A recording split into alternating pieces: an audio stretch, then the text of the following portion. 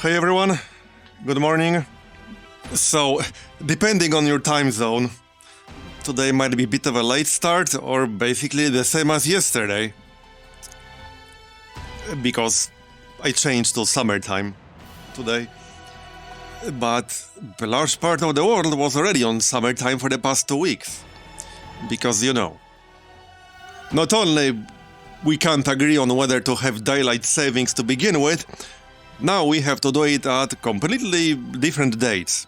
Because, you know, had to make it an even bigger shit show than it used to be in the past. Yeah, a lot of countries do it on like the last weekend of March, but some already did it 2 weeks ago. They didn't used to do it that way, but, you know, had to pointlessly change the date to make it a bigger shit show.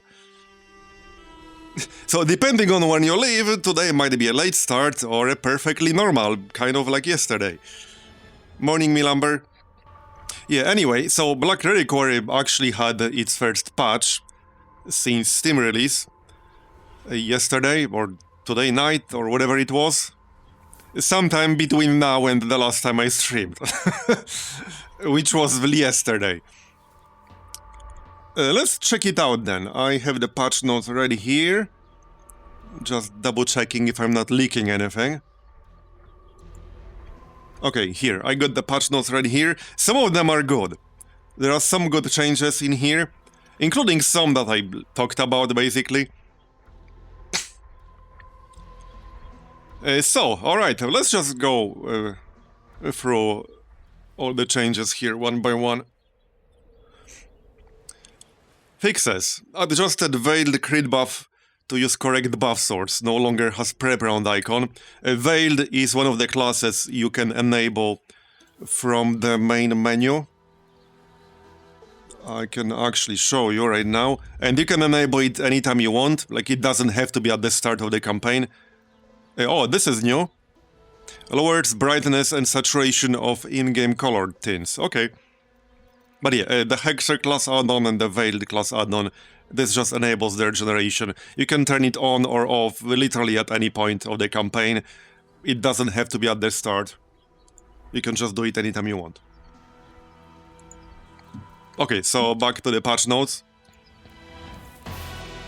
Adjusted placement of Amber Dust icon in Flameseeker summary bar. Yeah, these initial ones are just like fixes like this. A fixed bug where Apprentice Wildlander Helion had veteran level speed. Yeah, see? Okay. So we're slowly getting to some of the stuff I was talking about during some of my streams. And yeah, I mean, it's some of the stuff I mentioned. These are the kinds of bugs that you cannot really identify as a player. Because, let's say you do have a level 1 enemy that has, like here. Let's say you have a level 1 enemy that has veteran level speed. You can never know as a player whether this is a bug or intended. And you shouldn't assume like it's either. So I try to look for some weird stuff. I don't know if it's intended or a bug. But I did see some comments, not necessarily just on my stream, but in other places, that, oh, this cannot possibly a bug, this has to be intended, just get good, you know? But there are a few kinds of bugs in here like that. There's an enemy in here that was doing more stress damage than intended. Yeah, things like that. Like, things like that can happen, you don't know. So, but I try to look for things that are obviously or drastically out of balance. Maybe they're intended to be much harder or much easier. Or maybe it's some sort of bug, like, I don't know. All I can do is to find it and try to highlight it. So, yeah. You can always know for sure, yeah, with obvious things like crashes or freezes. Like, there are several different types of bugs. I mean, there are many different types of bugs. But you can divide them from the point of view of someone who looks for bugs. You can divide them into several different categories. The easiest ones, in a sense, to like find and identify are completely obvious things. Things that you know for a fact, it's like objectively true that it's a problem. right? If the game crashes to desktop, there is no universe in which the game should crash to desktop. There is no kind of explanation where a crash to desktop should be intended. Like, literally does not exist. You can be absolutely 100% sure that this is an issue. Like, you know, the moment it happens, you know this is an issue. It can be an issue caused by your PC and not by the game, but it shouldn't be happening, right? And if it happens in the same exact situation every single time, like with the flame guy, the Levantine, whatever the fuck his name was. You know, the guy who would crash your game, like literally every single time if you used X-Spade and Umberblight on him. Every time. So you know that's a problem. Like, you don't have to guess what the intention was, you know that's a bug. Then you have bugs that you can maybe reasonably assess that it's probably a bug, but it might not be. And then you have things that you have absolutely no clue whether it's a bug or intended game balance. Like the enemy having higher speed. Like, over here, like, you don't know, maybe it's supposed to have higher speed. Or enemy doing more stress damage than intended. There's one like that later. Yeah, here. Cactonid, whatever, Chilling Stir, did twice as much stress damage as intended. You cannot know for sure. Maybe he was supposed to be doing that much stress damage. You cannot know this for certain unless you are the person who coded it. Or who, like, developed this. If you're just testing things, you cannot know. You can maybe try to guess. But you do not have anywhere near 100% certainty. And sometimes there are things you just have no way to know whether they're a bug or not. Sometimes you might be just unlucky. Let's say some class is not getting generated with the same weight as the other classes in the ferry. That's like not a fix in here, but I'm just making stuff up. Let's say you had a bug where certain class only has half chance to get generated in the ferry, right? So how do you know whether, like, this is actually a bug or you're just unlucky seeing that specific class? You cannot possibly know in a game with RNG. You can always, if it's a bug that affects randomness in the game, you can always, like, find the copium and say, oh, I'm just unlucky, or I'm just lucky. And you might be, you have no way to know for sure, maybe you are just unlucky. So that's the hardest kind of bug to find, because you don't know it's a bug, or maybe you're just unlucky, or maybe it's intended, like, you don't know. Anyway, so let's move on here. So Wildlander Hellion had better level speed. There are some more adjustments further down the patch notes for some enemies. We'll get there though. Fixed the bug where Wildlander Hellion Wreck didn't have a negative crit modifier. Yeah, so if you debuff their crit, they didn't actually get a negative crit modifier. I did have some cases where I debuffed enemies' crit, like, a lot, and they still crit me, which made me wonder what their base crit actually is. And again, like, maybe, let's say you debuff some enemies' crit by 15%, right? And they still crit you. So, how do you know? How can you know for sure whether, let's say, that debuff is not affecting them, and they aren't getting the negative crit modifier, or maybe they just have high crit rate as a base? How do you know? Like, how do you know as a player who didn't develop the game? You don't. Like, you actually don't. You cannot know for sure. Maybe it's an enemy with high base crit chance. Right? Unless the game specifically tells you. So one of the things I like about, I don't know, let's say XCOM, not just XCOM, and the XCOM 2 needed a mod for that, but yeah, XCOM, when you press F1, and in the second one if you have a mod to have F1 functionality, you get a very detailed information about the enemies. It tells you exactly what they do. So if they do something other than that, you can reasonably assess that's a bug. You can be sure it's a bug sometimes. If they do something that you know for a fact they shouldn't be doing, because you have detailed information about what they do. Right? If you don't have detailed information, then you don't know. If the game told you, okay, let's say the game told you this next patch note here. Fixed a bug where Cactonid, whatever, Chilling Stare did twice as much stress damage as intended. That's like the smug bastard with gold shit on top of his head. So let's say you had detailed information that tells you, okay, this ability does 40 stress, right? And then it hits you and it does 80. But there's no modifier that makes you take more stress damage. Then you can know this is a bug. If you don't have that information, you cannot know. Maybe it's supposed to be doing 80, and it wasn't doing 80, I'm just like making up numbers. But if you don't have that information, then you don't know. If you do, then you do know. You have written a button in your app in QA menu that crashes the app on purpose. Okay. I mean, sure. Anyway, yeah, so this guy was doing twice as much stress damage as intended. Again, that's one of the Cactus enemies. The smiling one. Fixed a bug where Bounty Hunter's flash bomb debuffs lasted 4 turns instead of 3 turns. Yeah, that's a bug in favor of the player. But yeah, obviously, if the tooltip told you a flash bomb lasts 3 turns, and then it lasted 4 turns, and you didn't have anything that made it longer, yeah, you know that's not intended. Removed some more triple swarmer mashes from the caverns. Okay. Oh, you mean like groups with 3 enemies that had a swarmer. Okay, that's good. Swarmer groups were pretty dangerous. I assume there were even worse in level 3. Anyway, actual changes. Because this was fixes, right? This was things that were not working as intended to begin with. So these were fixes. These are actual changes down here. So they were working fine, but, you know, they changed how things work. Based on balance or whatever.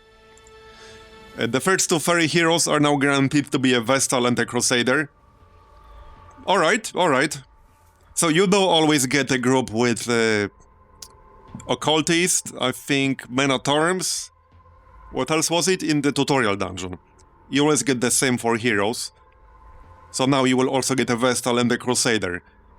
So your first 6 heroes will always be the same. That's probably a good change.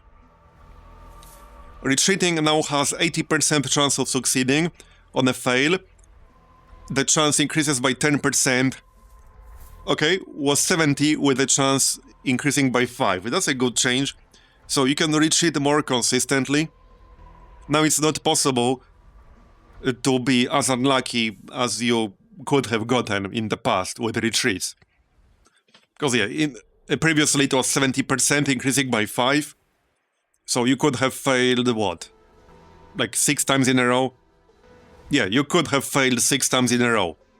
70, 75, 80, 85, 90, 95. You could make an argument that was unlikely, but it was possible. Now it's not possible. Something I ranted a few times in the past about eliminating extreme outcomes. This literally just eliminated extreme outcomes. Like straight up. This change eliminates extreme outcomes with retreat attempts. And the retreat attempts in this game are pretty important. Because sometimes you know you're going to lose a fight. So you are better off retreating and saving your trinkets. The trinkets are often more important than the heroes. You can replace the hero, like, consistently. You can't replace a trinket consistently. Sometimes you can't replace it at all. So saving those is pretty damn important. It can cost you like 10, 20, 30 hours of grinding when you lose trinkets.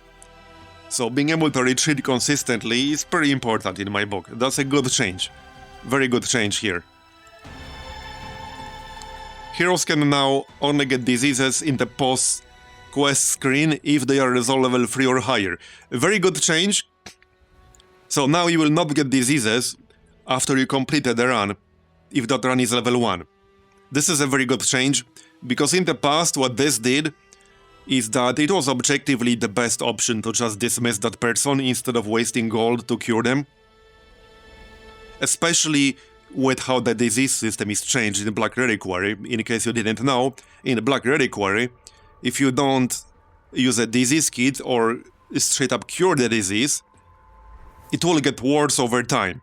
So you will get a more severe version of that disease, which can be really, really bad.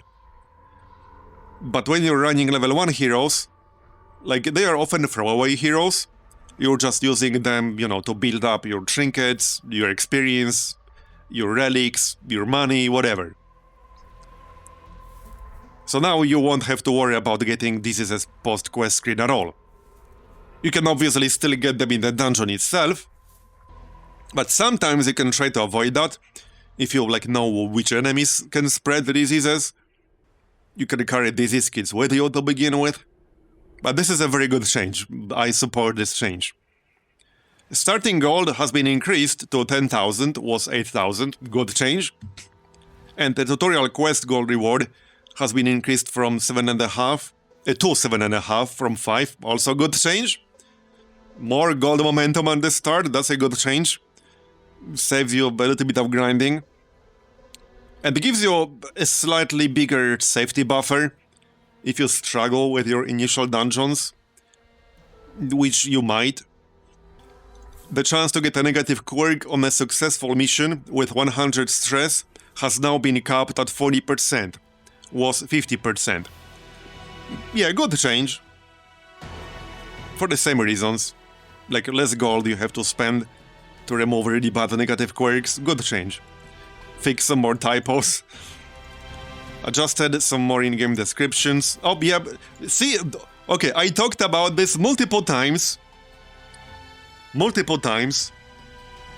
I like my descriptions clear, like, wording is important. And I don't know if I came across this way, I don't think I did. But this wasn't meant as like, oh, game bad, whatever. Like, this wasn't a criticism. I was just pointing out, like, some descriptions were not clear. Because I had, like, 1 or 2 people in chat with Copium. Oh, they're fine, like, you're just reading them wrong. No, they were not fine. They were worded in completely different ways, implying, like, 2 abilities were different. They were not fine. They were actually not fine. I mean, some of them were not fine. So, good change. I don't know which descriptions we're talking about, but there were a few in-game descriptions that were definitely not fine. Like, they were objectively not fine. Hero changes. Antiquarian's Festering Vapors is now mystical. Shieldbreaker's Captivate is now mystical, as opposed to melee or ranged. Shieldbreaker's Expose no longer deals bonus damage versus stealth targets, and now targets positions 2, 3, 4. Okay, I didn't play with Shieldbreaker enough, so I can't really comment on that entirely. But Captivate was one of his better abilities. I mean, still is. Changelog didn't say they fixed those bad descriptions. Maybe they changed those that were fine to be more confusing. I like the way you think. But true. Caverns changes. Okay, these are some really good changes here. Certain values are displayed in short, medium, long format. This change affect all difficulties. Right, so if you have 3 numbers, that's for short, medium, long. Caverns missions now have 1 to 3 less rooms. Caverns missions now have an average of 1.5, 2 less room battles.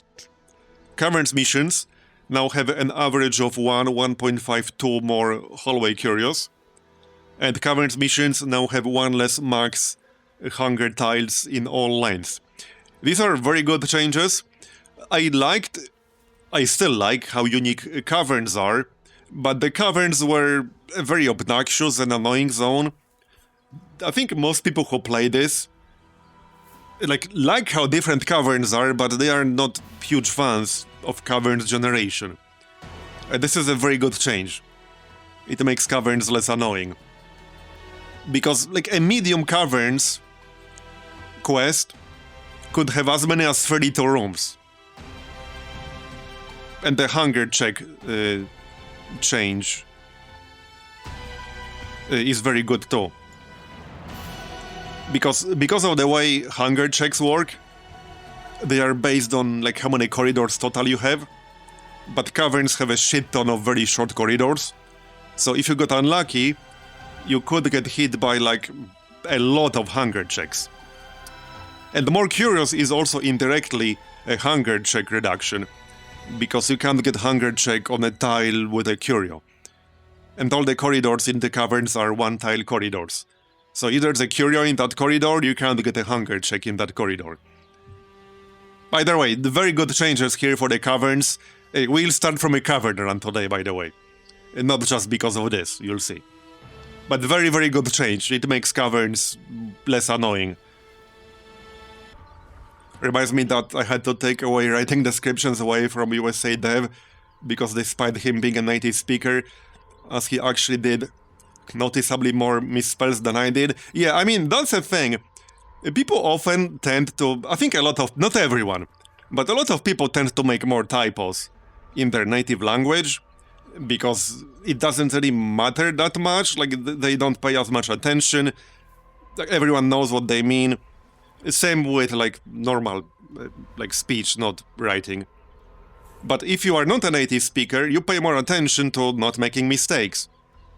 It's almost a meme on the internet when somebody makes some post on social media somewhere and the first sentence is like, I apologize for any mistakes, I'm not a native speaker, my English is not that good. And then he writes in flawless fucking English. How many times have you guys seen that? That's pretty normal. You just pay more attention to potential mistakes you might make if you're not a native speaker of that language. I know I try to pay attention, especially in writing. So, yeah, I definitely believe that someone would make more misspells. And there are some really obvious mistakes native speakers often make, very common mistakes. It's a bit of a pet peeve of mine, like with a few of them. And they are common enough that if you're just learning, you might get the idea that this is actually like proper grammar. Like one of the biggest offenders, well, I'm going to skip the obvious one like your, which is a borderline meme.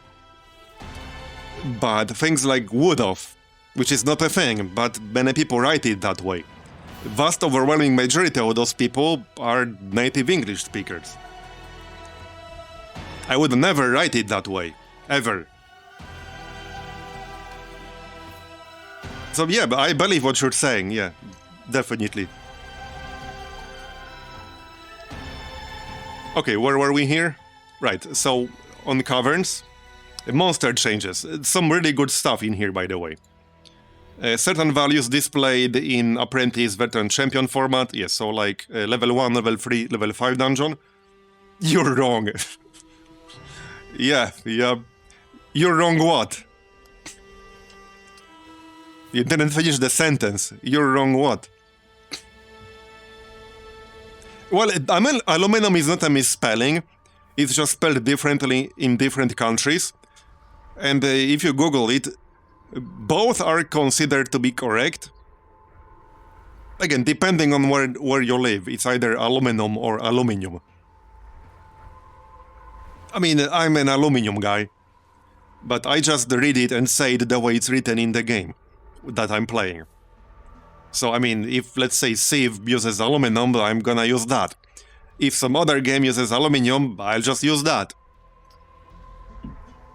And people would still get into that argument frequently, you know?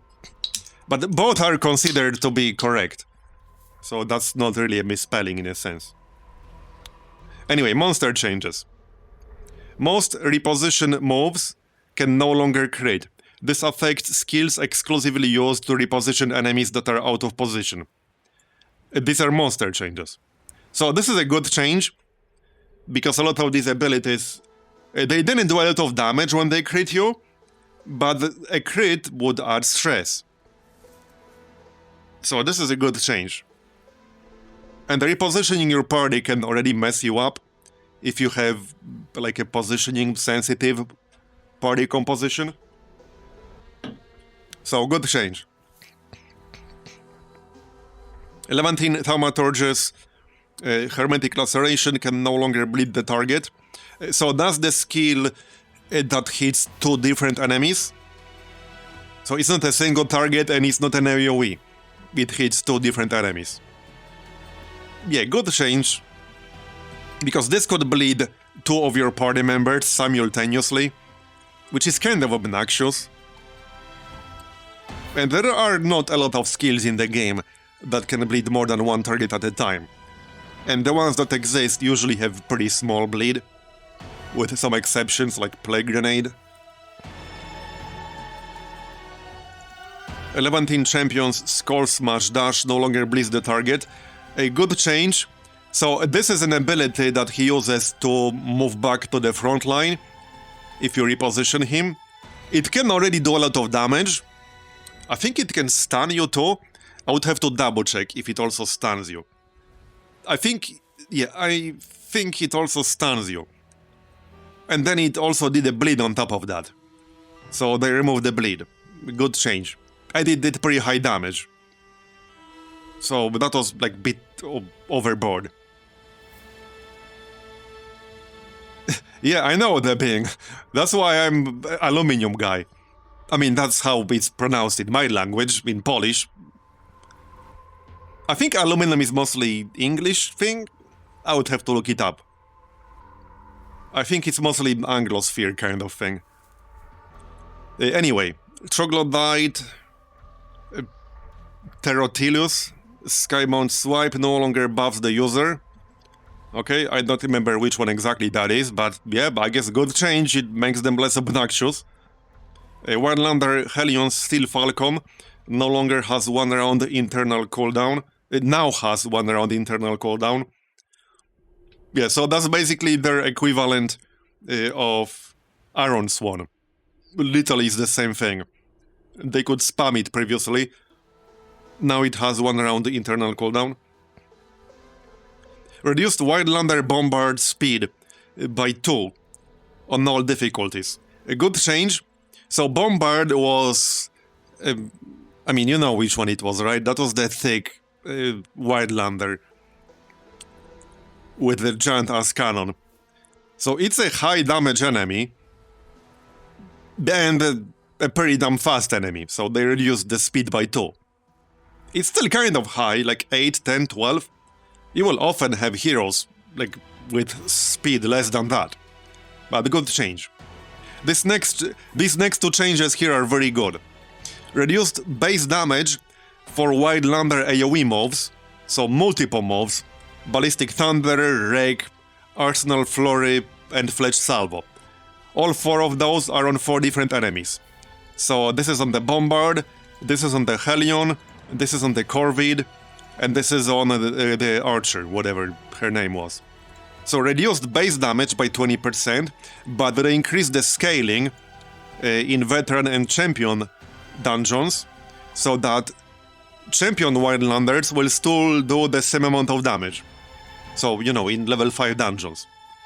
So they reduced the amount of AoE damage in level 1 Exposed Interior and level 3 Exposed Interior. But it's still the same in level 5. Good change.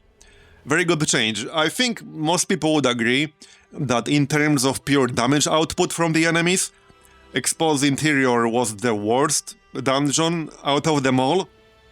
Again, just in terms of pure damage, ignoring everything else. Some of the groups in there could do absolutely insane amounts of AoE damage. So very, very good change, very good change. I talked about this myself, like when we were doing Veteran Exposed Interior. Reduced Cactonid Verteriphiles Slobber Stress dealt to 11, 13, 15. Yeah, that's like the cactus like dangling like from the roof or whatever. So they reduced the stress attack he does a bit.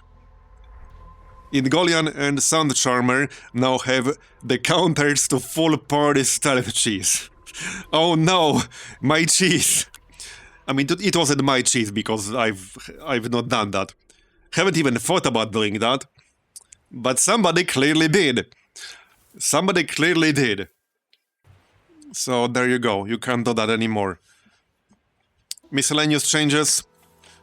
Adjusted the training hall upgrade costs so that the first level of skill upgrades is a little cheaper, and the final upgrade levels are more expensive.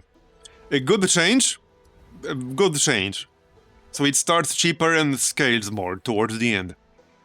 Hippocratic Quirk now gives plus 20% restoration amount applied, but Healer Quirk now gives... Okay, this is a good change. Previously, yeah, Bad Healer was just minus 20% healing done.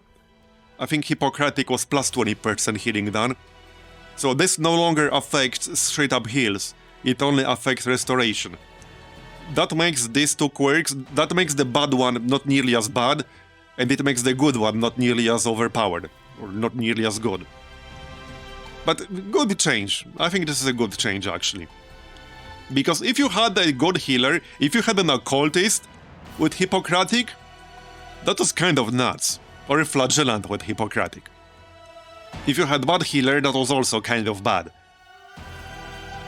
So I think this is a good change. Legendary Bracer Trinket has received a buff. Essence of Malignity Trinket has been reworked to be less abusable. Okay, I was literally going to buy that today. I'm glad I didn't do that yesterday. That was the trinket, the contraband trinket that allowed you to farm the Malignity treasures, the purple ones you normally get from Cactonis in the Treasury. So yeah, this is definitely a good patch. This is a good patch. This will make Caverns less obnoxious, and this will make a lower level version of Exposed Interior lower damage overall. Very, very good changes here. I like them a lot. Yeah, we will check out how it is now. But a very good patch. Alright. We're on week... Oh, yeah, I actually did, like, I think 2 short level 1 runs yesterday. Before I went to sleep. And now I actually have a quest with the reward I wanted. I don't know if I'll be able to do it, but we'll try. So we will be starting from the Caverns, and that will give me the opportunity to check out the Cavern changes right away. Because I got this. This is the trinket I need. I lost it to that boss. Now we're also less likely to lose stuff. I really like that retreat change. This is why I literally didn't even bring some trinkets. I had really good trinkets that I didn't even use in a lot of dungeons, because I knew you can fail to retreat like 5 times in a row. It happened to me before. Now with this change, you cannot fail 5 times in a row. So that was a very good change. Now I will feel less paranoid about potentially losing irreplaceable trinkets. I have not added the add-on classes yet. I think I will wait. Well, maybe not. Thing is, I don't really have the space on the roster. I mean, I can add them, but I don't know if I'll be recruiting them. But I can add them.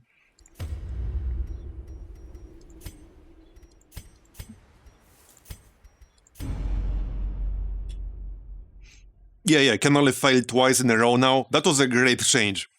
Easily one of my favorite changes in this entire patch.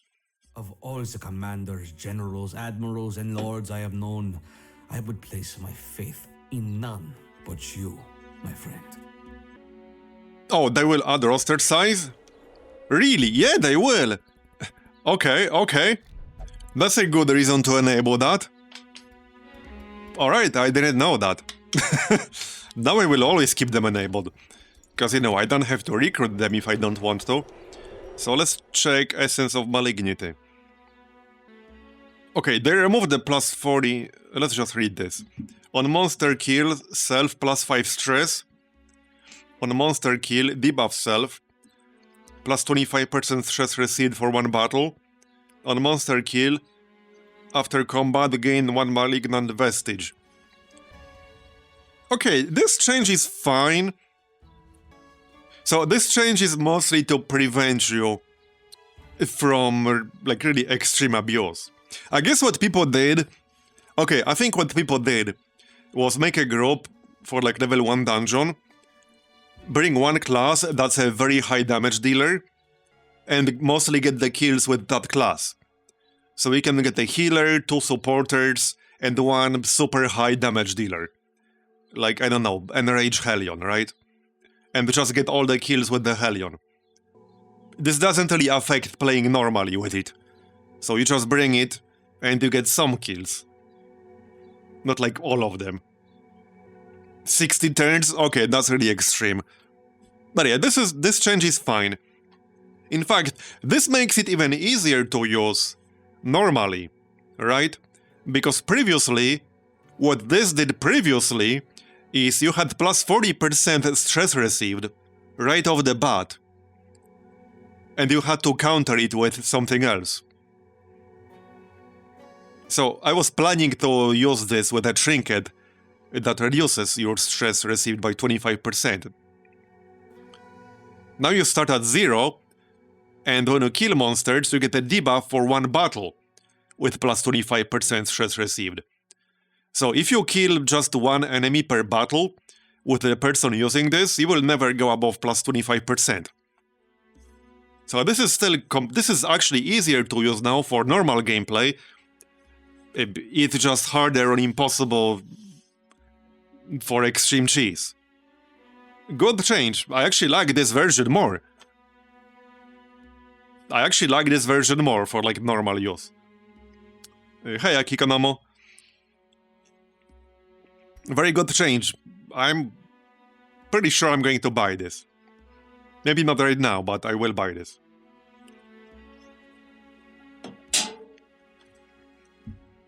Okay, right, so as I was saying, we'll be doing the Caverns, and we can check out the Cavern generation now, because I need this recovery charm.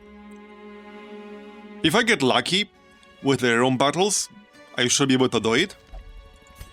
This is the group. It should work. I don't know what the resist will be, because I haven't actually done veteran Caverns yet. But we have 145% base on the bleed.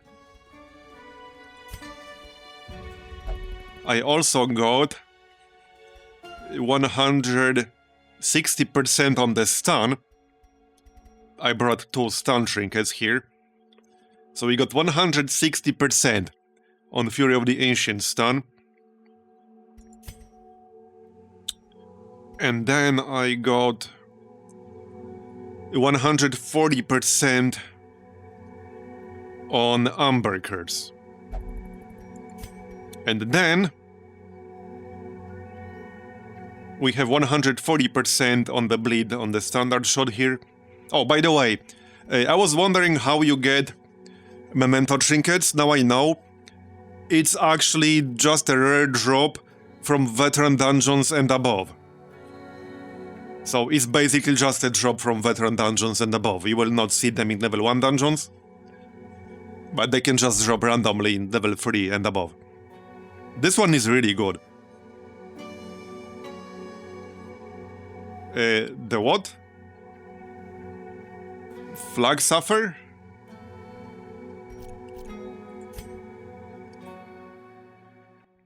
You mean this? Okay. Well, my problem with this... Okay, I guess I could replace Reclaim.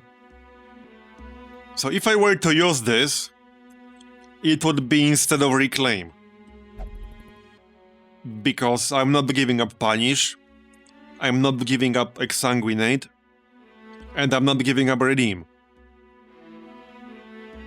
So the only ability I'm maybe willing to give up is Reclaim. Then I would just use Suffer on turn 1, instead of using Reclaim on turn 1. It may be a good idea for the Caverns, actually. Probably a good idea for the Caverns to counter their resist even more. I guess I can always just switch back to Reclaim.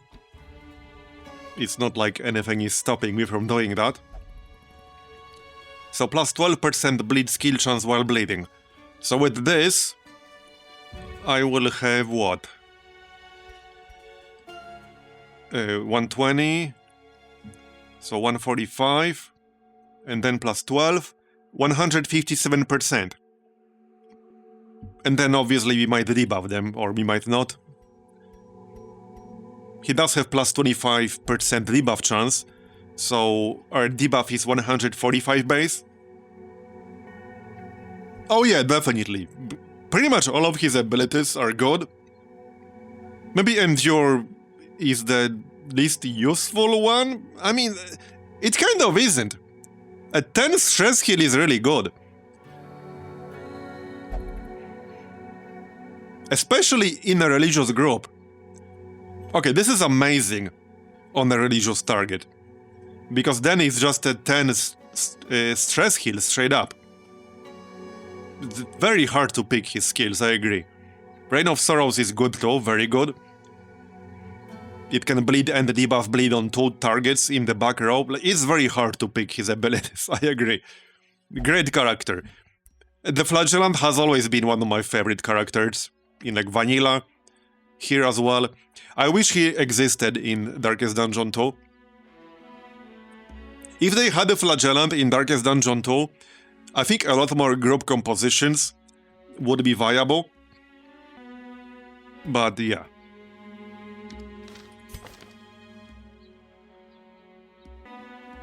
Okay, yep, so this is what we're doing then.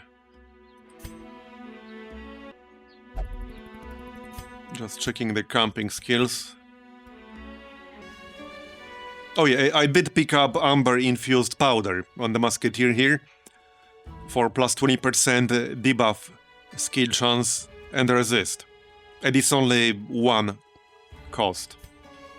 So I replaced Wound Care with this. That's a good one. Let me just check if I want to assign anyone to anything. Okay, probably not. Maybe... Well, there's no guarantee we'll succeed here. I would like to, but yeah, we'll see. I'll need to get at least a little bit lucky with where the room battles are. Because this quest goal is always more of an RNG thing than just clear 90% of the rooms. Clear 90% of the rooms is, you know, explore rather. You just need to explore 90% of them, that's it.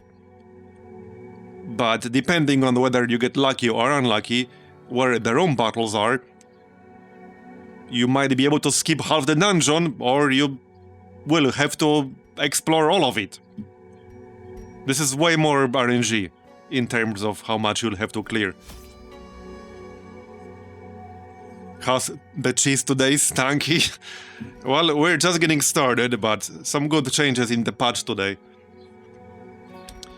I think I'll still grab all of the food I can for the caverns. All the shovels I can for the caverns. And then... well... obviously torches. Yeah, like 12. I'm not going to save on provisions because I really want the reward from this. We should get some disease kits because this place can be disease city. And I think there are some interactions with disease kits too. Maybe like anti-venom or a few. I think there was more blight than bleed, but... maybe not, maybe other way around. Alright, what the heck, I'll get both. Worst case scenario, I just throw away 600 gold, which is not a big deal. That's like half a curio in the Catacombs. Or 1/3 even. Maybe some archaeology kits, like 1 stack. And I could grab some laudanum too.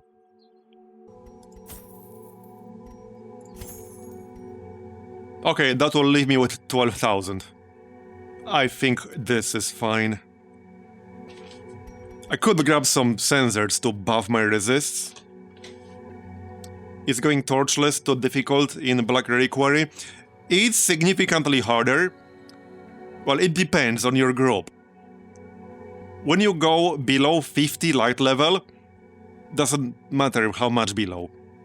If you go below 50 light level, you have a chance to spawn Quaros enemies, so it's an entirely different enemy type that can only spawn when you are below 50 light.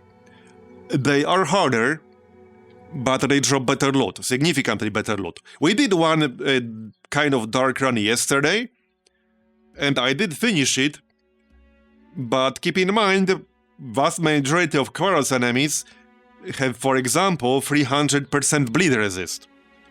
So if you're running a bleed-based group, you're not going to bleed them for jack shit.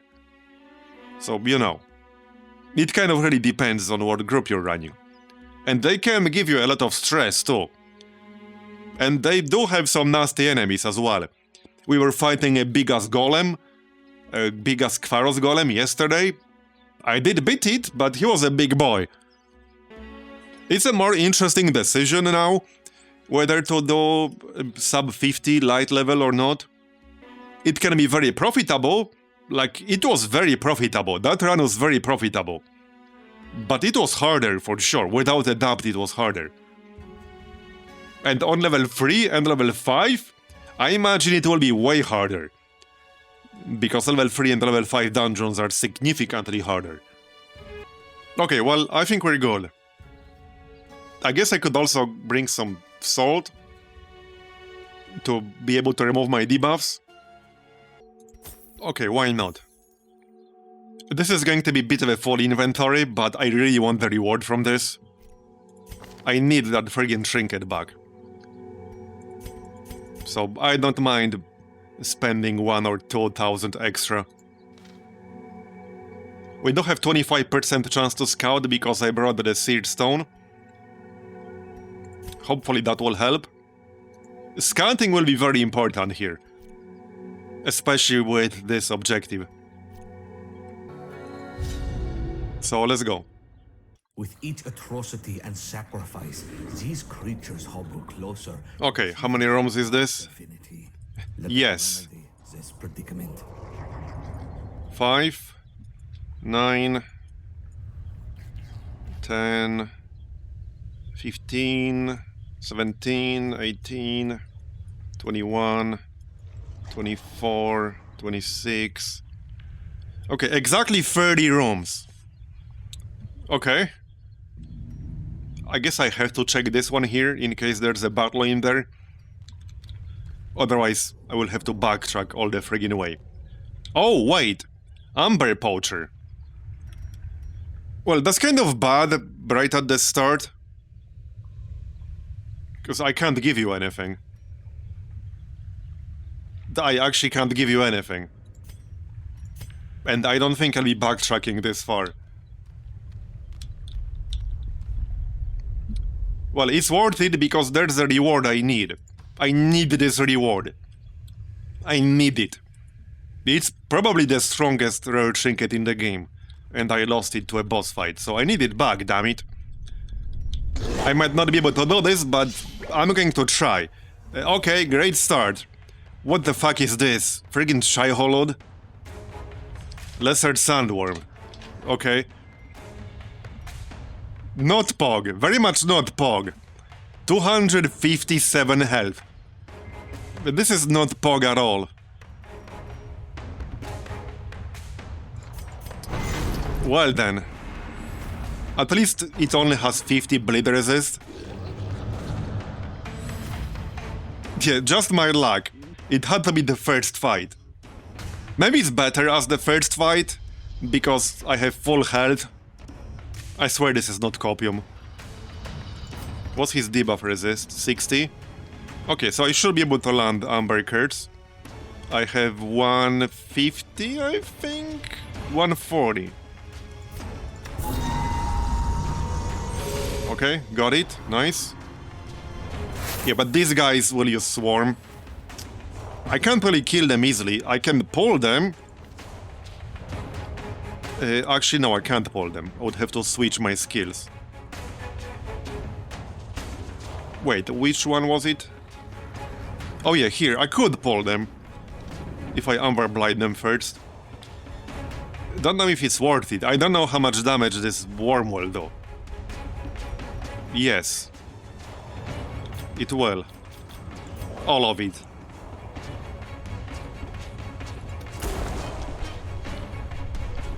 Okay. It's a lesser one, Kappa. Yeah, that's not a good thing. That definitely implies there will be a greater one later. Wait, what just happened? Oh, yeah, right. I mean, that happened. Pile of dirt. 325%. 310 dodge. We can still hit it, right? He's gone. No problem anymore. Uh-huh. I believe you.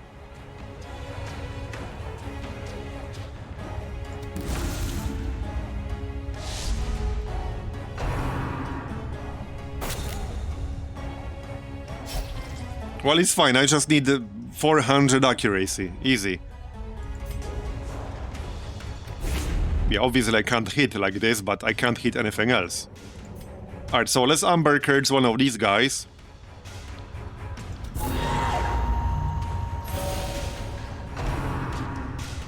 Then I can pull one forward. Because I have to do it with... right here. Indictment brand.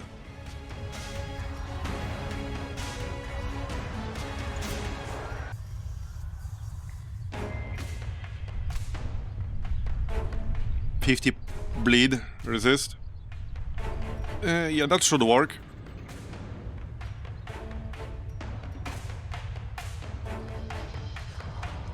But I only have plus 20% bleed chance with shrapnel ammo. So like this.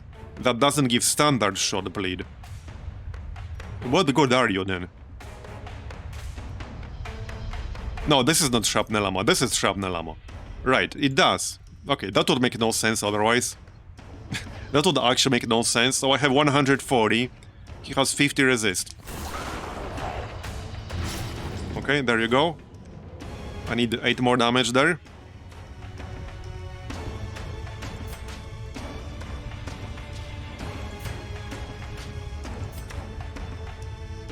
Okay, so this will pull him.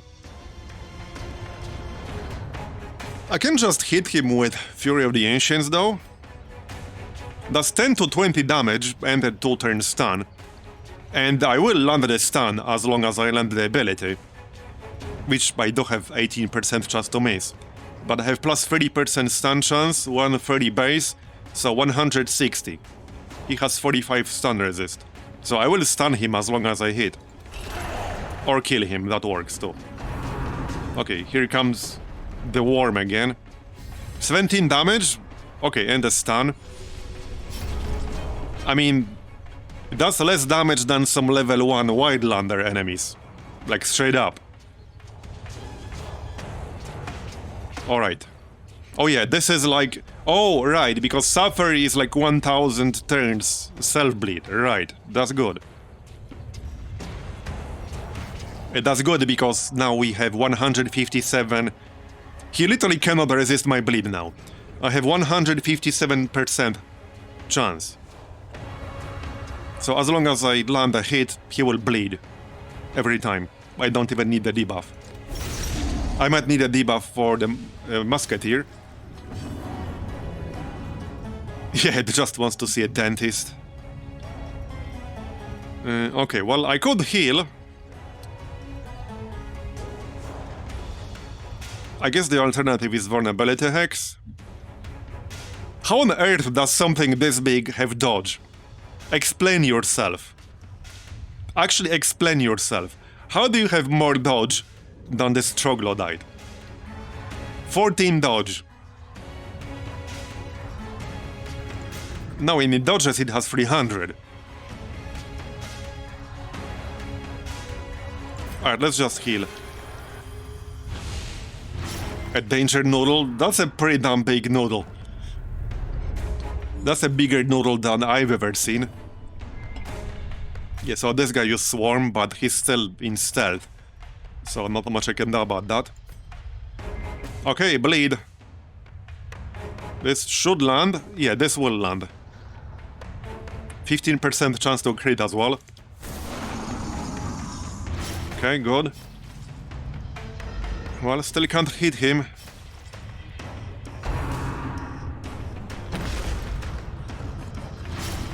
Okay, I thought he will burrow again, but not yet.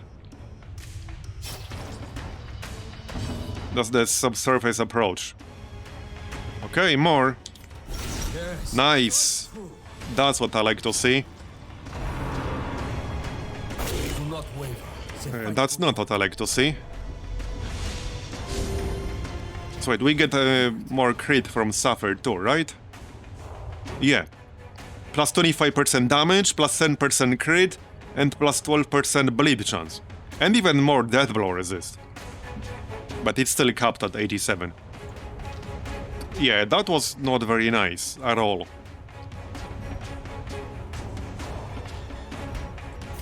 Okay, let's just remove that dodge penalty. Great. Occultist moment. I might want to guard him. And I might want to bandage this bleed. Well, we can kill the big boy, like, pretty soon here. Yeah, it was a heal of all times. It was. Alright, let's just bandage that bleed.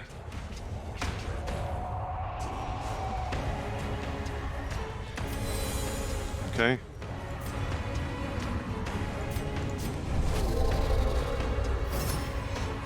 Afternoon, I heard cliff racers. Yeah, this is literally the first enemy of this dungeon. And we got shuffled. But this is literally the first enemy of this dungeon.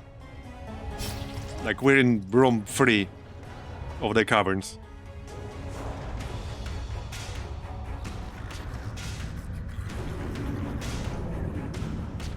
Oh, that's bad, Azobion.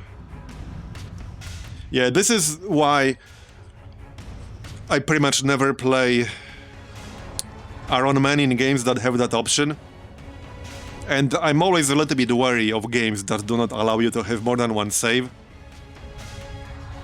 Not because I want to cheese with the reloads, but exactly because that can happen.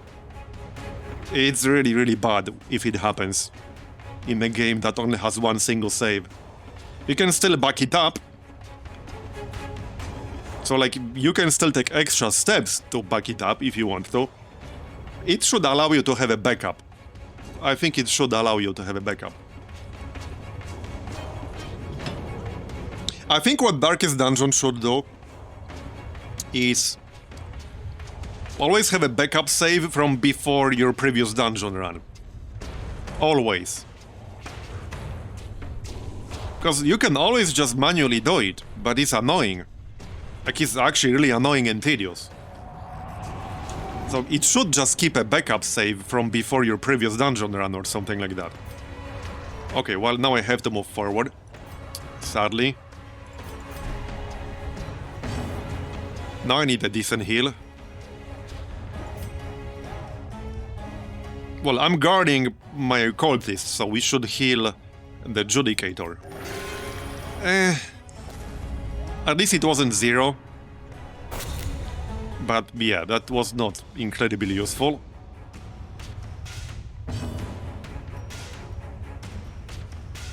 Right. 32 bleed now.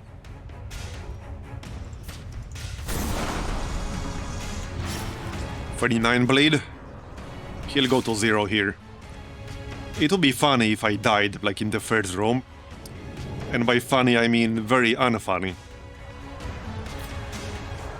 1 health. 1 health is all you need, right? That's what I've been told. 20 to 40 damage. Yeah, I guess. I'll take it. Now he'll go to 0. He might get a bleed too. Yeah. Don't die on me. Pretty sure he has capped the death blow resist, but that doesn't mean much. I can't heal him with the flagellant. Yeah, he does have capped death blow resist. We still have an action on the occultist, and he has 18 speed. Okay, so the Troglodyte has 13 speed. The occultist has 18 speed. So he should go first, in theory. Yep, he will. And he needs to heal for more than 0, you know? I'm just saying. There we go. 31 is still not that much, but at least we won't be at death's door. There, we got the worm. Nice. Well, that's the good thing about the occultist heal in Black Reliquary. It has very low base bleed chance. So a lot of the time it will be impossible to bleed you because you have high enough resist. I have 20% bleed resist on this guy. Because 40 is base and then plus 30 from resolve level.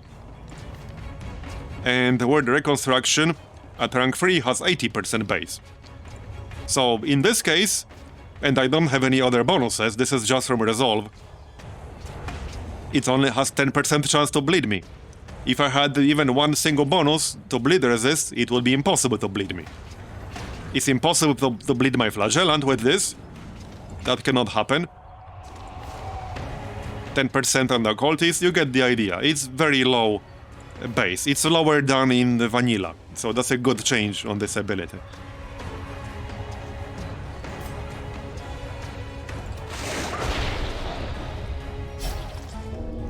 Okay, I should probably remove this bleed.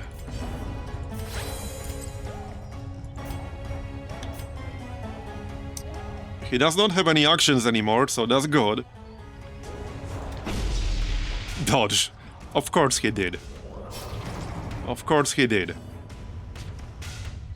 Yeah, so he has 13 speed. I have 18. I should go first. Nice crit. Because I don't want to lose my guy in the second room. There we go.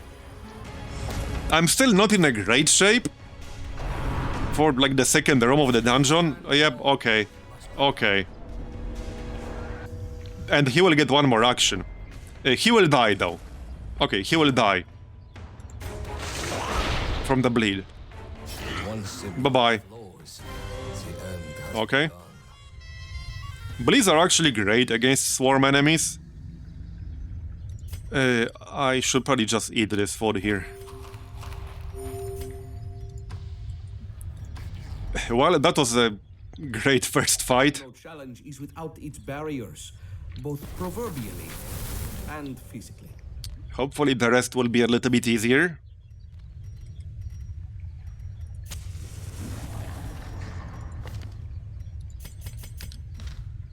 I could camp early. Because this is a medium run, I can't camp twice. It would be good to get some scouting information, so that I know what I'm looking at. There we go. Thanks, game.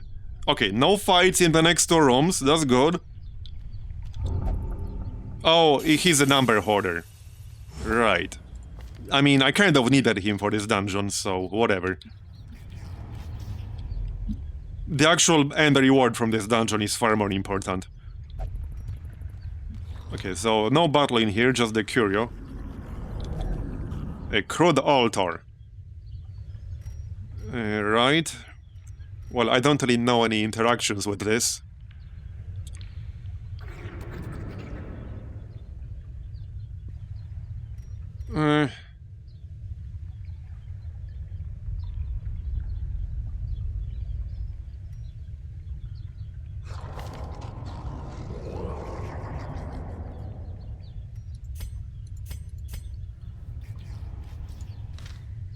Okay, let's science. Sold. A uncoordinated quirk removed. Okay. Well, there we go. That's a quirk purge.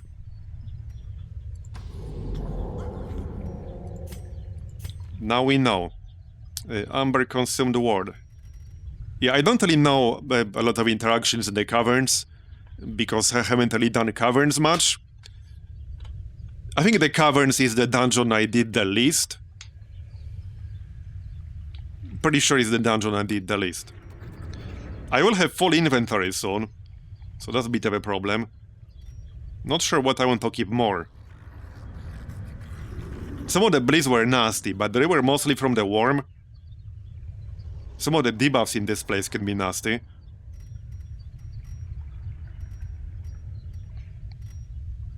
Okay, bandage.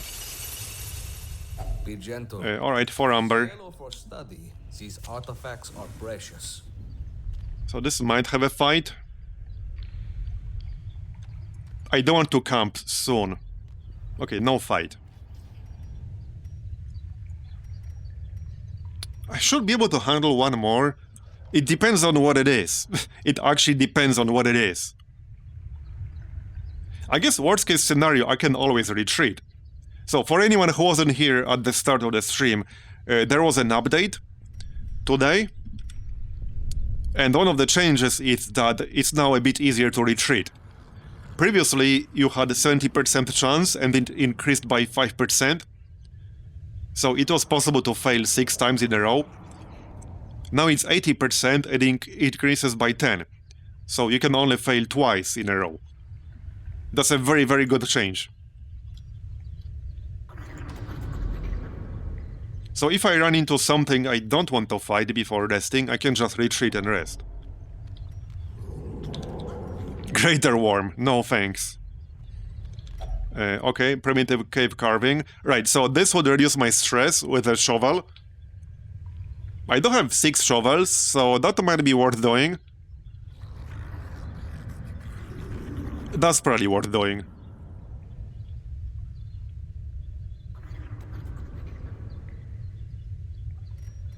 We could try Archaeology Kit, because, you know, this sounds like something Archaeology Kit would work on.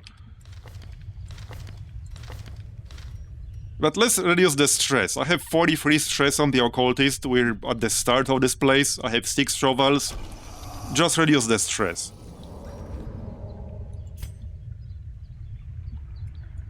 There. I want to keep it under control. Blockade, fine. This is nothing to trouble ourselves over. Scouting, go! Oh, another one of these. Okay.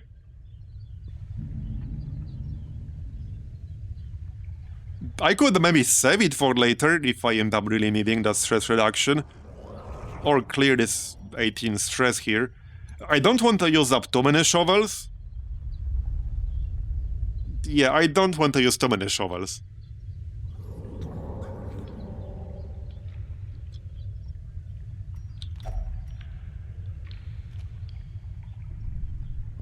We could try something else, like I have this 5 laudanum.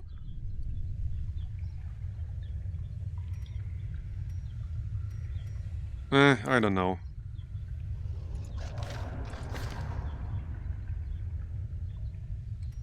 I don't really have any more space for positive quirks. So even if you can get a positive quirk out of this thing, which I don't know if you can. But even if you can, that's not useful for me because I have no more space anyway. Well, oh, there we go. Caverns mean they're removed. Shame it didn't remove Amber Hoarder, but alright. Should we just camp now or something? I mean, I can camp twice. Let's just camp right now. It's fine. I need to heal up. At least try to heal up. Okay, we can give ourselves accuracy and crit, if not religious. Which, I guess, would only work for the Occultist. I don't even need Fervent Sermon, but that's still useful. Okay, let's pop that. That's a very nice skill.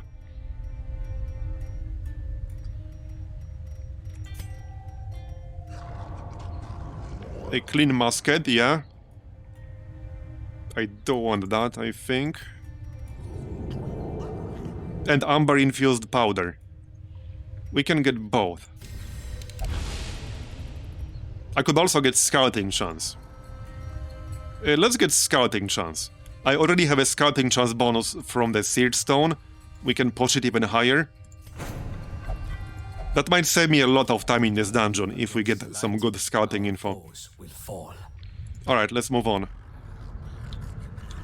Right, so that uses Archaeology Kit for some treasure. Our cause nice, sapphire. But requires funds. That's just a single relic. I can pass on that for now.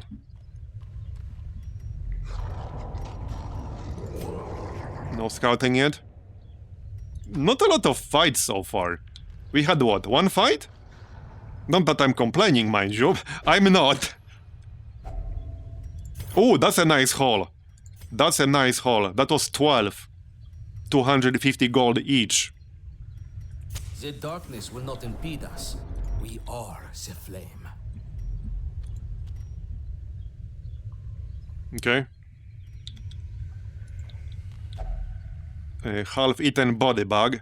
This can reduce my stress, which I don't need at the moment. But it would. I will be backtracking through here. Okay, I will actually be backtracking through here, probably. So we can leave it here. See, here's the problem. If there's a room battle in this last room here or here, then I will have to do that.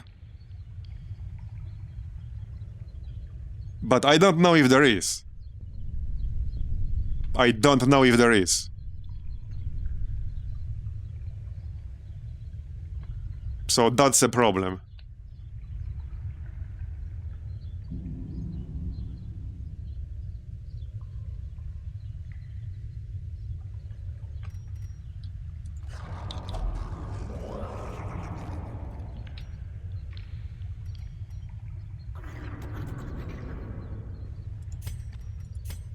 I think the chances there's at least one room fight in one of these are pretty high.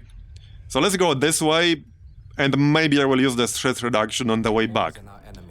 We'll see what our situation is on the way back. Okay, well, there we go, there's a room fight. So I have to do that.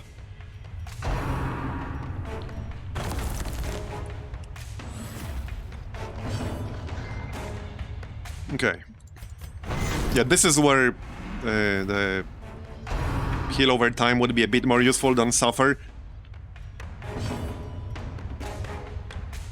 I don't need some good heals. Probably best to guard the occultist. I think I might just do that right away. Yeah, I think I'll just do that right away.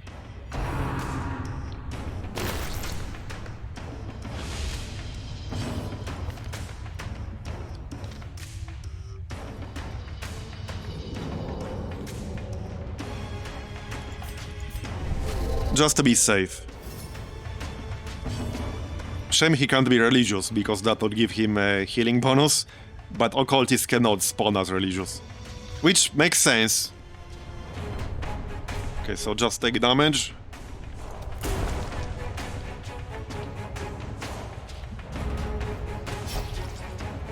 Alright. So now we have 157 chance. Yeah, so it's guaranteed to land even on this guy, the lurker. The piker has swarm, the lurker does not. So the piker should be the priority. Before he can swarm.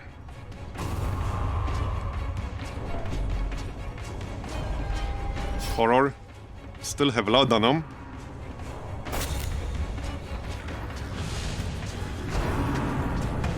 If I don't run into anything super nasty or get like super unlucky, we should be able to do this. Because we don't know, like the last room battle might be down here. I have no way to know that right now.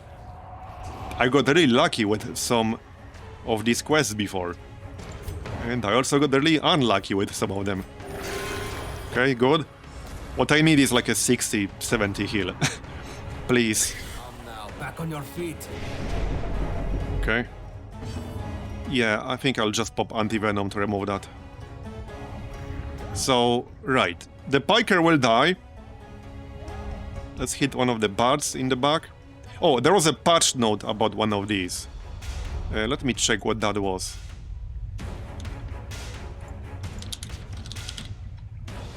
Troglodyte, Pterodactylus, Skybound Swipe no longer buffs the user. Okay.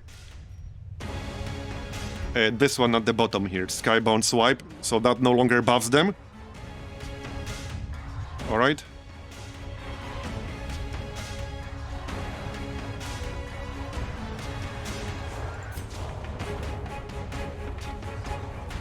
They both have same health. Yup, same health. Doesn't really matter which one I hit. Okay, bleed failed. A little unlucky. They only have 55. That's a bit unlucky. I have 140, so that was only 15% chance to resist my bleed. Only 15% chance. That is a bit unlucky. So...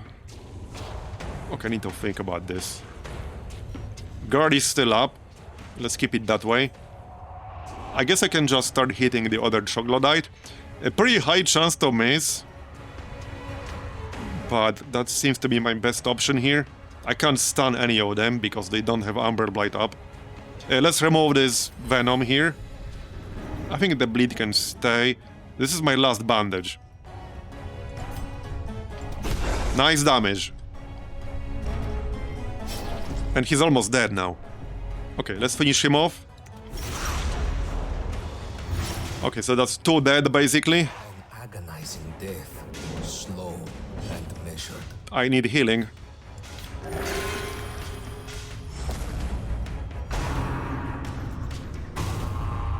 That's stress. Well, glad I kept that corpse thing. Yeah, we should remove that horror. And we got the sweats. Okay, I do have disease kits. So... minus 15% max health, minus 2 speed. And now it's minus 5% max health, minus 1 speed. Remove the blight. Remove the horror. Might as well. Got it.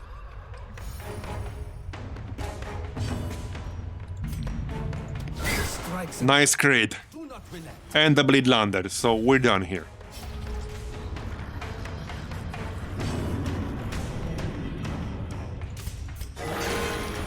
Alright, fine. I'll take it.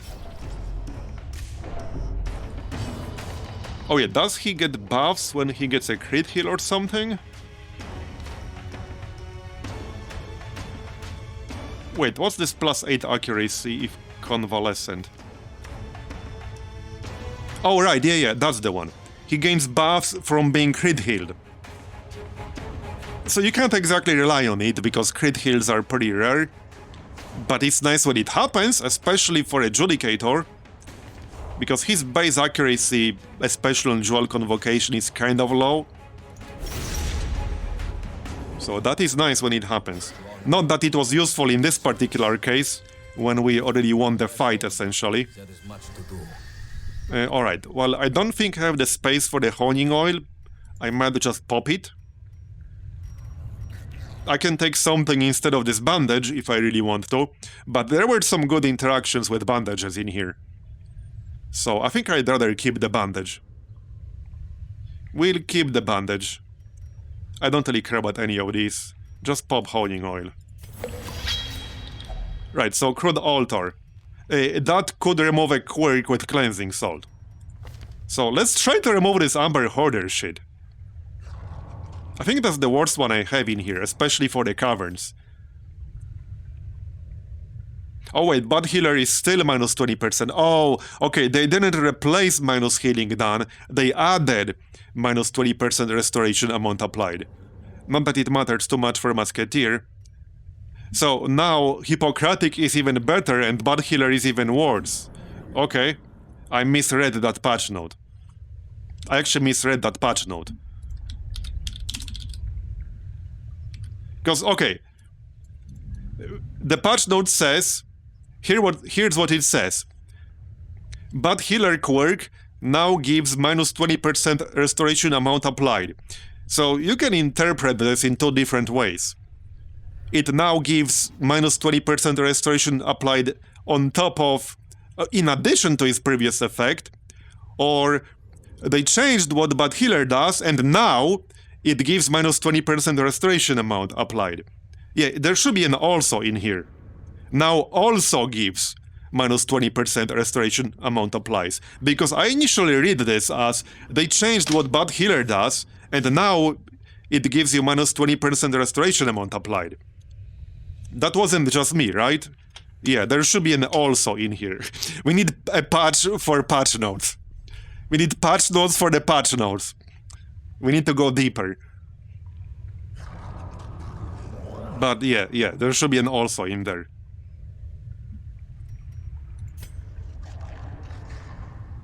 I do have a better chance of removing Amber Hoarder though. That's basically 50%. And removing Bad Healer is only 20. Regardless of what I remove here, I will remove a locked-in negative quirk. Like, this is pretty bad too. You will usually be above 50 torch. Well, unless you're doing a dark run, but you usually want to stay above 50. So this is basically plus 20% stress received. We will remove one or the other. There we go, we removed Amber Hoarder. So now he will not have 50% chance to forcibly interact with almost any curio in here. Let's keep going this way, I think. There might still be more room battles, like, I don't know. Seriously? Piss off. Careful. Give me some scouting so I don't have to go all the way, no? Man, I think it's 10 base. I have 40% scouting chance. Because I get plus 15% from the Seared Stone and plus 15% from the camp skill. Scouting truly hates me. Like, it actually actively hates me. I have 40 friggin' % chance to scout. Like, come the frick on. Glory will come. For now, there is late. I might run out of torches in here. That would be bad. Come on, give me scouting. Go. Oh, piss off.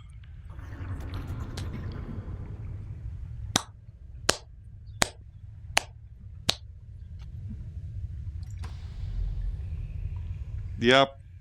That happened. Or rather, that didn't happen. I bet that last room will be empty. Just watch it be empty. And of course we got surprised. I bet that room will be empty and I'm wasting my time for this fight. I bet. Just watch. Okay, I don't like how these bats can actually hit you in preparation round. Not for a lot, but they still can. Nice. Okay. I'm trying to save my torch here, because the plan is to scout or rather explore this last room, then go all the way back here, and then camp where this curio is. To save torches, otherwise I might actually run out of torches. And I would prefer to not run out of torches. I thought I brought a lot of torches, apparently not. Like, I brought extra just to be safe, and it still wasn't enough.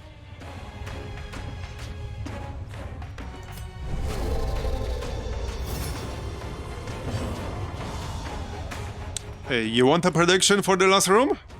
Sure, we could have one. While I fight these guys. Will the last room in this section be empty? Yes. No. Empty as in no battle. There might be a curio, but empty means no battle. So will it be empty? Yes, no. Here, you can vote while I kill this stuff here.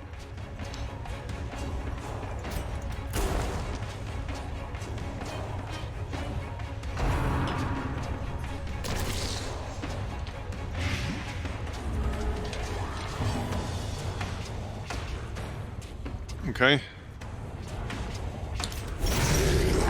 Bleed. Nice. Okay, no swarm on any of them, that's good. Yeah, I might hit 100 here, that would be kind of bad. Maybe I should retreat. Maybe I should actually retreat and camp. Because I'm at 78 stress now, that's not good. That's not good.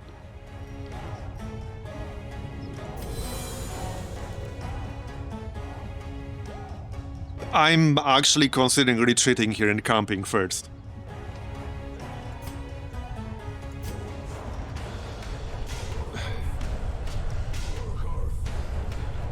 I could pop a torch to take less stress damage. This stupid bud is the problem. Okay, let's pop one torch to take slightly less stress and get some dodge. If I get some nasty affliction, that will be really, really bad. Nice! Okay, that's what I like to see. Stress reduction, and the Troglodyte Hunter is dead now. Let's Amber Curse the bat. Oh, for frick's sake. I wanted to Amber Curse the bat so that then I could stun it for 2 turns. And of course we missed friggin' Amber Curse. Like, this game truly hates me sometimes. It really does. Everyone has a plan until you get punched in the face by RNG. That's me right now. Just this game? Yeah, good point. You're not wrong. Well, I can hit the bat and probably kill it, but I have 24% chance to miss. I think I'd rather heal myself. There you go. Because that's guaranteed. I might... yeah, I will get one more stress hit. 94. I would have hit 100 there. If I didn't get that crit with stress reduction. So the bat is not dead yet. There, now it's dead. Oh yeah, but I can yeah, 100, damn it, I should have retreated. Oh, this is bad. We might have just lost this run. I think I just lost this run. It's possible.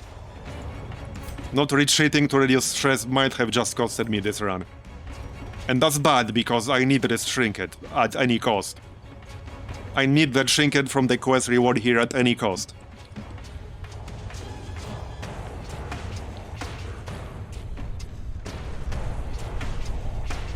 Oh yeah, true, retreating would have given me stress as well. Yeah, it's just bad. And if that friggin' Amber Curse landed, I would have avoided it too, I think. It's just bad. It's pretty much the best healing received trinket in the game. You would pretty much use it in every single group, until the end of times. It's pretty much a standard loadout trinket that you would use in every single group you run.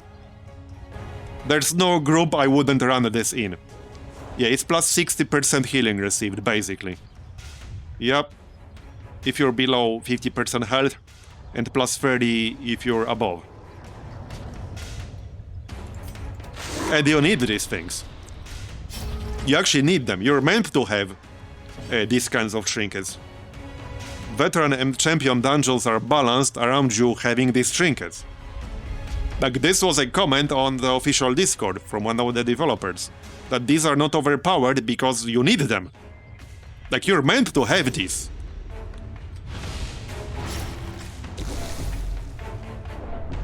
Yeah, and I had one, but I lost. Funny thing is, I probably wouldn't have lost it if I did that fight yesterday with today's patch. I would not have lost it. And now there's no guarantee I will ever get it back. I could play this game for the next year every single day and not get it. There's zero guarantee I will get it. I could spend the next 10,000 hours trying to get it and not get it. There were trinkets I have never seen in Darkest Dungeon 1. And I have like 400 hours in Darkest Dungeon 1. So...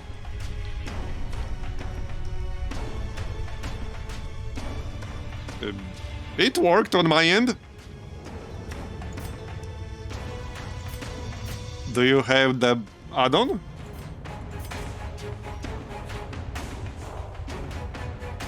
Maybe you don't have the add-on enabled.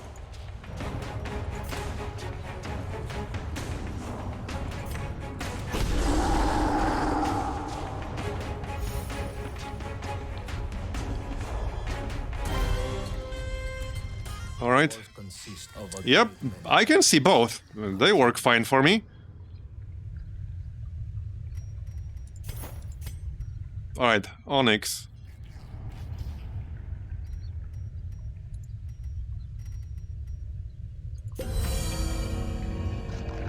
He's already at 108.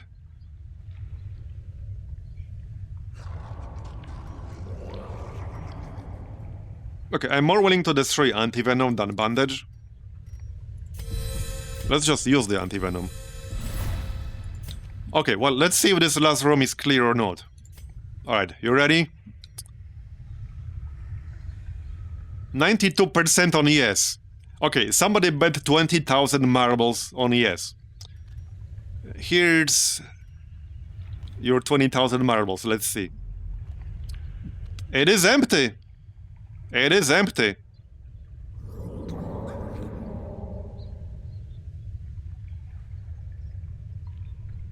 Wait, did the prediction not run correctly?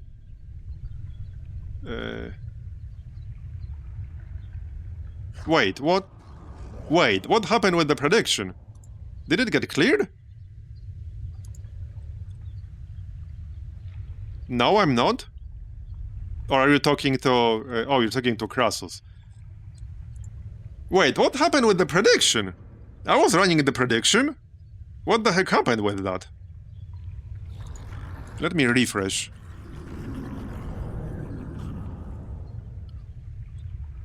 No, there we go. Now it's here. Submissions closed. Yeah, 97% on yes. No, it's here. I just had to refresh the window for some bizarre reason. I don't know why that happened. Maybe Twitch is crapping out. Okay, so I had the problem with the poll, you had the problem with the modes. Maybe it's just Twitch crapping out. Yeah, so somebody bet 10,000 marbles on yes. Well, there you go. Will the last room in this section be empty? Yes, it will be empty. 17,575 channel, or rather marbles, will be awarded. Here. Congrats on your marbles. Broken down the dredge. Right, so... oh yeah, a torch would give me more stress, which obviously we don't want.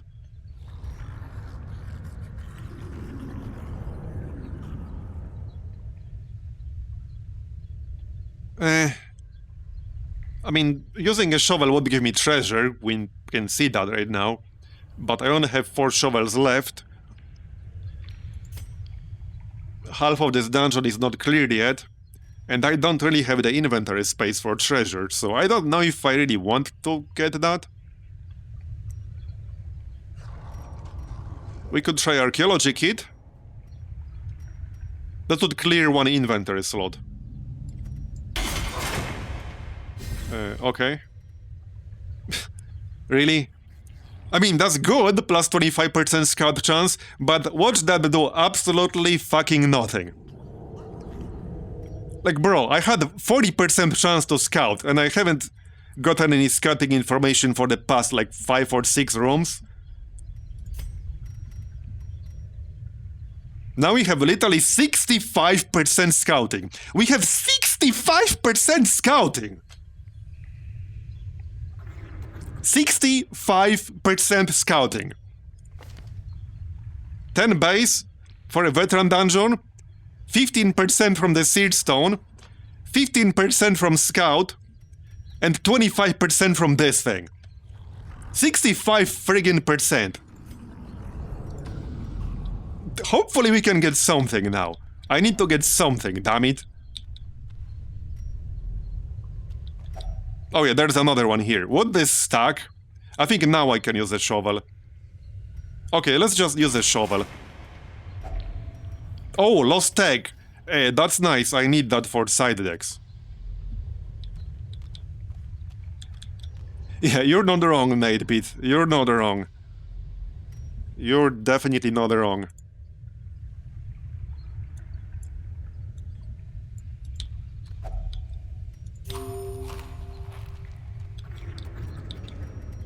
No, they do stack together.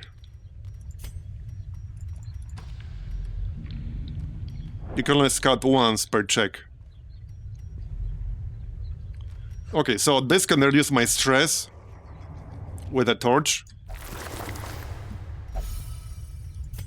I only have 4 torches left, but I kind of needed that stress reduction. I don't want to camp just yet, because this scout camping skill will still be active for 2 more battles. So let's not camp yet. I'm a bit worried that we'll actually run out of torches, but I needed that stress reduction. Okay, there's a group here. 2 guys with swarm, okay. I might actually switch... Okay, I should switch Suffer to Reclaim, actually. Because I could use more health. We could just pop Reclaim on turn 1 instead of Suffer. With that said, using Suffer allows me to overcome up to 55% bleed resist. Like, without Suffer, these guys would have a chance to resist. With Suffer, they do not. Yeah, see, this is the problem with Paranoid. He will refuse heals, and he's the tank with guard. That's why I think that Affliction basically costed me this run. And I might spend another mod trying to get this trinket. Like, it's completely realistically possible we'll play for another 100 hours and never get this trinket back. Or another 500 hours. It's completely possible.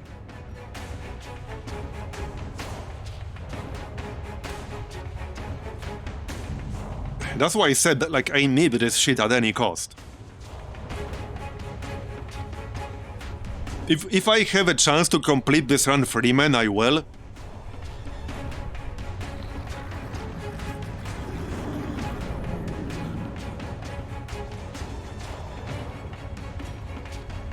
Now I don't want to use guard. I don't want to use guard because I can't heal him. I don't want to use guard. Yeah, this kind of sucks. This really sucks. He will probably die if I don't abandon the dungeon right now. There's a very high chance he will die. Very, very high chance.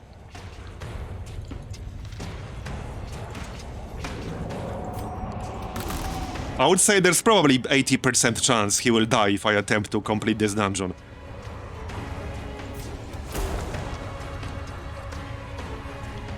And if the last room fight is at the very bottom here, I think he's basically almost guaranteed to die if I attempt to complete that. But I need this trinket. Like, it's actually that important. I literally cannot run harder dungeons without that trinket. Because that's what they're balanced for.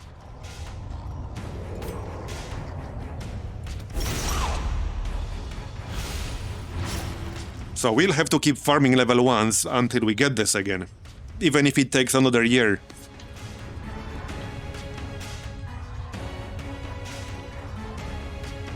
Not only I don't have that trinket, I don't have any trinket that improves my healing. I don't have a single one. I only had 2. And I lost them both to that boss fight. Now I have 0.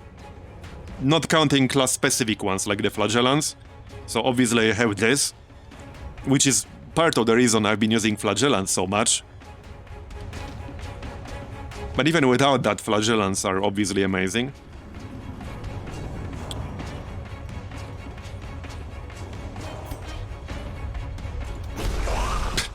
One damage short.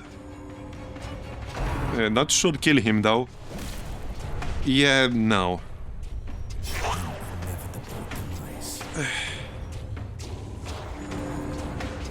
This is not gonna happen. If there was a camping skill that removes affliction or something... Okay, there we go. Because he will have a chance to refuse. I don't know when that's gonna happen. I'll need even more RNG luck than normally. Like, even more RNG luck than normally. Nice. Okay, this guy has Swarm, but he hasn't activated it yet. He probably will on his next turn, so I might be better off killing the Cultivator. The Cultivator has a stress attack, the Ear Burster.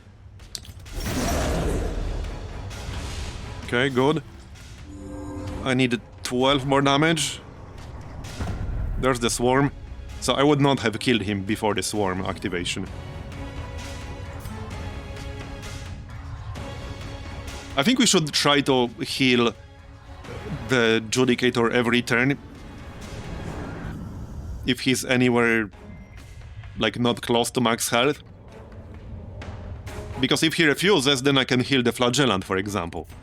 If he doesn't, then we have a bigger safety buffer. That's the way to do it. Because now there will be a chance he refuses a heal every single time. So we need to maximize the number of healing attempts to reduce that risk.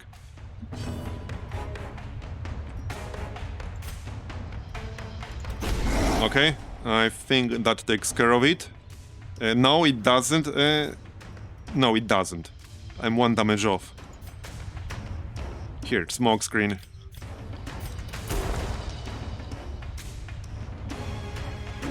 Got it? Smoke screen bugged out the boss we were fighting yesterday. Because it straight up deleted one of the enemies that wasn't meant to be deleted. And the game just crashed to desktop. So that was fun.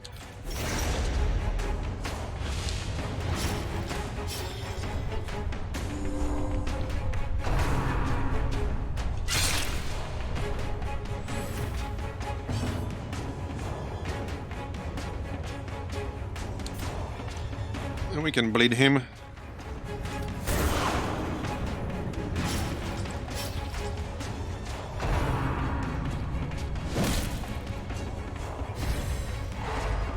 Okay, stun. I mean, we're... Okay, we're basically done. He's dead. Kill the flagellant, nice. Obviously, his trinkets are helping with that. That's not just the occultist. Because he had plus 100% stress, plus 100% healing received. Well, plus 40 right now.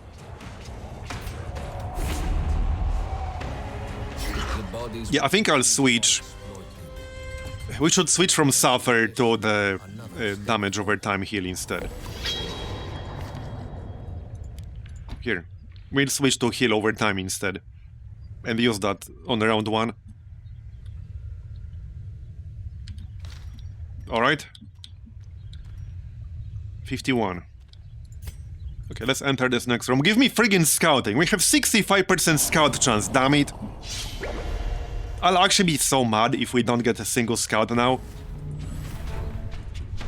You can't push it much higher than this. Like 65 is some of the highest scout chance you will have in this entire game. Yeah, okay, he refused that. Alright. Well, I could try to hit them, but that's only 37%. Probably not worth it.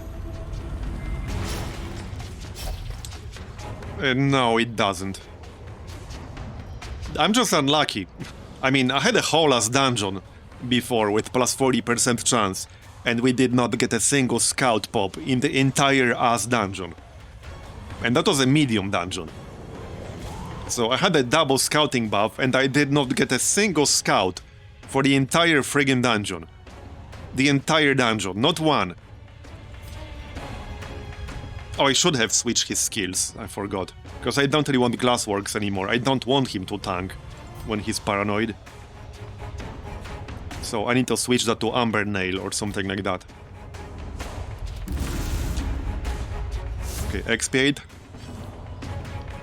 Still turn 1.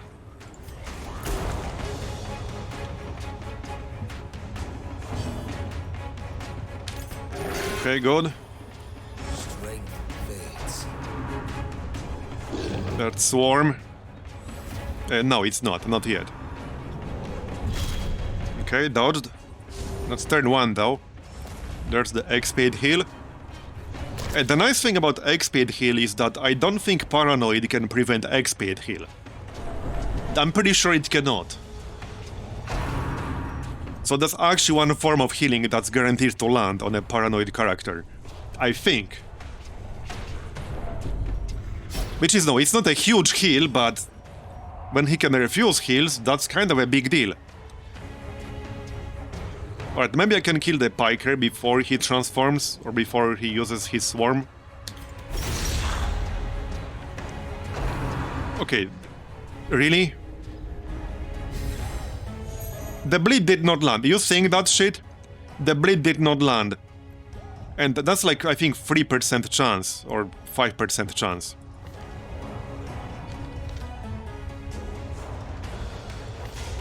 Suffer was adding how much again? Suffer was adding 12. We have 25. I have 145% base. He has 50% bleed resist. See? This is why it's so important for me in these games to have a guaranteed outcome. That was 5% chance to resist that bleed, and he friggin' resisted it. But I had to switch from Suffer to Reclaim, because it's too risky not having Reclaim. But that's 5% chance.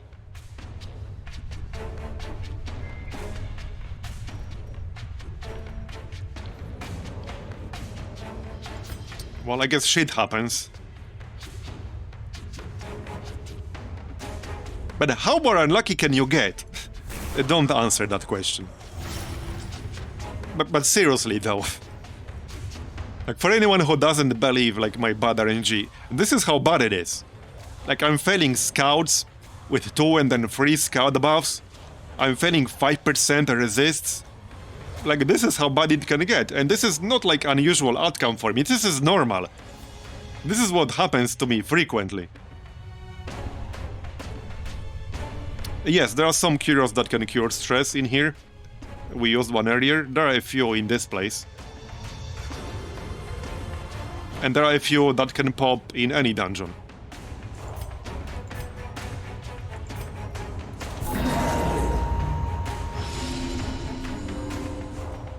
Okay, we can try to stun the cultivator.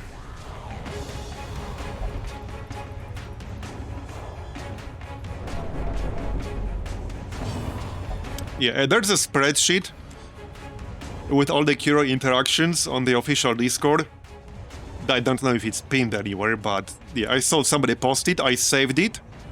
So I have it available, I look at it sometimes. But I don't like play with it open or anything like that.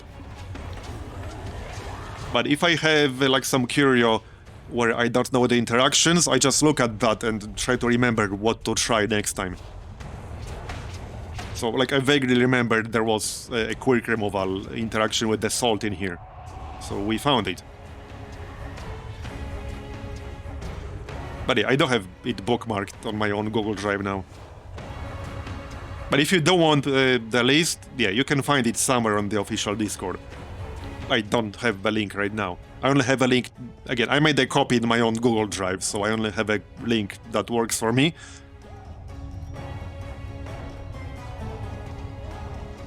Hold on. Right, let's try a stun.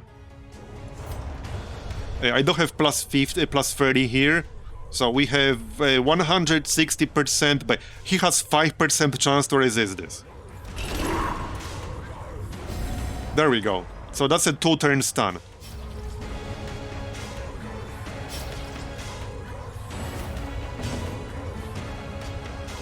I think you're completely missing my point. You're completely missing my point. In Darkest Dungeon 1, it doesn't matter how hard you try. It's mathematically impossible to have anything higher than 95 on a hit. Because you have a hard-coded cap of 95%. This hard-coded cap cannot be overcome no matter what you do. It was the same way in XCOM 1, where there was a hard-coded floor of 1%, hit, which was even worse because the game never told you this. You had to specifically know that this is something that exists.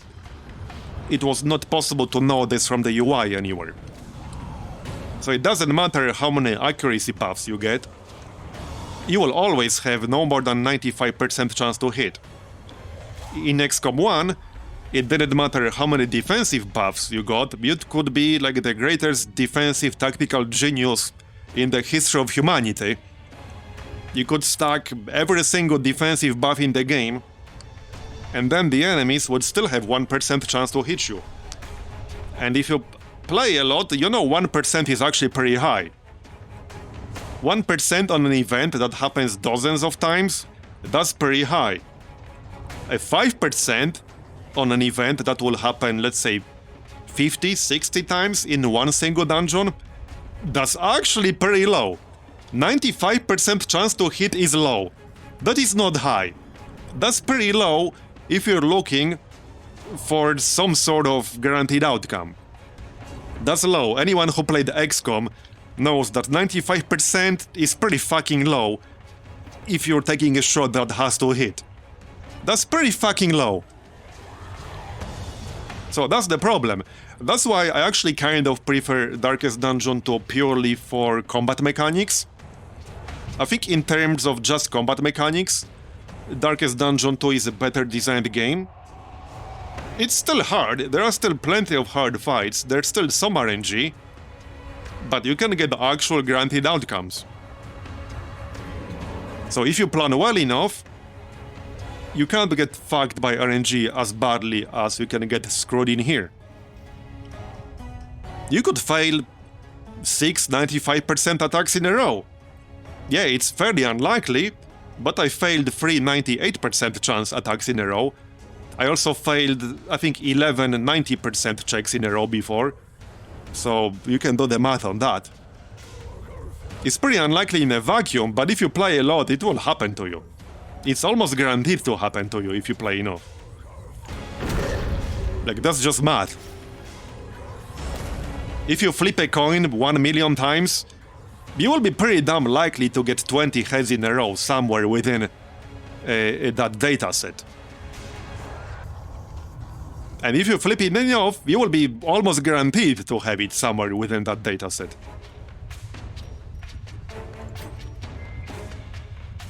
In fact, extreme streaks like that are actually proof that the game is truly random and not weighted random. Because some games use a system for various roles that is random, but it's weighted random. So it's weighted towards being more equally distributed, which is often a better system for like gameplay flow. It's objectively a better system for like game design in some cases, not every time, but in some cases it can be a better system. So that exists. But extreme streaks actually prove something is truly random and not weighted. If you never see streaks like that, you can reasonably maybe imply that it's actually weighted in some way.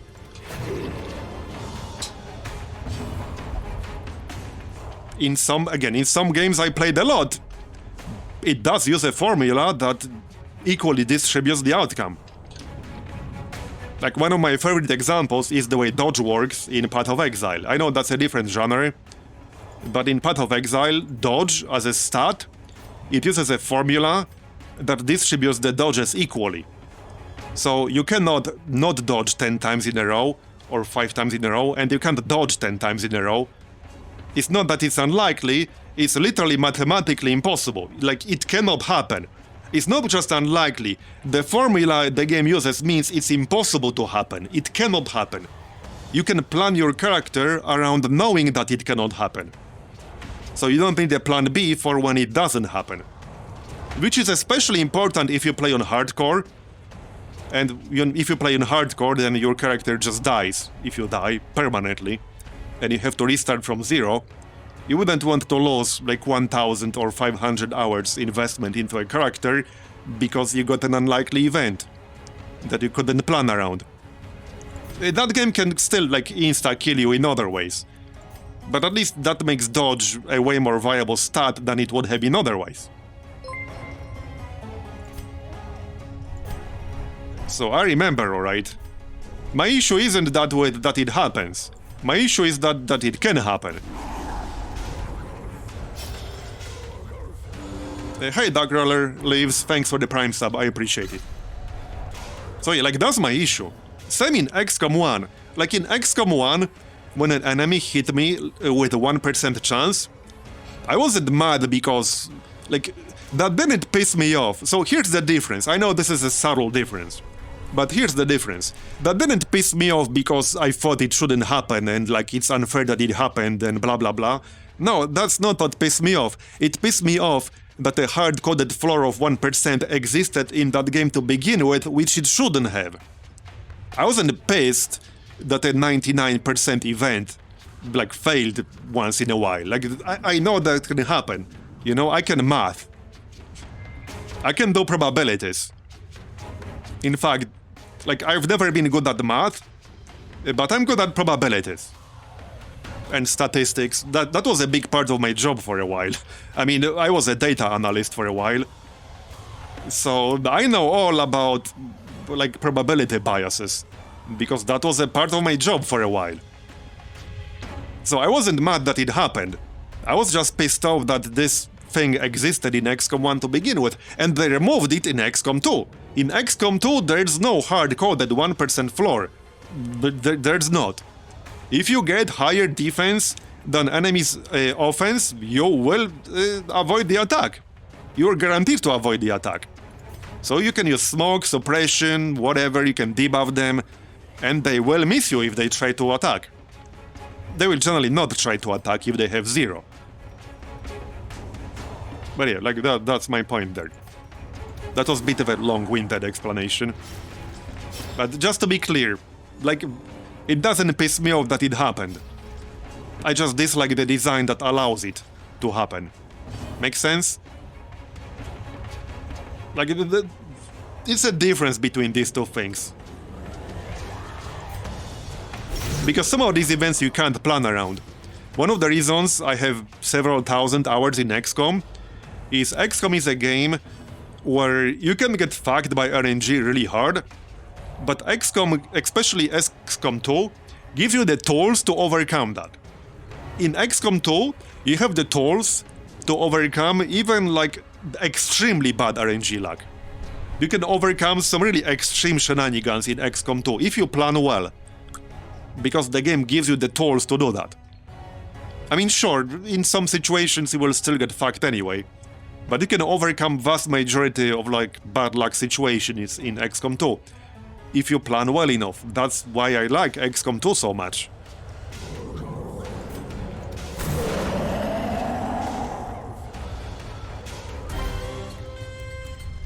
An adequate performance for now. Vicious eye patch. Okay, I have one of those already.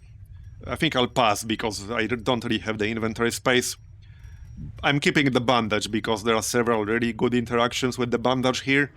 I think I'm keeping laudanum because stress. So yeah, this is fine. I'll pass. I mean, technically I could just use firewood right now and take both. I could do— oh, scouting! Thank you!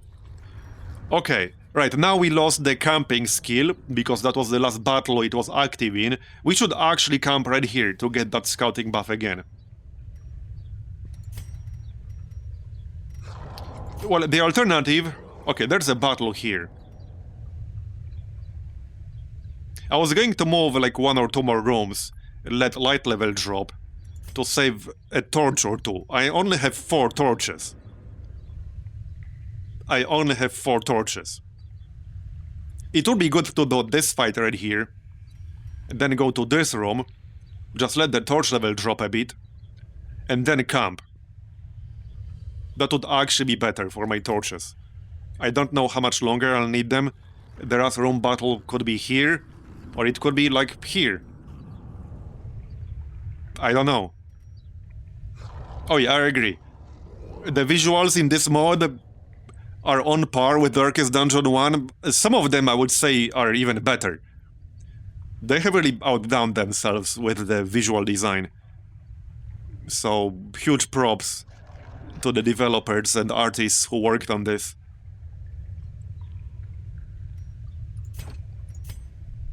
Yeah, I'm a bit torn about whether to camp now or not. Okay, the gold is far less important than actually completing this quest successfully. I need the trinket from this quest, damn it. Literally nothing else matters. I can get the gold easily elsewhere. Like, this is irrelevant. Okay, if you use torch on this, this will like smoke out a bunch of troglodytes. Because I've already done that before. Hence this icon down here. So obviously I don't really want to do that. I could try a shovel or something. Maybe we could do that. We still have 4 shovels. And we're halfway through the dungeon. Let's try shovel. Oh, there we go. Okay. More amber. I wouldn't mind more amber. I think I'll have to pass on the emerald. Well, the one thing I could destroy are the disease kits, perhaps. I could just replace 450 gold with emerald, which is technically worth more, but I will get more gold later on.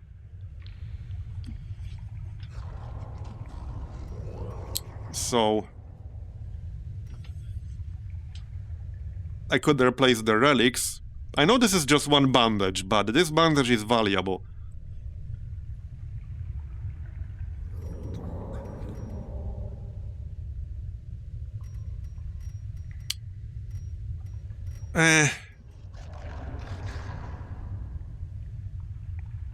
Okay, let's replace the gold, because we'll be camping soon enough anyway, and that will give me 2 more inventory slots. Okay, so I'm not using the torch. We need to do this fight without the torch. Then we can move 1 more room and then camp in that room. This is to save torches, because I'm down to 4 only. Okay.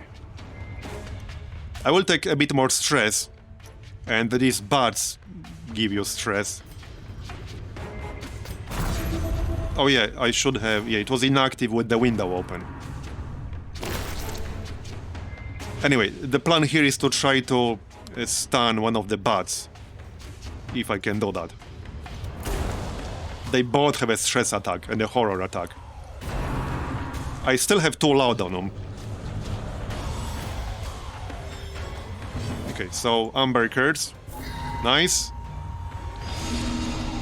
They have 45% stun resist, so as long as I land the stun with the Adjudicator, it will get stunned for 2 turns.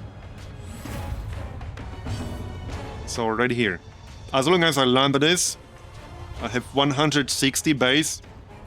It will get stunned for 2 turns, not on the first turn. Yeah, I didn't switch Glassworks. I forgot. Let's XP one of them here.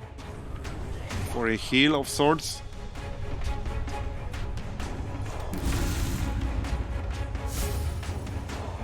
There you go, XP'd. Now we can pop Reclaim. I could try to hit it. Oh wait, this is turn 2 now. Okay, my bad. Turn 2. So I can't hit the bats, we'll hit the piker. It has less protection. It will go down easier. We're 2 damage off. Yeah, this is the horror attack. Stress attack rather. It's both. It's actually both. Yeah, that's a really dangerous attack. He's not using Swarm yet, that's good. Now he will die from the bleed. Go on.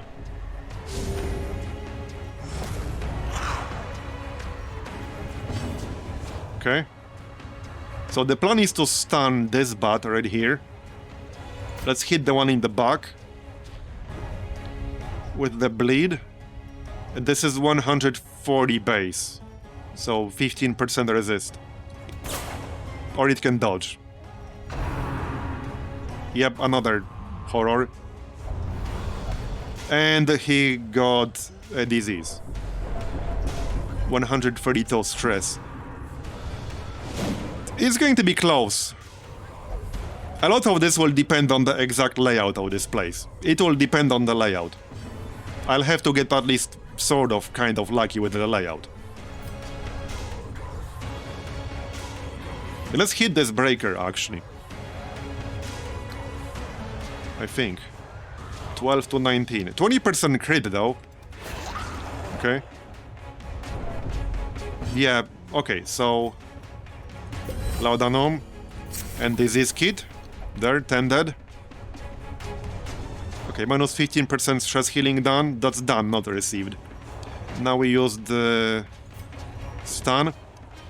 So this still has 22% chance to miss, but as long as it hits, I will get the stun. It just needs to hit. Got it. So now he'll be stunned for 2 turns. I love that ability. Not a lot of stuns in this game that can last for 2 turns. Some of the enemies have a few, but I don't even know if any other class has a 2-turn stun. I don't think they do. I don't think they do. Got him? Okay, good. Yep, another one. This ability is really nasty. Not only that's a significant stress increase, it's horror effect on top of that. It's really dangerous. It's really dangerous. And in this mod, once you hit 200 stress, you die instantly. There's no check, you just die. Unless something changed, but yeah. You just die. Straight up.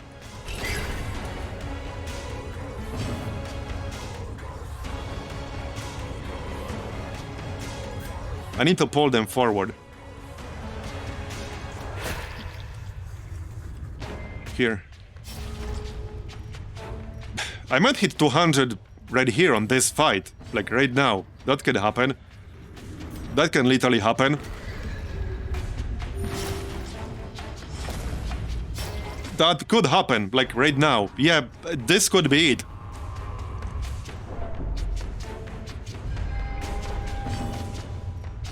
Yeah, no, I think I might actually lose him. I think I might lose him. Let's find out. Okay, Laudanum. Maybe not. Okay, maybe not. I can get stress reduction from this thing. I don't remember what exactly I needed. I don't remember what exactly I needed. And if I still have it.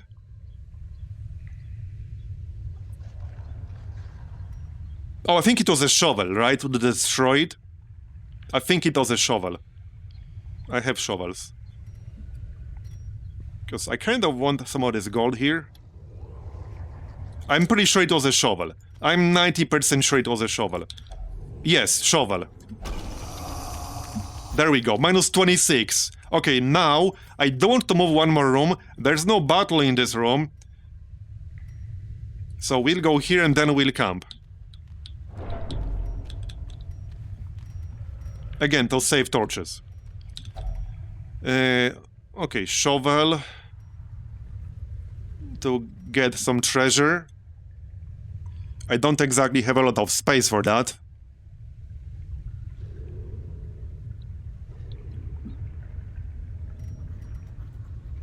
Okay.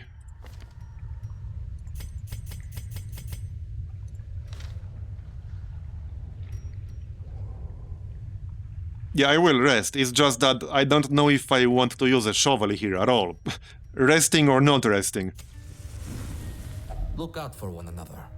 Okay, let's use 8 for that minus 5 stress. So, okay. I think here I want to use Amber Ward instead of Unspeakable Commune, because Unspeakable Commune will give him horror.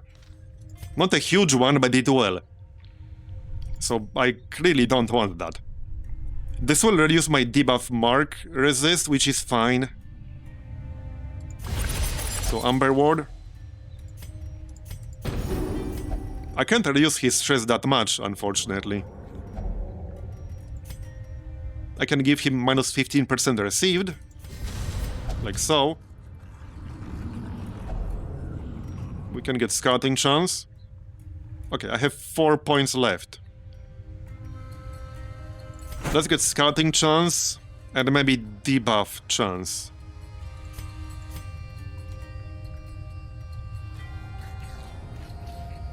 Or I can heal 20 stress on the flagellant. Okay. This will be close. This will really depend on where the final rooms are. Our path is revealed. Okay, so let's get rid of Glassworks, because there's no way I'll be using that anymore. Don't think I really want to mark myself. We'll just get Amber Nail.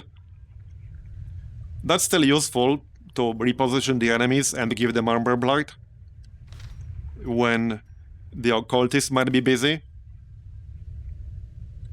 Don't think I want to switch anything else. I could pick up Patch Up instead of Smokescreen. So I could do that.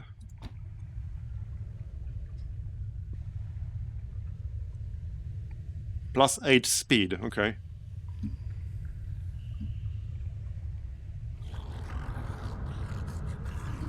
I wonder if this buffs you even if you miss. Because some skills like this do, like Rake, on the Abomination. Rake will buff you even if you miss with it. So if this buffs you, even if you miss with it, that's kind of nice to use on the first turn. But I might just stick with Patch Up here, to keep my health up.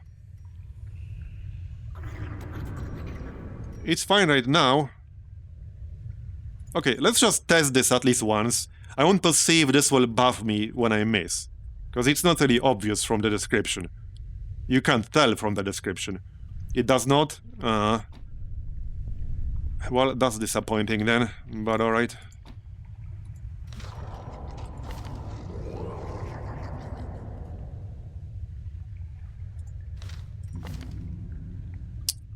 Well, I could pick up Endure instead of Reclaim. So that would work because this guy is religious. Yeah, I guess we should just go with Endure. It's rank 2, not rank 3. But that seems to be an obvious option right now. And just use it on turn 1. Yep. Yeah, so see, I don't know if I want to use this shovel. Because if I have to use it to remove obstacles, and I don't have it, that's bad.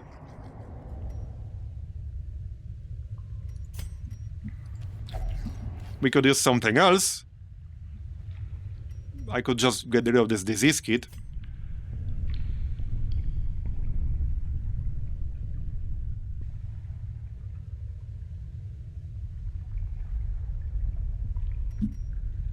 Yeah, I'd rather keep the shovel. I would actually rather keep the shovel. Oh, there we go. Alright. Wait, what's this? Wait, another Musketeer memento. What? Wait, what? Now we have 2 of them. Because I have 1 memento already. What the shit?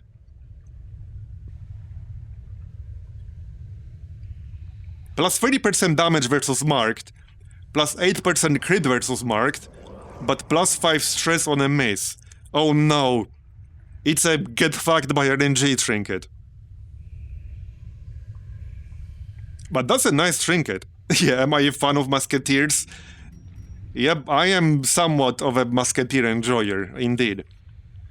So these are the only 2 mementos I have, and they are both for Musketeer. Is the game trying to tell me something? I think the game is trying to tell me something right here. It is a marble of sorts.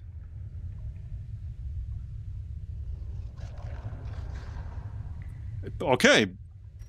I will keep it a seared stone for now, but that's a nice trinket. So, hold on. Oh, right. Wait, right. So if you have 2 mementos equipped... Okay. If you have 2 mementos, you get that bonus at the bottom. Holy shit, that's insane. Well then, this is a reward for suffering through all this crap. It really is. This is actually going to be nuts versus marked targets. Holy crap. Oh, this is actually going to be nuts.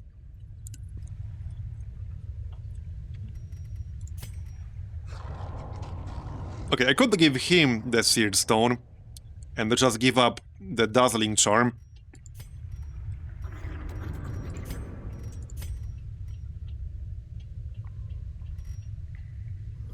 Okay, I don't know. I want my scouting, damn it. I really want my scouting. I need my scouting. Let's see if we can get some scouting info. It's fine. I haven't had the time to mark enemies much. So, don't worry, we'll use it. But I need some scouting first. We still need to actually complete this quest. Okay, empty. Of course, no scouting. So our scouting chance right now... Yeah, I still have this. So my scouting chance right now, it's 10% base because this is a veteran dungeon. Then I get plus 15% from scout up here. That's a camping skill. So that's 25. Then I get plus 15% from the seared stone. That's 40. Then I get plus 25% scout chance right here. That was from a curio interaction. That's 60 friggin' 5%. It doesn't really go much higher. Yeah, there was an update. Some really good changes in it, including in the caverns. We actually talked about all of these at the start of the stream. But yeah, I have 65% scouting chance. Oh, that's a good one, but it uses a torch. This would reduce stress received, but I would have to use the torch. I might need my torches. I don't think that's worth it if I run out of torches. No, it's not worth it. Ah, crap. Never lucky. Well, shit, okay. I was hoping for a positive outcome from that. This was stress reduction, right? Again, with the torch. The game seriously wants me to use up my torches. Again, I have no idea where the last room will be. And I still didn't get scouting. Like, is this a joke? I have plus 55% scouting. I guess I can look up the other options.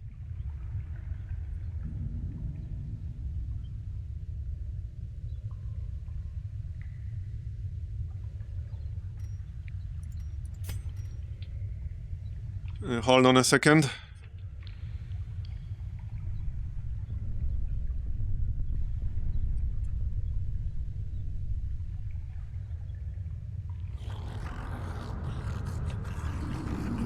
A torch, shovel, disease kit. So shovel would work. Shovel would actually work better. I'll be seriously screwed if I run out of shovels and then run into a blockade. But alright, let's use a shovel. That should reduce my stress by 20. Okay.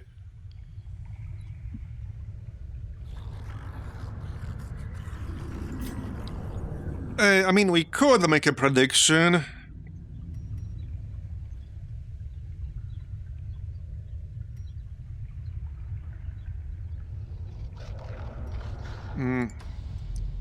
Not sure what a good question would be. There are two corners.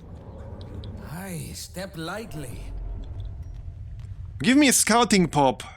Finally. Thank you. Okay, just a curio, fine. Right,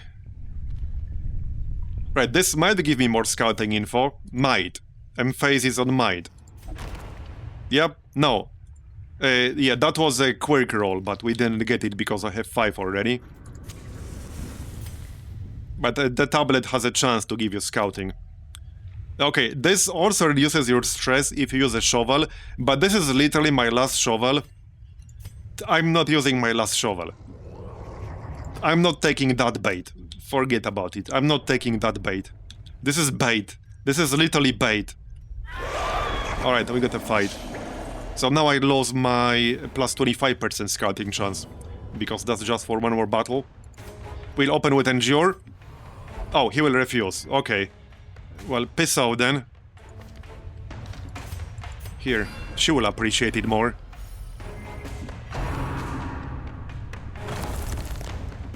I do hope I can keep him alive, but we'll see. The problem is this stupid paranoid affliction. Okay, great.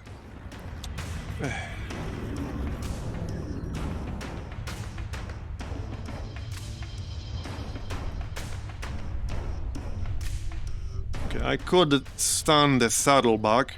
He's the only one with swarm in here. Also the lowest stun resist. So let's maybe do that. Yeah, I'm really worried about the stress. And I don't have Laudanum anymore. If we run into bats, and the last fight is like in the corner, then yeah, I don't think that's gonna happen.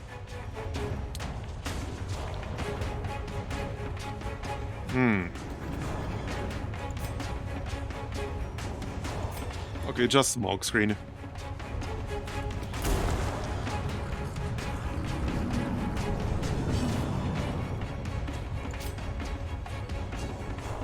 Okay, probably not worth doing this, but I can't use Amber Nail because I got knocked back. So that's kind of obnoxious. I can pull him forward. I got a 93% chance to pull him forward. Well, it can still fail. 130 base. So 25% chance for him to resist the pull. Okay, got it. That will make it easier to kill him with the flagellant and all that. Or he can get moved back again. So much for that idea.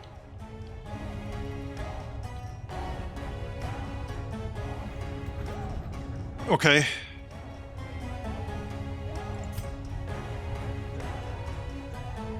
I guess I can just hit it with Sacrificial Stab. I don't really need healing right now all that much. And giving them higher stun chance is potentially bad news. I think I might just try the Stress Radius ability. Because I can't hit the Saddleback anyway. He might refuse. If he refuses, then we can use Punish. If he doesn't, we'll reduce his stress. Okay, it worked. There. Because I can't afford to have him hit 200. He will die instantly when he hits 200. We don't want that to happen.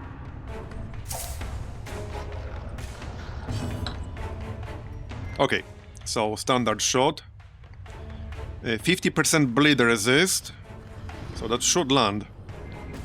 I have 145 base. Again, this failed earlier. It has 5% chance to fail. Okay, it landed, good. I need 5 more damage on it. So, Smokescreen would do it. Okay, now I could stun it. I need to move my occultist back. Okay, more stress. Because I can't hit it with the other. Actually, I can't hit it. No, I can't hit it with Dual Convocation, and Indictment Brand does no damage. Fury of the Ancients is 7 damage. So even if I fail the stun, which I actually won't. Yeah, this will straight up kill it. Like, stun aside, it will kill it.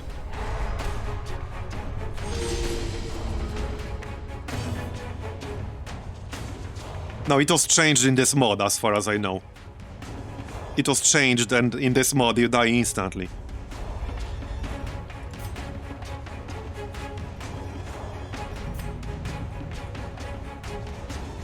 Okay, 115.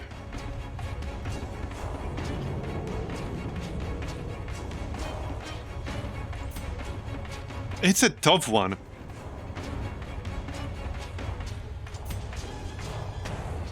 It's kind of a tough one. I need to do damage.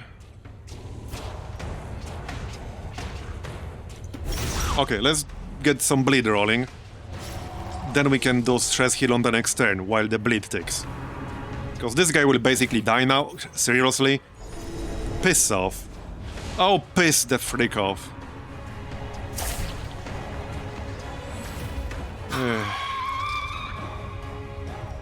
Well, I can use a redeem at least.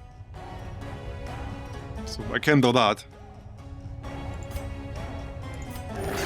0. Of course it's 0. Of course it's 0.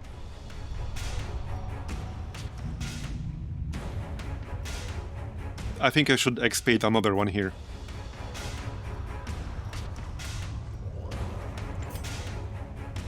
Okay, this guy. That will heal us for a bit.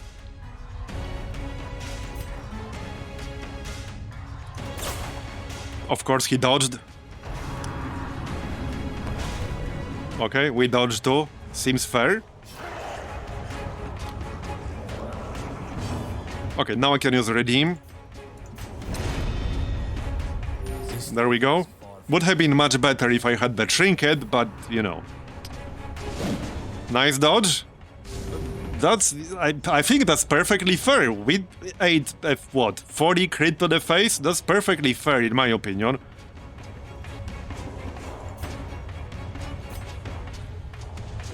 Okay, I have 25% chance to just miss and do nothing. I'm just gonna use the heal. My stress is not looking great right now. I hope we're close to done. Because I seriously want this trinket. So I really hope we're close to done. There's no way to know. I might end up like not being able to complete this quest, where we would have completed it if it was explore 90% of the rooms quest. So that's the issue when you have to pick the objective, if you can pick the objective. The complete 90% of the rooms is safer. However, you will never complete it early. You might complete this one early, so this is a more RNG quest objective. In this case, I needed the reward, so I couldn't just do Caverns with a different objective. I needed this one specifically. Okay, I cannot move forward because then the flagellant won't be able to do shit. Great, another dodge. Are you actually kidding me right now? Okay, dodge. It's Dodge City, apparently. But my stress levels are looking really bad. They are looking really bad. And I can't just keep using Endure with my flagellant because somebody has to do the damage. Like, somebody actually has to do the damage here. That's his job. And the bleed failed. Bleed failed. Okay, bro, okay. Better. Alright, he dead. Good. That leaves us with the lurker. Don't give me an affliction here. Thanks. Got him. I'm still not in a great shape, though. I'm still not.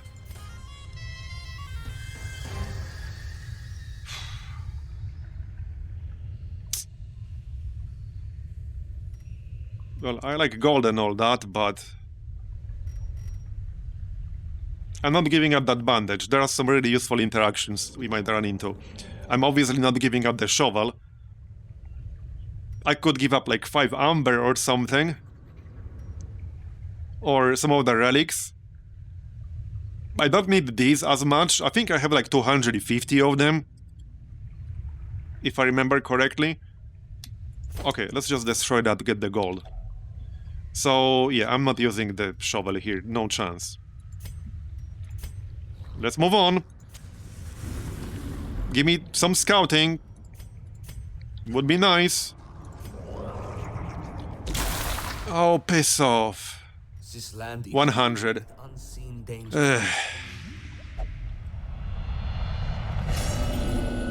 Yeah, no, I think we're actually like screwed for this quest now.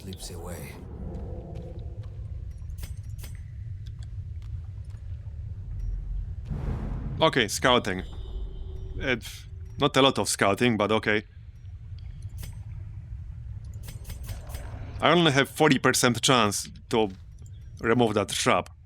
That's not super high. Okay, got it.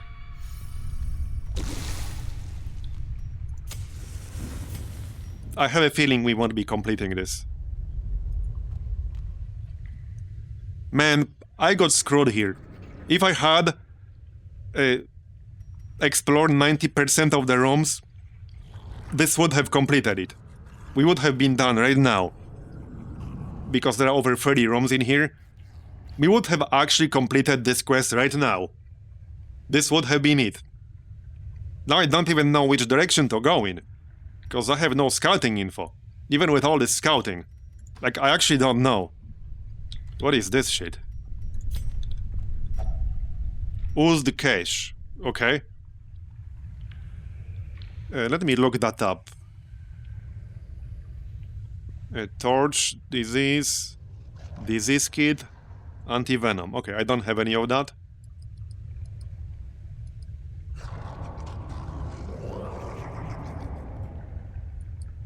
Yeah, this can give you a disease if you open it by hand.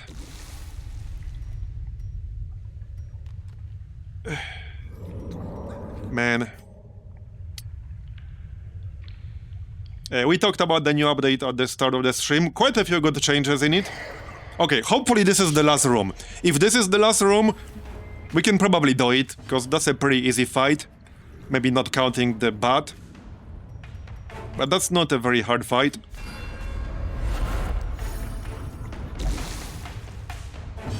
Okay, I obviously need to heal myself here. Yeah, only one bat. But I had to heal myself. And these two guys have Swarm. It might still be a rough fight. But if this is the last one, we are fighting to the bitter end. There's a good chance this is the last one. I would say there's a very high chance we'll be done after this fight. I don't know if we will be, but there's a decent chance we will be.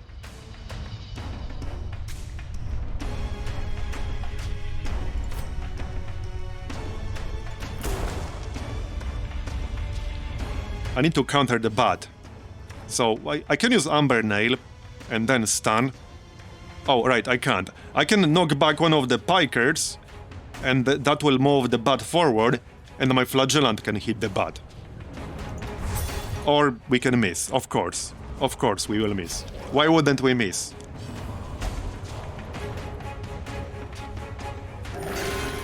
Okay, well, I'm okay with this.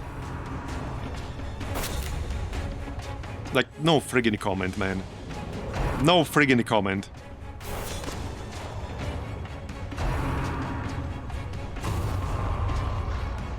This is the reason why I've never been a big fan of the Leper. Like, the Leper just misses left and right because he has fairly low base accuracy. That's my only complaint about the Judicator. He has fairly low base accuracy.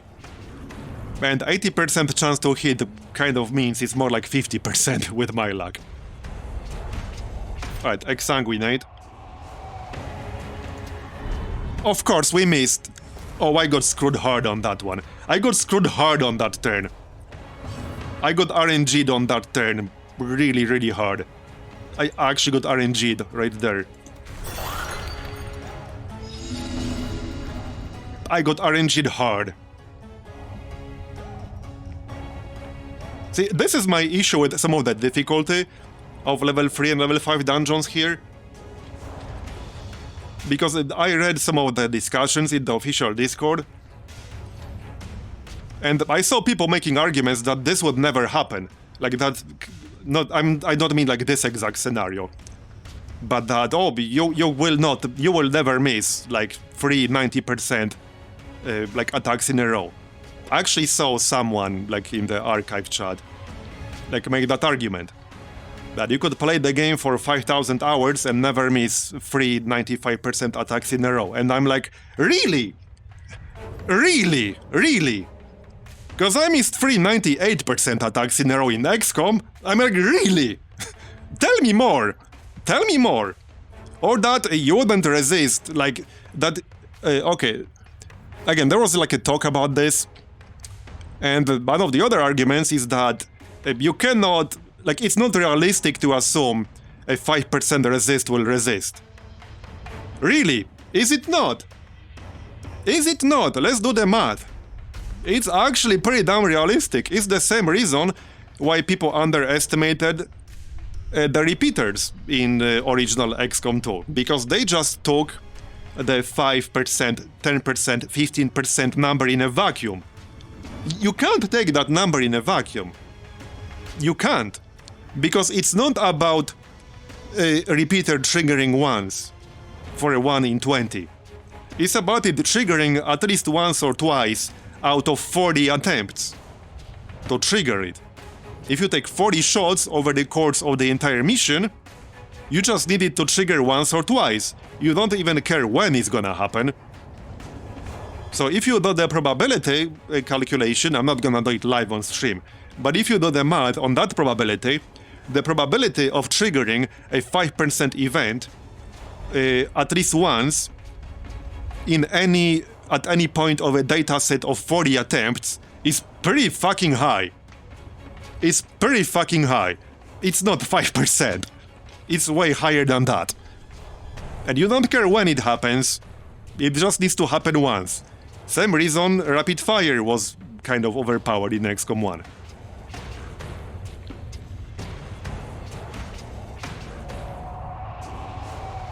Right, Grace Harponer, because we're talking about two distinct events, two completely different events. Like, we're not talking about this one single chance of it happening once. We're talking about it happening somewhere within the dataset. Like, these are two completely different things.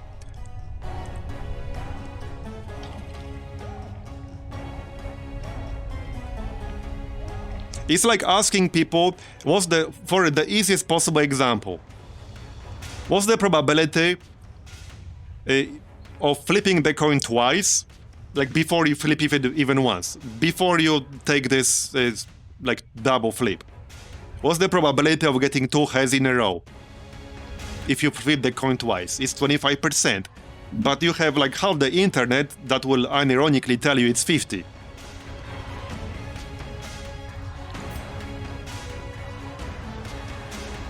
Okay, I need to kill that bat.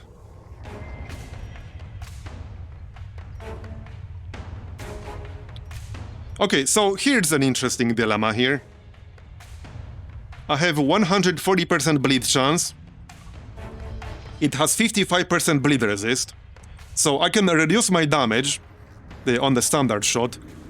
I can take a 35% damage penalty on standard shot to add the bleed to it.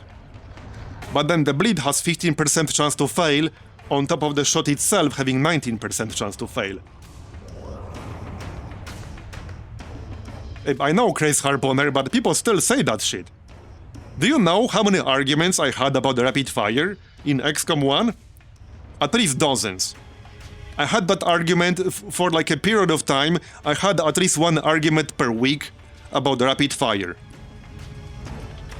And people were saying, I had probably hundreds of people over the course of my XCOM 1 campaigns saying that I'm wrong, and rapid fire is actually not better to hit at least once. When this is like some of the most basic examples of probability. Some of the most basic, simplest examples, and I still had hundreds of comments that did not understand that and argued with me about it.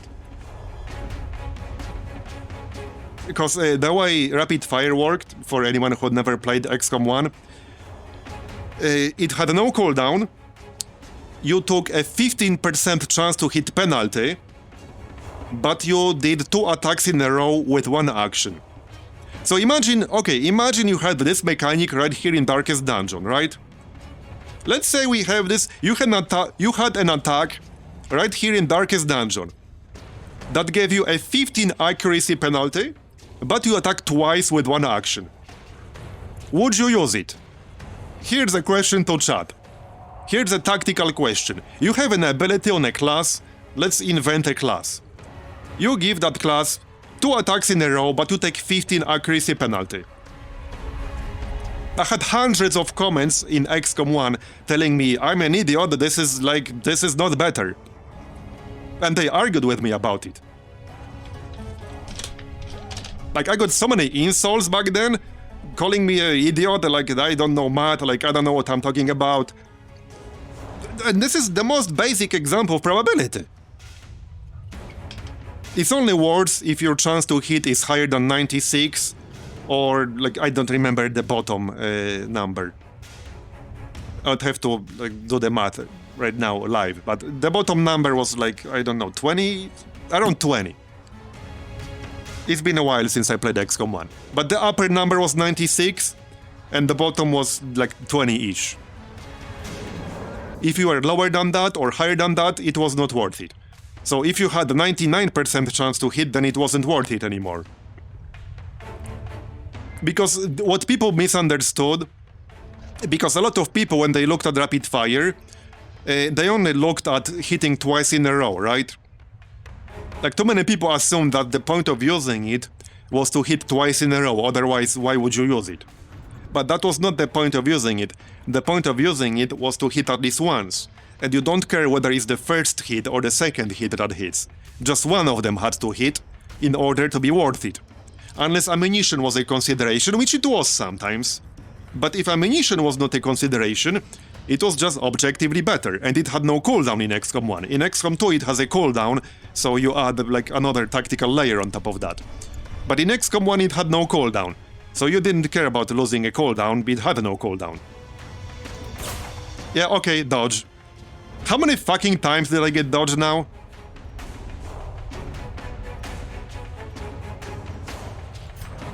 Okay, I think I have to heal myself here, like, I want to do the damage, but I have to heal myself. And I already wasted Exsanguinate. So this sucks. Like, this actually sucks. I got screwed really hard on this fight right now. Really hard. And the problem with getting screwed by RNG on the first turn or two is that this is a game that's very momentum based. If you lose the momentum, like, things just snowball out of control. One good analogy I gave the other day was card games. So, for anyone who plays CCGs, you know how important momentum is. And in a sense, that's the entire goal. Like, vast majority of strategies that you will use, the ultimate goal of those strategies is to get card advantage and momentum advantage. That's basically the same in different words. But the goal is to get a momentum advantage over your opponent. So if you get RNG'd on the first 2 turns, you really lose a lot of momentum with how this game works, which is why misses or like bad RNG events on the first 2-3 turns have an outsized impact on like the ultimate outcome of this fight, right? Especially if you get several in a row. So that's why I often say, like, after the first 2 turns, that this is bad. It doesn't look bad just yet, but I know that I lost a lot of momentum and it will be bad. Right? Especially if you fight enemies that have basically like run-ending skills that they can use on turn 4 or 5, like the Dancer in the Catacombs. The Dancer in the Catacombs has that death ability that can basically end your run right there. Because it's a guaranteed crit, it will crit one of your characters for 60 plus, and it will give you something like 50-60 stress. So if you let him or her, whatever the fuck it is, if you let them use it, and sometimes like you don't want to let them use it, but you just keep missing, right? Even if you have capped accuracy, you still have 5% chance to miss. That one skill, if she uses it, that can just end your run, like instantly ends your run. Because you eat a guaranteed 60 plus crit to the face, and you get 60-70 stress to the face. So that can easily end your run, if it pops off. And it doesn't matter how much you focus on that enemy, if you get RNG'd, it can pop off. So that's what makes momentum even more important if you have enemies that can basically mess you up if you let them live into turn 4 or 5. And there are a lot of enemies in this mod that you have to either eliminate or neutralize by turn 4 or 5, because by turn 4 or 5 they will basically wreck you. Like, they will wreck you. Could I explain the Occultist a bit more? Because the Occultist has the kind of burst healing that no other class in this game has, other than Flagellant. You can get crit heals with other classes, but the thing is, you shouldn't be too afraid of his RNG, and Weird Reconstruction is actually a better skill in this mod than it is in Vanilla Darkest Dungeon 1. You shouldn't be afraid of it, because this is the kind of burst healing you can do that no other class other than the Flagellant can do, and furthermore, more importantly, it scales very well with trinkets, quirks, abilities and buffs that increase healing done and healing taken. It scales insanely well with healing done and healing taken. So over the course, you shouldn't consider just one single heal. If you have a plan B for when you do 0, you'll be fine. You should consider how much he will heal per action point on average. So if you take an entire dungeon run, which is, let's say, 10 fights, and, I don't know, 40 turns, right? So you might use this skill 30 times over the duration of one dungeon. What you should consider is how much he will heal on average per action point used. And he will heal way more than any other class in the game. And if you get crit to the face or something like that, he can do the kind of healing nobody else will. And you are pretty unlikely to get the very low heals if you have a bunch of trinkets, buffs, things like that can increase healing done and taken. That's why I really need to complete this dungeon. This will give me the Recovery Stone trinket, which I had but lost yesterday in a boss fight. That trinket gives you plus 30% healing received, and another plus 30% healing received below 50% health. So if you are below 60% health, on a guard tank for example, he will already get plus 60% healing received just from that one single trinket. And this scales insanely well with somebody like an occultist or a flagellant. The flagellant is also a class that can do insane burst healing. He scales a bit differently. He's even more valuable in the sense that the flagellant's heals, he has two specifically and a regen, his heals are always based on maximum health. So he will always heal for 31% of max health here. Like always. There's no variance in his heal, and it's a percentage-based heal of your health. So if you have trinkets or abilities or buffs that increase damage, that increase healing done or taken, you get a percentage increase on a percentage-based ability. And I think most people who like played a lot of these kinds of games know that if you can get a percentage increase on an ability that's already percentage-based to begin with, that tends to scale insanely well. That tends to be overpowered in a lot of games because of how percentage like compound. So Flagellant and Occultist are two highest burst healing classes in the game. No other class can even compete with them in that. Yeah, but even like before we get into additive versus multiplicative, it still scales insanely well unless you take specific measures to avoid that. Because you can pretty easily take this ability. So take this ability, Exsanguinate. It always heals you for 51% of your max health. I mean, debuffs aside. So debuffs aside, if you don't have a healing debuff, and you have Resurrection Scholar, and you're at Death's Door, this is guaranteed to heal you back to full health. Like straight up, this will heal you back to full health from 0, if you have this one single trinket. Because even when it's additive, because it is, you get plus 100% healing received, and you already heal 50% of your max health. So you will heal 100% of your max health. What other skill is there in this game that can guarantee a 100% HP heal? There isn't one. Like, there isn't one. Oh, I agree that it's important. Which is why I brought an example. Like, Path of Exile is the example I brought quite a few times. One of the things I like about Path of Exile, and I ranted about tooltips before. Again, I know this is a different genre, but I know we have people in the chat who played it. It's because it's extremely precise with its tooltips and the descriptions. It literally uses an entirely different keyword for percentage modifiers that are additive versus multiplicative. It uses percentage increased and more percentage. Yeah, so it uses two completely different keywords for additive and multiplicative, which means that as a player, you know for a fact which one it is. You don't have to guess, you don't have to like speculate what developer's intention was. You know for a fact. You have 100% certainty how the math will work out. So that's what I like about it. They are very, very precise with their tooltips. One of the things I really like about that game. I mean, I haven't really played it in the last year or two for various reasons, but that's one of the parts I always liked about it. Okay, I think I need Amber Curds on the bat to try to stun it. Because I don't want to eat that stress shit. My occultist is at 140 now. So 60 more and he'll die, which obviously we wouldn't want. I'm still going to hit it, because it needs to die ultimately. Okay, so Fury of the Ancient, 78% chance to hit. There we go, killed it. Hopefully this will be the last fight.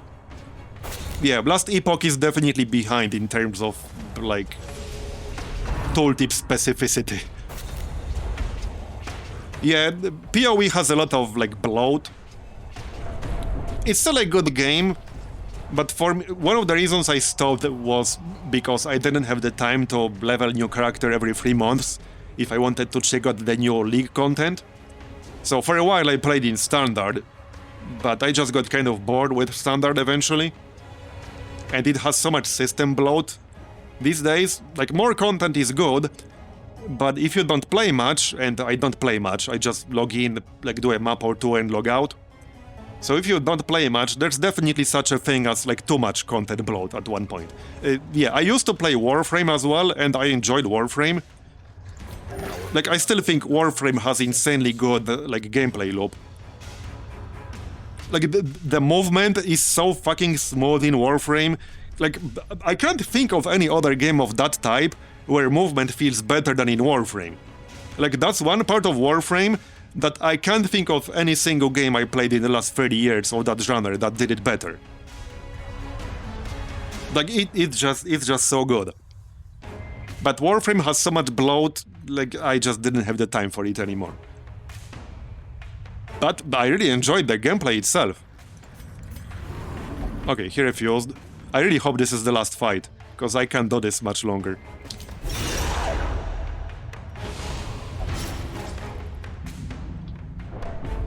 And Warframe has this weird system for levels, where you have to use gear like you don't necessarily want to use, for the sole reason of gaining levels, the mastery levels. I wasn't a huge fan of that system. I just like to play with something I enjoy, you know? Just one? Good point, good point. Good point, well made. This particular one. So I wasn't a huge fan of that. I just like to stick to what I enjoy playing. Yeah, and there's like a lot of randomness in these other systems. And I get it, like the goal of the developers is to make you farm more, like I get it. But I still didn't like it. And then you have like this specific time window.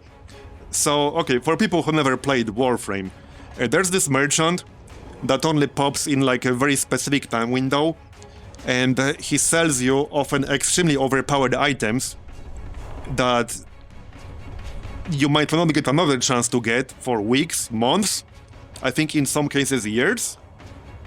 So, and you need to like have a currency for him to be able to buy them.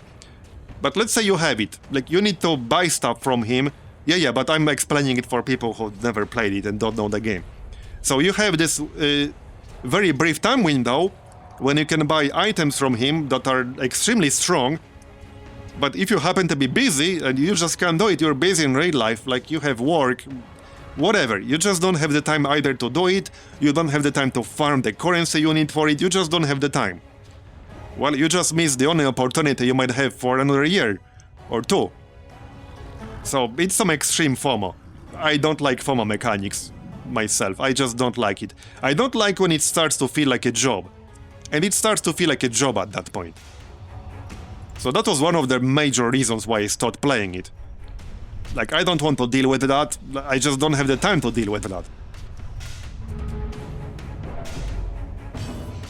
Yeah, you can wait for a month or a year, and it will make your character way weaker than people who don't have them. There were some that I really needed myself for my builds, and I never got them.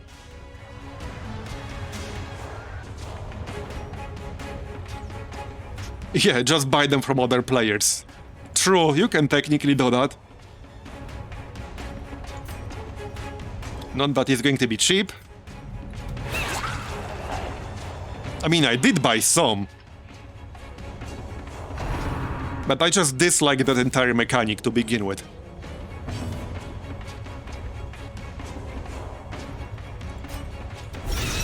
Okay, nice crate.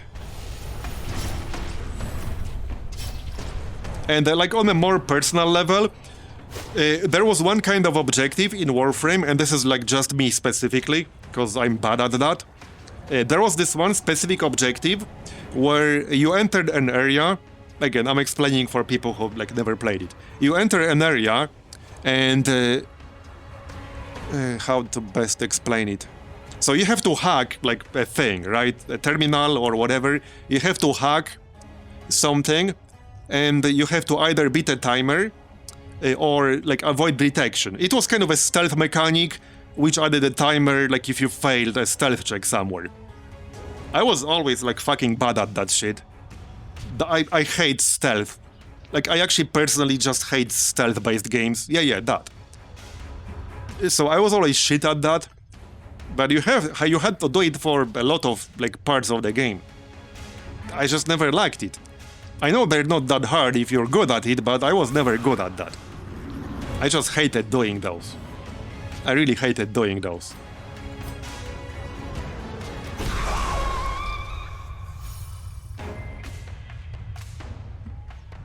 Are we done? We're not. Oh, for frick's sake. And of course, no scouting. I think I'll have to give up this trinket. I have 165 stress. We would have been done if this was a different objective. We would have been done now. I'm actually mad. We spent the last 3 hours doing this and I still didn't get my trinket. Now I don't know if I will be able to get it. I'm actually mad right now.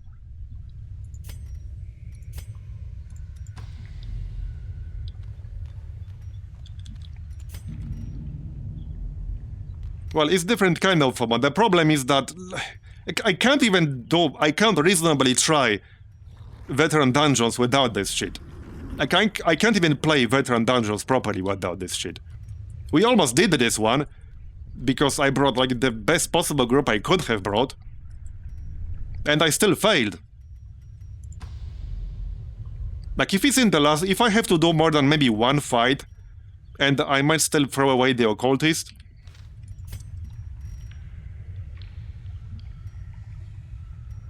Last torch. So that's my last torch. If there's more than one single fight, there's no chance. Like, I will actually have to leave. And again, like, getting this trinket might take us a year. There were trinkets I've never seen in Darkest Dungeon 1, and they were supposedly common. And I have 400 hours in that game. And I have never seen them. I watch people have, like, multiple in videos and streams. Great. Skip the turn, why don't you? Well, if this is not the last fight, we're actually leaving. If this is not the last fight, we're leaving.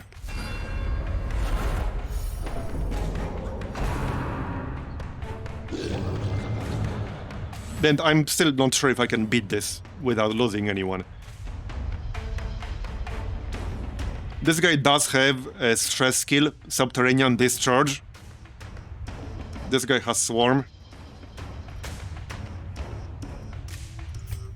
Okay, I don't have anything that can be used anymore other than one bandage. Okay, I do hope this is the last one. I don't think I'm going to risk, like, losing people and trinkets if this is not the last one. Too risky. Great, I got shuffled. Are you actually friggin' kidding me?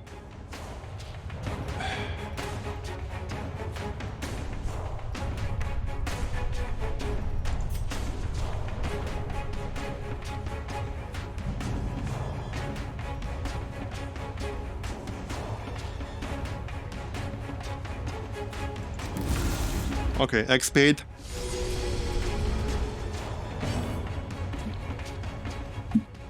There are some classes that can do stress healing, but it's very little stress healing. It's mostly to prevent you from getting heart attack, hitting 100 maybe. This is basically the best single target stress heal in the game without, like, buffs. The Jesters is 9. Well, the Jesters also gives you a buff that reduces, like, stress damage taken. But this is as good as it gets. Heal for 10 stress. That's as good as it gets on a single target. Another good stress heal is one Crusader can have. Because he has an ability, the one that gives you Torch, the Bulwark, or Fate, or whatever. That gives you 7 stress heal on religious party members only. So they have to be religious specifically. But yeah, it's still only 7. So it's still only 7. There are enemies that can give you 60 in one attack. So what good is that going to do you? Not much.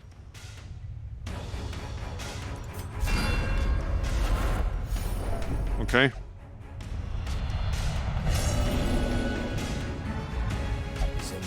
Still have to kill them with somebody, probably the Musketeer. But she has been missing a lot. Yeah, okay. Time to just use that bandage.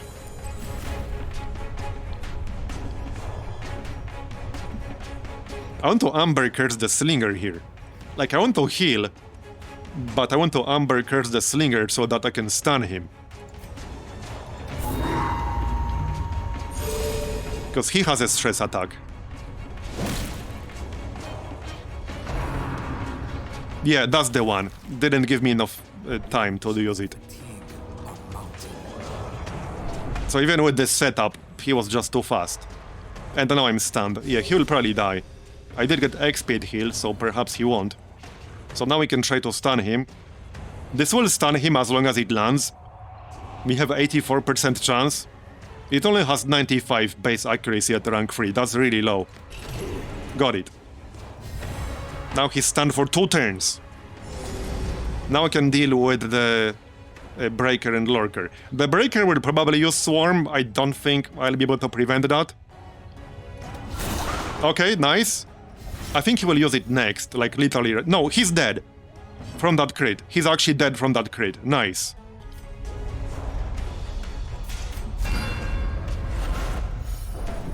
This might still not be the last fight, though. Oh, for frick's sake.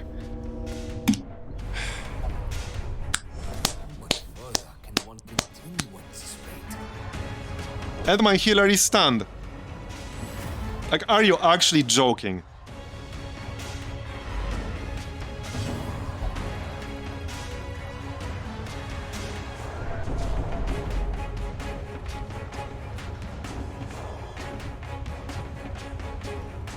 I mean, he's not dead yet or anything. I guess I'll... Right, I can't guard him because I swapped out the guard.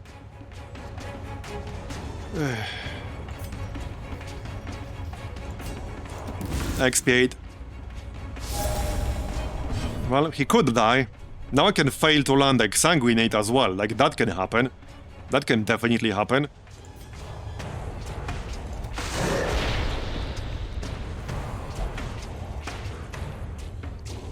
How's their speed? 9. Okay, Stalwart. Now you get Stalwart. I mean, sure, I'll take it, but could have used it earlier. Alright, now I need Exsanguinate, because I need to do damage while healing myself. But this will not heal you if you miss. Which happened earlier in this dungeon. But this is the skill I need. I need this to land, which will heal me. And it will do a ton of damage to the Lurker. Basically kill the Lurker. There. There we go. And back to full. See, this is what I was talking about Flagellant's heals. This was a guaranteed 100, almost 100 heal. There was no variance. There's no variance in this heal. If you have the Resurrection Scholar, you are guaranteed to heal yourself back to full with Exsanguinate. How many skills do you know in this game that can do this much damage, while also healing you from death's door to 100% guaranteed? I don't think there is a single skill in this entire game that can do that. Which is what makes the Flagellant so insane. Not the only thing that makes him crazy, but that's one of the things. This is the only skill in the game that can do this. The only one.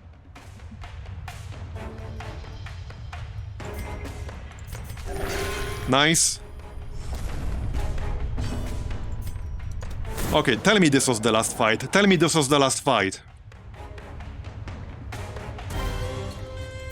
No, it wasn't. Are you friggin' kidding me?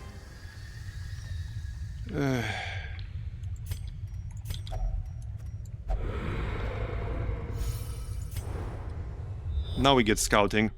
This is the last fight. Probably. Might not be. Might not be. This is actually ridiculous. Okay, I only got 40% chance to remove this trap. Which is not super high. Yep, failed. We must be more vigilant. I mean, I do have Stalwart. But 140 stress, 125. Do we do this? I don't know. Let's equip this memento here.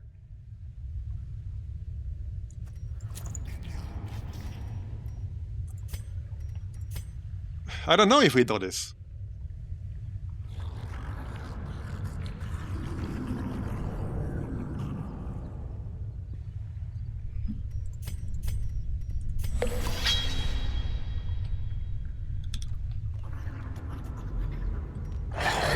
Oh, yeah, no, I can't do it.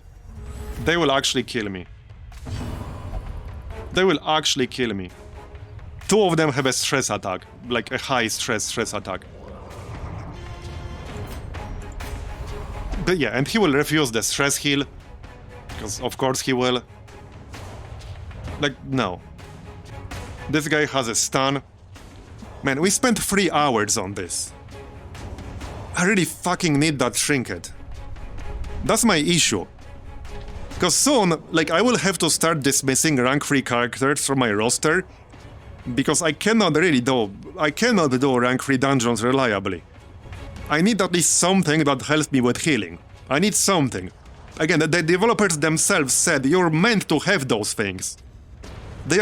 These dungeons are balanced for you having them. And soon I won't be able to do level 1 dungeons without dismissing level 3 characters I invested time and money into. Like, that's my issue with the balancing here. There should be, like, at least one level 3 dungeon that's easier than the others, so that you could do something with a fresh level 3 group.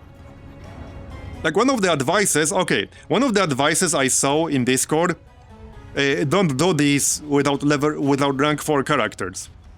Like, somebody unironically said that you shouldn't do this without rank 4 characters. Okay, now tell me exactly how you get rank 4 characters without doing any rank 3 dungeons first. Tell me how you do it. I would like to hear, like, how exactly you can get rank 4 characters without doing any rank 3 dungeons. I would like to hear. Like, I'm not, like, ironic. I would actually like to hear how. They can do rank 1 dungeons. You don't get a resolve experience if you fail. So how are you supposed to get rank 4? Yeah, well, they are a necessity. The difficulty is balanced, like, around you having them. That's why many of them are so powerful. They are not overpowered because you're meant to have them.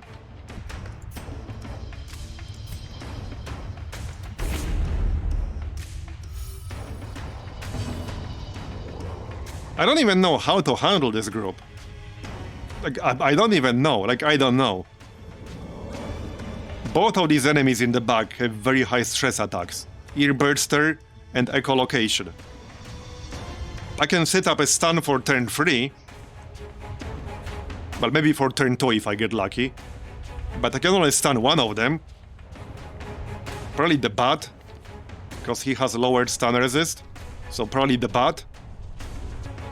But I'm not nearly guaranteed to land this. Like, I failed to land Ambercurse multiple times in this dungeon already. I could mark one. This is actually no, they would resist the mark. I can't land the mark reliably. Their resist is way too high. 75% mark resist, that's way too high. Even with this debuff stone, my chance is too low. Way too low. I could mark the cultivator. Most likely. Because he will give all the other ones a regen. Strength of the Carapace will give them protection and regeneration. I've played hundreds of hours of Darkest Dungeon 1 and 2, but even this overhaul is too hard even for me. I mean, I did too! I have hundreds of hours in Darkest Dungeon 1. I have hundreds of hours on YouTube. Like, I can tell you how many Darkest Dungeon 1 videos I have on YouTube. Actually, I'm not sure if I can tell you, like, quickly, offhand. I actually can. Okay, one playlist 58, second playlist 67, third playlist 62, fourth playlist 69. So let's assume each one of them is probably at least half hour, some 1 hour. That's usually one dungeon like per video. So I will tell you exactly how many. That's 256 videos. Let's like assume very conservatively that it's 30 minutes each. It's way longer. I can tell it's longer. It's definitely way longer. But it's easily 150 to 200 hours just in videos I have on YouTube, and then I played it a lot on my own. So I have hundreds of hours in Darkest Dungeon, and like... I thought the balance was fine for level 1 dungeons, but it's a bit too much for veteran. Like, this is just too much. I did a good job in this fucking dungeon. I used every trick in the book to do it. I had 65 fucking % scouting. Like, and I still basically failed. Oh, somebody commented on Champion Dungeons, I think, yesterday. Apparently in Champion Dungeons, like, most of the enemies can reduce you to 0 in one hit. So, there you go. Man, I still want to try. Okay, let's mark the cultivator. If this fails, I will lose so much momentum that I'm probably just going to retreat. This has to land. I will lose so much momentum in this fight. If this doesn't land, I probably have no chance. So this has to land. It has to land. There. The debuff didn't land, but the mark landed. Okay, the debuff was a dodge debuff. So that failed. And he has 60% debuff resist. I don't have a trinket that increases my debuff chance. Right here. That's the best one I got currently with plus 20. I have full rank vulnerability hex. So we had 140% base. Like, their resists are too high. Like, he had 20% chance to resist, which is really high. It's completely reasonable to expect the enemy with 20% chance to resist multiple times in a row. I will tell you that in XCOM 2, if I have 80% chance to hit, I always have a plan B. Always. But there's no plan B here. Either that lands or you're fucked. I mean, I'm not fucked yet, because the mark landed, fortunately. What's his bleed? Okay, I'm not gonna bleed him. Switch... here, okay. Oh, this is still round 1. Honestly, okay, it might be worth taking a gamble here. I actually think it's worth taking the gamble here. This is 38% chance to do 20 to 39 damage, because I have such an absurd bonus to marked enemies. It's actually worth taking that gamble. I wouldn't count on it hitting, but the reward is worth the risk. Like, this is the case where the risk is worth the reward. Because my other option is to do 6 damage, which is guaranteed, but it's only 6. It's not gonna really do a difference. Okay, it was still worth a try, though. Yeah, now he will use that shit. So here's the problem. Here's the problem. If I get a heart attack on the occultist and then retreat, I will lose my putrid garlic. It's safe to assume if I lose putrid garlic, I'm never getting it back. So that's the risk we're talking about. If I don't kill this group, because you normally get those from champion dungeons. Yes, but I haven't seen him even once and I've been playing this for 60 hours. It's like 1 in the 1,000 hours event. Here's another problem.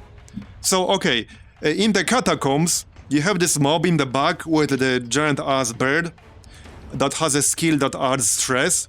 However, that skill does not work from the front row. These assholes have a skill that does work from rank 2. So even if I pull him forward or knock back this breaker, that's not gonna do shit because he can still use it. He's a champion. Okay, that's actually stupid. Because you're required to do that to be able, if you need your trinkets back that are specifically required for higher level dungeons, you're basically in a situation where you have to beat a level 5 dungeon to get trinkets that you are required to use for level 5 dungeons. Either make it so that the difficulty curve is lower and you don't need optimized trinkets to beat these things, or move it to a lower level dungeon. So if he dies and I don't beat this group, this is lost forever. And this is my only healing done trinket, like, in my entire roster. I don't have any other healing done trinket, not even a common, uncommon. I do not have a single one. I had a plus 20% on a common, I don't even have that anymore. I had 2, but I lost them to a boss. Also, it's possible that you will not get the trinkets back to the mechanic from that boss. I would have to check, but if you lost a character to the hag, I don't think you could get the trinkets from that character from the... like, whatever his name was. Could you? I would have to double check.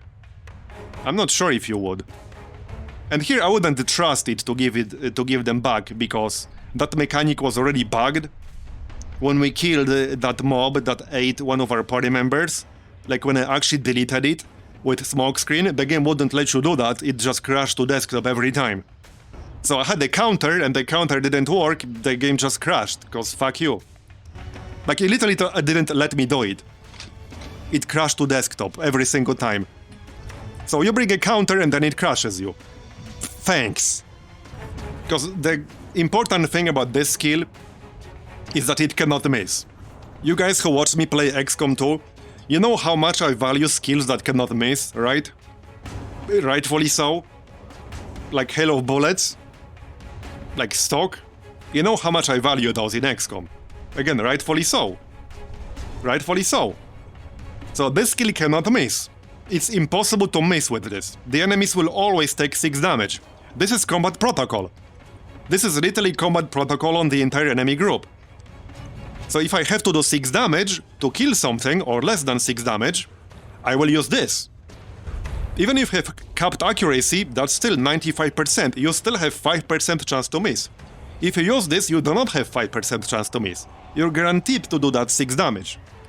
So it's basically combat protocol.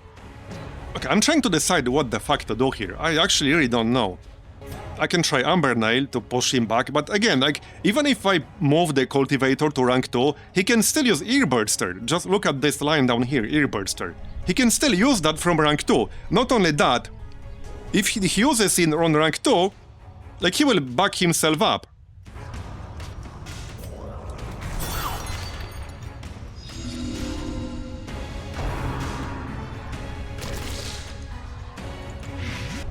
But yeah, my issue is that I can't play rank 3 dungeons properly. Like, I've used every trick in the book to try to complete this, to get that trinket. It took me 3 hours, and I'm still about to fail. Like, I used every trick in the book that I had. I got fucked by RNG hard a few times on the way. I had 65% scouting. Like, we got some insane misses earlier that killed my momentum on a few fights. We got this stupid paranoid affliction, and I still got almost to the end.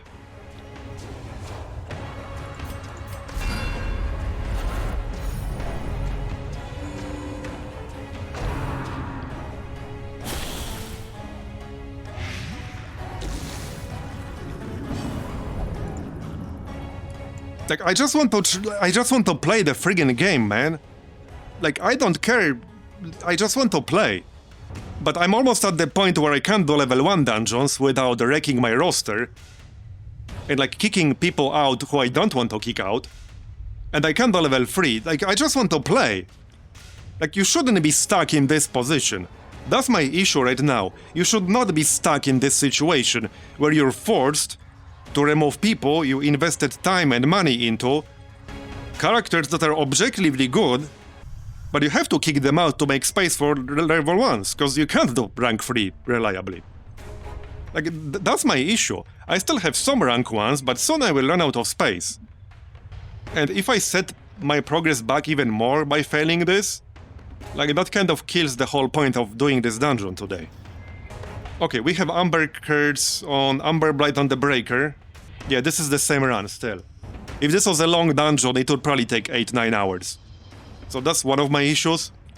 Like, the Caverns were toned down in today's update, but not enough. I don't think it was enough.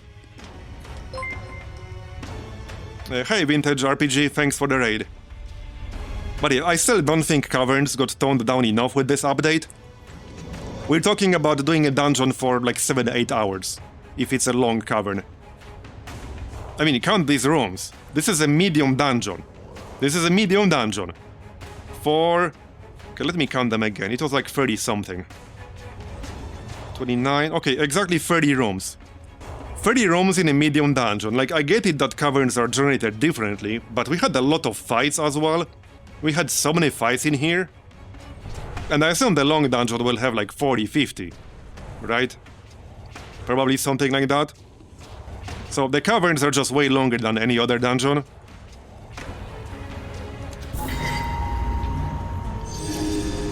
Here. Okay, Amber Blight landed.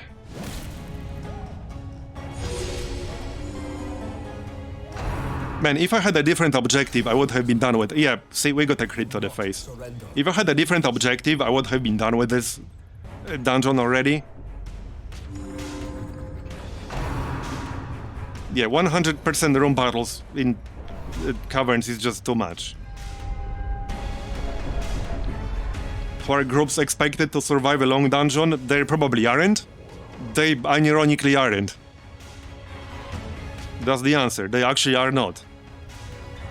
No, Mr. Bond, I expect you to die. Okay, well, here it is, all that setup. The memento trinkets, by the way, I can't afford to lose those. I have 90% chance to hit, 30% crit, 20 to 39 damage. We could almost do a prediction whether this will hit or miss, but not gonna do that. And this could easily, like, invalidate that entire setup and just miss. It could. Okay, 21. That's more on the low end. That's on the low end. So 21. I'll need at least 2 more attacks, maybe 3 more attacks to kill that thing. And dodged my stun. Dodged my stun. So this entire setup with Amber Blight for the stun, and it dodged it. This would have stunned it for 2 turns if I hit that. Guaranteed. But it dodged. Like, it dodged. Yeah, minimum damage. Okay, so here's another RNG part. I need Exsanguinate to land. We already missed this twice in this dungeon. I already missed this twice in this dungeon. Twice. At least I'm pretty sure it was twice. And the problem is that I need the damage from this. Like, I objectively need the damage from this, and I need the heal. 95% on this guy. This has 5% chance to basically end me. But I need the damage and I need the heal. Like, I need it. There's no ifs or buts. That rest doesn't matter. It's the heal. As long as it hits, it will heal me back to full HP. And it will do pretty damn good damage. That's what I need. It's not, though. It's not. You can fail in 95. I failed in 95 several times already. Now, I would be better off killing this Breaker guy, because he will use Swarm if I don't. He also has less health and lower bleed resist, but I have slightly lower chance to hit him. Okay. So that should kill him. But again, I needed that to land. I'm still not out of the woods in this fight, don't get me wrong. That stun not landing could have killed somebody here. Like, that stun, the 2-turn stun on the bat not landing, that was really bad. That was really, really bad. So, okay. I don't necessarily need healing right now. I can mark it and then shoot it, because I have a massive chance to hit increase. I think... Okay, I think echolocation... I don't know. I'm not sure if Earburster or echolocation is worse. They can both be used from rank 2. I think echolocation is a bit worse, but I'm just trying to remember from memory. Okay, good. Even got a crit for some stress reduction, but we're still, like, not out of the woods. So now, Fury of the Ancients. Yeah, I have a 93% chance to hit it. I already failed, like, already missed earlier on an earlier turn. But this will stun it for 2 turns as long as I hit. There's no chance to resist the stun itself, because I have 160% base. So as long as I hit, he will get stunned for 2 turns, but I have to hit. There we go. So now he will be stunned. Now we need to deal with the Cultivator, like, before he uses Earburster. Another shot. So this is another 90% chance to hit, 30% crit, 20 to 39 damage range, non-crit. So the last time we got 21 damage. Now I need at least 30. There we go. Killed it.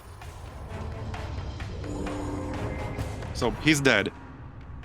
I think we can beat them. We're still not guaranteed to be done. Like, there could be a fight in this room. There could be. Like, could be a fight in here. You know, I wonder, because the patch says... Okay, hold on.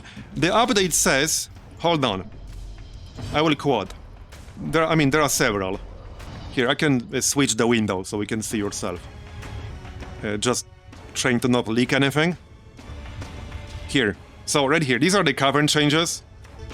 These are good changes. I think they're not enough, but they're good. However, I wonder if they didn't reverse this part. Cavern missions now have an average of 1.52 less room battles. I'm starting to wonder if they didn't accidentally give them more room battles, not less. I'm actually genuinely wondering if they didn't by accident give them more room battles, not less. Maybe not, but I mean, like, this dungeon has been ridiculous for a medium dungeon. Like, way too many fights. Okay, I think I'm better off just hitting the bat. Because, yeah, it's stunned, but I still have to kill it. This guy can't add stress directly, but he can crit me. My chance to hit is kind of low. Amber Blight might actually be better on him. Or let's just heal ourselves. True, we didn't have that many in the first third of the dungeon. It's mostly the scouting that screwed me over. Like, having to explore this little bit of the dungeon, that actually kind of screwed me over. And I did what I could to increase my scouting chance. We had 65% scouting. See, that's one of the things I like in Darkest Dungeon 2. You can make a decision, because ultimately, like, you make decisions to sacrifice one thing for another. So here I sacrificed some other camping buffs to get scouting camping buff, which didn't really do anything for me.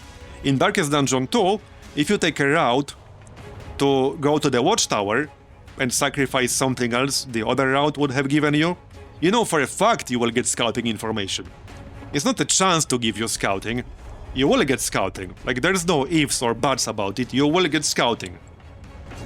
And like, I get it, this is how Darkest Dungeon 1 was designed, but as much as I love this game, like, there's a little bit of too much RNG in some areas of it that do not have to be subject to RNG. Or there could be some kind of grace period, there could be some kind of pity timer. Like, take mobile games, which is like the most predatory form of gaming that exists anywhere in this industry. Even friggin' mobile games have pity timers, right? They're not like doing it for you, like they're not doing it to be nice. They're doing it so that people who are paying them money won't rage quit. That's why they're doing it. They're not doing it to be nice. But even those games have pity timers, like when they're subject to RNG. This is something I always said. It's a good practice to have either weighted RNG to some extent, or have some kind of pity timer for certain mechanics. Because otherwise, you will get some people out there, if you have millions playing your game, who will get screwed hardcore. So it can be a good practice to have some kind of pity timer at some point. Personally I think, if your scouting is at least certain value, you should be guaranteed at least one scout in a dungeon, or two, or whatever it might be. That's one possible way I would change this.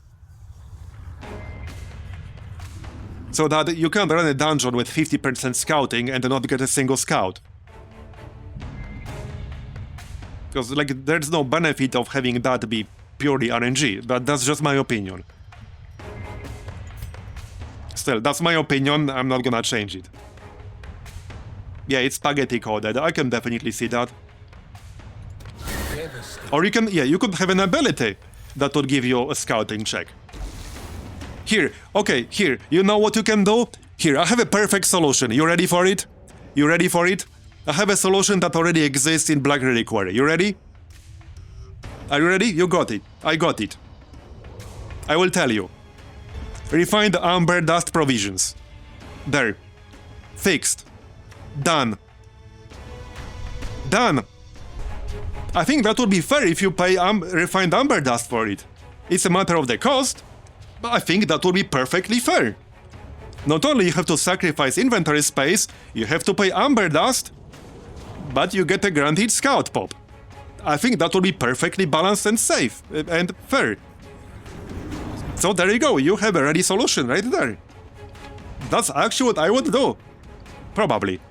I don't know if that's exactly what I would do, but it's one potential solution. I don't think that would be broken or overpowered. I think that would be perfectly fair. Make it cost 5 refined amber dust, whatever. I don't know, 3, 4, 5, 6, doesn't matter what it costs. Make it exist. You have 2 refined amber dust provisions already. One of them gives you block. It's expensive, but yeah, that's the scale you normally got from the shield breaker, right? Now it costs refined amber dust, which is perfectly balanced. I think that's totally fair. It's a very, strong provision, a very strong consumable. But when you have to pay refined amber dust for it, I think that's fair and balanced. And it can potentially save you from a death. You can use this on somebody who could push to death's door. Save them from a death. I think that's perfectly balanced and fair. So use this for scouting. Again, I'm not saying it's a perfect solution. It's a solution I would use, within the rules of the game as it exists right now.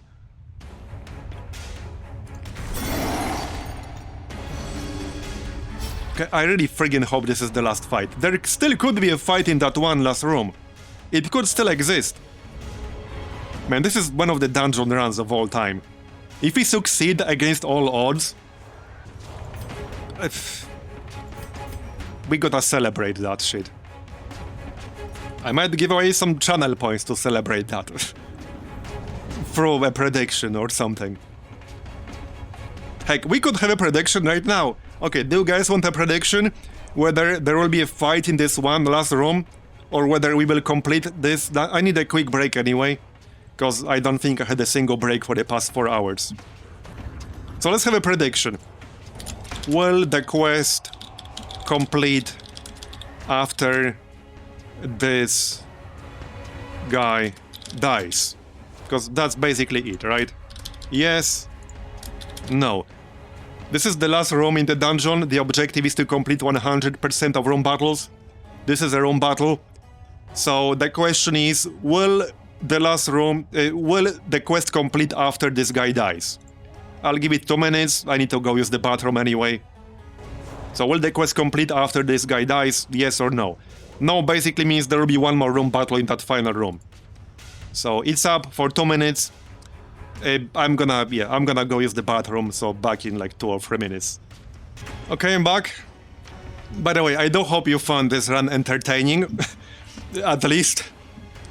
Because, well, if me getting wrecked by RNG is entertaining, I'm cool with that. So, you can insert, that one scene from Gladiator. Are you not entertained? Yep. Are you not entertained?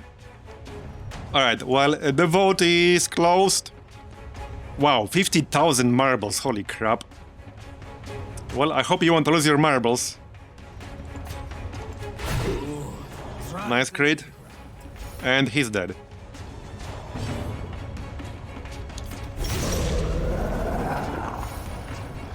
Alright, here we go. First the loot window, that doesn't mean anything yet. 5 refined amber dust, hold on.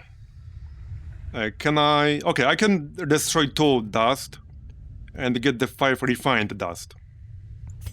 Or I can destroy the jade. Give me a second. Okay, let's destroy the jade. It's not done. It's not done. Fuck you, TOE game. Fuck you, TOE game. We're almost 3 hours into this dungeon, I swear to god. They actually reversed that change. They added fights in here. Not reduced. I don't know.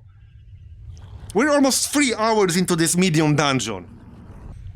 I went 162 stress. I will have to give up this trinket.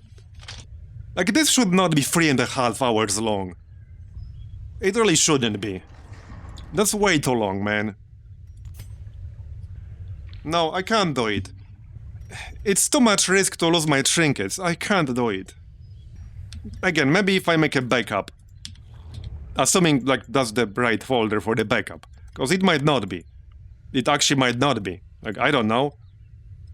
If I lose my flagellant trinkets, the musketeer trinkets, like, no. There could easily be 2 more fights in here. There could be a fight in the corridor. Like, there could be a fight here. And then still in the room. Like, that's completely possible. Alright, I might as well use up all my food. Because this is it anyway. Like, this is the last room. But this dungeon was actually bullshit. Like, this was actually bullshit. This should not took almost 4 hours. Or 3.5. Like, it really shouldn't. Yeah, and the hunger check at the end, too. The problem here is stress. So I need to switch out my stress reduction skill, because this makes him take more stress, unless he's a religious target. I guess I'll just take Reclaim. I can take Suffer. Okay, let's take Suffer. That doesn't add stress, right? Why can I not click? Okay, it does not add stress. It's probably gonna be some bullshit in this room. Yeah, okay, Kvaros has spawn chance at 50 light, and I can't make it go any higher.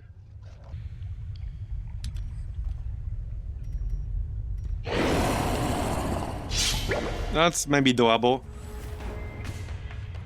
Okay, none of these have a stress skill, other than when they crit me. But I can't make my light go up anymore. But none of these have an actual stress skill. They can still crit me in the face, but they don't have a stress skill. 2 of them have Swarm. So that's fun. And 55% protection. But no stress skill. Like, okay, look, I don't care if somebody dies. No, I do care if somebody dies. As long as we win, we get our trinkets back. So if somebody dies from a heart attack, we have to beat this group. Because if I beat it, I will get my trinkets back. I will have to destroy something in my inventory, but I will get them back. Who do we kill first, though? Probably one of the swarm guys, but now they're in the back. I could kill the hunter first. Okay, tunneling was a self-buff. Yeah, I think it is. I can change it around. But yes, that one is sub-only, yes.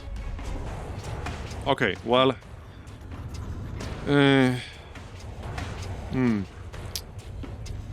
Well, we have a better chance to hit him. He has more protection. But I have better chance to hit him because he has less dodge. But he has more bleed chance. I don't remember what exactly tunneling did. I don't remember the exact effect of tunneling. Oh yeah, I know, it moves it forward. Right, yep. That's it. It's used from the back row.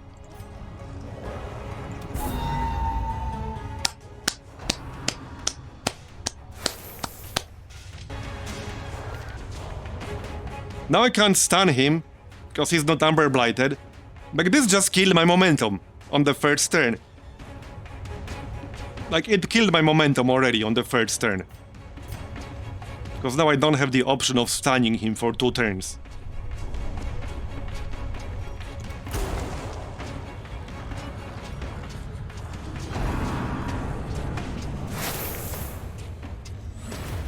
I can show this dungeon run to anyone who says that, like, I'm exaggerating about my luck. No, I'm not. Yeah, another fight. Like, no, I'm not. Well, I can Amber Nail. Okay, this would disable Gush the Amber on the Hunter. If I push him back. I don't necessarily need healing right now. So Amber Nail, yeah, 84%. I can still do it on this guy. Less likely to land, but he has less stun resist. But 65 is still low. With 65, I would still have only 5% chance to fail the stun. There we go. So at least we have 1 Amber Blight. That's, I think, Blight. Yes, it is. 168, 162. If I had like 2 bats in here, I would have lost, basically. Fortunately, I don't. So, the bleed might still land. I have, what? 145. He has 70%. I have 75% chance to land the bleed. It's still worth hitting him. Okay, nice. Friggin' thank you, we got the crit. And the bleed. Maybe RNG took pity on me. It was like, Jesus Christ, this guy. Alright, I needed 2 more damage on him. Amber Curse would actually do 2 damage. Okay, so Amber Curse has 10% higher base accuracy here. It only does 2 damage, but 2 damage is all I need. None of these other guys have a heal. So, as long as I land Amber Curse, the damage, he will die from the bleed after that. And he still has an action on this turn. This is just the start of turn 2. He will go last, he only has 5 speed. This friggin' guy has 22 speed. So we should actually hit him with Amber Curse, just purely for the damage. Because I don't care how much damage it is, as long as it's at least 2. And it will be at least 2. There. It's exactly 2. Now he has 9 HP, and he will take 9 damage from the bleed, so he will die.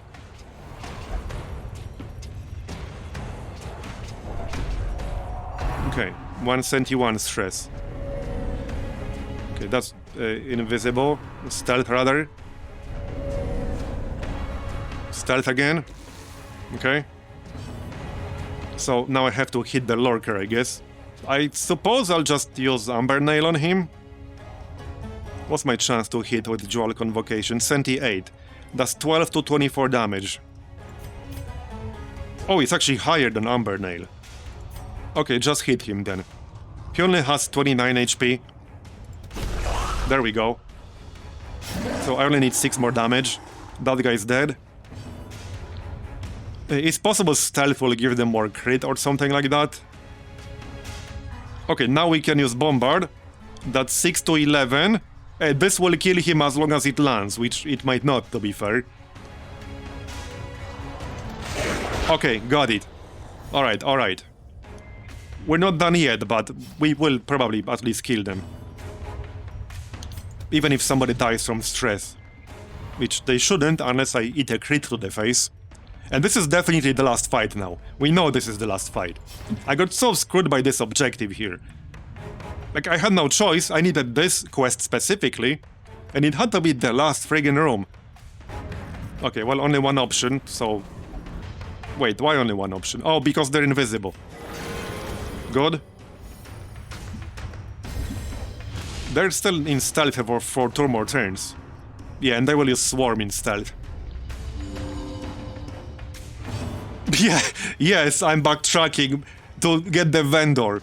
Yep, let's backtrack to get the vendor. Oh, this is a bit of a troll. Okay, this is kind of a troll. This is actually troll.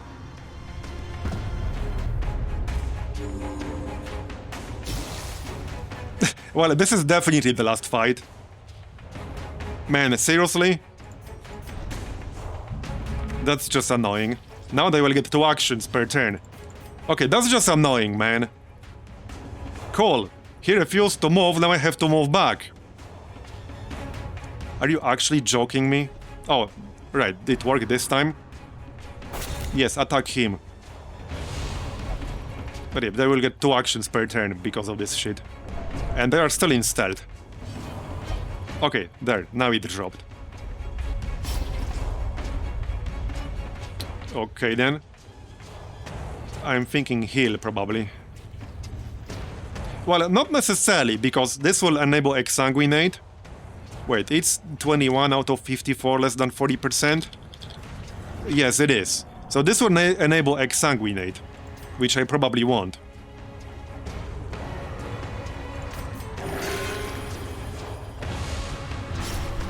Not probably, I want it. No probably about it. Yeah, this swarm mechanic here might be bad. With 2 swarm enemies. Again. Yeah, that was going to happen sooner or later. Okay.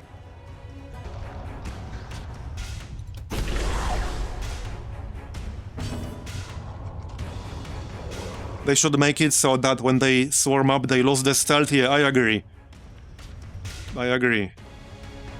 That would be reasonable.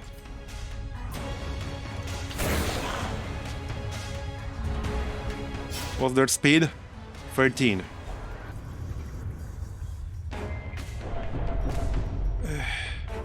Alright, now I need this to land. 80%. I need this to land. Got it. Okay, it's not enough, but we healed ourselves. They have a lot of health and 2 actions per round. Yeah, this swarm stuff is nasty. There's a good chance somebody will hit 200 stress here. I should still be able to kill them. I think, I hope. It depends. Okay. So 1 more action each. Fortunately, that also means they're taking more bleed damage, but it also means they're hitting me more and having more chances to crit my ass. Okay. 193. I have a feeling the flagellant will die. So I need 2 damage on this guy to make him die before his next... Yeah, he will probably die. I think he will die. 93%. Okay, got it. Well, so let's see if it's true that you die instantly from 200 stress. That's what, like, people told me. I think we're about to find out. 70% bleed. It would be nice to land a bleed, but I'm not super likely to land it with a musketeer. And he does have 30% protection. Okay, nice. Crit. Reduce stress. Okay, didn't reduce it on the flagellant. Still a nice crit, though. This might actually kill him, right here. I just need to hit. Did we do it? Did we actually do it? Holy shit, I think we did it. We did it, chat. Yeah, no, he died instantly. He died instantly. So there you go, confirmation. For anyone who had any doubts. You die instantly the moment you reach 200 stress. Now we have confirmation. If you say this is a bug, maybe it's a bug, but this is how it works. Yeah, I'm not gonna test that shit again, sorry. There. Alright, well, I did get my stuff back. I got the trinkets, that's the important part.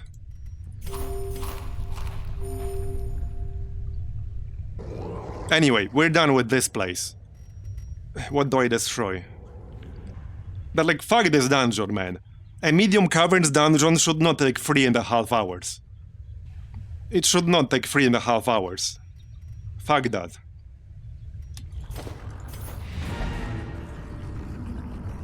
I could roll back to before that fight and do it again. We got pretty lucky on that.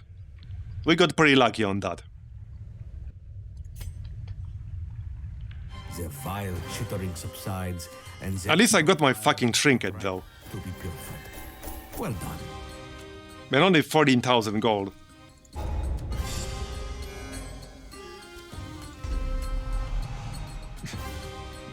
Okay. Okay.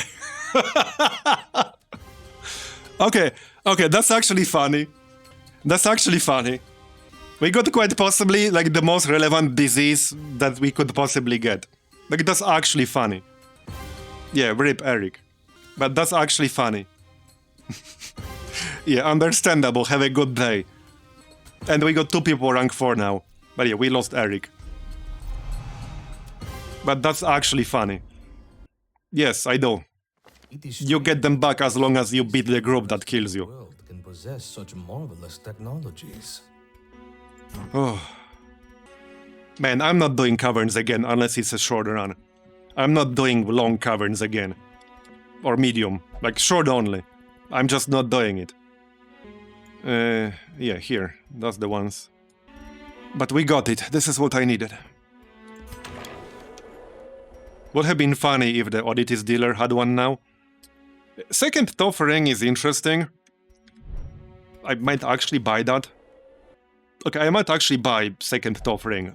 I'm considering it.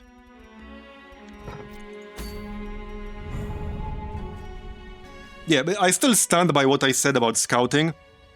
So what I would like to see... Okay, because I don't think this will be overpowered, okay? This is my suggestion. This is my constructive suggestion, alright? As a player or whatever.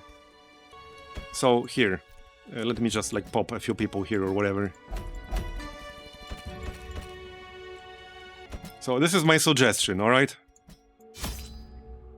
You have these two provisions here that cost amber dust, or yeah, refined amber dust. Aegis scale, which used to be the shield breaker item. Now we can buy it with 6 amber dust. And the ginseng powder. And another item here that can be bought with refined amber dust. I don't care if it's 1 per dungeon, 2 per dungeon, I don't care what the cost is. Like, have one for scouting. To give you, let's say, a guaranteed scouting pop when you use it. Something like that.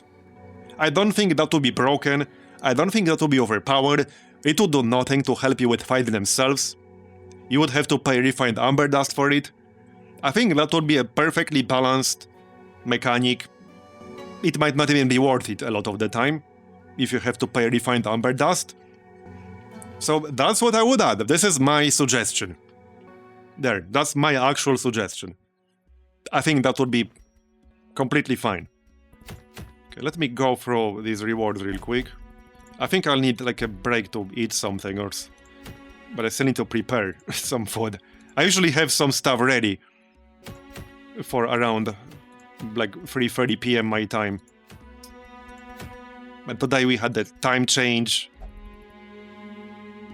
It threw off my schedule a bit. Okay, that's interesting. Not sure if I would use it, but...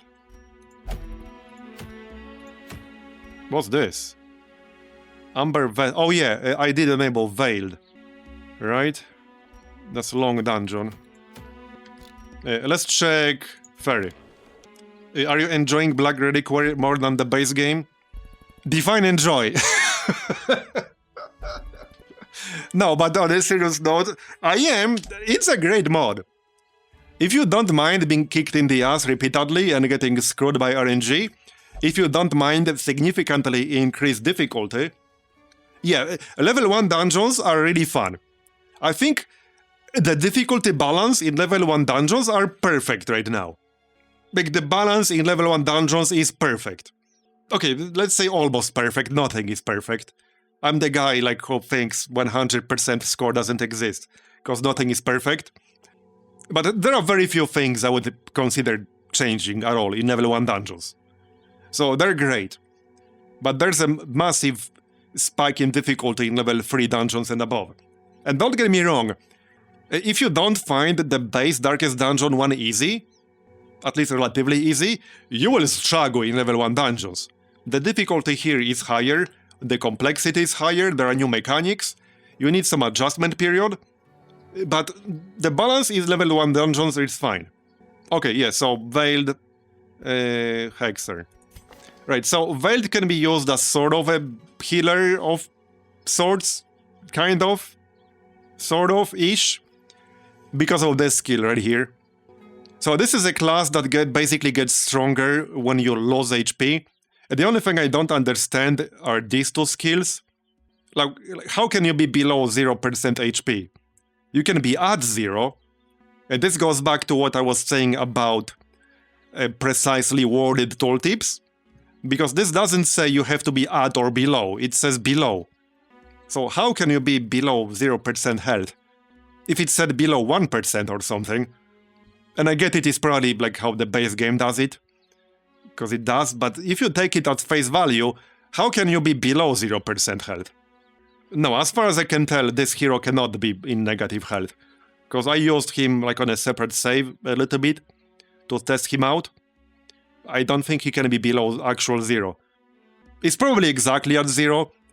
It's probably exactly at 0. But why not say something like the Flagellant Trinket says? Where was it? Here. So there's already like precise wording that exists in the game. when something can only happen if you are at death's door. Why not say that? Because there's no ambiguity on this one, so I'm still not sure how these two skills work, or when you can use them. Because I'm pretty sure you cannot be in negative health. It does change the death's door penalty, but you still get death's door. Yeah, they are death's door skills. Yeah, but that's what I mean. Why not just say something like this trinket says? Plus 60% healing received at death's door. Like, why not just say you can only use this at death's door? Like, I don't get it. For me, it's just confusing. Why not just say valid at death's door? If you can't be in negative health. Like, it should just say that. No? I think it should just say that. Because initially I thought that these are like placeholder skills that are not finished, and they are not meant to be used. Like, I thought that's what this is, because, you know, this mod is not finished yet, it's still in early access. So I thought, like, these are placeholder skills that are not meant to be used yet. Because when I was given the key for this, like I was told, there are certain things in that still exist that are placeholders. Mostly art. Thanks for 42-month resub unstable voltage, appreciate it. But yeah, like I was told when I received the key that some art still has placeholders. So when I saw this, I thought like maybe this is a placeholder. Because at face value, this is a condition that's impossible to meet. Like you cannot meet this condition. Because you will never be below 0% health, you will only be at 0. Yeah, maybe it's different on skills and trinkets, like that's possible. However, it could have been explained on this tooltip. I'm pretty sure they can put whatever they want on this tooltip, because like this has a lot of very custom explanations. So it could have said it on this tooltip, to like avoid the confusion. Like just say that Pierce the Veil and Death Wish are skills that can only be used at Death's Door. Done. Just say that. Like I get it, you can just test it and find out yourself. Like this is just a nitpick, don't get me wrong. This is mostly a nitpick. So this is a nitpick, but I think it's a valid nitpick. Yeah, so what I was saying. So here's the reason you can kind of use this guy as a healer of sorts. Probably not as a primary healer, but he can do okay as a support healer. Because this is actually a better heal than Vestal's heal. I mentioned this a few times before. If we ignore the horror curing part, because the Vestal sure can cure horror, but most of the time when you are healing somebody for health, that's not relevant.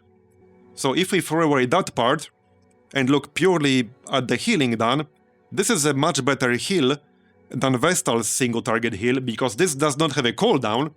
Vestal's heal has a cooldown, this has no cooldown, and it does more base healing. It's 8 to 12 at rank 1.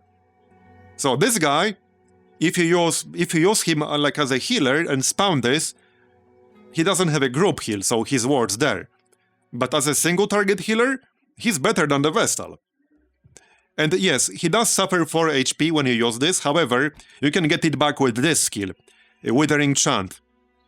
So this self-heals for 20% of your max health, and debuffs the target for healing received, and marks yourself, and it does debuff you, but you can get debuff resist and try to resist this.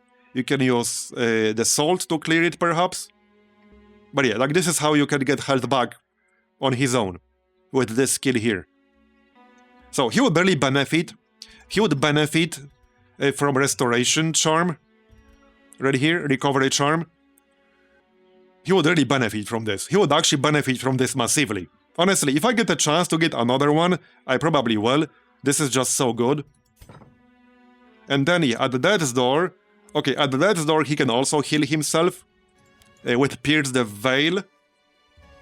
So this will stun the target for 2 turns. Okay, I think this is the only other 2-turn stun in the game on your actual heroes. On the Veiled, if you enable Veiled. So the one that already exists is on the Judicator. If the target is Amber Blighted, this is the other one. But this one has really harsh criteria you have to meet. You have to be at the Death's Door. But this is a 2-turn stun. It also heals you for 30% of your max health. And debuffs the entire enemy party to make them do -6% crit This is nice because not only this decreases the damage they do, on average, statistically, it will also, on average, make you take less stress. But yeah, a debuff resist would be a very good stat on him. He has 50% base, 40% base, then resolve level. I think I have an item that gives me like plus 35% debuff resist. That would be really good on him, actually. I'm pretty sure I had something like that. I think I did. Might have been common, actually. I have blight resist. There, here it is. Plus 35% debuff mark resist. This would be a great trinket on him. But you can resist Occultist Bleed. What are you talking about? You can absolutely resist Occultist Bleed on heal. I do all the time. I don't know what you're talking about. That's why it doesn't proc so often. It like rarely pops up with this mod.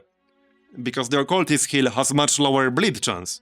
So a lot of your heroes will have high enough bleed resist to just resist it outright. You don't get the resist message because you just don't get resist messages as a whole in this mod. Because of like some spaghetti stuff. Because I asked about this. Oh, right, to Flagellant self-bleed, right. Yeah, but I think that's different because that's like a self-bleed he puts on himself. Are you talking about Suffer? Yeah, you're talking about this, right? I think that's a different case here. I think that's actually different. Redeem? There's no bleed on the Redeem. Reclaim. No, you can resist this. You can resist this. It even tells you what the base is. You can't resist this one. Because this is not an actual, like, bleed. This is, like, a mechanic. Hence why there's no chance attached to it. Like, I'm pretty sure this will always make you bleed, but you can resist the reclaim one. Like, it even tells you you have 130% base. You can resist this. Oh, that's what you were saying. Right.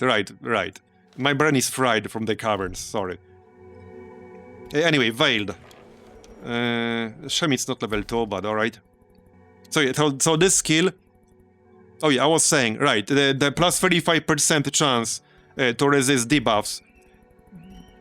He's probably the single best class to use this on. Because of the self-debuffs that are quite severe. So I would definitely use that on him if I give him a shot.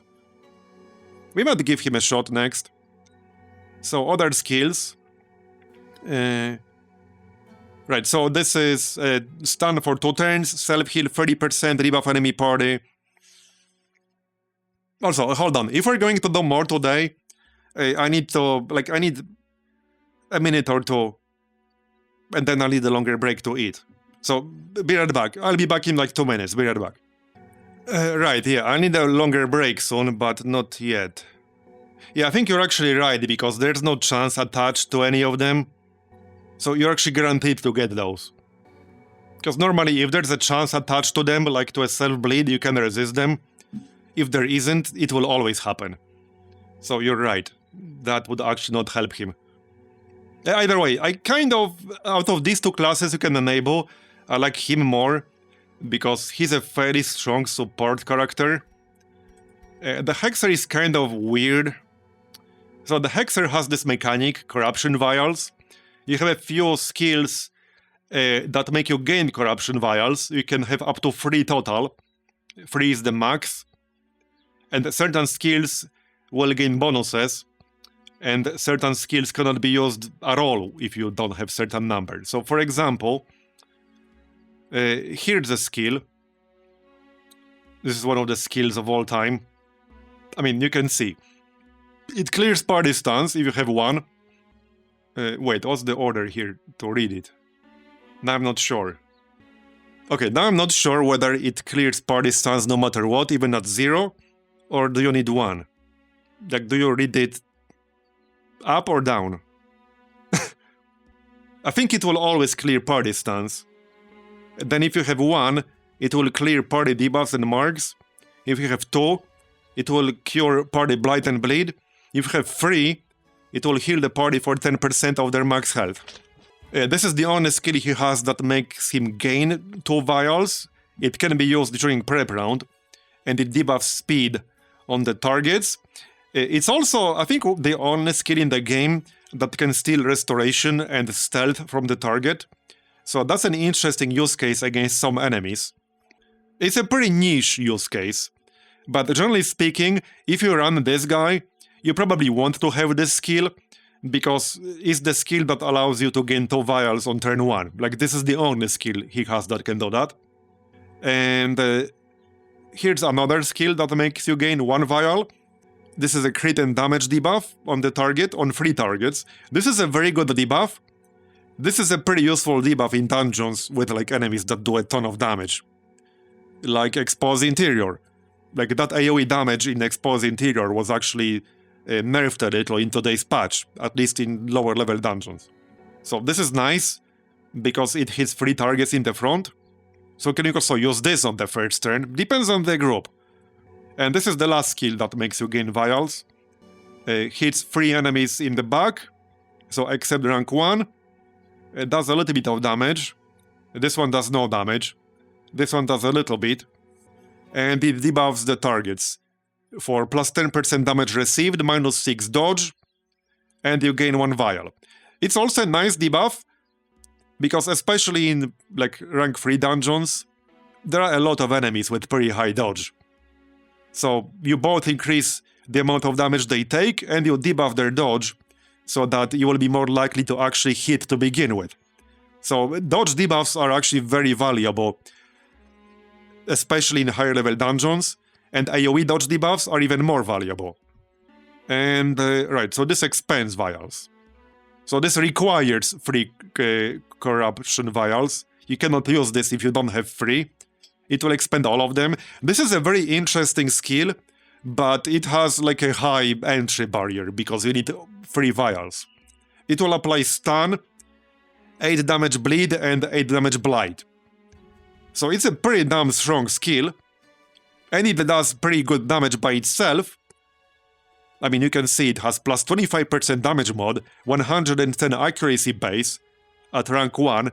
This is a very strong single target skill, but you have to have 3 vials.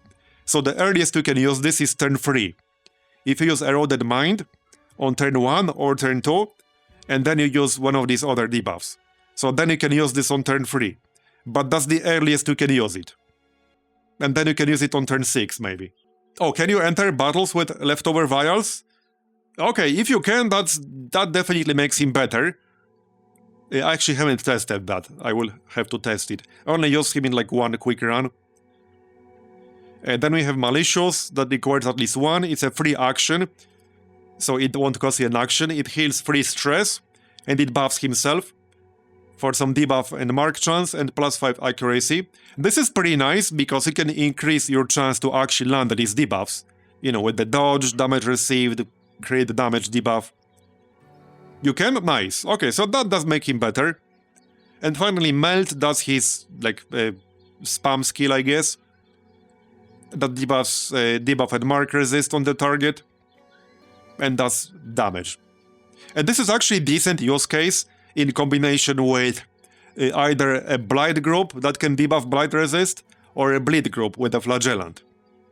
So that's a decent use case, with either a Grave Robber who can debuff Blight resist, or Flagellant who can debuff Bleed resist. You can just push down the debuff resist on some enemy to be able to land that stuff more reliably.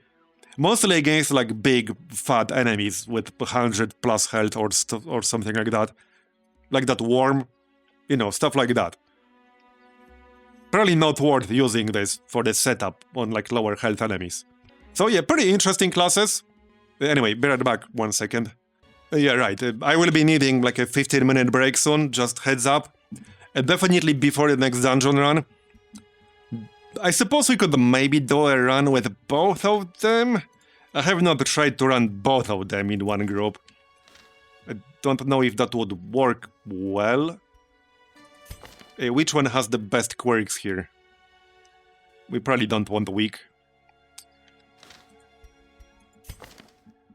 Yeah, I probably don't want this. Hippocratic is nice. I guess this actually doesn't matter. Well, it kind of does matter.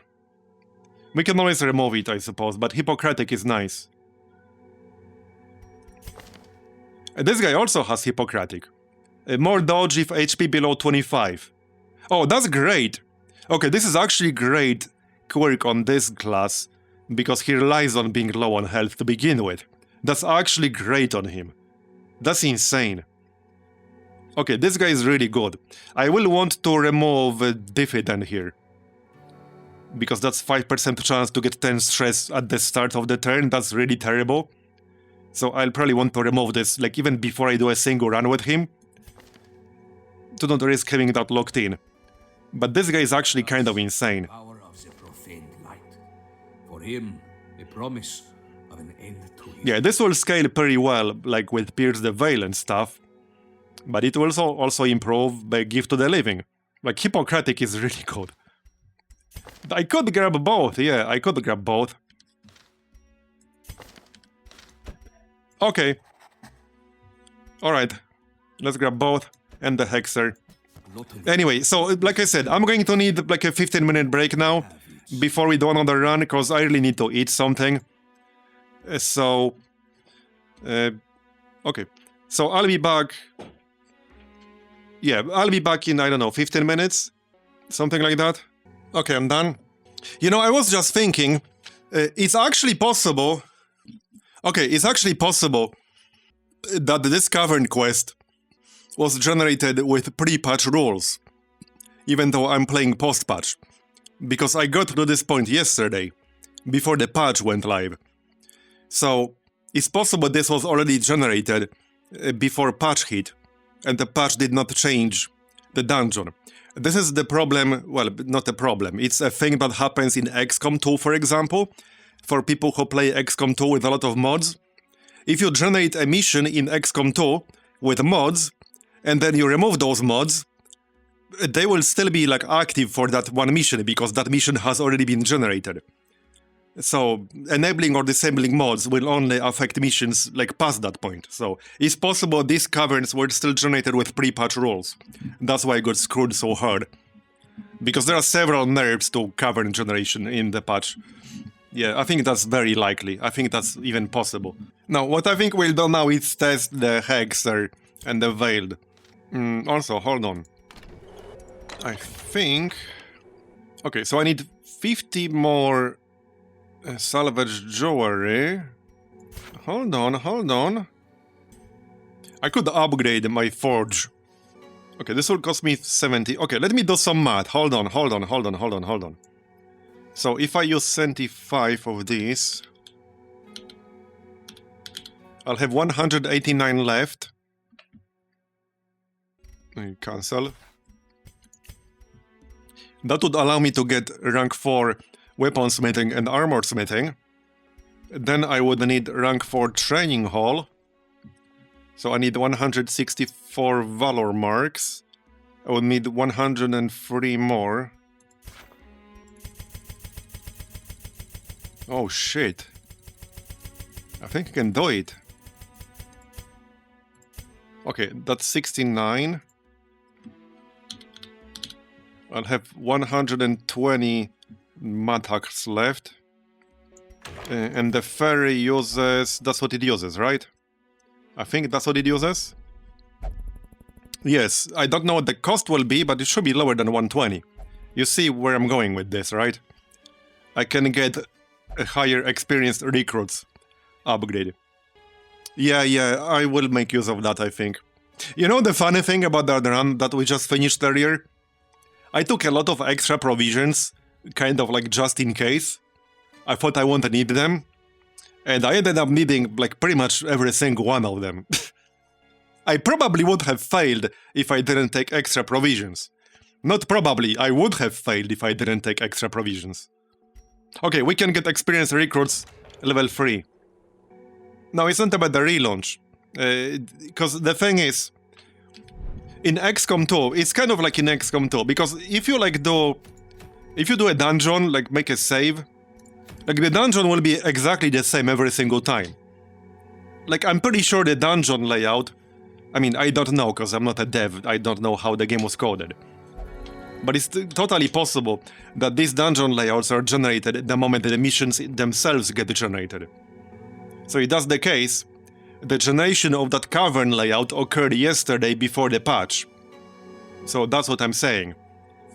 Therefore, the patch which changes the way caverns are generated would not have been applied until I did one more run to like regenerate the caverns. This is what happens in XCOM 2. In XCOM 2, the full mission is generated the moment you get offered the mission, not when you start the mission. So the generation occurs the moment you get offered the mission. If you save the game without starting it, then turn off a bunch of mods, or turn on a bunch of mods, change your mod setup. All the mods that you were using previously will still work for that mission, because it has already been generated. Like, you can't regenerate it.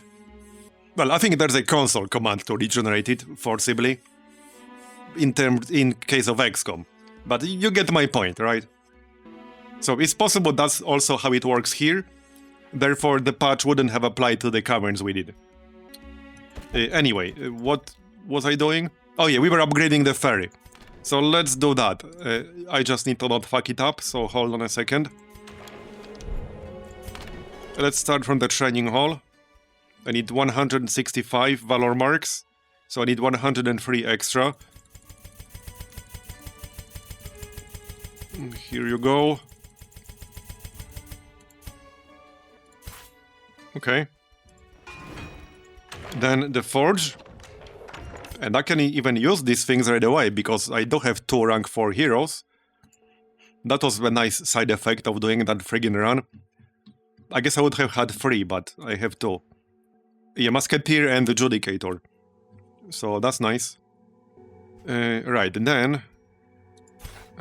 again, I want to not fuck this up. I need 50 salvage jewelry. There we go, 50. And then we can get the ferry upgrade. There we go, only 20. Done. Now we can occasionally get Heroes of Resolve level 3. It will take a while to get like a decent amount of them, but we will get them on the next refresh. So there's only one more experienced recruits upgrade left. So this is nice.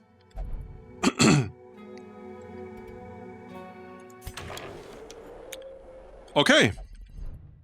How many flagellants do I still have? I have a bunch. Because I just lost one. Okay, we do have 4 more flagellants. One of them is level 2. He has bad healer. I probably want to remove that. Yeah, okay, let's remove that, because that's terrible. I need to upgrade my clinic as well, but I'll need more salvage jewelry for this. It's fine. So let's remove bad healer.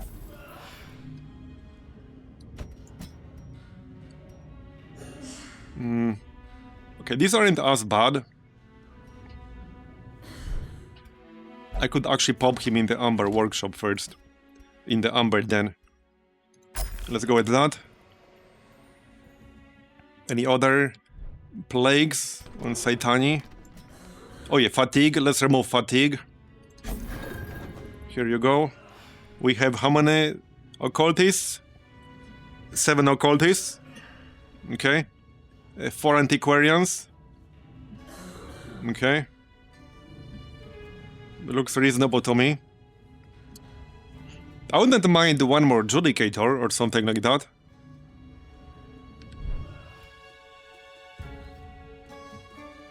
Any stress healing? Yeah, let's just convert some Amber. I should also upgrade the Amber workshop. So reduces treatment cost. Yeah, that's probably worth it. I'll need more tech, but that's slightly lower priority. Increases number of slots to 3.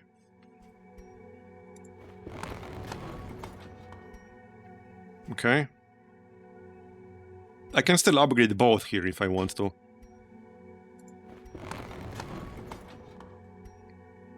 I'll have 1 left. I think this is good enough. Okay, no, this is good enough. I don't need some tech. So let's do that.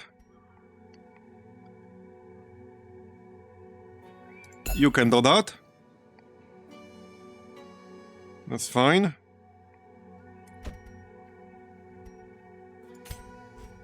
I think we're good for now. Let's check the trinket vendor. Oh yeah, I already checked earlier. I was considering buying second top ring. It's not like the strongest trinket ever, but it's decent.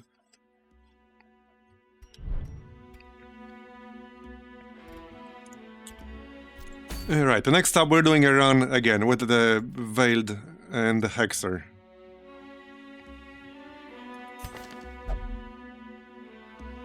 I'll probably want to remove Tactless, but not right now, I think. I can't do it right now. It'll be fine. I mean, like, this is the throwaway level 1 hero for now. He doesn't have any OP quirks here.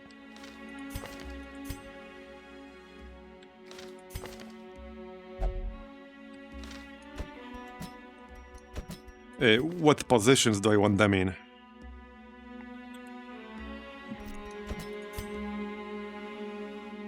Okay, they both have the first skill cannot be used in rank 4.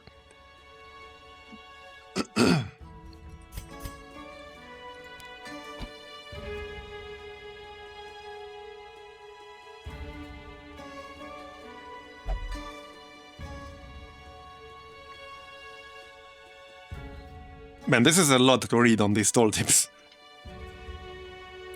I'm keeping the heal from Death's Door.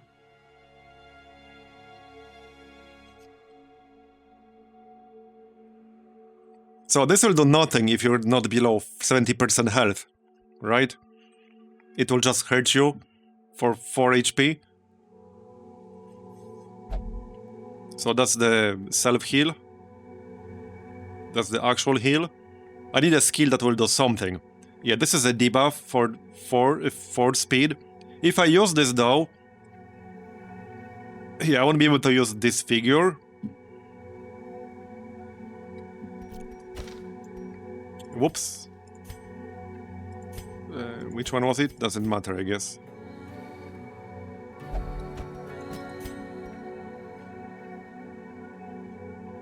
Oh, which one is Mark? Oh, this one is Mark. Okay, that's useful, yeah.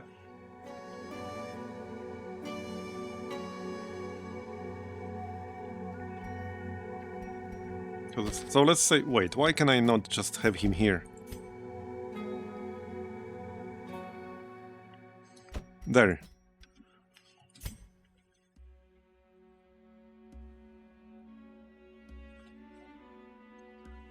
I just need to decide which one of them will be in rank 3 and which one in rank 4.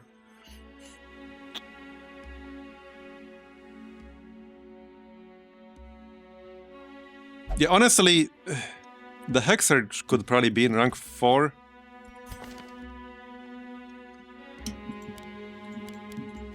So we probably want this because that's 2 vials.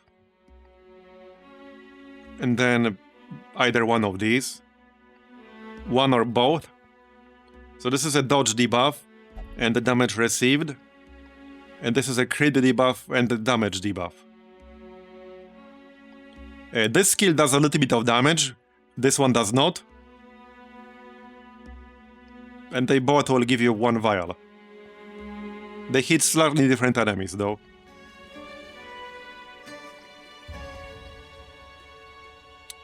I like dodge and damage received. I assume they will stack too, if you use them 2 turns in a row.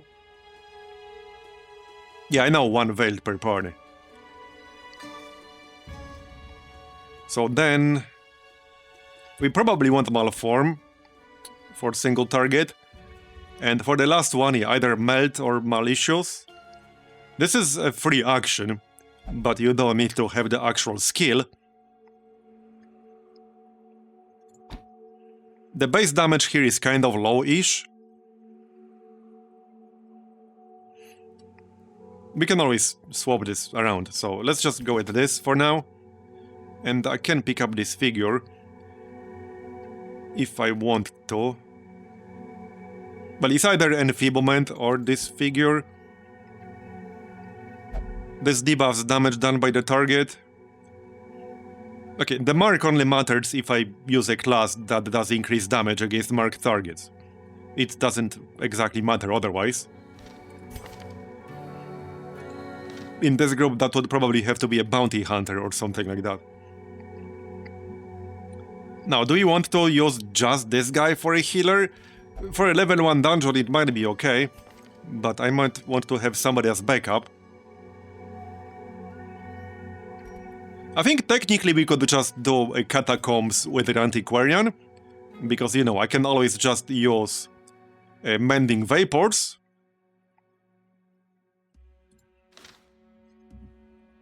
I could use Hellion with Enrage for self-healing, so that's also an option. I haven't actually used Enraged Hellion much. And we could do a Crusader or something like that, with the Battle Heal and the Bulwark of Faith. These guys are not religious, I assume. No, they are not. So with the Battle Heal or something. So, like this.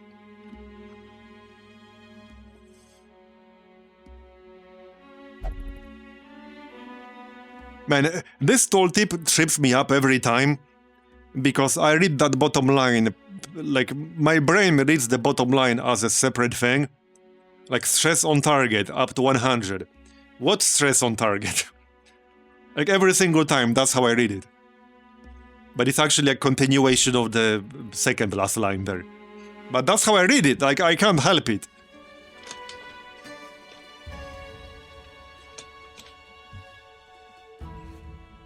Okay, I think this will be a good enough group.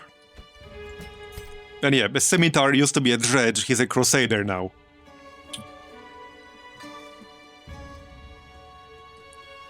Devout to the extremes. On turn start, buff party. 10% chance, plus 10% protection, minus 3% crit received if non-pagan. Interesting. Well, we have 2 non-pagans, faithless, so that's kind of nice. He also has plus 8 accuracy for ranged, that's not super useful for him. That's completely useless for him. Plus 5 accuracy if targets above 75% max, okay. Alright, let's just go with this. This should be good enough. We can do Catacombs, I suppose.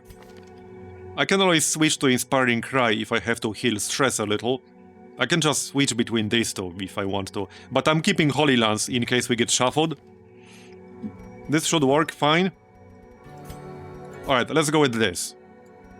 Should be a little bit easier than the Caverns we just did. Just a tiny little bit. Marginally easier.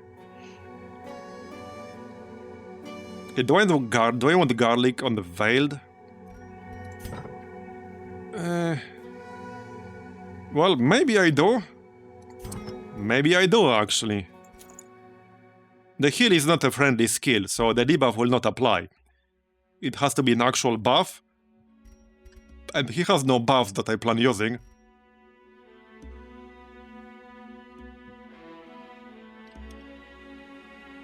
Oh yeah, lifespans are definitely longer than in XCOM. And obviously we have our friggin' recovery charm now. So a nice use case for the recovery charm is on an Enrage Hellion. Oh, you seeing this shit? Oh shit. Oh, this should work too. Because she does healing to herself, I think. I think that's how Enrage works, right? She technically does healing to herself. So it should benefit from both. Holy shit, that's actually nuts. Oh, that's insane. So if she's below... Oh, that's nuts. So if she's below 50, she will get plus 80% for killing blows. That's insane. Hell yeah, we're doing that.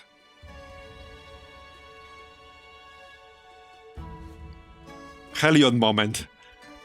Heck yeah, we're doing that. Okay, and then probably something that will help her actually get the killing blows to begin with.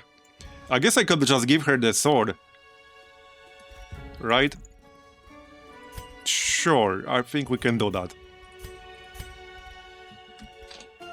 Okay. Sounds exciting.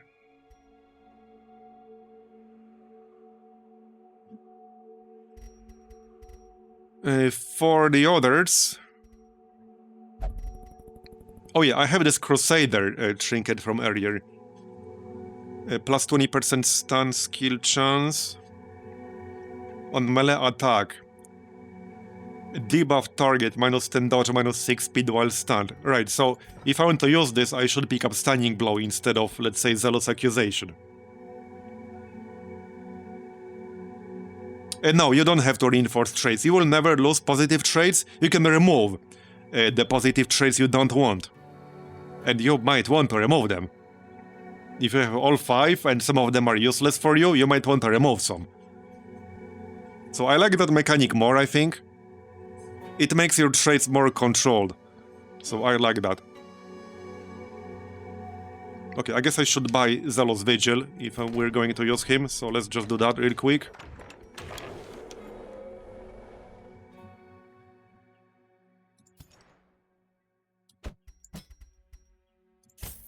Here you go.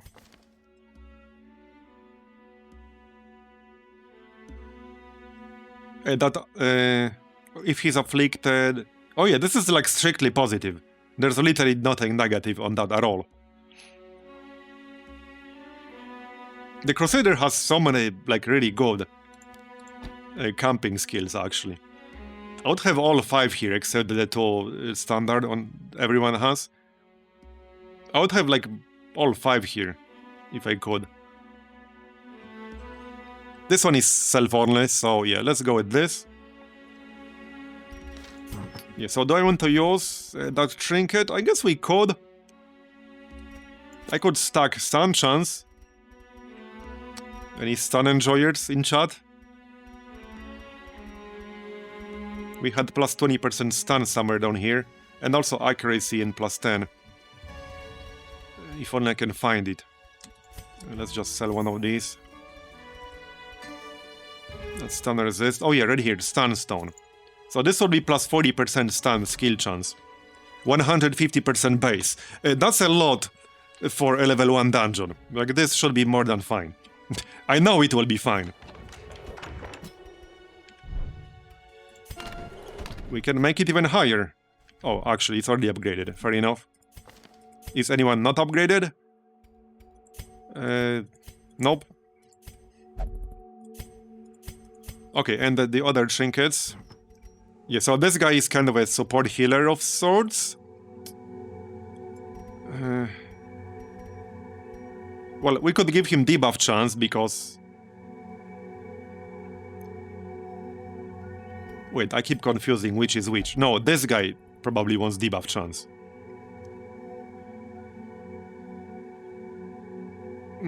Yeah, possibly. This is melee. I haven't really used them much yet, so I'm not sure what would be good. Like, what will I be doing if I'm not healing? Probably spamming this figure.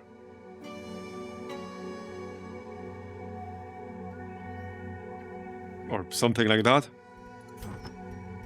And that's... yeah, that's melee.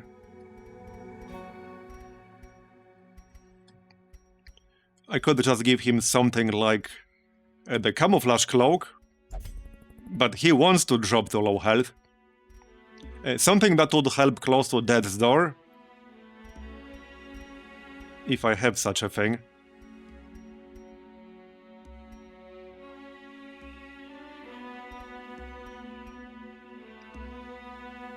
Oh, we could give the cactus to the Hellion. Okay, interesting idea. We could. I think I'd rather get the blade for more damage. Okay, I'm really not sure what to give him here. I don't really have any other trinket for healing done, so I can't do that really. I can just give him speed. He has 14 speed. I can just give him plus 4 speed, I guess. Okay, just give him 18 speed so that he can go before vast majority of the enemies. Seems reasonable. And the Hexer... Okay, speed, unless I figure out something better here. He should probably get debuff chance. Here, Okay, that seems fine.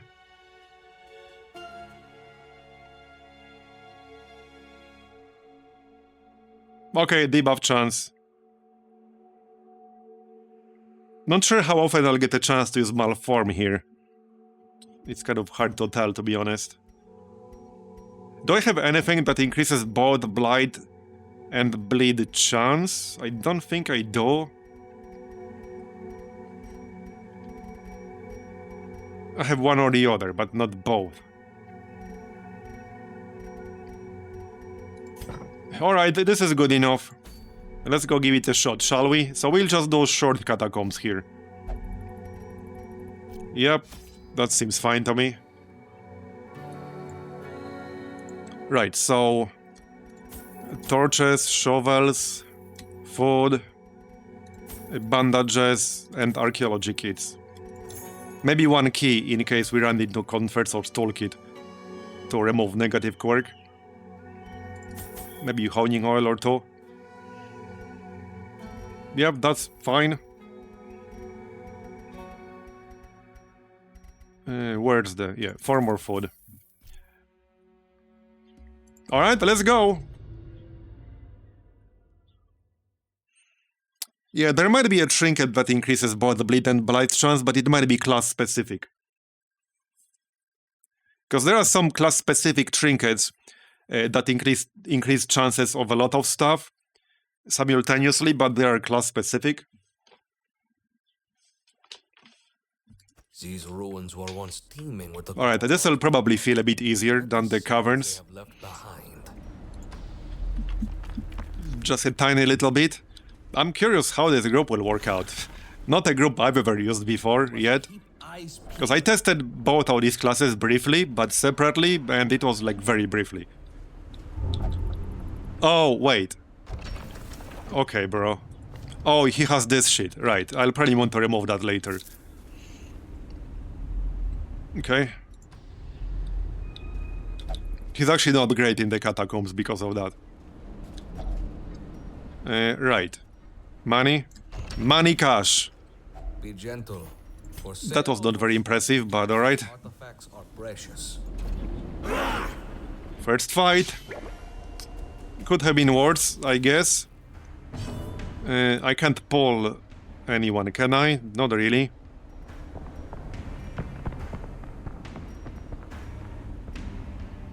Right, so... well, I don't have any dedicated skill that would ignore accuracy penalty. I guess I might as well try to hit them with stuff.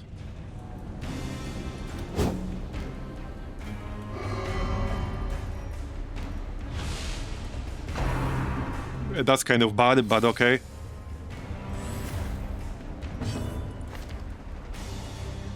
Oh, here. Tactless. Needlessly critical of others.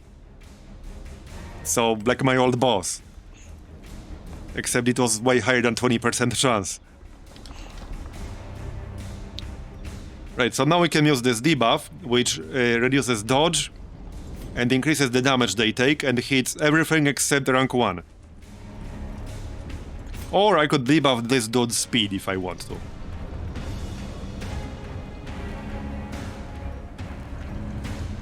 Oh yeah, hold on, this would make me gain 2 vials.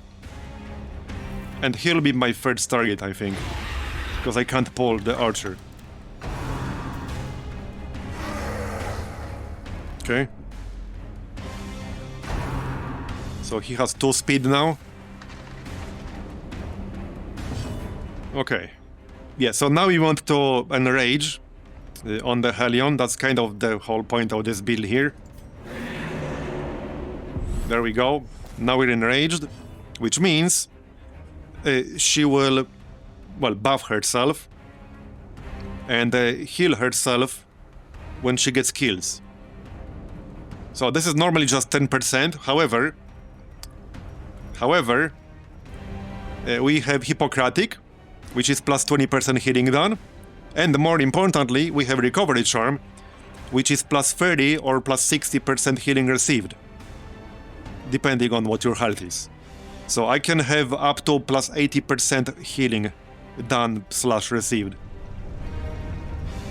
Okay, now we can just spam stun, I guess. It's still worth a shot here. There we go. And he's stunned. Very nice. Oh, this stun spam should be pretty good. Right, I can't counter a guard specifically, like I don't have guard break, but we have stun, so we'll just stun the grunt. And now it's turn 2. I don't need heals yet, so I guess just this figure. I might switch some skills around to see what works and what doesn't. Okay, we have 2 vials, now we can use excruciating pain, which will give me 3. There's the debuff. Okay. So this is 11 to 21. 17% chance to crit. Okay, max damage, no crit though. We were 1 damage off. That's kind of unlucky. Now he will get healed. Like the asshole that he is. Yeah, it kind of looks like the Hexer is in a straitjacket of sorts. You're right. Yeah, so I could leave this kill to the Hellion, but I kind of want to kill this guy ASAP. I don't think I want to wait. Just kill him. Oh, I didn't even do that. Never mind. Yeah, so now I can use Malform here. Not much point using it on him anymore. I can use it on the sniper. So this has very high accuracy base, 110 on rank 1. It has a stun, it has decent damage, it has 8 damage bleed and 8 damage blight. It's just that it requires 3 vials. There. Right, he's guarded, so it will affect this guy, which is fine. Is he dead? He's 4 HP away from dead. Or, I mean, he's dead if I just leave him be. Because he's stunned, so he's basically dead.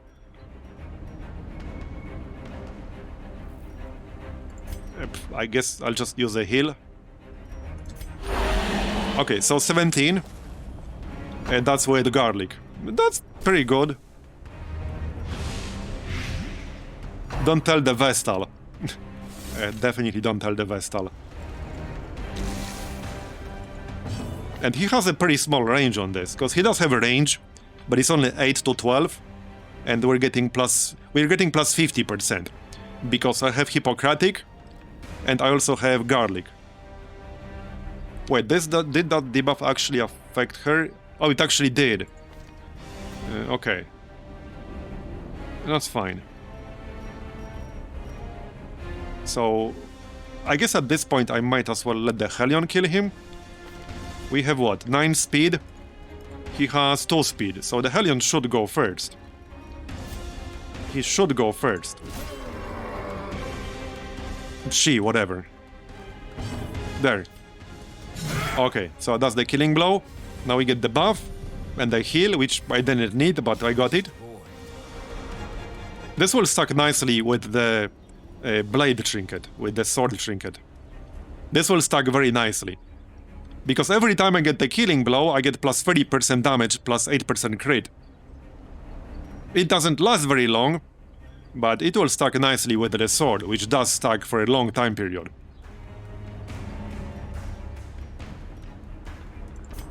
Right, so somebody said you get to keep the vials between the fights, which is nice. These guys still have some dodge. Okay. This might be a decent class in higher level dungeons to counter all the crazy dodge a lot of the enemies often have. 17 again. He might actually make a pretty decent healer. And this is rank 1. This is a rank 1 skill. So I quite like him. Step aside, Vestal.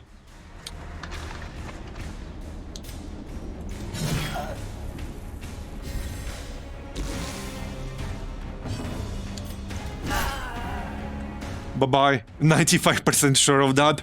Yeah, I see what you did there. I definitely see what you did there. This day is far from over. Step in good health. Alright.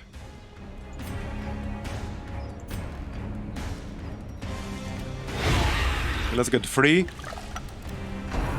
There we go. Getting that skill off on turn 2 would actually be kind of huge.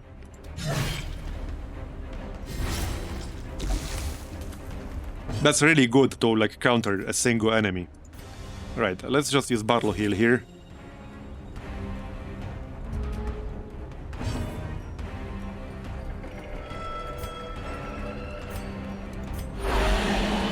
$22.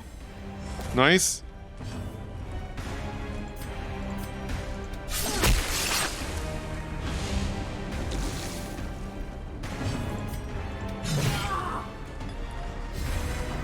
All right. Full health. The Hippocratic on Enraged Hellion with the recovery charm, that's actually going to be nuts. She also has Cheerful, so 4% chance to have the party heal for stress every single turn. So, over the course of the entire dungeon, you have a lot of turns. This will trigger at least a few times in a longer dungeon. Jolly good time with the Hellion, I know, right? Negotiator. Wait, so... what is this shit? Oh, right, that's for like the second... Okay, yeah, I know. Alright.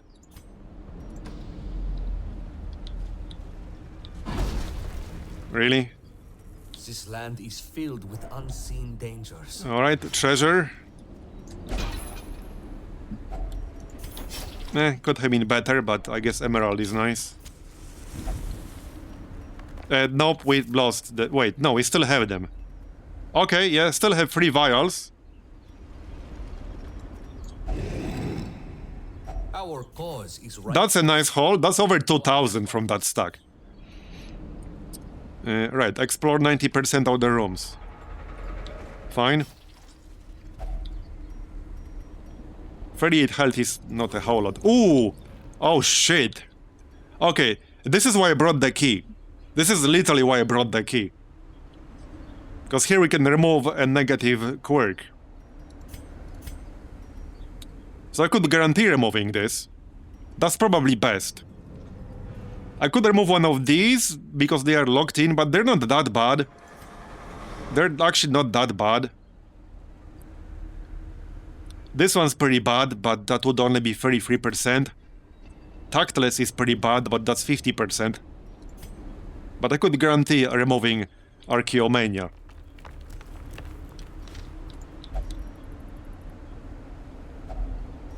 Let's go with that. Yeah, it's a tough one. It is a tough one.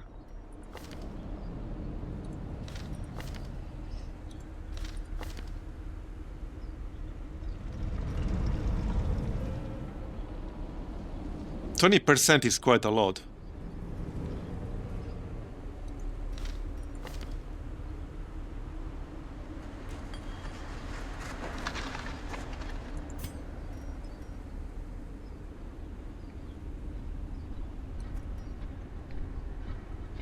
Okay, let's try to remove Tactless or Ashen.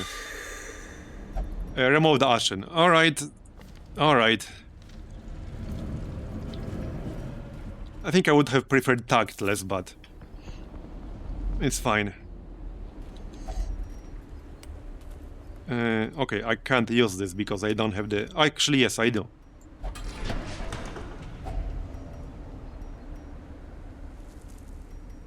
Wait, I actually don't have this. I'm pretty sure I actually don't have this, hilariously enough. I don't know if I would use it, but I actually don't have this. I'm 99% sure I don't. Really? Aye, step lightly. Money cash. Alright. And that's just one, I'll pass. Knock knock. Clear? Alright, let's back up and then we can camp. The Hexer is really squishy. Not sure how I feel about that.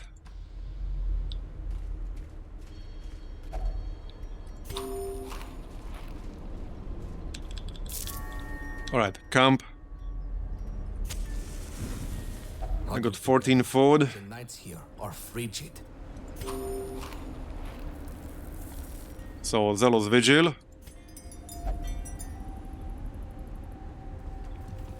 Zealous Speech is good. I don't necessarily need it that much. But alright. A plus 10% crit, let's go with that. Will help us get killing blows, hopefully. We follow the ever-guiding light. Okay, onwards. So we'll ignore this room here.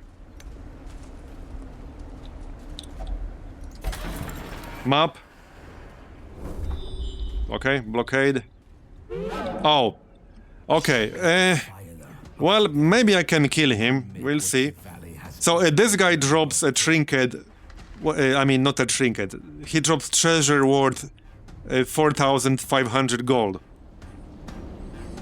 So would be nice. And I have my 3 vials. It's basically Collector's cousin.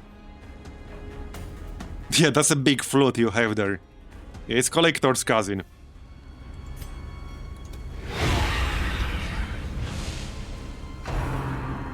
He will summon some friends. I don't like sand. It's coarse and rough and irritating. And it gets everywhere. Can anyone confirm?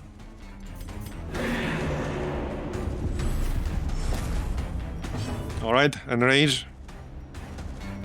And this is turn 1 still.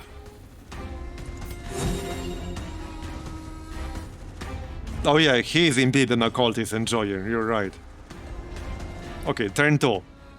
So I can nuke him with Malform. This is 95%. Let's see what lands. Bleed? Okay, just bleed landed. That's still 8 bleed per turn. I guess it could have been worse.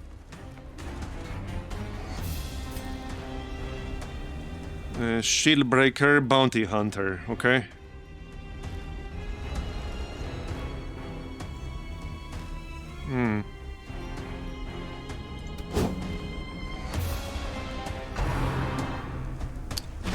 He drops at least 1 item worth 4,500 gold. Because I killed him once. It wasn't on stream, but I killed him once. Right, so... I should probably kill the occultist. I don't want him meme healing the others. Especially our collector friend. Nice. Okay, that crit buff should help a bit. We have plus 10% crit from the camping skill. Okay.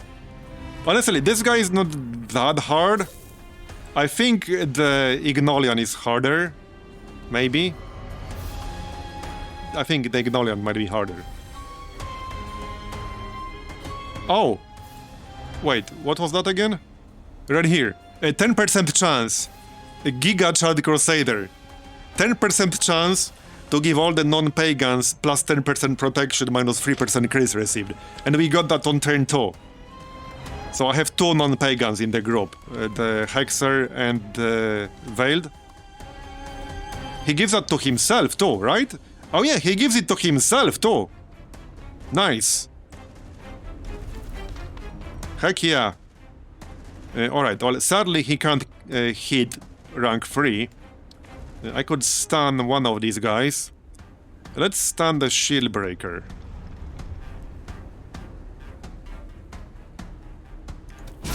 Nice.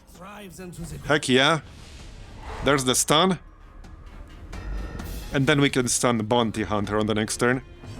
Something like that. I might want to move. Yep. Right, so dodge and the damage taken. Debuff, yes. The boss does have 8 dodge. There we go, now 0 dodge. He doesn't even have that much health. 115. I suppose he can spawn in level 1 dungeon. So I'm not saying he should be much harder than this. No, that's not what I'm saying. I think the difficulty of this guy is just about right. It's just about right. Because the difference between him and the Ignolian, you have to choose to fight the Ignolian. Except the first time, maybe, when you don't know. But you have to choose to fight the Ignolian. Like, you can just run into this guy randomly. And I can't complete this quest without killing him, so he should not be that hard. Okay, so I can get a killing blow on the occultist here. The shieldbreaker is stunned, so let's kill the occultist. So there's the buff and the heal. So right now I have plus 40% damage, plus 33% versus bleeding targets. Wait, where's that bleeding target stuff from? What is that from? Wait, what is that from? Why do I have plus 33% damage against bleeding enemies?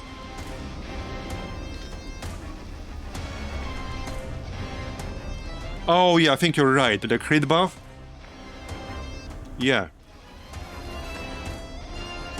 Unfortunately, it's just for one turn. So I won't be able to really take advantage of this. Okay, now we can stun the bounty hunter or we can kill the shieldbreaker. I'm almost guaranteed to kill the shieldbreaker if I hit. 17 is the minimum damage, he has 18 HP. Or he can dodge, that's possible too. Of course he can dodge. That was 88% by the way. Of course he can dodge.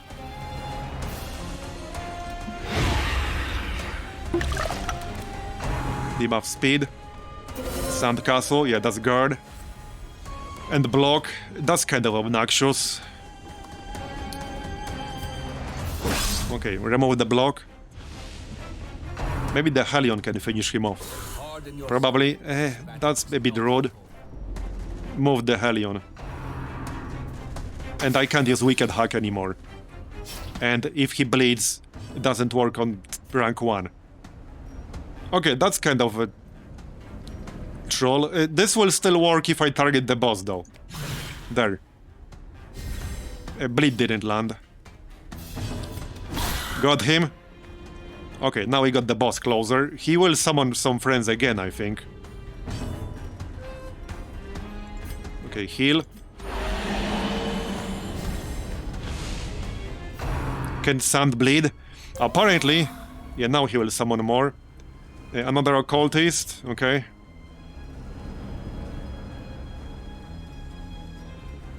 I have 3 vials, I just need to move. To use them.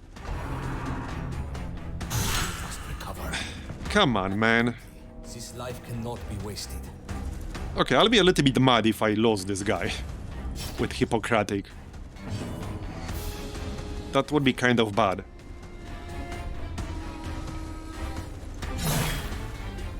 I probably should have used the stun here, actually. Okay, let's use this. I should actually... Yeah, no, I should heal him. I should heal him. Yeah, true. I know that's where he wants to be. I'm just paranoid like the death blow will kill him. That's still 20% chance to kill him. So, I don't know. Maybe I should have kept it.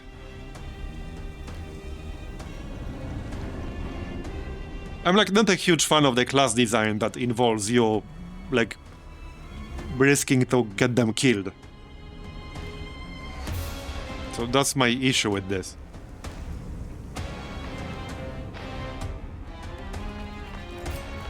Okay, this is 8 to 14. Of course it's 8. The stun landed.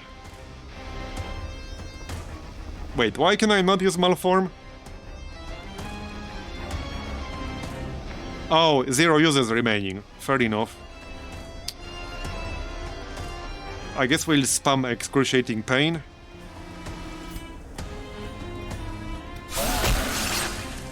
There we go. I need to do more damage to the boss, otherwise this will take too long. I need some bleeds on the boss with the Hellion. Yeah, well, so now he's at death's door. I guess we'll use that skill when it's his turn.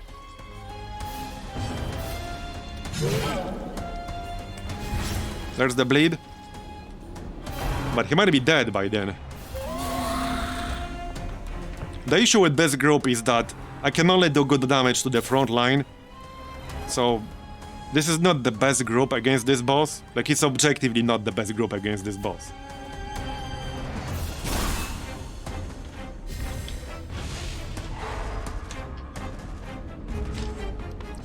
Yeah, I don't know if I like Marform, because it's one use per battle.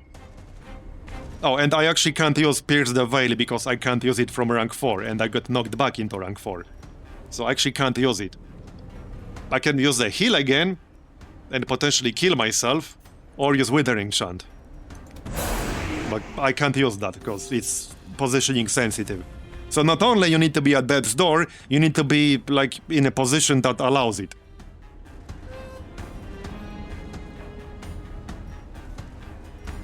I think this group might be a bit too weak for this. My issue with the Hexer is that he's best at short fights, because his best skill against a single target can only be used one single time in the entire battle. So that's not super useful against bosses.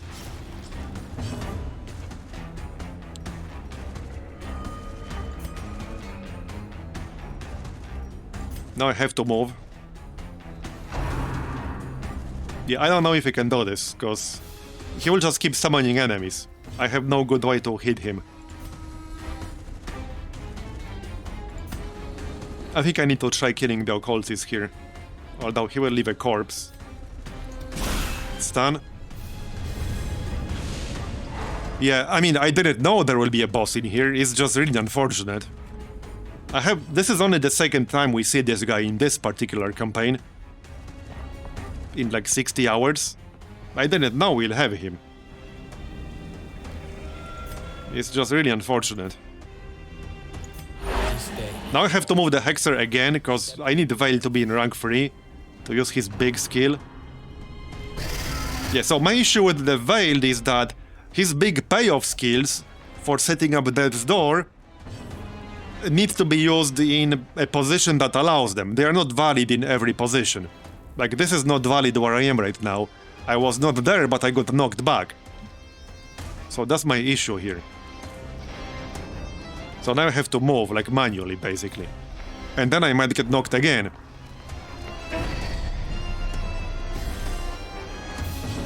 You found him twice in 10 hours? That's nearly way more than I did. Our stress is not looking great.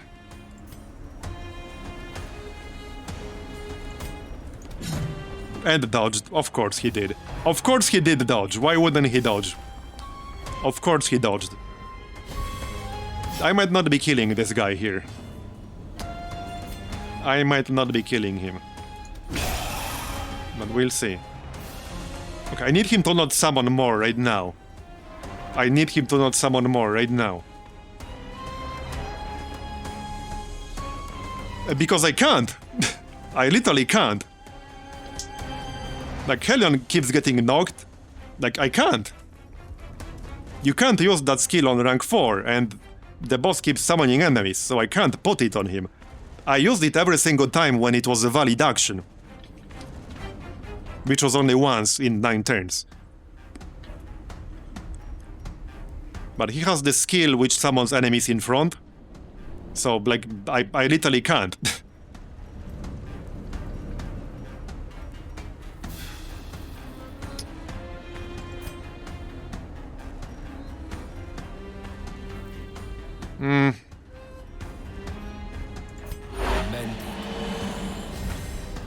Yeah, I really don't like Hexer for boss fights, because now I have a completely useless skill that I cannot use for the rest of this fight again. Not a big fan of that. Not a big fan of that.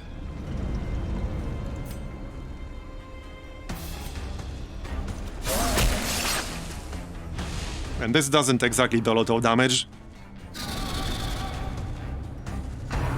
Yeah, I think it's a mistake to limit it to once per battle. That's too limiting. Okay, now we can use it.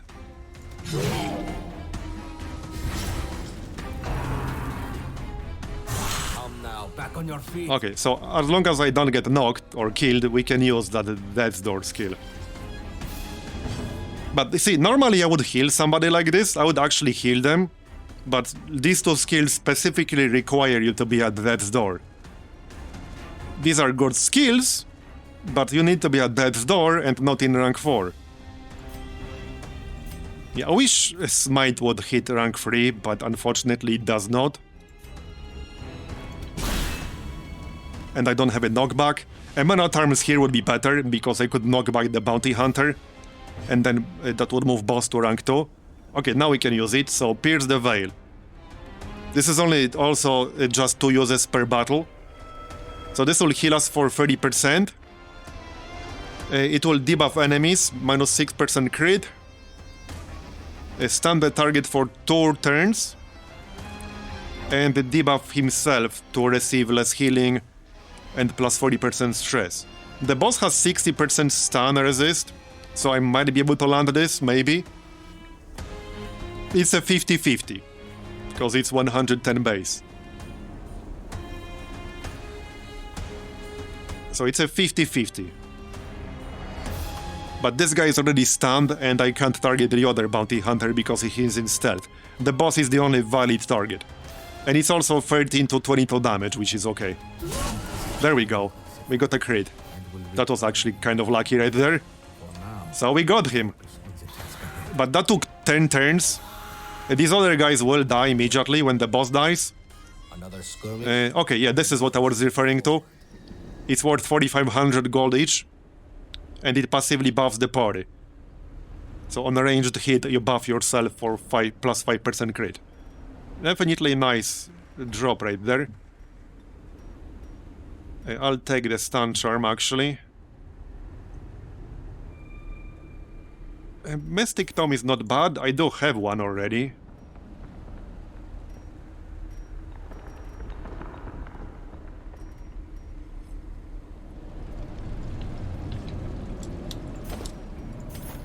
Okay, let's move on. Still need to finish this dungeon. Maybe I will switch something. I mean, Malform is normally good. Just not on a boss fight.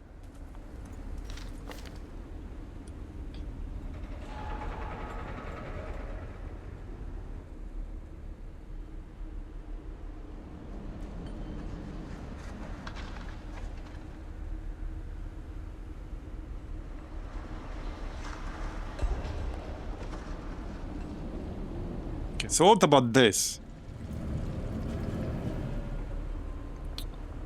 Well, I could give up the self-heal to use this. Can you spam this? I guess you can, you'll just take damage every time you do. But you can spam it. Minus 6 accuracy, as long as you have less than 70% health.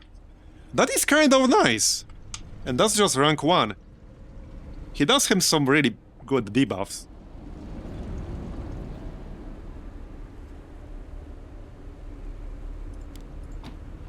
Okay, let's give it a shot.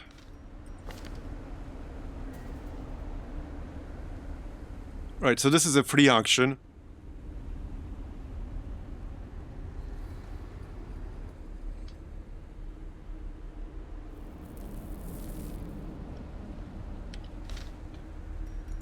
Yeah, I need to play with them a bit more than this.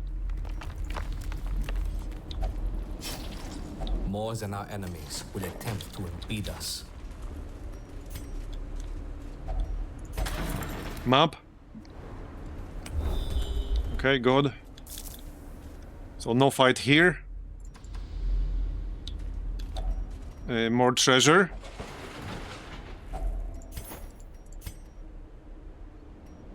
Don't need that.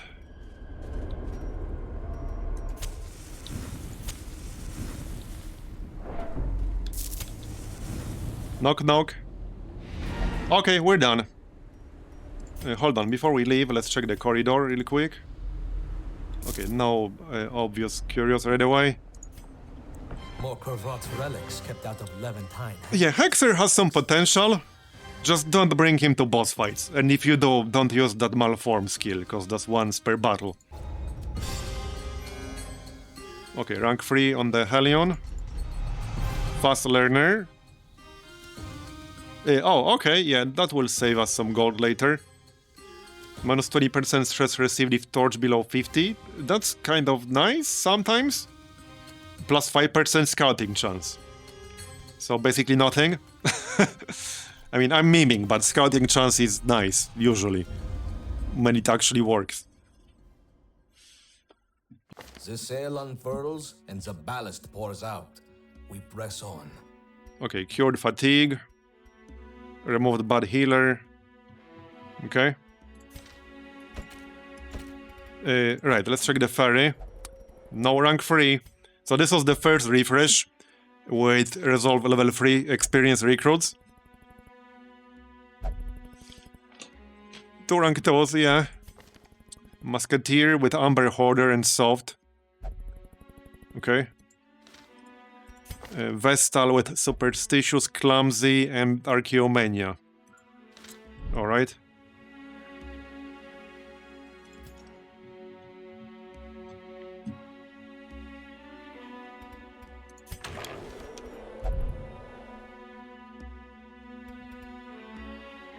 Yeah, I think I'll pass on them.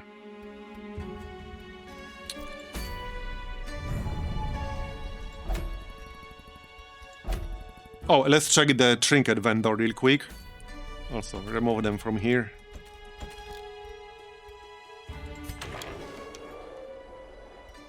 Monitoring, Bloody Herb. Oh, Plague Doctor only. That's Incision trinket, basically. Not a bad Incision trinket, don't get me wrong. Definitely not a bad one. But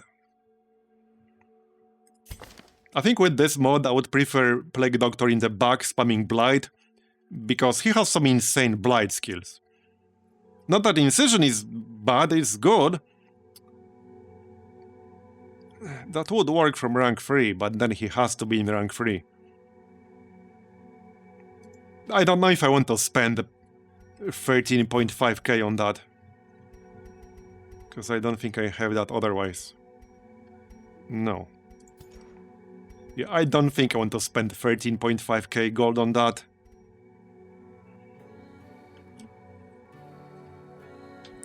Nah. Nah.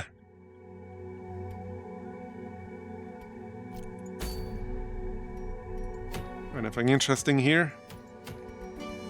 Haven't seen this. Shield for men at arms. That's a Rampart Enjoyer's trinket. That's not bad. That is kind of nice. That is actually pretty nice. I don't know if I would want to do a veteran exposed interior for that, but that is nice.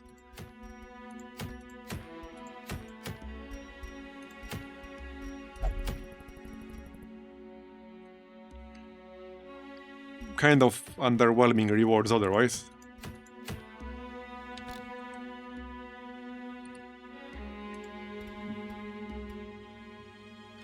Right, hold on. I think we had something in the queue here. Yep. Oh, actually, a while ago.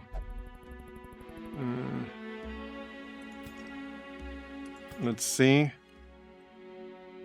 Someone I will actually be keeping, which is a bunch of people here, potentially.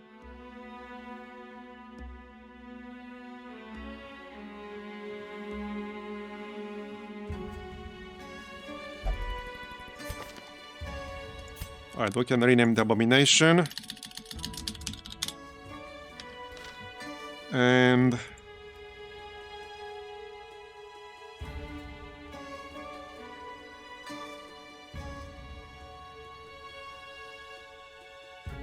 I thought I had more rank 3 people.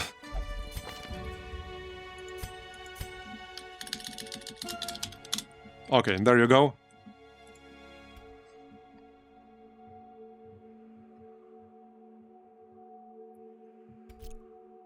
Well, not a lot of people died this run. Where's the funeral site? Here. So this is everyone who died in this campaign. That's how many? 4, 5, 6, 7 people.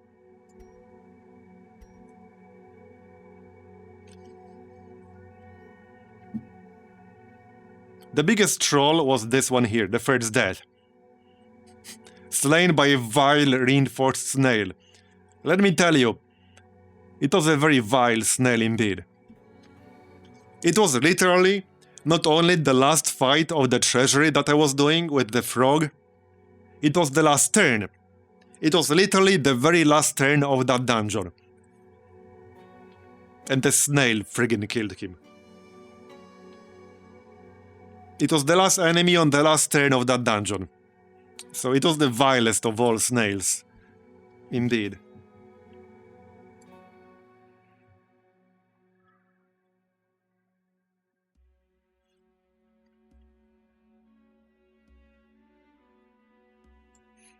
Yeah, the snail wouldn't have been there if the frog didn't summon it. It was an enemy that was summoned by a frog, like a big-ass frog in the Treasury.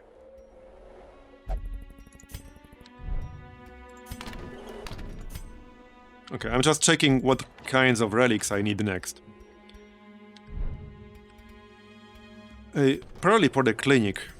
So, salvage jewelry. Let's check the side decks. Because so far I only have one in here. That makes relics stack more. Right here, this is what we got. Relic inventory stacking increased by 25%. We got that. I have 57 lost tech at the moment. So I could get additional camping point if I get 3 more. Wait, can you buy those in exchange? No, fair enough. But I could get that easily. It's just one conversion. So I could get this. And +5 idle stress healed in town, 40 salvage jewelry. Okay. Gem and malignant vestige inventory stacking increased by 1, but that's a lot of lost tech. I would need almost 100 more. Free food every week. Free torches every week. Again, too expensive. 75. Okay, Alum Sensor provides additional +5% damage to non-religious heroes. And Cleansing Salt provides +5% protection. Too expensive. Heal 10 stress on interaction with Corpse Curios. 80 tech. Heal 10 stress on interaction with Amber Curios.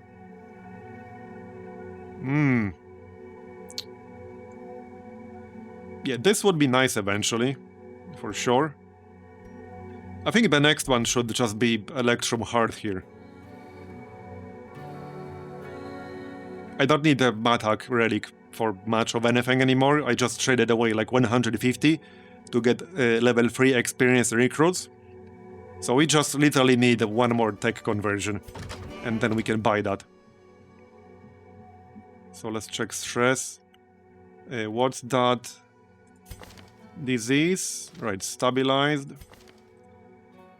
I guess I will remove that though. Okay, let's remove that. Should probably remove these as well. It's not much, just -5% max HP and -1 speed, but might as well remove that. I see no reason not to remove it. Use some amber to remove stress. Convert some tech. Here you go. So that will allow me to build the side deck. Yeah, MVP snail. More like anti-hero snail. Oh, alright. You know, I think that might be it for today. We're what? We're 6.5 hours in. My brain is a bit fried after that Caverns run. It's a bit fried after the Caverns run.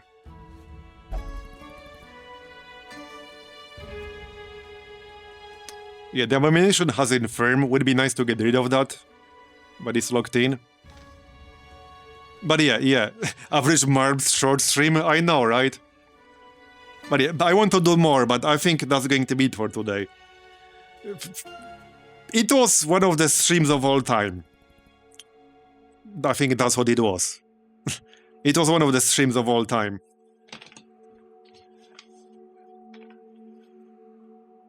But hey, it was a good one. We got exactly what we wanted. It was pain in the ass, but we got exactly what we wanted. We got more than we wanted. We got more than we wanted. Because we got this recovery charm. But we got some other good stuff too.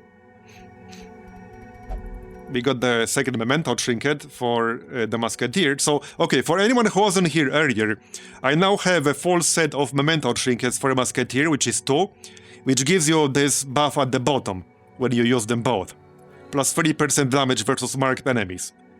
And the second memento already gives plus 30% damage and plus 8% crit against marked enemies. So this is actually insane. This is massive damage against marked enemies. So this makes Musketeer... This makes me an even bigger Musketeer enjoyer, basically. But yeah, that's going to be it for today. Thanks for coming, everyone. I appreciate it. I hope you enjoyed it. Hey, everyone. Good morning. So just a bit of a heads up. I have like a very slight headache today morning. It's not a big deal, but if it starts getting worse, this might be a short stream. But we'll see. So we are 53 weeks in. We now have a Hexer and Veiled classes enabled for anyone who wasn't here yesterday. But they are still level 1, level 2. So we'll see. We'll see what's available for quests. We did get some really good gear yesterday. And there was a patch yesterday with some pretty good changes. I had not anticipated. So among other things, it's easier to retreat now. Previously, it was possible to fail 6 times in a row, and now you can only do it 2 times in a row.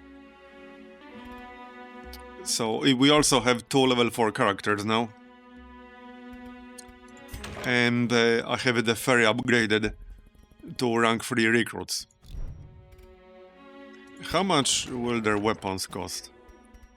Okay, around 2,000. Yeah, that's not cheap, but doable. Okay, let's see what's out there right now.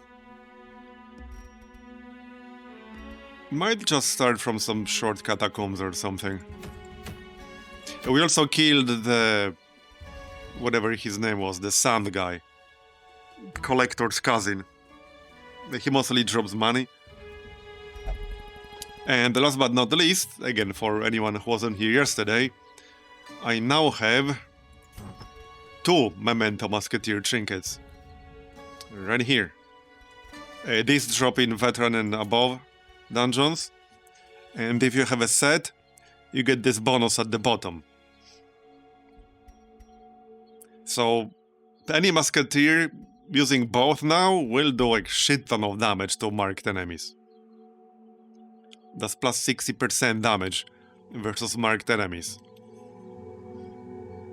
Downside is plus 5 stress on miss. And these are my only 2 memento trinkets so far, both for the Musketeer.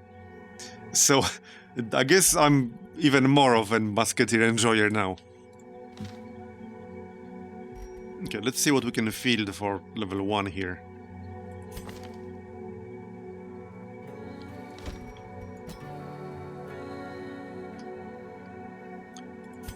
So the Hexer is sort of a debuffer. He has a lot of debuffs, some really good ones as well. A dodge debuff for free enemies will be quite valuable later on. There's a crit and damage debuff, also for free enemies. There's this single target ability, but you can only use it once per fight. It's very strong, but it's only once per fight. Not super useful for like prolonged boss fights. Probably wouldn't bring him to any boss fight. But it's basically a debuffer with some other interesting stuff. And the Hexer... So this guy can heal decently well on a single target. I was doing 17-ish yesterday with the right trinkets. He also has 2 abilities that can only be used at Death's Door. And many of his abilities get stronger the less health you have. Like, for example, yeah, like this one. This one. Or this one. Or this one. I think you get the point. So he can heal, but if you use him as a healer, you probably want somebody else in the group who can also support that. He has no group healing capability whatsoever, and he does lose health every time he uses this heal. So you need somebody else who can also do stuff. Good news is, I got Hippocratic on both of these guys. So that's quite nice. I probably want to remove this too, Archaeomania. Let's just remove that right now.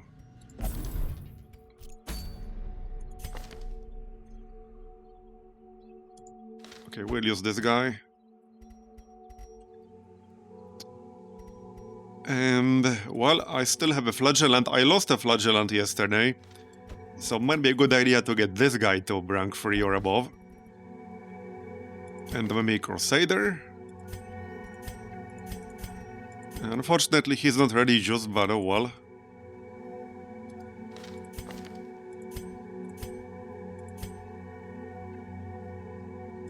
Right, well, we could grab a Crusader.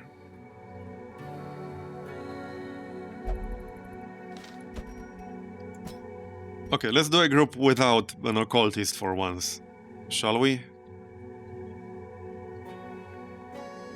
I guess the alternative would be another Judicator. I only have one rank 3 or higher Judicator. Like, literally one. It would be good to get a second one at least. Yeah, I need a second one. Let's go with that then. A plus 15% armor piercing is always nice on anyone who can do good damage. Probably don't need Glassworks all that much. Okay, Amber Nail.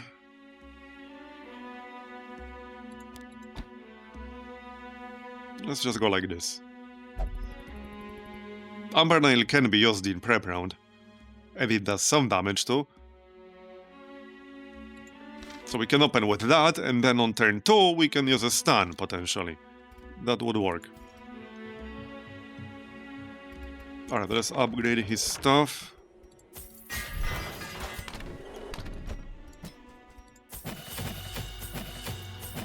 Yeah, honestly, I'll just upgrade all of these. One of the reasons I like the Judicator is that all of the skills are useful. There's no like a bad skill here. They're just used for different situations, I suppose, but they are all good in their own way.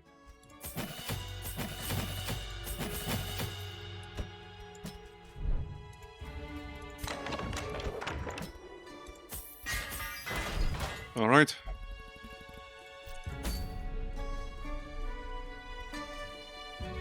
Well, even if you fail retreat twice in a row, that's not so bad, because here's the thing. Previously, you could attempt the reroll, because you get up to 4 actions per turn, right? If all 4 of your characters are alive, you get 4 actions in 1 turn, so 4 retreat attempts in 1 turn. And the thing with the previous numbers was that if you tried a retreat on every single character in the turn, you could still fail to retreat, and then your enemies get another full round of actions. So that was bad. Because previously it started at 70% chance, and then increased by 5% for each failed attempt. So your first attempt was 70, then 75, then 80, and then 85. So you could have failed all 4, and then you need to wait another full turn, and again potentially give your enemies another round of actions. Now you cannot fail more than twice. So worst case scenario, you'll have to make 3 separate attempts to retreat, and the third one will be guaranteed. So now, if you dedicate your turn to retreating, you cannot fail to retreat, if you have at least 3 characters. So I like that. Let's say you lost somebody, or I don't know you can't win. Or just you need to make a tactical retreat. If you dedicate a full turn to that, like, you cannot fail. So that's a good change. It will not force you to give enemies another full round of actions without doing anything yourself. Because if you're attempting a retreat, that means you're not doing anything else. You're not healing yourself, you're not crowd controlling the enemies. It's bad if you fail a full round. So it was a very good change. Especially with how important tactical retreats are in this game. Losing some trinkets is a bigger deal than losing characters. Characters can be replaced. Trinkets are very hard to replace. Some are borderline impossible to replace. Like these memento trinkets, they are a very rare drop. And if I wanted to get these specific musketeer ones back, yeah, no, that's so incredibly unlikely to happen. Probably wouldn't happen in this campaign. If I lost them. Anyway, so let's do the Catacombs here, shall we?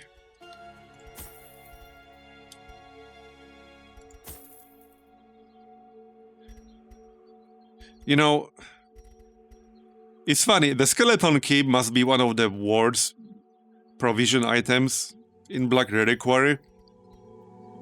They're like two curios that interact with it. The Confessor's Toolkit, which can spawn in any zone, which is nice because you can use a key to remove a negative quirk with it. But there are so few use cases for the skeleton key, actually, when I think about it. It needs a buff. Like, it actually needs a buff. You can get more treasures with bandages than with skeleton keys, which is a bit wacky. Like, I'm not joking, you can get more treasures with bandages than with skeleton keys. Like, that feels a bit wacky to me. Okay, torches.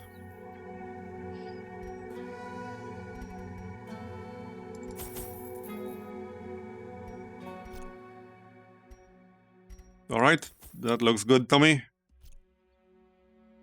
Do we have trinket scrounge? Yes, we do, just double checking. Because obviously we'll be using that. Alright, let's see how this group will work out. Hold on, trinkets though. So, the usual flagellant set. You can get garlic. Like, take this garlic.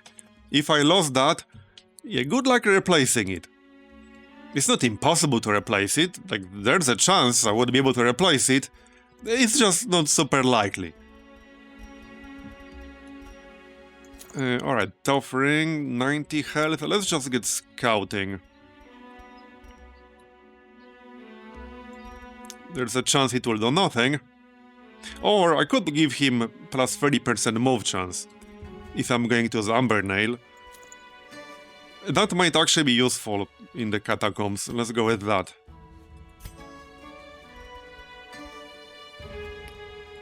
So she could get Seared Stone. 34 health is a bit low, but I also have 45% protection. So maybe that's fine. And Toffering. Okay, I think that's fine.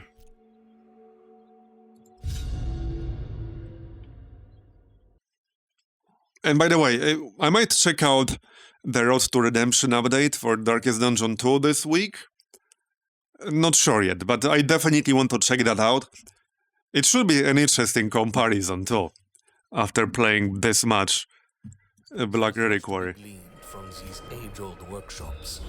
Alright, scouting pop right away, and an obstacle right away. Take up the spades.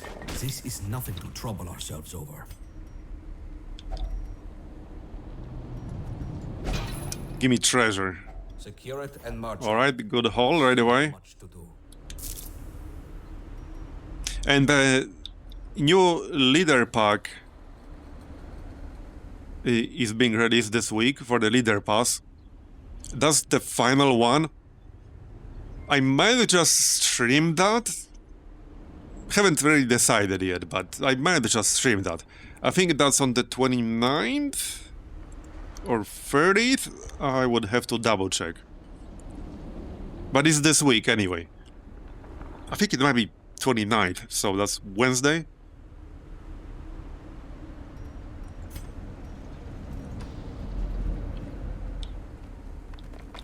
Which includes, what, 2 versions of England and Harald, I think? I'm bad at remembering these things. So, I am sure would you be interested in a trade agreement with England? A Bloodthirst ring. I think I have one already. This would be interesting on a Hellion with Enrage and a Recovery Charm. That would be a pretty interesting combo, because Enrage heals you when you get a killing blow, then Recovery Charm makes you receive way more healing. And this should stack nicely with Enrage, presumably. Yes, streaming agreement with England. Alright, more treasure. There we go. And that's pretty nice.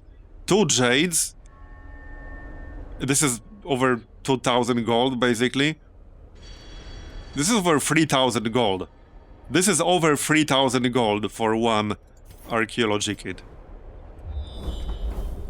Alright, explore 90%. There's a vendor back here. Let's go check him out. Yeah, see, bandage works on this. And we did get an antique from that. And some amber. I could probably fight the Quarrels with this group, but I don't necessarily want to. Because they have 300% bleed resist. Not the best to fight them with the Flagellant, but the Flagellant is so good. Right, I don't think there was any Cleansing Salt interaction here. No. Okay, let's just roll these out. Oh, okay. There was a bandage interaction. Yeah, see, another bandage interaction. That's a trap. I almost walked right into it. 30% is the best I can do. Yeah, no, that failed. we must keep eyes peeled. Oh, piss off, narrator. Blame the person failing a disarm, not me. Our cause is righteous. Alright, well, I already have that, but I suppose that's money. Now we can go back here and probably just camp. Or do one fight and then camp in the room after.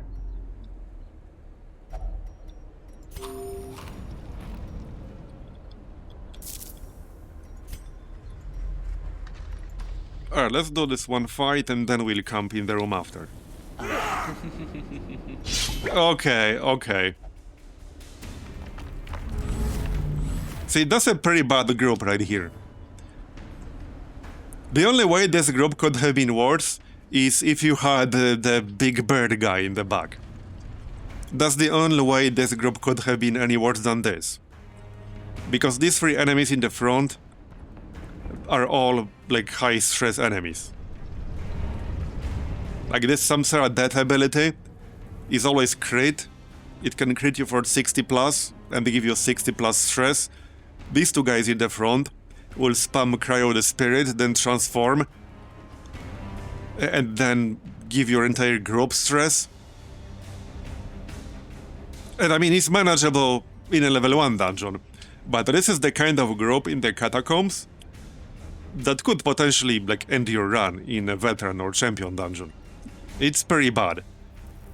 It's pretty bad.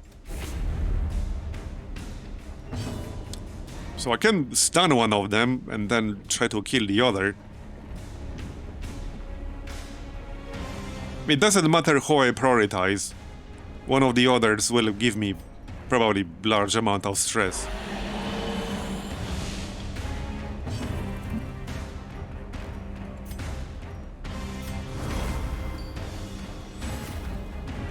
So let's open with Amber Nail. And the thing is, this guy here, if you look at the bottom, they can spam Cryo the Spirit from any rank. So it doesn't matter if you push them back, for example. They can be anywhere and still use it. That's part of the problem with them, because the way you can kind of semi-counter the bird guy is by pulling him forward, because he cannot use his group stress ability from the front row. But they can use all of their shit from anywhere. Basically anywhere. The only thing they can't use is here. Samsara Dead needs to be used in the front row. So that's the only limitation. But the other three abilities can be used from anywhere. So it's a tough group to counter. Alright, Amber Nail. Amber Nail is actually kind of nice. It's Amber Blight and potentially 10 plus damage on turn 1. Anything that does damage on turn 1 is pretty valuable. Like semi-guaranteed damage, I mean. Yeah, this is the one. Cryo the Spirit. You can dodge that. So debuffing their accuracy might actually be one of the more reliable ways to counter them. So Hexer... Yeah, or even this guy. Perhaps. But any accuracy debuff would actually potentially be good. Doesn't give you any kind of guarantee, you'll avoid it, but that's the best thing I can think of.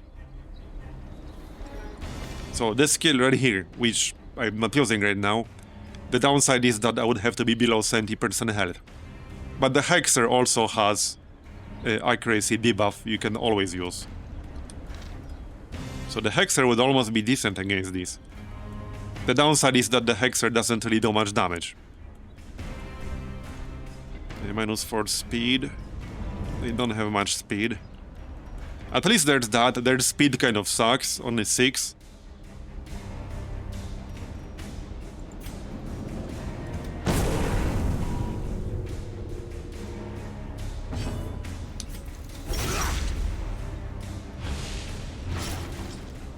Okay.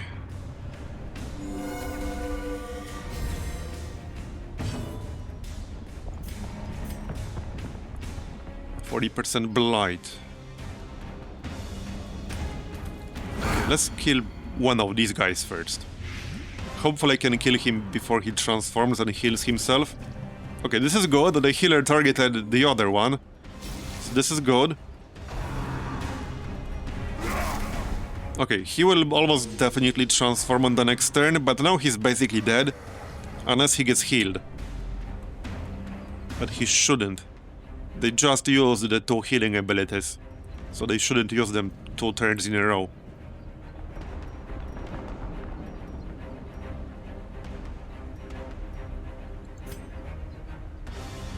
Now it's a shame you can't use Amber Nail on the back row. That's the biggest limitation here. I could just bonk him to finish him off. Okay, let's just finish him off here.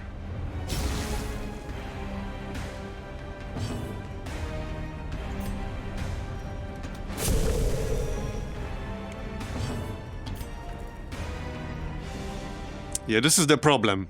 I can't hit the back row with the Flagellant. Nice crit.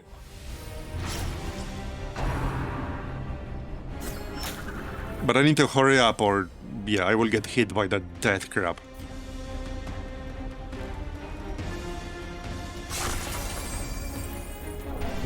Probably best to try a stun here. Because it's a 2-turn stun. 2 turns is probably enough to get a kill, if I get that off. And it's only 30 health. 30 health is not much. Yeah, there's the transform. But I think I have to ignore him. I have to ignore him for now. But now he will use, yeah, Roar of the Spirit every single turn. That's like the only skill they use. Roar of the Spirit. Which gives your entire group stress. It's pretty annoying. It's pretty annoying.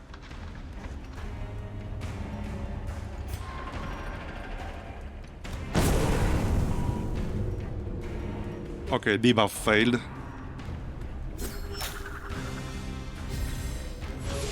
Now I need a stun to land. Hopefully it will. Or I just need a kill. One or the other, whatever works. Yep, this is the one. So this is the level 1 version. That was, what, just under 40 stress on the group as a whole?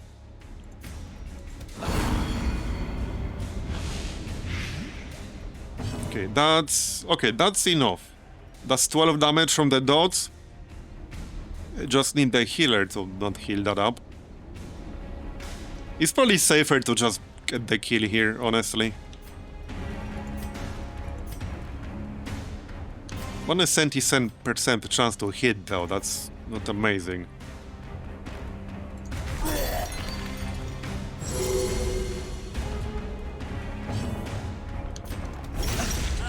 Okay, got it. I wasn't going to risk that getting healed up.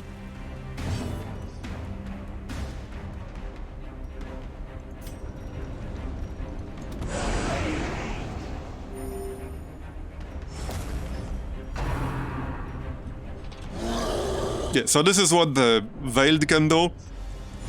You can use a heal, which reduces your health a little bit every time you do, and then you have the ability that heals you for 20%. It also gives you a debuff, but it does heal you for 20%. The debuff only lasts for 2 turns, so that you can't spam it, but you can use it semi-reliably. Now let's try a stun. Nice, got it. So he shouldn't be too dangerous anymore. A kill is a permanent stun. Yeah, from a certain point of view, you're right.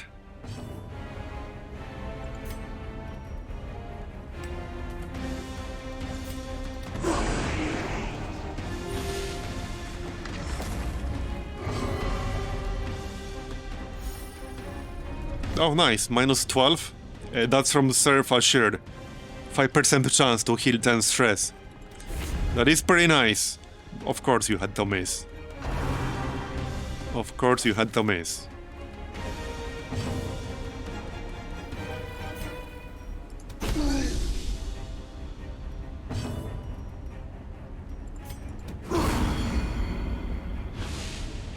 Okay, that should do it. He might still get healed though. He might still get healed, so let's just finish the job. So this skill got nerfed in a patch, because this also had a bleed attached, so it could bleed 2 targets simultaneously. That was kind of bad.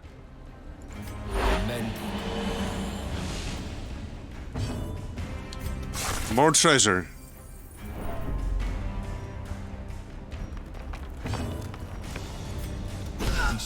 And done. Alright, now we can camp after this.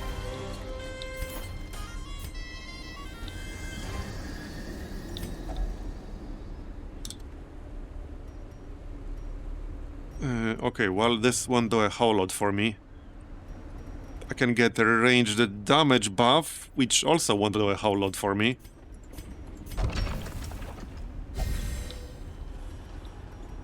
Yeah, that's not very useful. Here, more treasure. Ooh, we got a rare antique. Very nice. Time to dump something. And I don't want the emerald. Okay, now we can camp. Togetherness is a rare thing in this place.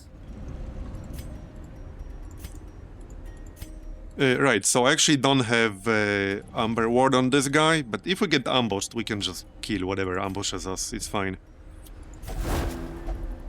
Come on, okay. Could have been better. Plus 15% scouting chance. Might grab that.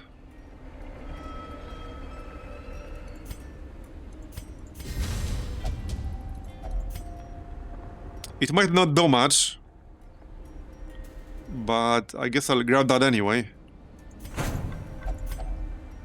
Plus 30% even. Okay, plus 30% scouting chance. Surely that won't fail, right? There, plus 30% scouting chance. The amber grows brightly. And we also have the trinket, right? Yeah, we do. Okay, this shouldn't be a big deal. I don't think so.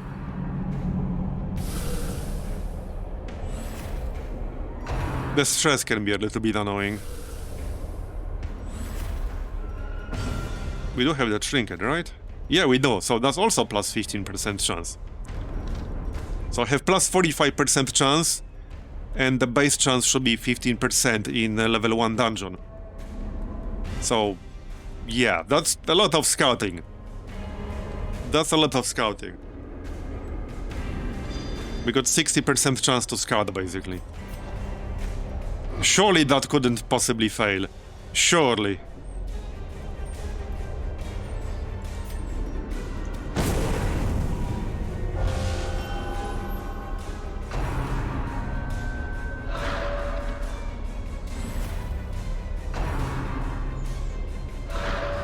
%95% chance for it to fail? Yeah, math checks out. I believe it.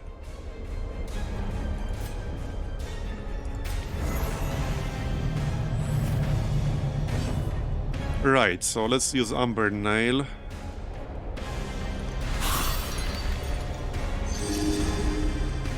I need to kill these things in the back because they give you stress constantly. Quite a bit of it too. But easier said than done. The annoying part about the Caverns is that they are all basically immune to bleed. And the Flagellant is so good.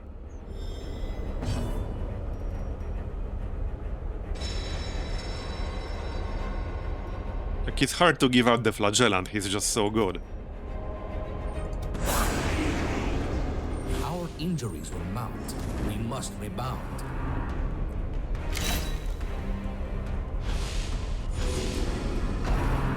Yeah, this little indie game called XCOM. I might have heard about it.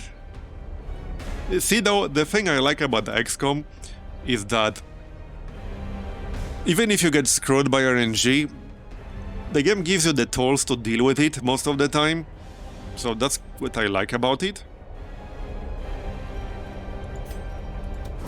You might still not be able to deal with it every single time, depending on like the magnitude of being screwed by RNG. But you do have the tools to deal with it. That's what I like about XCOM. Okay, good. I needed that. I need them to not target the Antiquarian. And I don't have a guard right now.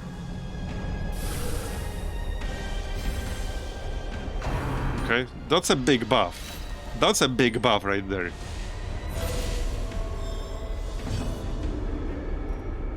Okay, well, this guy's dead.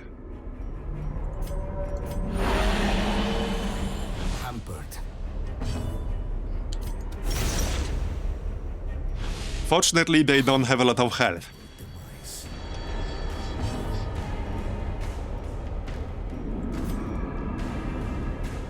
And at least they're not immune to blight. Okay, that's a kill. That's 5 damage. Alright, one more left. It might still give me stress here. Okay, as long as it's not targeting the Antiquarian, it's fine. Ish. Yeah, I don't think I want to use Scavenge anymore, because that's +7 stress. Not really.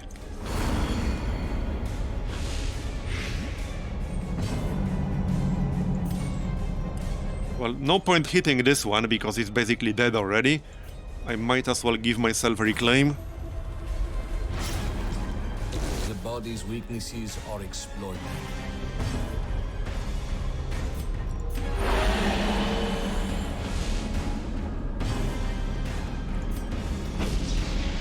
Of course it dodged. Of course it's dodged. It's like an inanimate object. How can it even dodge? I would like to know that.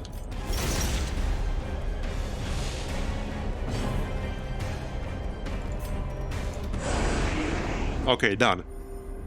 Any treasure? We should get some treasure, right? Oh yeah, we will. That is a lot of stuff. It's so much, the loot window is too small. Okay. I don't think it's worth wasting an inventory slot for 2 salvage jewelry, because we're unlikely to get more than 2. There's a trap here. Now, I'm not very good at removing traps. But... okay, let's go through here anyway. 30% is best I can do. Aye, step lightly. Okay, bandage again.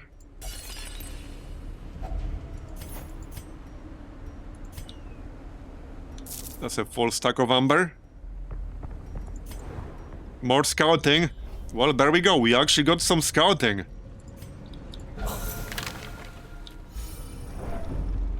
Who could have possibly predicted that?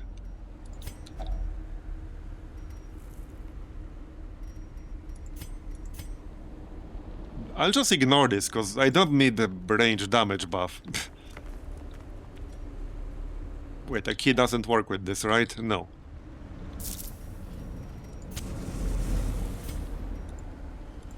Okay, one more trap on the left. Yeah, let's just go to this room and then we can go back. Oh, there we go. We have a key, right? Yes. So I can use the key to remove one of the negative quirks.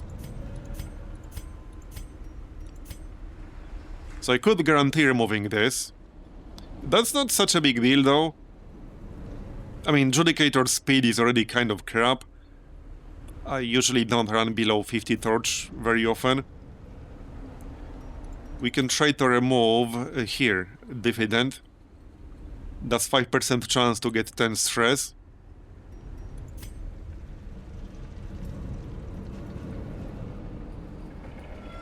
So Cloud and Mind affects festering vapors. Okay, Perfectionist is also bad. Minus 20% blight resist is not great. Let's use it on the Antiquarian. 2 of these are pretty bad. The third one is also kind of bad. And it's 1 in a 3 chance to get rid of Cloud and Mind here.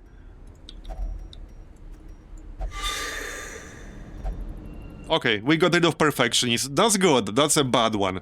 That's definitely a bad one. For your stress. Disarmed again. Nice.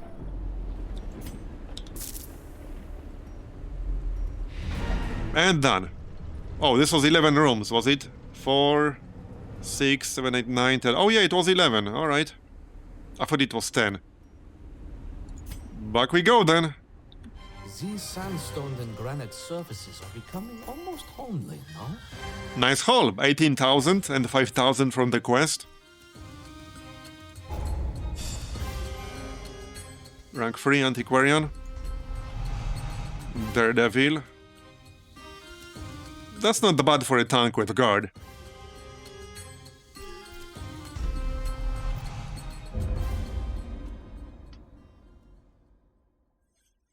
My first mate is quite the oddity. Okay. So I suppose the same could be said of you and I.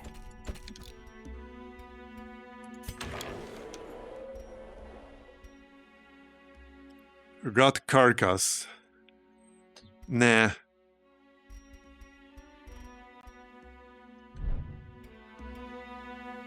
Oh yeah, ferry. There we go. Rank 3 highwayman. So we could grab him. Saves us money. Okay, that's kind of bad. He has Diffident, he has Ashen. He has Flood Release. Okay, no, that's kind of bad. He has 3 pretty bad quirks. Because he's a highwayman, he has several good ranged skills. Even point blank shot is ranged. So minus 5% crit for all those is kind of bad. Less resists is bad. There are some really big bleeds and blights. Especially in higher level dungeons. And Diffident is really bad. So, I think I'll wait for someone less bad. Yeah, we'll wait for someone less bad. Level 2 occultist. Okay, what does he have?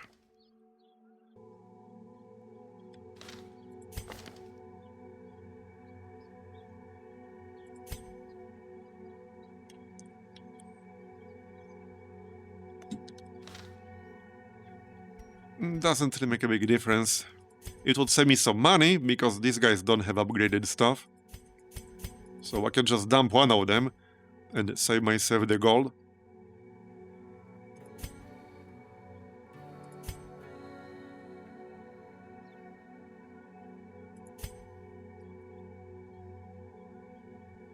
Okay, let's dump this guy. And we'll replace him. If they are unworthy now, they have Here you go. later.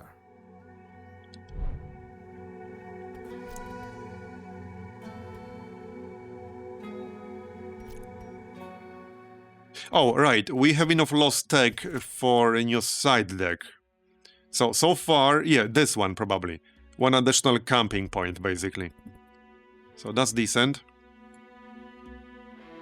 I think there was something else too. +5 Idle Stress Healed in town is nice. I would need more salvage jewelry for that.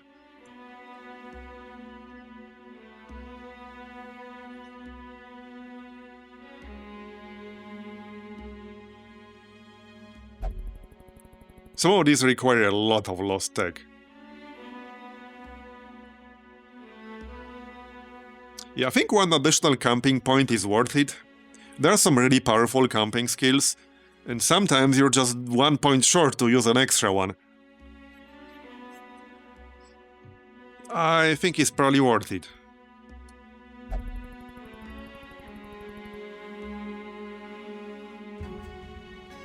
Now, +5 idle stress healed in town is nice and all, but it doesn't actually help me complete dungeons. It's just a nice bonus for the town, but this could potentially help me complete a dungeon.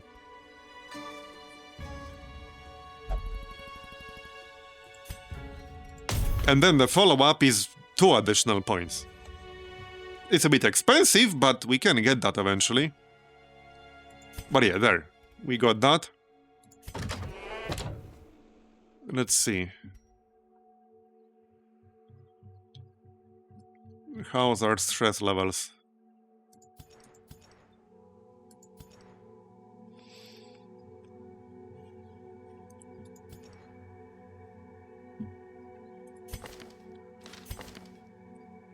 And that's 75. Not really worth spending amber for that.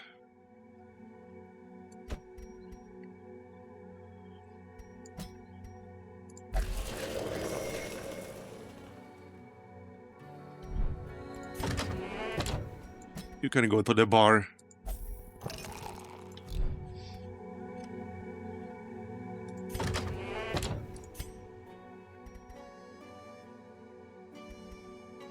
Okay, I can upgrade the amber then. We can increase stress recovery from the exchange.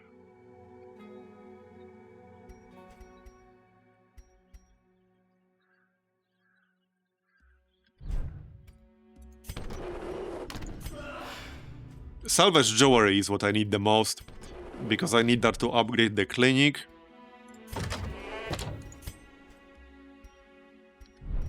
And that's probably the biggest upgrade I need in there. Not, at least I think so. That's the biggest upgrade I need right now. Oh yeah, I could also use Amber to upgrade the oddities dealer. Now, I don't generally use him, but I would buy a trinket that's like really good and he generates it. So for example, if he offered me another recovery charm, I would buy it. Not just as a backup, but because I would use 2 of those in a group, probably. They're just that good. There are a few really good trinkets I would consider buying from him if he generates them. And the more trinkets means he will have better chance to generate something really good. It's a 9% chance to get a very rare. It's a 10% chance to get something really good if you count rares as potentially very good. That's a 30% chance. So yeah, let's just do that. Works for me.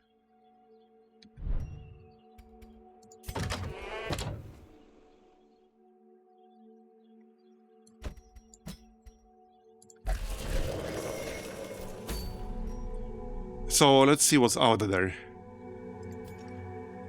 I can probably have an easier time doing a level 3 dungeon now because I can bring 2 characters that are level 4. It should still not be an overly hard level 3 dungeon.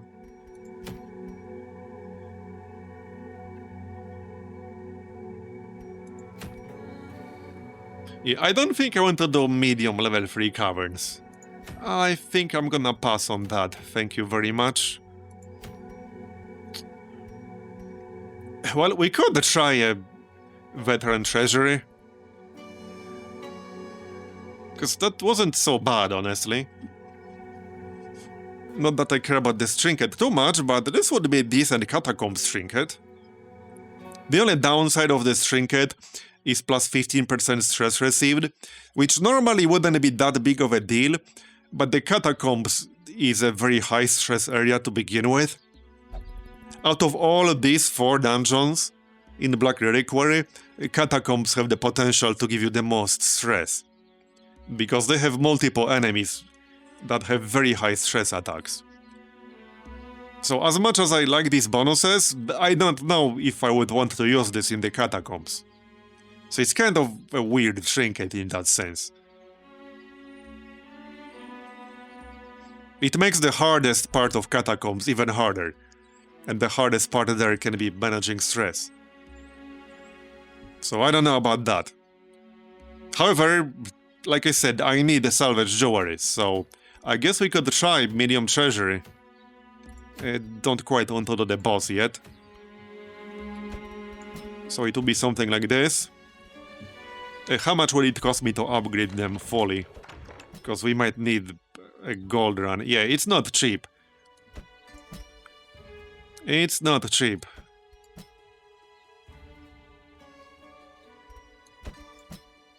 It's like 9,000 just for weapons and armor.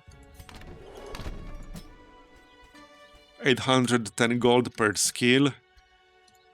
Yeah, that's expensive.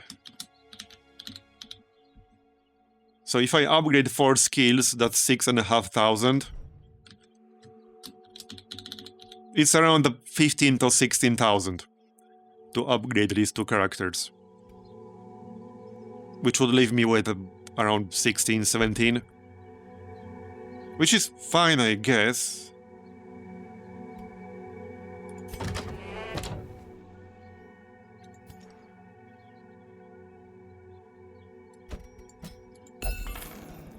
I guess we can give it a shot.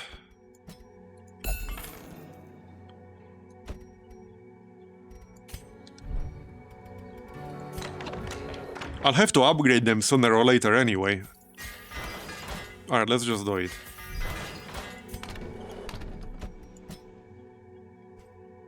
Now, the issue is that there are more than 4 skills I would want to upgrade on Adjudicator. That's the problem. However, I don't have to upgrade the change ammo on a Musketeer. So, on the other hand, that helps.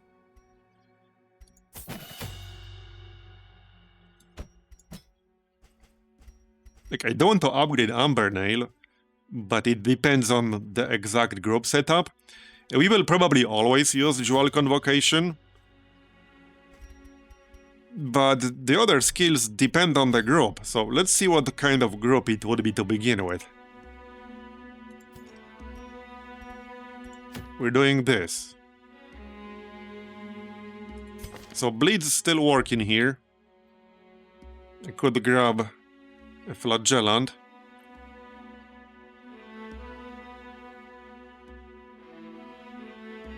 That's a pretty good one, though. There is some wildlife in the treasury, quite a lot of it. And the last one will probably be, you know what? If we can do this quest, it will give us at least one more rank 4. I think the Flagellant will also get rank 4. Saitani will definitely get rank 4. He might be like 1 or 2 short, I don't know how much exactly we will get. This disease is not a big deal. So, right, the Flagellant is not religious, so I don't necessarily need Glassworks. Only one person here is religious, and nobody is pagan. So I don't necessarily need the Glassworks. I could bring a stun setup, so that's potentially an idea. That could work. With that said, I probably want a recovery charm on the Judicator, so...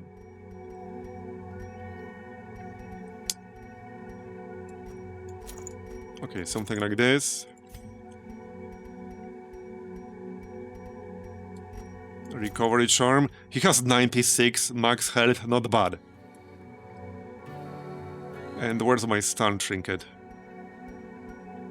That's the move chance. That still works with Amber Nail.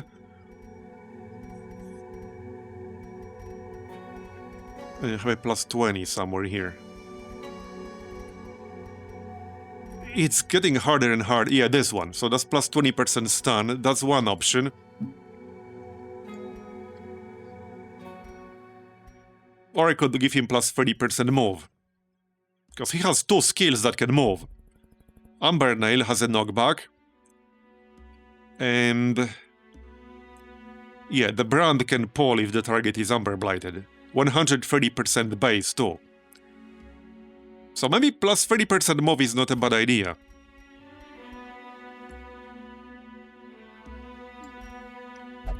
It will reduce his speed. Not sure if I'm thrilled about that.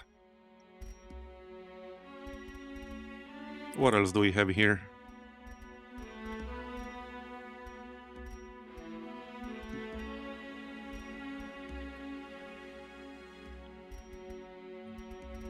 Nothing super exciting.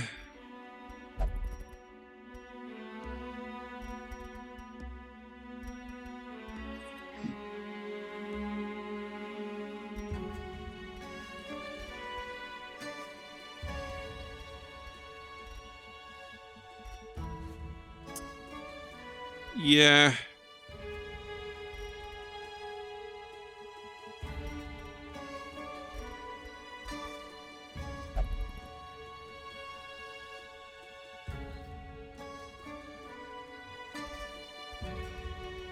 Not too excited about any of these. Let's just go with stun. And I assume it will get plus 10% from upgrading it. Right, so... garlic for the occultist. I need one more trinket that gives me healing done. There's a green one I used to have, but it's gone. Now I'm not entirely sure. Okay, so I was giving myself debuff with friendly heals, but I thought that the evasion instance didn't work. Now I'm not sure anymore. Let's just try, actually.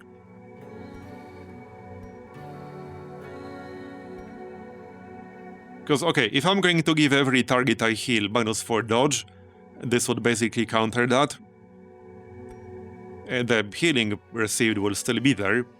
But we would give them +2 dodge, +2 speed, -20% healing received. That would be okay.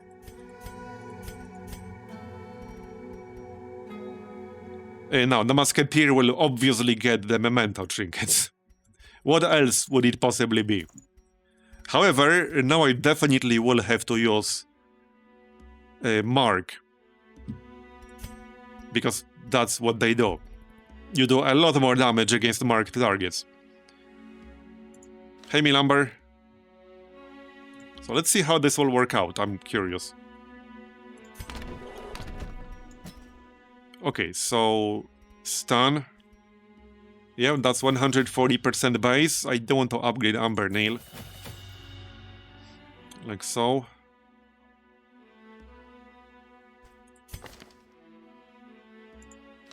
Okay, I think this will be fine for this run.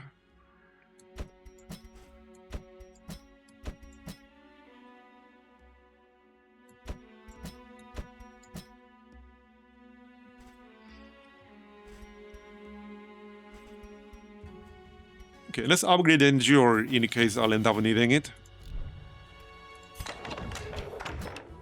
And that's everything. Okay, let's see how much easier this will be with at least half of our party being rank 4. It should definitely be easier to some extent.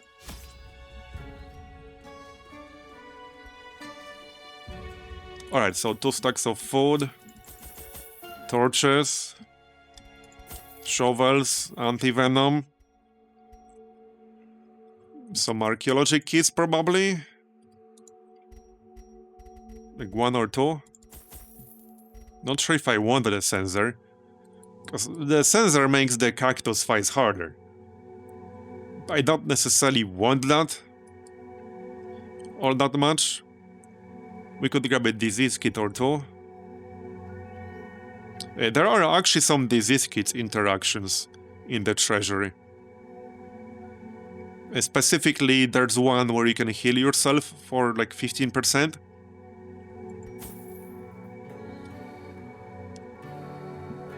And obviously, you might always get a disease of some sort.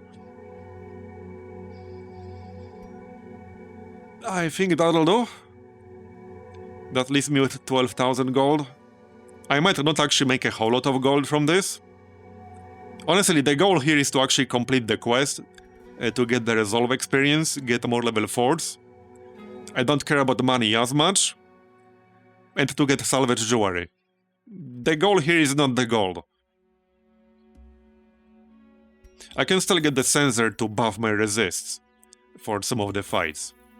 So let's just do that. Okay, I think we're good now.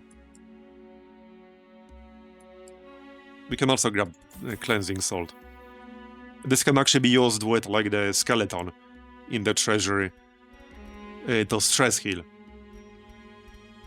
And remove debuffs.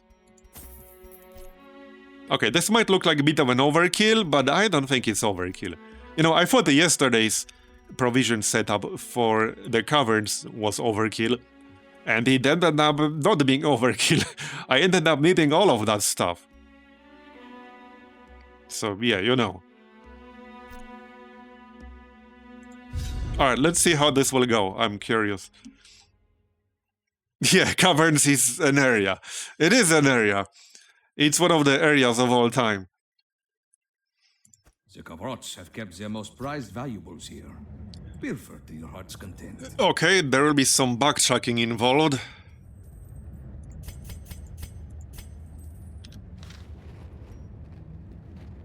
Oh, I don't know where my quest objectives will be. Let's check this back room first, I guess. Yeah, here's the skeleton. So this can reduce my stress if I use cleansing salt with it. I have no need to do that right now, but it can. And this would give me a treasure-specific quirk. I don't have the space for that, so no. It might also give me scouting. Yep, there we go. Okay, so that room is clear. Might as well scout it out. Back we go then. Oh, this is a quest location, right. It can also be in the corridor. Okay, sure. Be gentle. For sale or for study, these artifacts are precious. 2,500 gold for this. But minus 15% stress healing received. Hopefully that won't be super relevant for us. Yeah, for this quest objective, scouting is even more important. Here's the second quest location. So that's already 2 out of 3. I only need 1 more after that, and then I can do whatever. Oh, piss off.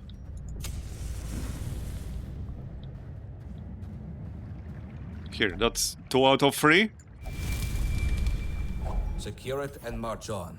We still have much On to attack, bleed self. Okay.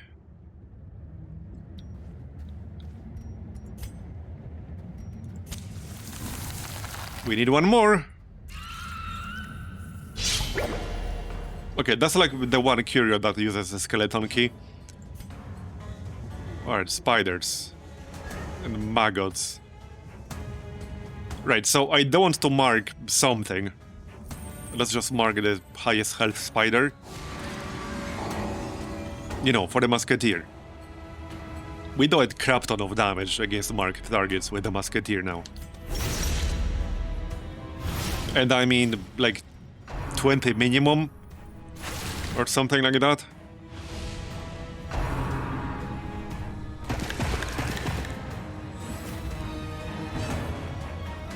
Not doing it on this turn, but I'll just show you. Yeah, 21 to 44. And that's like without any other buffs. With no other buffs whatsoever. If I get some damage buffs and such, I can probably easily push this to 30 minimum. Like, easily.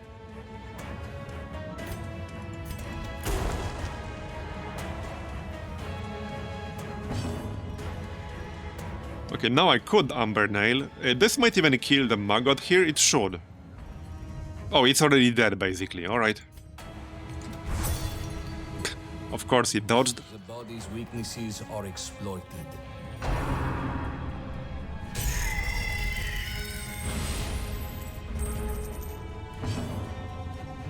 Alright then. Nice crit. Not that I needed stress reduction, but always nice to see crits anyway. Oh yeah, now I can't use standard shot on the spider. I killed the other two enemies too quickly. And the spider's also dead. Yeah, see, so normally it's just 8 to 16. The bonus, like from these against marked enemies, is just massive. Oh yeah, definitely. The musketeer is one of my favorite classes. Which I might have mentioned once or twice before.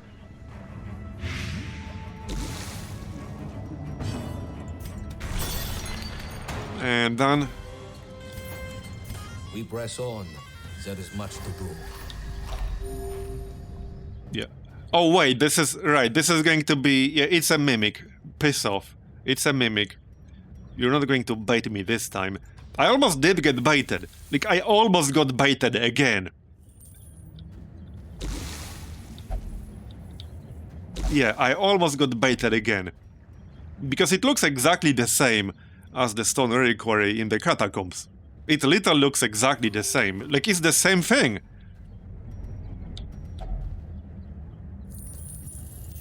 Except it's not. Right, I don't need that stress reduction right now. No challenge is without its barriers, both proverbially and physically. Oh yeah. There's a really bad quirk, which is basically a mega kleptomaniac. Thieving habits or something like that. It's 35% chance to steal loot from curios. However, that's also 35% chance to interact with any single one of them. So never bring a person with that into the treasury. Ever. Yeah, so here's the problem. The last cache could be anywhere. It could be here, it could be here, I don't know. More than our enemies. I should check this room, because if I don't, and then it ends up being here, I would have to backtrack through this entire dungeon. And there are some really nasty traps that can spawn in here, in case you don't know.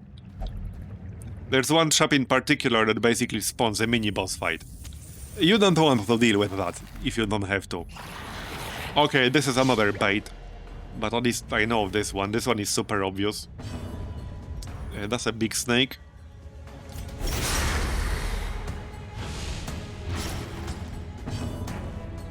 Fortunately, it's not as dangerous as it looks, but he does get 2 actions per turn. I can probably kill it very quickly with this group.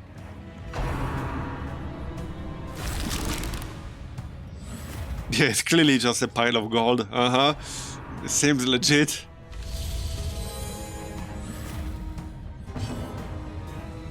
I mean, it is technically a pile of gold, it's true. It's true. Oh, he cleared the mark, are you kidding me? Oh, piss off. Oh, now that's just trolling. I need my mark for the damage. That's actually just trolling. Give it back. Give it back.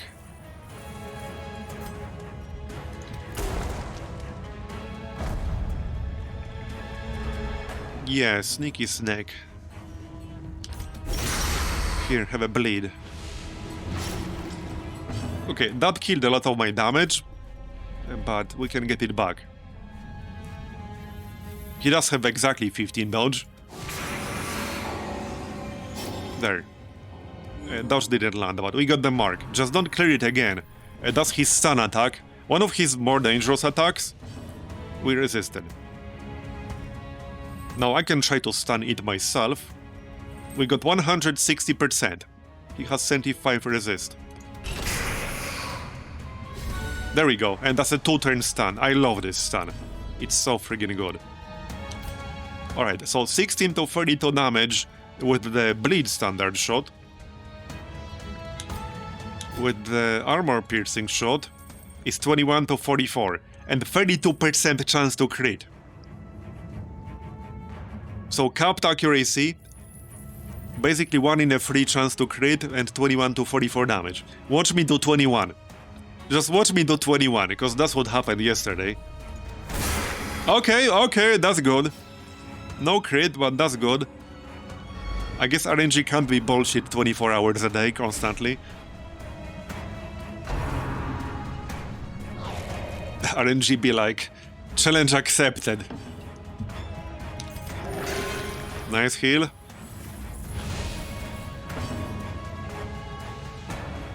Okay, yeah, we did get the buff from the incense. Okay, so it does work. I thought it didn't for some reason. But yeah, it does work. So that's a pretty damn nice trinket for an occultist. Anytime you heal anyone, you give them +2 speed, +6 dodge. That is really, really good. That is really good.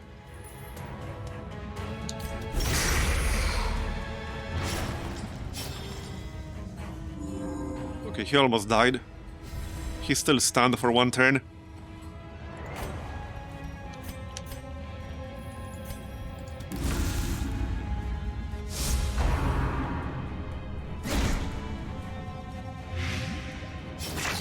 Bye-bye. Well tonight. Did I mention how good a 2-turn stun is? There's basically only one other class that has a 2-turn stun. That's the Veiled. And you have to be at 0 health. You have to be at death's door to use it. You can use this one anytime the target has Amber Blight.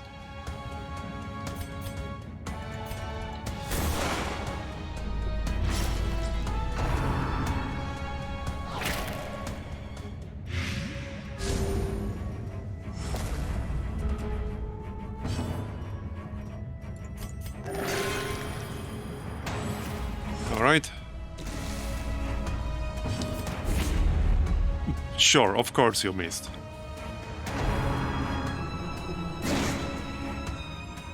Seems fair, we dodged. And that was probably unnecessary.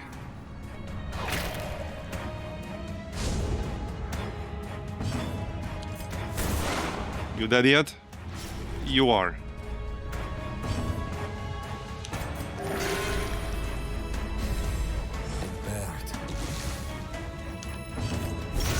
And done.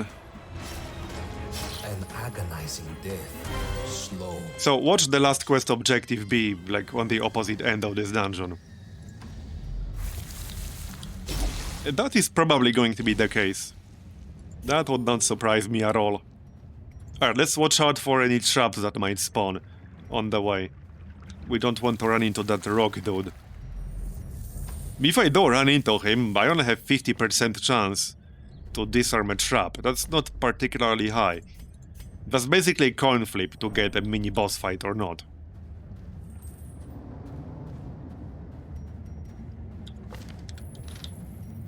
And he's not super hard, he's just annoying.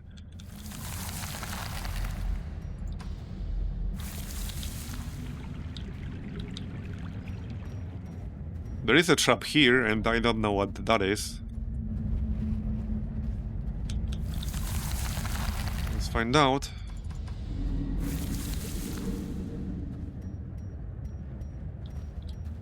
$14 stress. Yeah, let's reduce that. There, down to basically 0. So what is it? Wait, I didn't even see that. We must keep Okay. eyes peeled.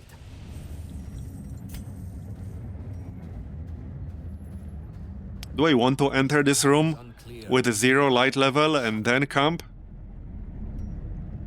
I don't know what's in this room. We haven't scouted it. Nah, just use a torch. We're close to the end. There's no reason to save torches this much. Yeah, there's a fight in here. Lack of Cura interaction. Yeah, Curas can piss off for now. I need my quest objective finished first. Here, have a mark.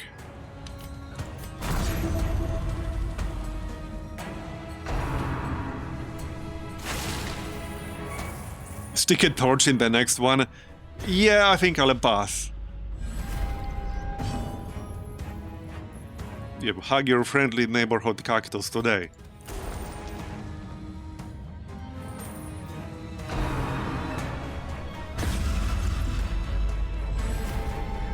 Okay, that's 10 horror.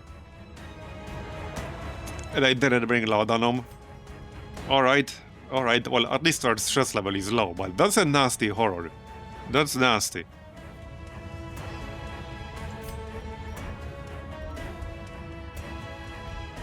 Okay, so I don't want to Ambernail either of them. Because my Musketeer will probably kill this marked buzzer. And if I Ambernail the one in the front, he will get knocked back. And I want to be able to standard shot the marked buzzer. Because standard shot does not work against rank 1. So, I guess expiate.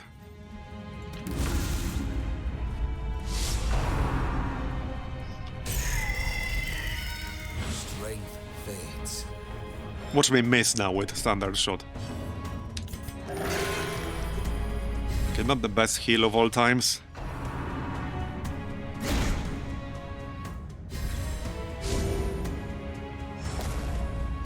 Are we there yet?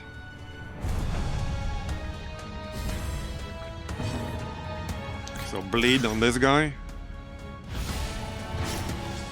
The hourglass. Okay, he dead. Yeah, that's not quite what I wanted, but we killed him, that's good.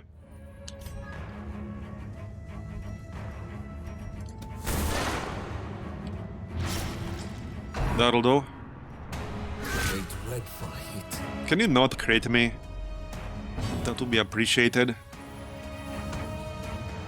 Yeah, so that's basically 50 plus stress on the occultist already. Now we can knock back.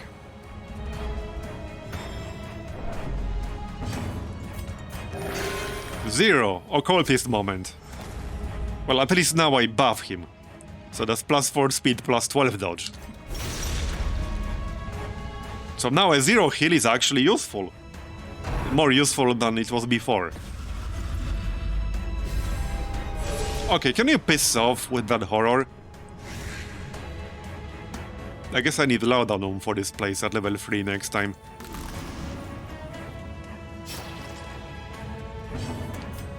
Destroyed.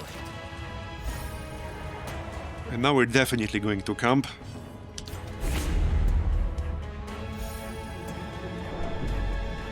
Great. That's great. 70.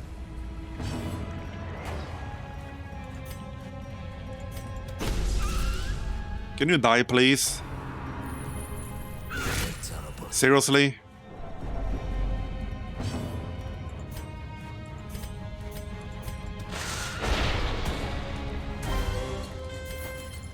Alright, let's just camp right away. Get more inventory space. Together we will rise. Right, so... Oh, I didn't buy... No, I do have Amber Ward. I got scared there for a moment. I need more stress reduction skills.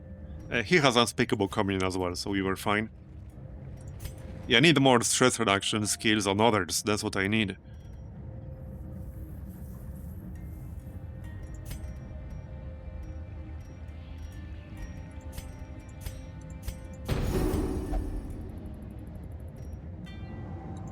Here. Well, that will have to do. That's 48.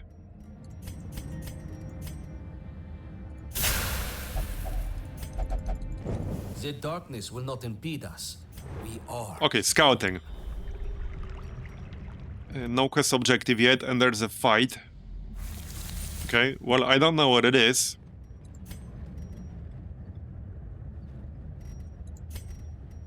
Here, let's buffer this here. Okay, it looks fairly standard. But that snake has 75 health.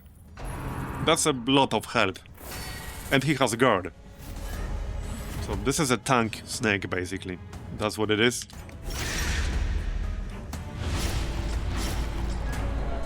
Hey, Chutzpe. Alright, so obviously Mark.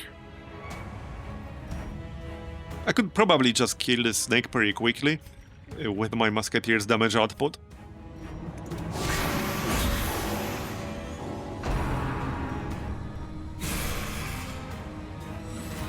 Okay, stealth.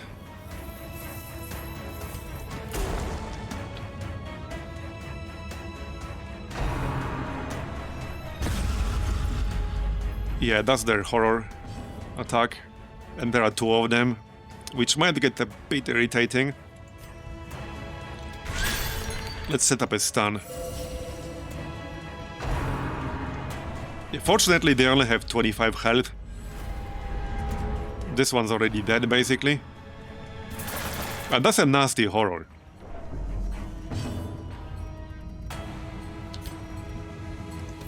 Nice. Okay, so both of the buzzards are dead, basically. Drawn out and merciless. And we can still standard shot the snake.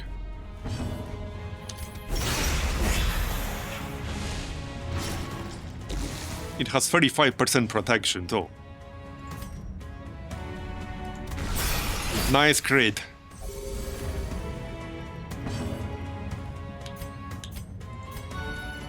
Alright, 21 to 44 and 32% chance to crit. Alright, I'll take it. That's good enough for a kill. Right there. Yup.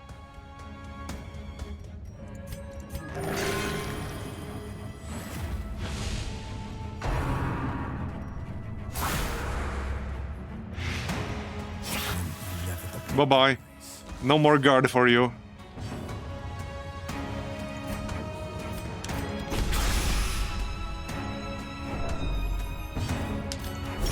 And done. Commander's orders, Crusader only. Battles. That's kind of nice. Plus 25% stress healing done. Minus 2 healing done. Plus 10% max health. On friendly skill, buff target, plus 5 accuracy, plus 10% damage. That is kind of nice, actually. I will certainly take it.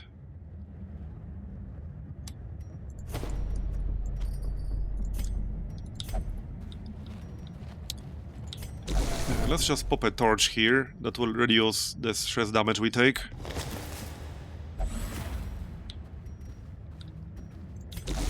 Give me a map. There we go. Where's the quest objective? It's going to be in one of these rooms. See, I told ya. It's going to be in one of these two rooms. What are the odds that we'd go into the wrong one first? Now, I'm not good at the math, but I'm pretty sure that's about 80% chance we go into the wrong one. I'm pretty sure it's right about there. Somewhere. Our cause is right. Ooh, what's this? Another memento. Flagellant memento. Okay, okay. That's very pog. Plus 35% bleed skill chance. More damage taken. Less bleed resist, but that's huge. Plus 35% bleed skill chance. That is huge. So that's my third memento so far. Not sure if I'm getting lucky or they aren't actually as rare as I thought they are. What do I destroy though? Probably this one remaining archaeology kit. There you go. No, I wouldn't mind the gold.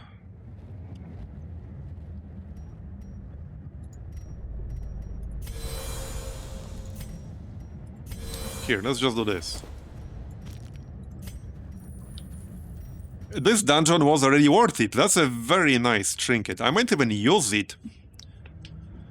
Okay, I could use it instead of the punishment hood. So, I would take more damage and lose bleed resist, but I would also lose minus 15% healing done. And minus 33% restoration duration applied. I would also lose debuff chance.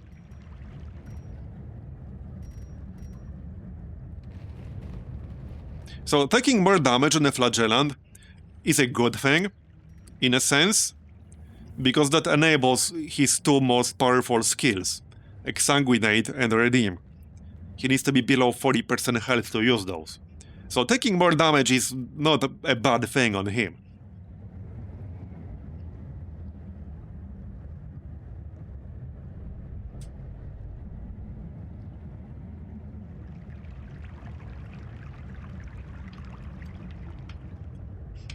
Oh yeah, I assume it's whichever class interacts with it, but it's still like random where you get the trinket from.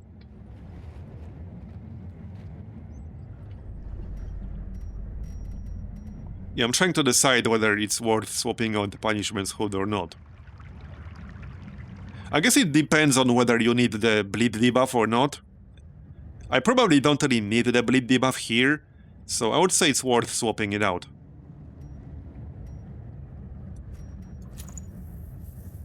I wonder what the other one is. The plus 50% damage reflection... yeah, I wonder what the other one is.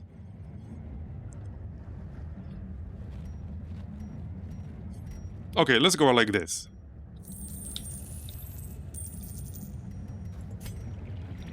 I got 3 torches left.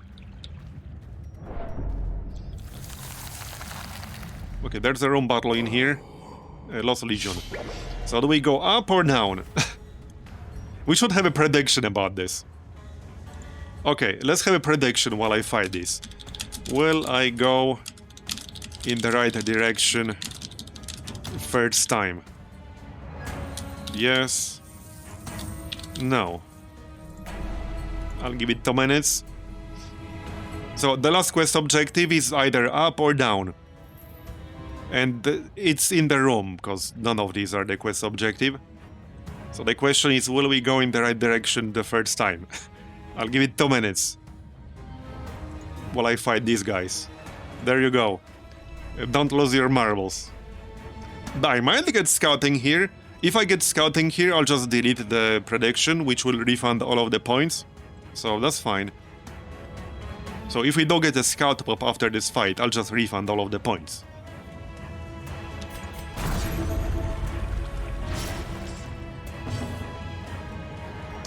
Yeah, I kinda want a heal here, but I want to mark one of them. For the damage, obviously.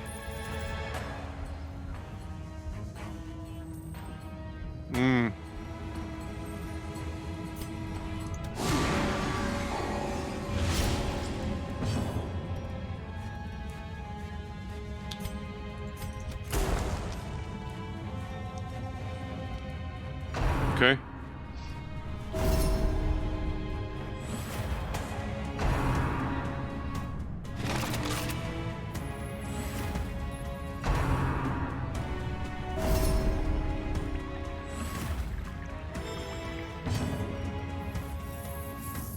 Now we could Umber Nail.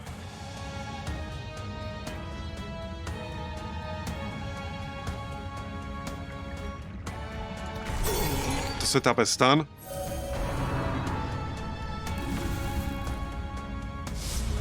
The only thing that concerns me slightly is my stress level here. We'll see how that will go. Now we can heal. Yeah, I deserve some reward for all of the RNG trolling yesterday, and not just yesterday.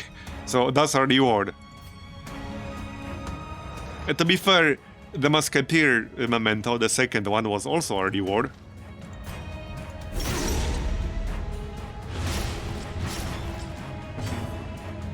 Okay, so now standard shot.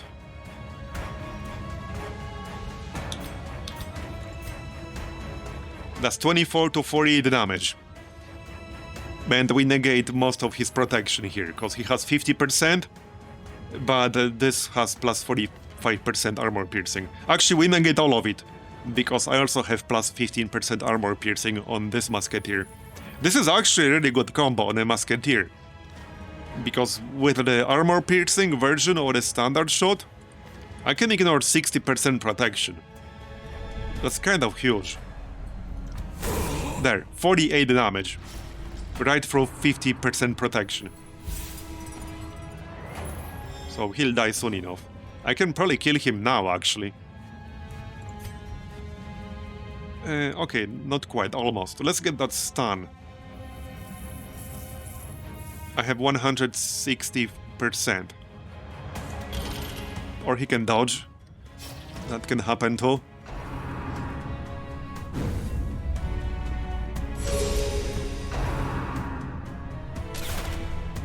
Okay, I need to finish the job here on this guy.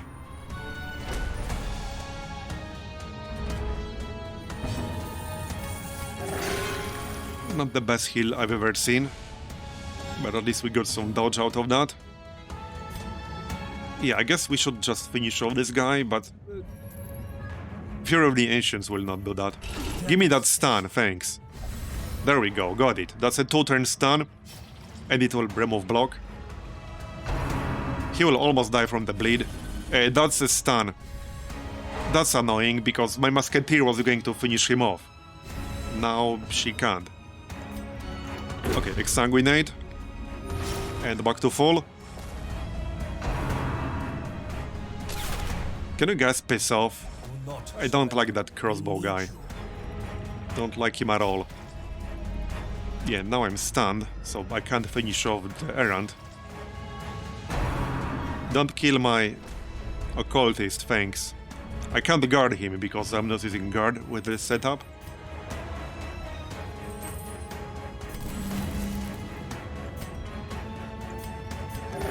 Okay, good. That's more dodge. So I got plus 12 dodge right now. I got 24 dodge on him right now. I need at least 11 damage. Yeah, just standard shot. Make sure he dies. This one is stunned. Now we need to neutralize the crossbow guy, because he's actually kind of nasty. He did a lot of damage. Oh, piss off! Yeah, that's pretty bad. That's pretty bad. Once the blood flows, the end has begun.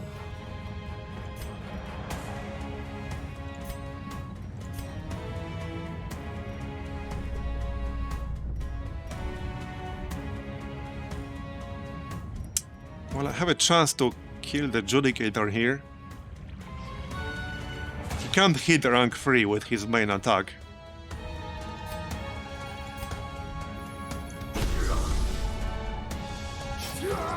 Got him?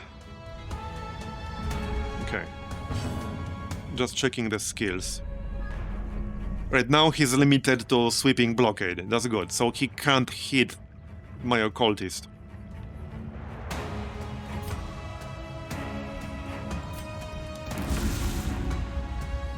X8.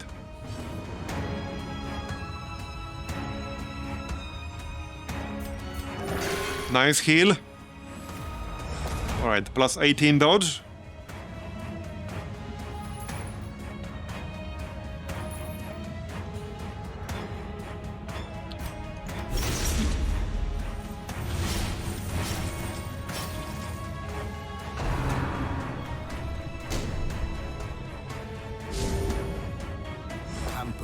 He also has 30% protection too. Yeah, the Veteran Lost Legion is pretty dangerous.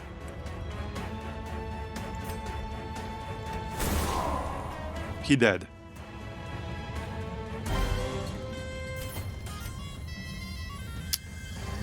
Well then...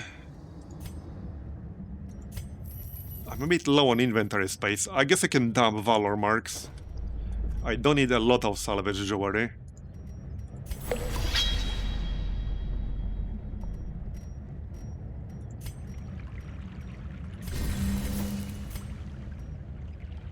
Alright, the vote is almost 50-50. So let's go up because there's a fight down here. Let's go up. It has to be one of these two rooms. I'm just double checking I didn't miss it anywhere. But I don't think I did. No, I didn't. Okay, let's go up then. Maybe you can skip a fight. If we get lucky. And this might give me scouting. Yep. Was that it? No, that's a vendor. It's going to be the one down there. So that's a no. We'll go to make sure, but that should be a no. Okay, Poison Peddler. Right, so I assume Anti-Venom would work, because, you know, that kind of makes sense. I guess we can try that.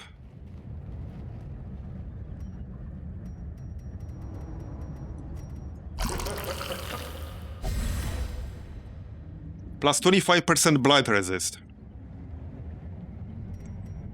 And plus 15% healing received. That's pretty nice. That is pretty nice. I like that. So potentially I might have to do 2 more fights. We can also camp one more time, so let's just camp. Alright, let's just camp first. I need inventory space anyway. Repair. We might as well feast. That will leave me with 4 food for 1 more hunger check. Once I complete the quest, I don't think I'll be staying much longer. And I want the stress reduction.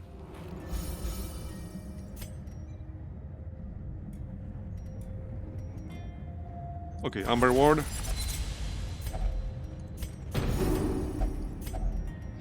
Fervent Sermon.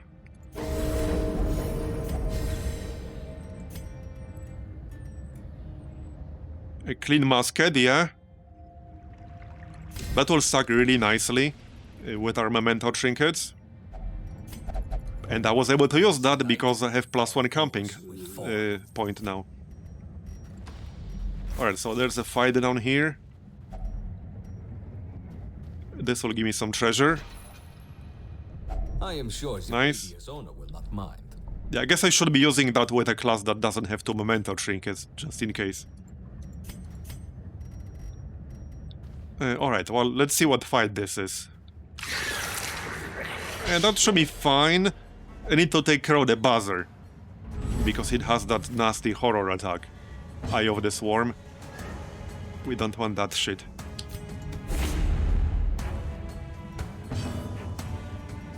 No, we definitely don't want that. Okay, let's just mark the buzzer. The snake removed its own mark last time. So we don't want that to happen again. Yeah, that's the mold skill. That removes, like, debuffs, mark, stuff like that, I guess. Which is a bit irritating.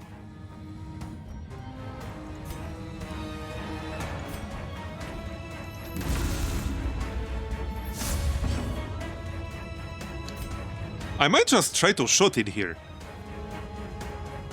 It's slightly better than a coin flip. This is 55% chance to kill the buzzer outright. Because as long as I hit it, I will do at least 24 damage.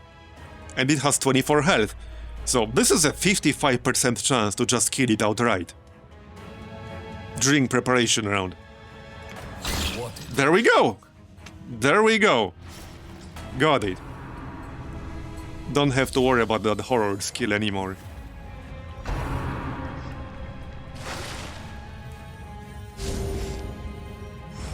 Yeah, have I mentioned how much I like the Musketeer? You know, in case that wasn't clear before.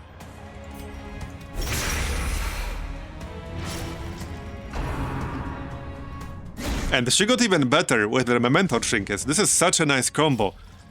The only downside is that you have to mark the enemy to really take advantage of it. But it's not much of a downside, to be honest.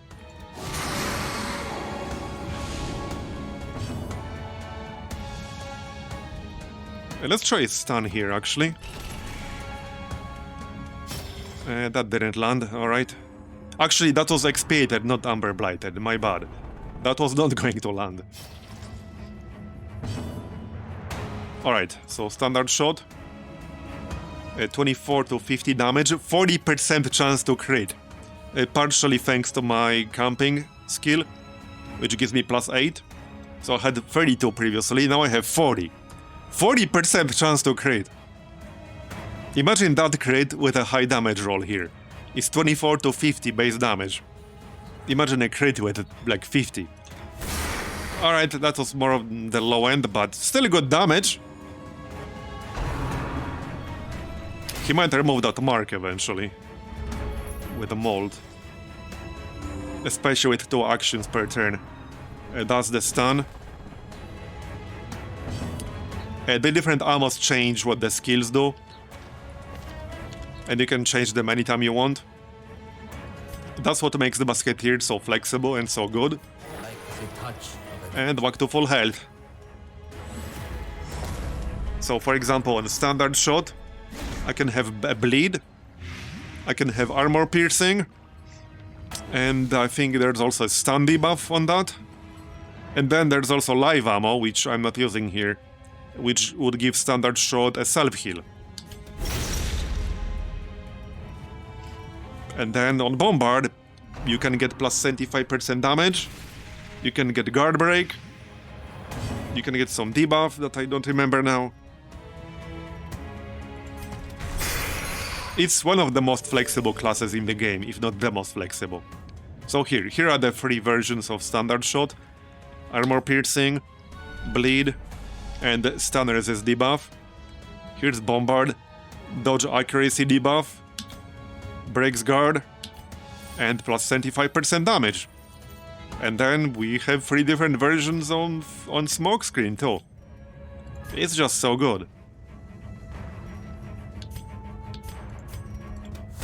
46 non-crit, very nice. That's what I'm talking about. I can almost kill it with the Occultist, but probably not.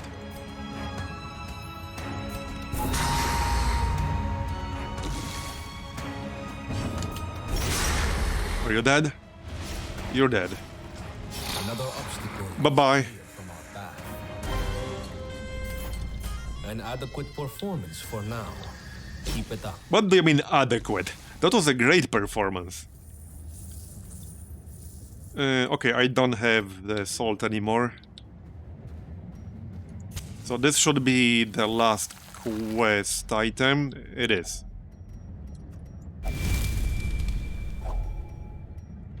There we go. So will I go in the right direction first time? Choose outcome. No, I will not. We had an 80% chance to go in the wrong direction. See, my math was correct. You thought it was 50-50.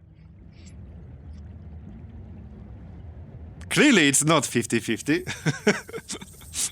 It's actually 80-20.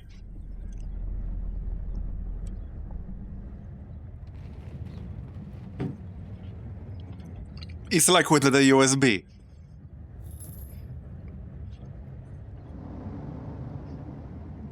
You will get it right the right way, like you will only get it right the third time. Right, so I don't have to leave yet. I don't think I want to fight too many of them with these debuffs. But I could maybe kill one group or something.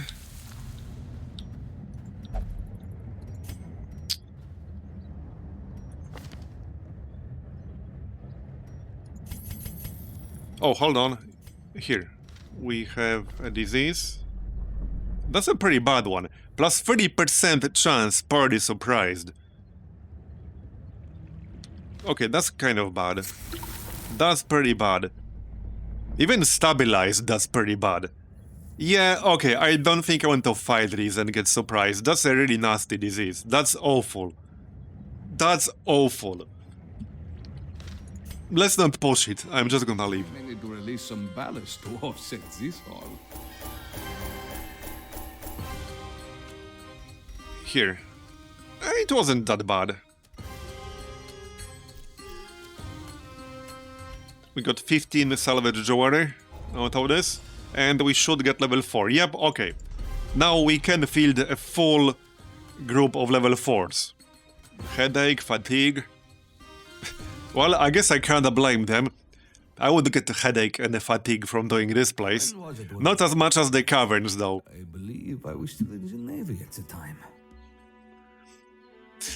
The funny thing is about yesterday's run, because yesterday, for anyone who wasn't here, we did medium caverns, which took 4 hours basically. 3.5, I checked after, actually. It was almost exactly 3.5 hours. And one of our characters got the fatigue disease right at the end. And I'm like, understandable, have a nice day. Surprised this was just one. Caverns long will be 2 days. Sounds about right. But let's remove this nasty disease. That's really bad, even stabilized. And remove fatigue, probably. Remove headache.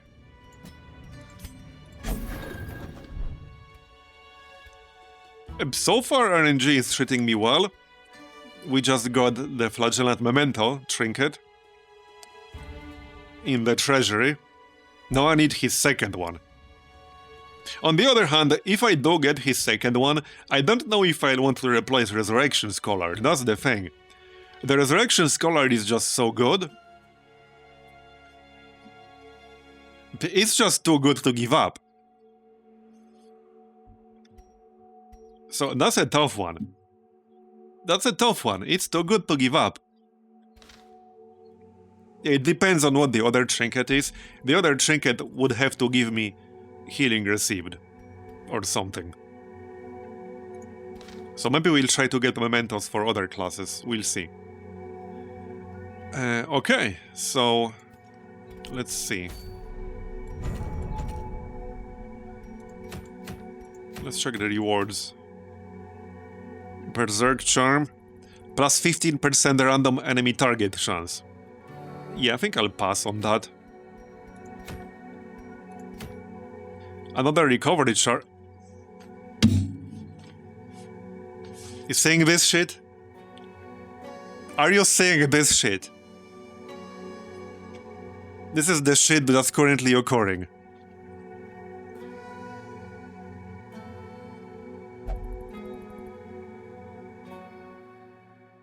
It's the exact same quest as yesterday.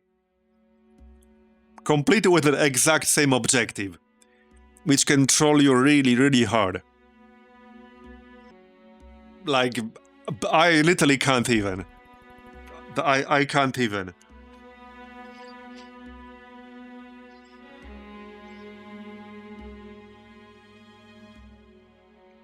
It's not though, it's the standard too.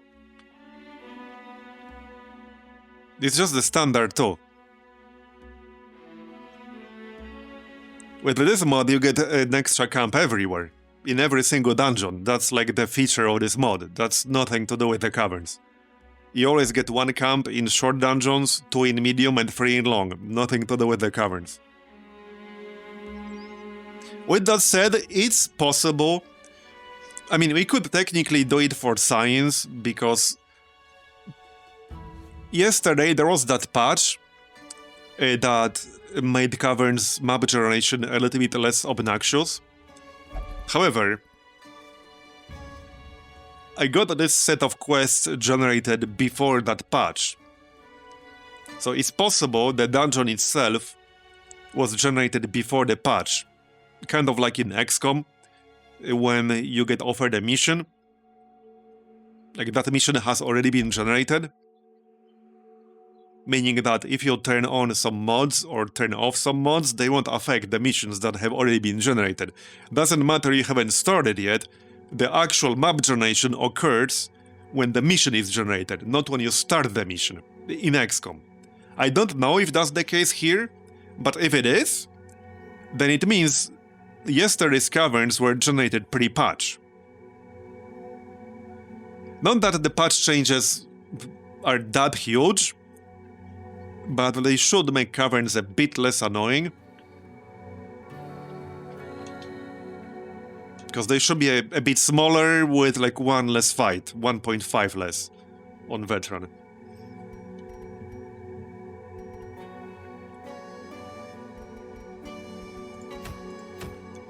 I don't think I'm desperate enough for secondary coverage charm though.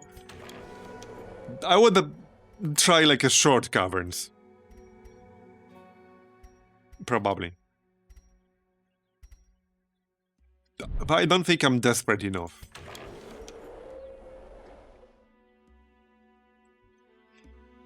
Interesting trinket.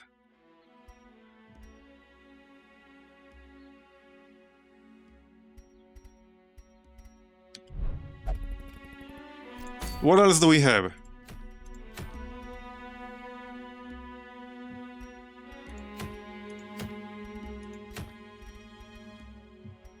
There are still some uncommon trinkets I want. There's one very specific one with healing done.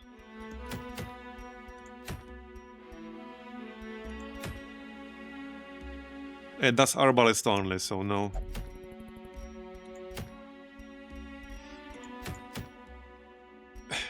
The game really wants me to do this shit, doesn't it? Thing is, I already assigned 2 of my level 4s to facilities. You know, to remove that disease. I don't think I would want to do the caverns with plus 15% chance of being surprised. No, thank you.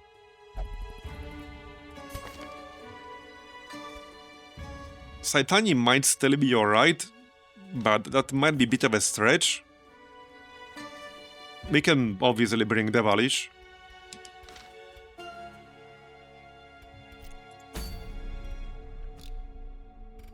But that won't complete the healing, will it? If I do a cheese run, you have to actually complete a quest.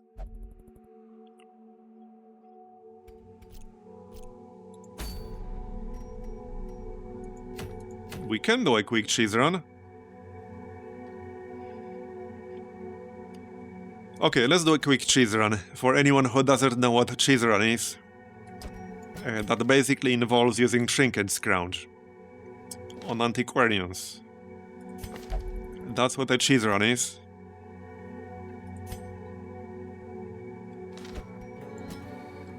So we'll do a cheese run. You don't need to be able to beat at least one enemy group. Yes, it says stinky cheese.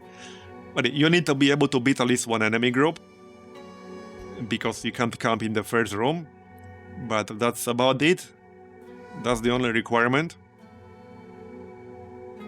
Okay, it doesn't really matter who we bring all that much. We can grab this guy, it's fine. Okay, I don't even need the trinkets on them all that much. I still give them something in case we run into some nasty group. Some of the groups can be pretty nasty. And I'm bringing basically no healing here. So, you know.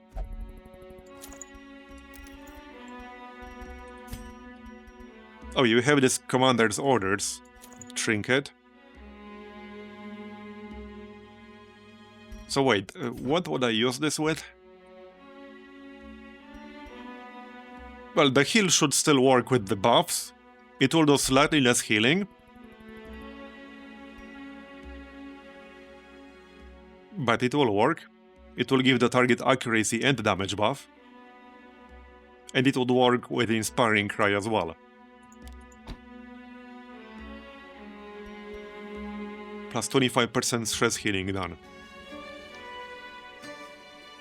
And the plus 5 accuracy, plus 10% damage. Yeah, that's kind of interesting.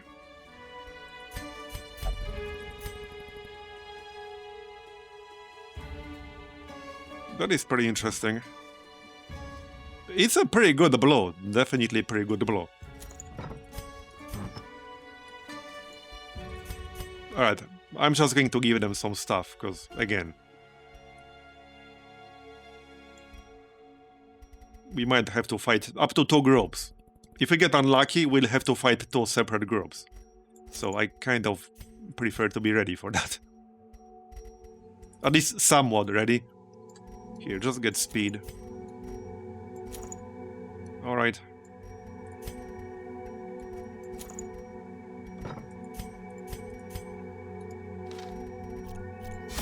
Okay, let's do cheese run then. We'll grab a little bit of food, so I don't have to camp while taking stress and health damage. And that's all we need, like that's basically all we need.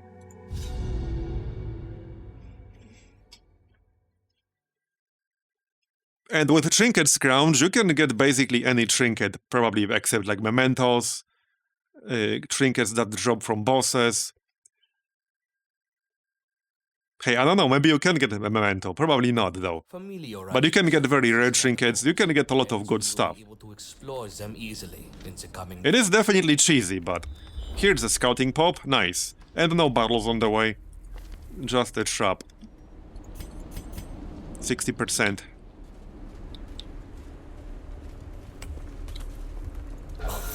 Got it.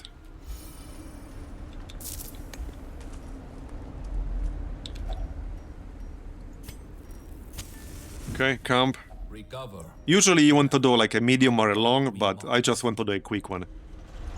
So it doesn't matter that it's short. Come on. Uncommon. Plus 20% stress healing received, plus 15% stress healing received while camping. Okay.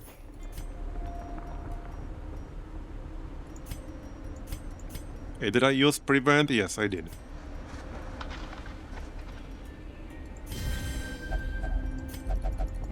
Against the light, our foes will fall. And that's the cheese run. Again, usually you want to do this in like a long dungeon or something like that, or a medium, but it doesn't really matter that much. And you only get 20 stress when you abandon a level 1 here. You can easily keep yourself at 0, so you will end it with 20. You can just keep chaining this and never go above 20, because you can just reduce 20 easily. Especially with a class like a Crusader. Because he has this Zealous Speech skill. Heals the entire party for 15 stress. And then when you use Feast option, you also get a -5, so that's already -20. So you will never go above 20 stress like this, like ever. You can just keep this group, the cheesing group, at 20 stress.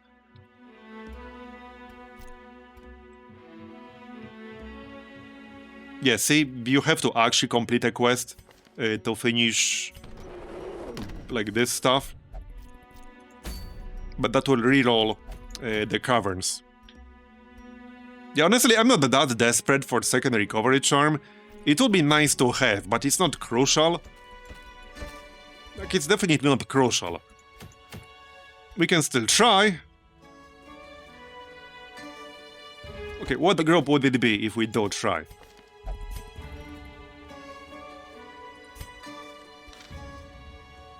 Obviously, we want a musketeer.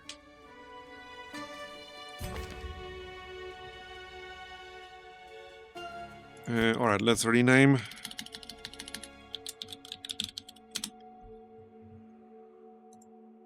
Yeah, so obviously we want a musketeer. This one has perfectionist, which is kind of bad, but we shouldn't miss much with our setup now. She also has hunter though, which makes our trinket setup even better.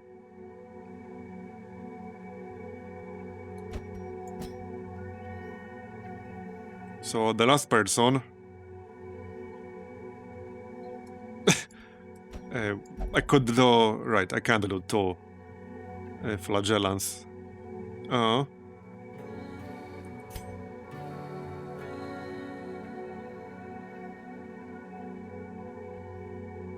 wait, this one has Caverns Explorer. Okay, no, I probably want Caverns Explorer if I'm actually going to do this. And plus 15% damage and plus 5% accuracy versus Troglodyte. And lethal. And Warrior of Light.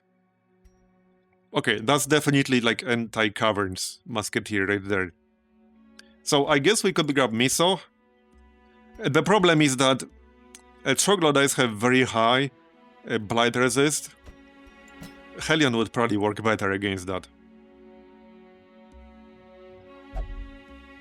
So this would be the group, potentially, if we do it. If we do it! If!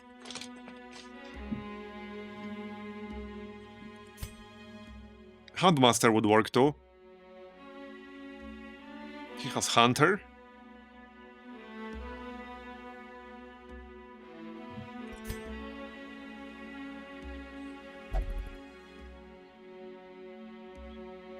Okay, it's a tough one. I will be marking enemies a lot. Because again, that's my whole setup here with the trinkets. So I will be marking them because I have to take advantage of these mementos. So I think Handmaster would work a little bit better because I have to mark them to begin with. If I bring a Handmaster, I will not be using his contraband because that's a blackjack spam contraband. It would still kind of work, but then I would pretty much have to mark with the occultist for the most part. And I wouldn't take advantage of the 80% bonus damage versus marked target. So yeah, it's best to go with something else if we do this.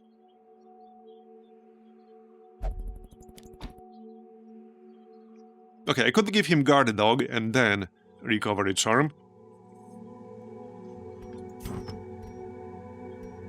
I also had the trinket that increases the duration of Guard Dog if used during preparation phase.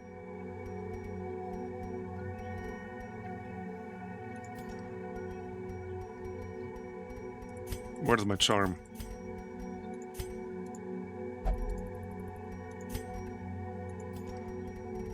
There. Okay, I can sell one of these. I don't need 3. Where the heck is it though? Okay, let's just equip the other stuff.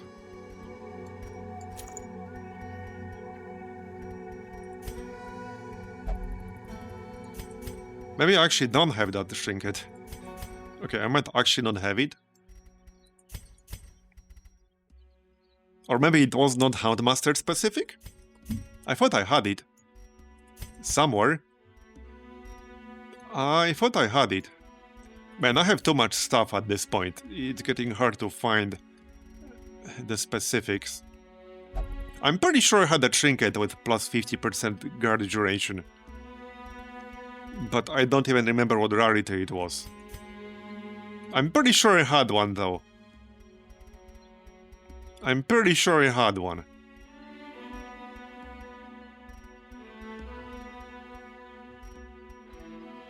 I could just give him plus 30% bleed skill chance. Yeah, I guess that makes sense.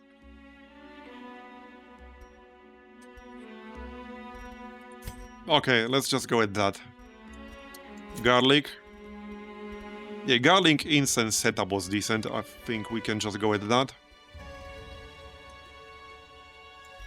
Right here. That way I will give any target I heal plus 2 speed, plus 6 dodge. So that's nice. What was this disease again? Yeah, fatigue. I guess we can live with that. Let's check camping skills really quick.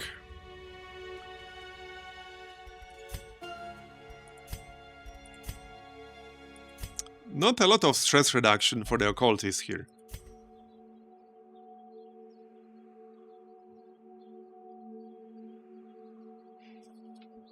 Yeah, therapy dog is nice. We probably want that. Release the hound is also nice. I don't have that much money. So hold on, how much would it cost me to upgrade all these people? I think too much.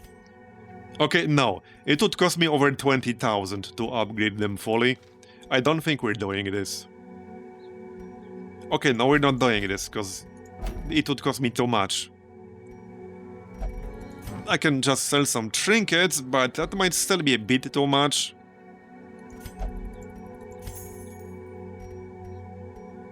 It might still be too much.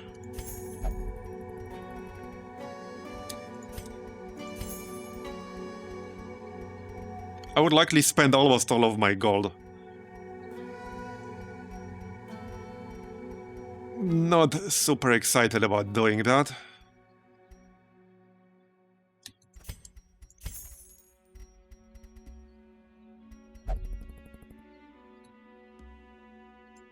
Yeah, not super excited about that.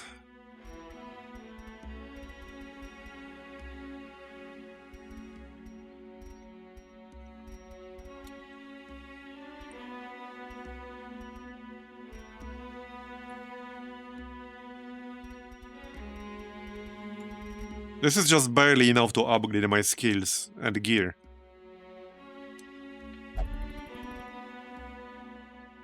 Yes, he does actually have a skill like that.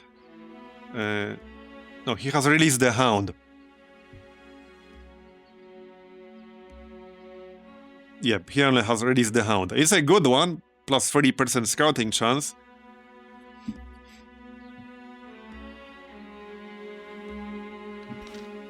Okay, yeah, no, I think we'll have to pass on this. I need more gold first. So we might have to do a gold run here. In the Catacombs or something.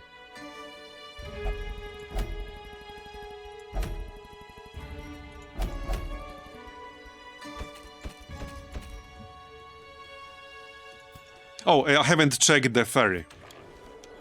Ooh! Oh shit!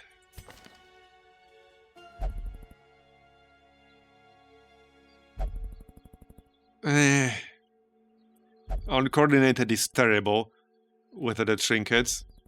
Plus 20 stress when idle in town for a week. That's bad. Okay, that's a pretty bad one. That's a pretty bad one. What about the Handmaster? Plus 10 accuracy while Okay. He has two kind of mutually exclusive positive quirks. Or not exclusive, but they kind of counter each other. Plus 20% bleed resist, and plus 10 accuracy while bleeding. Okay, bro. Minus 10 accuracy while blighted, minus 8 melee skill accuracy. So that's basically blackjack. He's not as bad.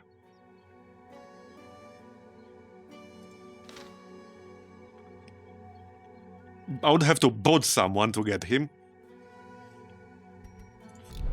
Okay, if we do a gold run, what would it be? What would the group be? I still have a flagellant, so it could be that.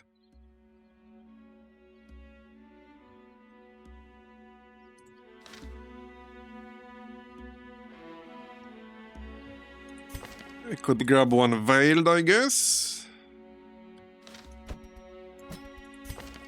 Like so.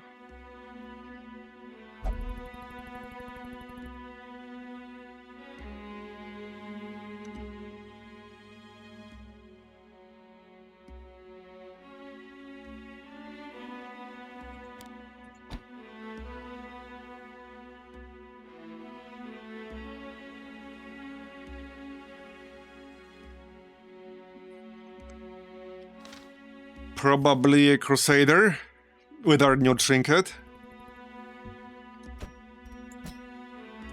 And for the last one, maybe our ballast. Haven't used our ballast much.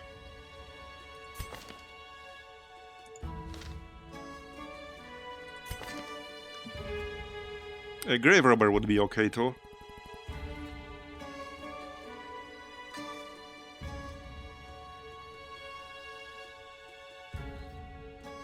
Oh yeah, Levantine Skirmisher.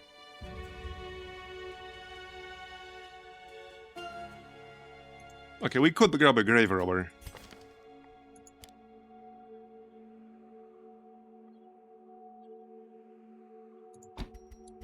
Something like this.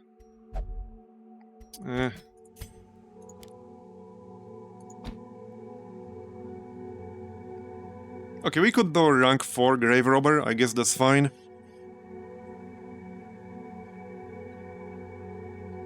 So if I get shuffled, I'll just use Shadow Fade. That's a pretty good buff too. This should work.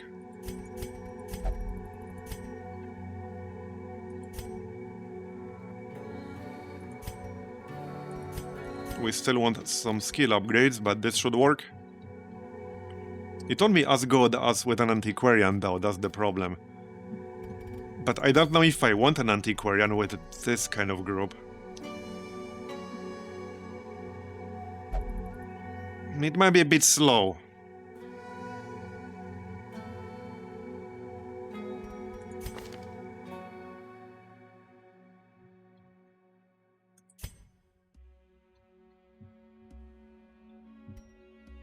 Quick reflexes.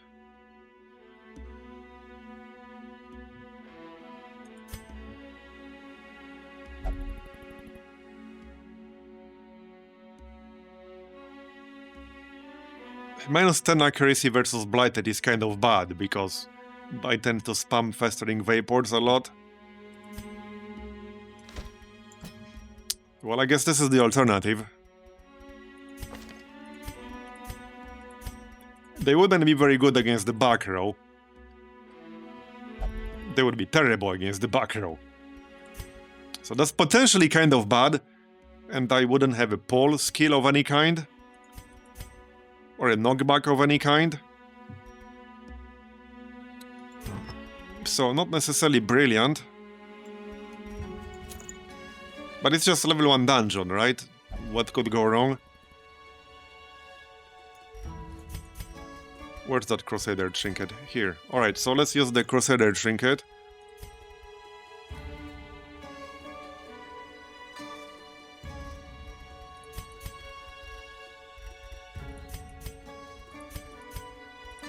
Oh, I need to unequip trinkets again, damn it. Here you go. And here you go. Stun. Bleed chance. A garlic probably. And other than that...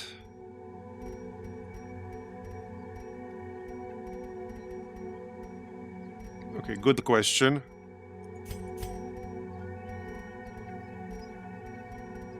Not really sure what would work well on a Veiled here.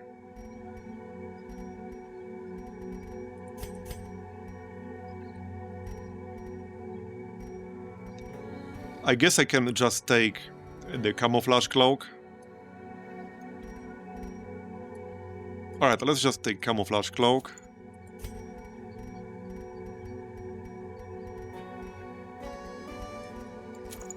And Scouting Stone. Or, yeah, Bloodcourse Medallion.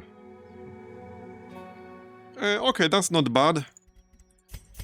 Now, I kind of do want a Recovery Charm, but I don't know what to give up to get that.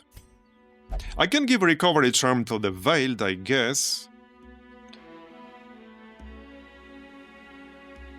Okay, that might actually work pretty well. Alright, let's go with that. That might actually work pretty well. Here. Okay, that's it.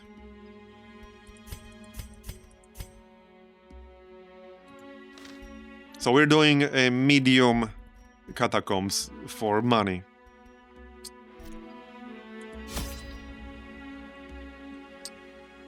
Affiliation is random, but certain classes can't get certain affiliations, usually stated on hero info right here. So for example, Flagellant cannot spawn as Pagan, but he can spawn as Faithless or Religious. So this guy is Faithless. I have some Religious ones as well. So in this case, I have a full Faithless group except the Crusader. So not much point using Bulwark of Fate, which is why I'm not. We're using Inspiring Cry with the Crusader trinket. Okay, so archaeology kits, bandages, shovels, food. Let's get laudanum or two. Okay, at least one in case I'll need it. Torches. That's probably good enough.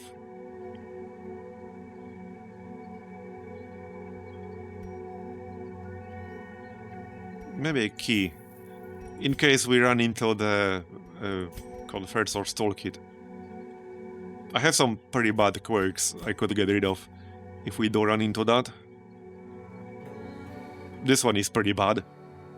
5% chance to suffer 10% max HP damage on every single turn start. That is pretty bad.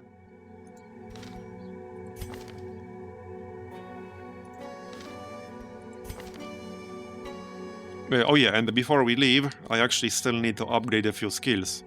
I almost forgot about that.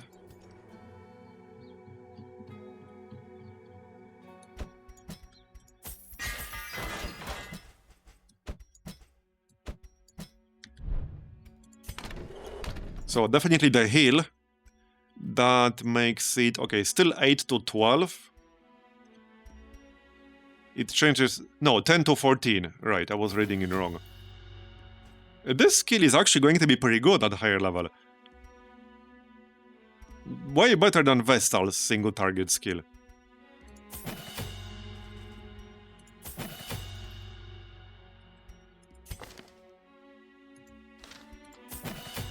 Okay, I think that will do for now. I don't want to spend too much.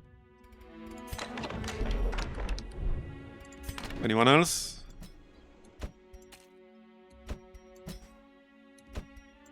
No, we're good.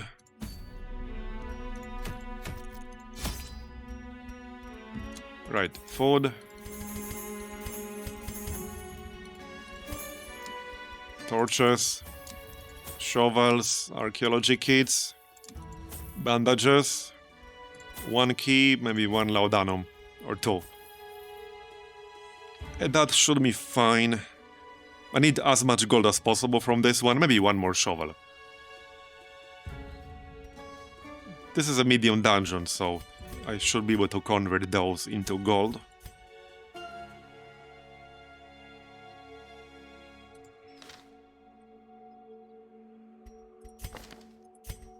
Okay, well, this should be fine. Let me check camping skills real quick. We have Zealous Vigil. Okay, that's the important part.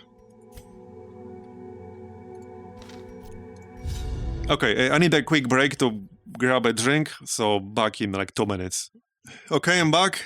There is much to be gleaned from these Yeah, so workshops. far my impression of veteran dungeons is that it's really hard to get started. You basically need to get a few memento trinkets for your best classes, and you need to get a few rank 4s. But that's a pretty big initial hurdle to get past. Okay, explore 90% of the rooms. We can just skip this one on the left and effectively skip 2 fights. Alright, give me all of the money, thanks. Good start. We got a rare antique. Okay, this is one of those bullshit groups in the Catacombs. Could have been worse though. Okay, could have been much worse. The worst possible group here for stress is like the... I don't know what his name is. The transforming guy, the dancer, the bird guy, and the archer. That's the worst possible group for stress you can get in the Catacombs. And it's really rough if you get that. Even just 3 of those is bad. 2 is kind of manageable.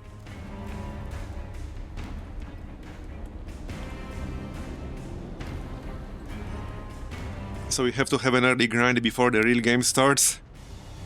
Well, I mean, these dungeons are fun to do still, so... And the level 1 dungeons are pretty well balanced, I would say.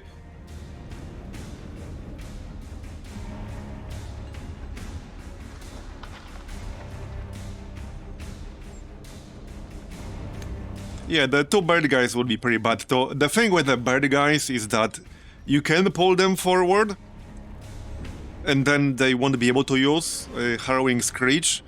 That can only be used from the back row. So at least you sort of have a way to maybe counter them. Or try. They will move back again after you do that, but you can do that a bit.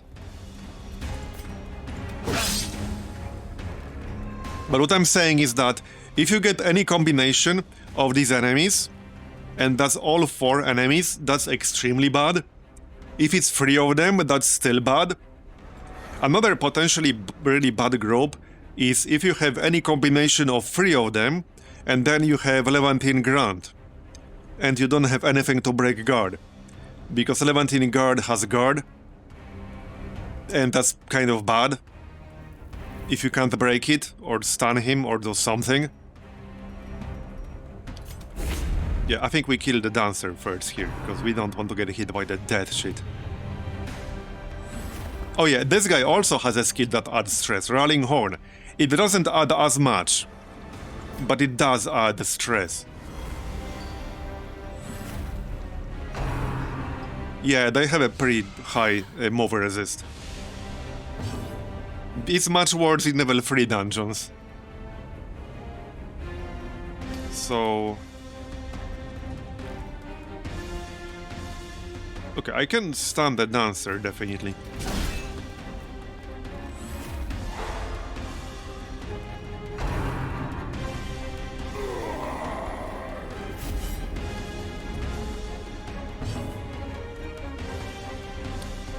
It will have something eventually, I assume, but the mod is still in development. Yeah, I don't know if I want to know how hard that will be. You're right. Got it? So now we need to deal with the bird guy. Easier said than done with this group. That basically involves killing at least one more enemy. And getting rid of the corpse. That's basically it. That's basically it. Okay, let's get rid of the corpse. Because that's treasure as well. Now I need to kill one of the others, because I don't have a knockback, I don't have a move. I just have to kill one, like that's basically it. Got it, nice. Yeah, that's the one. It's not as bad in level 1, but these enemies get really, really bad in Veteran and Champion dungeons. Really, really bad. We had one fight in a Veteran dungeon in here in the Catacombs. Like 2 days ago, 3 days ago, where I ate like 300 to 400 stress in 5 turns. I think it was like 300-ish. Don't remember the exact number, it was a lot. It was over 300 across the entire group.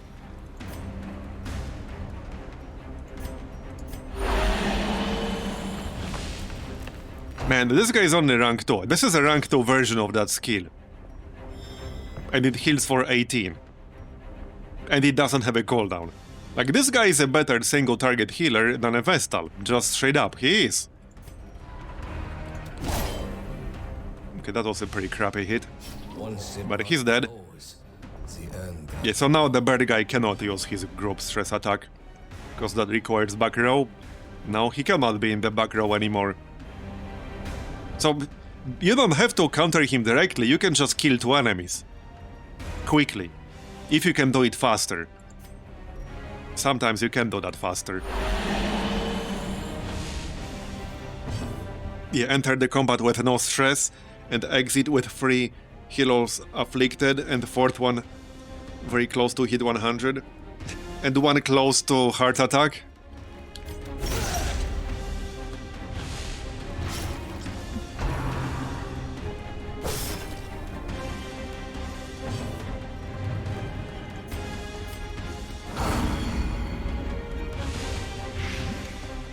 I assume it would be easier if you had a rank 4 group. I mean, I don't assume, I know it would be easier if you had a rank 4 group. Honestly, the problem with veteran dungeons, when you initially start hitting rank 3, is that there isn't really a good entry-level veteran dungeon, you know? There just isn't one. They all have their own problems. If there was a good entry point to rank 3 dungeons, where you could get that initial experience, get a few people to rank 4, it wouldn't be as bad. But there just isn't one. It's any short dungeon and hope you don't get screwed. That's kind of it. Just any short dungeon and hope you don't get screwed.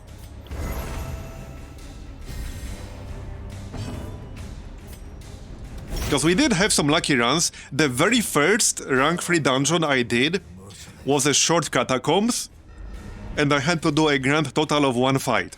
And that's it. Then it was over. That was probably one of the luckiest dungeons I've ever seen. That's obviously not going to happen often. Or maybe at all. But it happened then. I'm sure some of you were here and saw that. We literally had 1 fight, and that's it. Then I finished the quest. Obviously, you can't count on that happening. The hourglass. You know, actually, okay. You know what's the good entry point? I will tell you. Keep it up. I will tell you what's the best entry point to rank 3 dungeons. You ready for it?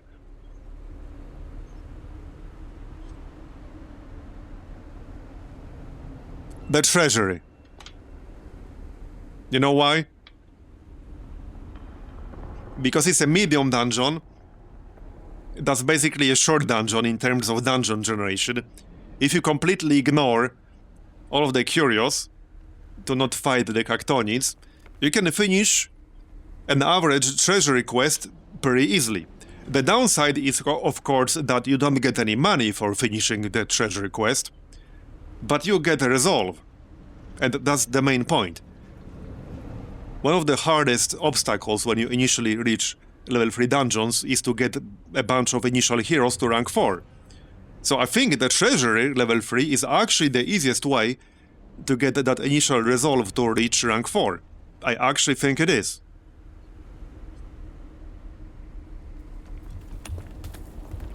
And the treasury fights are not that bad if you don't count the Cactonids. They're actually not that bad. And on average, again, it's like the easiest medium quest you can do. If you ignore the gold part. But you can just farm gold from level 1s. Easier and faster. So if I were to like restart from 0, what I would do is just do some level 3 treasury once I reach level 3 with a bunch of heroes. To get a few to rank 4. And once I'm rank 4, I can do some other places. I think that's what I would do. Okay, I do have to go in this direction one way or the other. The glory will come. For now, there is labor.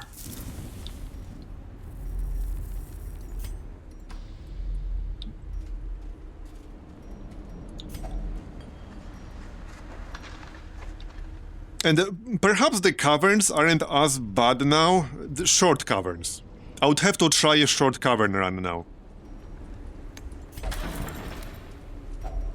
Because they did a few things to make caverns less annoying. They made the generation itself a little bit less annoying, but they also removed fights with 3 swarm enemies. There was a patch note about that. So now you cannot get more than 2 swarm enemies in the caverns. Yeah, that is a lot of treasure for one curio. And just figuring out what to do with it.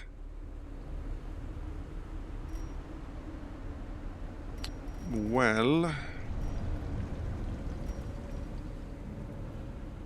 I might not use 7 more archaeology kits, but I might. I actually might.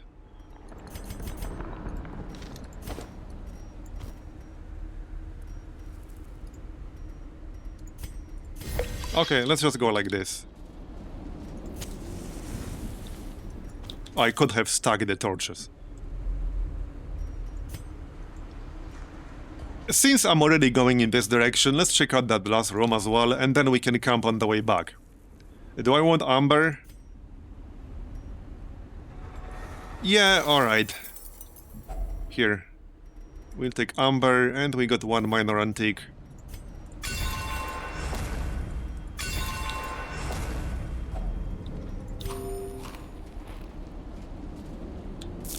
Hey Maplebee. Going pretty well. We got the Flagellant Memento trinket earlier. It's a pretty good one. The plus 15, he's probably one of the few classes, or maybe the only class in the game, that could directly benefit from plus 15% damage taken, since that enables basically his two best skills.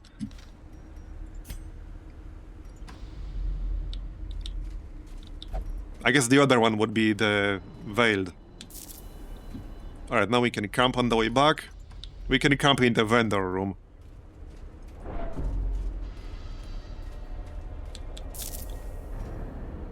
With that said, I don't know if I want his other Memento trinket, because the Resurrection Scholar is just so good.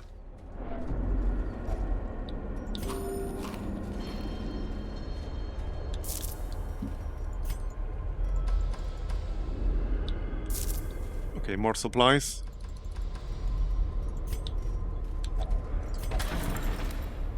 Our cause is righteous, but requires funds.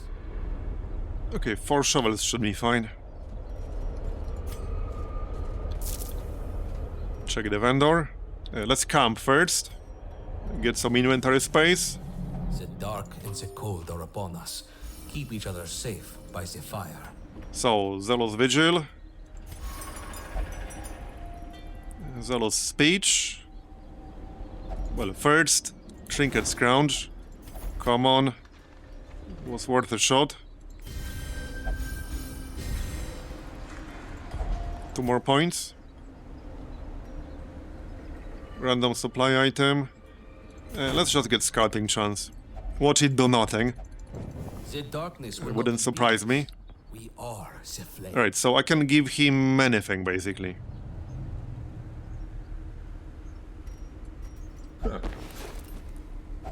Okay. That's pretty good, yeah? That's almost 3,000 gold right there. Oh, piss off with the traps. This land is filled with unseen dangers.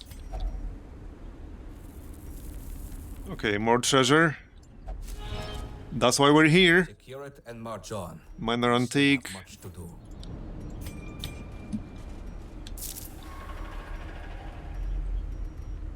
Alright, scouting, nice. Trap. How's our trap disarm? 30%, so pretty bad. But we can skip that corridor battle. Failed.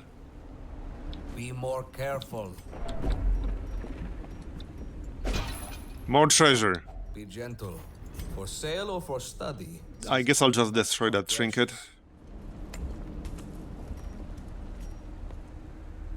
I could destroy the key or the disease kit, but if we run into the Conversos toolkit, I will want the key.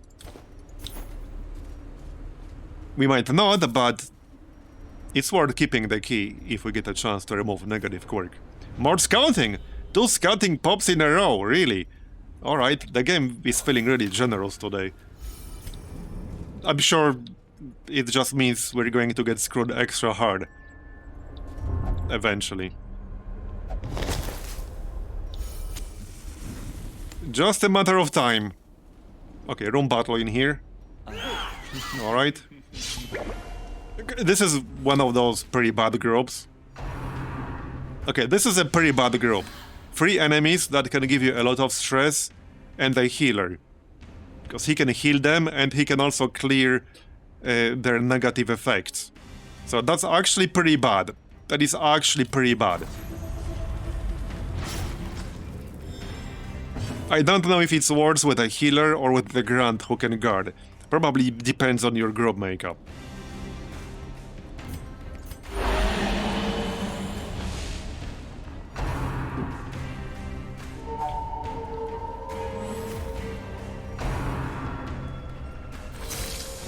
Yeah, there it is.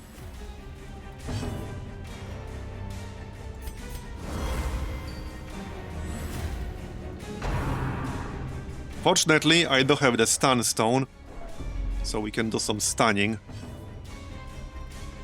And we have Inspiring Cry with this trinket here. So if I use this on somebody else...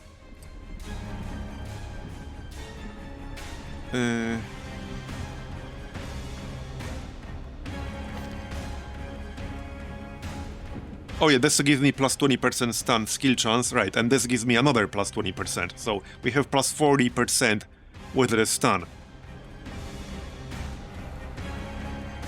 And then on melee attack hit, this debuffs the target while the target is stunned. So this is pretty good against like tanky enemies.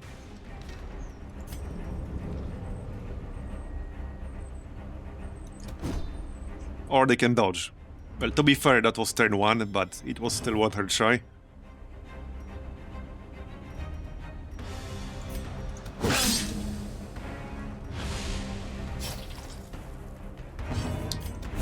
It's a good thing some of them are pretty squishy. Like, that's basically already a kill. That's a good thing.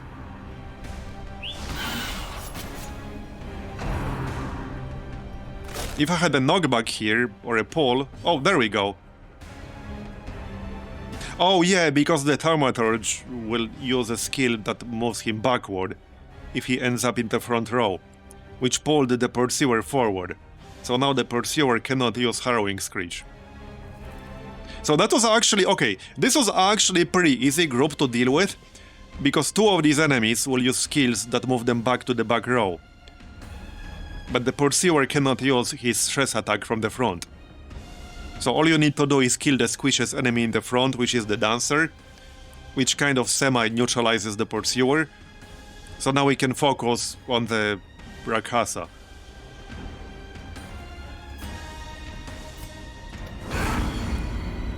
It would have been worse with a Grunt, because a Grunt can guard, and then you're kind of screwed if you cannot counter the guard.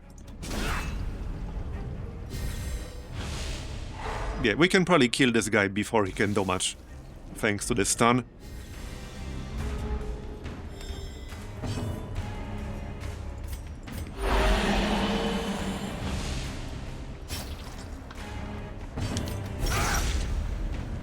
Yeah, he's going down. I think he's already dead. We're 1 damage off. He might get healed, so we do want to make sure he dies. Because when he transforms, he gets a big heal on himself.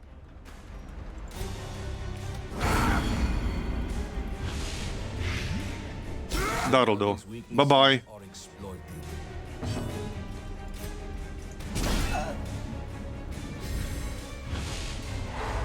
So that was actually a little bit easier to deal with than I thought it will be. But these groups can be really nasty in level 3 dungeons.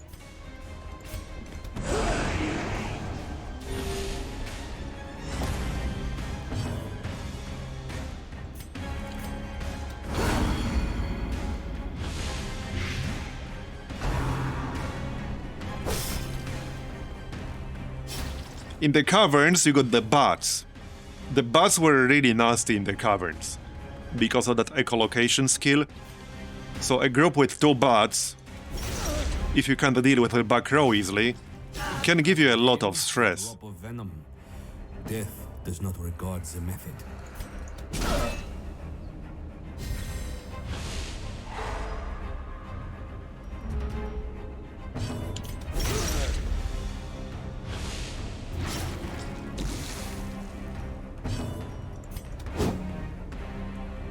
Of course you missed.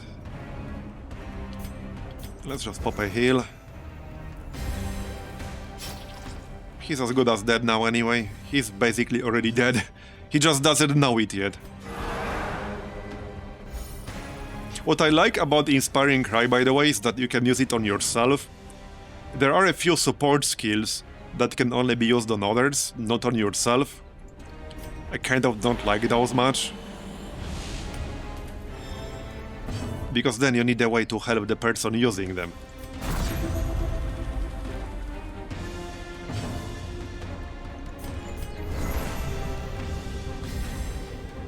An Okay, done. Slow and measured. I guess I'll pass on those. We won't get a lot of valor marks from this place. Okay, shovel.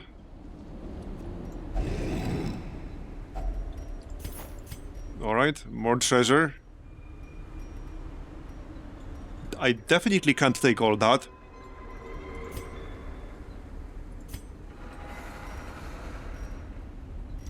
Okay, I'll destroy the key. Hopefully I won't regret that. Now that I destroyed the key, I'm sure we'll find the Confessor's Toolkit. Just watch us find it in the next corridor or something like that.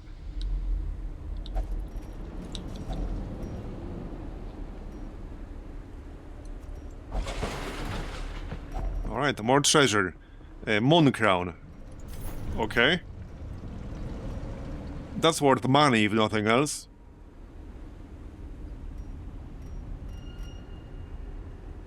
Yeah, I don't know if I want to destroy anything in here. Maybe the disease kit. Probably. Okay, disease kit.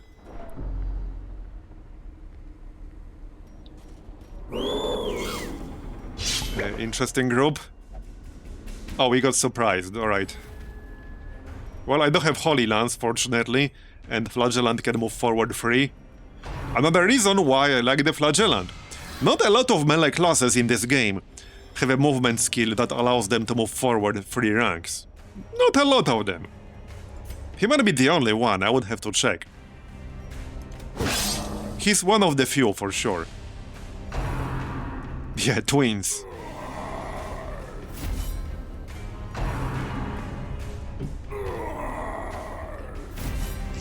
Now they're doing a competition who can yell louder.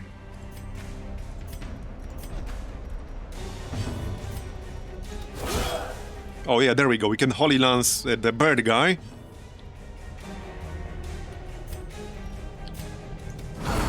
And blind him. Or not.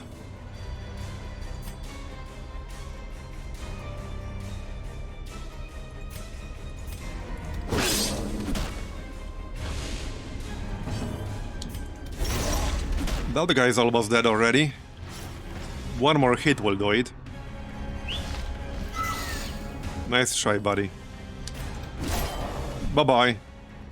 He's dead. And we basically countered the pursuer.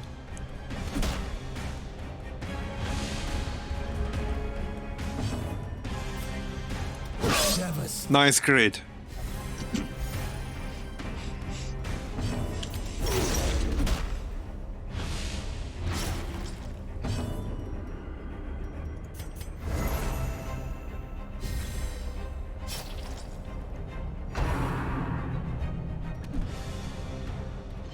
Yeah, and these guys won't give you stress unless they crit you, but their main attack, Chest Caver, can actually hit you for a lot of damage. So they are still kind of dangerous. Like, this shit can hit you for 20 plus non-crit.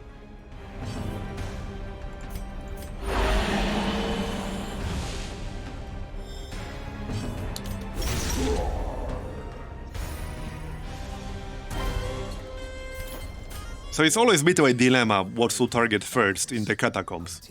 It's definitely not obvious what to target first a lot of the time.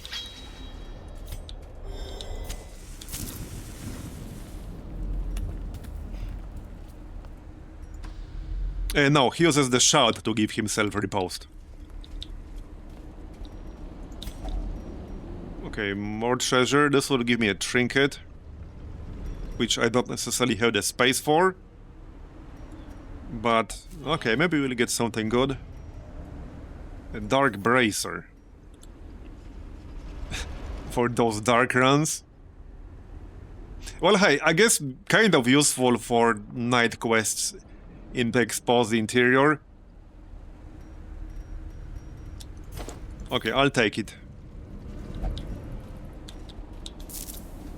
Now we can backtrack and camp. Right here. That's the plan. No, we did not do a Caverns run. I would do a short one. Okay, there's a trap. If I see a short veteran Caverns, I might give it a shot. Depends on the reward, probably. Got it?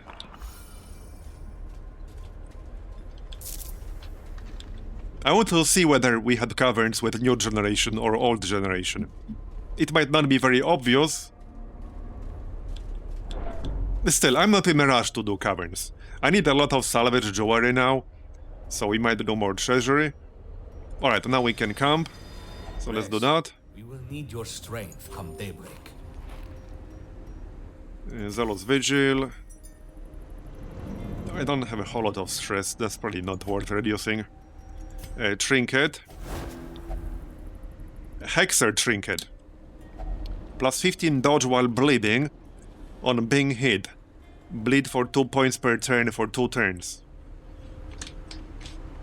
Interesting. I'm not sure how I feel about that.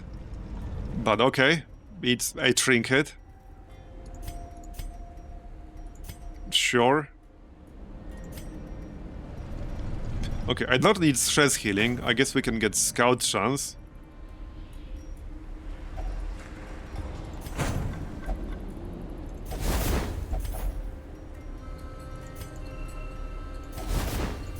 Alright. Our path is revealed. March on. That would be maybe a better trinket for the Veiled, actually, because a lot of his skills rely on him being low on health. So, getting a dot while getting a defensive stat, like dodge, would potentially be alright, maybe? Like, I don't know. This doesn't seem that useful to me. This doesn't seem worth using a trinket slot for.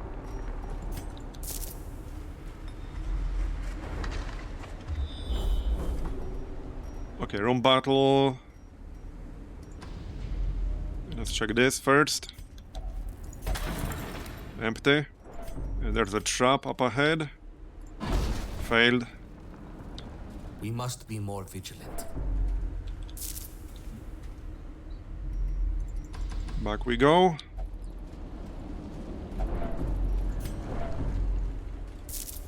Still got some space for more gems.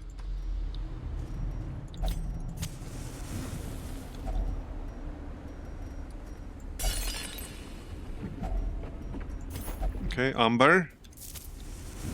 I can probably just destroy the torches now. We're almost done. I don't even have to do this battle down here if I don't want to. Might be worth it because there's a curio in there, so it's probably worth doing.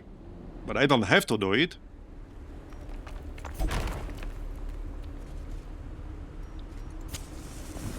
Alright, let's do it. Okay, that's an interesting group. That's an interesting group. So I actually can't get the dancer easily with this group.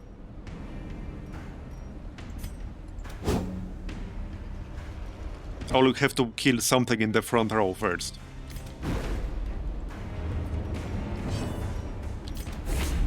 Okay, I was hoping to hit one of these, but didn't quite work out. You know, to get some momentum going. We did surprise them, so maybe they will get shuffled around into better positions for us. Or maybe it will be worse positions. Or maybe it will be exactly the same. It's literally exactly the same. Exactly the same. Exactly the same. Okay, bro. Thanks for coming, Mapleby. Alright, well, we'll kill this guy first, because I kind of have to.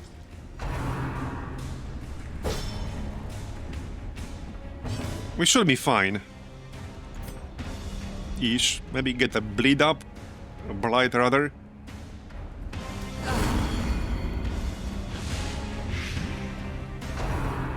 We won't give them a chance to use the dead skill. Unless I get really unlucky, but we got a stun, we'll be fine. Famous last words. Oh, there we go, that's better. Now we can stun. Sit down.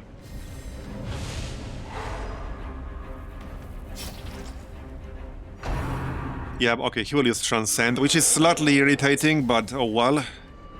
It's fine. This is one of the last fights.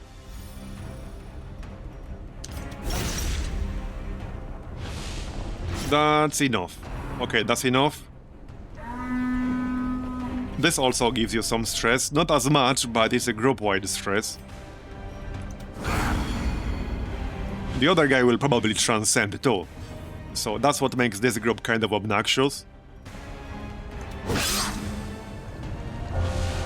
Oh, okay, Levantine Skirmisher. Fortunately, I can stun them reliably. I got plus 40% stun. That's more than enough for level 1. Okay, stun him before he transcends. Like so. Now he'll die. I need 3 more damage.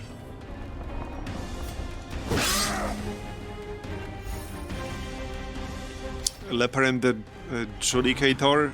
Well, I prefer the Judicator because he has more utility than a Leper. A Leper for me is kind of a one-trick pony. He's a melee damage dealer. But I've never been a big Leper fan because the downsides are just a bit too much. Sure, you can get massive damage with the Leper, but he sucks at movement.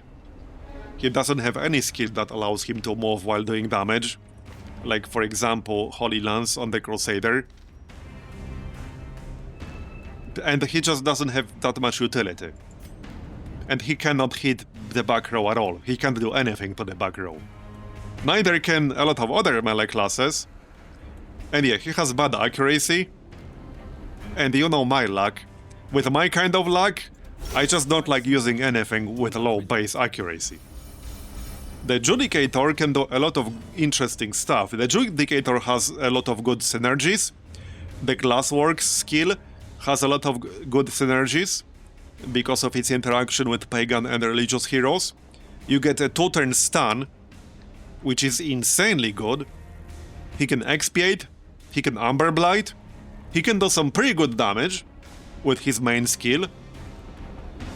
So I really like the Judicator. He can be a decent damage dealer, he can be a supporter, he can guard, he can stun. It's a pretty versatile class.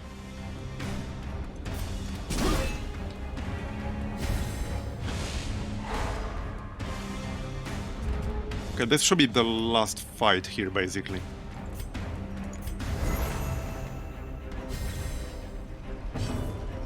For me, the Leper is a bit of a one-trick pony. He's supposed to do massive melee damage, but that's basically his thing. Yes. And he's fairly self-reliant. He has a few skills that he can use on himself that are pretty damn good. But that's basically it. That's all he can do, for the most part.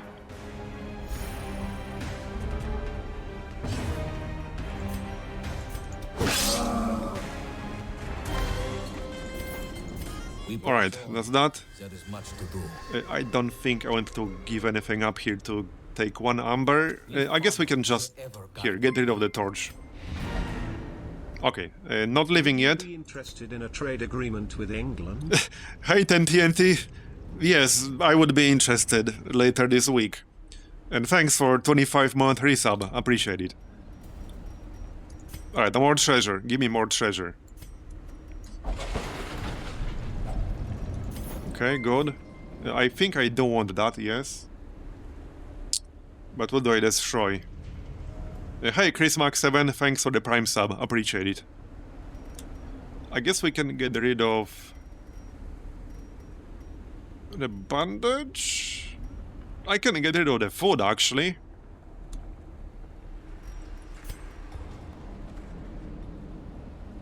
I still want to check out, like, these two. And we might get a food check on the way. So, okay, here, bandage. So let's check this out. Oh yeah, see? I got a hunger check. So, This is nothing. I would have taken extra stress here if I destroyed my food. That's a troll hunger check right there. Oh, great, it's a stone reliquary. Okay, bro, okay. I am sure the previous owner will. One more. Technically 2 more, 3 more even. Alright, 3 more, possibly.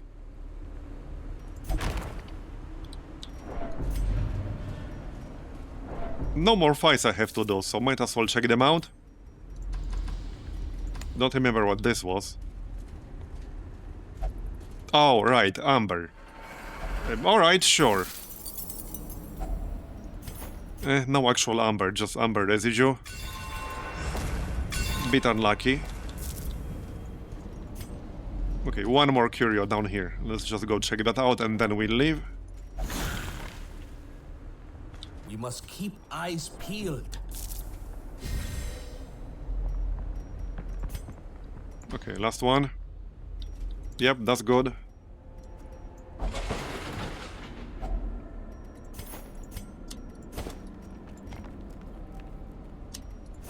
Okay, now we're done. More corrupt relics kept out Good of run. Byzantine hands. We got some trinkets we can sell. 20,000 just from the treasure alone. 7.5 from quest reward. Probably 30,000 total easily. So, good run. And 6 amber. So, nice farming run. Level 3 flagellant. And level 3 antiquarian. Night owl, night owl. Okay, interesting. They both got night owl. Alright.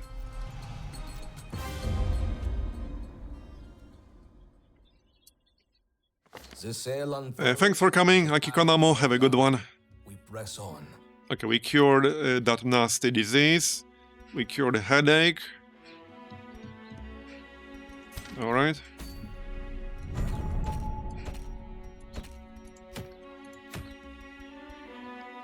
Rampart shield. Yeah, that's a rampart spam trinket. Not a bad one. Definitely not a bad one. Not sure if it's a medium veteran caverns kind of good, but not a bad one.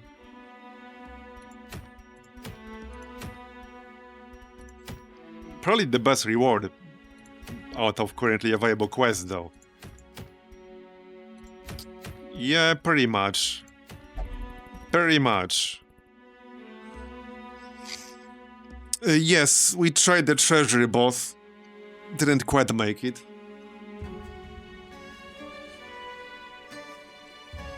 I would have killed it if I just went for the damage. At least I think I would have killed it.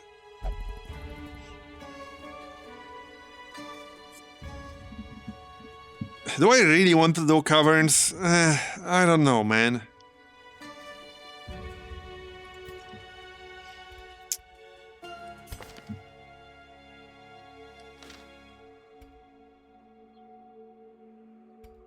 I don't know.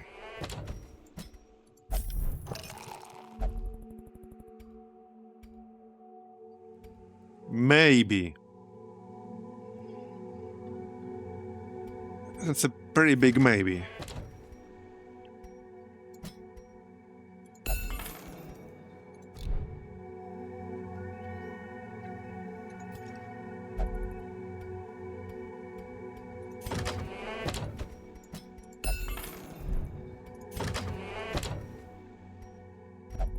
Oh, he won't use the bard? Okay then.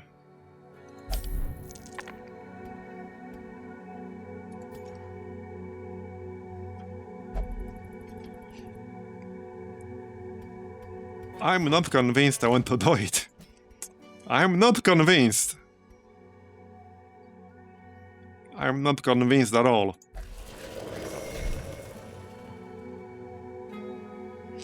Yeah, it's a pretty big gap. So like I said earlier, the hardest part of starting veteran dungeons is getting a few people to rank 4, which will help a lot if you can do it, and getting some trinkets that you can only find in veteran dungeons or above. Like, the memento trinkets don't seem to be that rare. I got 3 already. It's possible it was extreme lag, but that's very unlikely in my case. So what I would do what I would do to get a few initial rank 4s is actually do Veteran Treasury. Because the downside of the Treasury is that you don't get any gold from the actual quest rewards, but if your goal is purely to get a few rank 4s, then Veteran Treasury is the easiest way to do it.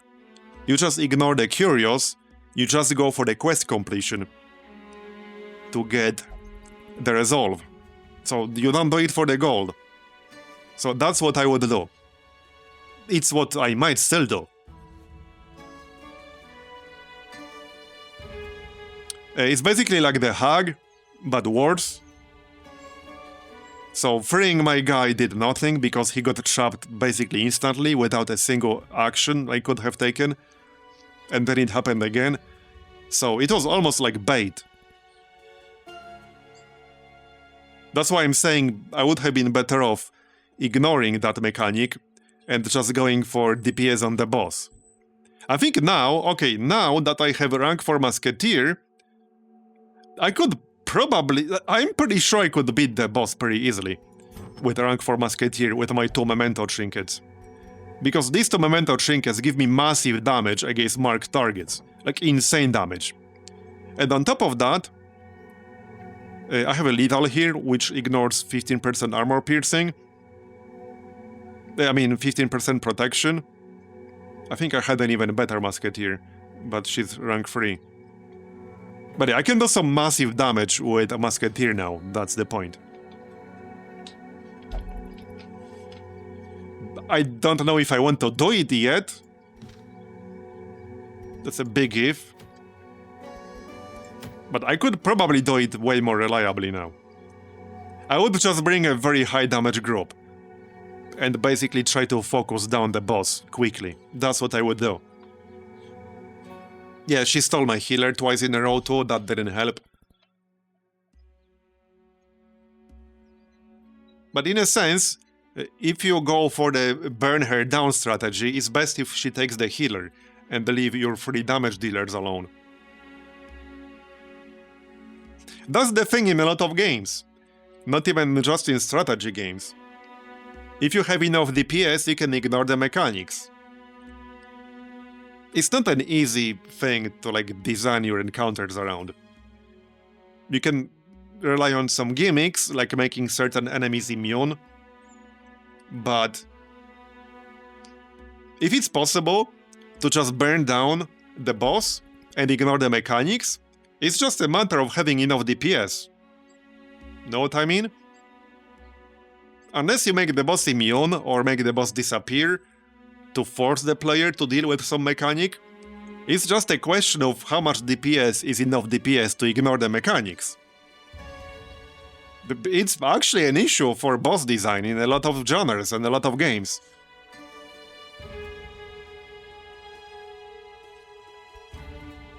I damaged the here leper. My Musketeer can out-damage the leper now. Yeah, boss can't gimmick you if it's dead. I know, right? Exactly. Exactly. And you could do something like, I don't know, give them 90% protection until you deal with some gimmick. But my Musketeer can already ignore 60% protection. So even that wouldn't necessarily work. Like I said, if the boss doesn't just straight up disappear or go immune, it's just a matter of how much DPS is enough DPS to ignore the mechanics, or some of the mechanics anyway. Take Darkest Dungeon 2 and Act 2 boss. Before they changed Act 2 boss, and even after they changed Act 2 boss, one of the easiest ways to kill Act 2 boss was to just burn it down, just ignore the mechanic. Just get a very high DPS group and burn him down. Just ignore the lungs.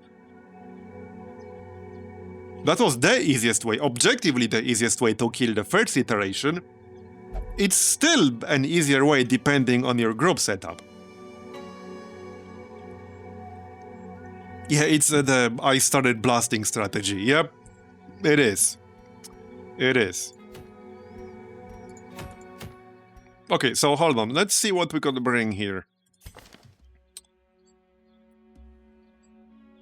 Agent Flynn has some really good stuff. So okay, let's say it would be Agent Flynn. He would get rank 4 for sure. I don't necessarily want an abomination for the Treasury because they tend to have high blight resist. With enough trinkets, it would probably still work.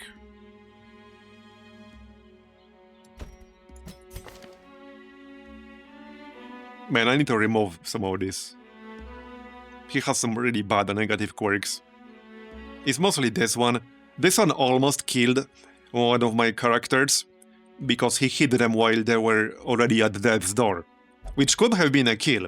It wasn't, but it could have been a kill right there. So he almost killed one of my characters. He certainly tried.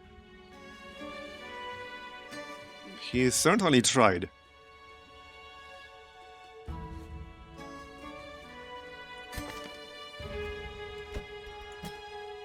Okay, so this will be the group.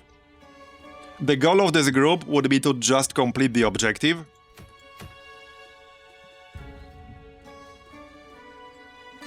And this one, in theory, can be even easier if you get lucky. If you have some scouting. 21 speed. Oh yeah, he has 16 base and he gets +5 from a quirk. If HP below 50, okay. So I think this could maybe work.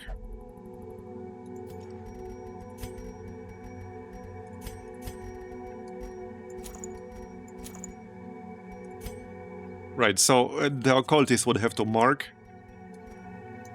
I might want to give him higher, like, mark debuff chance to make it more reliable. Oh, I actually lost that. No, I still have it. Never mind. So we'll give him that.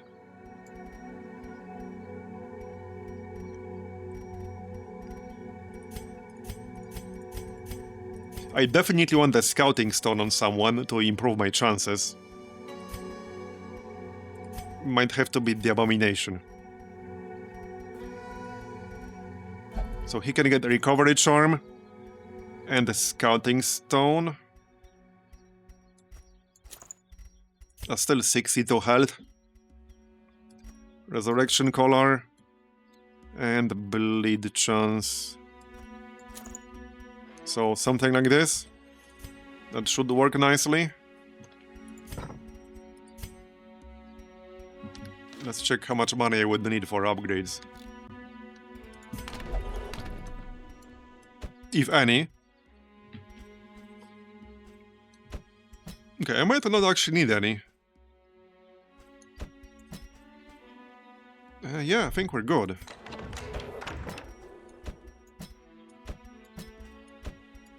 So let's give it a shot. I want to see how well this is going to work. So this is a test of potentially the easiest way to break into veteran dungeons, which is basically the Treasury quest. The goal here is not to get the money. The goal here is to get resolve experience. And this should, in theory, be the easiest way to actually complete veteran quests.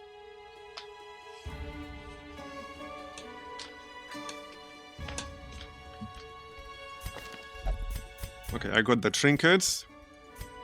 And we got Unspeakable Commune.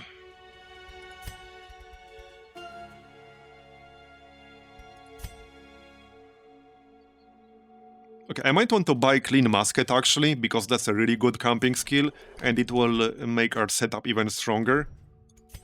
So we definitely want to buy that. Here, we'll buy that.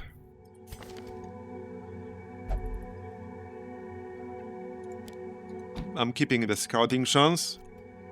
Can anyone else get scouting chance?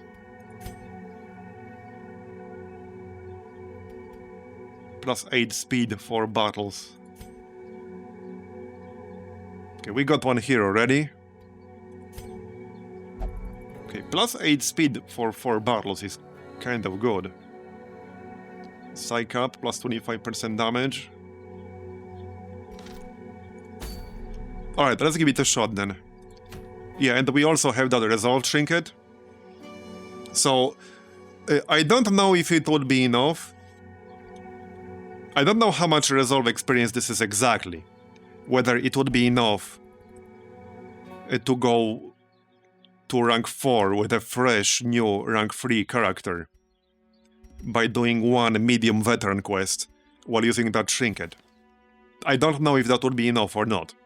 And I don't really want to sacrifice my musketeer setup here. The others should hit it without that.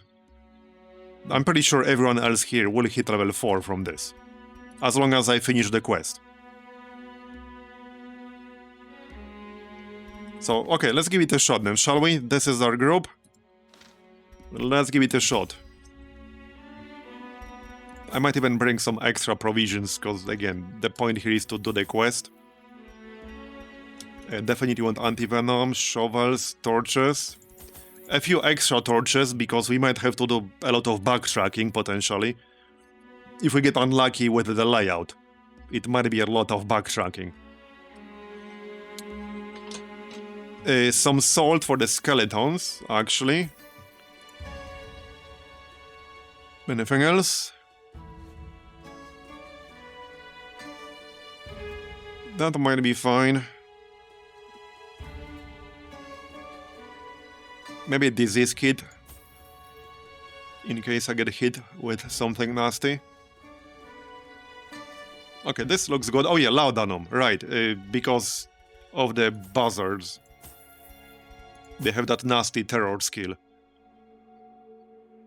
Alright, we have 25% chance to scout, and we can add 30. So I can have 55% scouting chance for this. No, not a boss run, resolve run. To get more rank 4s. This is purely a resolve run.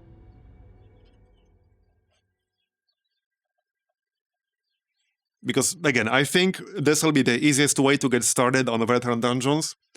Do a few resolve runs in the Treasury, get a few rank 4s, get enough money to upgrade them, and then do other dungeons with rank 4s. Rank 4s make it quite a lot easier. Your skills get much better. Greed is a dangerous. So you will have an easier time to overcome veteran level resists. You will have more dodge, you will have more everything. Okay, that's a very short one. And yeah, one of the main reasons why I think this will be the easiest way to break into veteran dungeons is that a treasury, again, a medium treasury is already smaller than any other short dungeon, but a medium treasury can generate an extremely short dungeon. Like, I had even shorter dungeons than this generate in a treasury. So I can finish this quest pretty quickly. Again, the downside is that you get no gold for finishing it. But the gold is not the point is the resolve. Okay, here's the first quest item right away. Now, I don't have to actually load that yet, because this will give me the purple, the vestiges, which will give me debuffs. So I actually don't have to load this yet, I just need to know that it's here. Barriers, both proverbial I can loot it later. and physically. This might give us scouting information. Or not.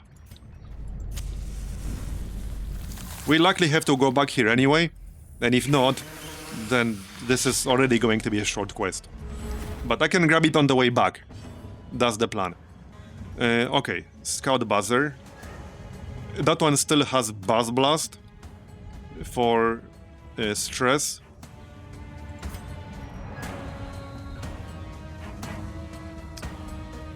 Yeah, I don't know how much I'll be using Beast Bile. I might be using the Beast mode more for Rake. Probably. 55% on the Spider though, that's pretty low.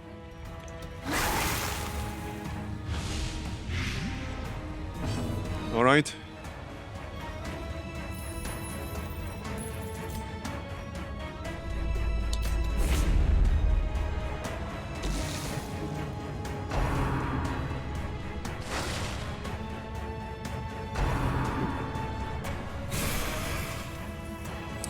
Well, the only thing I know so far is that he upgrades the Perfumer trinket specifically. Not sure if he upgrades anything other than that.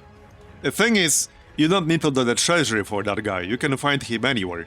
I found him in other dungeons too. It's not Treasury exclusive.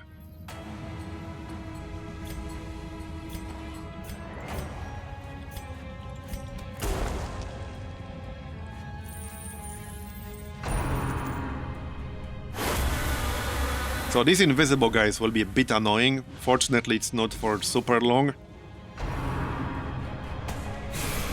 Because I can't mark them while they're invisible. What's this? Oh, yeah, that's the shit. That's the shit. That's Ritualist. So 10% chance to attack a random ally for 10% of their health. Alright, well, let's mark the spider here. That will give me all basically guaranteed kill for the musketeer. Basically guaranteed kill. Right, I might as well just transform and use Rake now, because I can't do anything else. I can't use Beast Bile, because both enemies in the middle are invisible. So that's a bit annoying. Okay, Rake.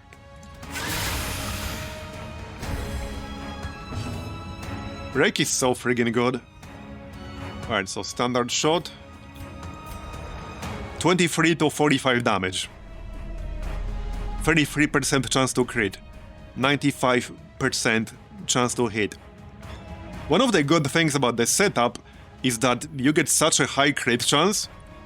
You will crit fairly often, and crits reduce your stress. 38 non-crit damage. Not bad. This could easily crit for 50 plus. You know, the funny thing is, did I crit even once with this so far? I think like once. Which is kind of unlucky with 33 or even 40% crit chance. With Clean Musket up, you get 40% crit with this setup. 40% crit. Now imagine running this with the Houndmaster Highwayman combo with the Contraband Trinkets, which gives you extra crit chance against bleeding enemies. You can add a 12% crit easily with that setup. You can have a 12% extra crit, like basically full time up on your entire group against bleeding targets. So then if the target is bleeding and you have Clean Musket up, you can get over 50% chance to crit with the Musketeer, with this. That's insane. Imagine that against a boss. That's 52% chance to crit. That's kind of nuts. With already super high base damage. So that's actually kind of nuts. Beat that, leper!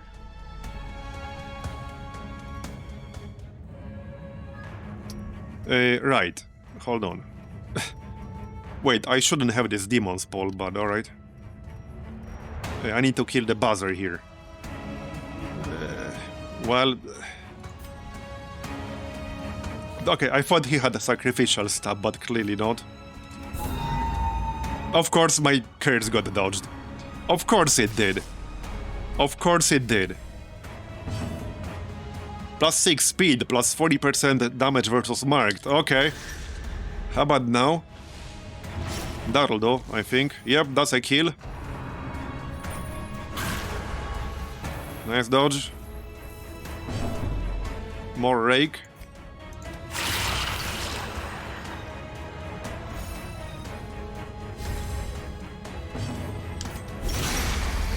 Now, the only problem with the Houndmaster Highwayman combo, which I really like otherwise, is that if you run that, you will not be running the Flagellant. For obvious reasons. Because with that setup, the Houndmaster has to be in the front, and the Highwayman will always be in rank 1 or rank 2, because he will basically alternate between point blank shot and the Duelist Advance, like all the time. Like these are the only two skills you'll be using on the Highwayman with that setup. Press on. Duelist Advance and point blank shot. And on the first turn, maybe the... whatever it's called. The free target skill that ignores accuracy penalty. Really? Dodge? What the heck? And I'm 1 damage off too. Literally 1 damage. Nice crit. That's what I like to see. Man, the Abomination is a great class. I'm just, like, I'm not a huge fan of the fact he will add more stress to your party, but I love the class otherwise. I don't think I would ever use him in the Catacombs, with how much stress you can get in the Catacombs. Hey, Chandalar. Alright, Lost Legion, okay. Now we can spam Beast Bile. So this guy will use guard. Probably best to mark him first. And then we can just kill him. Yep, pretty much.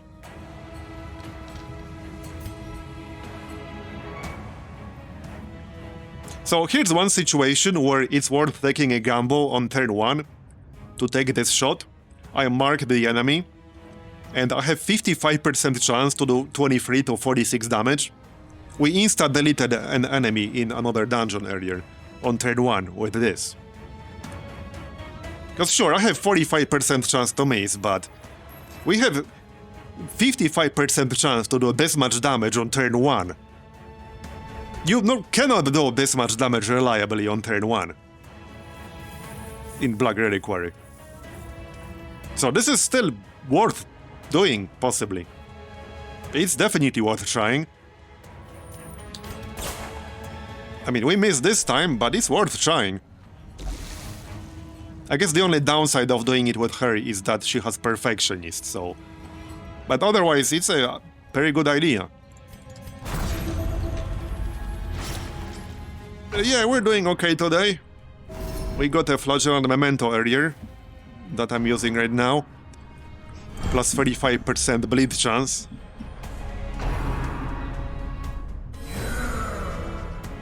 Oh, okay. I thought he will cure the mark for a moment. Fortunately, that's not what he did. Here, have some blight. Just one of them. Yeah, just don't cure my mark, thanks. I need it.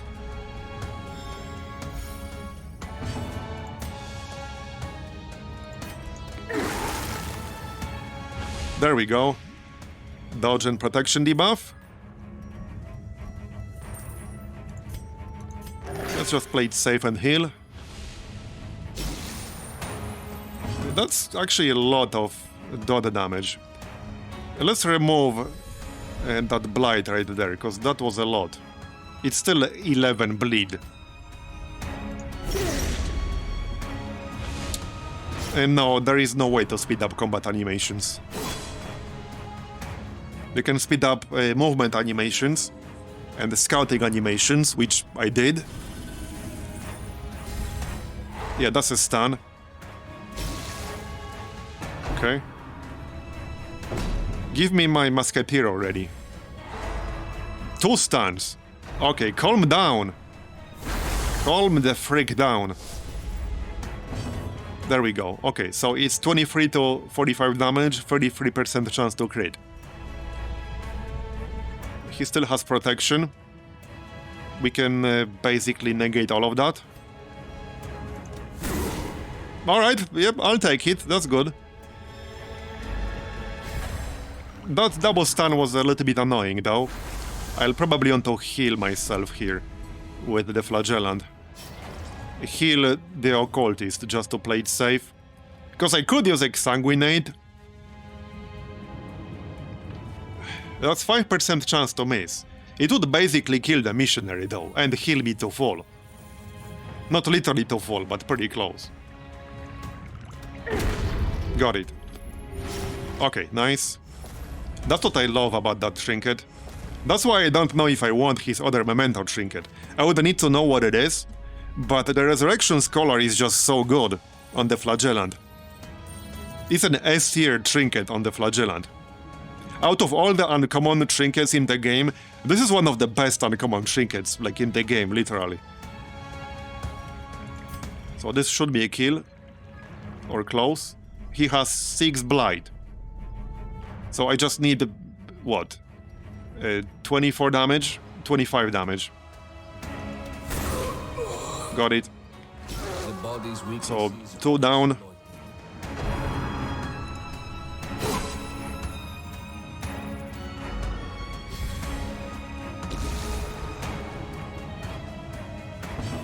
Alright.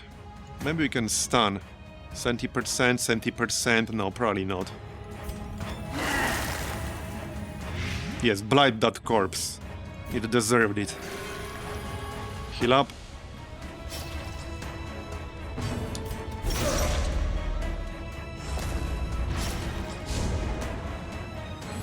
Now we can use Exsanguinate on the next turn.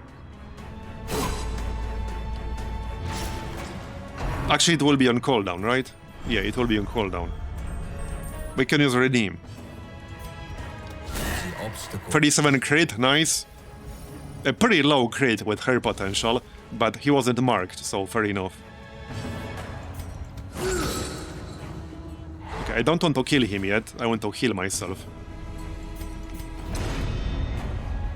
There you go. Nice. Now we can kill him. Go on. Bye-bye. 1,750 gold. Yeah, okay. I guess I could get rid of that disease kit.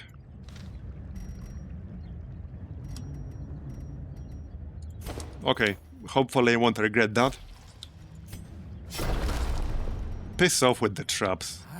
That was kind of a nasty damage right there. So this will reduce my stress. Let's do that. Here you go. Knock knock. By the way, I'm going to need a break soon. About 15 minutes. Just heads up. Not sure if we can finish this before that or not. That was a lot of damage from that trap. Not a big fan. We surprised them though, so that's nice. That's, let's say, a special mechanic in the Treasury. That's a special mechanic in the Treasury.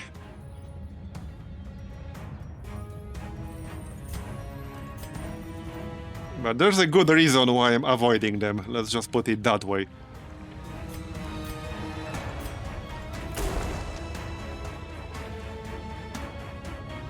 Okay. Now I should mark one of them.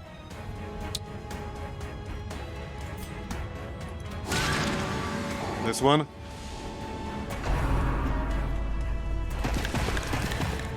Well, surprise matters in the sense that it puts stumble debuff on the enemies. So it can reshuffle the enemy group in a way that makes it easier for you to deal with. Overwhelmed. Or it might not. Sometimes they are just back to where they started. But it can shuffle enemies from the back row to the front, so that it negates some of their most dangerous abilities, makes it easier for you to kill them, you know, stuff like that. This one will not fall. Any crit heal enjoyers in chat? 90 critical heal. Do not Just casually heal for 90. That was a nasty one, though. That was a nasty one. 0. Occultist moment. Okay. I guess that's fine. What's the lowest stun resist in here? 50? 60? Or we can miss. That's a thing that can happen. Just don't kill my abomination, thank you. body fails to withstand. I don't think we'll be finishing the quest if he dies. Inevitable demise. We got the buzzer. Don't die on me, bro. That's Miso, actually. Yup.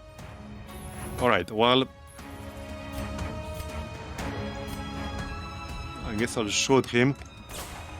Dodge. Of course you dodged. Okay, what's the speed on the occultist? This could be... Okay, we're good. That's the stress attack. What's his speed? Only 10. Yeah, not great. Not enough for a kill, sadly. Give me the occultist. Come on. Okay, 72. Self-heal. Yes, the grave can wait, indeed. Need to kill that buzzer to avoid more horror. Oh, I should have used... Ah, my bad. I should have used Laudanum there.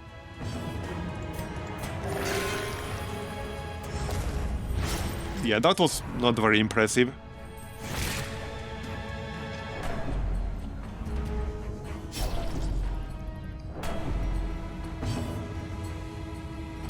I need to kill them. Double dodge. Seriously? Okay.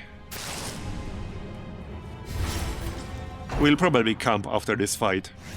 And by probably I mean we will. No probably about it. There we go. Okay, just the spider left now, basically. Not anymore. Can we get more heals out? Yes, we can. There we go, that's better. That's the proper occultist moment right there. Agonizing death. Okay, now I definitely want to rest. Let's just camp right away. Here. Prepare. Feast. Come dawn, we march.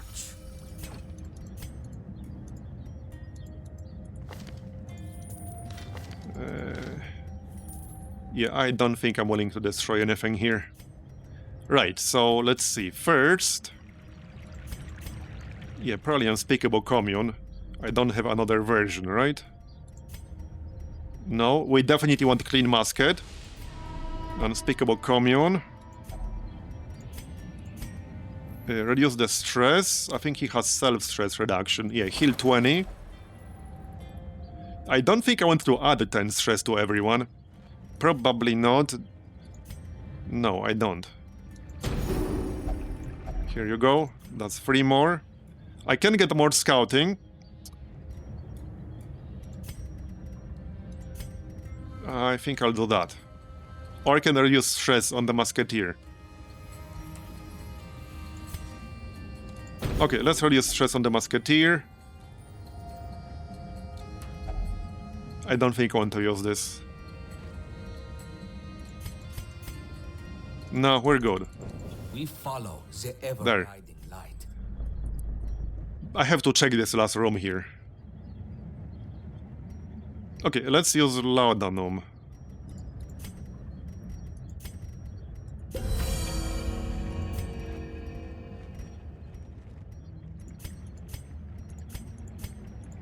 Okay, I guess that'll do. And that's just 4 damage. I think I'm okay with this. That's a pretty long corridor. It's a pretty long corridor. We can pop this on the way back. Get some stress reduction here.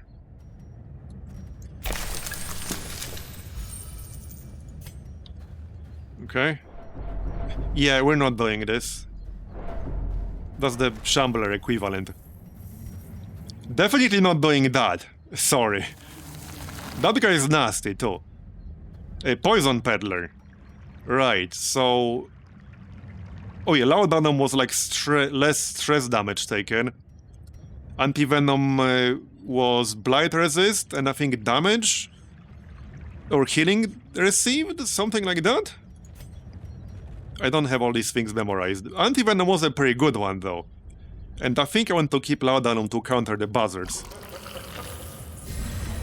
Yeah, plus 15% healing received and plus 25% blight resist. That's a very good buff.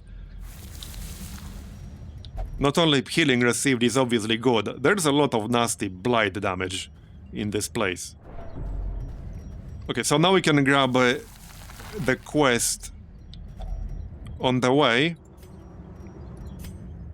And we'll need 2 more. I bet one of them will be in the very last room. Just watch that happen. Just watch that happen. It's gonna happen.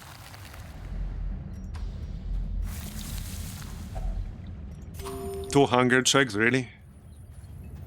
Okay, so that's it. Now I kind of have to pick it up. Which will give me a debuff. Minus 10% max health, minus 14% death roll resist. Yep.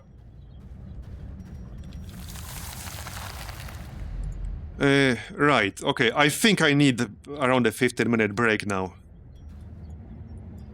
It will still take a bit of time to finish this. Alright, I'm back. So, let's continue, shall we? We need 2 more quest objectives. Glory will come. For now, there is labor.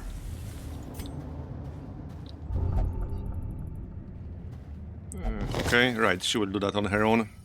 Minus 20 stress, I'll take it. And that's a quest objective, because it's growing peril. Yep, so that's second one. Now, I could skip this one for now, but let's just grab it. I don't want to backtrack too much. On attack hit, bleed self. Right. That's stress reduction. Yeah, let's just pop that. Looking good.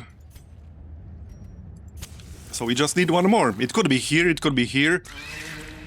Like, this quest type, you can get really lucky or really unlucky with this quest type. The explore 90% of the rooms is like the quest objective with at least variance. But this one, you can get super lucky or super unlucky. It's potentially again, the easiest way to get the resolve experience. Because the treasury is already like a very small area. So you could potentially get very lucky with this. Right, so mark one of them. Yeah, look at that innocent treasure chest. Yeah, innocent. Totally innocent. Just some treasure waiting for someone to take it. Totally nothing suspicious going on here. Okay, Beast Bile still worth it here. Nice. Yeah, so depending on how lucky you feel, you can do this kind of objective or just 90% of the rooms.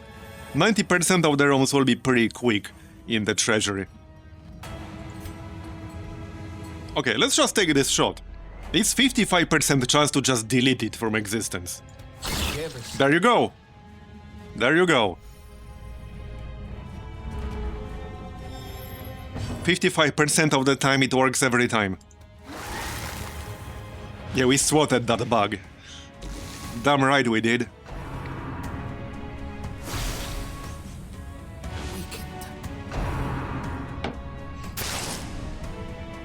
Leave my abomination alone. What the heck? Okay, bro. Just don't die from the bleed, thanks. I can't give him reclaim. Oh, wait, hold on, he'll be fine. He has 10 per turn reclaim already. Or restoration, rather. Yeah, he's getting bullied. That's... Oh, no. Okay, see, he could have killed my abomination there, potentially. That could have happened. I really need to get rid of this crap. It's just that it's locked in. I might even just pay 10,000 to remove it, because that's really, really bad. It will kill somebody eventually if I keep it long enough. It will. Like, I know it will. Yes, strike true. Not bad. But it's not an if, it's a one. His name is definitely very fitting, I agree.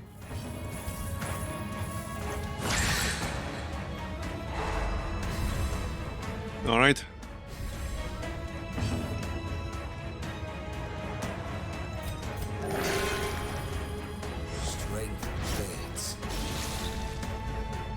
Or he's just an asshole pretending to have a disorder.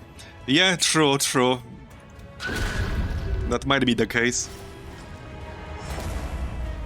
Right, we got that bug already. Basically dead.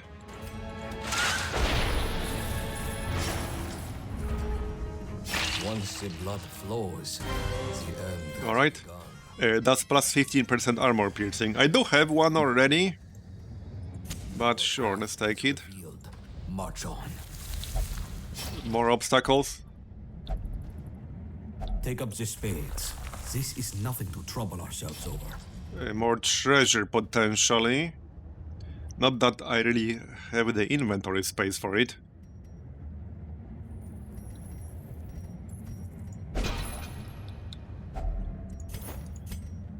Okay, yeah, we had inventory space. Any traps? None that I can see. Oh, this guy. Okay. Of the dead. I didn't fight a level 3 version of him. This shouldn't be hard in theory. This should be a pretty decent group to deal with this. Because all of his friends will die the moment he dies. So I can just mark him and then spam the Musketeer's shot. And he will drop probably more on Veteran, I don't know. But on Standard he drops an item worth 4,500 gold. So that's pretty good. Let's actually buff our resists here, like so. Definitely worth using some consumables for this. Yeah, and I'll need the inventory space if we kill him, so let's just pop that. And I think I'll take this standard shot. It's a bit lower chance. How about some debuffs? Hold on. I could debuff their accuracy and protection. Okay, one of them. 60, 50 blight. This is turn 2 now. We should try to stun the occultist for obvious reasons. Nice. Do not relent. Okay, yep, he's stunned, good.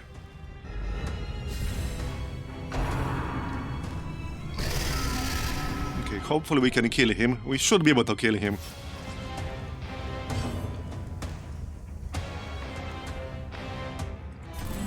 Okay, resists. Now, if you kill them, he will just summon new friends, and they die instantly the moment the boss dies. But obviously, I can't hit rank 4 with the Flagellant. So I might as well do something. I can try to pull him. He has 75% move. Now, that might work. I don't have any bonus to move skills here, so it's 120% base. It's 45% chance for it to work. So I think I might be better off just healing here.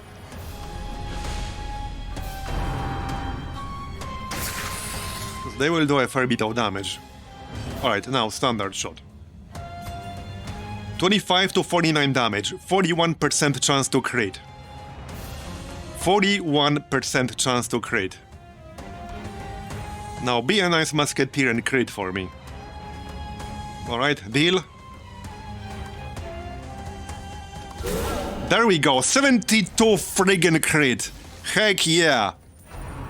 Heck yeah. That's all skill, no RNG involved. Heck yeah. Sniped his ass. He's already down to less than half on turn 3. That's what I'm talking about. Or no, he might get healed by the occultist if we get unlucky. That could definitely happen. That could definitely happen. Maybe I should switch. Okay, let's transform. And rake. Because that should kill the shield breaker, I think. Yeah, it will. With the, you know, bleeds and stuff. Or he will get cured. That wastes a turn on the boss. But he's guarded now. We can break the guard. I'd rather not have to, though. I'd rather not have to. Wait, which one is he guarded by? This one? No, he has block on him. That's kind of obnoxious. Okay, that's kind of obnoxious. But I want to use standard shot, not bombard. So I want to break that before the musketeer gets her turn. Okay, he's dead. Okay, no more guard. Now we can use standard shot. Heal up. Give me another 72 crit, alright? 28. Yeah, okay, fine. Down to 48. Now I need to remark. Okay, stealth. A bit annoying, but fine. For 3 turns as well. Okay, kill the shield breaker.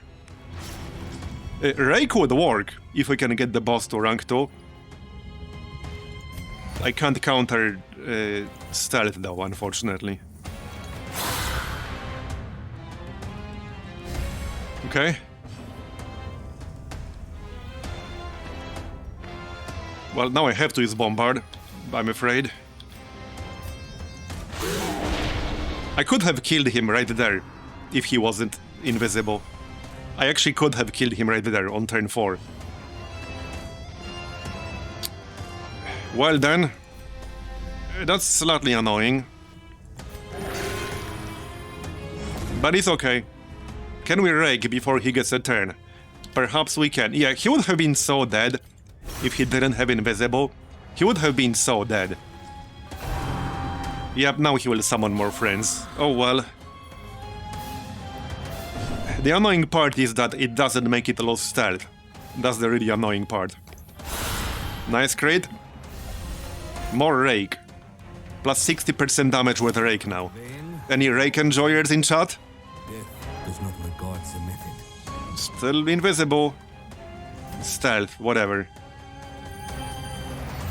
I can't even mark it like this, so that's seriously obnoxious. Wound closes. The bones are meant. Yeah, that's a long-ass stealth for 3 turns. That's a long-ass stealth. Let's just kill the occultist here, I think. Try, at least. Because... well, I can use Bombard, I guess. Okay, let's Bombard. That's 8 damage on the boss. Then maybe Rake will kill them. Sandblasting, yep. Annoying. It's fine, though. Okay, he lost invisibility, good. Stealth, whatever. So, Mark. Probably not needed, but, you know, just to be safe. This is basically guaranteed kill as long as we hit with standard shot, which we should. Piss off. Oh, piss off. Do not fall. Don't you dare kill my flagellant here. Don't you dare. Really? You dodged? Are you actually kidding me right now? Piss off. 94% chance. Alright, that couldn't possibly fail, right? Another 72 crit. Not that I needed it, but another 72 crit. So we got 2 72 crits. Okay, it's the same exact drop as on normal. That's kind of shitty. It should be worth more on veteran. But alright. Alright. I do have Pistolier's Baco already. I want the debuff amulet. So I have to destroy something to get that. I guess I could dump... okay, let's dump the 3 relics down here. Because that's a nice amulet. That's very nice. I want that. I will use that. Okay, we can camp one more time. So maybe here. Alright. Oh look, another totally innocent looking chest. Totally innocent looking.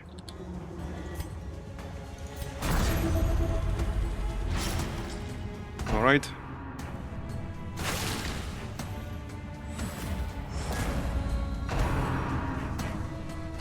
This is actually potentially good, because we can use Exsanguinate on turn 2. That's kind of a big spider. Okay, that's a pretty big spider. Bigger than usual. Definitely bigger than usual.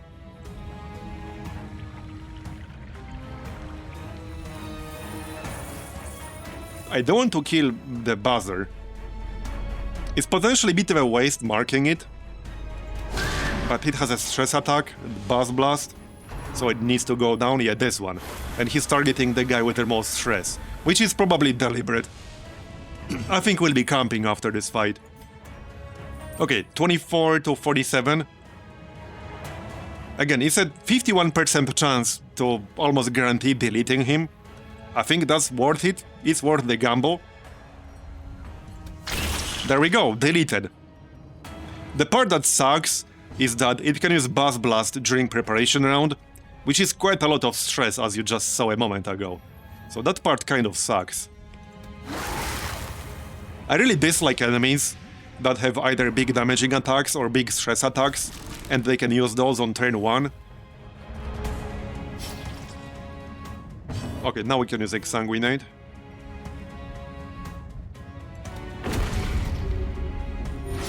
Back to full.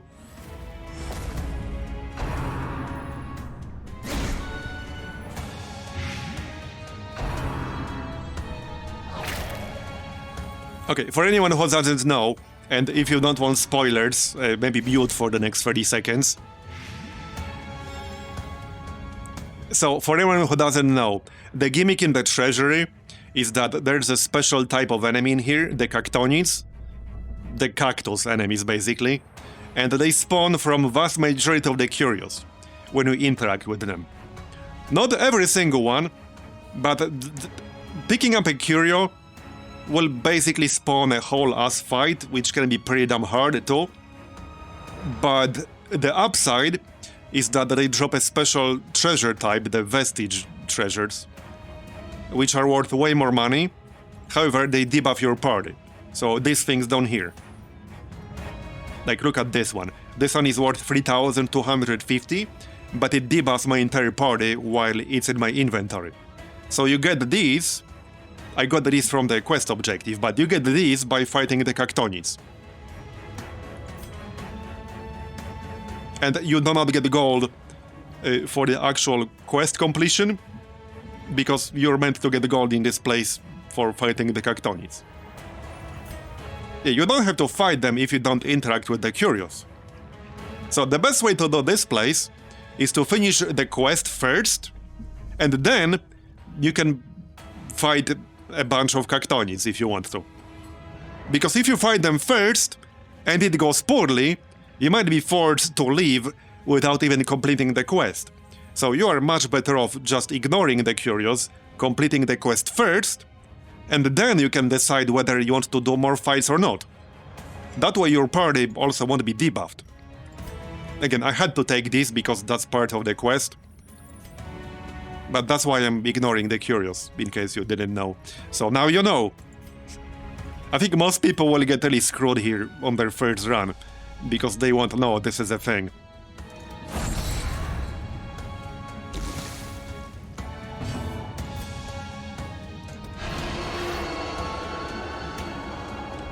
Alright.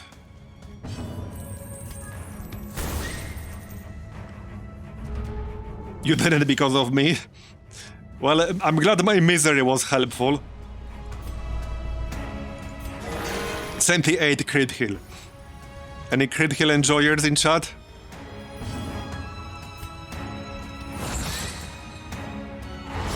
Stunned.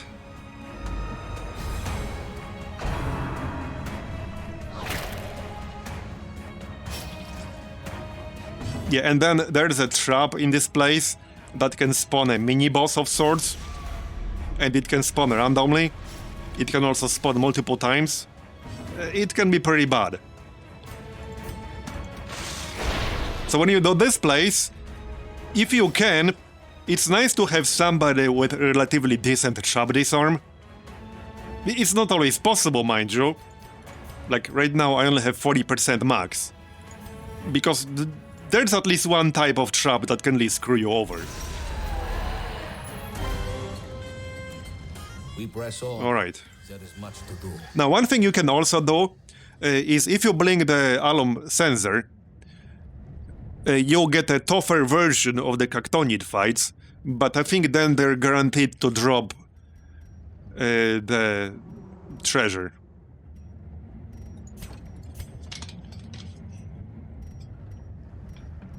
Okay, now we can camp, actually. So let's just camp. Huddle together. The knights here are free. I'll take salvage jewelry because I need it. I should have used that bandage, now I can't. Alright, it's fine. So first... ambush...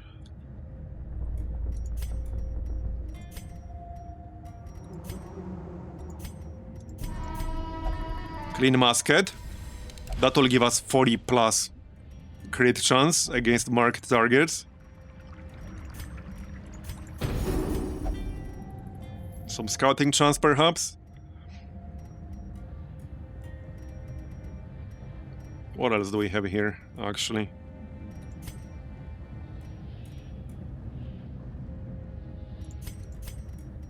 Okay, scouting chance. Let's get double scouting chance.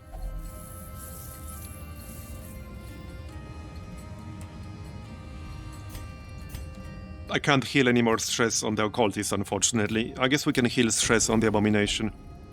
He has 54. Against Elite, Okay, I just need one more quest objective here. It can be anywhere. We don't know where exactly.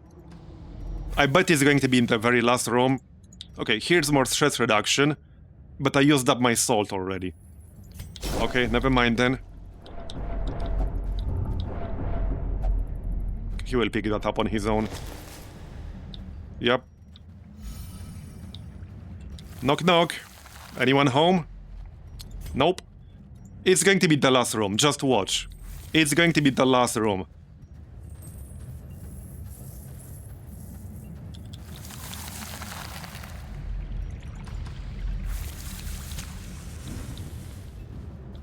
Oh, not yet. Yep, it's going to be either the last room or the last corridor. A poison peddler, alright. Not that I need it anymore, but I might. Let's use Laudanum here. Minus 25% stress received, nice. Okay, will it be the last room or will it be in the corridor? Let's find out. I think it'll be the room. More treasure? For sale or for study, these artifacts are precious. Yep, it will be the room. Well then, alright. It is what it is. Yeah, there it is. At least there's no fight. At least there's no fight. And we're done. So now I can leave. But again, we won't get any gold for quest completion. Or I could fight some Cactonids if I want to do that. I guess we could probably fight one group at least, easily. What are my debuffs? Minus health, bleed. Okay, we get minus 20% health. It's probably best to leave. Minus 20% health is pretty bad. That makes some of my dudes kind of squishy. This run was not meant for gold, it was meant for resolve experience. Release some ballast to offset this. And we got the Toffering, that's the second one, but it's decent. And hey, we still got 20,000 from the collected treasure already. It's just that, again, you don't get any for actual quest completion. There, okay, plus 6 resolve experience. So we got 3 level 4s. Yeah, so, okay, if I used plus 50% resolve, she would have hit level 4 there. Because that will be 9 instead of 6. So she would have hit level 4. Good to know for the future. So it's 6 without and 9 with.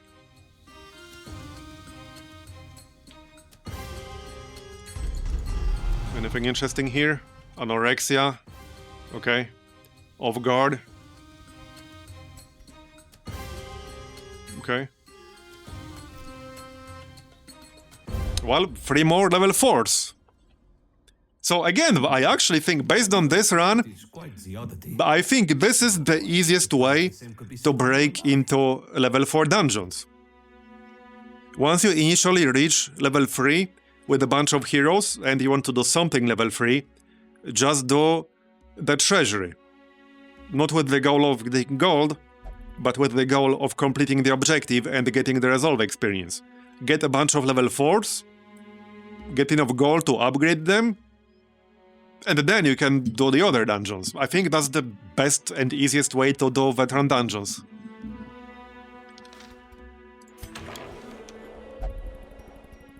Level 3 Vestal. Lurker, Convalescent. Okay. Tactless. Coward. Okay. Needlessly critical of others. Maybe you should be critical of yourself for doing such a shit job healing.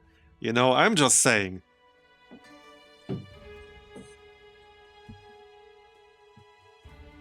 This is my no you card. Yeah, I don't really want her. Tactless is terrible. It's actually really bad. It's awful. So, no, thanks. Rank 2 Occultist. Okay. Plus 15% accuracy multiplier on preparation round. Okay. Who do we have down here? I guess I can replace one of these guys. Okay, this guy is like unupgraded. I can just save money by dismissing him and getting the rank 2 Occultist right away. This is basically just to save gold. So there you go. Do I want a rank 1 Occultist for some gold runs? Yes, perhaps I do. Perhaps I do.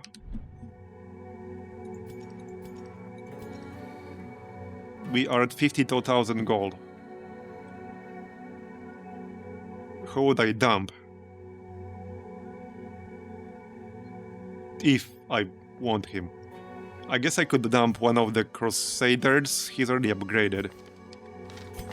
Who's not upgraded?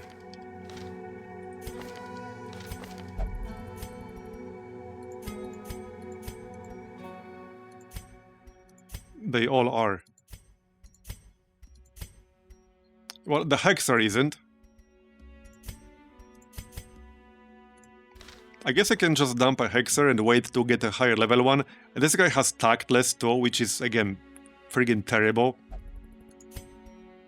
Yeah, I don't want Tactless, that's really bad. Okay, this is basically for farming runs.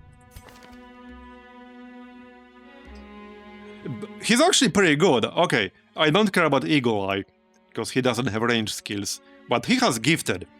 Plus 20% healing received. That's very good on a Flagellant. That's insanely good on a Flagellant.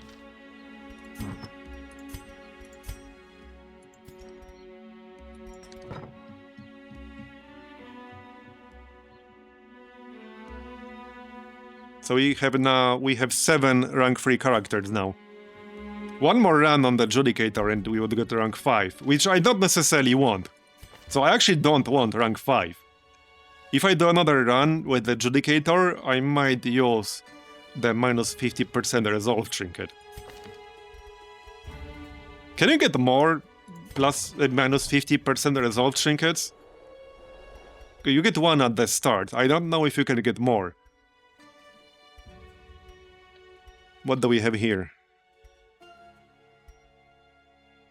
I would only buy these like if it's something really, really good.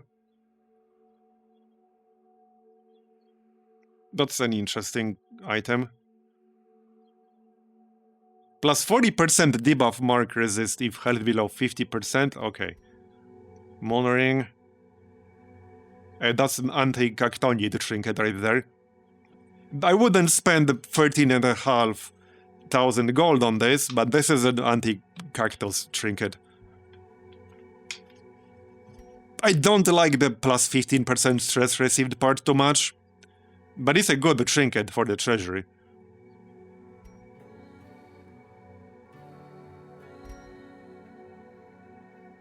Occultist.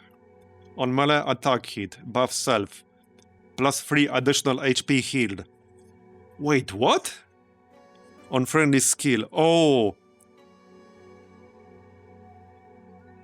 Okay, that's interesting. Wait. Okay, wait. So this completely wipes out 0 heals from his heal table. If you use this. Because if you heal for 0, you heal for 3. With 1 buff. But you have to use a melee attack. And then it resets. So I don't know if I would use this, but that's interesting.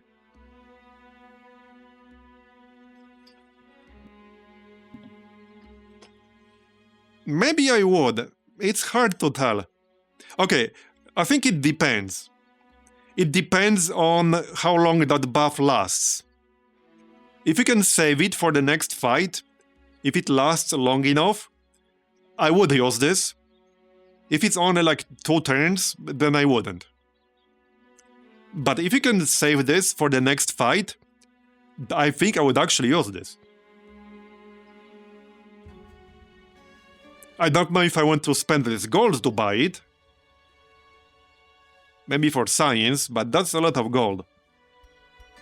That is a lot of gold.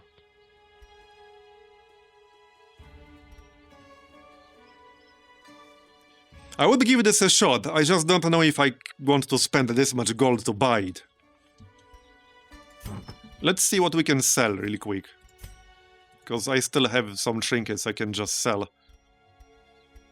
I probably don't need 2 sniper rings all that much. But let's check commons first. Okay, I can definitely sell 1 hammer here. Yep.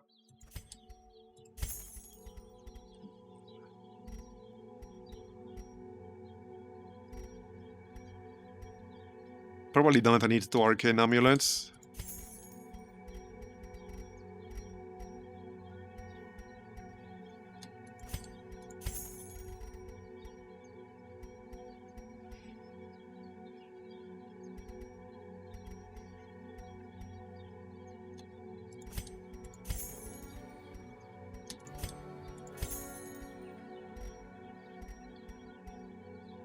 +4 dodge, +4 accuracy.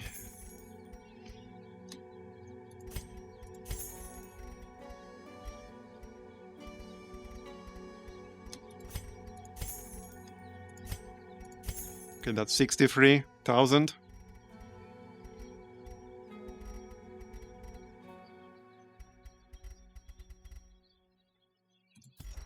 Alright, what the heck?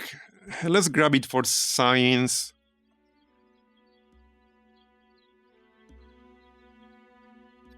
The usefulness of this trinket really depends on how long that buff will last. It really depends. Okay, I'll buy it for science, alright? Got it. 50,000. In before it's here as a reward right now. Just watch it be as a quest reward. Hexer, +10 accuracy. -25% stress received if you have no corruption vials. -5 accuracy per corruption vial. Profane scroll. +15% damage, +5% crit. +6% crits received chance. +6% crits received chance if religious. Okay, that's a nice DPS trinket. But you will potentially get crit more in the face. So I'm not sure how I feel about that. Stimulating anti-serum. +40% blight resist if stress below 50. I don't know about that.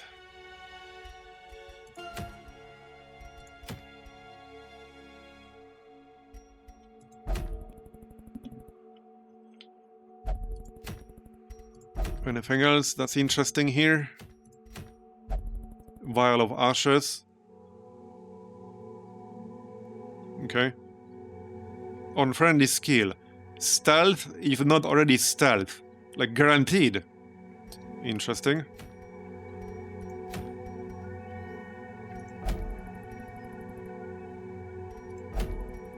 Okay, I got that already. Another profane scroll. Maybe we should grab this. I don't know how I feel about more crits received. That could really screw you over. You saw how huge the crits can be from some of the enemies. I don't know. You could get really XCOM'd with this. +30% blight amount applied. Do I actually have this? Let me check if I actually have this, because that's good for a Plague Doctor. Yes, wait, do I? That's not it. I actually don't think I have it.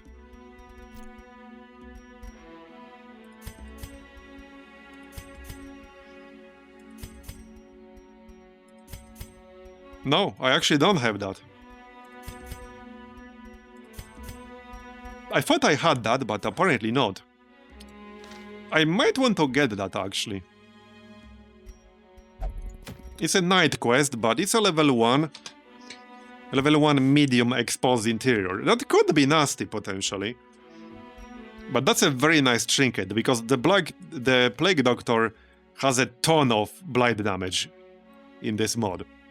At rank 3 Noxious Blast, that's 10 points per turn. And the Plague Grenade gets 9. He can get some huge blights. Especially in a group with a Grave Robber, because the Grave Robber has a debuff that adds like 35-40% blight and bleed damage received. But it's a medium exposed interior. What group would it be?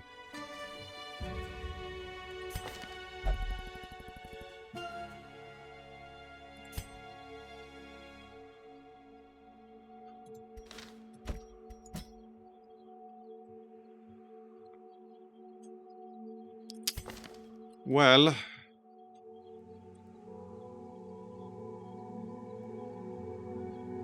minus 20% chance party surprised is nice.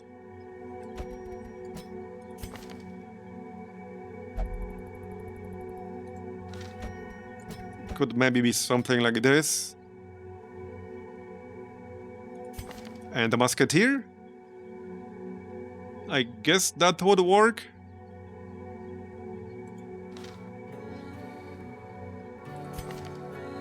I mean, I could grab the Arbalest, but Musketeer will be objectively much stronger.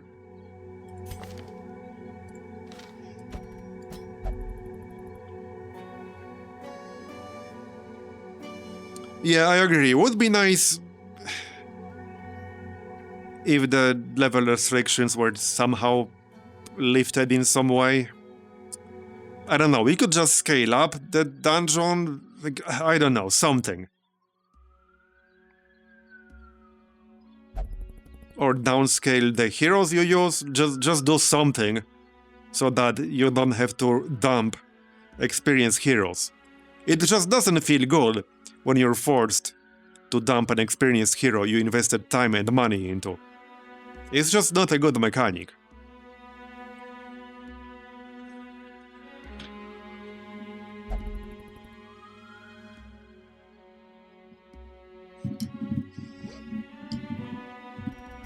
Okay, we could do it with this group, I guess.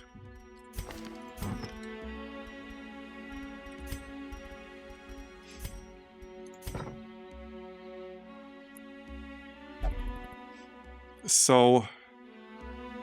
right, I would probably use Guard, and then the healing trinket on him. There was that blue shield trinket. That gave you more stun chance with Rampart, but unfortunately I don't have that. So I can't use that because I don't have that. Can just give him Toffering. Or stun chance for Rampart. Yeah, I think that makes the most sense. That definitely makes the most sense. That will be 130%. It won't be guaranteed, but it should be decent enough. Now, for the Shieldbreaker, I had some Shieldbreaker trinkets here. Yeah, this one, that's not that good. I don't really want to shuffle randomly. Not really, no. I could give the Shieldbreaker the Recovery Charm and use the Scouting Trinket on the Men-at-Arms. That's another option, potentially, because he has higher base health.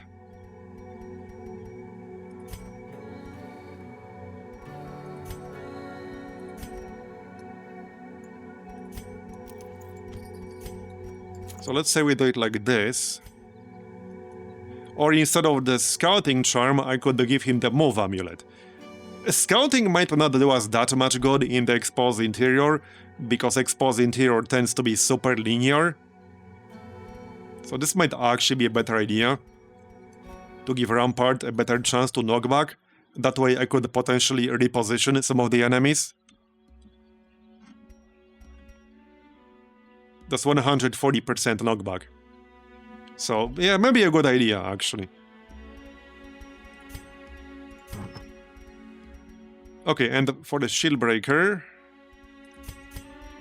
We could get Blight for Impale and Captivate. That's probably good. Okay, let's get Blight. Skill chance. Obviously Musketeer trinkets.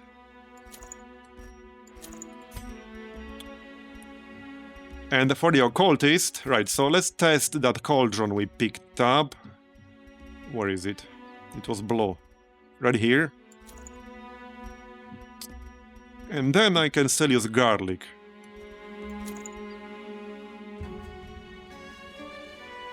Okay, this should be a nice setup for the Occultist. So that would be the group. I still need to assign people to some activities though. We got 28 tech. Yeah, I need a lot more than that. A lot more than that.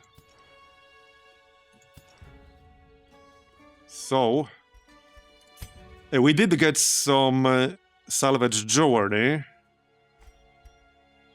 I can also upgrade the exchange here. That's probably worth it since I'll be using this a lot. Might as well, yeah. We need a lot of lost tech for side decks. So I will probably be using this like every single time as long as I have the amber. There you go.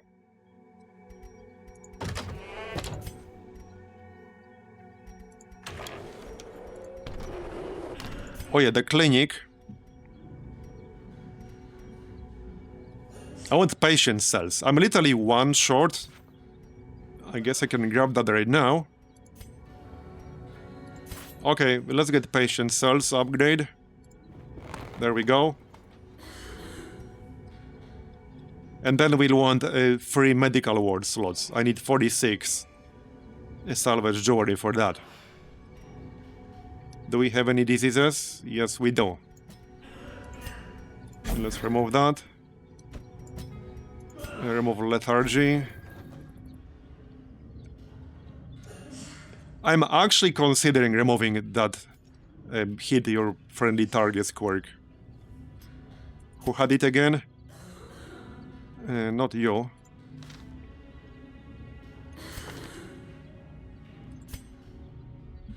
Wait, who had it?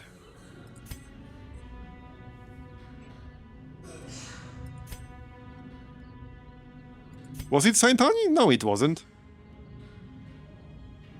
What the heck?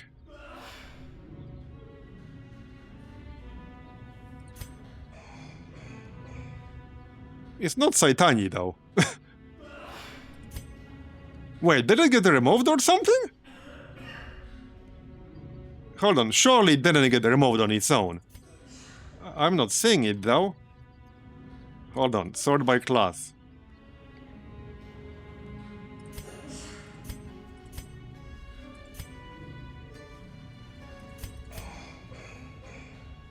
Am I going crazy? What on earth? Yeah, where's Xenomorph? Oh, he's down here. Because, okay, it doesn't get sorted in level order. Yeah, I'm actually considering paying to get that removed. It's not gonna be cheap. But I suppose I'm willing to pay 8.3k to get rid of it. It's just really bad. It's just that bad. It's that bad. This will kill somebody sooner or later if I don't remove it. So let's just remove it. It's just that bad. There, it's gone.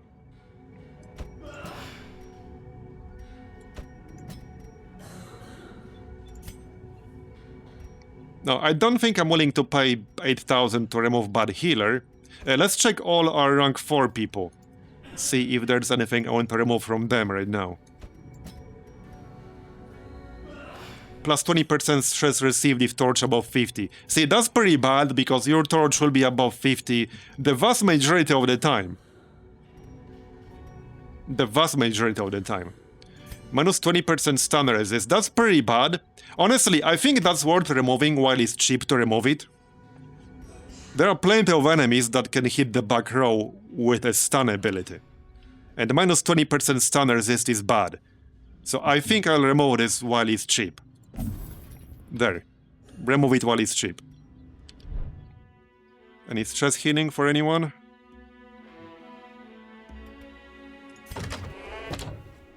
Well, we can convert some amber, I guess. Okay, now I think we're good. Let's check if we need any upgrades here. I don't think we do.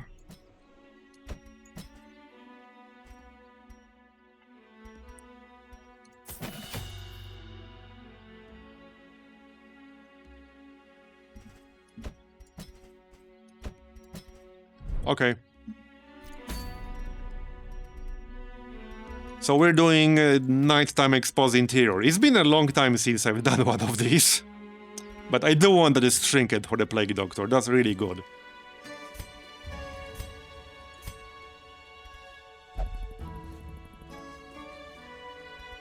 We got minus 20% chance to get surprised. And we're going to test this Sacrificial Cauldron. So on melee attack hit, you get a buff that adds +3 flat additional HP healed. Then it gets reset when you heal. So as long as I use Sacrificial Stab at least once, this will eliminate 0 heal from his heal table entirely. At least for a single heal. So that might be useful. I want to test first how long this buff will last, because the description does not specify. And related to the first point, whether you can save it between the fights. So if you can reliably save this between the fights, this is really good. If you can't, because let's say it's 2 turns only, it's not that good. But if you can save this between the fights, that's pretty good. Yeah, we need to see how long this buff will last, so this is the test to see.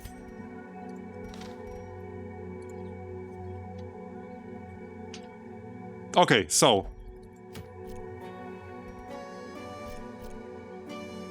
complete 100% of room battles. Yeah, we might get trolled here, but I guess it is what it is. We want some disease kits for this one. There are actually quite a few. I think out of all the dungeons, Exposed Interior has the most disease kit interactions. It actually has quite a few. Bandages also. We don't want torches, regardless, again for interactions. Probably just 2 stacks of food because it's a medium dungeon. Shovels.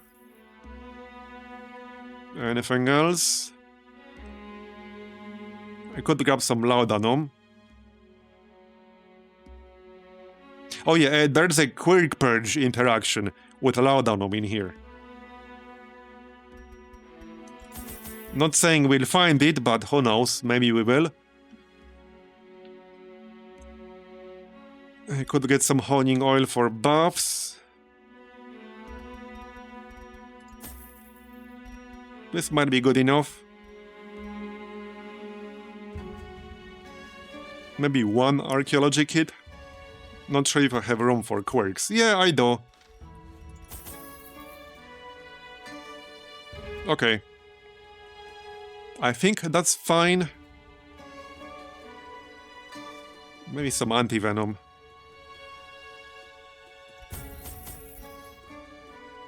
Yeah, this is a medium dungeon, it might get nasty. But some of the enemies in this place got nerfed in the last patch. Or rather, their base damage. So, AoE base damage, unlike all the enemies, was decreased across the board in the last patch. But the way it scales makes them do the same damage as before in champion dungeons. So you will have less AoE in level 1, Exposed Interior, and still a bit less in level 3, but the same in level 5. Which I think is a good change, because the AoE damage was a bit excessive in this place. So that was a good change for sure. And I think the speed on the bombard was decreased a little.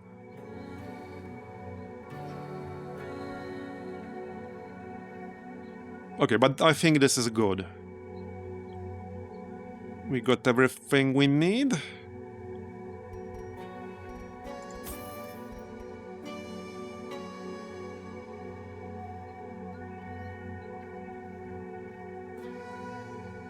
Okay, let's get some salt for debuff removal. This might be a little bit overboard, but I don't have a flagellant. I'll probably patch it up, just in case. We can always use it during preparation round.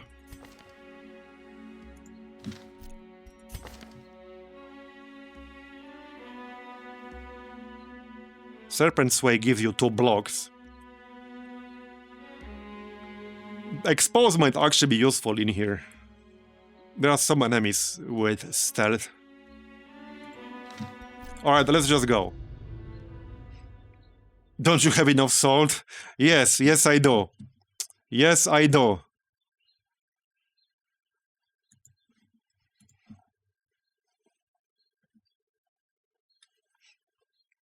They need to add a 5th dungeon, called the Salt Mines. The clan's rites and rituals gives them strength.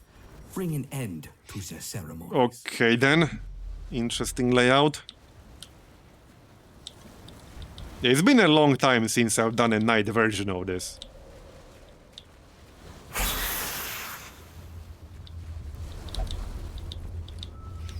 Okay. So that's treasure with the bandage. You can use a torch on him, which gives your entire group like a shit ton of stress. Not sure why you would want to do that, but... Okay, so this uses... I'm pretty sure this uses a disease kit to heal your entire group. I might save this for later. I'm pretty sure it does. So let's save this for when we'll be coming back, shall we? Yeah, that's torch for stress reduction. Again, let's save that for when we'll be coming back. Another one. Alright, alright. Here. Yeah, 8 speed on the bombard. Alright. Oh, the Corvid starts in stealth in the night version of this. Okay, so that's a good thing that I brought a shield breaker with expose. And we can de-stealth during preparation round. Very nice. Yes, so mark first. You know, for the musketeer. So I accidentally countered that with the shield breaker. I mean, intentionally. Obviously intentionally. There we go. Which class had the ability to steal stealth and the restoration? It was either the Veiled or the Hexer, I think, right? One of them had a skill that not only removes stealth and restoration, it steals it for themselves.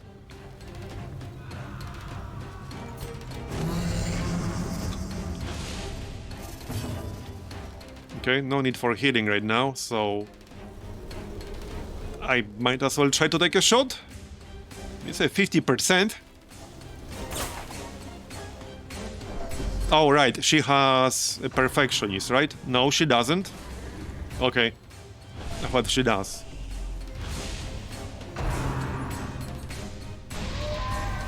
Yeah, it was revealed to me in a dream. Damn right it was. Okay, so we want to pop Sacrificial Stab to get that buff up. Let's see. Tell me it's good, duration. Okay, 1 battle. So you can't save it between fights, but it lasts for the entire battle, regardless of how long it is. Interesting. Interesting. I can't decide whether I want that or not. But interesting. I need to think about whether that's worth it or not. Probably depends on what you're doing. Depends on what you're doing. And with what group. But would be worth it in some circumstances, I think.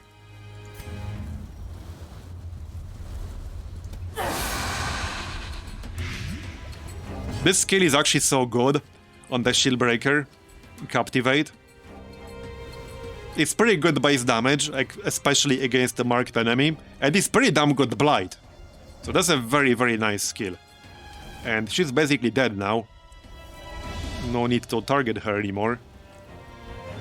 Might as well target this guy instead. Nice crit. I almost deleted him.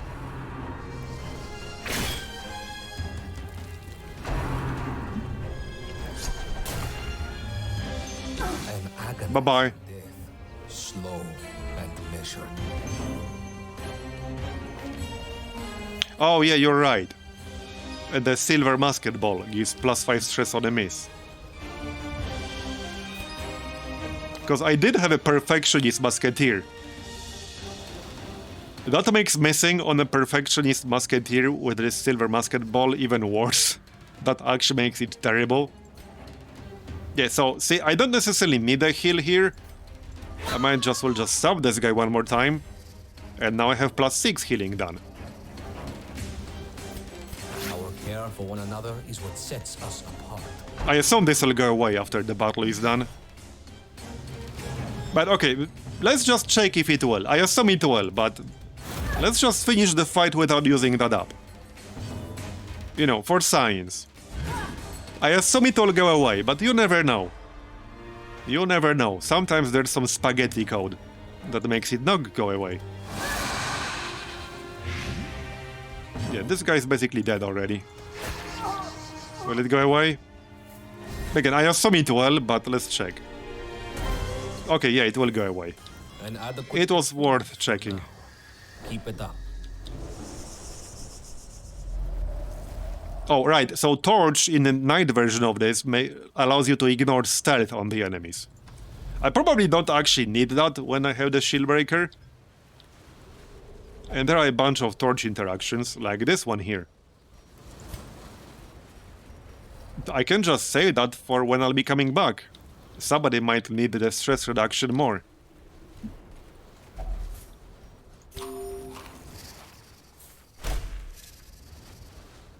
This land is filled with I think we're in third now. Yeah, we're in the third now. Only just started.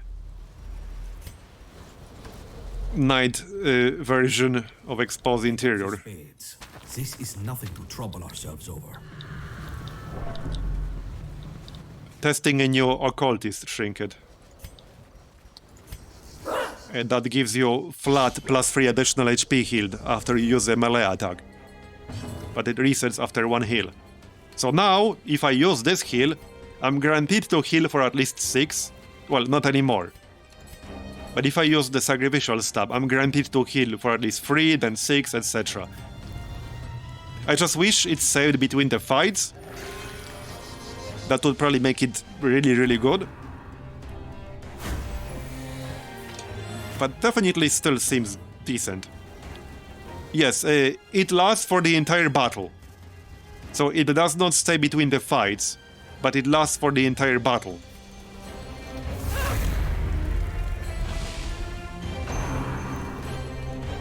So whether it's good or bad probably depends on what you're doing exactly and with what group. Could definitely be pretty good.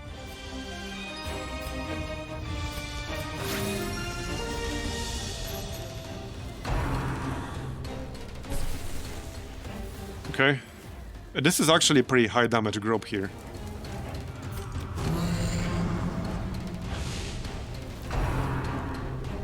Also, this is a great debuff from the Men-at-Arms. Minus speed and minus dodge. Right, so if I hit them now, like so, there's the buff. It's plus healing done for the whole battle. So it does not go away with turns, but it does go away when the fight ends. Nice, that's a kill right there.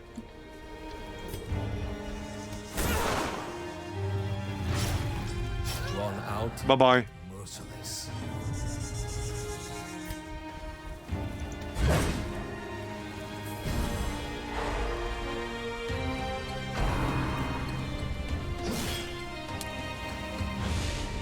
Yeah, if you don't want to get XCOM'd or RNG'd, or Darkest Dungeoned, you can use that to eliminate the possibility of a zero heal entirely.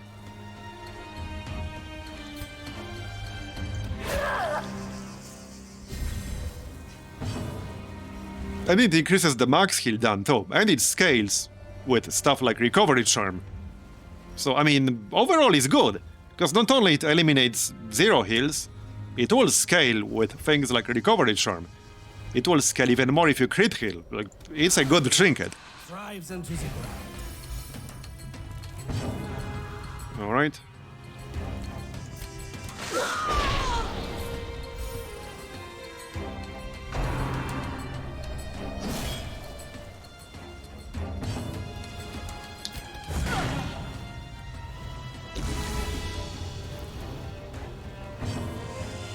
Now we can heal. 64 non-crit heal. That's with a Recovery Charm and Garlic. But still. Any heal enjoyers in chat? That's a pretty good heal right there. Imagine that with a crit. Still waiting for my first 100 plus crit heal. We had the 90. I think we had 94, 92, but we didn't have 100 yet. We press on. There is much to do. Oh yeah, true. Arbalest would actually be decent. This is like the second time I'm doing a night version of this. But yeah, true. Arbalest would be decent here. It's just that my Musketeer is so good with these two trinkets. She's insanely good. Let's just pop one torch.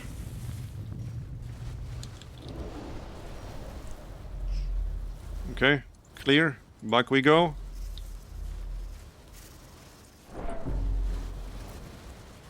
Yeah, we're on like week 55 now. We were at 53 at the start of this stream.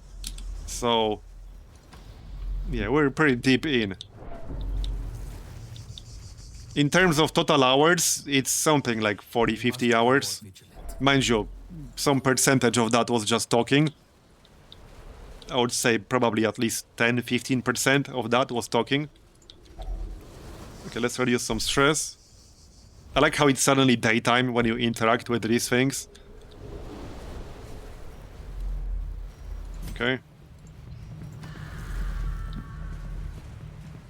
So I have a few other useful curios here on the way, but I don't necessarily need them anymore. Like, this is the stress reduction, which I don't need right now. Same with this one. And then we have the cauldron that I could use to heal myself, but I don't need it. Yeah, right here. So I could use this to heal my party, but I don't have to. I can just pop anti-venom to maybe get some treasure.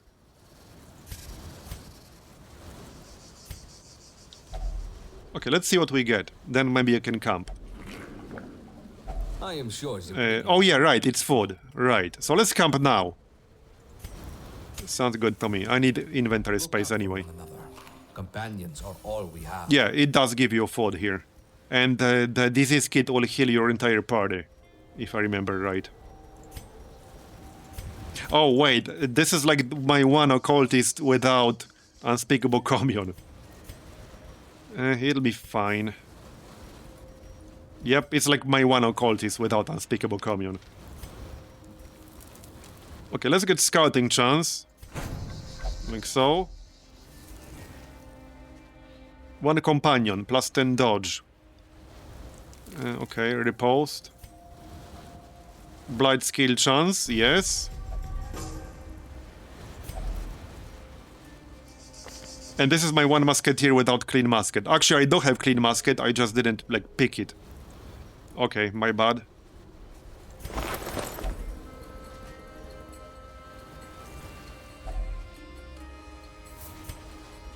Okay, here, you can get dodge.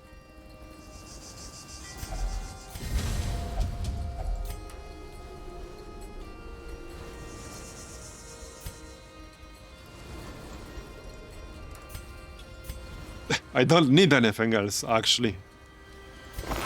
Alright, that'll do. Will we get ambushed? No, we will not.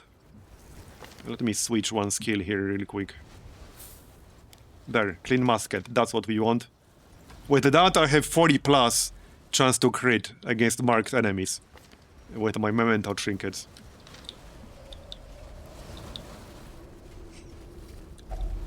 Yeah, I don't need that.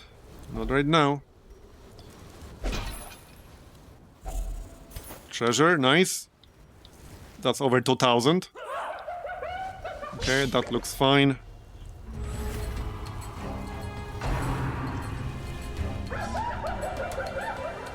Terrible horror, annoying, once in mind.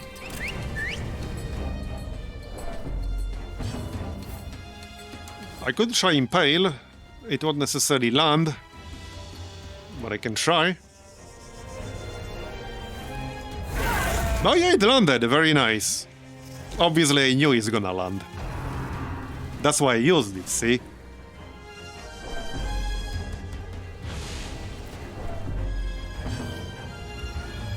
Alright, so mark. We probably want to kill that hyena, but I don't necessarily need the mark for that.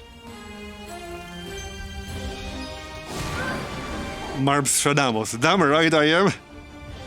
Damn right.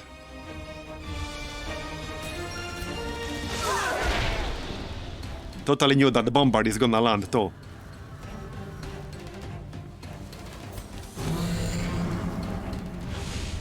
Debuff. That was a pretty good first turn. That was a pretty good first turn right there.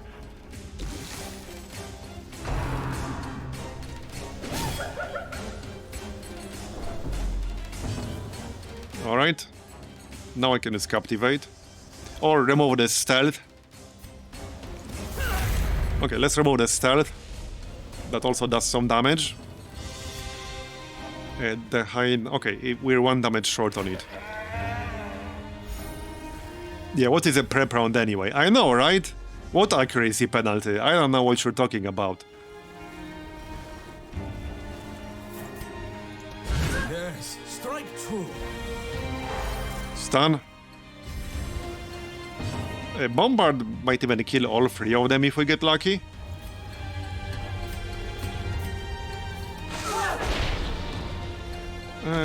Close.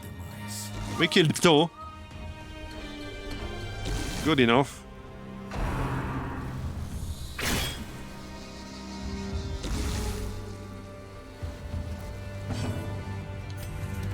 Bye-bye. So far this feels easier than the day version, but that's probably just luck. Okay, Onyx. Well...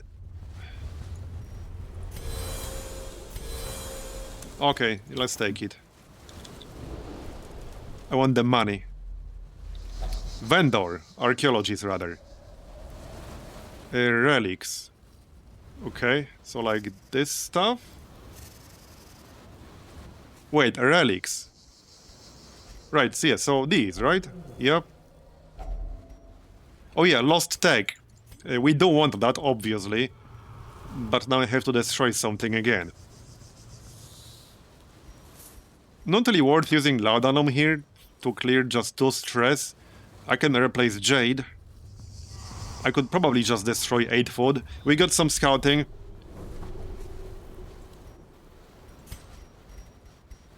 Well, I need to get rid of something. We did get some food for free, so I can just destroy 8 food and we'll be fine.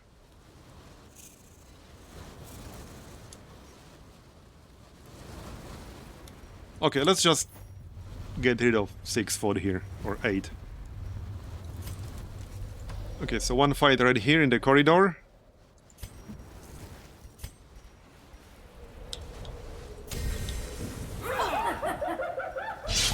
Okay, this is fine.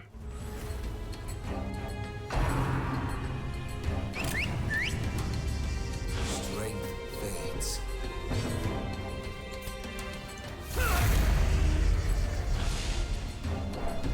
Yeah, Shield Breaker is great for the night version of this.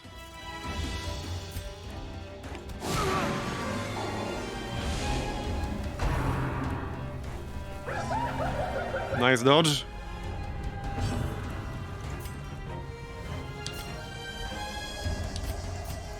That should be... well, that's a 50% chance to be a kill. I think that's worth a shot. Okay, that's fine.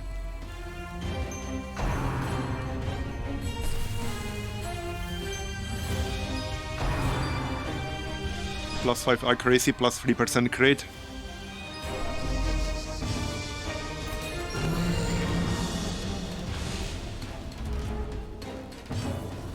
Okay, so probably just stab. Here you go. Get our buff up. Yeah, 29 crit. Then we can heal him on the next turn. Got it. 55 crit. Not quite as good as 72 crit we had earlier. Well, I can kill the hyena, but I kind of want to use Captivate instead. There. Yeah, big numbers go brrr. Pretty much. I see big numbers, I'm happy.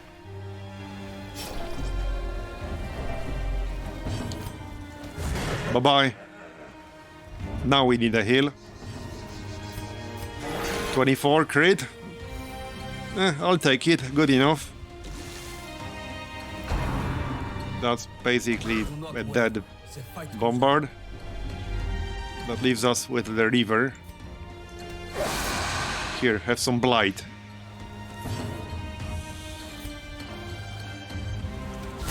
And he dead. Bye-bye.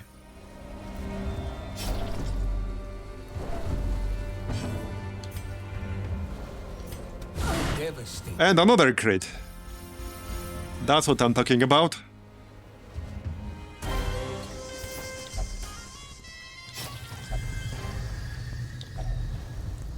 Okay, let's just use a torch here. Maybe get rid of that bleed. Okay, so there's a fight in the next corridor. This is some treasure. Be gentle. For sale or for study, I guess I'll pass on that one. precious.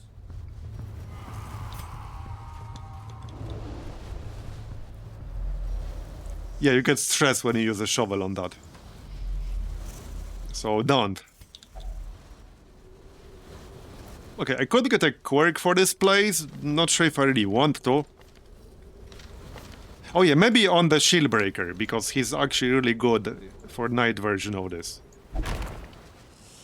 There, Interior Explorer. That's 60% chance to remove traps too.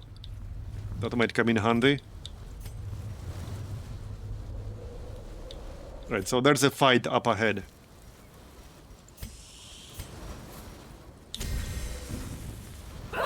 I might use a heal here on the first turn.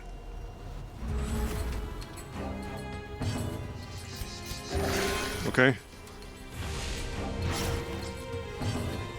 Expose.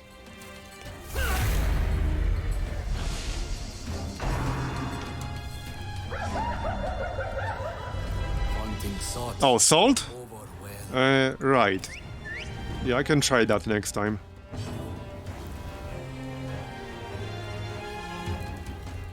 So...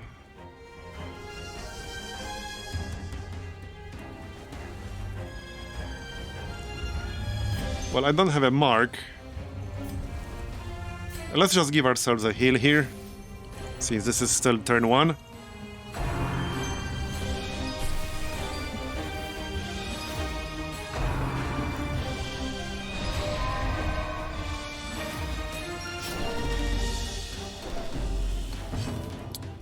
So how's their stun resist? Only 20% on the hyena. Or it can dodge. Seriously? Oh wait, that was still turn 1, my bad. I should have used the shout. Alright. So captivate on the bombard. And shoot the archer. We can probably bleed her. Well, there's no mark, so the damage won't be as impressive. With the armor-piercing version, I'll actually have a chance to kill her outright. There we go, 35 crit. Nice.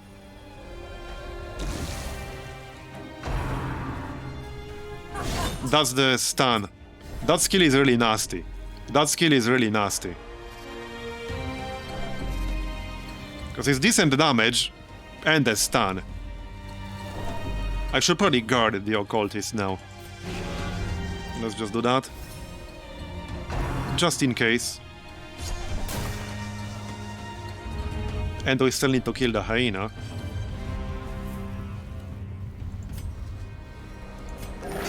Here, heal the man at arms because he's guarding.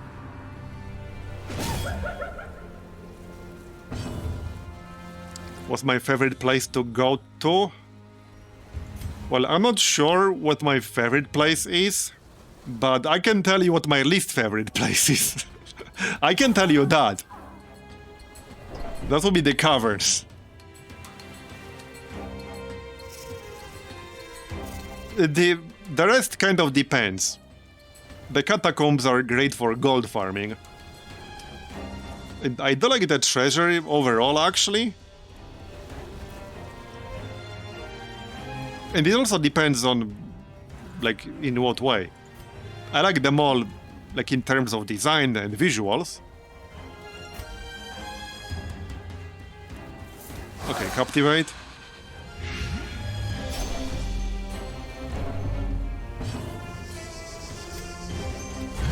I think that's how most people feel about the Caverns. So they like the overall design of the Caverns, but not necessarily how it plays. Perhaps even with the recent nerf in yesterday's patch. They're still pretty annoying. A bit less annoying now. Just slightly less annoying now. It's just the way... I would have to show you. It's the way the Cavern generation works. You get a crap ton of rooms. You get like twice as many rooms, or even 3 times more rooms than in a normal dungeon. But you get one-tile corridors. So a medium caverns might be 32 rooms, for example. And they are all connected with one-tile corridors.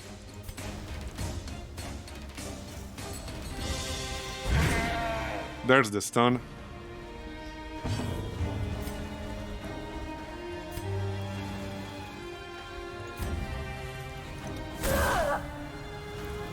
That's enough. That vein, a drop of venom.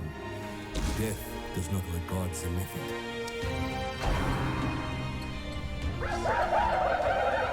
Yeah, okay. I guess I was a little bit too slow there. And I can't use Impale. Here you go. Fortunately, these are pretty weak.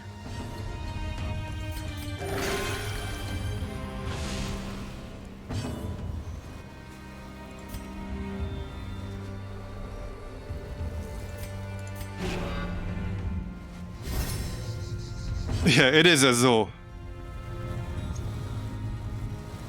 They can give you a disease. Yeah, that's kind of bad. That's definitely bad. Almost got it. I was 2 damage short. Yeah, there's a decent chance we'll get a disease here. They all have a chance to give you a disease. Every single one of them. Let's see. I don't have a disease kit. 3 of them even. Okay, didn't get one, that's good. Now we can use Impale.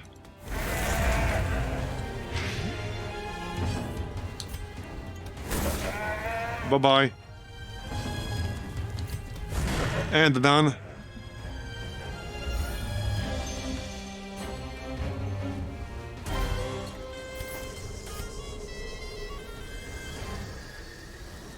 Well, I guess I could dump the key.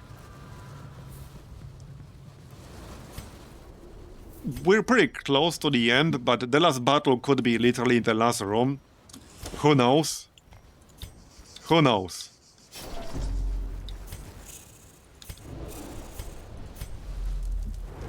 Scouting, nice. Blockade. Here's the room battle, so that could be the last one in theory. It's possible.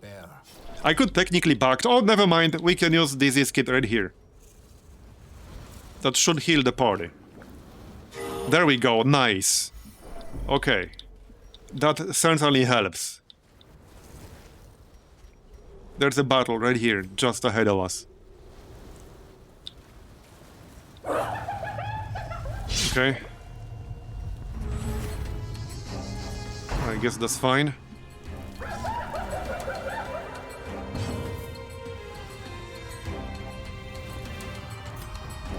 Expose.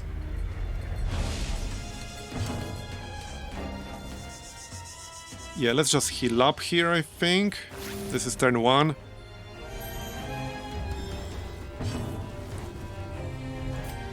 Hex.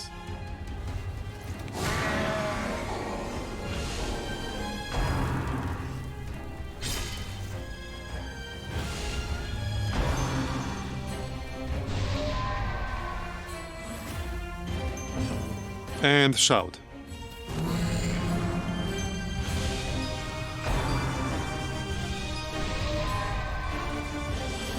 They like to shout too, apparently. Okay, so the musketeer should be able to one-shot the hyena here. Let's hit the corvid. And kill it, just right away. I'm actually better off using... yeah, expose will kill it, and it has slightly higher chance to hit. Might as well use that. Oh, piss off. Okay, now we can kill it. That's 18 damage at least. Got it. Oh yeah, it's a great mod. The difficulty can be pretty high, but it's a very good mod. If you don't mind the challenge, then I definitely recommend it. But only if you don't mind the challenge. Otherwise, maybe not necessarily.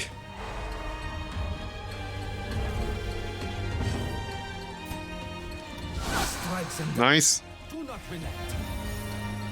But honestly, it has some mechanics that I wish existed in like the base Darkest Dungeon, like the preparation phase. That's a great mechanic, one of my favorites.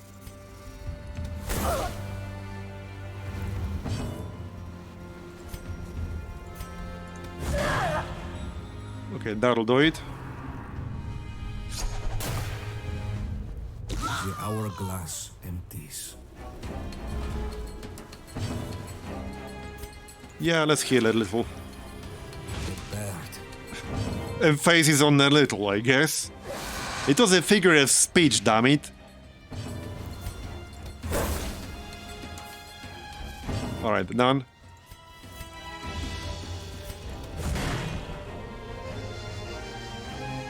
Once the blood flows, the end has begun. Alright. Good haul. I guess I'll pass on one single amber. So there's a fight right here that might or might not be the last one. I guess we'll find out.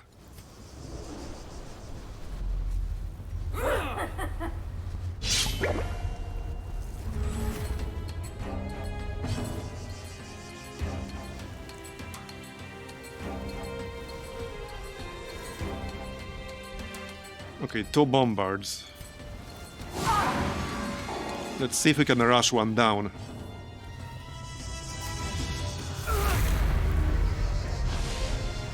I might even try a shot on turn 1 here.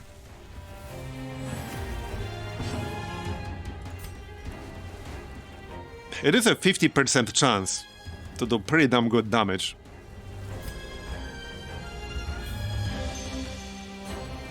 Okay, no, because they both have a stun. Let's do a little bit of healing. Just in case my healer gets stunned. He could get stunned twice in a row if we get unlucky. Or 2 people might get stunned. So we'll give him a restoration here. And a heal. Yeah, to be able to carry a cannon. Yeah, pretty much. I mean, it's a big-ass cannon. You have to be pretty damn strong to carry that shit. Like, that shit's heavy.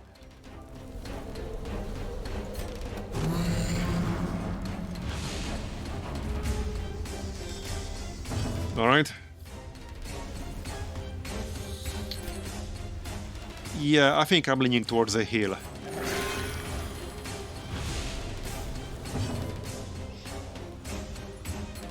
And maybe a stun. Nice. Got the stun too, good. Now we need a good shot. Let's help with Captivate. Oh, 41 crit, heck yeah, because that gets a bonus against marked targets too. And it's a Blight on top of that. It's a very good skill. This group has some nice synergies overall. And 35 crit, there we go.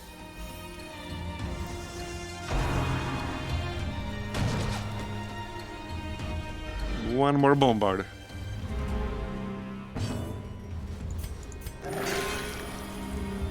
Okay, that was a bit less impressive, but alright.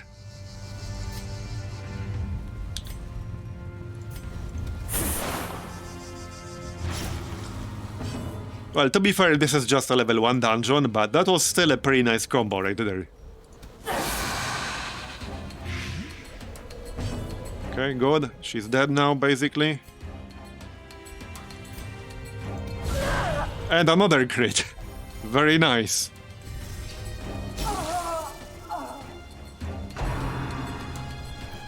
Stand tall. Okay, he crit me too. A bit rude, but okay.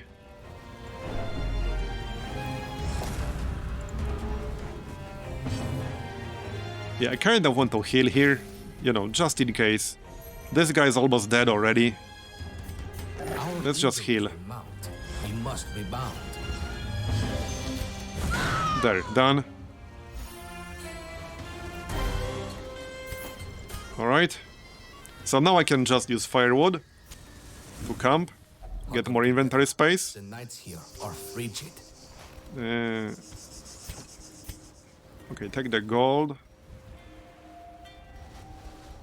I guess I'll pass on these.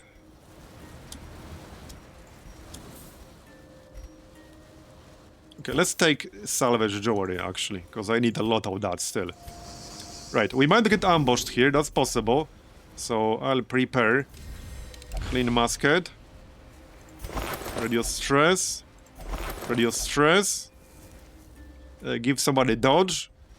Let's actually give the occultist dodge. And that's it. No, oh yeah, we did get ambushed, that's fine. The musketeer stayed in the back. That's good. We barely got moved, to be honest. I can just pop Rampart to move forward. Probably best to heal on the first turn here. I think so. 80 crit heal. Any crit heal enjoyers in chat?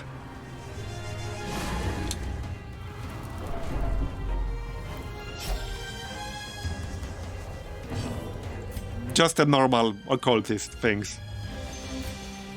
We could try to impale here. Okay, let's try. It's a bit of a gamble, but I can't use expose from rank 1 anyway, and impale will move me back 1 tile. So the alternative was to move manually, so really there was no downside to trying impale.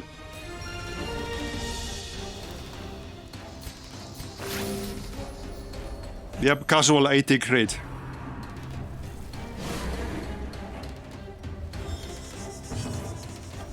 For you, an 80 crit is a once-in-a-lifetime event. For him, it was Tuesday.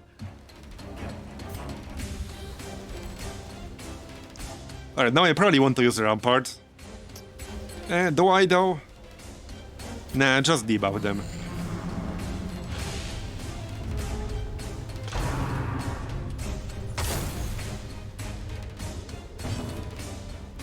Alright, now we want to mark one, you know, to use our buff.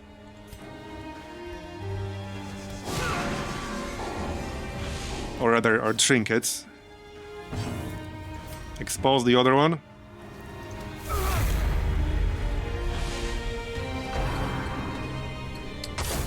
I do have one occultist with Hippocratic, I think. Not this one, but I think I have one with Hippocratic, if I remember correctly.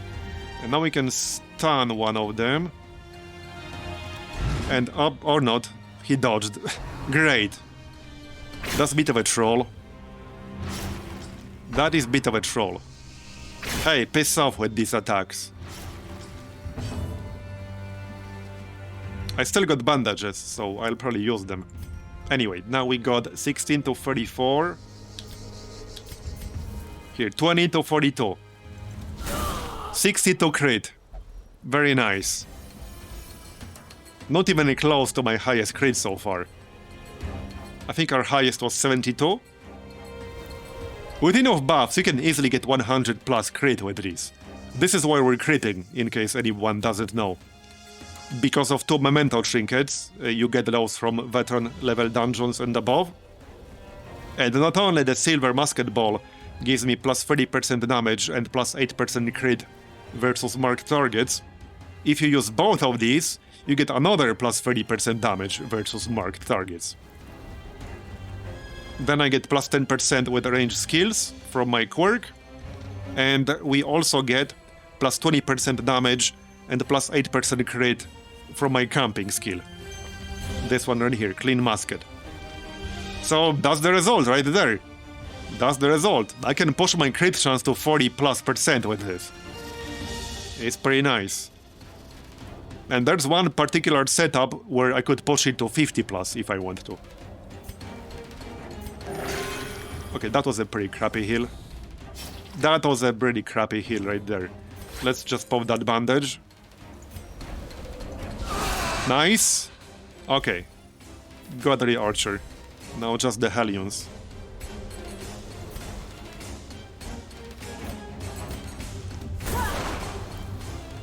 Yeah, you can get some insane numbers. But you need to mark the enemy to take full advantage of this. Okay, okay. Calm down, calm down, calm down. Calm down. Don't even think about it. Okay, yeah, these Hellions are pretty annoying, not gonna lie. They are pretty annoying. We got 2 people at death's door. Don't you dare heal for 0 here. We don't have the buff up. Okay, 6. Could have been worse, could have been better. Let's try stun again. They dodged last time. They dodged the 94% earlier. That was kind of obnoxious. There we go. There, landed 1 stun. And that's basically a heal by the time he unstuns himself. Puncture. Nice crit. Okay, good. No comment. Do not. He can't kill me though. At least I don't think so. I should probably just heal here, you know, just to be safe. 18 critical. Move aside, Vestal. Musketeer is a healer now. What death's door?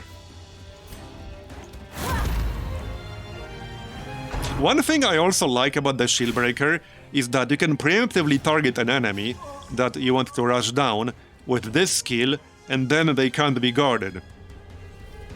Instead of, like, breaking the guard after the fact. That is actually quite useful in quite a few situations against quite a few groups. Okay, are we done or not yet? Let's find out. Do I want this? Continue. I guess so.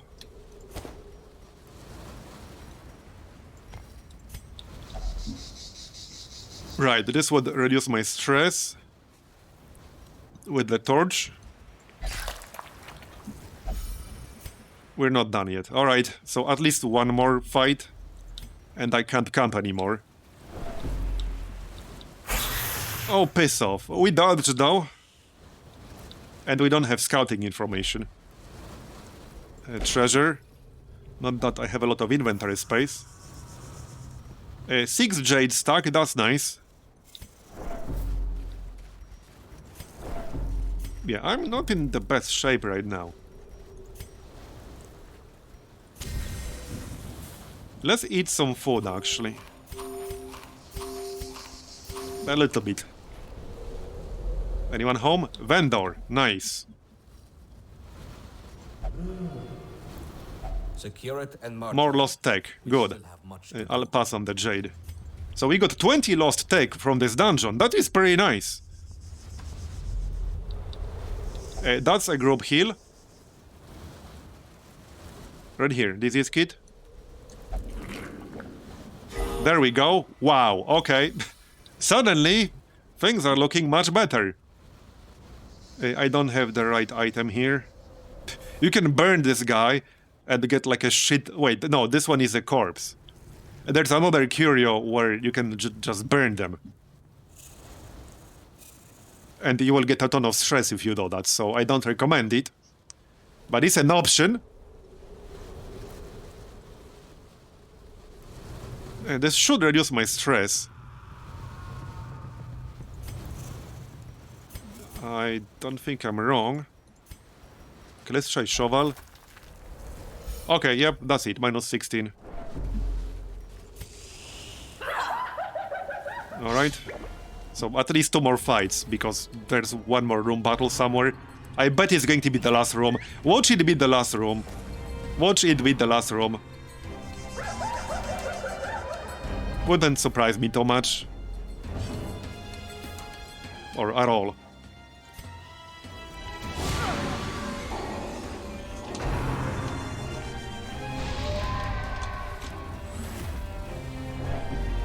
Okay, expose.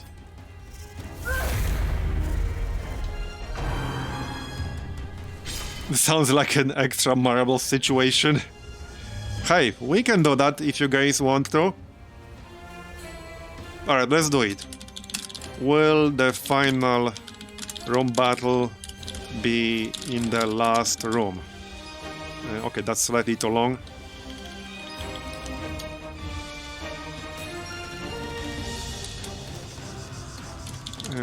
Will I have to explore the last room? Yes. No. Alright, so the question is, will I have to explore the last room? Right here, to finish this quest. Yes, no. 2 minutes. It's up. And I'll kill these guys while we wait for that. Don't lose your marbles.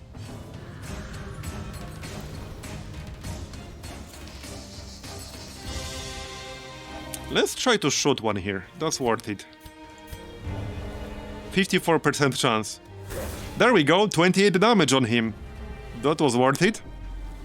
I can probably just kill him now. Yes, I can. Yeah, I know, Varazir. We can't. Because, you know, Twitch wouldn't want to promote gambling, am I right? Twitch would never do that. That was sarcasm in case it's not obvious.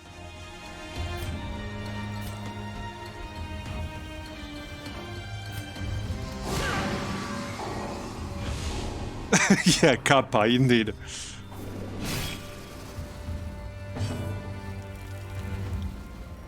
Okay, let's stun the hyena. Yeah, no gambling enjoyers in chat.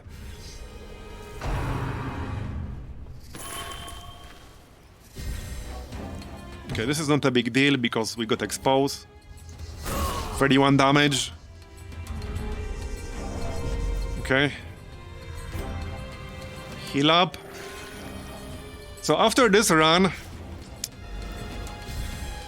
I don't think I'll use the cauldron. So it's nice situationally. But I don't think I would use it. I don't think I would use a trinket slot for it. I have trinkets that will have a greater effect than this. So, nah.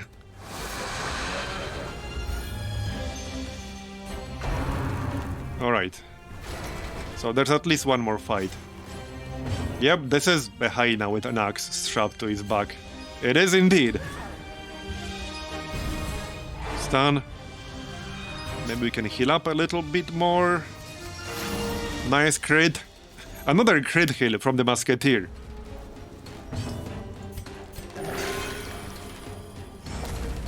That's more healing than a Vestal would have done. Just saying. And 1 damage short. Done.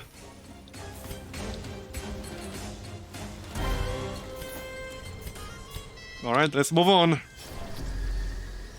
Let's see if you guys get your marbles or not. So, just because if there's a fight here, that doesn't mean I won't have to explore the last room. So, whether there's a fight here or not, doesn't tell us anything yet. Okay, now it tells us something. Now it tells us I have to explore the last room. So, well, I have to explore the last room. It shows outcome. Yes. Sorry, those of you who voted no. Now you can share my misery. Now you can also get screwed by RNG, not just me. Feels good, man.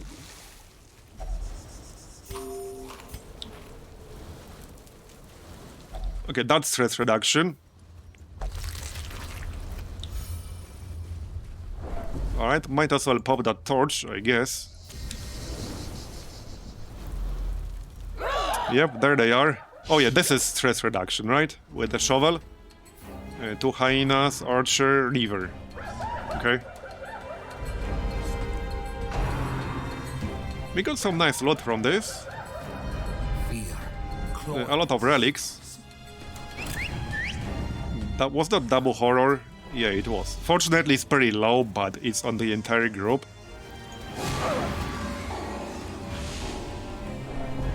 Okay, let's gamble here. 54% chance to do some really good damage. There we go, 37 damage. We almost deleted him. We almost deleted him. Almost. I can delete him with expose. There you go. Bye-bye.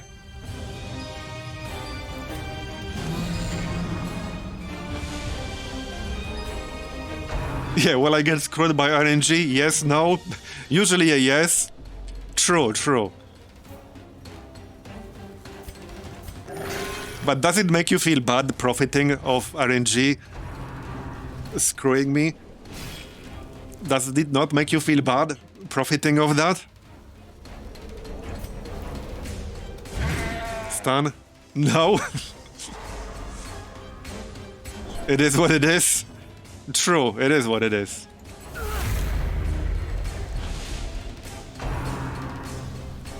Oh, piss off with your impaling shot. Okay, still got 1 health. 1 health is all you need. That is all you need.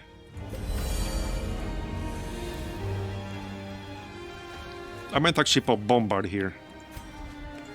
To do some damage to the hyenas.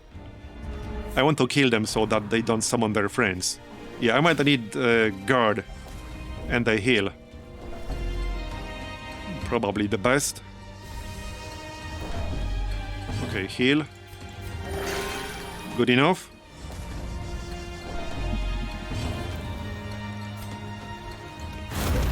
Got 1.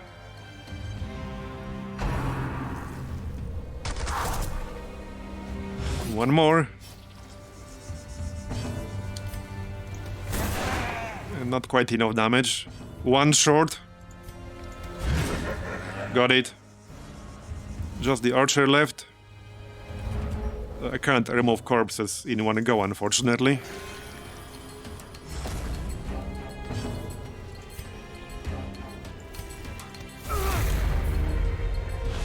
Almost done, though. Minus 15 speed, minus 25 dodge. Okay, that's a lot of penalties right there.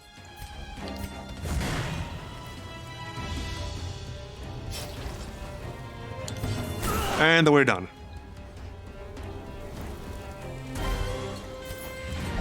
Another skirmish. Not yet. Let's check this out. Oh no, shovel will give me stress. Okay. Well, I don't think Laudanum or Disease Kit will do anything.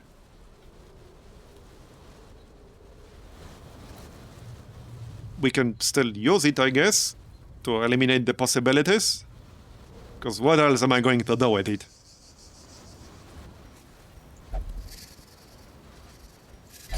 Oh, there we go. Wait. Cause is righteous. Okay, I don't know how that makes any sense, but apparently it does. Here, we'll take all that. Now we're done. That was a decent haul. Sacrifices. And we got the Plague Doctor trinket. That's why I was doing this dungeon. Plus 30% blight amount applied for the Plague Doctor. And the Plague Doctor in this mod can do a lot of blight damage. A lot. I used the disease kit on that. Here, we got 49 Valor marks. 18,000 gold plus 7.5 from the quest rewards. And a few more rank 3 characters. Imposter syndrome, really? Really? 4% chance to pass the turn, and perfectionist. Are you kidding me? Oh, that sucks. Okay, we might want to remove those. That's really bad. That's really, really bad. And the ballast pours out. We press on. Yeah, that's pretty bad. I definitely don't want that.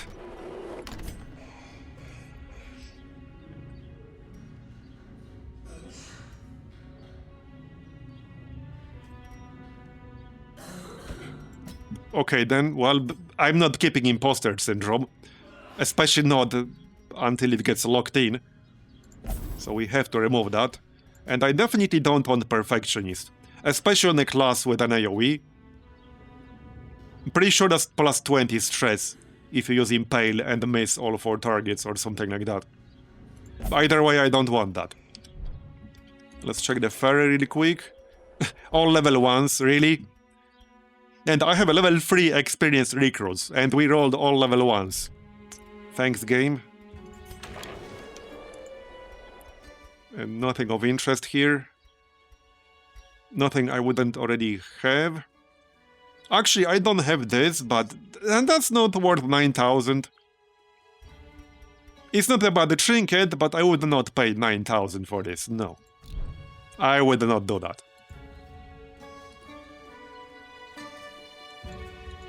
Nah, I would not do that. So...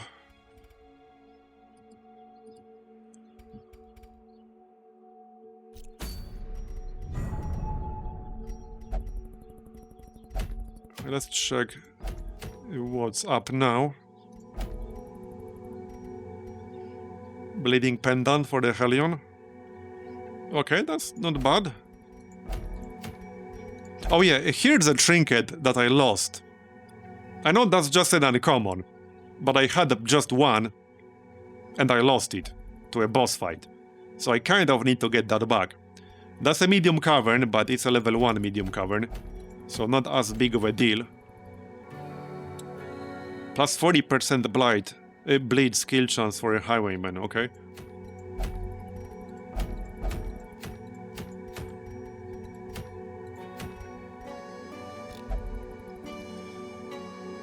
Anyway, we're at 6 hours. I think that might be it for today. It was going to be a slightly shorter stream again, and it ended up being basically normal. But yeah, I think that's going to be it for today. I do want to check out the Darkest Dungeon 2 Road to Redemption update, so we will do that at some point. I don't know what day exactly that's going to be, but we will. And I will probably be playing Civ 6, I think it's Wednesday or Thursday. Probably Thursday, once the new leaders are released. I think it's coming on Wednesday, but it's Wednesday evening, and I stream in the morning, so... would be Thursday in that case. But anyway, that's going to be it for today. I think that was a good one today. Hey everyone, good morning. So, I took a break yesterday because I needed one, and also I needed some time to do stuff for YouTube. So I actually finished the Theodora game yesterday. I edited some Open XCOM stuff, and today we'll do some more Black Reliquary. And I think tomorrow we'll check out the new Civ leaders. They're actually getting released today, but it's like today evening. So, you know, since I stream in the morning, I can't do it today.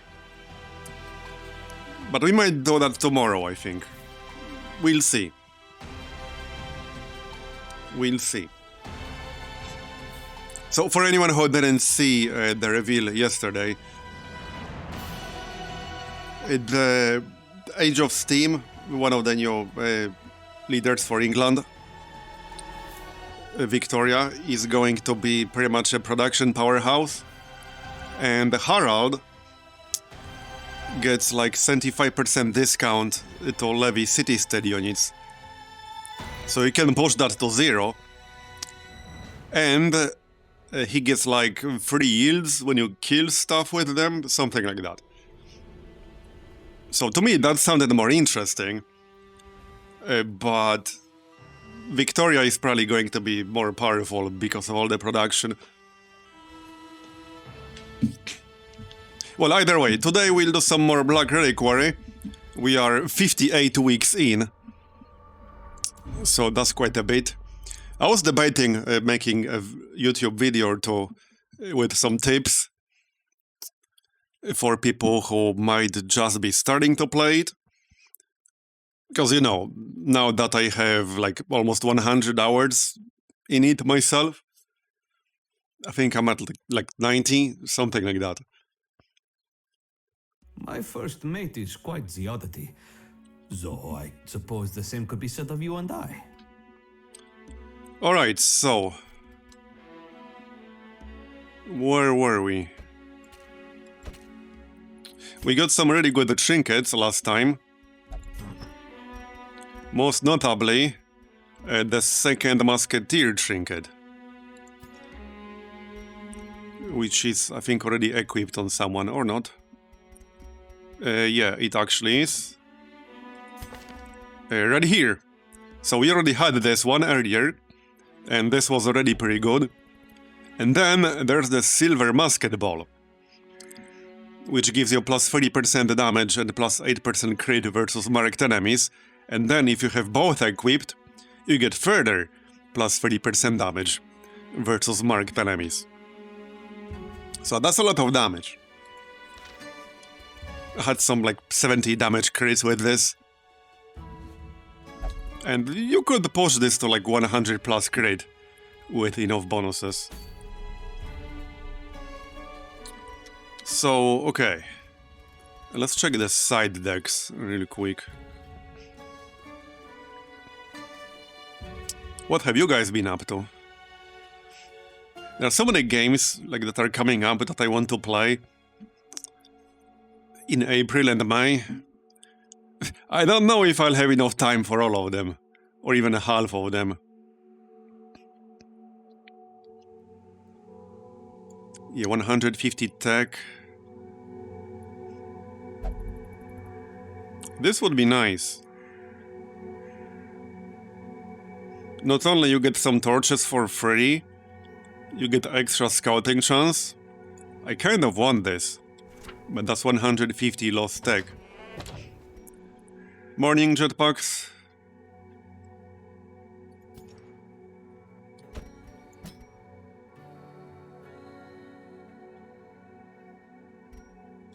Let's see what we're actually doing next.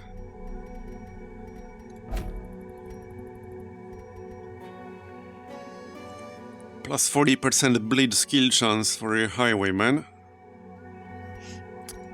Well, we haven't done anything today yet, so I don't know yet. I know it didn't treat me well in Civ 6. It's funny because one of the new leaders, Victoria, gets big bonuses to production from strategic resources, and I'm like, what strategic resources? You guys get strategic resources. I mean, in my last game as Theodora, I didn't have... Okay, I didn't really have iron except from the city-state. I didn't have coal. I didn't have oil. I don't think I had aluminum. Like, I didn't have jack shit. Yes, a typical Civ run. Pretty much. It's amazing, like, I don't know. You know, I really don't know how my luck can be so bad so consistently across so many different games. Like, it's actually kind of amazing. Heck, sometimes it extends to real life too. I have pretty bad RNG in real life too. Going back like 20 plus years.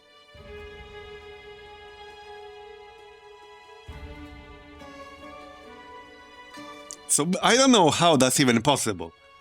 Sure, I get lucky sometimes as well, but I have bad luck way more consistently than anybody else I know. It's actually kind of mind-blowing.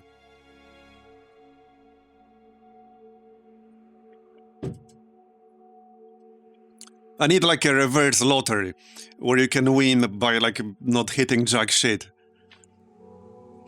I need a lottery where you win by not hitting a single number. That's what I need. That's what I need. And I'm gonna play that shit. Clearly. That's the way to go. Your bad luck in games only started to manifest since watching me. So you're saying it's contagious. Oh no. Oh no. Hey, if it's a zero-sum, however, maybe my luck will increase, because I will also spread bad luck to others. Maybe that's a good plan. Alright, I don't think I want to start from a long run. We've only done one long run so far. But man, with 3, like firewoods, inventory space was a bit of a shit show. It was profitable, but still.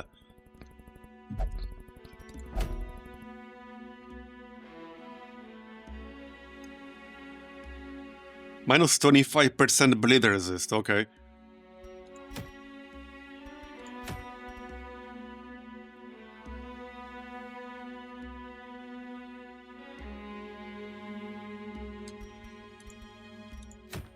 I still want to try some of the bosses, but perhaps no. Oh, wait. Okay, this is what I need, actually. I used to have one, but we lost one in a boss fight. And I don't think I have one anymore. I'm pretty sure I don't have one. The healing pendant. No, I don't. So I could actually probably use that. The only healing down trinket I got is the garlic here, which to be fair is definitely not bad, but it does have that debuff attached. And I can always use both if I want to. So we'll do, I guess, medium caverns here. At least it's not a level 3 one. We'll see how it degenerates this time around. So let's see, we definitely want some stun for this place. Let's see if I can get some religious heroes for this. You're religious, so that could work. Occultist can't be religious, but we still want one. You're religious. Maybe that's not the best idea though.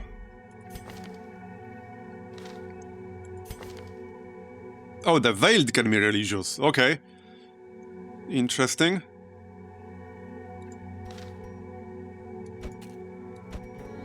Interesting. How about Arbalest? Haven't used Arbalest much. It's a good class, don't get me wrong. It's just that Musketeer exists. You know? So Arbalest stonks are definitely going down in my book. Just saying.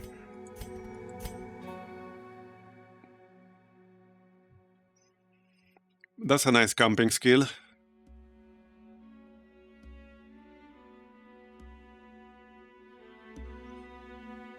Even more damage versus marked enemies.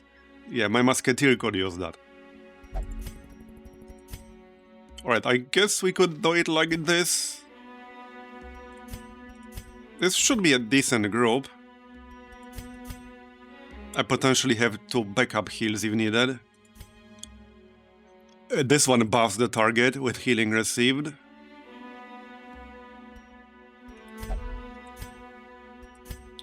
Bit of an unusual group maybe, but it should work.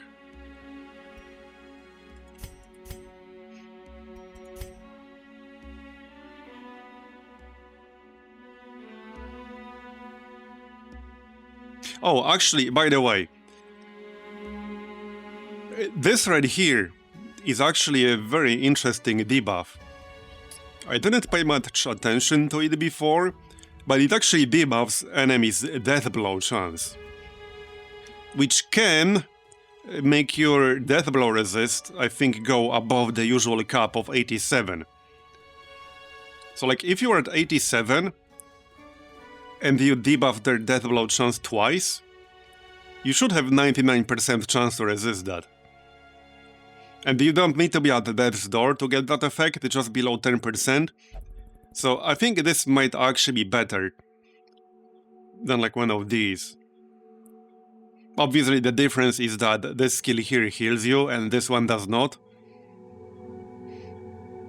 You can use both, but then you have to give something up.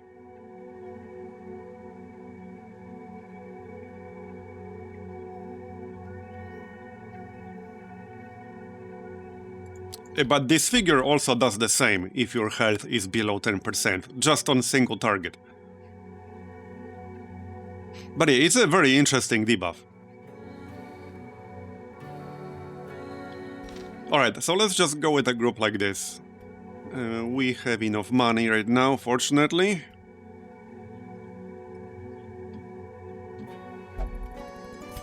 And we need more tech. You guys can do it. I need like 150 for that torch upgrade. So what games are you guys looking forward to in the next 2 months? Because I got quite a few. Man, I can't believe it's going to be April in a few days. Like, I feel like 2023 literally only just started.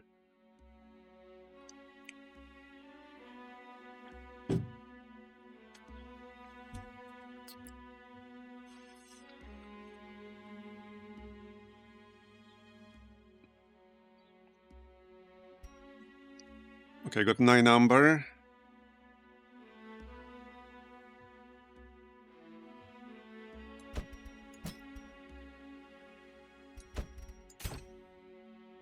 Okay, you can convert some.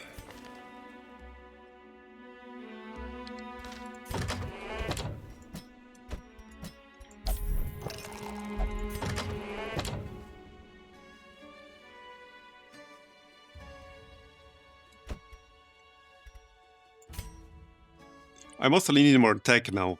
I'm good on refined amber dust. I might test the amber grinder at some point. That's the antiquarian trinket. It's an interesting one. You could do decent damage with the antiquarian with this. Obviously not nearly as good as the musketeer with the trinkets I'm using. Not even remotely close. Right, speaking of trinkets. Let's see. So, garlic for you. Yeah, this is where I could use another item that increases healing done. Which is why we're doing this quest. Don't think I want him to use the seared stone. Might actually just give him the camouflage cloak. Yeah, I mean, that might save his ass at some point, seeing how it's a class that wants to be at death's door. Which is not exactly a safe thing to do. So that seems reasonable. For the arbalest... Well, sadly arbalest cannot use musketeer-only trinkets, as much as I would want her to. That's an interesting one. Plus 20% damage versus marked, but clear the mark on attack hit. Not sure if I really like that much, but that's not bad. Oh yeah, recovery charm, obviously. Probably on the Judicator. Because then I can guard. The only problem is that I don't want Amber Nail on him and I want Fury of the Ancients.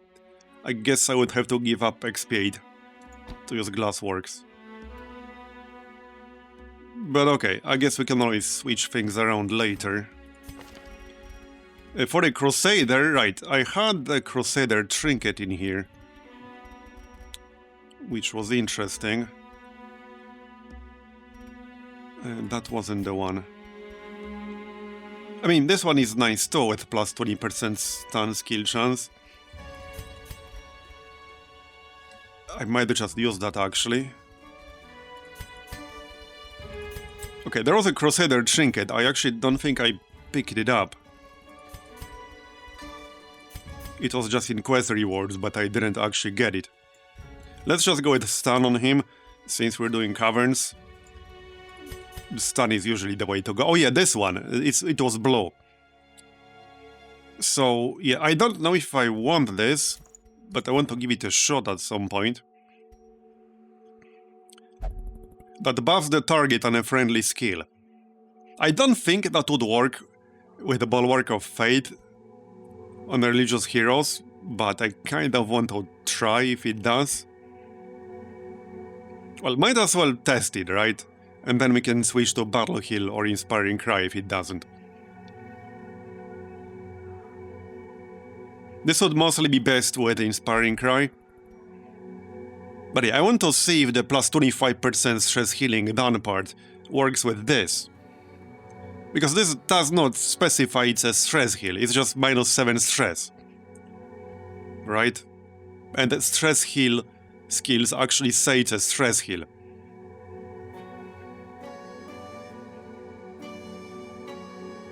Same way skills that just say you do, like the monkey one, is just 4 to 8 damage. It's not affected by anything. Or smokescreen, it's also not affected by anything.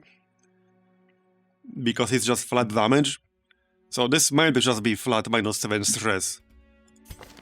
We'll test it.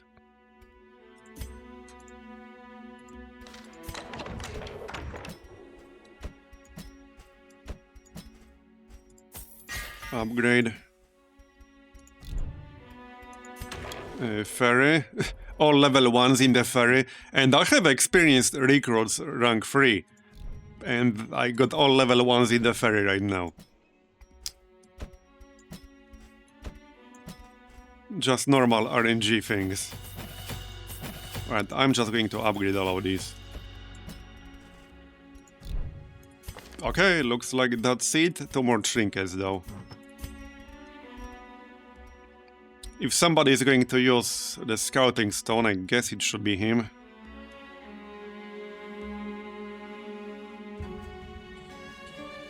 Where the heck is it?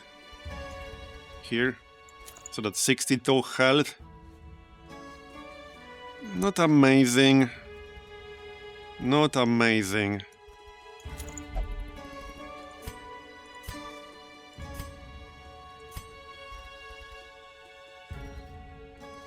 Yeah, I think I'll pass on that this time.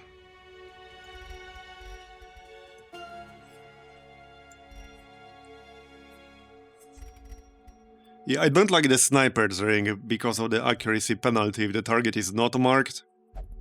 Not a big fan of that. What do we want for you? I guess I could use like mark debuff chance. Oh yeah, suppressing fire is a very, very nice debuff. So let's just go with debuff chance. Where's my debuff stone? I need a better version of that too. Right here. I only have one single debuff stone as well. I need a 30% version of this. I know there is one. And maybe just speed, to be honest. Okay, just speed. That works. Okay, that's the group, I guess. And we're doing this. Medium caverns. So for the caverns, well, obviously shovels, food. Yeah, I'm not going to save on food for the caverns, because that shit's nasty. Torches. Bandages. is some salt. You can purge some quirks with salt in the caverns, so that's useful. Other than that, some laudanum.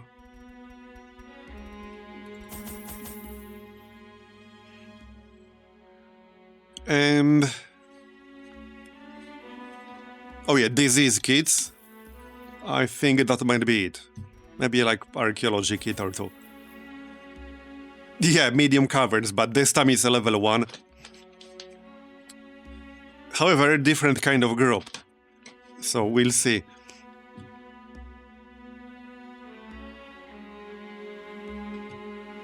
Okay, I think that's going to be it.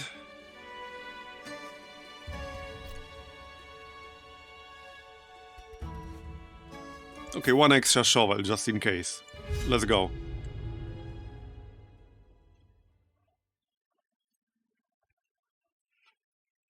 Let's see if there's any obvious difference between this one and the last one we did. Because I'm still not sure if the last one generated with the new rules or with the old rules. The last one had 30 rooms and 11 fights, I checked. We did exactly 11 fights. And perilous as these tunnels may Okay, be, this looks like 30-ish. none are yet to be found. 5, What you are able 9, 14, 18, 22, 25. This is like 32 rooms. This is actually more rooms than previously. Look at this layout too. What on earth is this layout? What on earth is this layout? That's a lot of backtracking. You seeing this shit? That's a lot of backtracking. I don't know if I like that. Alright, well, let's get started.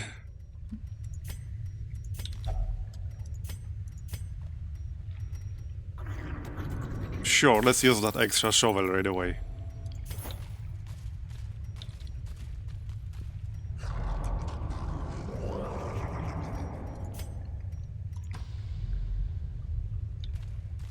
This land is ancient and Yeah, technically I don't have to go here, but fortunately we have a less obnoxious quest objective. It does mean I have to actually check 90% of the rooms, but it also means it's not possible to have to check all of them. Because that's the last fight is in the last room you don't check. A bag of gems with room for more. I don't have any gems on me right now. I don't think we'll come back later, but maybe we will. Okay, so shovel works here again. I thought 5 shovels was overkill, but we already used 2 out of 5. There's a gem I can give him.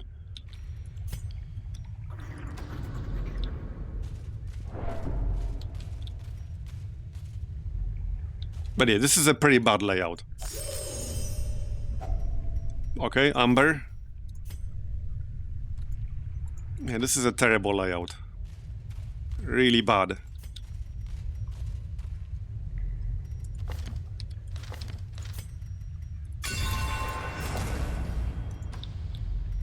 Alright. Hello, anyone home? I hope not. Be more careful. Great, hallucinations. Right away from that, I guess I'll clear that then. There you go. That should be a bit less bad.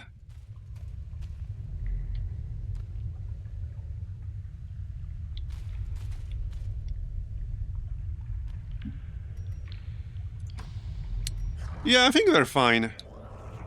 Oh, the Ignolian. I don't think I want to do this as my first fight in here. I don't think I'll be backtracking from the other side of the dungeon either. That's the problem with this fight. If you make a group specifically for that fight, there's zero guarantee you will actually find it. And if you don't, then you might find it then. He does drop some good trinkets though, but then you have to kill him again to upgrade them.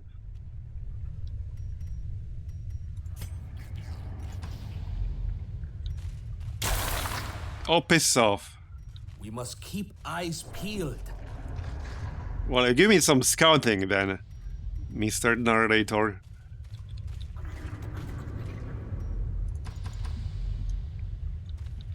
Sir Glory. Yeah, okay, I'm going to save my shovel here. There is a labor. Because we can skip 4 rooms. Not wasting my shovel to check out 1 room. Is anyone actually good at traps in here? I think not. No, 30% max.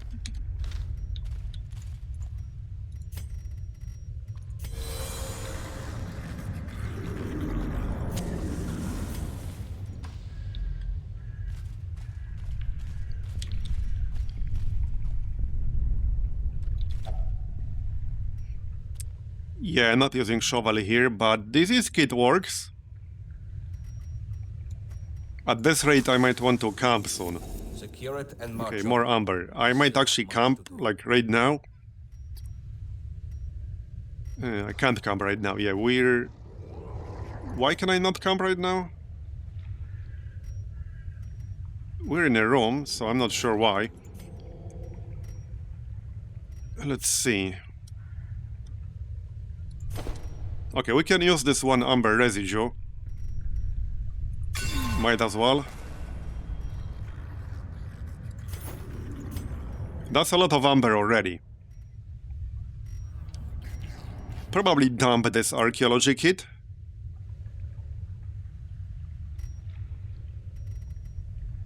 Okay, it's just 1, and I need my gold.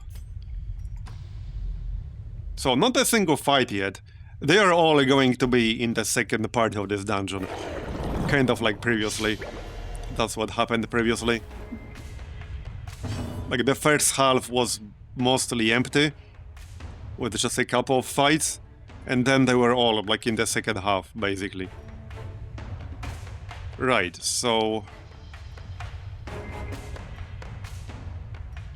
I could actually just give him bandage here. So that's also plus 25% healing received for 3 turns. That would scale really nicely with some of the setups I was using before.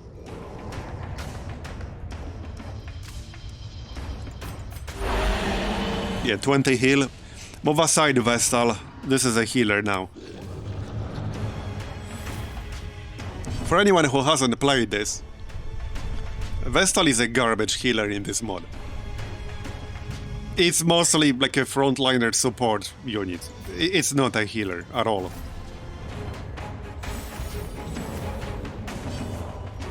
Like, don't try to use a Vestal for a main healer. You'll have a bad time if you do.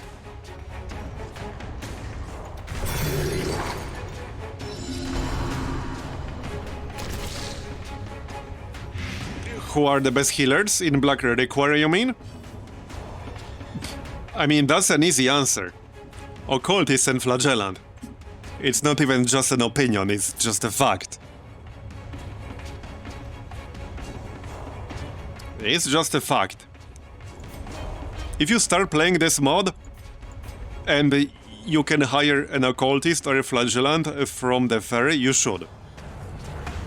And you should also hire Antiquarian, not for a healer, but for gold.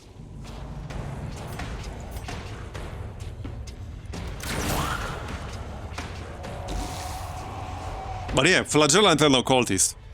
These 2 guys can do the kind of stuff no other class in this game can, as far as healing is concerned.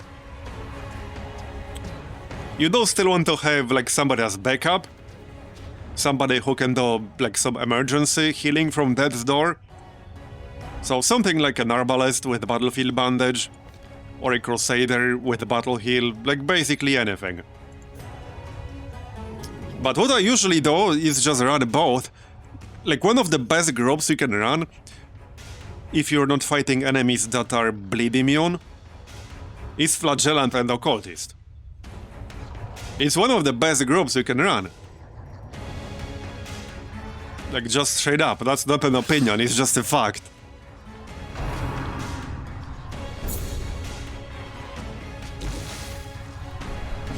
I mean, you don't have to run both, but if you're fighting enemies that have relatively low bleed resist, Flagellant is just an amazing class. Always has been a great class.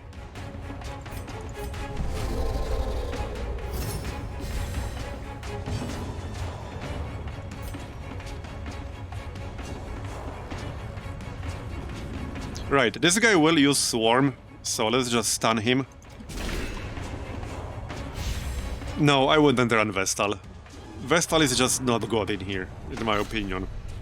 And the thing is, you can make Vestal a decent frontliner. You can. She can be a decent class in rank 2.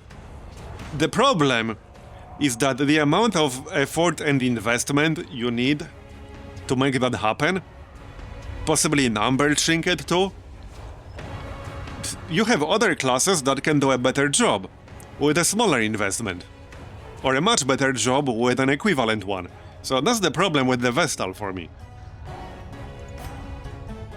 Like, why put all that effort into making the Vestal work when you have a bunch of other classes that can do a better job?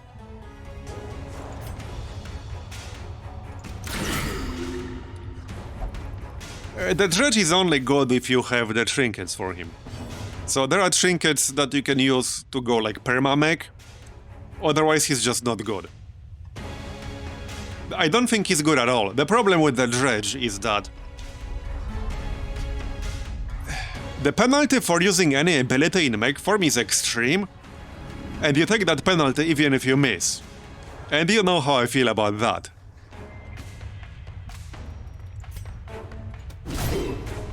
And I read some discussions about the dredge on the official Discord, and one of the arguments is that surely you wouldn't miss like a 90% attack 3 times in a row. And I'm like, oh boy, clearly you haven't seen me play. But that was the argument. That was actually the argument, that nobody would miss 2 or 3 attacks in a row with high chance. Like, that was literally an argument. And I'm like, oh boy, you guys clearly haven't played enough then. Because mathematically speaking, it's almost guaranteed to happen if you play enough. But that's my problem with the dredge. That's my problem with the dredge. You attack 10 times, and whether you hit or miss, you overhit at that point, and then anything you do makes you take damage. Oh yeah, Shield Breaker is very good, definitely. But that's my problem with the dredge. The penalty for using the dredge is just too high, and the reward is too low. He doesn't even do that much damage. See, if he did more damage, it would be worth it, but he doesn't really do any more damage than any good damage dealer. So why use him? Why use him with that kind of penalty if you can just use a proper damage dealer who won't kill himself? That's also my issue with the contraband trinket for the Vestal.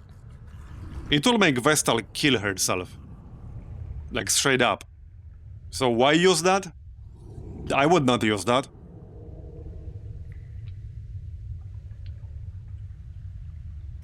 If her group heal didn't have a cooldown, one of my biggest issues with the Vestal that I very strongly disagree with in here is that both of her heals have a cooldown. Just why? And they are pretty damn weak, so why give them a cooldown? This dude has a heal that's literally better than Vestal's, and it has no cooldown. Like, this is literally a better heal. Not only it's a better heal, again, it has no cooldown. Not to mention the Occultist. One of the things that makes the Occultist so good, it's not only the obvious burst healing capability that he has, that no other class in this game has other than the Flagellant. He can also use his heal from any position in the group.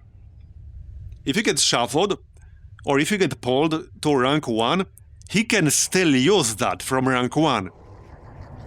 Other healers cannot. And you know how you can get screwed if you get surprised or shuffled. And then suddenly, your healer cannot use a heal, you have to move him first. But by the time you move him, it might be too late. It might actually be too late already. That's quite possibly the only weakness the Plague Doctor has in Darkest Dungeon 2. If you get shuffled or pulled into rank 1 with the Plague Doctor. That is quite possibly the only major weakness the Plague Doctor has there.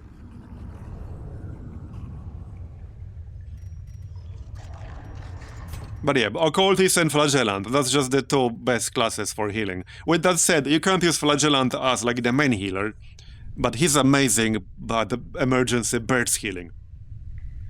And with a few trinkets, you can guarantee having a Flagellant go from 0 to 100% health in a single ability. There is no other class in the game that can do this. No other class exists in this game that can get a guaranteed 100% heal. No other class. It's just not there. It doesn't exist. He's the only one. And all you really need is one single trinket, which is uncommon. That's all you need. And then you can go from Death's Door to 100. It's not a chance. There's no variance. You will always go to 100, unless you're debuffed. So he's the only class in the game that can do this. No other class can do this. Not as easily. I mean, you could kind of do this with the Veiled using this skill here, which can be used from Death's Door. If you stack two really good trinkets, including the Restoration Stone, or Recovery Charm rather. But for the Flagellant, you only need one uncommon, that's it. Like, that's it. And you don't need to be at Death's Door. You just need to be below 40%. So, huge difference there. Like, Flagellant is one of the strongest, most versatile classes in this game, because he can both do insane damage, and he can do insane healing. Not only that, with Exsanguinate, he can do insane healing on himself, while also doing insane damage on the enemy. What other class do you know in this game that can do burst damage while healing themselves for 100%, basically? What other class do you know that can do this? You don't, because it doesn't exist. Alright, I'm gonna pass on this. So yeah, Flagellant and Occultist. Yeah, so using a shovel here would reduce my stress, but I obviously don't need that. I suppose I could heal myself a little, not that I really need it. But alright. I'll end up dumping some items soon enough anyway. Spades. This is nothing to trouble ourselves over.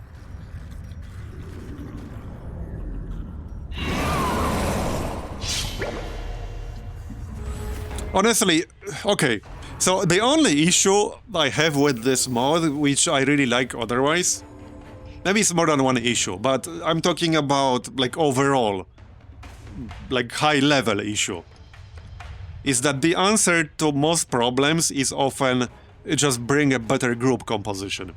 And there are more viable, or there are more group compositions that are viable in here, but for a lot of like specific places and fights, the answer is usually just bring a group composition that's optimized for this specific place.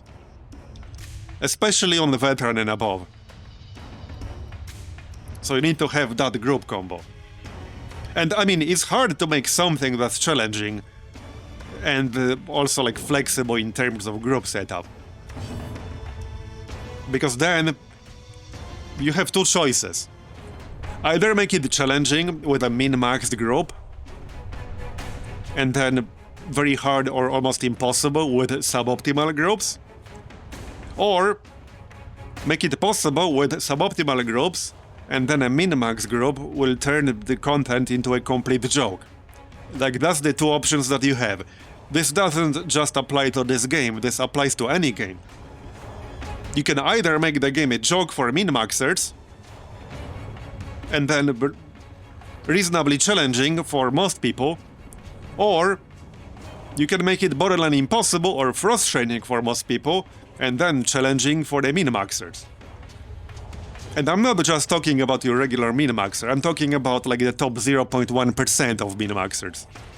The people who basically break games in their sleep.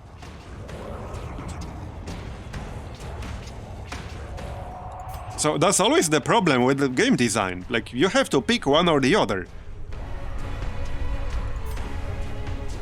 Well, true, but people naturally want to, like, do higher difficulties as they play a game. But true, that can definitely fix it. But in a game like this, there is no difficulty. It's the same for everyone.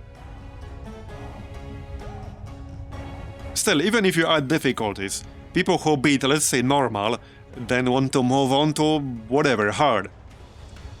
I think the actual best fix is to include a wide range of difficulties. So one of the best things about Civ, ever since literally Civ 1, Civ 1 in 1992 did this, is including a crap ton of difficulties. So everyone can find the right one for them. Even XCOM, which had 4 difficulties, there are massive differences. Like, there's a huge difference in difficulty between them. Like, a huge difference. Some people might find Commander too easy and Legend too hard. Civ solves this by having a lot of difficulties. I think that's the way to go, just have a lot of them, so everyone can find something that works for them. Yeah, custom difficulties work though, definitely, a lot of games do that as well.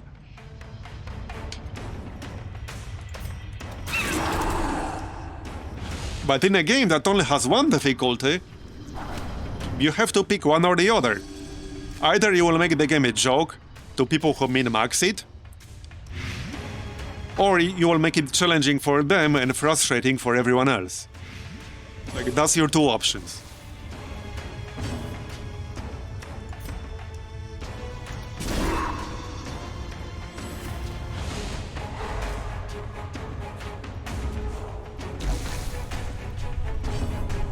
Alright, so I probably want to kill the swarm one first.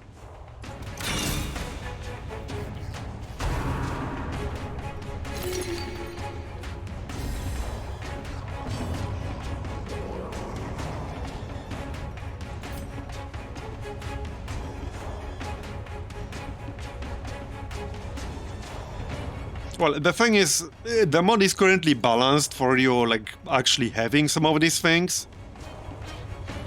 It's balanced for you having a reasonably well-balanced group and well-synergized group. You're not supposed to be able to beat it with, like, any group you might throw together. Like, that's not supposed to happen. Because in Vanilla Darkest Dungeon 1, you could use some really wild groups, like some pretty stupid meme groups, and still win, because it wasn't that hard unless you get super unlucky. But it wasn't actually that hard, once you, like, understood how everything works.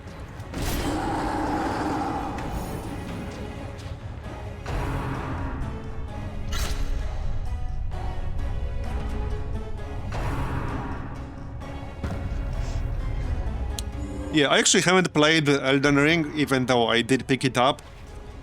But from everything I read about it, it has an interesting solution to this problem, because while it doesn't have difficulties strictly speaking, it can get much easier or much harder depending on how you play it. So that's a pretty elegant solution to this problem.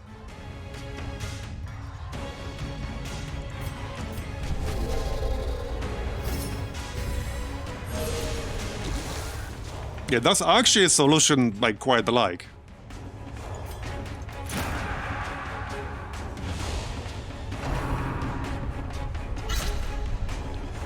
Which then generated a bunch of memes on the internet that if you're using, like, and here's a list of things you might be using, then you're playing it wrong. Clearly you're playing it wrong.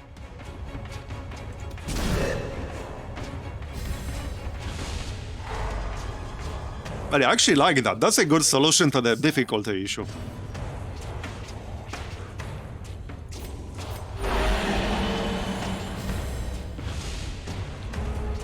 All right. Okay, need to kill this swarm guy. Nice, 40 crit. Not as much as the musketeer would have done, but still decent. For a level 2 arbalist with 2 common trinkets. Alright, now we can heal ourselves. There we go.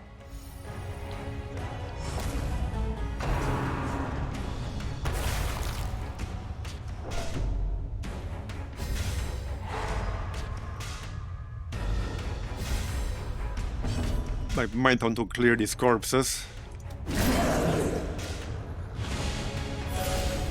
One thing I actually kind of like about the Crusader is that you can potentially save some money on torches with this setup, because Bulwark of Fate adds 24.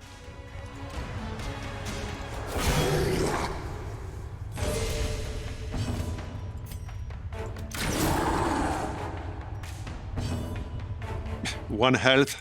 Okay, buddy.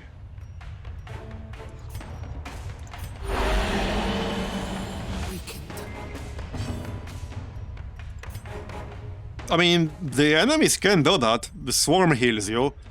That one asshole in the Catacombs heals himself when he transforms, so they can do that.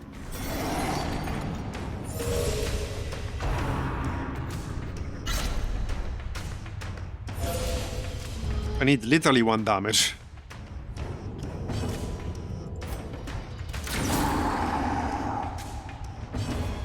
Oh yeah, definitely. I agree.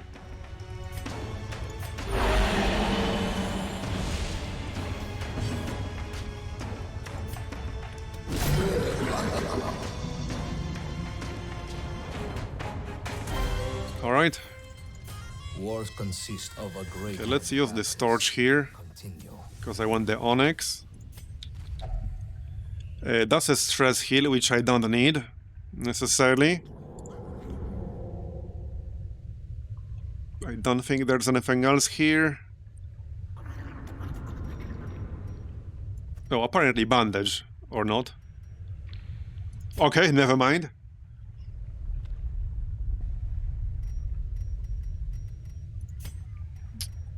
I don't want to camp just yet, but I might have to do it soon for inventory space. Yeah, I'm not wasting my shovel for this.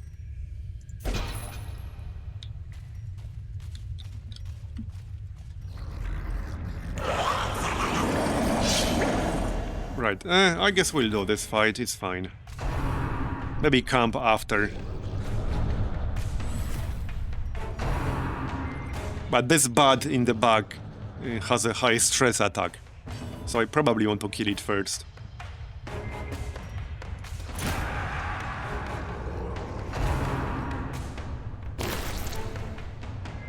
Fortunately, it only has 26 health.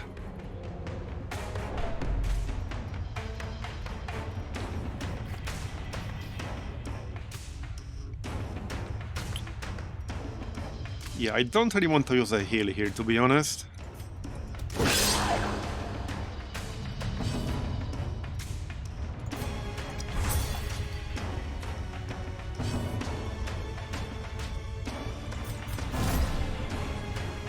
Our path is revealed. March on. Yeah, so I think this bonus does work with a stress heal. Because I did 9 instead of 7. But it doesn't work as a friendly skill, because it didn't buff the target. So the stress healing part works, but the friendly target part does not. Because technically he's using the skill on himself, so he does get the bonus himself when he uses it. Is +5 accuracy, +10% damage? Yeah, that's what he got. So he does get it himself when he uses it. But the others do not.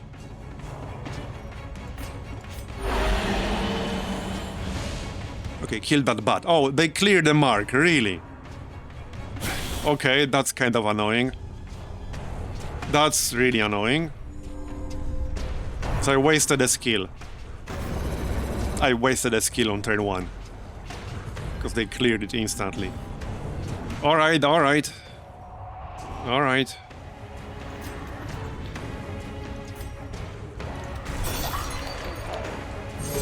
Okay, I want to stun this big guy here. Well, I'm not wasting time to mark it again, just shoot it. Sadly, that won't do a whole lot of damage. Okay, stun this guy. Maybe we can get Bad into rank 2.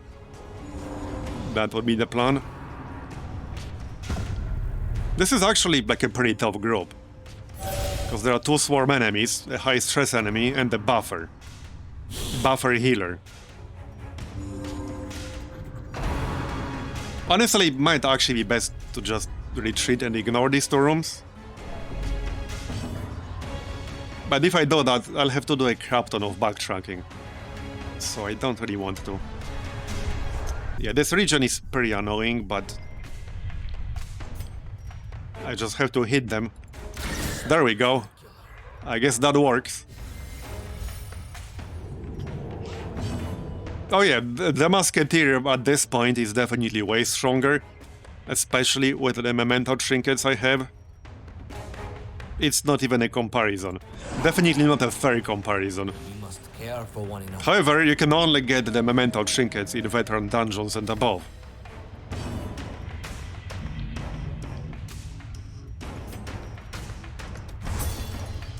Seriously?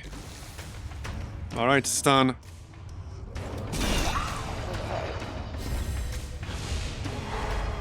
Yeah, it's the flexibility of the Musketeer, but to be fair, there's no other class in the game that can even begin to compete with the Musketeer in flexibility. Like, that's not a fair competition at all.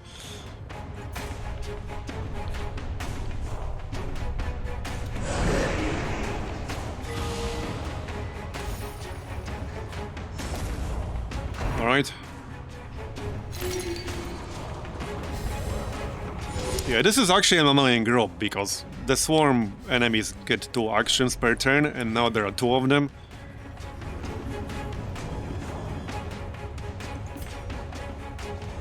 See, if I mark him, he might just remove that again. But I will do way more damage if he's marked. Way more damage. I really hate enemies that clear mark, because a lot of classes in the game rely on that to do good damage. And now it can also get resisted.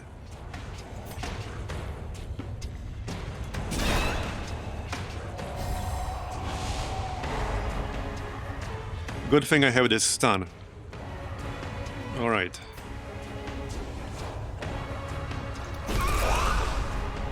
That was more on the low end there, unfortunately. Okay, just don't you dare clear this.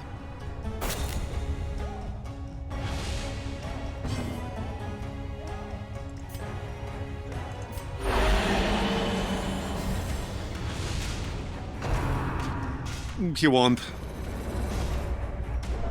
Alright. Terrible horror, gnawing on the mind. Okay, 18 to 37. 23% chance to crit. Yeah, that was again on the low end. Just my luck. Just my luck. And I can't really finish it off easily. Not on this turn anyway.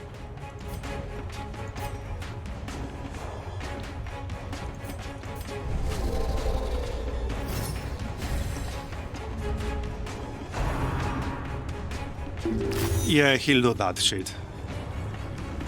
Oh, yeah. Man, I just needed more damage with that one shot. Again. That was also on the low end. See, this is why I like the reliability stat in the last spell. That was a good stat. That was actually a very good stat.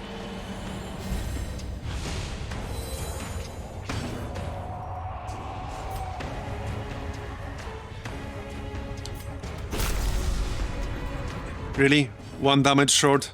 Are you actually kidding me?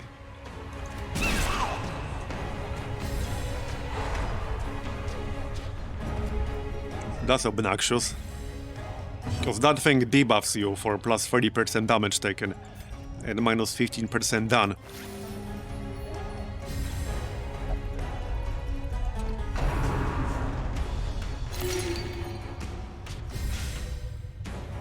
Alright, now I have plus 48% healing received.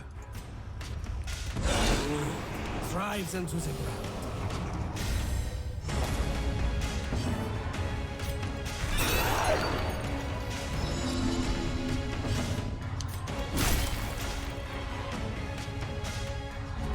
Almost done. I used to get the groups with 3 swarm enemies in here, but they changed that in the patch. That was pretty annoying.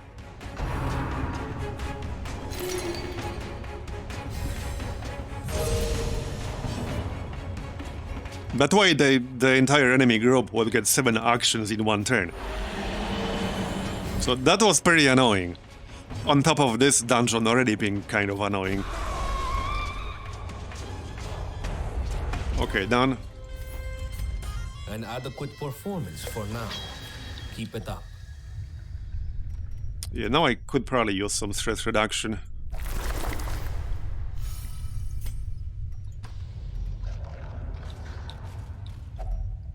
Pool of Amber Essence.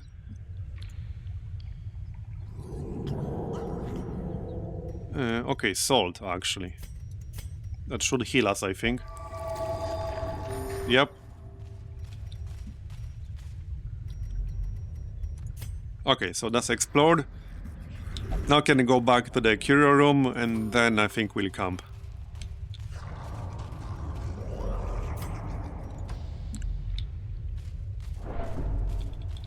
What was this anyway? Oh yeah, and the body bug again. Yeah, we can reduce some stress.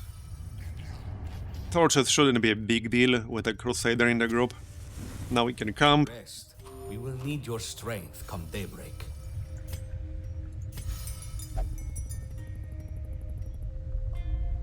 Okay, I don't need Zealous speech all that much.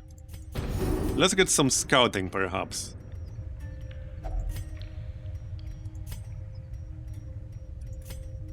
I have 2 scouting abilities, that's plus 30%. Hopefully they will actually do something.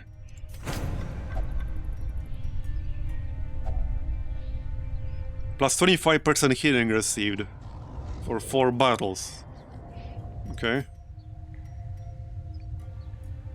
More damage against marked enemies. That has to be on somebody else, it can't be on yourself. Might work on a crusader. If we mark rank 2. That could work.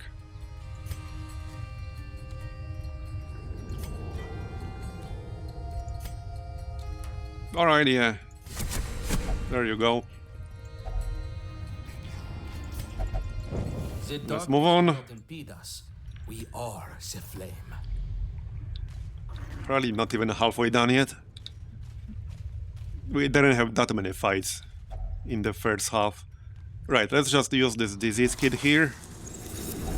There you go, more amber. This is going to be a lot of amber. But that's what the caverns are good for. Is without its barriers, both proverbially and physically.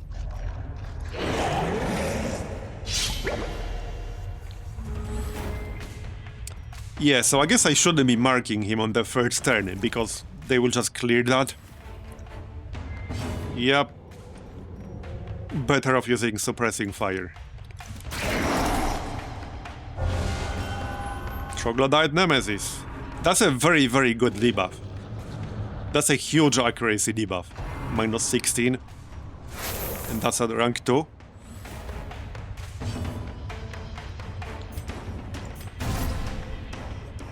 We follow the ever-guiding light.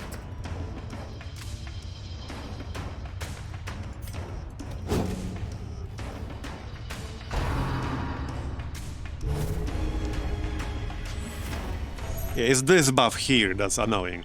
That's more damage, more protection, and restoration.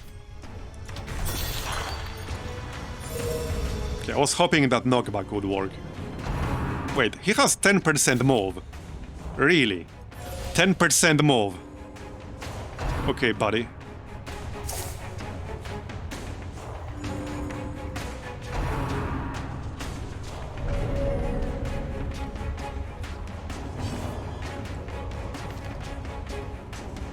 How did he resist the knockback then? I have 100... Oh, it's after prep round. Okay, fair enough. So just Umber Blight on the first round. Okay, 10 to 20 damage.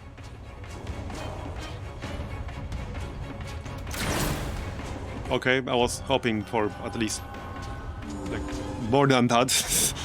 But alright.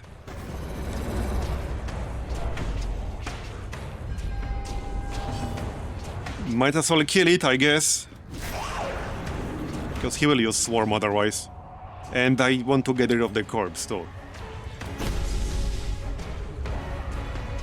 Because otherwise they will transform it into that crystal that debuffs your group.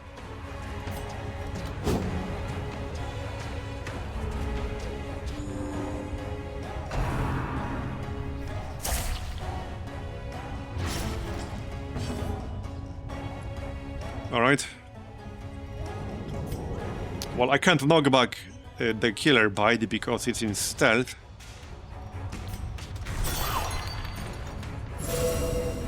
This works though. Then we can stun the cultivator. Okay, let's try to mark him now. If he doesn't clear it, I might not even stun him, just hit him. Nice crit! Okay, don't clear it, don't clear it. Okay, how much damage is this? 13 to 24. So it might kill him, it might not. But I do get a bonus. I can guarantee stunning it, almost guarantee. It's still 10% chance to fail. Yeah, let's just hit it. There we go, got it. Nice.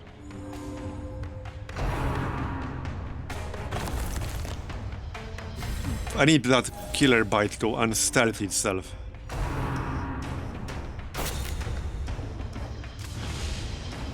Okay, there we go, that works. Mark it.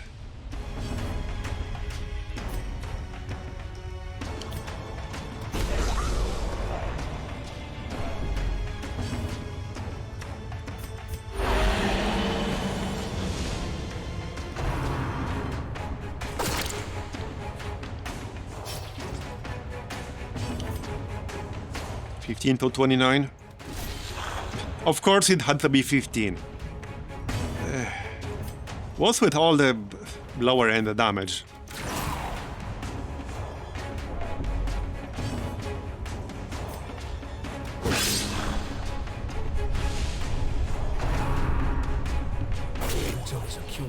Really? 20 crit?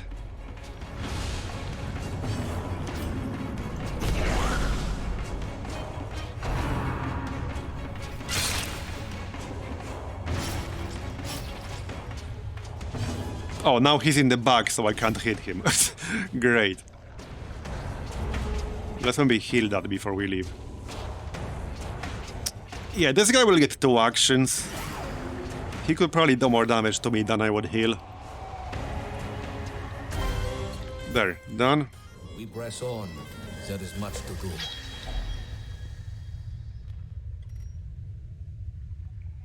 Oh, I think this was a quirk removal, right? Is that what this icon is?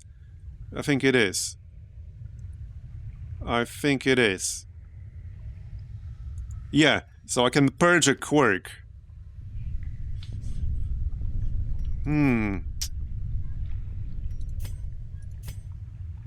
Well, I have a few options. Like, this one is pretty bad. Don't really care about Dirty Fighter, though. So only like 33% chance to clear this. Diffident is pretty bad. I don't care as much about the other two, however. I can guarantee removing this one. I can also guarantee removing this one. I don't care that much about -6 speed, if my torch is below 50. Most of the time my torch will not be below 50. So I don't really care about that. So I can just guarantee removing Enervated.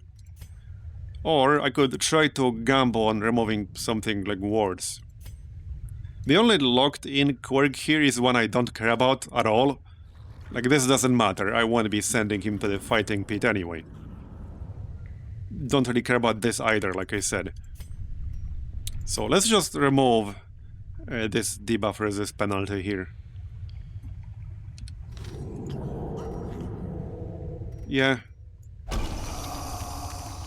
There. He's gone. She has both the Troglodyte Nemesis and the Troglodyte Skirmisher. Okay. Interesting. Scouting. Okay, good. We got some scouting. Room battle up ahead. Alright then. So before we move in...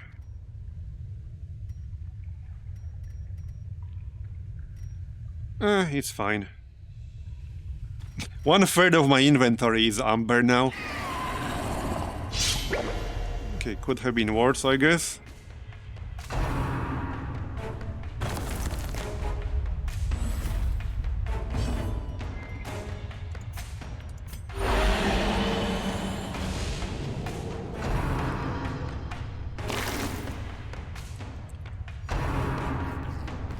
Yeah, this guy actually works pretty well as a healer, as long as there's somebody who can support him, if needed. Okay, so let's mark the bat. Because the bat needs to die early.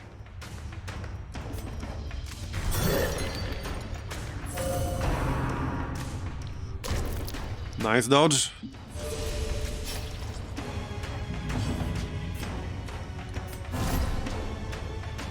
Against the light, our foes will fall.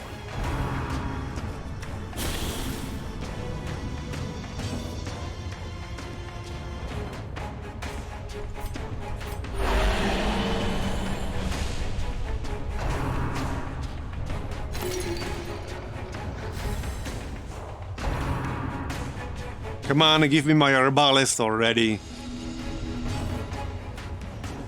Alright, well, I could stun this guy for 2 turns, so let's maybe do that. It's not guaranteed to land, though. There, got it. So now he's stunned for 2 turns. A 19 to 39 damage on the bat. And a 23% chance to crit. Watch it be like 19 or 20. Okay, yep, got it this time. Well done. More stuns. Hampered.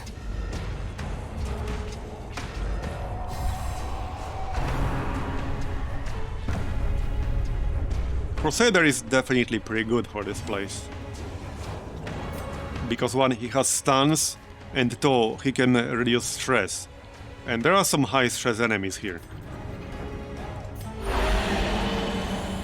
Yeah, I'm making RNG feel guilty. Indeed.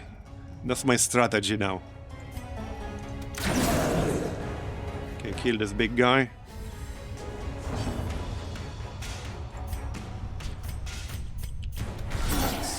Yes. Our stress is looking pretty damn good. More stuns. Strike them down. Do not relent.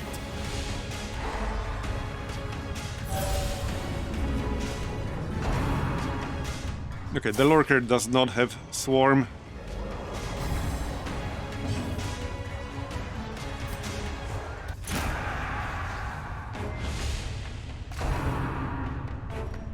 Hey! Piss off. This life cannot be Okay, wasted. stealth, good.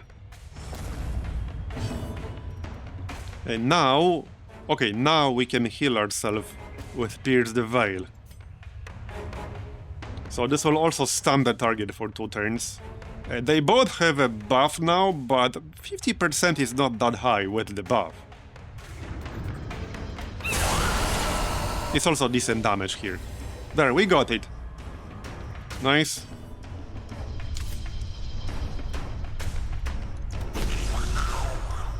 Pay me lumber.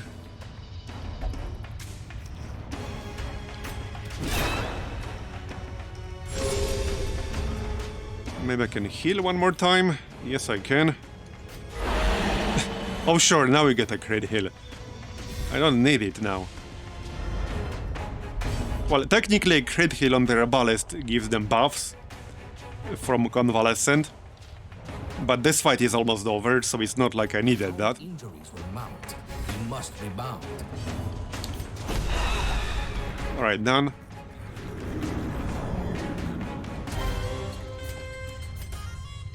Don't really need any of that. I can grab salvage jewelry, it's just that that mostly comes from the treasury. We're pretty unlikely to find more. But alright. And not using the shovel for this. I don't think Laudanum has any interaction here. Let me actually just check, because there might be a negative one. No, there's no interaction with Laudanum.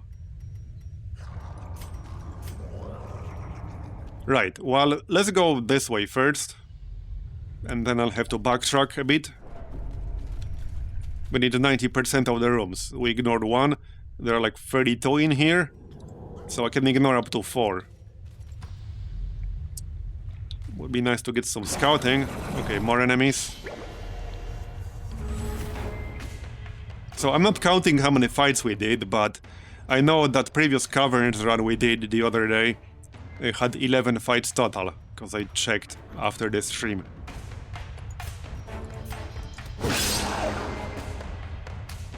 Hey Tinavres, you did catch me online indeed.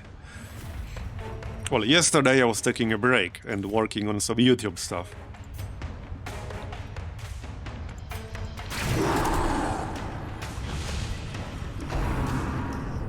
I really like this suppression fire debuff. That's definitely a decent reason to use the Arbalest sometimes. That will be a big deal, especially for some higher level dungeons. It's both accuracy and crit debuff. A downside is it's just the back row. But the back row has some really high damage enemies sometimes.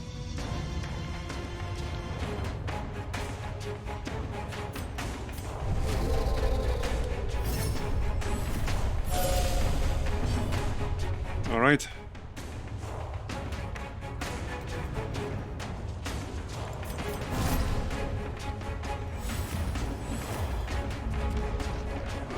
Yeah, now I need to move. Well, I don't need to, but I probably should.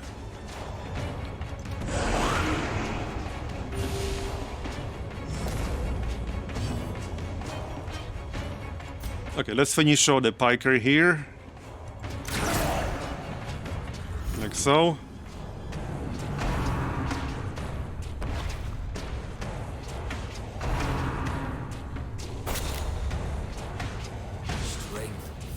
Yeah, for anyone who wasn't here at the start, tomorrow I will probably be doing Civ 6, because the last leader pack for the leader pass is releasing today, but it's today evening, and you know, since I stream in the morning, I can't do it today. But I think we'll probably do it tomorrow. Yep.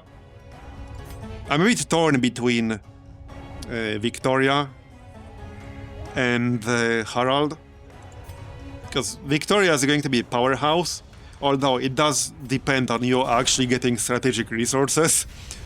And I'm like, what strategic resources? Never heard of those. But Harald gets some interesting interactions with city-states, where you can levy them for 1/4 of the cost, and with the government plaza building for free. It was actually funny. I don't know if you guys watched the Firaxis reveal stream yesterday. When they started talking about Harald, somebody in chat or somewhere else, like somebody asked a question when they said he can levy city-state troops for 25% of the cost. So somebody asked whether it will be free if you get the whatever that building is called, the foreign, you know, the government plaza building that gives you a discount to levy city-state troops.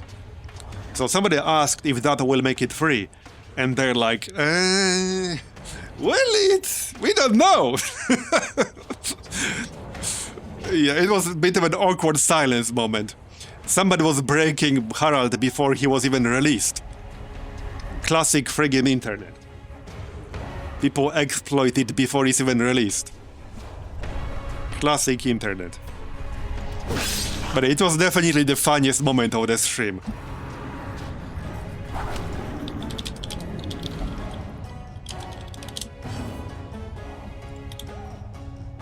Alright. Well, I guess I should mark one of them here.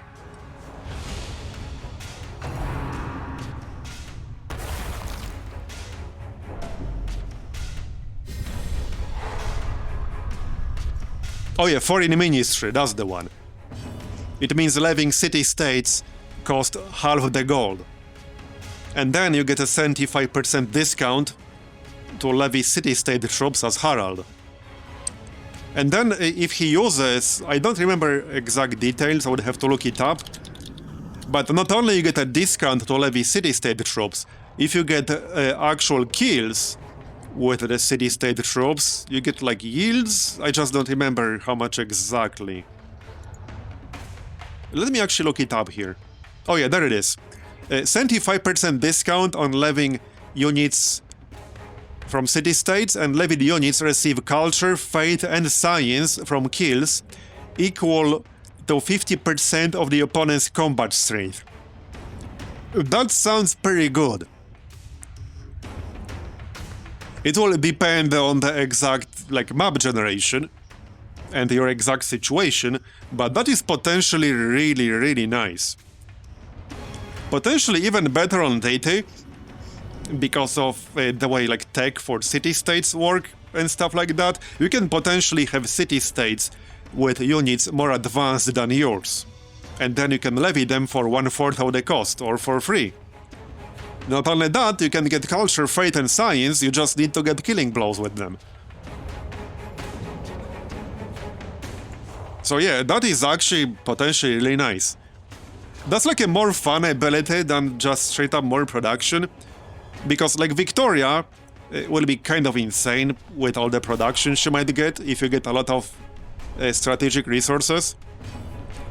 Because her ability is plus 10% production in cities for every industrial zone building in the city, and plus 2 production to all strategic resources. So that's actually kind of nuts. That's kind of nuts.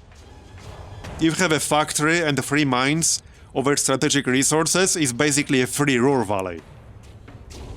And then you can get the Ruhr Valley itself.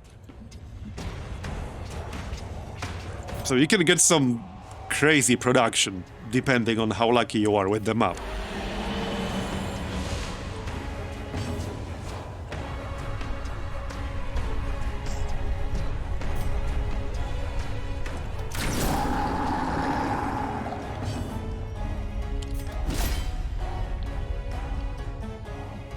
Sorry, I'm a little bit torn about which one to play. Harald just sounds more fun to play. Because, I like production and all, I'm definitely a production enjoyer. But that's just a number, it doesn't change really how you play. You just gonna get more production, that's it. Harald sounds like a more fun, more active kind of ability. Even if Victoria's is more OP. So I'm kind of leaning towards Harald. And let's just heal ourselves a little here. This guy's basically dead anyway.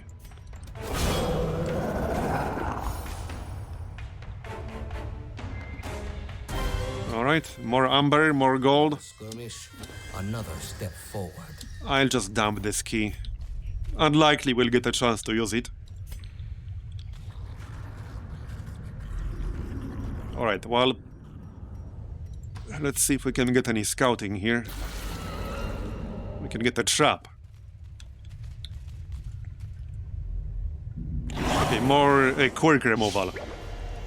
I don't have load on them, so we can remove another quirk. This is actually one thing the Caverns are good for. Because the Caverns have, I think, 3 curios that can purge quirks. Yeah, I have a list here. Decorated Wormfang with salt, crude altar with salt, and the primitive cave carving, this one, with laudanum. And then you also have a chance to get Confessor's Toolkit, because that's universal, that can spawn in any zone. I think I actually had like a chance to spawn each of those. Hold on, maybe I can tell you what the chance is. Because I have a whole spreadsheet. Yes, I do actually have the chances. So, okay, hold on, let me just tell you. So, Decorated Wormfang, which again you can use to purge quirk, has 9.4% chance to spawn. So that's one. The Crude Altar has 12.5% chance to spawn. Again, you can use salt there to purge a quirk. And the Primitive Cave Carving, this one we can see right here in this room, is also 12.5% chance to spawn. To compare, Primeval Tablet, for example, you know, the thing you can interact with to get some scouting info sometimes, that can spawn in any zone, that has 13.5% chance to spawn in the Caverns, 11.3 in the Treasury, 10.7 in 11.8 in the Catacombs, and 10.7 in... Wait, what's the last zone left? Anyway, you get the point. So that's a pretty damn high chance to get at least a few chances to get quirk removal in the Caverns. So if you have some bad quirks and you want to try like removing them, saving gold, or removing them like manually in the facilities, you can do Caverns with them and try to get it done here. And no, there's no wiki, I just have a spreadsheet that was posted in the official Discord. Hold on, I can give you a link. I'm looking at my local copy here, but I think I have a link somewhere. Hold on.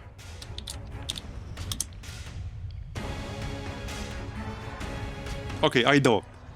So this is obviously a bit spoilerish, but this is the Google spreadsheet with pretty much all of the information you might want about the curios in the game for 1.0, or rather for the initial Steam release, whatever. Again, bit spoilerish. You have like everything here. Spawn chances, like all the interactions, explanation. So yeah, if you're playing, this is pretty helpful.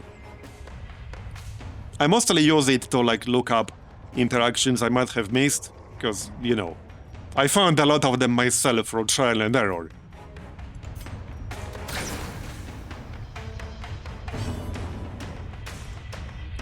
But it's pretty useful. Either way, that's one of the use cases for the Caverns, like I said, a quirk removal. Probably the best, the single best zone for that.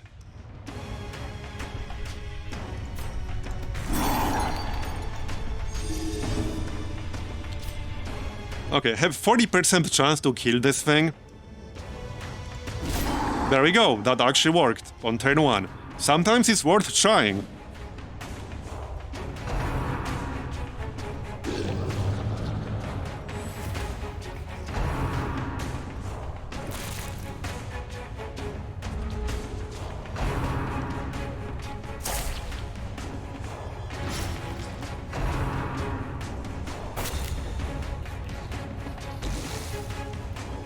Alright, let's heal a little.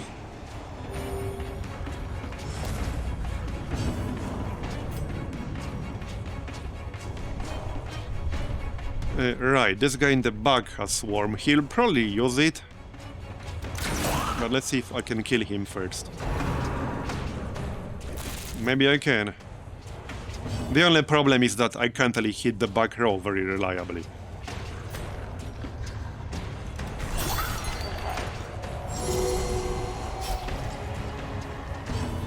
It's mostly just the Arbales that can do that. Really? You missed? Okay.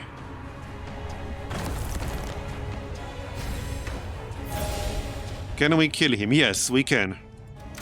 Nice. No swarm for you.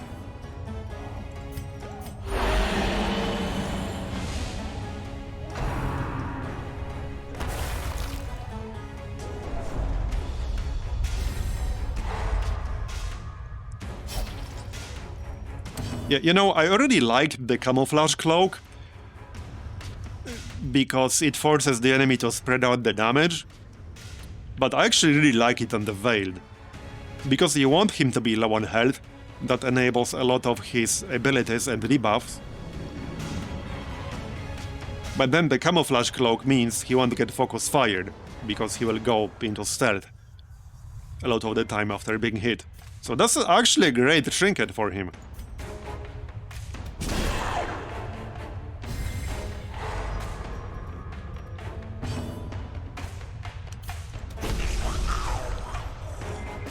Alright. Yeah, I think I'll have to hit one of the corpses.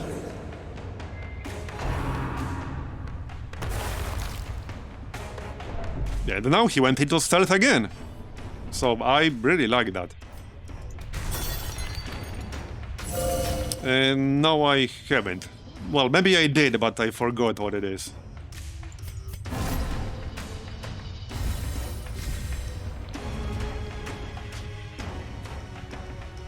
Okay, one more hit wouldn't hurt.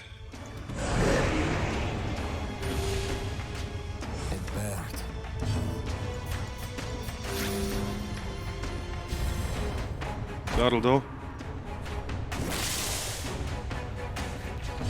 Oh, really? You had to move yourself? Okay. Now you're dead. Our stress is looking pretty good. We got 3 characters at 0 stress. 0. Alright, what do I want to purge here? Well, Algophilic, but that's only 33% chance. Diffident, same story.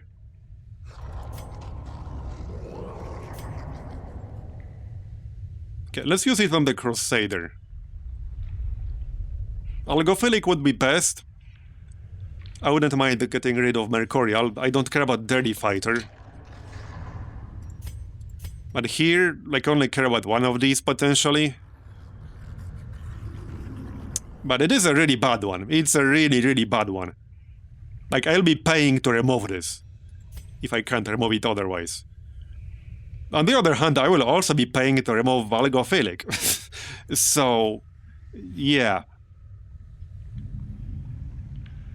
Oh, this one is minus 10% damage if torch above 50. Okay, let's use it on the Veil then. Go on. Nice! Okay, we removed exactly what I wanted to remove. That literally just saved me money. And time. Alright, let's move on. No scouting. Alright. To be fair, I lost the camping buff now.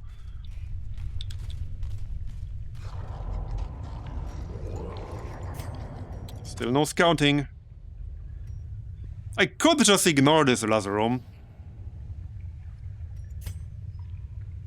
I got 5 torches. It's fine. Okay, there's a fight here. Yeah, technically I could just retreat now and go back. I don't have to fight these guys.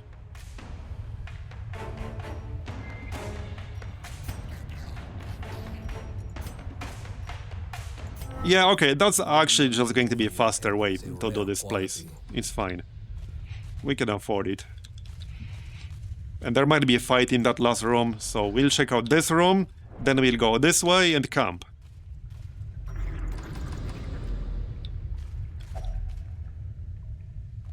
Who's the cache?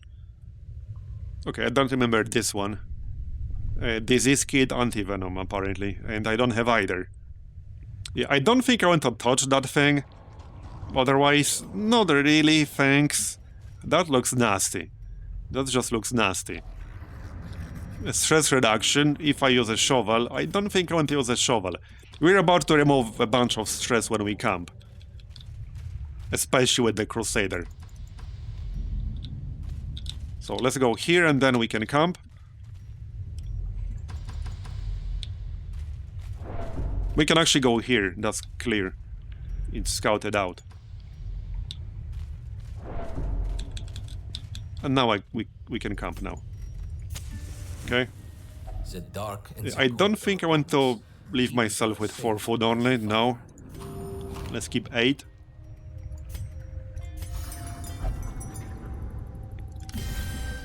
This skill is so good, Zealous Speech, it's insanely good. Zealous Vigil is good too. A lot of the camping skills are actually crazy. If I had to make a video with like tips for people who are starting to play this, one of the tips would be to pay more attention to camping skills right from the start. Because, one, you can camp more in this mod because you get 1 extra firewood in every dungeon. So 1 in short, 2 in medium, 3 in long. But the camping skills themselves are also very powerful. There are some insanely powerful camping skills in this mod. So that would be one of my tips for sure. Pay more attention to camping skills. Some of them are really worth buying, like right away, if you don't have them.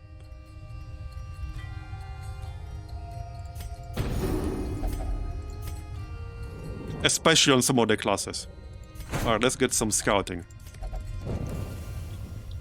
That might save me... probably won't save me much. But it might save me some traps. Alright, amber. And this is a lot of amber. Stress reduction, which I don't need. There, scouting. Alright. Okay, so this is like less stress damage taken. Oh, this guy had some other buff. I never remember. Right, torch is less stress damage taken. Oh, the sensor is more damage done, and salt is a protection. But I don't have the salt anymore. I guess I'll just use this on someone. It doesn't really matter who all that much.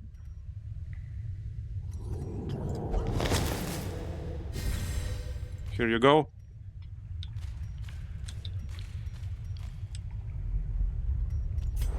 More scouting. Oh sure, now I'm lucky with the scouting when I don't really need it anymore. The game is just trolling me at this point. Because I have to go this way anyway. I can't go around any of these rooms. So the game's like, oh, you wanted scouting? Here's your scouting, buddy. Enjoy. And another one. 3 in a row. 3 scouting pops in a row. Okay, more quirk removal. Let's see if we can remove algophilic here. Perhaps we can. We removed Mercurial, which is minus 15% virtue chance. Yeah, that's fine. So with that, it's basically 0 virtue chance if you don't have any other buffs. Vendor. Do I want to use a shovel here? Okay, we're pretty close to the end. Let's use that shovel. We'll still have 1 left. For sale or for study, these artifacts are precious. Okay, so this guy takes gems and stuff. I only have the jade. Okay. Refined amber dust? Sure, why not? Another curio here.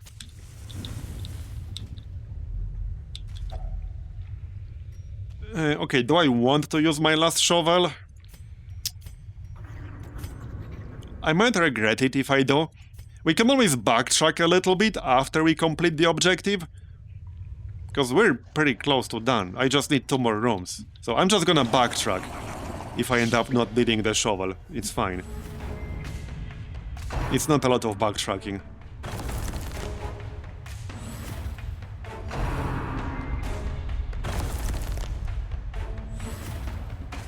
Okay, 1 swarm in the back. Okay then.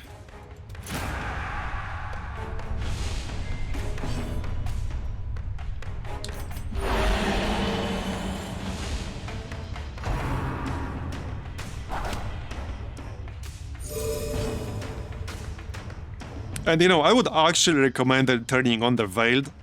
when you start playing because he's potentially an extra healer. Getting healers on your roster can sometimes be a bit of a problem. And this guy can heal. If you get a support healer with him in the group, he can easily heal a level 1 dungeon. I don't know if he will be viable in veteran dungeons. It depends on how well this can scale. But he should be fine there too. As long as you have somebody to support him. And it's a well-balanced class, I think. He's not like OP or anything like that.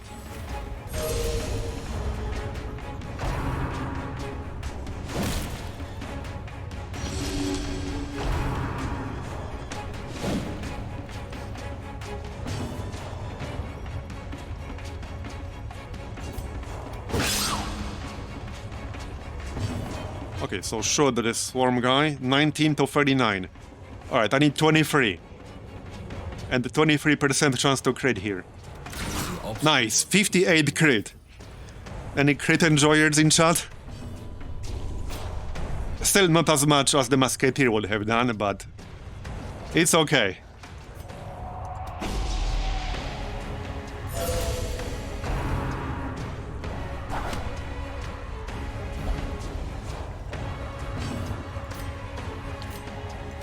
Okay, just kill it.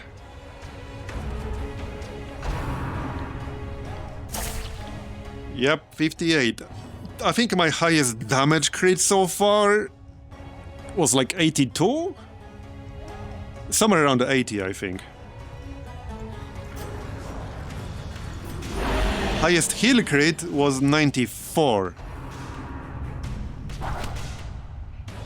So pretty close to triple digits. Not quite there yet, but pretty close.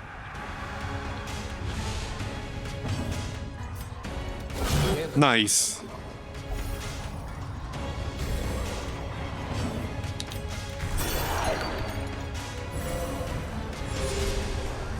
This should be one of the last fights now.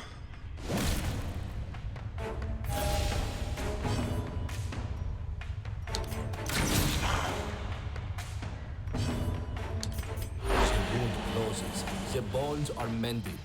Press on. All right, done.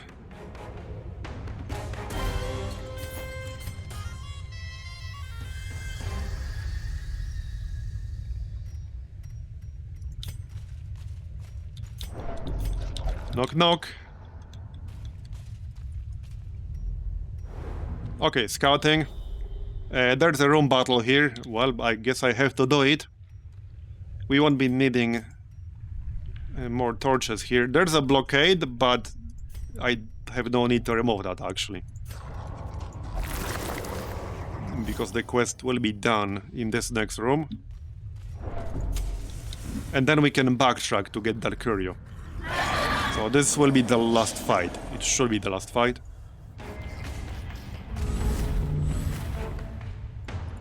Alright.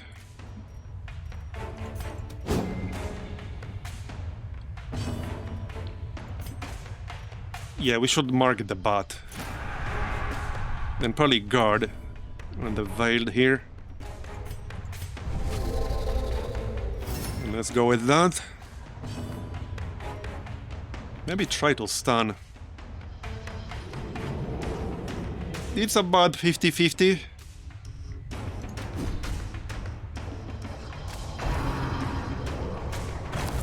Oh yeah, they are surprised, so they will shuffle around a bit. If we get lucky, maybe the bat will end up in the front. Yep, okay. One more guy though. Almost. Alright.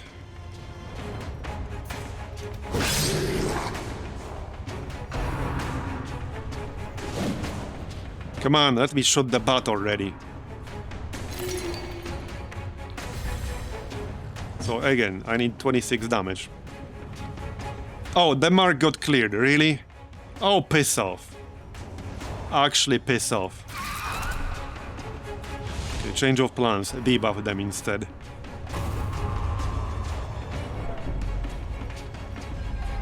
Well, I still have loud on them, so I can remove that. Here, knock him back. That will get the bat to the front, and then we can hit the bat. Maybe stun it, actually. Or miss. Seriously? Seriously, you had to miss. It's not turn 1 anymore. You're not supposed to miss. He didn't get the memo, clearly.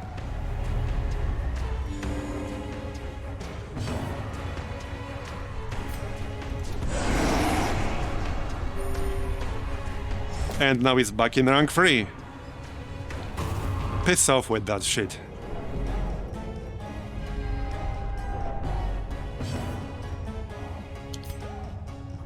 Okay, 11 to 22. That should be a kill unless I get unlucky. Got it? Then the bat. We got a swarm enemy up already. Nice. Okay, got the bat. Just need to do something about the corpses.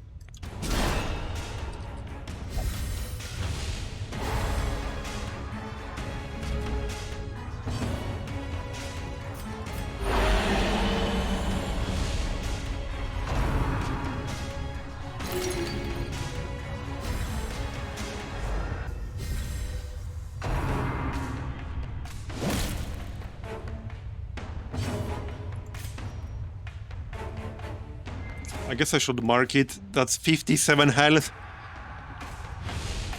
That's quite a bit of health. That should speed it up a little bit. Maybe you can knock back the corpse. And no, we can't. Okay, then I guess I'll have to hit it.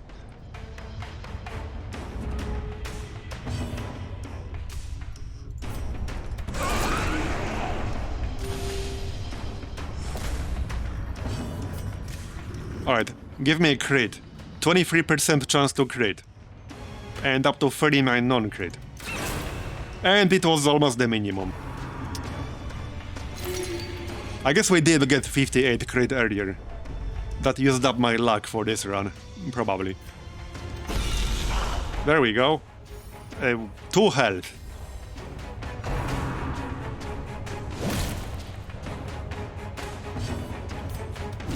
Done.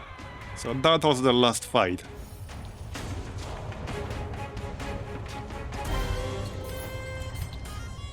I don't really need that. Well, I don't really need the torches anymore. I don't need bandages anymore. Or this laudanum. Wait, what was that cure in the back again? Now I don't remember anymore. I technically don't need the food. This is not worth much. Okay, we're not leaving yet. I don't remember what this was exactly. Oh, it was for a shovel, right? I can also use this one. Alright, let's just use this one and then we can leave. That leaves me with 0 stress. So we finish this run with 0 stress on 3 heroes and 8 stress on the 4th one. I would call that pretty good. Particularly tainted. And we got the healing done trinket that I wanted. Alright. 17,500 gold. 30 amber. Yeah, pretty good run. Some new rank 3s. Soft, natural swing. Yeah, that's pretty useless for an arbalest. But a pretty good run.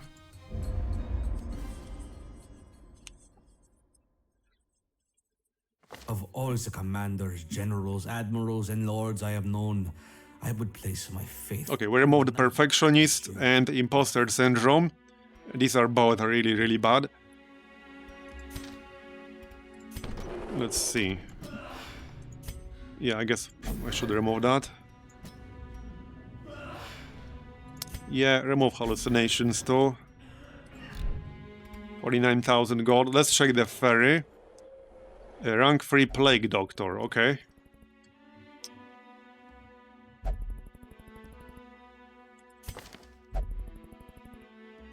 Do you have anything good?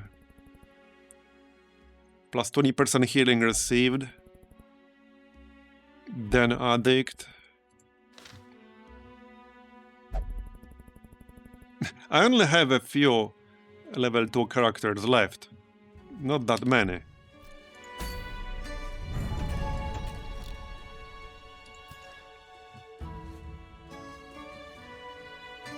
Yeah, not that many.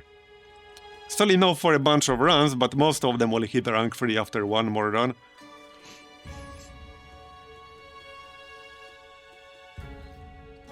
I need a bigger roster, is what I need. Clearly. Clearly. Well, I guess we can try a veteran run at some point. I definitely don't feel ready for champion runs, because we will get some first rank 5s pretty soon. I would try another boss if I knew exactly what they do.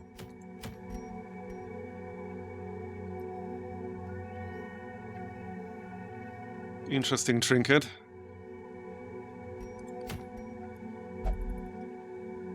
What the heck is this? Plus 35% bleed, blight, debuff, mark resist. Plus 45% symptom disease resist. But resist penalty if you have bandage, antivenom, cleansing kit, cleansing salt or disease kit in your inventory. Interesting. Not sure if I would want that, but alright. Plus 45% stun skill chance when acting last in the party. Minus 8 speed. Now that's kind of interesting. I don't think I want to do a long exposed interior, but it's interesting.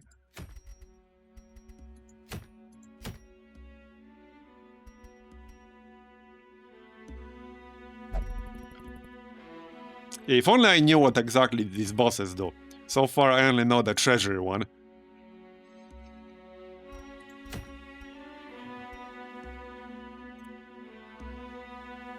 These trophies aren't even that good. They're okay situationally.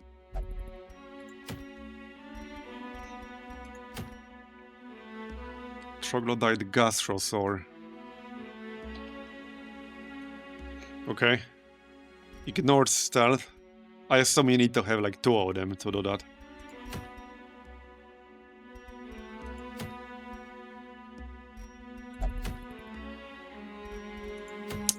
Well, we could give it a shot.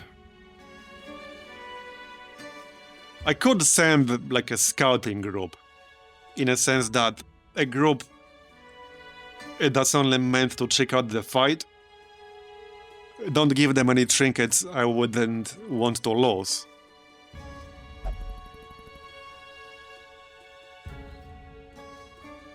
Something like that.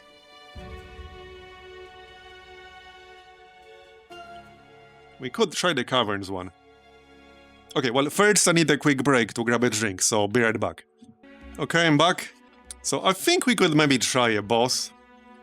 And now that I have rank 3 recruits, even if I lose someone, it's not that big of a deal, because we get rank 3 recruits regularly at the ferry.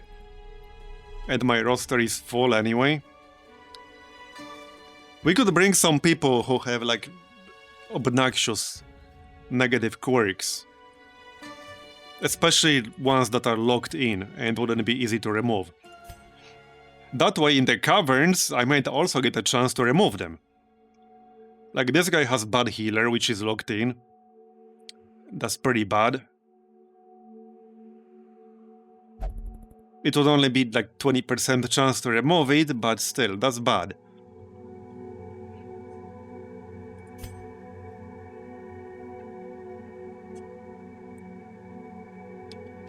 Oh, I could actually remove minus 20% healing taken. Right, hold on, before we go, let's check who has some really bad stuff that's not locked in yet. Because I might want to remove that before it does get locked in.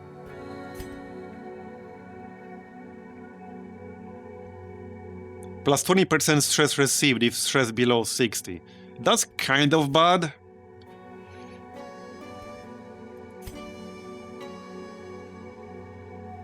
Okay, that's kind of bad and it's not locked in yet. Let's just remove that.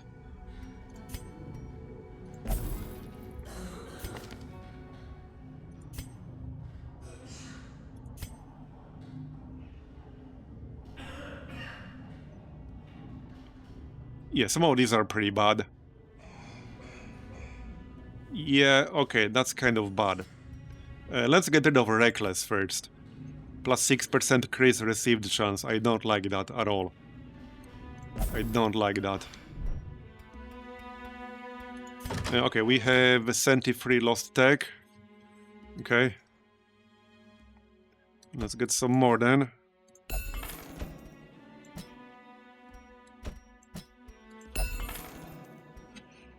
Here you go.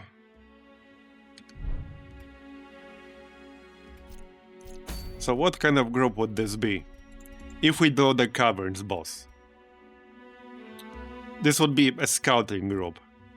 So not necessarily the strongest one possible. Men at Arms might be good. There was that one trinket that made Rampart much better, but I don't have it. Let's check out the Oddities dealer. Oh yeah, that's the one. Speak of the devil, and he shall appear. Guardian's Shield. Plus 33% guard duration applied. Minus 10% crit chance received when guarding. I kind of like that, but I don't know if I like it enough to spend 22,000 gold on it. I might actually buy the Rampart Shield though, because that's good. The part where you lose 5 speed is not so good, but the Man at Arms has low base speed anyway, so I actually like this one. I think I might grab this, especially if we're going to do the Caverns. I would literally use it right now for the Caverns. Okay, let's buy it. This is also kind of nice for a Hellion, but I don't think I want to spend another 13,000 here. Veiled only. Okay. Buff party plus free speed, buff self plus 30% damage if you get a kill. It's not that easy to get kills on a Veiled though. Oh yeah, let's check their contraband trinkets. So Veiled specifically. Here. Plus 2 speed. On friendly skill, target becomes enraged. On friendly skill, target becomes frantic. Okay, I don't know what frantic means. I think we can find out. It's literally not here. It's literally not here. It's not listed here at all. Okay then. Well, shit. How am I supposed to know if that's good or bad then, if it's not listed here? Like, it's literally not listed here.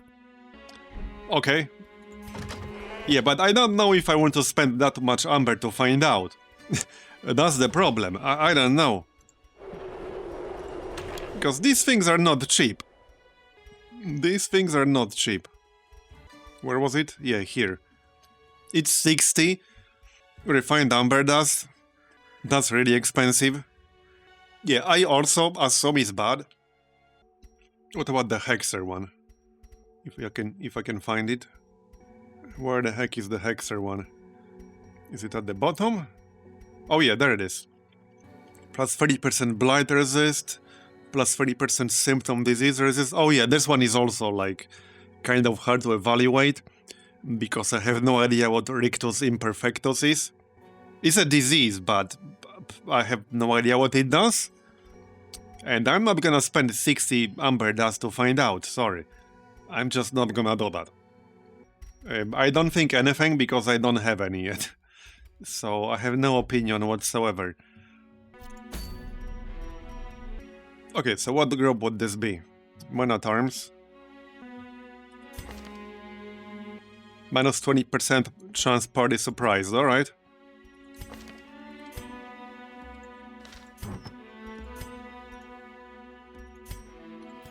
And I might as well give him the trinket already. I just spent 13,000 gold for it. Hey Taro, thanks for 14 months resub, I appreciate it. And probably give him recovery charm as well. Because, you know, guard. There you go. Or I could give him more stun chance, because this is veteran dungeon after all. So plus 25% alone will not be enough. We want more than that. Okay, let's give him more than that. That's plus 45%, and we should have 120 base on Rampart. So that should be able to stun them reliably-ish. Right, so I probably want an occultist. Yeah, probably not a rank 4 one, if this is supposed to be a scouting group. Let's grab Grim Squeaker here. Maybe I'll get a chance to remove some of his negative quirks. No, I would bring a Musketeer, but if I bring a Musketeer with the Memento Trinket, I'll need to be very careful. I don't think I want to do that. Because I would hate to lose them, you know? That would be really, really bad if I lost them. I guess we could just grab a Flagellant. Can't really go wrong with a Flagellant.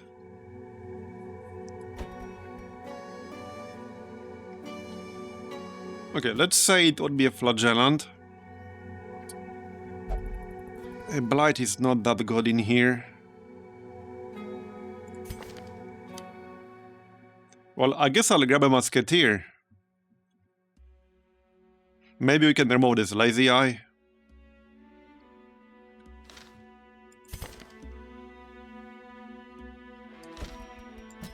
Okay, this group should do well, I think.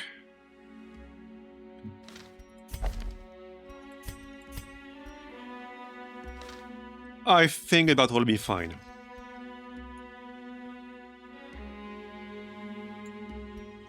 So, Resurrection Scholar. Obviously, I wouldn't want to lose that. It would be nice to get a backup one, because I only have one. I wouldn't mind the backup one, because I don't want to lose this. And I have no idea how hard this fight is going to be. I have no idea, I know nothing about it.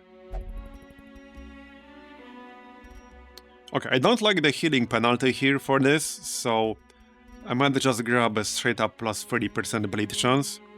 Like so. Yeah, I heard Musketeers are good. Can't confirm. I think I'll pass on Garlic here because of the debuff. It's a boss fight, so it's likely to be long. We'd grab the new trinket we just picked up. And probably Incense. Yeah, that's plus 2 speed, plus 6 dodge on anyone we use a heal on. That is pretty nice.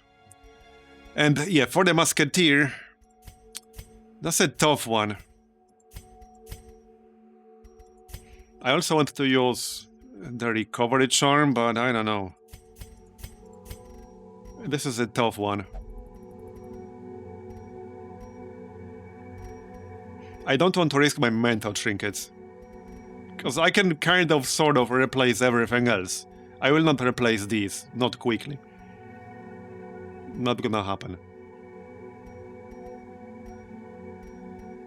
So...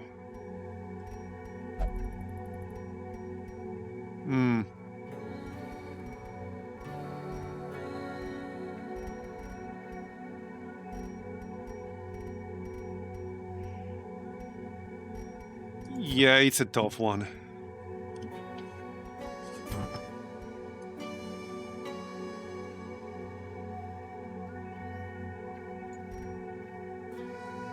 I can just get scouting chance and then something else.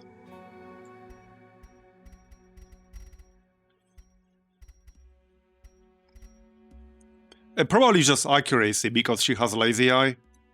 Yeah, okay, let's just counter Lazy Eye. So this will not be the strongest Musketeer ever, but again, this is like a boss scouting party.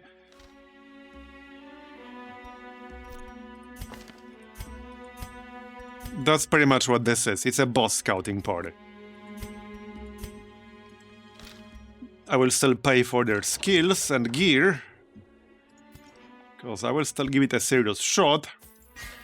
I just won't risk the items that would be irreplaceable.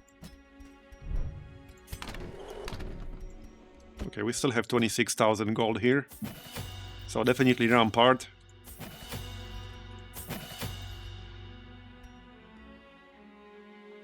Bolster is kind of nice. I would have to give something up to use it.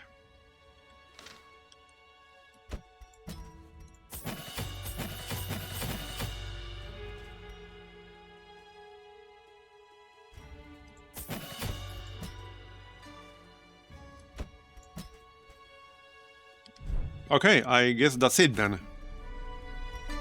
But let's give this a shot.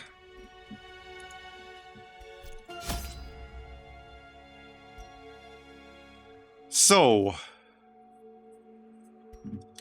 Okay, let's just get 2 stacks of food. So that I can eat some. To heal myself if needed.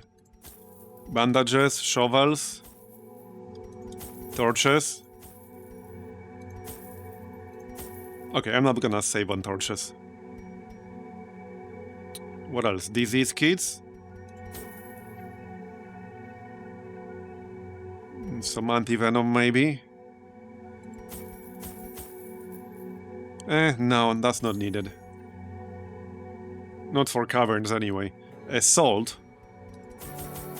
Like 4. I think that's enough.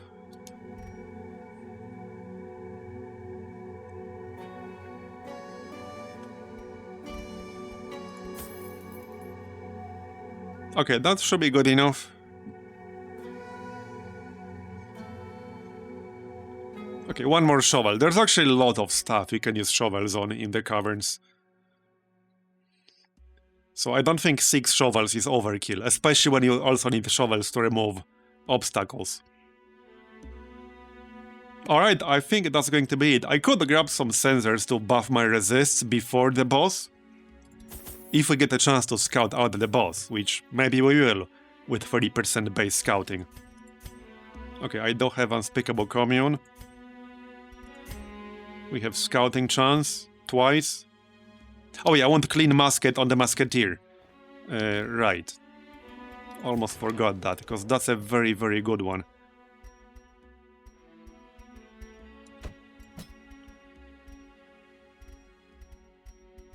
Oh, I have it already, I just haven't swapped it. Okay. Well, there you go. Let's try this again. So 2 stacks of food, all the shovels we can get. Bandages, salt, laudanum, sensors, torches, and disease kits. Okay, this might look like a bit of an overkill, but even though this is kind of a scouting party, I still want to have a decent chance to, you know, actually do this. So, this is good.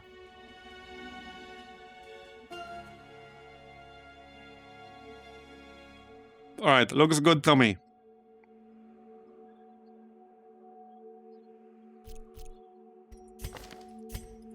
Just double checking everything.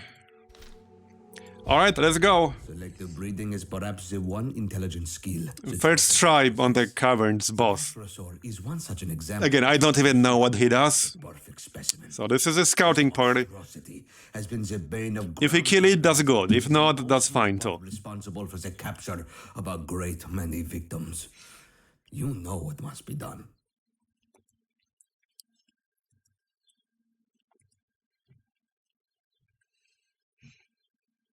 Oh, sounds like he will have a lot of protection. Battle your way Yep. to the bestial breeding. Sounds like it. The Troglodytes were sent the mightiest of Right, and I did not bring honing oil. so we must strike. Can we debuff protection? Wait, did someone here have protection? Yes, we can. With smokescreen, actually. So we can. It's minus 30%. I'll probably want to use that for the boss then. Okay. Well, let's go. Yeah, this is a lot of rooms. So he's going to be somewhere down here. Oh, he's going to be like here. Yep.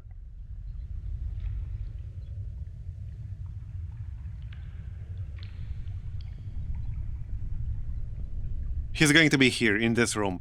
Assuming it works the same way it worked in vanilla. So this room right here. Alright, well, I guess that's where we're going.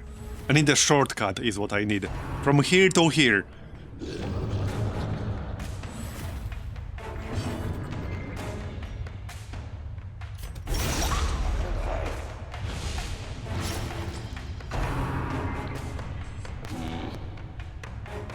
Wait, what are you doing? Okay. Troglodyte Nest Watcher. Oh, that's a new enemy. I haven't seen that one before. I guess it's veteran dungeon only, probably. Okay, okay.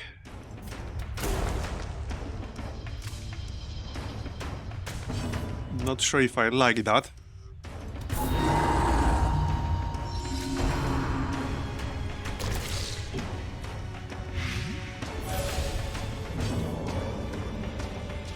Okay, this is still turn 1.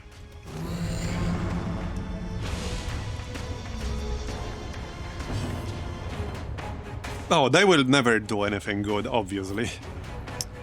I guessed as much.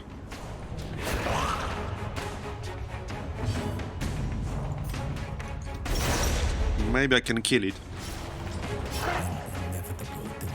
before he can do it. Or not. Okay, that didn't really do much. Just give us some blight, stress. Okay, so blight and stress, got it.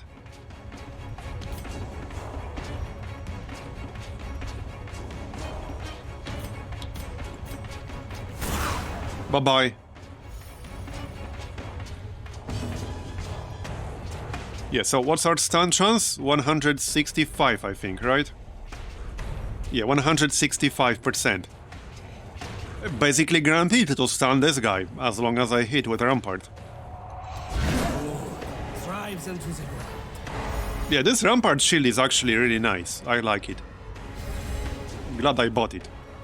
And it's also, like, decent damage on Rampart. Rampart doesn't really do good damage, but with this, it does kind of okay-ish damage.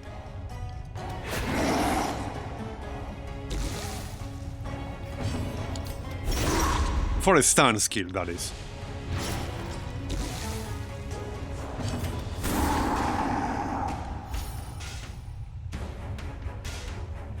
And it's kind of a dual-purpose skill, because it's not just a stun, it's also a knockback.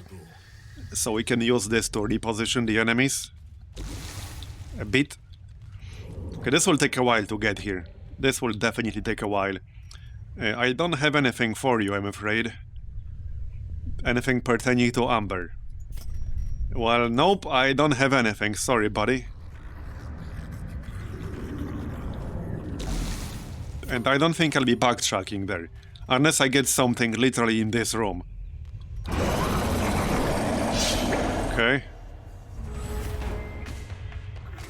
Okay, Nest Watcher again, Cultivator. Yeah, it is a big cavern indeed.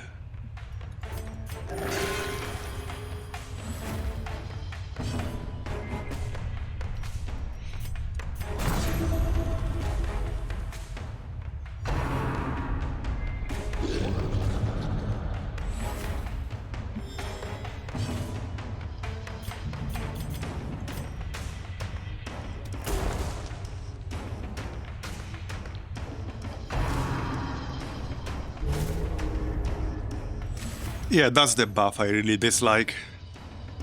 It's speed, protection, and the regen. It's pretty annoying. Let's knock back the pikery here and stun it. Or not. Well, it was worth a try.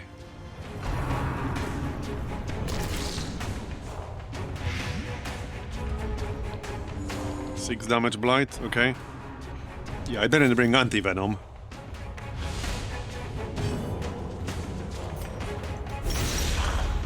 Okay, definitely want to kill the piker before he transforms.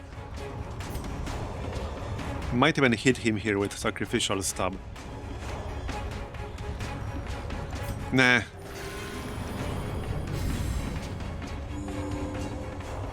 Any heal I do on my group members will give me +2 speed and a +6 dodge. Because I'm using the incense trinket. Right here. I need to last for 3 turns, so I can potentially stack it. Okay, so I need 19 damage to kill it outright. A bit less. Okay, I think that should be enough, actually. Unless he gets extra regen. which he shouldn't.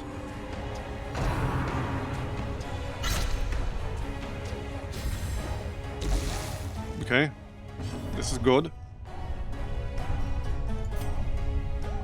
Stun again. Yeah, he should die here from the bleed. This is 5 net damage. Yep. Bye-bye.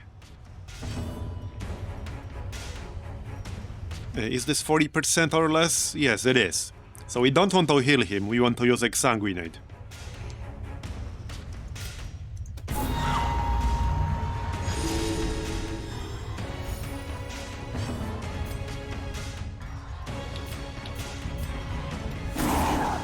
Okay, decent. Come on, give me my flagellant. There's the swarm. I guess that was going to happen.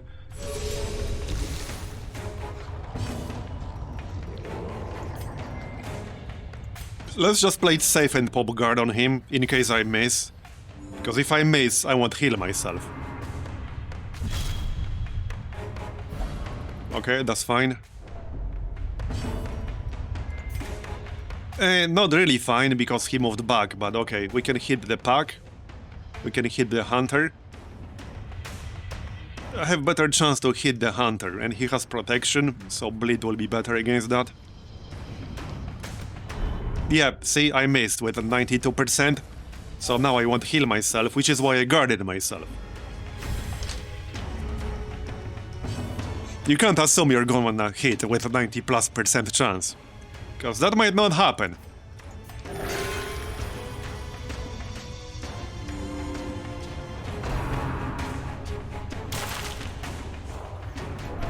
So you want a plan B a lot of the time.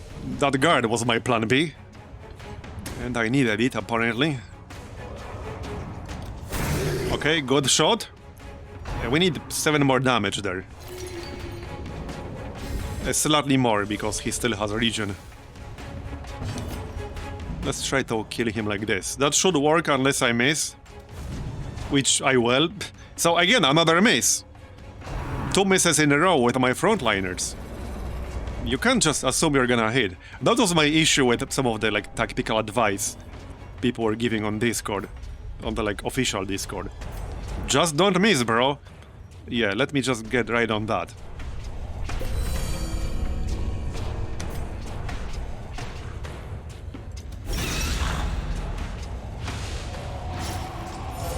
Okay, good bleed. And we got the rush. Well, I do have disease kits.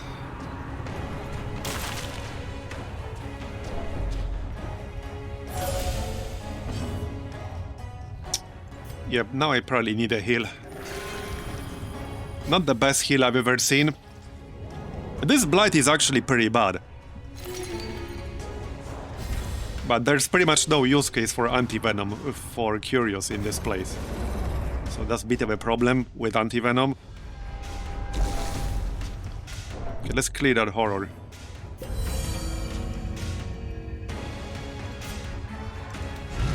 And another miss. See, this is actually kind of bad. That's 3 misses in a row now with my frontliners.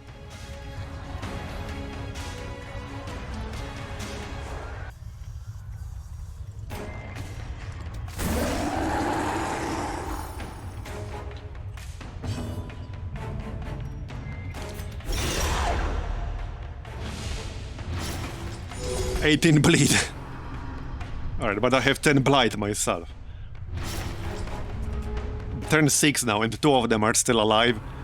Yeah, that was a pretty unlucky fight. If I get this kind of luck on the boss, yeah, I don't think we'll be killing the boss. We might not even get to the boss after something like this. Yeah, I think I'll have to camp in here, basically. That was a really unlucky fight right there. 3 misses in a row with my frontliners. That was really unlucky.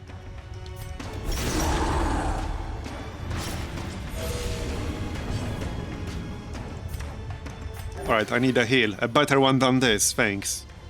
The body's weaknesses are exploited. If we hit an affliction now, then yeah, that's definitely it. Yes, Okay, good.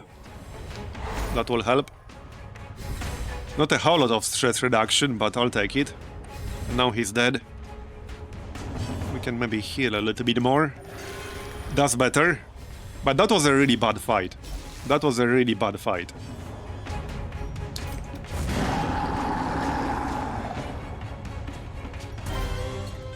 The worst way to start this place, more or less.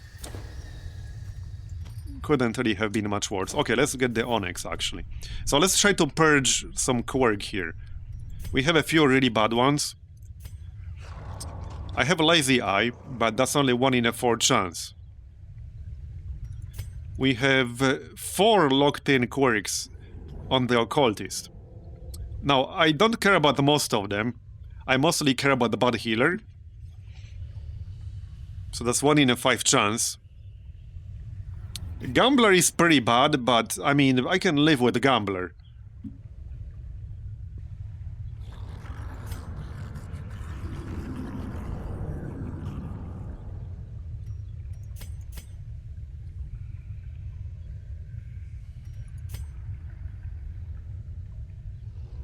Yeah, let's go with the Occultist.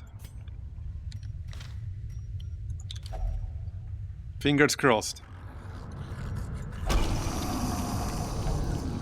Okay, well, we got rid of the one that was not locked in. Alright, that's a bit unlucky. Let's rest, because I clearly need it. You will need your strength come daybreak. I might actually want to remove that Blight and Bleed. I normally wouldn't. As in, with the camping skill. We will get Clean Musket. Hold on, not yet. So, heal 20 stress. I can't heal that much stress from him. I might need some Curios to do it. Yeah, basically. Here. Self-heal for 20. That's basically it now. A Clean Musket will be the last one. I do want that for the damage. Okay. I'm not giving everyone +5. No. No. That would give me 68 on the mana terms. No. We follow the ever-guiding light. Okay. We got some scouting. We can avoid this one room here, that's good. That saved me 1 battle, basically, right there. I need some Curios for stress reduction. That works, I guess. Okay, that works. That's minus 16. 47 is more manageable. We're still, like, nowhere close to the boss, obviously. I'm like a whole dungeon away. For now, there is labor. It's a pretty bad layout. It's a pretty bad layout.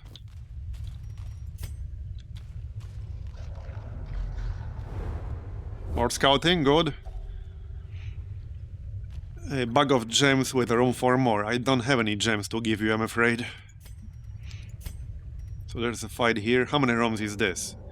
1, 2, 3, 4, 5, 6, 7, 8, 9, 10, 11, 12. I'm 13 rooms away from the boss. Do I? Oh yeah, I do actually. It's kind of hard to see because it's so dark. Alright, Amber. So 2 battles ahead in the 2 rooms ahead. Alright then. Let's actually switch here to healing. Because I need that a bit more in this situation. That should be a slightly less annoying fight, but we have to take out the bat. The body fails to withstand. So that new enemy, the Nest Watcher, that's basically a high blight, high stress enemy. With Swarm. That's pretty bad. 3, really? Well, that's why you want some backup healing. Like so. That's the good thing about this group. I can heal with the Occultist, I can heal with the Flagellant, and I can even heal with the Musketeer. There you go. That's 13 HP per turn from the region. I would say that's pretty nice for the first pop, and then 9 for the one after. And let's actually use Bellow here. Okay, only one landed. On the bad though, so that's useful.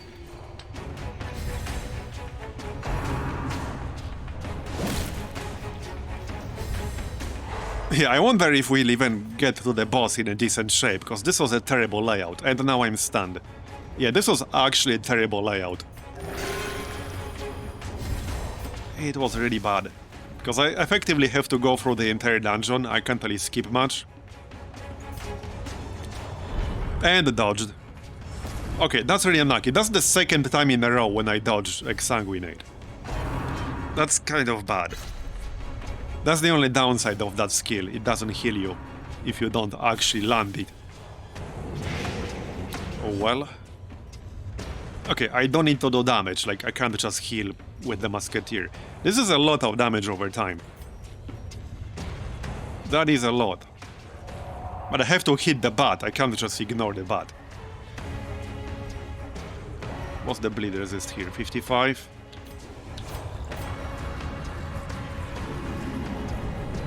It doesn't have any protection. Okay, this is basically the same exact damage as the armor piercing version, but we might debuff its stun resist. So let's just do that.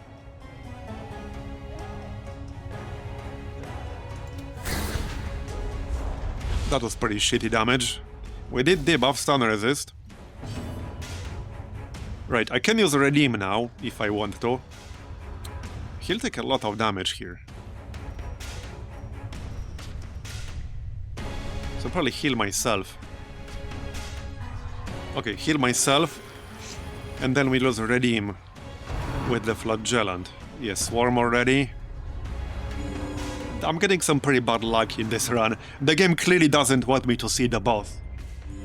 It wants to stop me before we even get there. And it's doing a pretty good job at that. Yeah, I think we'll just end up abandoning this run before we get to the boss.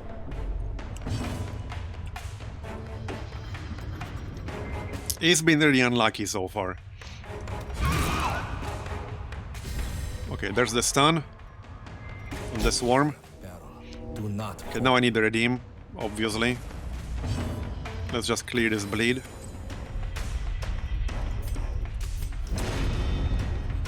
Our care for one another is what sets us apart. Okay, that button needs to die.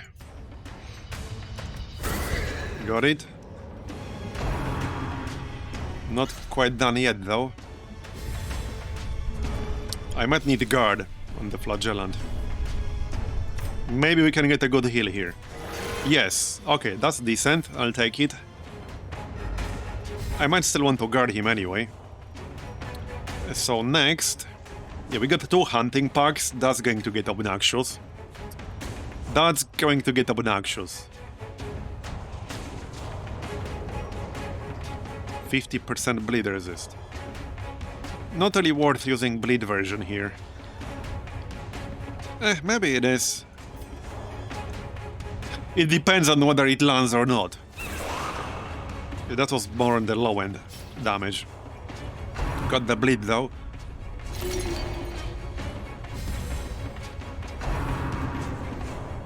Yeah, they get 5 actions per turn now. Because there are 2 swarms. Not a big fan of that. And more blight, and another resist. I mean, disease. I should use the disease kits. And we're already back to 67 stress, so that's not great. And dodged again. Oh, piss off. I'm getting way too many dodges in this run. Way too many dodges. Yeah, this is not looking great. Nice crit. Okay, that makes up for the dodges a bit.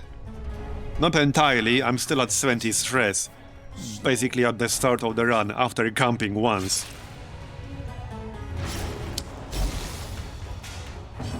Yeah, the game really doesn't want me to get to the boss today.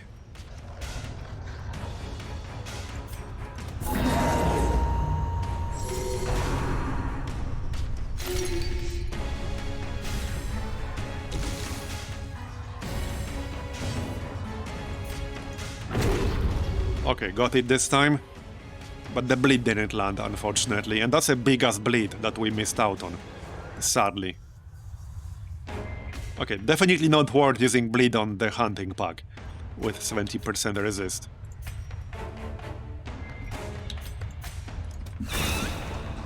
Decent.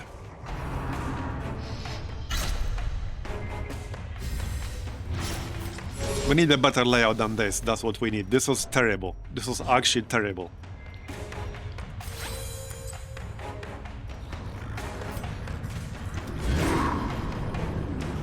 Got the stun. I might want to get rid of that corpse. They can do quite a bit of damage. They cling to life. Yeah, but I think this run is pretty much over, and we didn't get even for like 1/3. I think it's over. We got too unlucky on the first few fights, we lost too much momentum. That's the thing with this game, if you like lost the momentum, you're pretty much done. And all it takes is a few misses.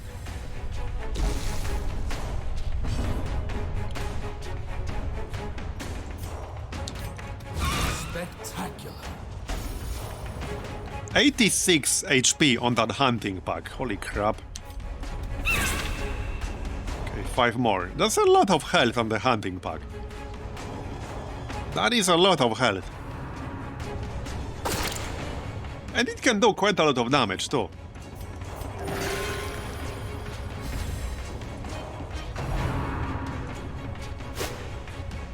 Okay, at least we dodged that one. Right, let's just go for the guaranteed... Oh, right, I replaced smokescreen with patch up, never mind. Got him. I might have to camp again soon. But then it means I won't be able to camp later anymore. Which is not great. Drawn out and merciless. Let's use some of this food. Okay, well, I don't really want to use this because I have no space. There's a fight in that room up ahead. Yeah, if I camp right now, I need what? Like 12 more rooms without camping? 12 more rooms without camping.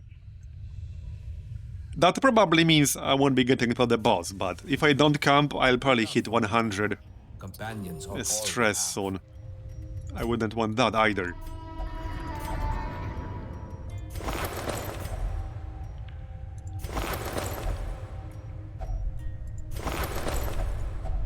Okay, 4 more.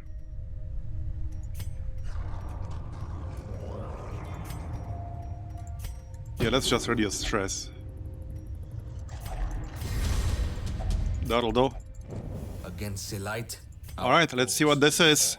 Maybe we'll still get a chance to remove some negative quirk before we leave. That would be best.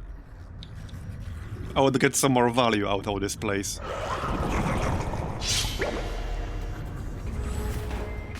Especially some of the locked-in ones.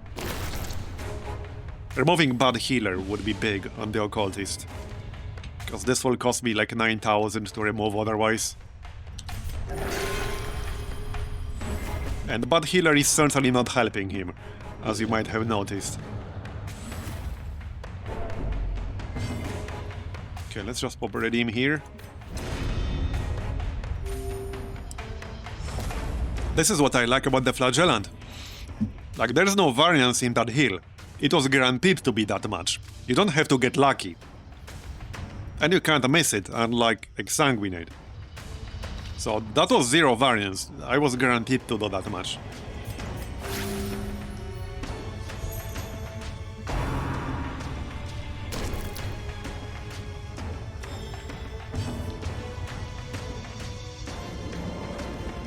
Okay, debuff. Please land. Okay, got it. That's a pretty good debuff, because that's minus dodge and minus speed on the entire group, potentially. And a lot of enemies have pretty high base dodge in veteran dungeons and above. So dodge debuffs actually become quite valuable. Okay, let's hit the butt here.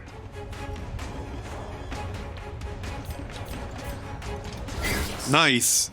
Okay, that's what I'm talking about. And he's bleeding, so we killed it. Very nice. Very, very nice. Finally, a little bit of luck. Finally. I'm sure it won't last. It probably won't. So if I hit the piker, I will stun him, but he'll get knocked back to rank 3. And therefore I won't be able to hit him with my flagellant. So I don't necessarily want that. Let's just smash him in the face here. Maybe I can kill him before he uses Swarm. Yes, I can. Nice. Okay, that was a much better fight than the last 2 or 3. Much better. 10 crit from the Musketeer. 10 crit heal, I mean.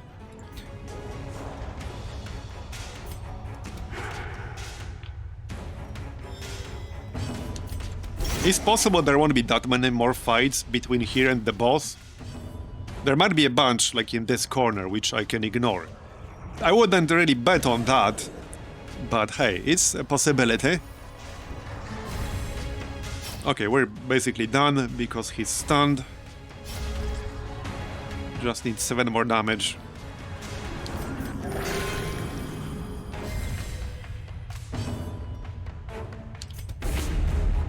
Of course you missed, of course.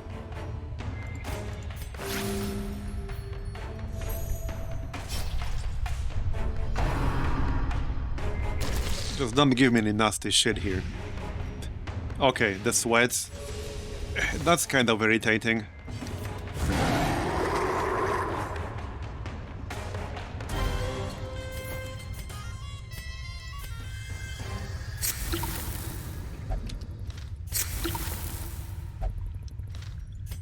Okay, let's move on. 51 stress. And another fight. So that's 3 fights in a row. In 3 rooms in a row. And I'm still 11 rooms away from the boss. Yeah. Yeah, that's kind of bad. This is a terrible layout. That was really unlucky. That was really unlucky.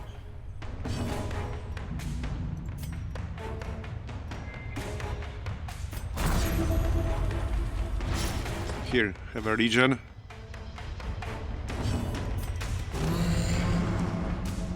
Okay, landed the debuff on all of them. Let's see. So 2 swarm enemies and 2 hunters. Okay.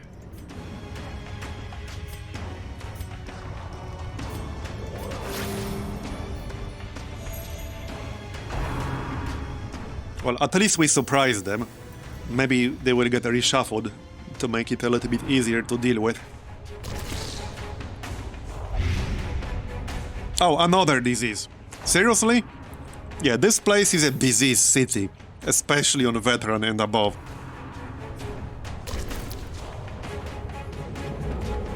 And I already used up my disease kits. You can only bring a few. Even if you want to bring more, you can't, because that's not an option. Okay, we can probably get rid of the killer bite before he transforms. There's the bleed. Might be best to hit him here, although that's a lot of protection.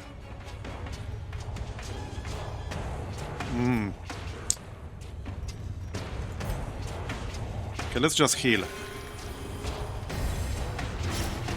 Back to full.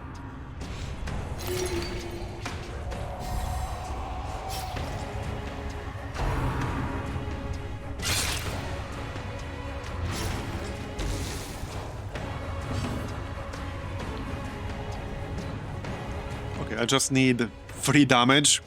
A bombard will do it. Yep. There you go. Now he'll die from the bleed. And we did some damage to the others. Now I can try to get some stuns going. Here you go, buddy. Move that saddleback to the front. I probably won't kill the saddleback before he uses Swarm. he's probably about to use it, like literally right now. Like literally on his next action, probably.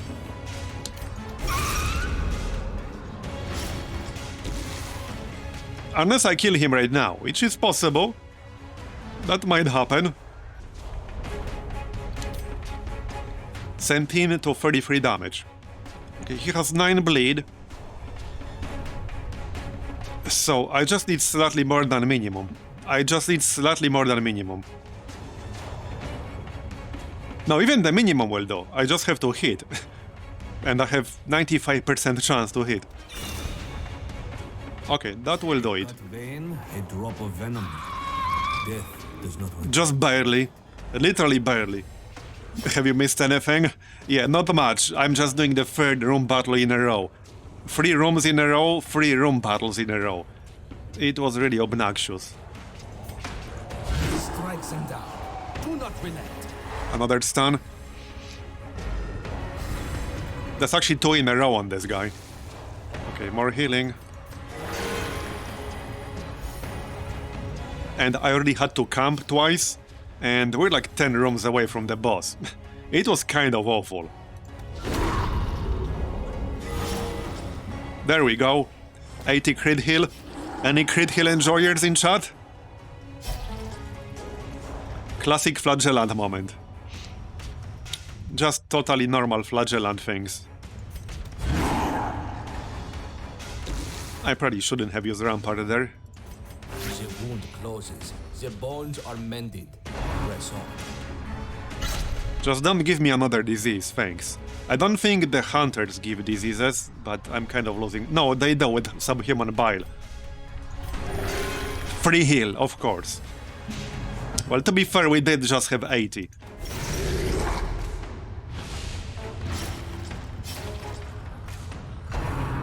Yeah, this can give you a disease, and it hits 2 targets. Yep, headache. Understandable, have a nice day. Understandable. This place also gives me a headache. Completely understandable.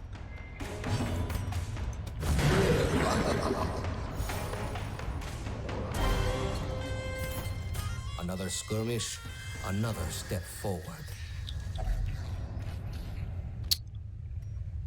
Well, my inventory looks a bit full now.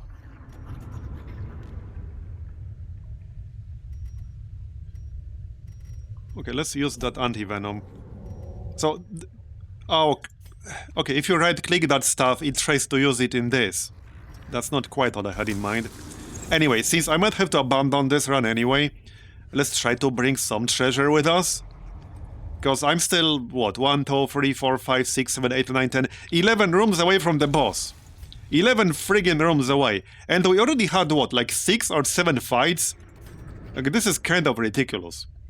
Remember that medium caverns we did the other day? We had 11 fights total in that one. That includes all the corridor fights. 11 fights total. I already did more than half of that in this place. And we have 11 rooms left. So that's really unlucky. That's terrible. That's really bad. Okay, hold on. Let me look up if I'm missing any interactions on this thing. I don't think I am. No, yeah, there's just one interaction on this, basically. We can try to get some scouting info from it. There we go. Not that it will do me that much good. Okay, trap. At least we found a trap. What's our chance to disarm? 60? Alright. Oh wait, hold on. Okay, that's stress reduction. Yes, I don't want that. It's a bit less with a torch, but I want to keep my shovels. Okay, disarm. So that's 60%. Got it?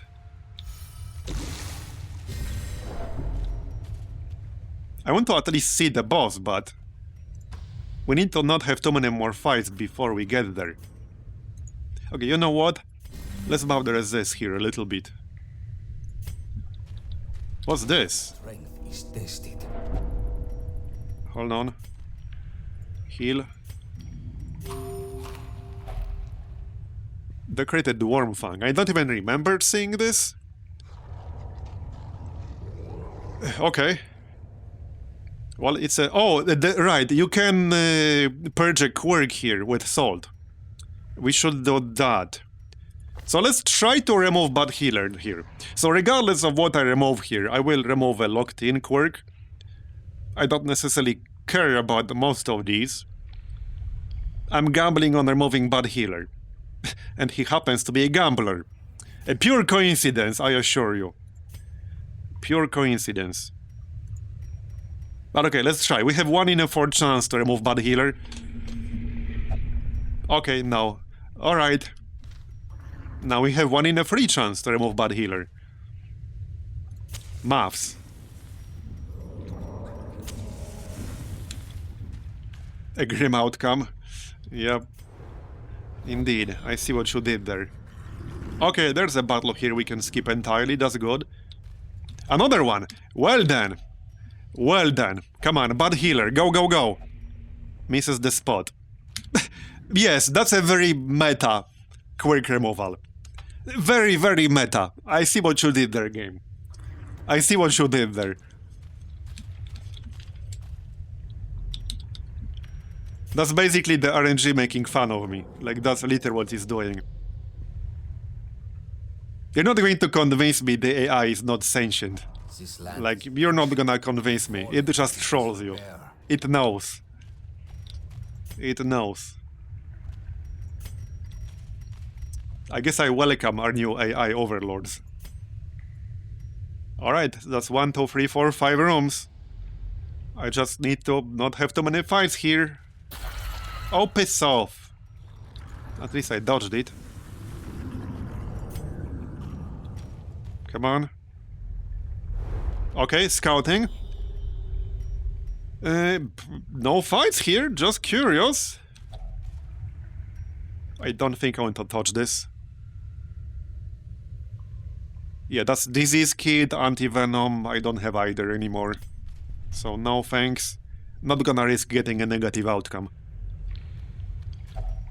Broken down dredge, right. So I could use shovel.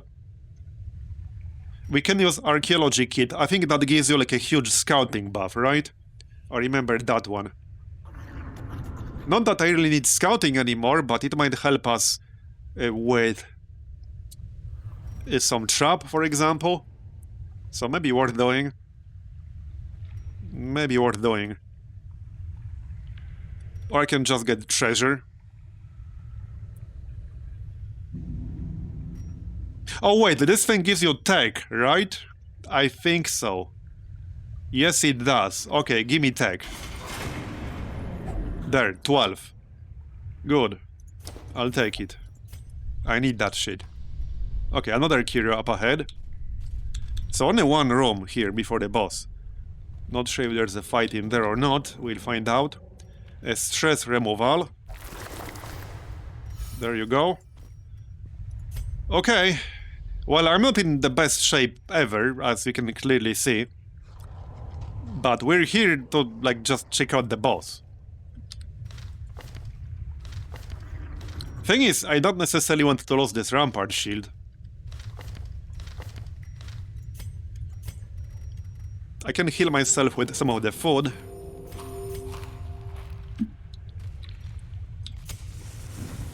Okay, let's see if there's a fight here first. I'm not even sure if I want there to be a fight in here. Because in theory, if there's a fight in here, I might be able to enter that fight with more health than I begin with. Yeah, well, here's the thing. There are several trinkets here that I would prefer to not lose.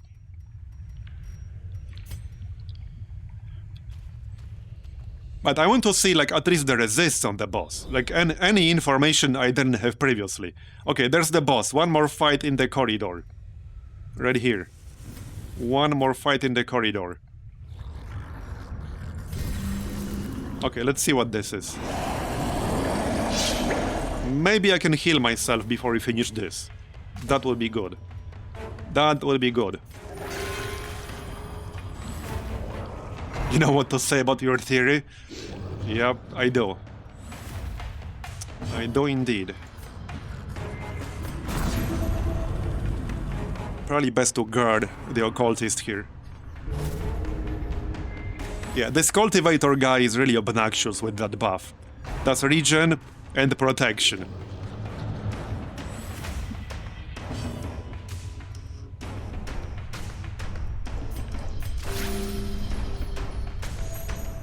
Okay, 13. Yeah, I'll just pop guard because that also gives me protection. Seems reasonable.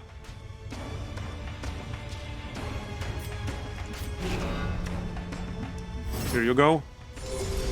That's a lot of buffs. We still got the resist buffs on him, so that's helpful. I will pop the sensors before the boss room to give myself some resist. Just don't die on me, bro. Well, if somebody dies on this fight, I will just leave. Obviously. Yeah, I need to start doing damage here, so... There you go.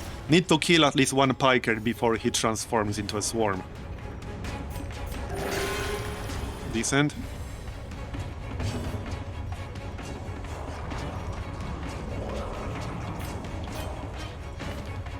You do have lethal, so you ignore 15% protection to begin with.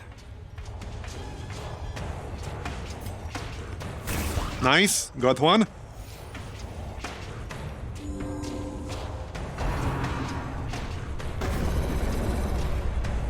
Okay. Maybe we can get the other one too. I can stun it. He only has 33 health. Not exactly a lot. There, got the stun.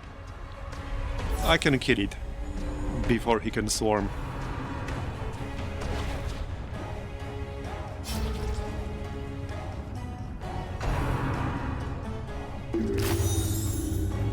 I assume the boss will be somewhere around the difficulty of the Treasury one. Oh yeah, this stupid thing. Well, I do still want to kill the Troglodyte. There's the bleed. I need 8 more damage. A bombard might do 8 damage while doing damage to the cultivated corpse. Actually, I only need 3 more damage. So I think we'll use bombard. Yep, that'll do. Actually, I needed slightly more, but he will die.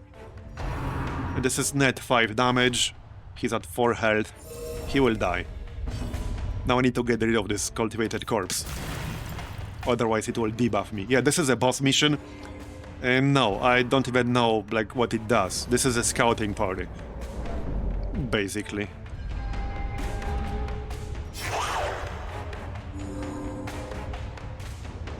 Alright.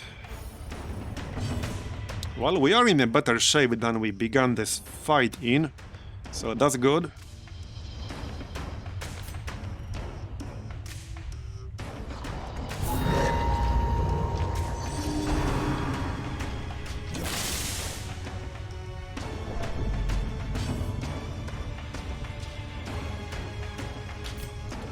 Stun.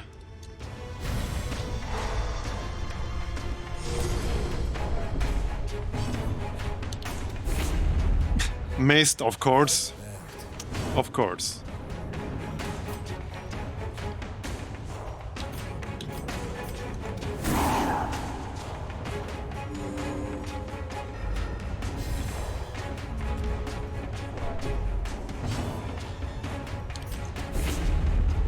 And missed again. No comment. Just don't miss, bro. Just don't miss. Okay, well, we are in decent shape for the boss. And another miss. Well, you know, they are just getting their misses out of the way before the boss fight. That's what they're doing. Because clearly that's how it works. Okay, let's just heal a little here. Yeah, just click harder, indeed. You have a better chance to do stuff if you click your mouse harder. Or your keyboard. That's how it works. If you mash it harder, it will be more likely to happen.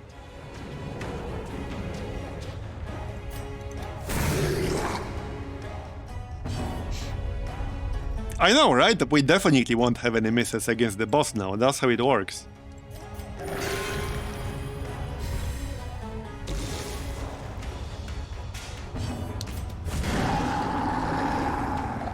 Alright, well, I'm in a decent-ish shape considering how unlucky the start of this dungeon was. For now.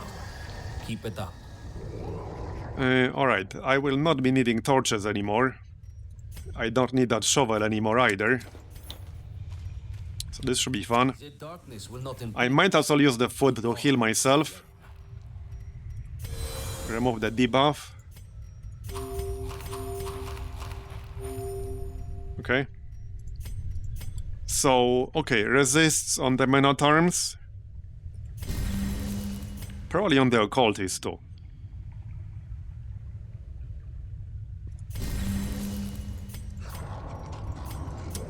Alright, let's check this out, shall we?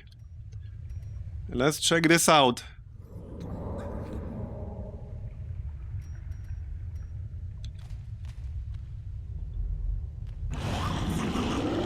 Okay. Looks interesting. 440 health.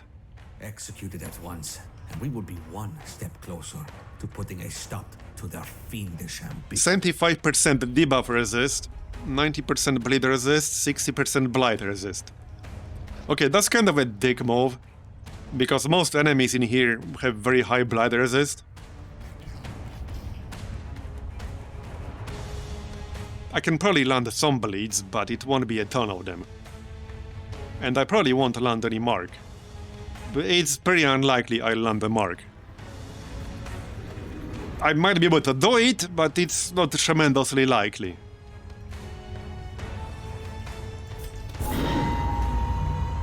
Here, have a curse.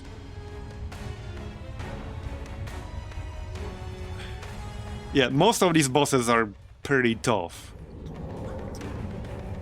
You need to be like really well prepared. I think you need like a really strong rank 4 group with really good trinkets. But again, this is a scouting party basically. I want to see what this guy does to begin with. But based on my experience so far, yeah, the bosses are way tougher than anything else in the dungeons. So you need a really strong party to do it. He only has one action, which seems a little bit suspicious. This is like really suspicious. This is really suspicious.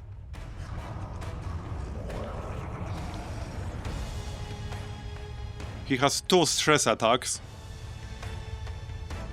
This is super suspicious. There's some kind of gimmick in here, I just know it. It's gonna be there. Our injuries will mount. We must rebound. Oh yeah, he did use one action, right, so he does have 2 actions per turn. Or was it more? Okay, now it's 0, obviously. I guess I can try to debuff him. Or I can just get protection for myself. Okay, yeah, he has 2 actions per turn.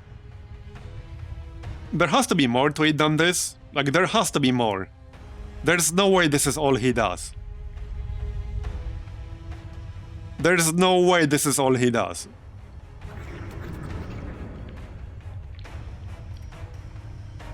He does, however, have 2 stress attacks, so there's that. Okay, well, I'll just need to land some bleeds. I got 150. So he has 40% chance to resist that shit. Which is kind of high. Paranoia starts to set in, yep. The thing I don't like is that he has pretty high debuff resist, and yet you're clearly like meant to debuff his protection. As long as I land some bleed resist debuffs, I can probably stack some bleed on him. So that's kind of the plan. 10 dodge, okay.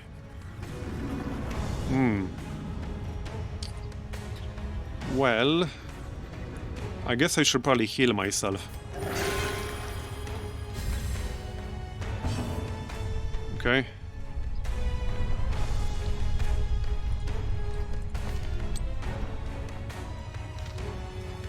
So 64. Probably best just using standard shot for now. At least I have 95% chance to hit here. There. 26. Yeah, debuff trinkets won't help because it won't, like, get your debuff skill high enough. That's the problem. That's the problem here.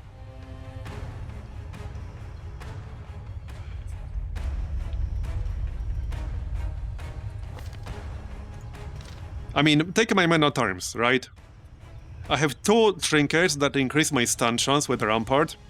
One by 25%, one by 20, and I have 120 base on Rampart itself. And this dungeon's gimmick is supposed to be specifically that the enemies are highly resistant to dodges, but vulnerable to stuns. And this is still not high enough to land stun, guaranteed, on most enemies in here. I can guarantee it on some of them, but not on all of them. Because 165% is not enough. Some of them had like 75. Yeah, this is a boss. This is the Caverns boss. So like that's my issue. I can't really get my stun skill chance much higher than this. I could get it 10% higher at rank 4. So then I would have 175%. Obviously, stun is not useful against this guy. I can still try, like, I could still try to rampart him. I could try to rampart him.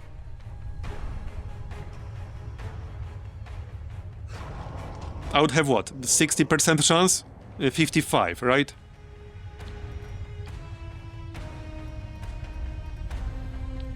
So, I mean, I could still try.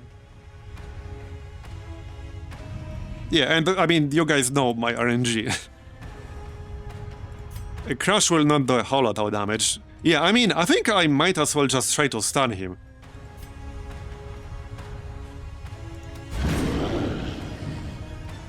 Okay, no, it didn't work.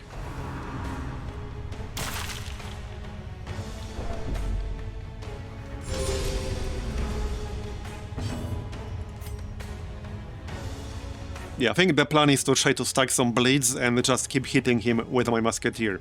My musketeer can basically ignore all of his protection because he has 60%. I have lethal, which ignores 15, and then standard shot can ignore 40. So I can ignore 55% protection and he has 65.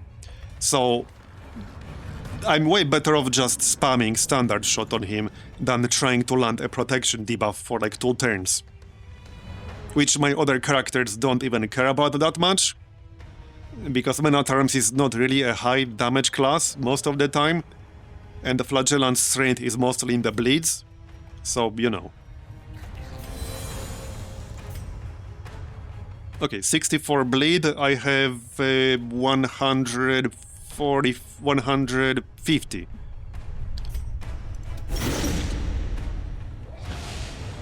Okay, got it. 18 per turn. Would be funny if we actually like killed him. I still expect more stuff from him. There's no way this is all he does. I refuse to believe this is all he does. I refuse to believe this is all he does. Once I reduce his bleed a bit more than this, if I land one more bleed debuff, I can try to add bleeds with the musketeer. But it's probably still better to use the standard ammo version of this. I would have to do the math once we're there. Okay, so... Well, not much point marking him because I'm not using the musketeer trinkets. Honestly, if I brought the memento trinkets on the musketeer, this would have been a pretty easy fight probably. Unless he still does something. But like, I don't know, 50% health or some shit. But I didn't want to risk losing those, because they are pretty much irreplaceable anytime soon. Let's just keep our health up. I don't know what his crit potential is. Only 8 damage with that. Wild Temper. Okay, see, that's not listed down here. What's that? Yes, I knew he does something. I knew it. I knew he does some shit. That was not listed down here. Okay, now he got a Swarm Troglodyte Piker to help him. Okay. I knew it. That couldn't have been it for a boss. There's no way that was all of it.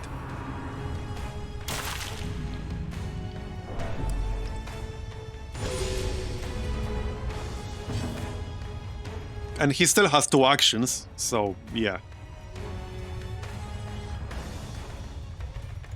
Okay, so... I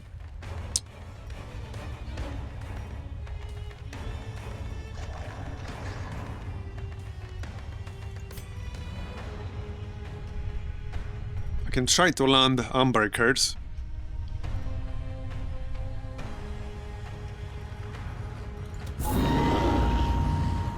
Nope, didn't land. Bleed.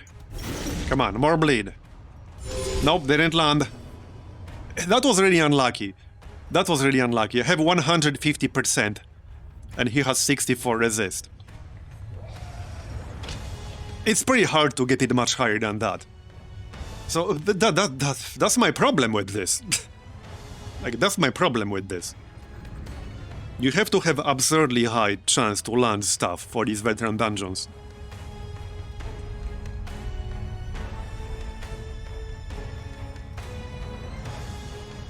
I should probably kill that guy in the back, otherwise he will use Swarm.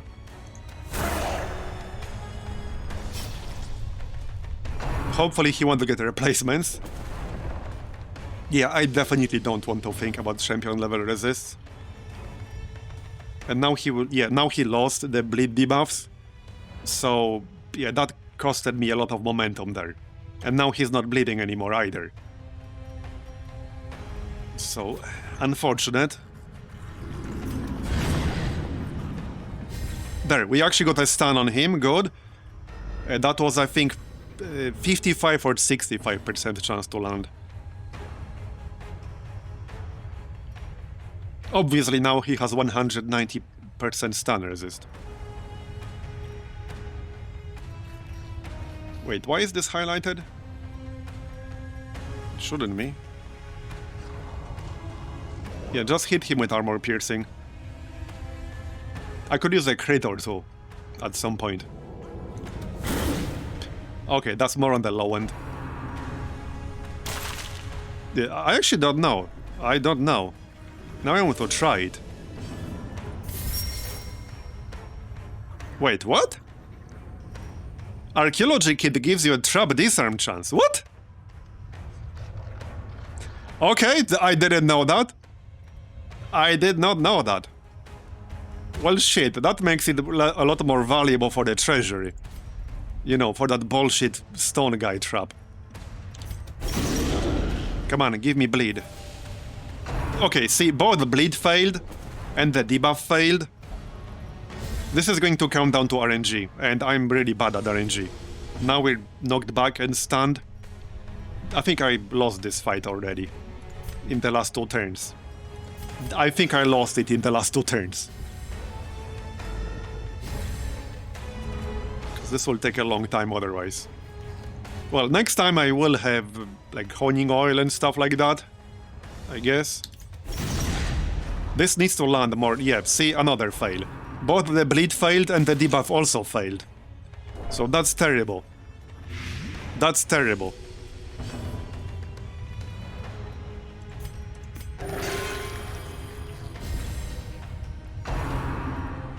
Oh, this is going to be a super long fight if I stay here. Probably like 20 turns or more.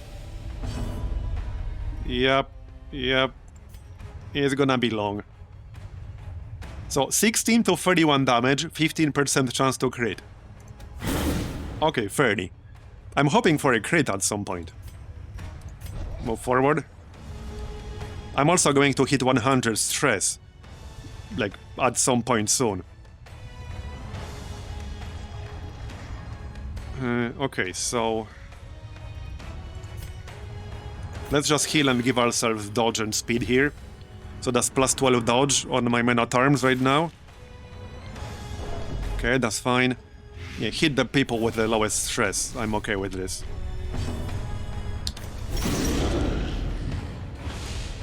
Okay, now we landed bleed and bleed debuff. That's good. Now I need to build some momentum here.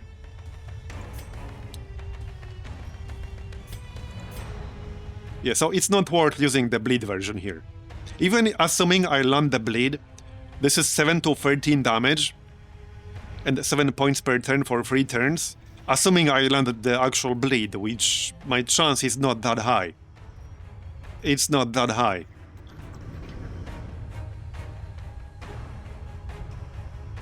Yeah, no, it's not very high. Because I have 120 only. He has 64 resist still. And with the actual armor-piercing version, we'll do 16 to 31 damage guaranteed. Way higher if I crit. So I'm just better off spamming armor-piercing shot. Alright, that's in the middle-ish. He's almost at half health here. Okay, 31 crit. If I could land Exsanguinate now, that would be amazing. Maybe I can, maybe I can't. It's a big if.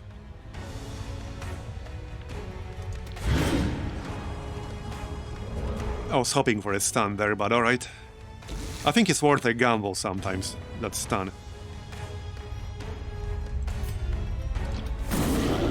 Okay, decent. The Musketeer is definitely the real MVP of this fight right now. So let's try to land Exsanguinate. I mean, it should land. It's 95% chance. I just want to land the actual bleed from it, which is huge. It's 13 points per turn. I have 150 base. It's 14% resist. So it's 14% chance he will resist this. Okay, it landed. That's 22 damage bleed per turn now. Okay. Now we probably want to heal. There you go. That's also speed. I assume he will summon this other guy who's riding him at some point, just like he did earlier. Or rather, he will jump off. I assume that will happen, because that happened earlier. We will probably hit 100 stress here, but if we're close enough to killing him, maybe we can manage it. Okay, great, good. For stress reduction. I'll take it. That's also less stress rest. Yep, see, that happened right now. Oh yeah, that's the Nest Watcher. So he also has a stress blight attack. Yeah, okay, 61 crit. Okay, buddy. Okay, buddy. His skills changed. Now he has Predator's Fist, Whiplash Strike, and Riposte, Impalement. Yeah, I knew there has to be more to this fight. I knew there has to be more. Okay, okay, buddy. Now he definitely got more dangerous. It might be a good idea to leave now. Let's heal. Yeah. Because I can't kill him quickly. I think you're basically meant to rush him down at this point. Sort of. I can't really do it very quickly, though.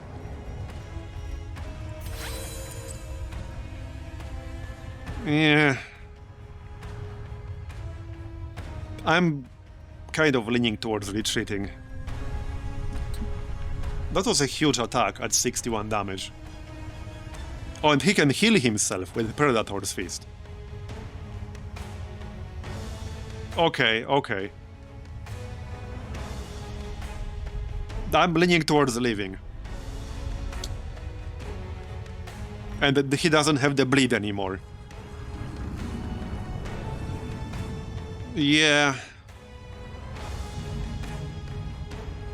Yeah, I think we should just leave and not push our luck too much.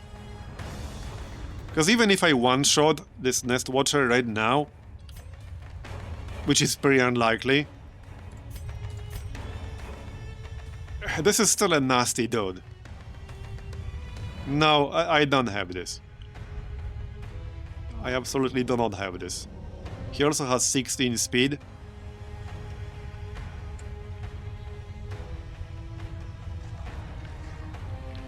His debuffs are a bit of a dick move, to be honest. I really disagree with high. The resists, I mean. I really disagree how high the resists are on a lot of these enemies. Because you pretty much can't debuff this guy. There's no combination of trinkets that I know of that you can get at this stage that would give you 175% debuff chance. So we can't really debuff this guy. Not consistently anyway.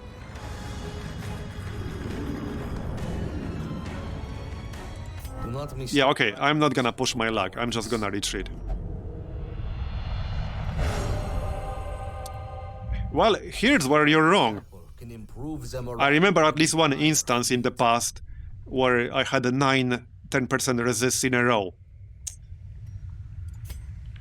I remember that one specifically. When we can withstand no more punishment, standing in defiance is pointless. Okay, we still got rid of some negative quirks. But yeah, I don't know what group I would want to bring to this guy. The problem is, a group that will be good against this guy will be dog shit at clearing everything else leading up to him. So that's the problem.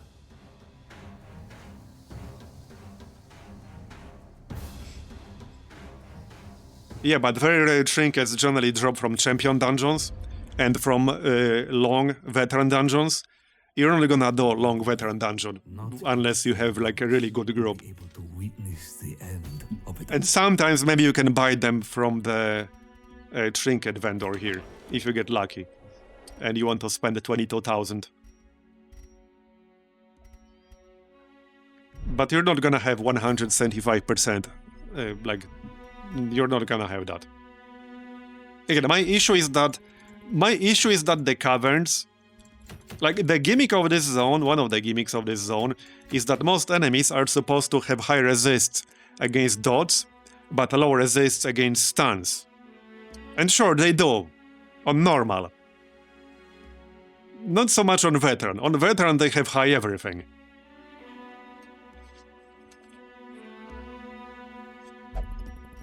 Stun is relatively lower than others, but I mean, even with this setup, there were a lot of enemies I couldn't land stun on. So even with this setup, I can still increase it by 10 if I get him to rank 4, but that still wouldn't be enough.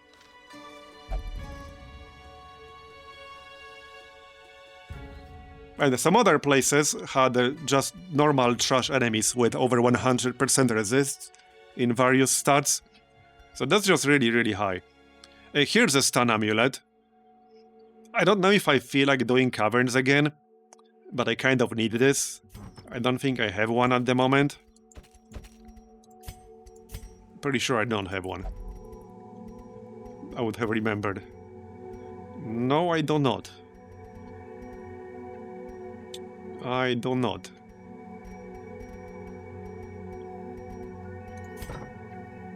I don't know if I feel like doing caverns again. I still dislike this place. At least it's a short one, but that's still potentially like 20-25 rooms. You know, the funny thing is, the medium caverns we just did had more rooms than the caverns I did before the caverns nerf.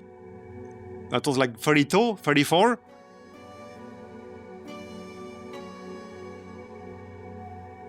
And a lot of fights.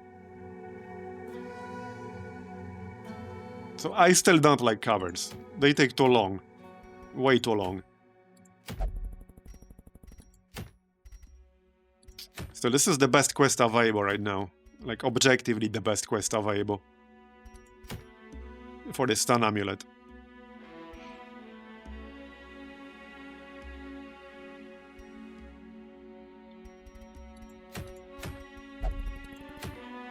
I think we've done one. Don't remember if it was normal or veteran. But we've done one recently.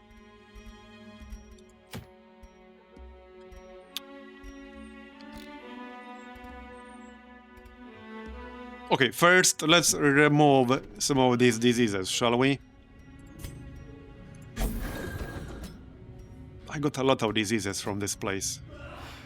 Plus 200% food consumed. How about now? I need the third slot for the clinic here, but I need salvage jewelry for that. How much? Okay, 46. So 38 more. I guess I could.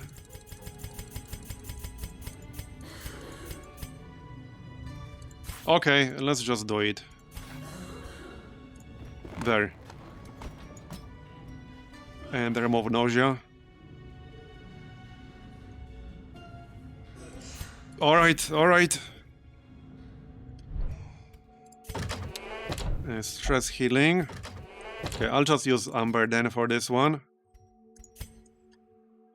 We do have 60 amber here.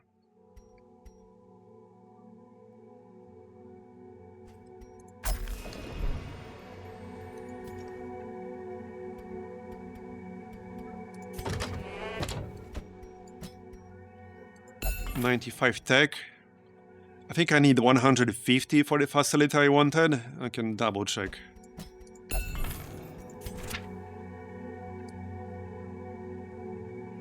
Yeah.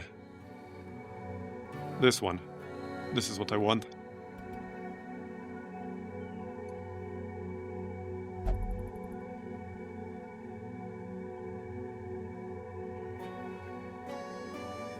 Well, we'll get there, I guess. How much for the next camping point? 200, that's a bit much. Let's check the ferry. Okay. Well, I would have to boat somebody.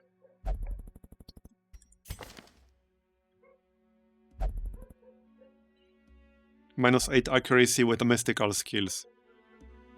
Which is Crucify and Brand. Cheerful, though. Amber Symbiosis. Okay, that's kind of nice. Okay, that's actually kind of nice. I would just have to remove Clouded Mind.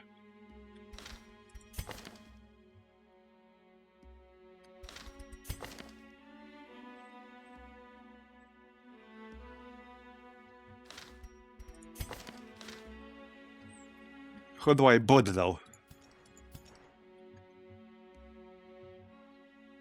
Good question. Well, not the Flagellant, not the Antiquarian. One of the Veiled, perhaps? I don't want to bot anyone. I actually don't want to bot anyone.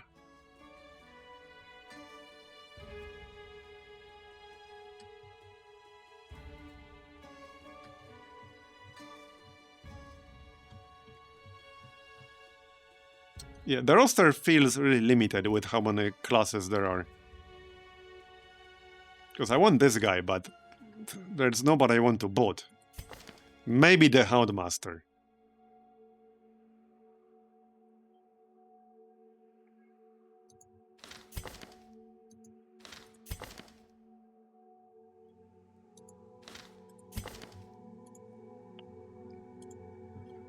Maybe.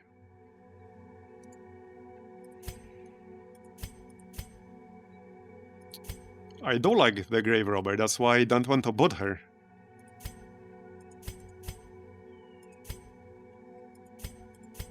I'm not willing to bot anybody here.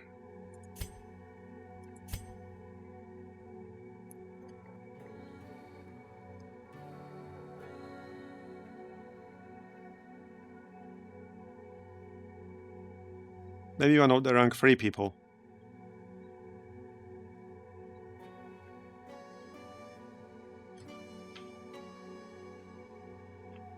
Okay, no, I'm just not willing to bot anyone here.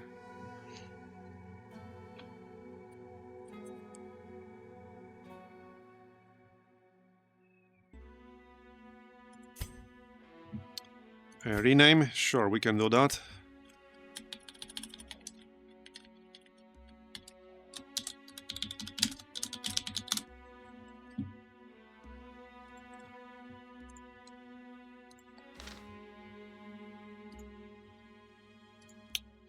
Hopefully RNG has been kind today. It's been about average normal today.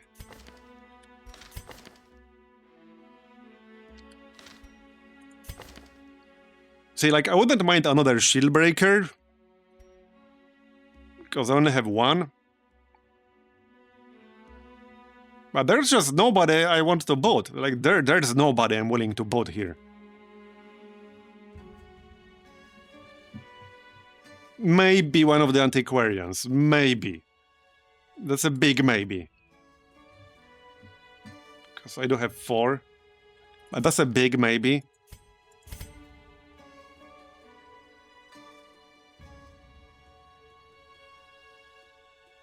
This one's kind of bad.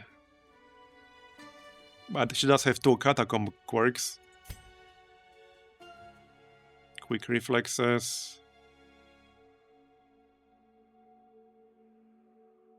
+8 accuracy for festering vapors.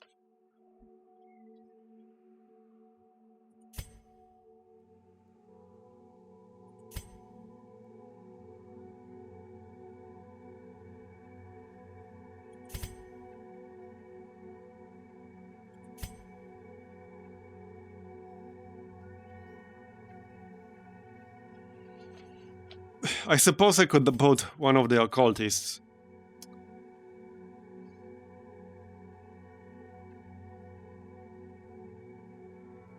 Because I do have 7. I guess I could maybe do that.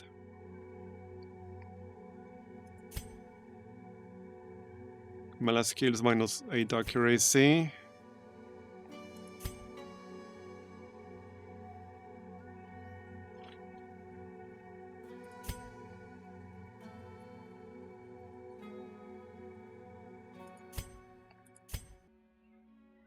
+10% protection. This is the part of the game I dislike the most. Alright, I guess I could bot this guy.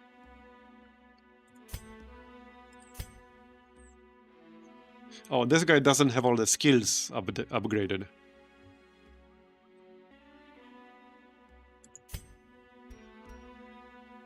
Okay, bought that one. Now, they'd have no hope later. And we'll grab the Judicator here, I think. With Cheerful and Ambered Symbiosis. How many of them do I have? I think 2. Yeah, only 2. And it's a very good class. So a third one wouldn't hurt, for sure. But if I'm going to keep him, we should remove Clouded Mind here. From amber consumption. Because that will affect 2 of his skills. So I definitely don't want that. Yeah, now I'm going to need the gold run. Obviously. Because our gold is not looking too great. Problem is, yeah, I kind of want to get this stun amulet. I really want to get that.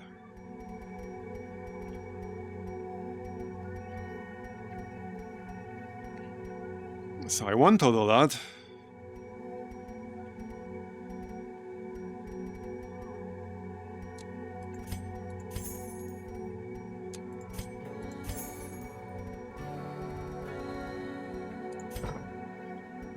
It will cost me a lot in provisions.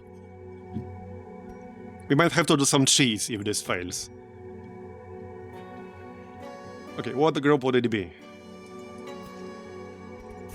Because that's a very nice trinket. I need that trinket. Right, this time we probably want a proper musketeer. So, here. Let's just go big, or go home. Full level 4 upgrade here, so I don't need to spend gold on that. And we'll bring our strongest setup.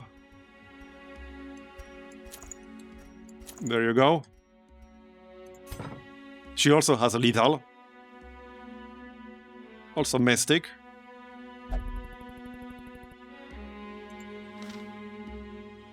Okay, so that's one.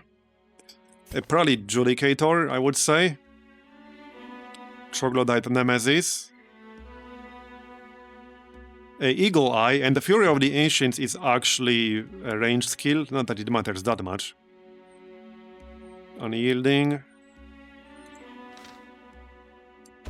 Agent Flynn, he was really strong. He does have Amber Hoarder, so he might steal some of my Amber Curios. But he's actually kind of insane otherwise. He has Hippocratic and Hard-Skinned. Devilish. Unbalanced. Okay, Devilish is fine though, plus 5 accuracy.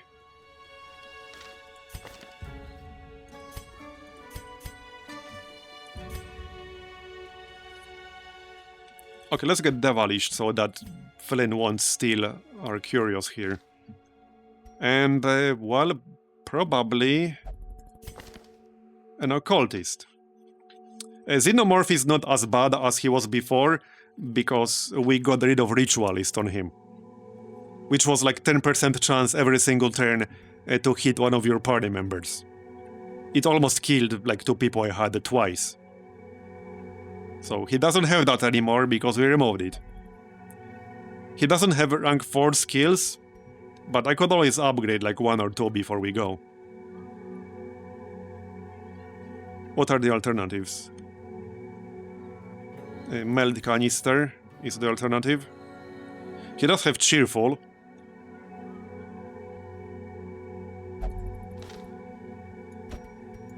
Okay, let's get the Meld Canister. So that's the group. Oh, he would need level 3 upgrades. Okay, no. I don't have enough gold for all that. So Xenomorph after all. Okay, Xenomorph it is then. Maybe we'll get a chance to remove Risk Taker and Slow Reflexes in the Caverns. We probably will. So that's a good thing. Okay, this should be pretty high group. A pretty high damage group. So for the Flagellant, Resurrection Scholar, obviously. And I think I'll just take straight up plus 30% bleed. Where is it?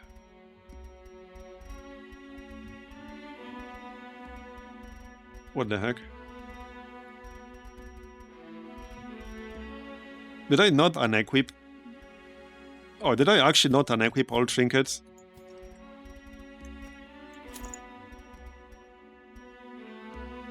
What the heck? Oh, it's here. Yeah, there you go.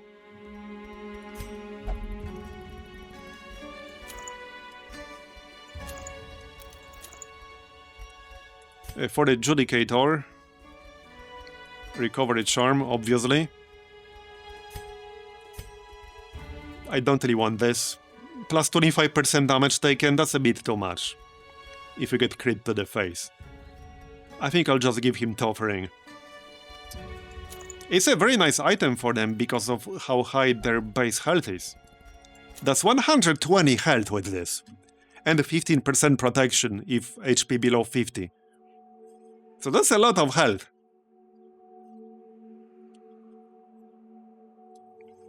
As an alternative, I could give him stun chance. So that's the alternative. We could do that. You know, for the 2-turn stun. So that would be the stun stone. That's the alternative. 2-turn stun is huge. Yeah, plus 25% damage taken is so much, especially against high damage crits. It's really bad. It's just too risky using that. And no, I don't really want to use that because it reduces the healing you take. So I'm not a huge fan of it. Oh, it does it. Right, it increases the damage you take. Which you could argue is a good thing because it enables your 2 powerful skills that require you to be below 40. But I just don't like damage taken stat because it scales so much with high damage enemies and high crits. I'm just not a huge fan of that. So in this case, I think I'd rather just take straight up plus 30% bleed skill chance and slightly less speed. See, like, this is almost the same amount of bleed skill chance with no downside other than speed reduction. I think this should have been maybe plus 40% bleed skill chance. If this was plus 40, I would have used it. But for only 5% extra bleed chance, at the cost of taking 15% more damage, and having lower bleed resist, no. That's just, the reward is not worth the risk, in my opinion. For level 1 dungeons, that's fine. But no, I would not take that to a veteran or champion dungeon. Yeah, there's very low chance I would use the second memento. I don't know what it is, but it would have to be better than Resurrection Scholar. It would have to be better than this. Otherwise, I will just not use it. Because this trinket right here, this is one of the best uncommon class-specific trinkets in the game, if not the best one, for his role. Because he's already insane as a supporting healer. This just makes him absolutely nuts. This makes him completely nuts as a supporting burst healer. So the second memento trinket would have to be better than this. Otherwise, I will not use it because it's just not worth it. And hey, who knows, maybe it is better. I don't know what it is, so I don't know. But I'm just saying, if it's not better than this, or at least on par, I will not use it. Okay, so Occultist. Right, so I think I'll pass on the garlic. So same thing with this garlic. It's plus 30% healing done, but it debuffs dodge and healing received on the target. And on the other hand, I can simply use the pendant here, which is plus 20% healing done, no debuffs on the target. It just gives me slightly less dodge. So I'd rather just use this. And then the incense one. Here. There. Okay, this is a good setup.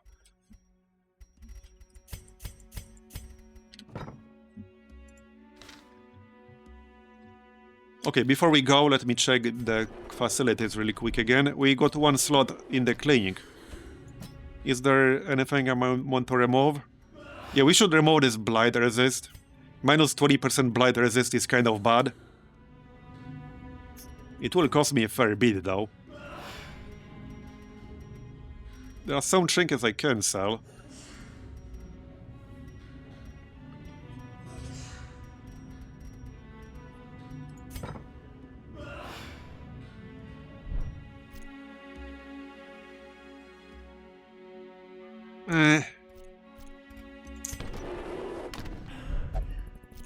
Yeah, I don't want to be left with like nothing if this run fails. Which is fairly unlikely, but you never know. It might fail. So this is a short Caverns, but that can still be like 20 plus rooms easily. And like 8-9 fights. Or even 10 fights.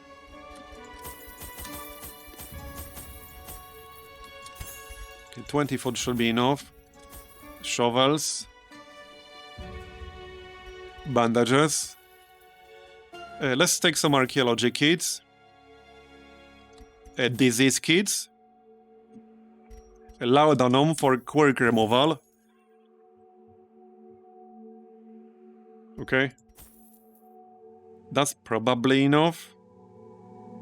And torches. Okay, that should be enough. We'll have 4,500. Assuming we will get some treasure, even if I have to abandon this, it should give me enough gold for another proper run. And let me check camping skills real quick. Yep, got what we want. Got clean musket. With clean musket, I can push my crit chance to 40+% with this setup. So it can give me some massive crits with this. I had, I think, a 72 crit, which is not even as high as you can push it. Alright, this should be fine. We can get some cleansing salt too. Okay, I need to take a very quick break. I'll be back in 2 minutes.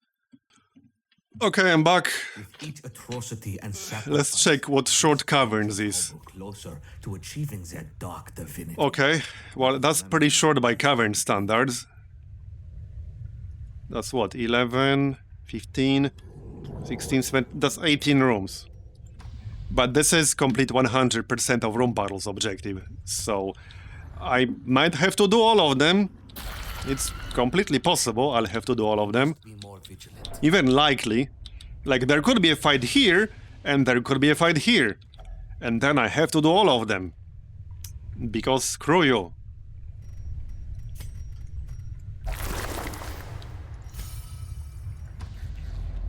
This is where some scouting information would come in handy. Because I need to make sure there's no fight right here. Because if I go all the way to the end, and then I have to backtrack all the way here, that would be terrible. That would be really, really bad. We do not want that. Under any circumstances. Here's quirk removal. Nice, we can try to remove some of the nasty stuff. That's the plan.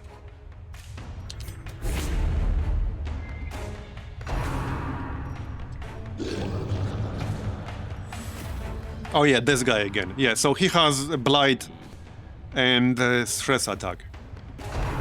And also swarm. Whenever you see anything 100% in the caverns, you're like, nope. Yeah, I don't blame you. I'm kind of the same. But I want a reward from this. It's a plus 30% stun chance trinket. And I don't have that at the moment. Okay, I think I need to switch one skill on him after this fight. Get a guard instead of XP. Right, I don't have the Demon's Paw is actually probably worth keeping. Yeah, Demon's Paw is actually going to be more useful than sacrificial stuff. Not on the first turn, but just in general. Because there are some really nasty backline enemies in this place. And you want to get rid of them ASAP.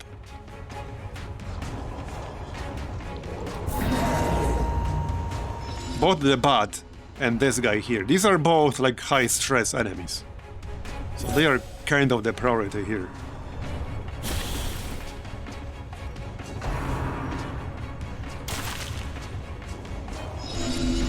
Yeah, 22. The problem is that even if you pull this guy forward, he can use Eggshell Blast from any rank. He can use Eggshell Blast from rank 1, from rank 4. He can use it literally anywhere he wants. So, the only effect pulling him has is making it more convenient for you to hit him with your other group members. Okay, I could try to stun this guy for 2 turns. I have... You know, it would be nice if the game just told you what your modified chance is.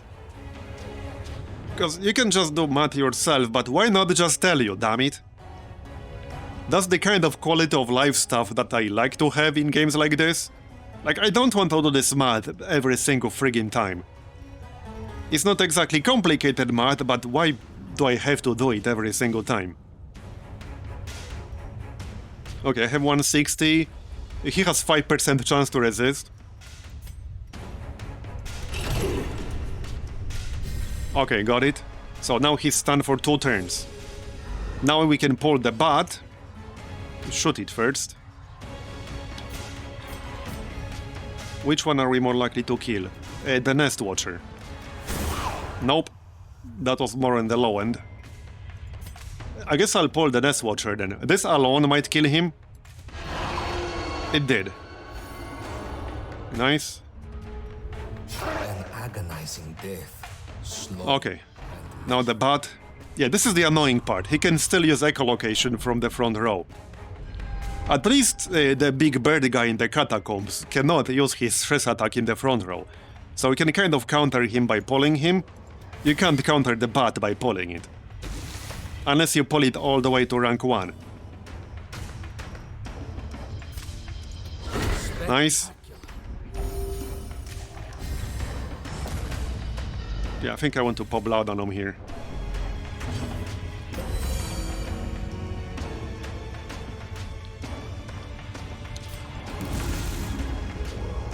I guess I should have just hit him instead. Yep. Completely unnecessary 50 heal. But alright. 1 health, really? Not anymore. Wait, what? An adequate performance for now. Okay, Keep it up. wait. First off, I didn't even know that you can get very rare trinkets from veteran dungeons just as a normal ass drop. And second, out of all the very rare trinkets, I had to get the one I already have, the putrid garlic.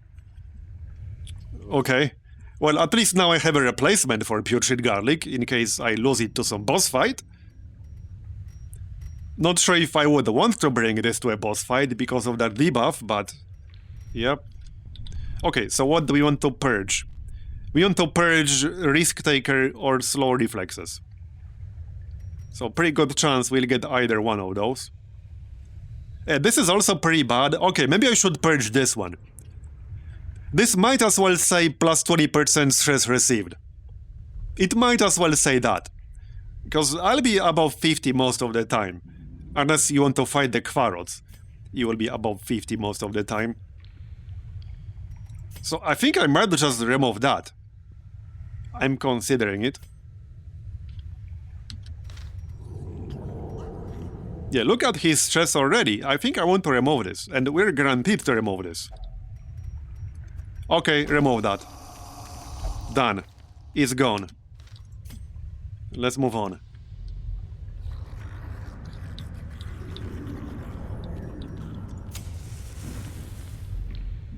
This is one good reason to do the Caverns. So this is the one thing I like Caverns for. Purging quirks. If you need to purge some bad quirks, this is the best dungeon to do it in. Like, by far the best dungeon. You have 3 different curios in here that can purge quirks, and then you have a chance to find the Confessor's Toolkit, which is technically the 4th one. But yeah, just bring some salt and laudanum, and do the Caverns if you need to purge stuff. Okay, this thing again. Alright. Oh, by the way, when we were doing this guy first time, somebody in chat said Lesser Sandworm implies the existence of Greater Sandworm. And you weren't wrong, because if you look at like the objectives back in town, there's like a screen with a list of bosses you have to kill, classes to get to rank 6, etc. That's one of the enemies listed there, Greater Sandworm. So yeah, whoever said that was absolutely correct. How's the veteran runs doing? I was trying the Caverns boss earlier, but I had to run away. Alright, only 50% bleed resist, so this shouldn't be too hard.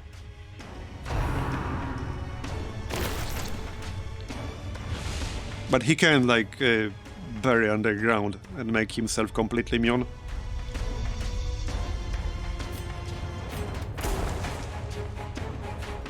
We also have Saddleback here. Should probably kill that.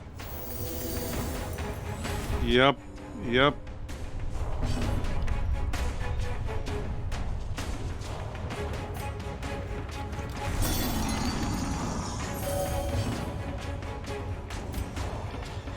I might try to pull it. It's not super likely to happen, but it could happen. Or just mark them. That's more damage taken as well. Okay, now he will bury, that's fine. Yeah, 325% in all resists. So you're saying there's a chance?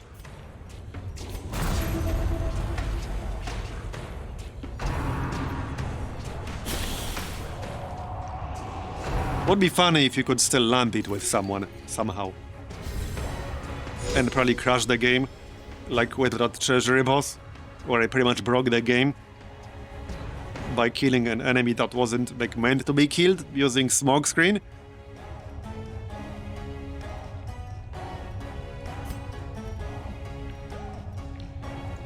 Okay, let's actually try a stun here.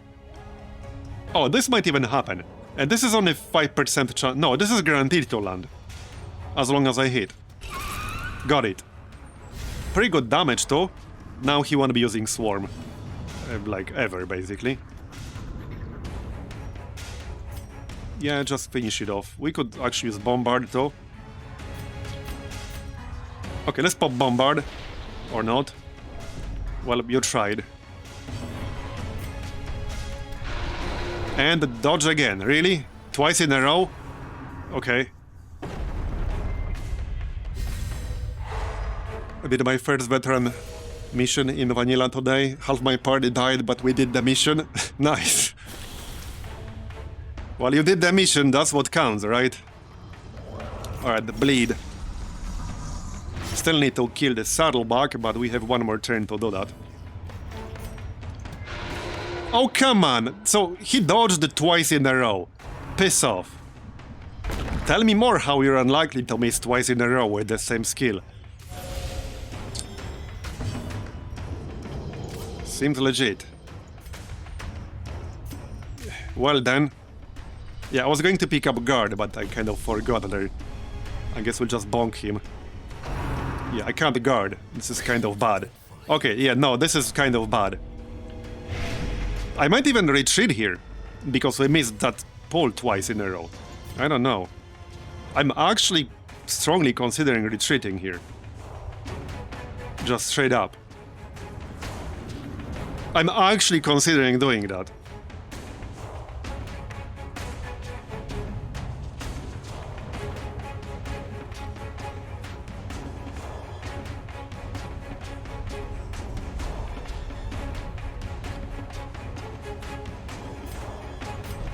Okay, not yet. Just don't die. Okay, you're good. I can't clear that blight, unfortunately.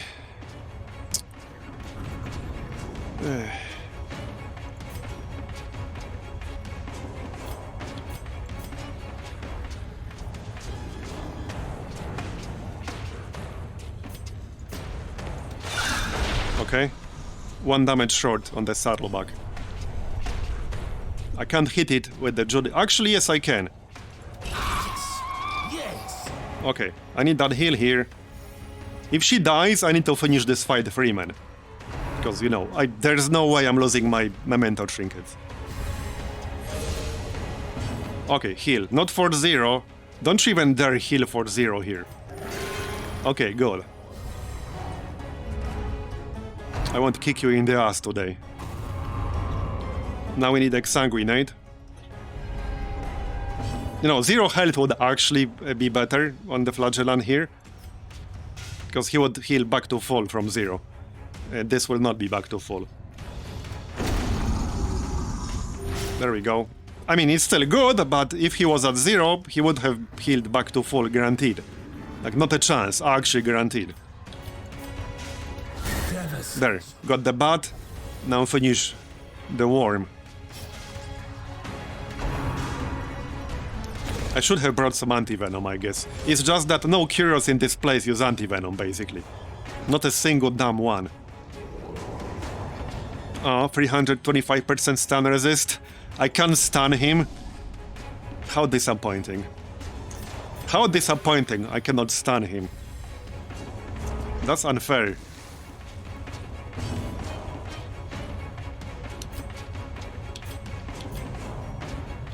How about the bleed? That might happen. Nah, not worth it. Just hit him. Nice. Okay, that's what I like to see. Not quite there yet. He might bury one more time.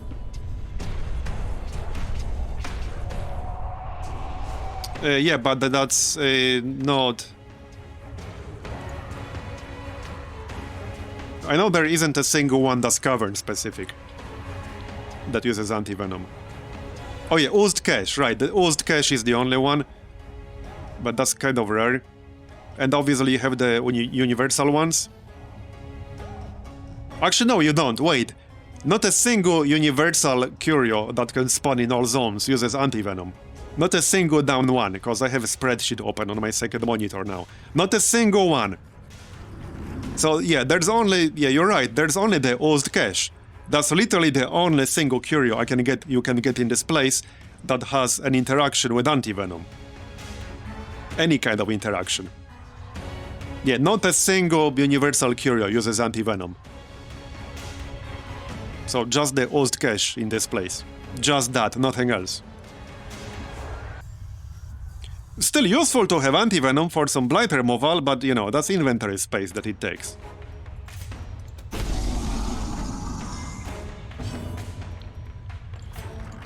Okay, I think we're done now.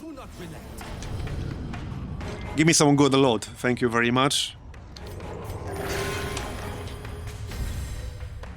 The body's weaknesses are exploited. That's not what I would call good loot, but hey, I can use that. I will actually use that anti-venom here. Unburied cadavers, so that's treasure. Sure, let's get some treasure. Be gentle. For sale or for study, these artifacts... Alright, I have to go left, because I need to know if there's a room fight in here. This is, what, 5 rooms? Chances are there's at least one room fight in one of them.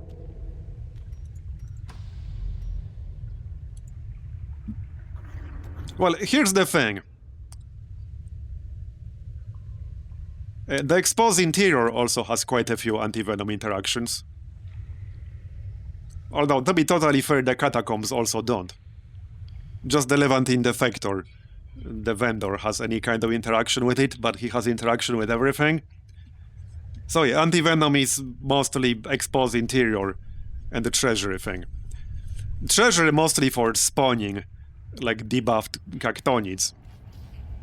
But the main use case for like actual positive interactions with curios for anti-venom is in exposed interior.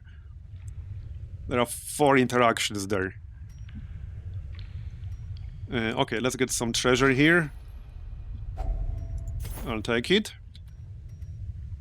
And that's 4 onyx. Not bad. So that's 3,000 gold from that onyx already. Scouting. Incomplete scouting. Okay, trap. So I could buff my trap disarm if I want to. Probably not worth it in this case. Got it. Okay, 2 more rooms. Treasure again. I have almost full inventory. Maybe on the way back. Okay, I have to clear this. I don't have much of a choice. Oh, yep, okay. You again? Okay, 2 of them in a row, basically. That's really obnoxious. That's really annoying. Here, have a bleed. Oh no, and this cultivator asshole too. Okay, that's seriously annoying. That's seriously annoying. What is this, June? Yeah, apparently it is. This is June now.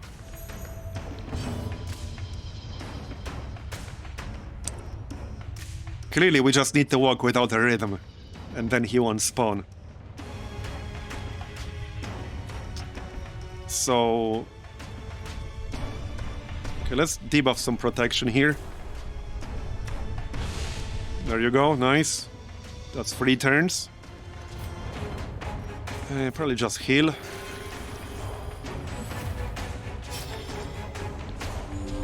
Yeah, this is the lesser sandworm. There's also a greater one. Not sure if I want to fight that. I guess we probably will at some point. I have a feeling we'll hit 100 stress here. I hope not, but...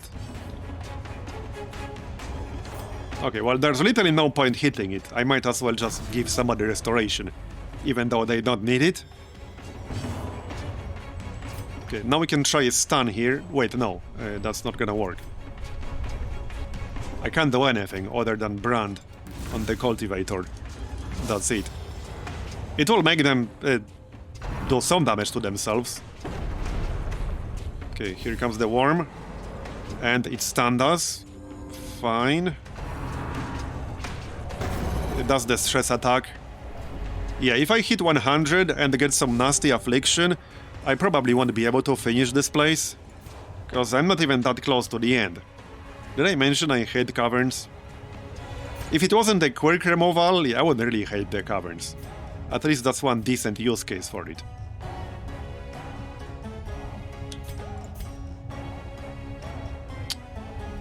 Well, that bleed won't land.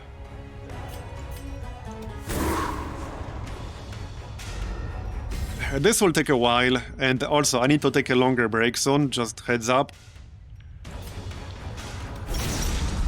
And by soon I mean very soon. If this fight takes too long, maybe even in the middle of this fight, which I would prefer not to. But yeah. Yeah, no, I think this dungeon already failed. No. No, unless... yeah, no, this dungeon already failed.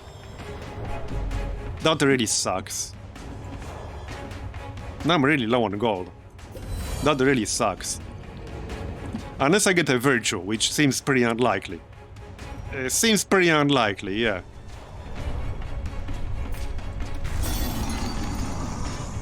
It's only 15% chance. I only got it like 2 or 3 times. I didn't get my first virtue until like 50-60 hours in. Okay, pretty unlucky there. I was 4 damage short. Damn it. And we are on the low end of musketeer damage there. I might actually have to retreat here, I don't know.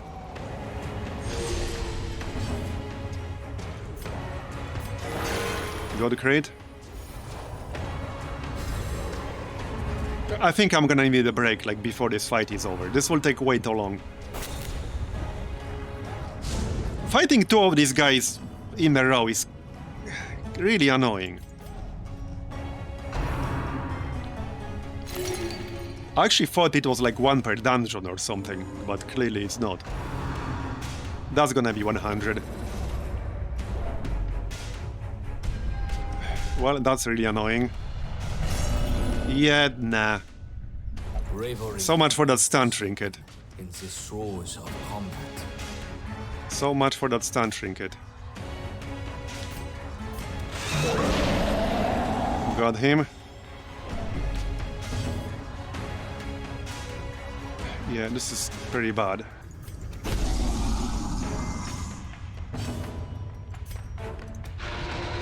And of course he dodged.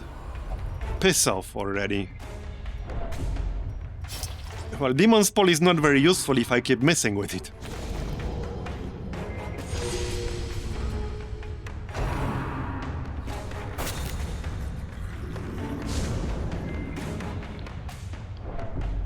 Yep. Yep, he will pass the turns now. And I still have this many rooms. I might have to do all of them. There's a good chance I'll have to do all of them. If there's a fight over here, I will have to do every single one. 6 damage. Okay. Okay.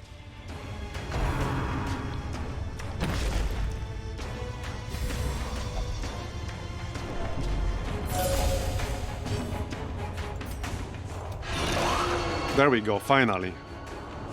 I need to kill this guy. Because he gets 2 actions per turn. And we don't want him to get that. Okay, 0. Now we can use Exsanguinate. Just don't die first.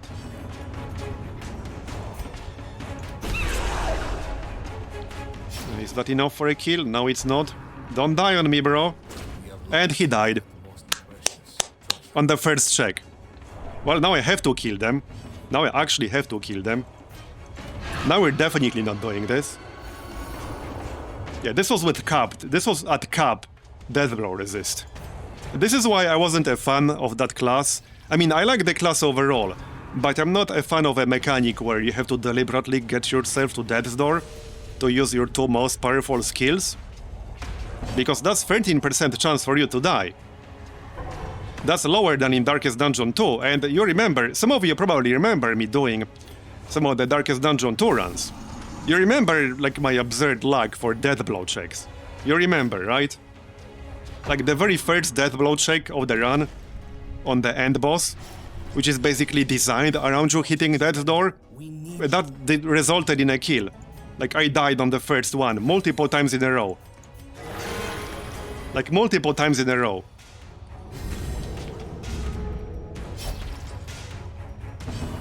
Okay, well, I have to kill this thing and then, like, go leave.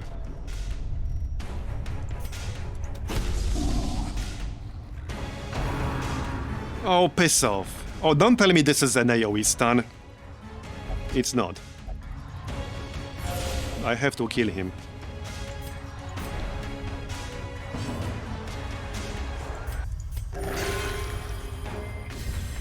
He's pretty low on health, but yeah.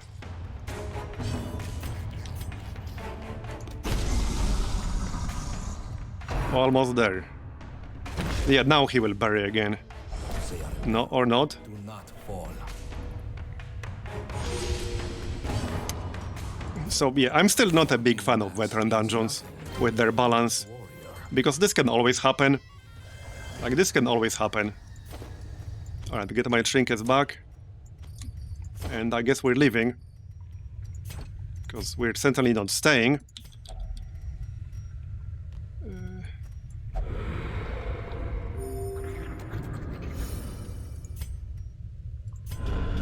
What we did not take home in wealth, we took in knowledge. Well, the thing is, you can still get a death blow from a dot. That's one of my biggest annoyances in Darkest Dungeon 1 or 2. If you get a massive crit in the face with a bleed or a blight, it doesn't matter what you do, because the moment you get control of that character, especially if he's a healer himself and he's supposed to heal himself, but if you don't get a chance to heal him like before the turn goes over to him, he might just die from the dot. And that happened to me multiple times in Darkest Dungeon 2. Where the bosses have some really big attacks that also put a dot on you. Which basically kills you like before you even get a chance. Headache. Yeah, understandable. Have a nice day. I treat each and every pair of hands to grace this ship as valuable. Yeah, exactly. Unless you have another healer who will act before, even if you have another healer, the way the turn order works might not give you a chance to get control of that healer. Like, if your character gets... If you have a monster taking a turn, an enemy, and then your character gets the turn, if that enemy hits your character who's next in line, brings you down to 0, puts a bleed on you or a blight on you, he can just die instantly before you get a chance to react to it at all, regardless of how well prepared you are for that situation. So that's like one of my grievances in Darkest Dungeon. And yeah, this run was just kind of bullshit right there. And I brought, objectively, one of the strongest groups I have on my roster right now. Rank 4. The best trinkets I have, insanely good setup on the Musketeer, and the few like dodges in a row they did, like that kind of pretty much ended it. It was just really unlucky, which can happen. Anyway, I really need to take a break now, so I put up a timer. Actually, I'm just gonna reset it. And I'll be back in around 15 minutes, probably a little bit sooner, but see you then. Okay, I'm back. So... Well, let's check the ferry first. Rank 3 Antiquarian. Well, I guess I should level up that flagellant or something. I really wanted that trinket. Okay, all commons. That's kind of bad. That's pretty bad.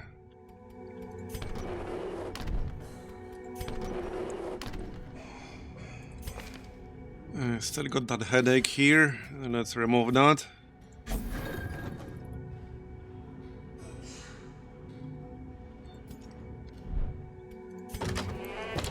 Remove stress. Convert some tech.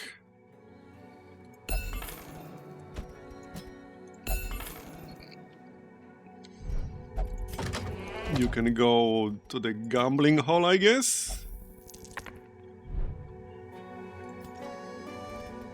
Alright. Well, I guess I need to do something level 1.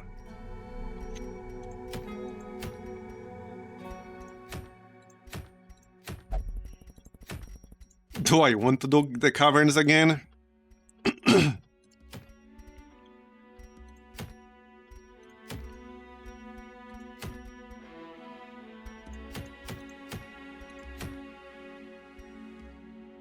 Not sure about that. I need gold. I guess we should just do the Catacombs.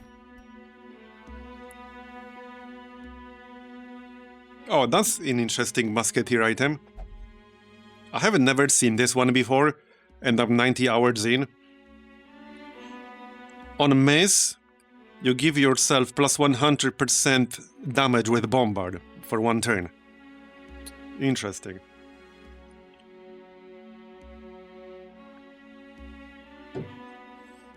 Interesting.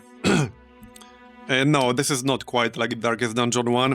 And you can check the odds if you go here. So you can check the odds. There's no... You can't actually lose a trinket from the gambling hall. Because, again, you could have done exactly what you just said. So that's not an option anymore. You can lose gold, and you can stay in activity. But there's no actual option to lose a trinket. That's, like, not a thing that can happen.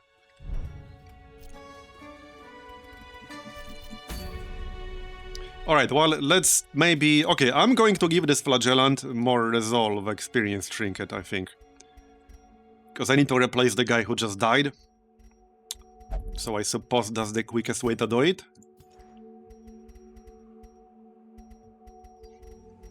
Yeah, this one here. I guess we can do that. It will get him to rank 2 pretty quickly. So I guess that works.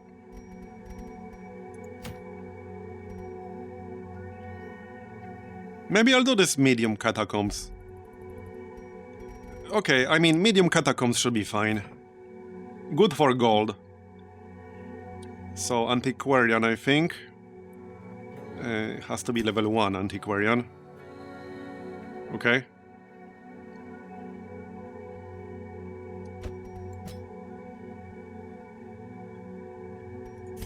Fine.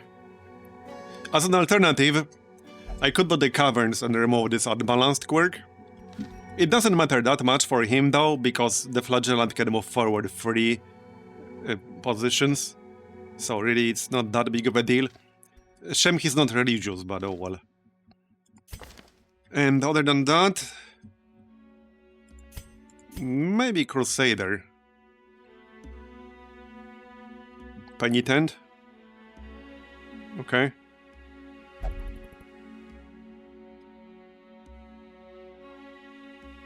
We could bring Veiled. That should give one of them a rank 3. So maybe this guy, because he has Hippocratic. And Levantine Skirmisher. So that works. And one more person. Maybe Grave Robber. I think that's fine. With Flashing Daggers. That will help both the Antiquarian and the Flagellant. Okay, that works. But she needs a debuff chance. I do have one uncommon here. Okay, let's give her the debuff amulet. She has good speed anyway, so that works. Oh wait, she has her class specific one here. Yep. I could give her plus 60. That would be overkill for level 1 dungeon. But this would be a very good setup for Veteran Dungeon. This would give her plus 60% debuff skill chance, which I otherwise can't do on a lot of classes. Because usually you have like one specific uncommon trinket for everyone that gives you plus 30, and then you need something else that also gives you plus 30. Which is usually class specific.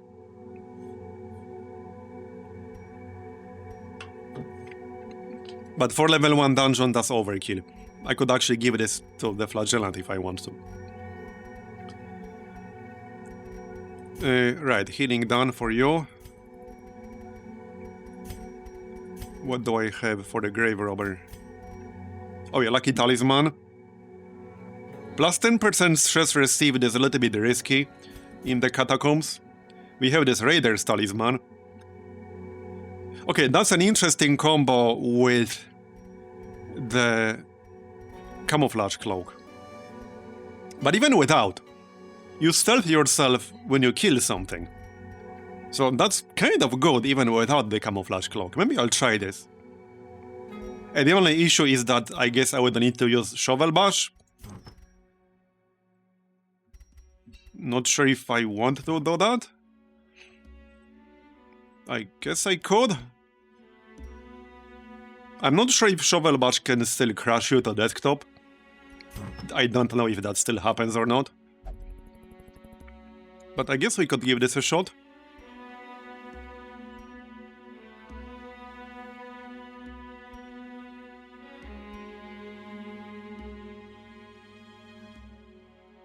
Okay, let's give it a shot. We'll see how it's going to work, like, on its own. Technically, I could use Shadow Fade and pop this on turn 1, but this moves you back 2 spots, which wouldn't work very well in this group. I would have to push the Veil to rank 2. He still works... No, he doesn't work in rank 2.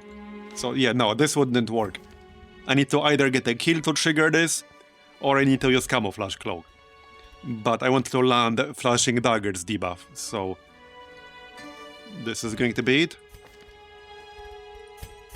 Okay.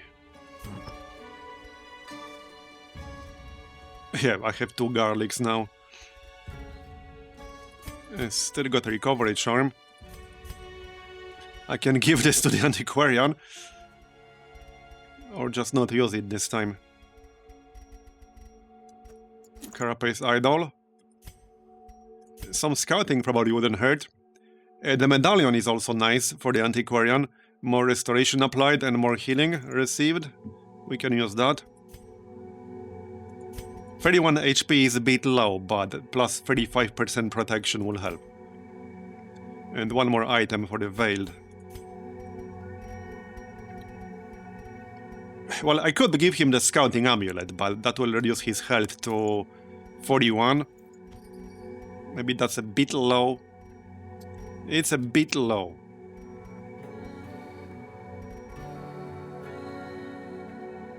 I'm kind of leaning towards heavy bolts on him, actually.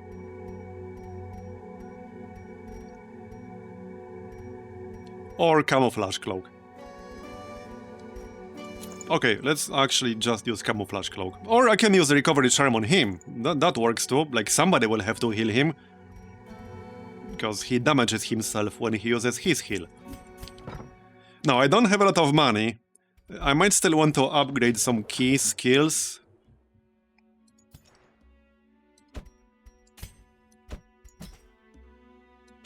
Okay, got armor and weapons. Oh, they're all upgraded. Okay, good. So no need to do that. Okay, right. So let's do medium catacombs then. I need the money. So obviously archaeology kits. All the ones we can carry. Food. And this is medium, so let's just go for more food here. Oh, do we have avoid ambush skill? Do these people even have one to begin with? Yeah, this one. Plus 15 stress on self. I think that will have to be it. Okay, that has to be it. That's the only option I have. Just need to watch his stress, I guess. There you go.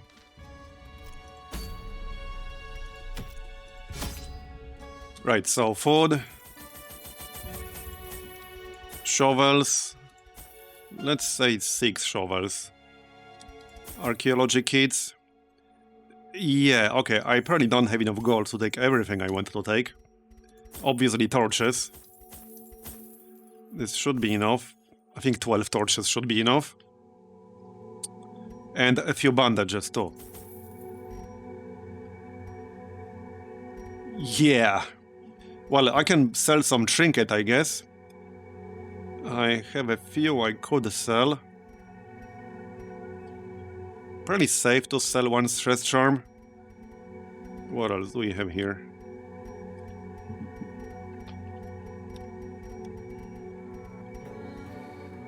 There are a lot of trinkets that have some uses.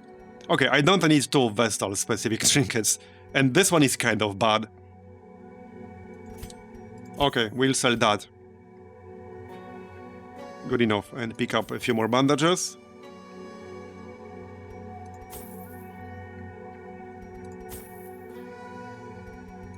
Okay, now we're good, I think. Let's double check the trinkets here. Okay, this is fine. Let's go then.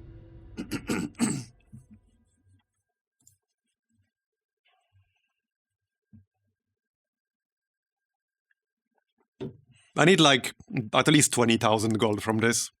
25. Should be easy-ish. I guess it depends. There is much to be gleaned from these age-old workshops. Okay, well, here we are. Establish a route through this area. So explore 90%. Let me double check the skills here.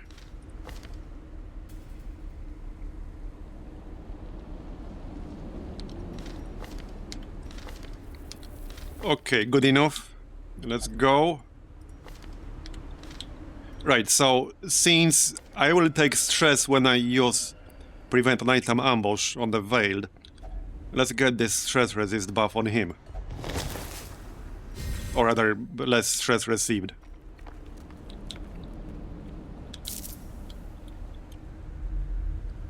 Okay.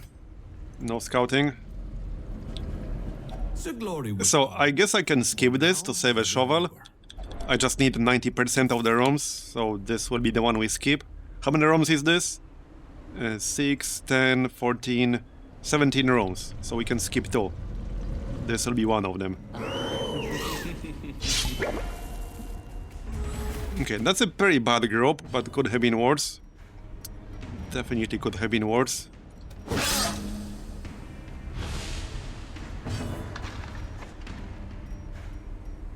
Right, so...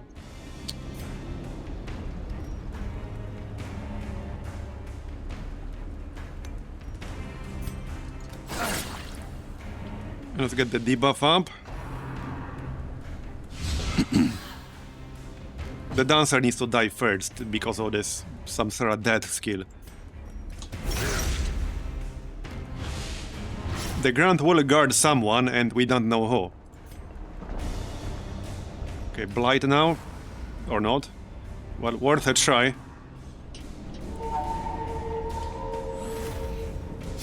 Does the debuff mark resist buff? Yep. He will guard. I guess now I have to kill him. Which is fine, he's almost dead anyway. Bye-bye. No guard for you.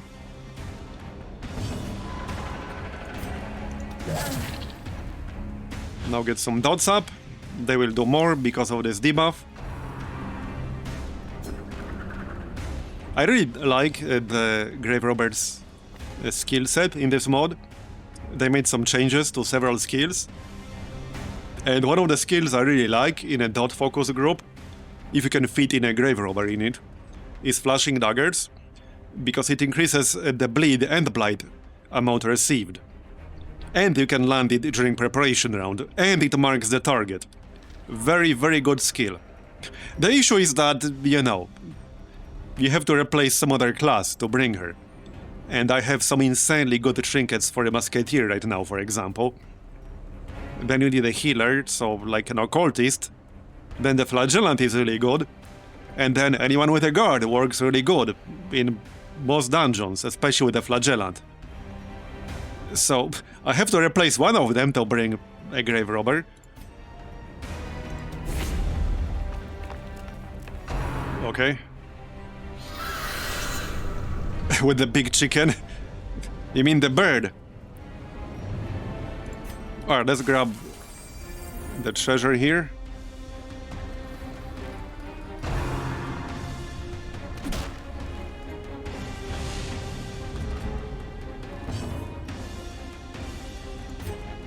That's 7.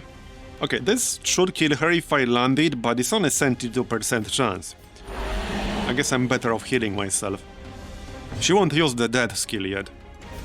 Okay, here, if we get a kill with the grave robber, she will stealth herself, and then we'll get plus 30% stun chance. There, got it. So now we'll go into stealth for 3 turns. And that gives us more damage and more stun chance. So we could stun this guy, the big boy.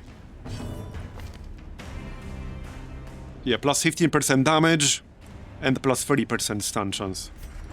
More treasure.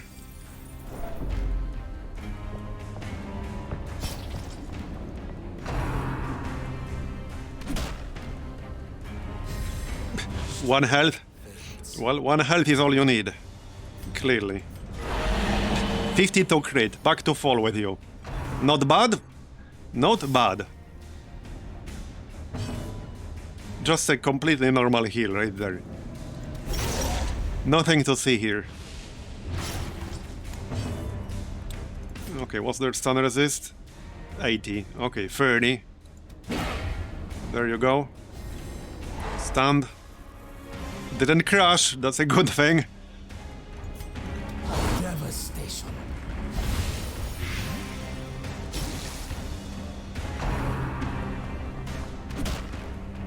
You have to enable it through the mod menu in the main menu. You can do it anytime you want. Doesn't have to be at the start of the campaign. Same place where you enable scouting speed and movement speed.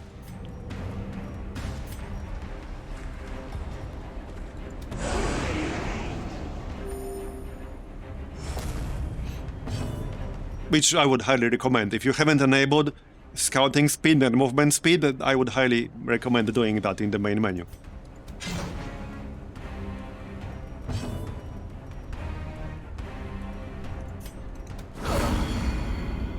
That should do it. Yep, both dead. The hourglass empties. Alright. An adequate performance for now. Keep it up. I guess I can grab some amber. I probably won't have the space for it. Let's just loot it normally. Secure it and march on. June Lily. To do. 650 gold. Passively buffs the party. Plus 4 accuracy, plus 2% crit, plus 10% debuff mark resist. Okay, sure, I'll take it.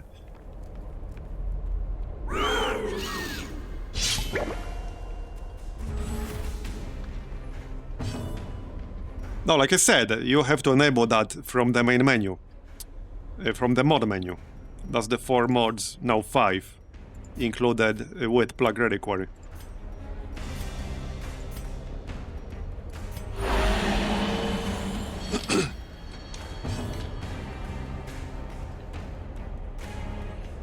No, this is not another mod. It's literally a mod bundled with a Black Reliquary. It's like part of Black Reliquary install.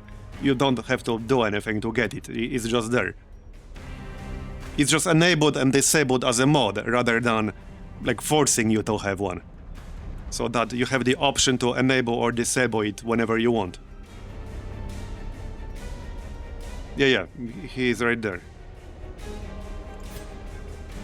Okay, that's a nasty group right here.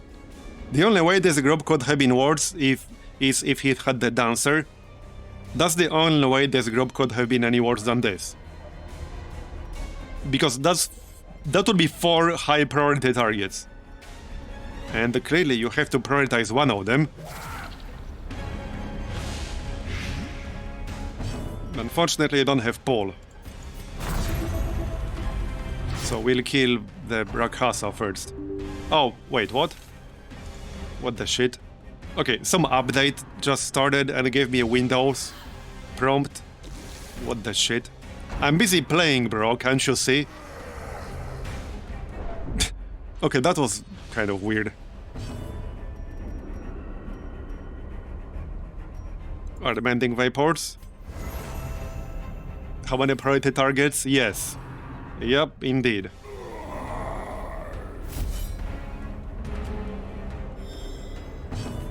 Oh, it wasn't even Windows, it was one of the launchers. I'm not gonna say which one, you can figure it out yourself, I'm sure.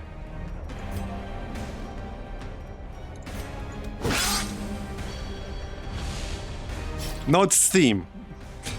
I'll put it this way. The not Steam launcher.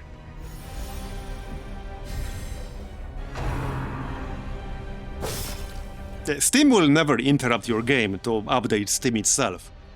Yes, you will get a message after you like close the game, but it will never literally alt-tab you out of your game to tell you, hey bro, we got a Steam update. It will never do that. It will never do that.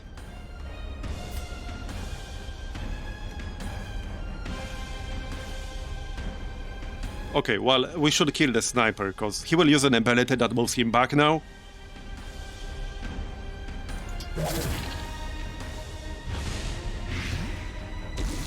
Oh, it did? Which game was that? Yeah, no pop-up. That sounds like more problem with the game. Okay, that was a nasty hit. Of course, he dodged.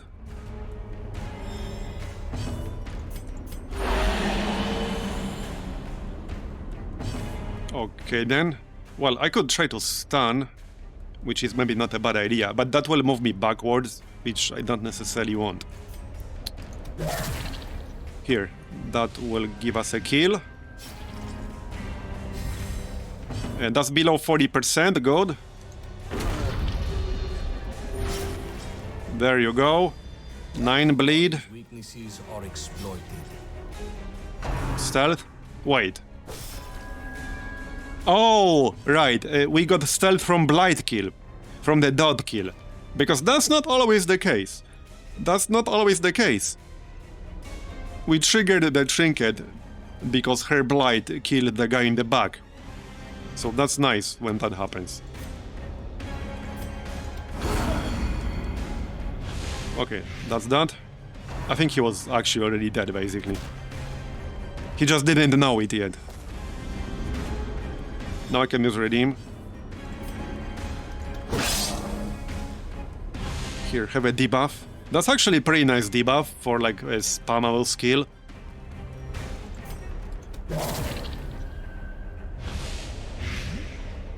Once the blood flows, the end has begun. Hey Marbozir, thanks for 12-month resub, I appreciate it. Heal up. It bared. Alright.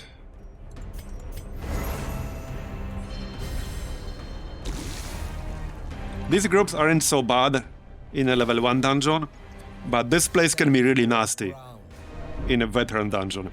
Not sure if I want to know in a champion dungeon. Okay, don't you even dare kill me right now. Don't you even think about it. Yes. There, he won't get a chance. Can we heal ourselves though? Yes, we can. There, plus 30. Move aside, Vestal. New healer is in town. Another skirmish. So, Step forward. okay, I'm just going to pass on these.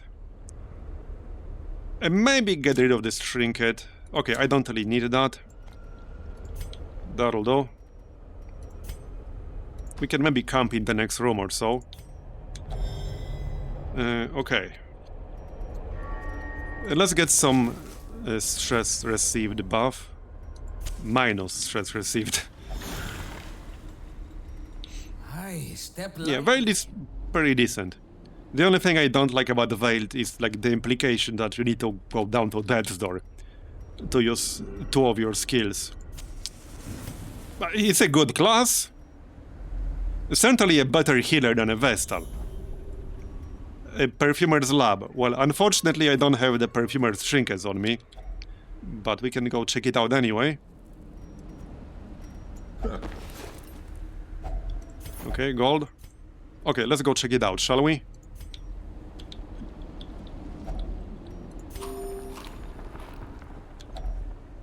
more money. Our cause is righteous, but requires funds. Okay. 2 of these guys, and the dancer, and the champion. Okay, that's a pretty bad group. Because these 2 guys have AoE stress skill. So that's kind of bad, that's pretty bad. As far as this place goes.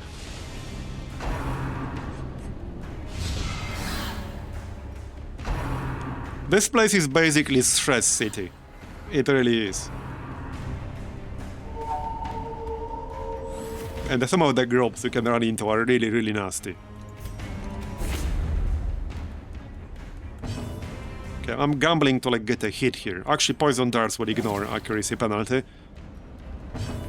Blight didn't land, unfortunately. That's unlucky.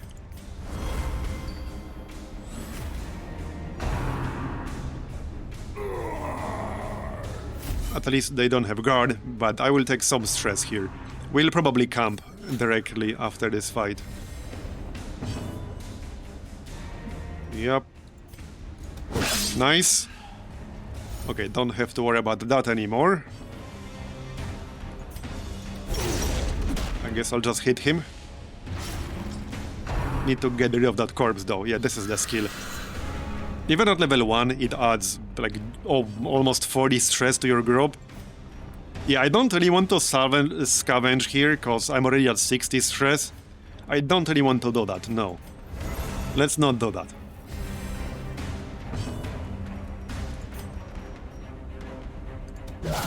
Nice crit. What, only minus 3 stress? I was hoping for more than that. Okay, 67.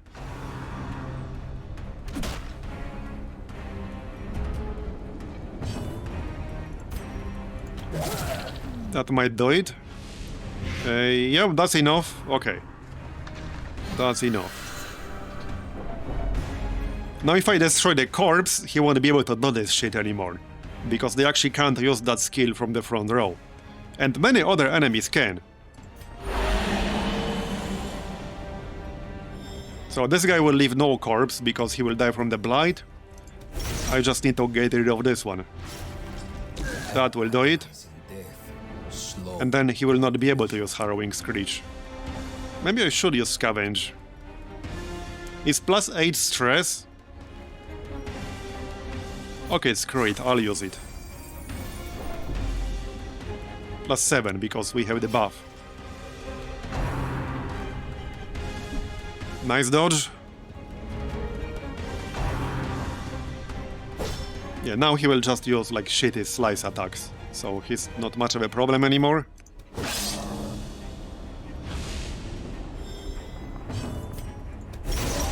That should do it.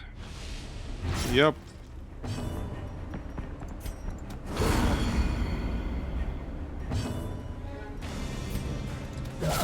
Nice.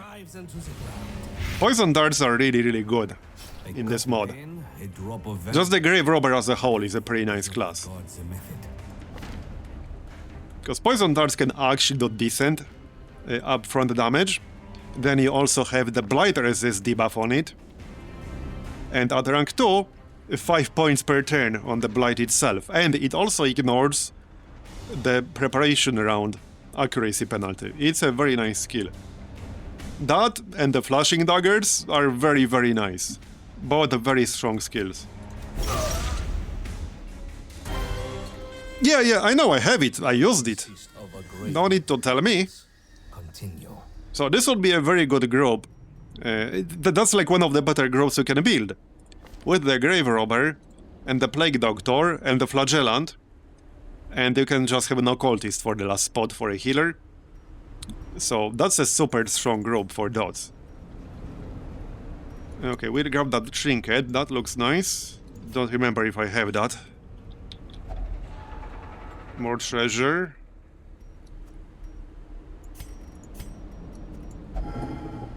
And no, we did the Caverns boss earlier, but I had to withdraw. Sadly. It was a bit too much.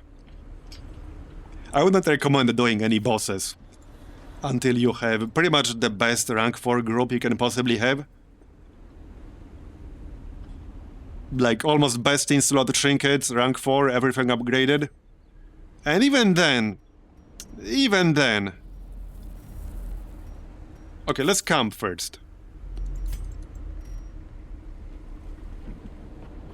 The problem with that boss was that he basically had kind of like opposite resists Together, of what most of that zone gets.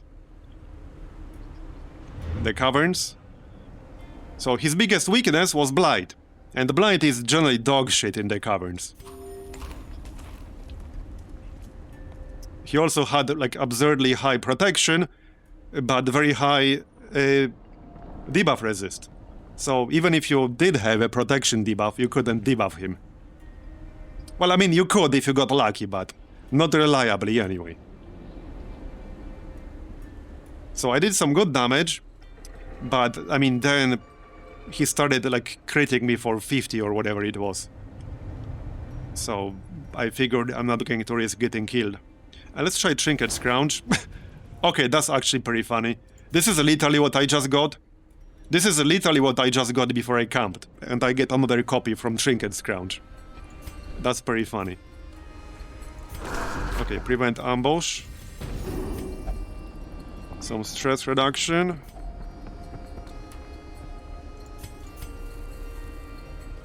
Minus 20. Okay, I'll take that. We can get scouting chance.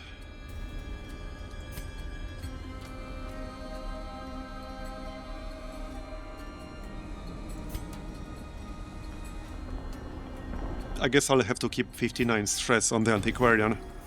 Alright, let's get scouting chance though. we follow the ever-guiding light. Yeah, that didn't help either. So really, the only counter to that boss was to bring a group with a lot of honing oil. Which is, you know, you have to kind of know that in advance. And it's kind of a dick move. Okay, I will tell you why it's a dick move in terms of design. You know why? Because there's not a single curio interaction for honing oil in the caverns. Literally not a single one. So you would never bring honing oil into the caverns for curio interactions, because there are none. Like, there's literally not a single one. The only interaction you can get on a curio in the caverns is if you get Confessor's Toolkit to spawn. Because you can use a honing oil on Confessor's Toolkit, which you can spawn in any zone, and get a 12% crit buff.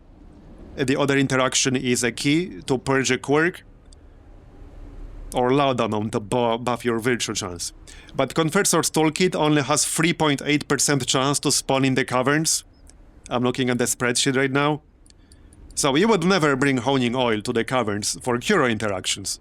So honestly, that's kind of a dick design, in my opinion. Like, it's intentionally troll design, the way I see it.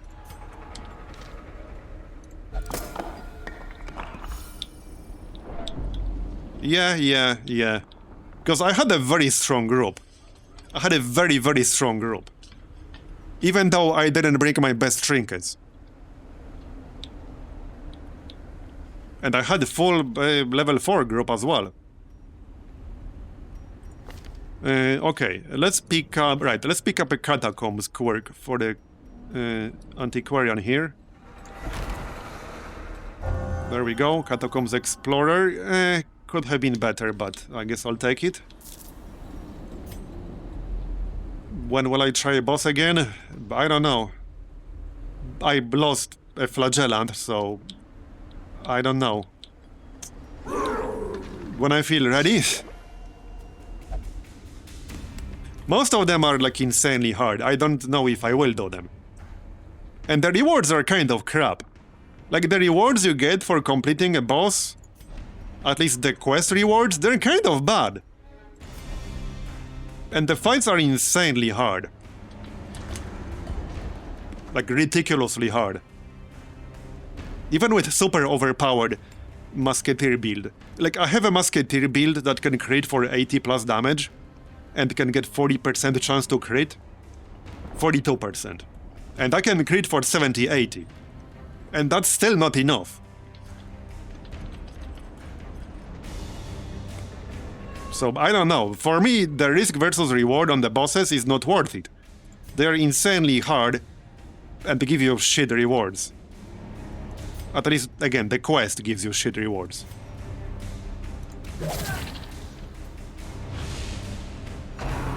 Yeah, you did 98 crit with Bounty Hunter, still not enough? Yeah, I know. Like, they all have 450 health or so. That's way too much. That's way too much. Especially when so far both the bosses I fought had the ability to either neutralize one of your characters permanently or crit them for all of their health. Yeah. So honestly, I would only do the bosses for kind of a challenge. Definitely not for the loot.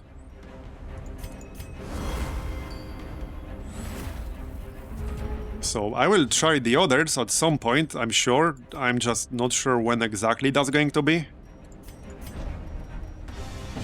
I would like to get a few more memento trinkets, but that's super random.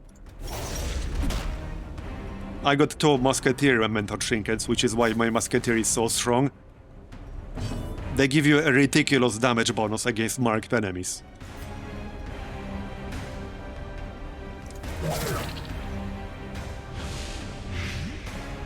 Yeah. Like, just the veteran dungeons themselves are really hard already. I brought my best level 4 group to a short dungeon after that boss attempt, and I lost. Like, they killed a flagellant. I hit 100 stress pretty early on, and I had to retreat. And that was my best group, pretty much.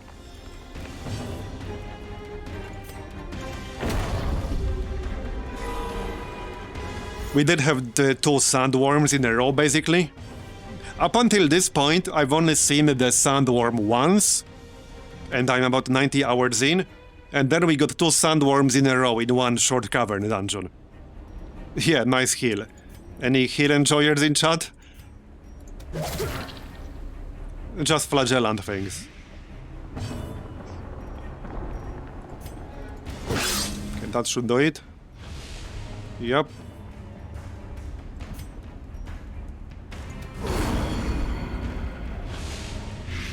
Have some blight.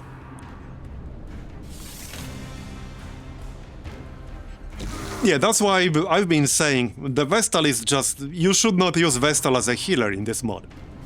The Vestal can make an okay frontliner with some support skills. So the best use case for a Vestal in this mod is rank 2. Because you can do decent damage with her. You can also spam one of her skills, gives you a group buff. You can spam that skill if you like, and then you can pop the group heal once in a while. So that's the best use case for the Vestal in this mod, but if you need a main healer, the Vestal is not it. I know we had the developers in chat a few times and they said they wanted people to use other Vestal skills too, which I completely understand. It's a fair argument to make. However, in my opinion also, in the process of wanting people to use other skills from the Vestal, they made Vestal completely unviable as one of her key roles, which is a healer role. You literally cannot use her. She's not a viable main healer at all. So they completely removed that role entirely from the Vestal. Which I don't agree with. Like, I get it, it's fair to not want people to just use her for healing, but you shouldn't just make her heals completely worthless in the process. And they kind of made her worthless as a healer. I would never use her as the main healer. You will die if you use her as a main healer. Like, straight up. For several reasons. Because her single target heal is dogshit. It's literally worse than Veiled. It's literally worse than this. It also has a cooldown, so you cannot use it every turn because it has a cooldown, and it cannot be used from the front row The occultist can use it from anywhere he wants. So way too many downsides, and the healing is crap. Sure, it cures horror, which 99% of the time when you're healing somebody you don't need. It's a gimmick. Very situational one. But what good is horror heal if people just die from the damage, you know? That's my argument back. Like, I get it, it can cure horror, that's why it does less HP healing, and that's why it has a cooldown. But what good is curing horror if your entire group is going to die because you can't heal them enough? You know? She can be okay with the Flagellant, but then Flagellant will work overtime with his heals. And he shouldn't. And you know, almost any healer who can heal would work well with a Flagellant. That's not because of them being good, but despite being bad. Because he will just carry them. He will carry them hard. So this guy, the Veiled, he's a more viable healer than the Vestal. He doesn't have a group heal, but he has a pretty nice single target heal. And he has some other useful skills. His main attack skill right here, this figure, can debuff damage done by the target. And he has a bunch of other very useful debuffs if he drops lower on his health.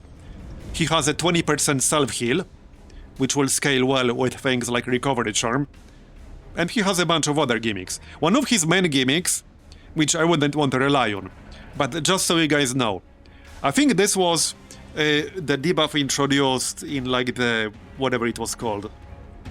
It was like the last DLC Darkest Dungeon added. But this debuffs targets death blow chance, and this can overcap your death blow resist.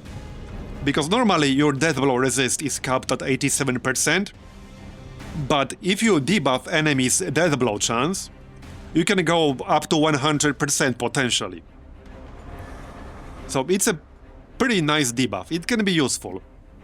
It's not easy to land it, because you need to be below 10% health, so it's not easy to land it. But it's a thing. It can potentially save your ass. In some situations, it can happen.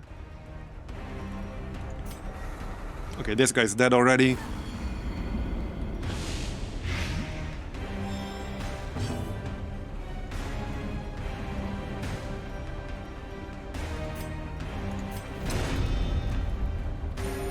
But yeah, Vestal really needs a heal.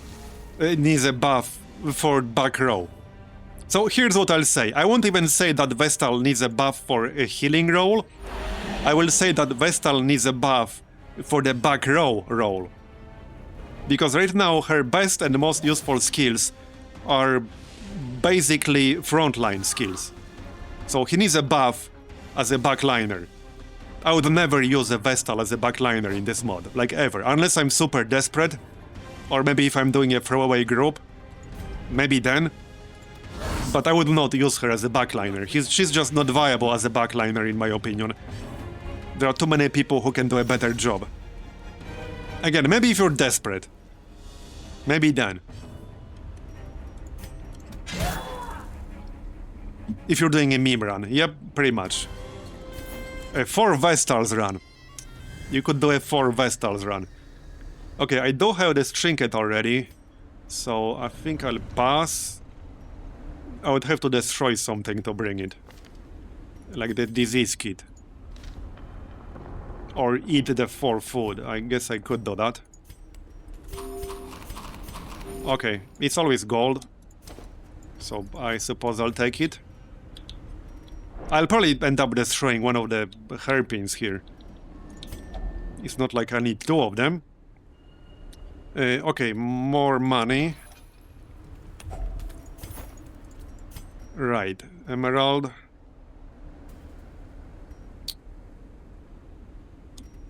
And let's just destroy 1 shovel here. Probably won't need 5 from this point onward. Okay, scouting. So, okay, there's an obstacle and an empty room. I should probably go check it out, because we know the room is empty. It will just cost me a shovel. That will make it easier to complete the actual main objective.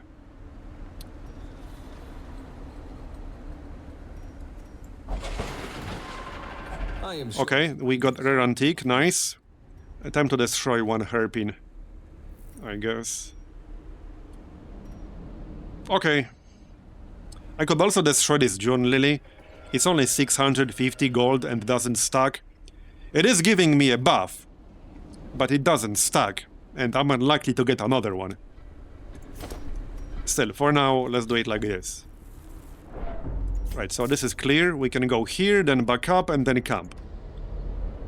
Oh yeah, and we can check the perfumer's lab on the way. Not that I have a lot of space. I should probably start bringing the perfumer's trinkets, because you're supposed to use them in here to upgrade them. It's just that they're not that good unupgraded, and if you bring one, like, and keep it in your inventory or something, I'm not even sure if you can do that. No, you have to equip it on somebody. Right. Well, I guess I could camp first if we're going to do this. I don't have that much food left. companion. Okay, for free all food. we have. Prevent ambush. Not that I couldn't handle ambush. I can definitely handle it. Let's try a trinket. Maybe we'll get something good. And now we will not get anything good. Fair enough. Heal stress. And scouting chance. Against Selite, our foes will fall. Yeah, but that's like the third hatchet now. So I suppose I can take it. But that's the third hatchet that I have now. Trap.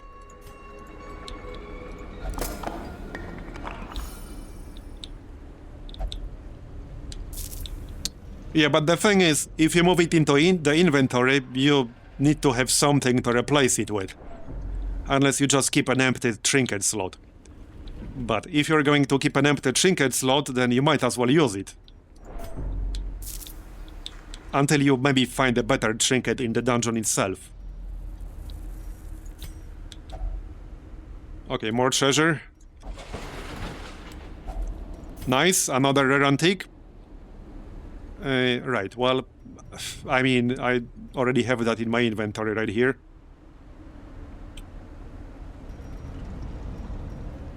Let's destroy this one amber and get the relics. One amber is not much. We're unlikely to get amber in this place. A firewalker. Okay, that's the guy who crashed to desktop. If you placed amber blight and expiate on him. Don't know if that still happens. But he would crash to desktop every single time. If you did that. Well, every time he used the pressure malfunction. Okay, nice. Oh, he will get cured. That's a dick move. But alright. Alright, alright.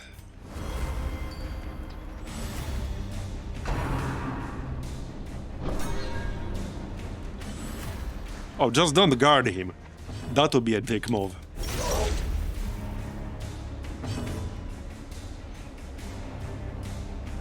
No, it doesn't. When you load the save back up, he will have neither Amber Blight nor Expiate, so it does not lock you. Fortunately. That would be really bad if that happened. That would be really bad.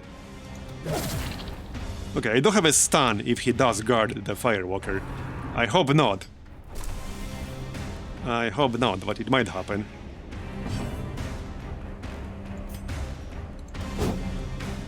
Great. Okay, he will guard the healer. Yeah, this is my issue with games that don't allow you to make more than one save. I don't have a problem with like the functionality itself, but I have a problem if the game has a bug that can like lock your save in a crash loop, in an endless crash loop. Fortunately, that does not happen here, but I've seen games this happens in.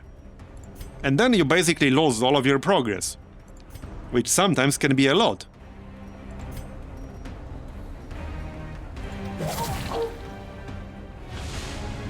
pretty much the same reason I don't use Iron Man. If I want to play without reloads, I just play without reloads. That's normally how I play anyway. So just play honest, man. But like Iron Man has way too much potential to wreck your save. Especially if you're running modded games. Especially in modded games. Looking at you, XCOM. But even Civ did have some crashes. That's why I stopped using Socretax Oceans and Socretax Resources. And like, I know Potato had the same problem with it.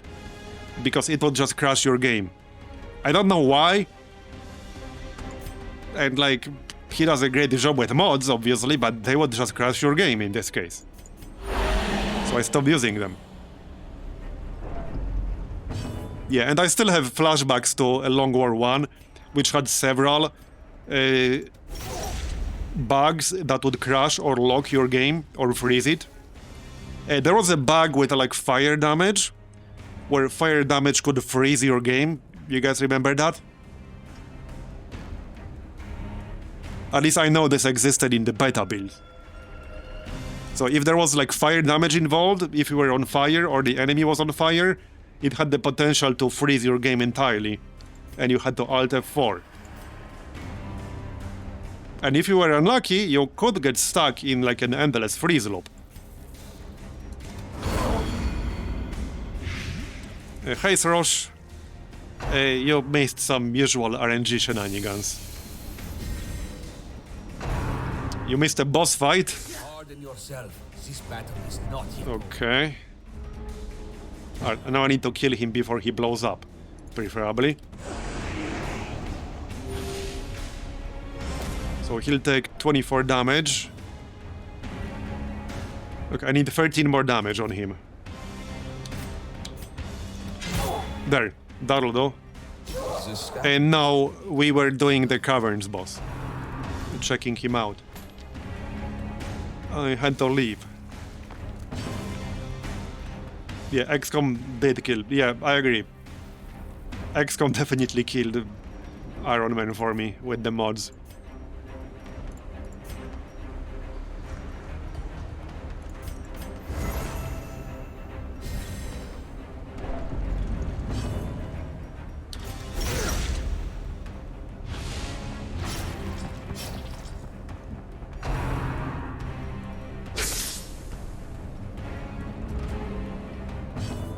All right.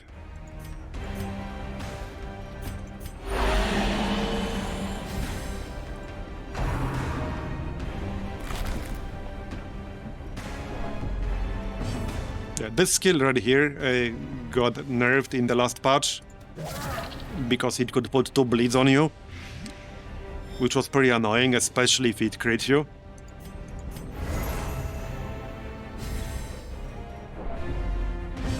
Can you die already? That should do it.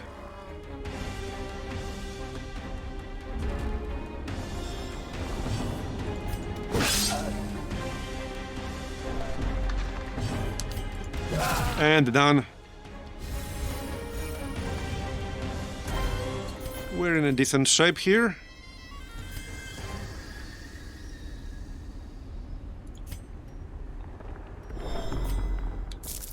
Not quite close to the end yet, though. Okay, more treasure.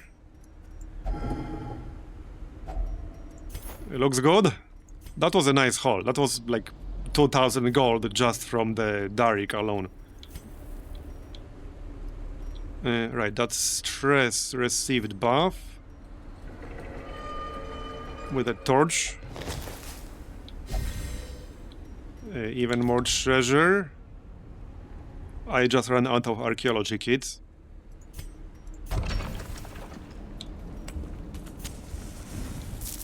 Okay, 4 torches left. Okay, clear. Another blockade. Will attempt to impede us. I don't have that many torches left, actually. Be gentle. For sale or for study, these artifacts are precious. Yeah, not willing to destroy anything here for relics. Okay. So we can skip this room. And just go all the way to the end, because I don't want to backtrack. I'm low on torches. Okay, there, we got the buff for range skills. That's useful for a grave robber.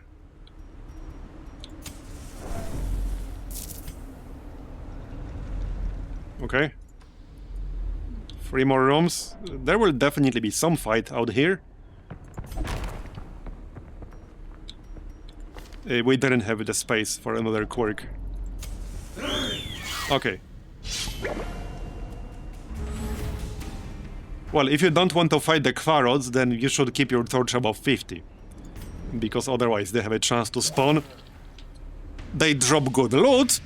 If you want gold, you can farm them if you like. But they can give you a lot of stress, and they are all bleed immune. So if you don't want to fight them, don't let your torch level drop below 50.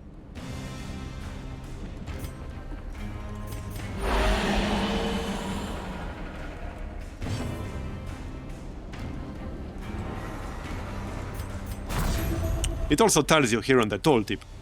Above 50 you will have Lost Legion spawn chance. Below 50 you will have Quarrels spawn chance.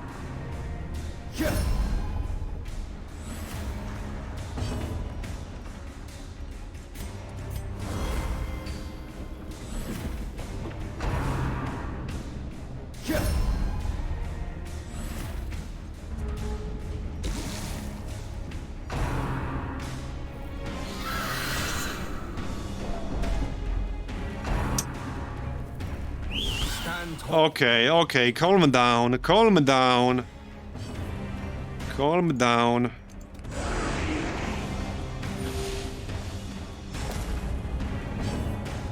Right. Well, they're both guarded now, which is kind of annoying. I can try a stun here, but then I'll have to move back forward. And I won't be able to heal.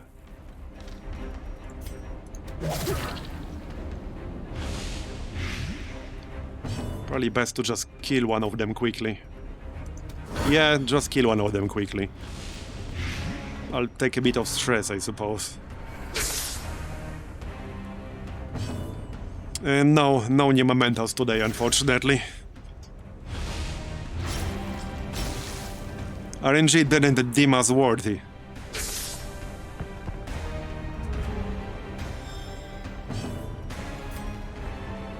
Okay, well, this guy's basically dead. The wound closes. The bones are mended.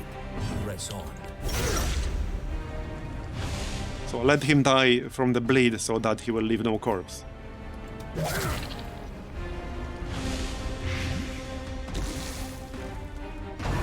Yeah, today was not very lucky overall. The boss run was pretty bad, then I did short caverns with like a very strong level 4 group, and I lost a flagellant, had to leave. We had 2 like sandworms in a row. It was just an unlucky one in general. It wasn't really my day.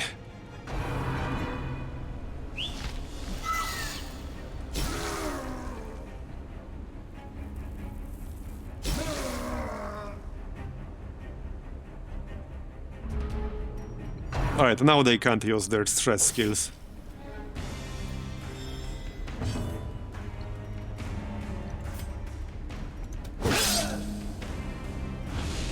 That guy's dead. Is it ever my day? Well, sometimes. Rarely. But it happens once a blue moon. It actually happens once a blue moon. Which is not today, clearly.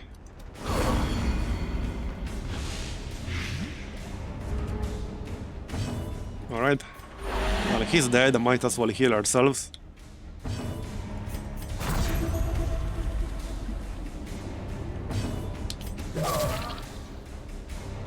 Yeah, 50%.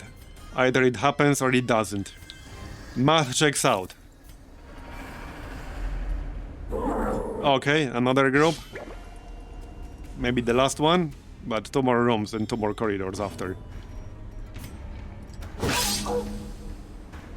Okay, so Firewalker first. Nobody to cure him this time. But we don't have Commander.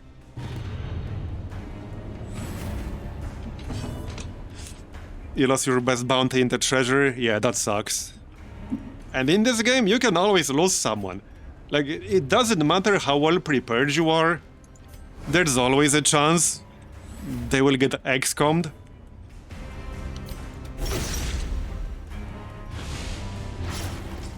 Like, there's always a chance.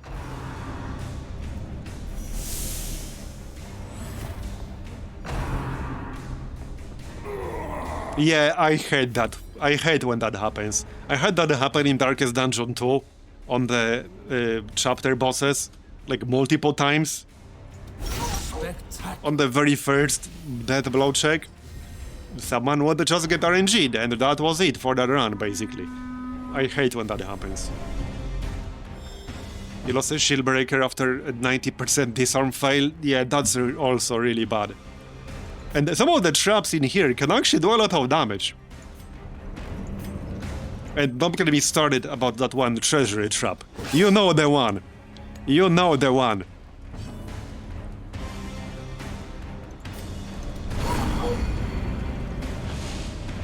First death blow chance should be free. Yeah, it would be nice if it was.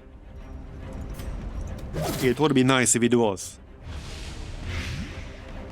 Well, oh no, 1 health. Oh right, now he will use pressure malfunction. Well, I think what it could be is you could have amber item, like from provisions, and there are already 2 provision items that require refined amber dust. So you could have some kind of item there that would basically, I don't know, guarantee you a death blow resist if you have capped resist. Something like that. Something like that. Yep, death's door. Well, I don't necessarily want to do anything here because I want to stay in stealth. So let's stay in stealth. And then heal. Okay, good.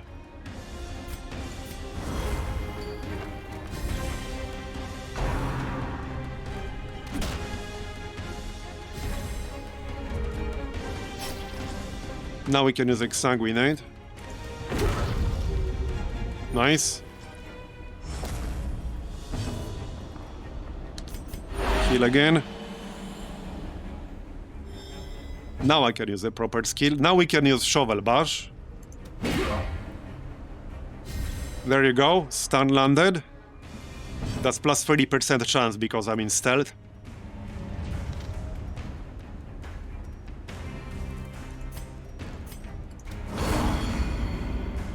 Is the Veiled any good? Yeah, he's actually a decent support healer and he has some interesting skills. I kind of like him. I don't necessarily like the idea of going down to death's door intentionally, but if you ignore that part, yeah, he's actually pretty good. He has some interesting debuffs. Yeah. And he has a debuff that can reduce enemies' death blow chance. So that's the only way in the game to actually guarantee a death blow resist. With that said, you have to be below 10% health to actually be able to use it, or rather to have that effect on 2 of your skills. But you can debuff the enemy's death blow chance and then get higher than 87% resist. So that's the only way that I'm aware of that can potentially give you a guaranteed death blow resist. Potentially. And you know, even if it pushes your chance above 87, it can save your ass sometimes. You just don't know when exactly it saved your ass and when it didn't, but it can.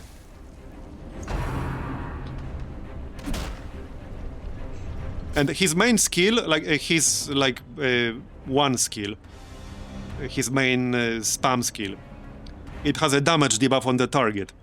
And the damage debuff can be quite useful against high damage enemies. If he's below 20% health, you also get a crit debuff. So that's pretty good. That's pretty good for his main spammable skill. And then he can heal himself with this for 20% base. Which he needs because his main healing skill also makes him take a bit of damage. But it's a good skill. You can use it every turn. It heals for a decent amount. It gets even better if you yourself are lower on health. So it's a pretty good one.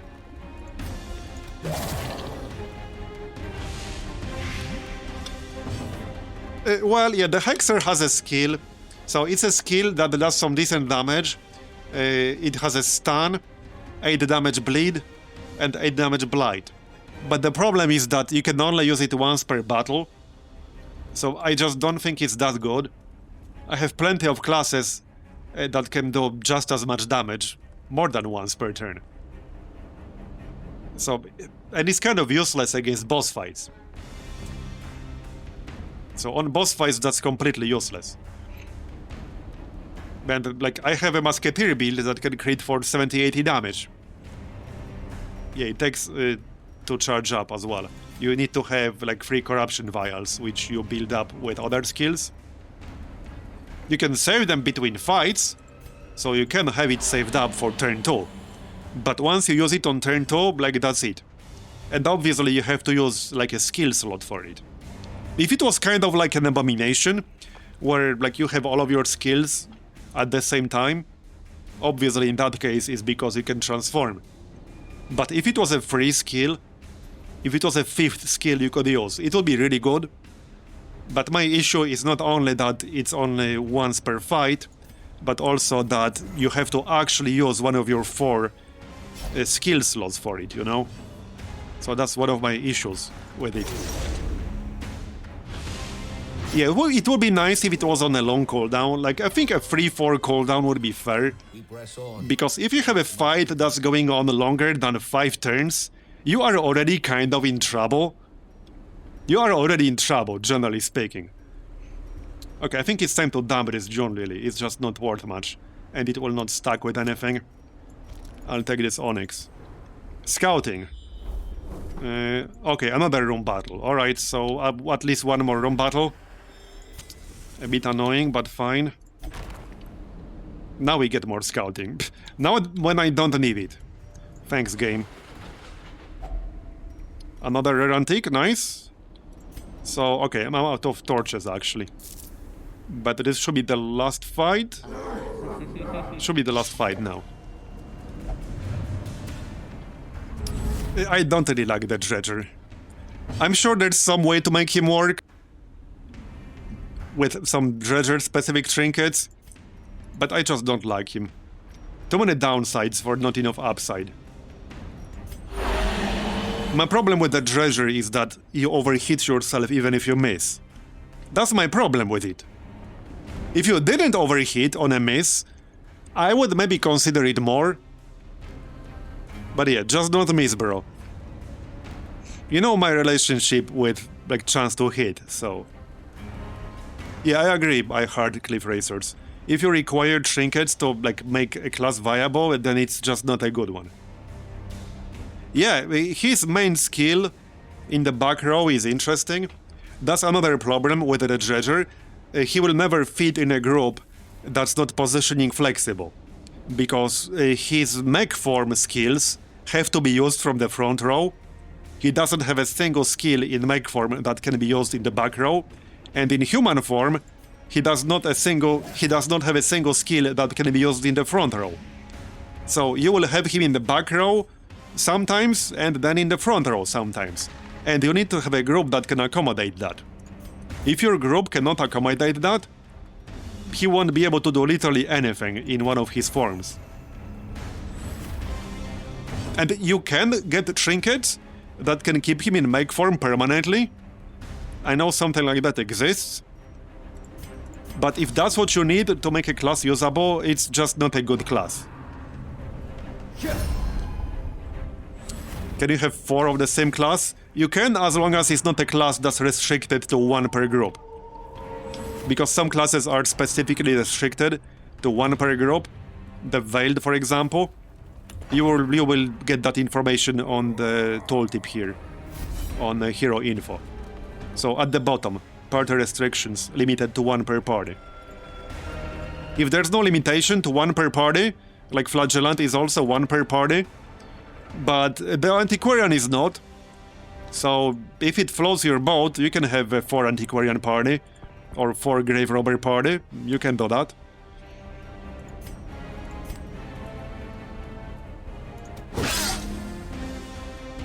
Four Leopards meme, yeah, or 4 Crusaders. Okay, that should do it. Nice.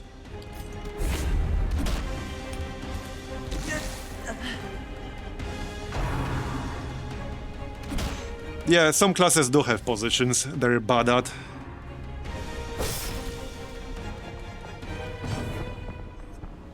Okay.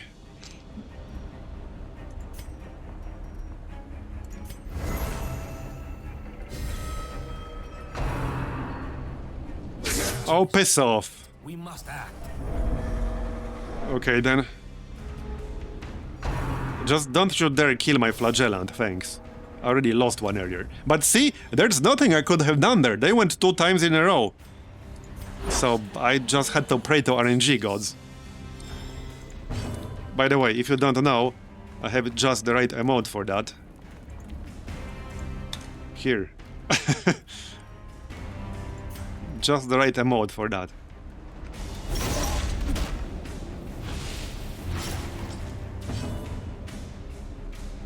Alright. Come on, big boy.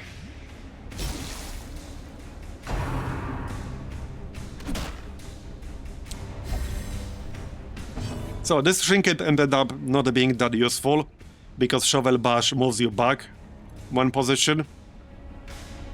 So I basically need to be in the front. It would probably be better if I paired it with a lunge. But yeah, hold on, yeah, you can't use lunge from rank 2. So it's just not that useful. Because the Grave Robber doesn't have a skill she can use from rank 2 that would move her forward. I would need another class in the front row with a skill that moves you backwards. The Flagellant doesn't have that, but that would be a better setup.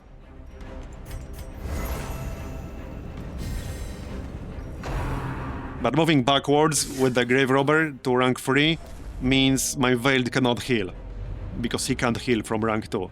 Okay, again. That's a bit annoying. Don't die on me, bro.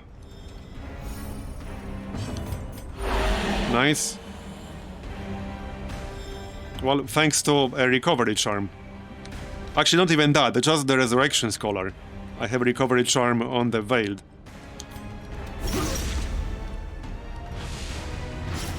Yeah, the Resurrection Scholar is one of the best class-specific uncommon items in the game. It's just insane on the Flagellant.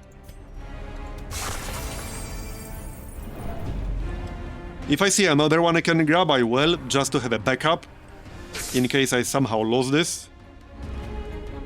I would hate to lose this, it's just so good, it's insanely good.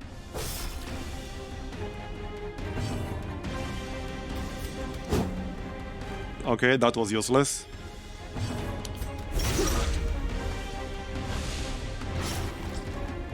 That's enough for a kill.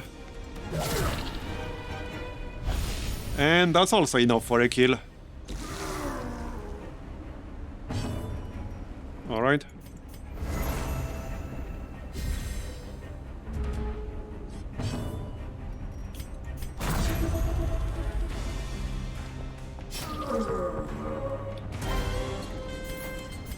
$750 gold. Well, I still need 1 shovel.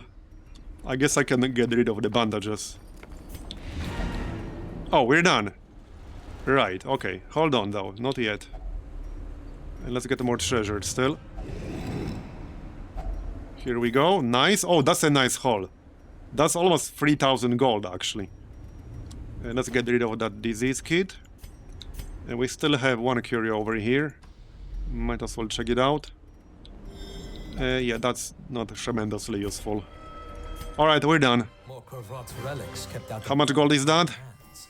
Excellent. Okay, that is 40,000 gold from a medium level 1 Catacombs. If you're starting to play this and you need gold, just do Catacombs with the Antiquarian. And just bring all of the archaeology kits you can. You will get a lot of money.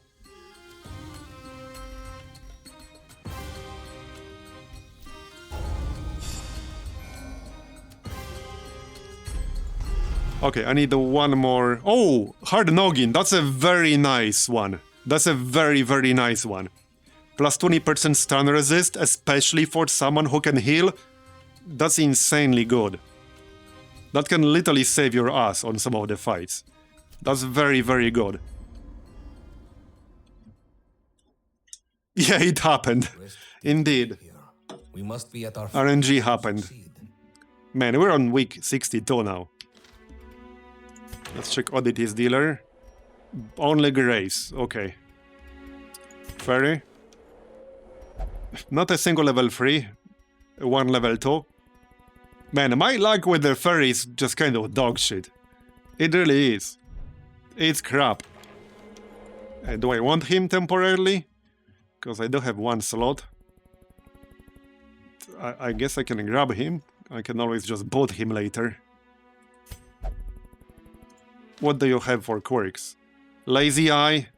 Yeah, no. Okay, Lazy Eye. On a friggin' Houndmaster. No thanks. No thanks.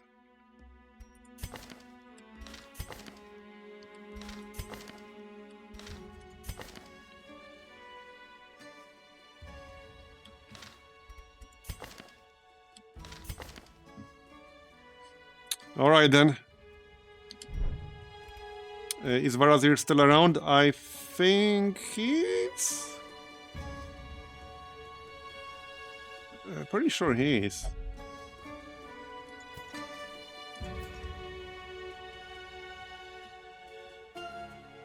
Or is he? Oh yeah, he is here. He has some good stuff too. Amber Symbiosis, that's actually kind of a nice one.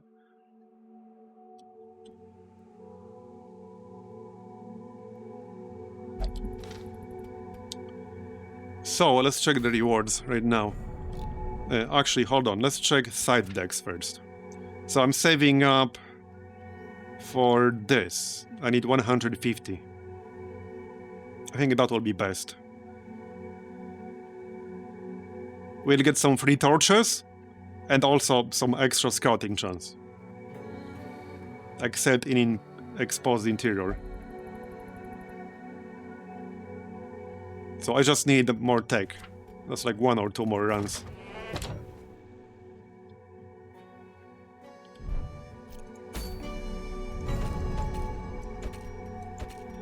Let's check the rewards.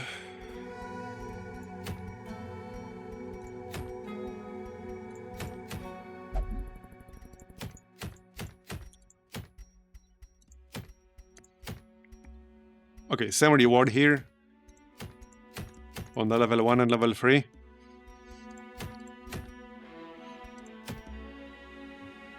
Yeah, that's a nice trinket. I do have one already. Plus 15% damage when acting first in the party. Okay, that's actually not bad. That is actually kind of nice, depending on what party you're running exactly.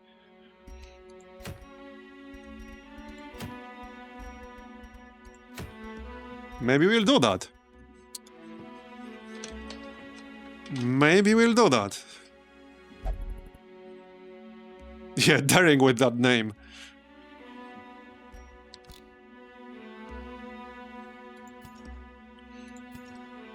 Well, I mean, I think the most appropriate class to use with that name is the Veiled.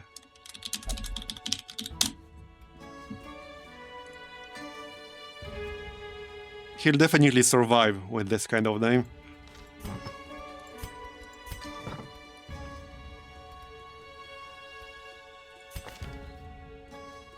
Uh, 44 stress. Right, he will not use the bar. You can just use amber refinement and such. More tech.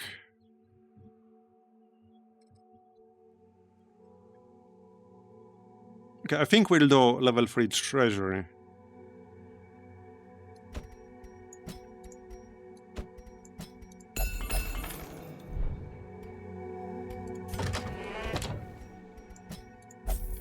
$36,000 gold. Okay, any quirks I might want to remove? Minus 20% bleed resist.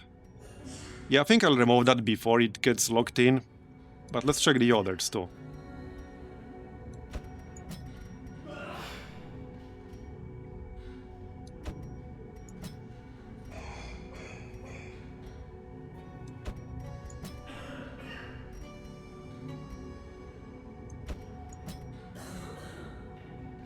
Minus 8 speed if any enemy is corpse.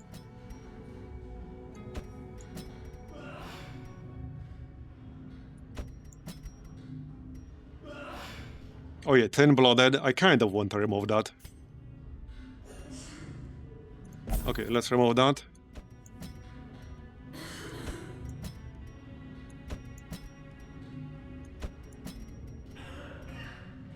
Anemic. Yep. Okay. Any diseases?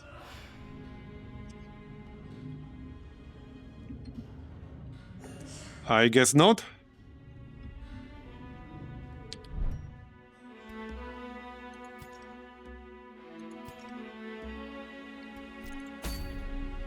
So, okay, let's do level 3 treasury here. That's a nice trinket, actually. There are definitely cases where I would use that. So, okay. I probably don't want to do any non-boss veteran runs with the Judicator here and the Musketeer, because then they will level to 5 and they won't do veteran dungeons anymore. So I think I'll save them for bosses.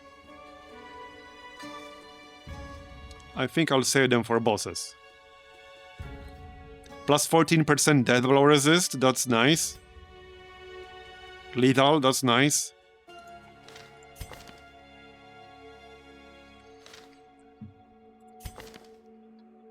So let's say Agent Flynn. I think Misa would work. I guess it kind of depends. He has Treasury Adventurer.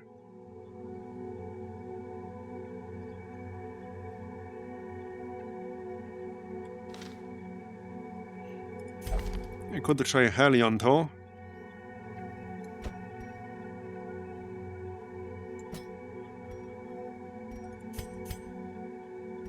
Yeah, okay. A Giant Slayer. This would be useful against the big-ass snakes. For sure. More speed if below 50%. That would be... okay, this is already with the more speed. Right, so obviously healer. I think that would be Meld Canister. He has Cheerful, that might come in handy. 4% chance to stress heal the entire group. And yeah, the last person would probably be a Musketeer. Most likely.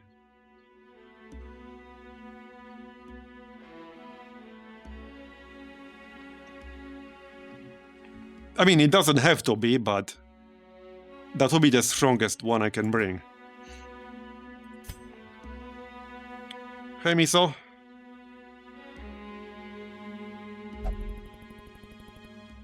Yeah, the main use case for a highwayman is in the front. It would kind of... okay, it would maybe work.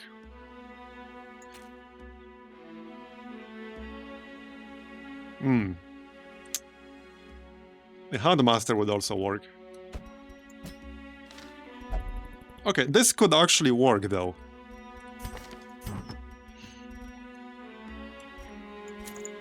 With the Highwayman trinket, that's basically like riposte spam trinket.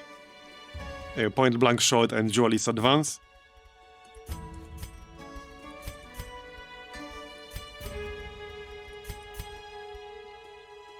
And the Pistolier's backup, possibly. Or just plus 15% repulse damage. Okay, let's just get the repulse damage.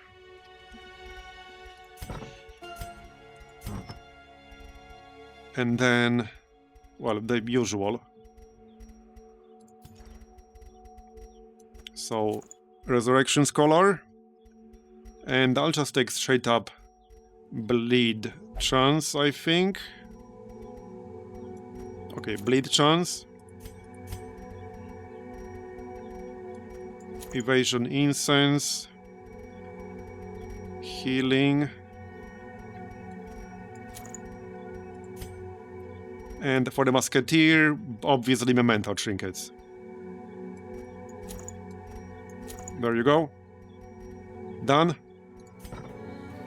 And we'll need to spend some money for upgrades. Alright, let's spend some money for upgrades.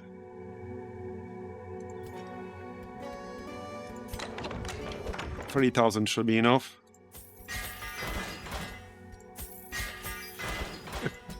Probably enough.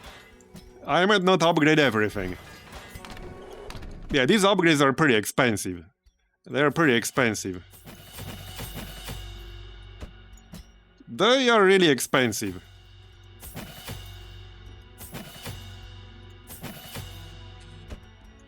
$11,000.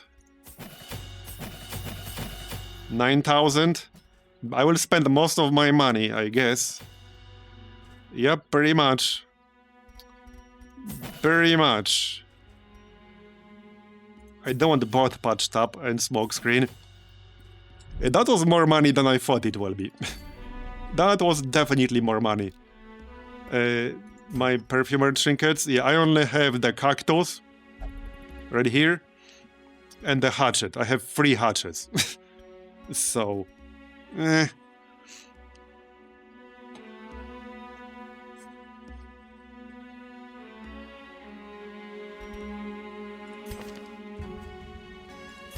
I could give one of them to someone. It's just that I would be sacrificing something important. So I don't know if I want to. Like this repulse damage trinket will scale really nicely.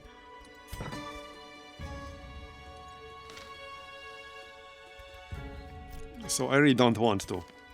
I really don't want to. He shouldn't need that healing, to be honest. Yeah, I mean... I don't know. This doesn't actually give you any crit, it's just that on a crit, you will do some damage to the target. It's a bit too much RNG, I think.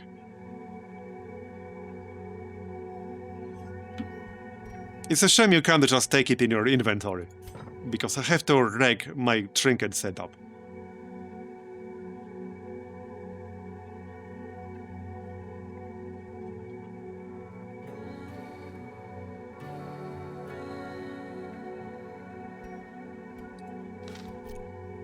Alright, let's just go with this group. Before we go... anyone else to any facility? Yeah, okay, let's send someone to... No, let's not, because I won't have enough money for provisions. Let's not. So... Okay, obviously food. Shovels, anti-venom and torches. That's 2.6k left.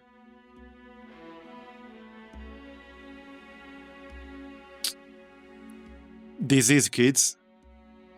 And some salt. Salt can be a stress heal in here, so that's useful.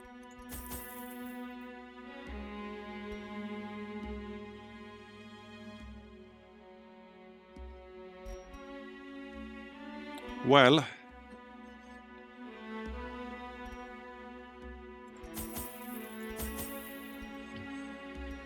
I guess that's it.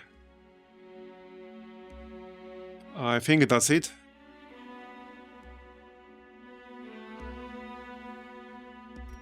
one extra shovel just in case. That's all of my gold. Yeah, upgrades are expensive. Upgrades are really expensive. Okay, let's go.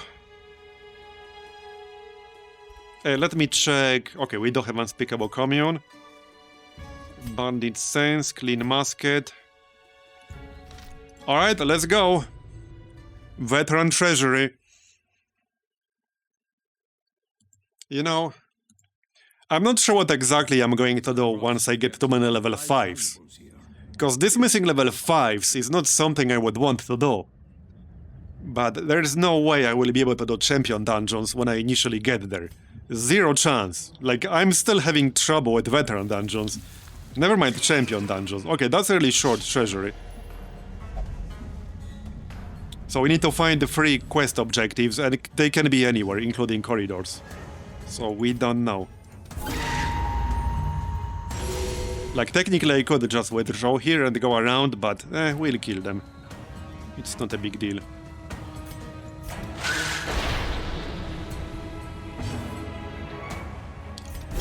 What accuracy penalty?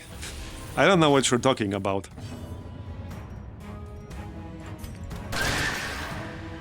Look at that damage on turn 1. We actually killed one buzzer. Straight up. The body's weaknesses are exploited.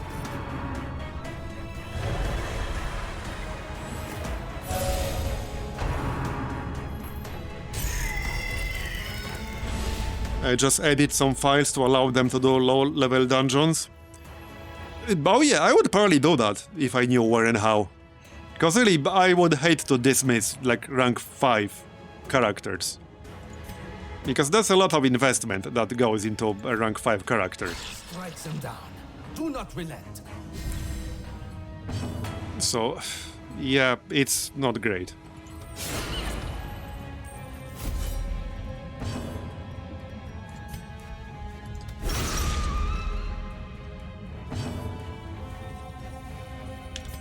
Devastation. Who's the voice actor? I have no idea. Would have to ask the devs.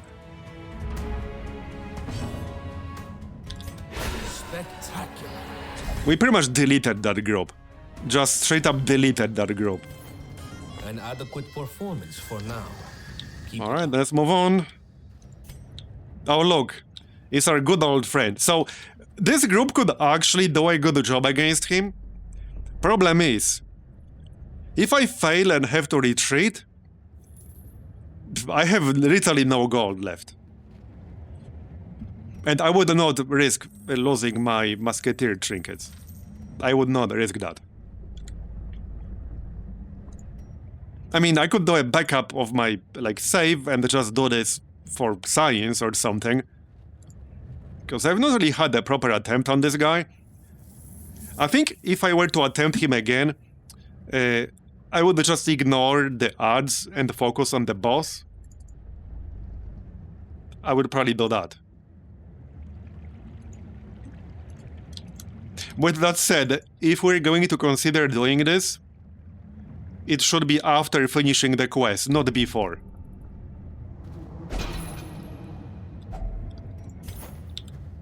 So we'll do it after, not right at the start of the run.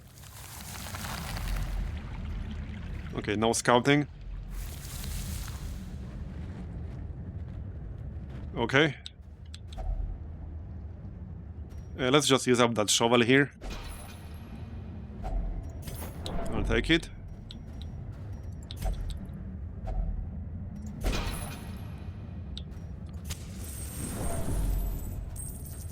Okay, and ignore that guy. Does anyone here take extra stress? I don't think so. Nope.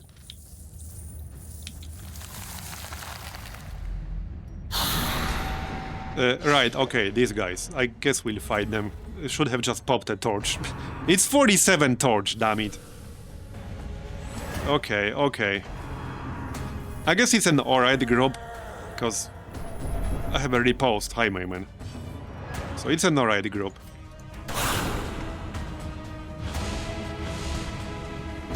But for anyone who doesn't know, this is what you fight if your torch drops below 50. They drop good loot, but they're annoying. They're basically immune to bleed. They can give you a shit ton of stress. This guy can like blow up. He has a skill, I only let him do it like once or twice. He has a skill where I think he uses a corpse and does a shit ton of damage. It's something, I don't remember the exact details. A statue can't bleed? Not with that attitude. You just didn't debuff it enough, you see? You just didn't place enough flagellant and bleed debuffs on it, clearly. There. That's minus 30%, so it's already down to 295. Clearly, you just need to try harder. Clearly. Nice.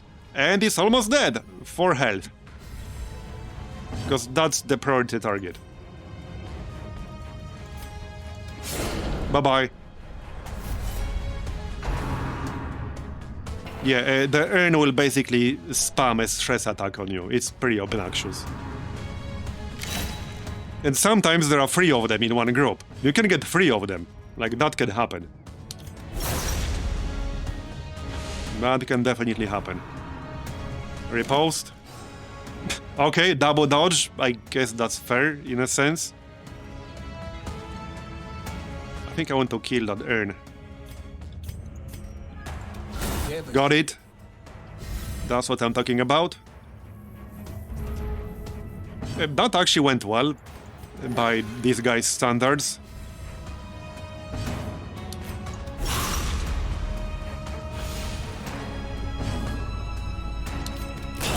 Bye-bye.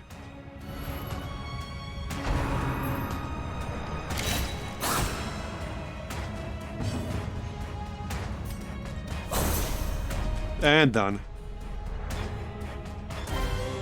Okay. Yeah, so they drop this stuff, Kvarod's Darik. One of them is worth 250 gold each. So you do the math how much friggin' gold this is. It's a good way to get gold, but these guys are pretty tough. Especially with the wrong group. But it's a lot of gold, potentially. Like, how much gold is this? It's a lot of gold. I got 26 of those. Then I have 250 gold. The trinkets are worth 1.1k each. This is a lot of money. Yeah, it's cash money. I might want to just camp here, I think. If only to get inventory space. Probably get rid of that one Laudanum. But I still need inventory space, so inventory space it is then. We will die. Together we will rise. Here you go.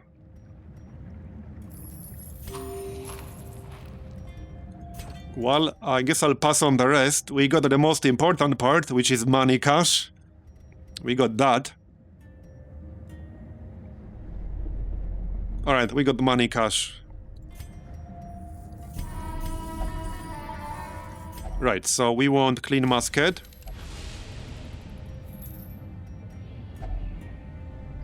We want unparalleled finesse.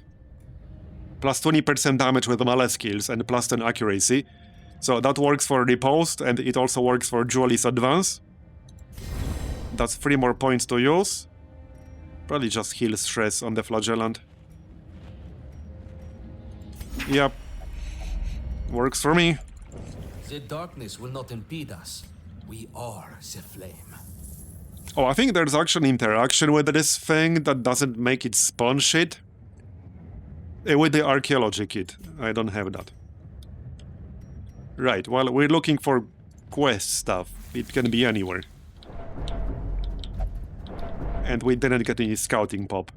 This could reduce my stress with salt. But yeah, I don't really need that right now necessarily.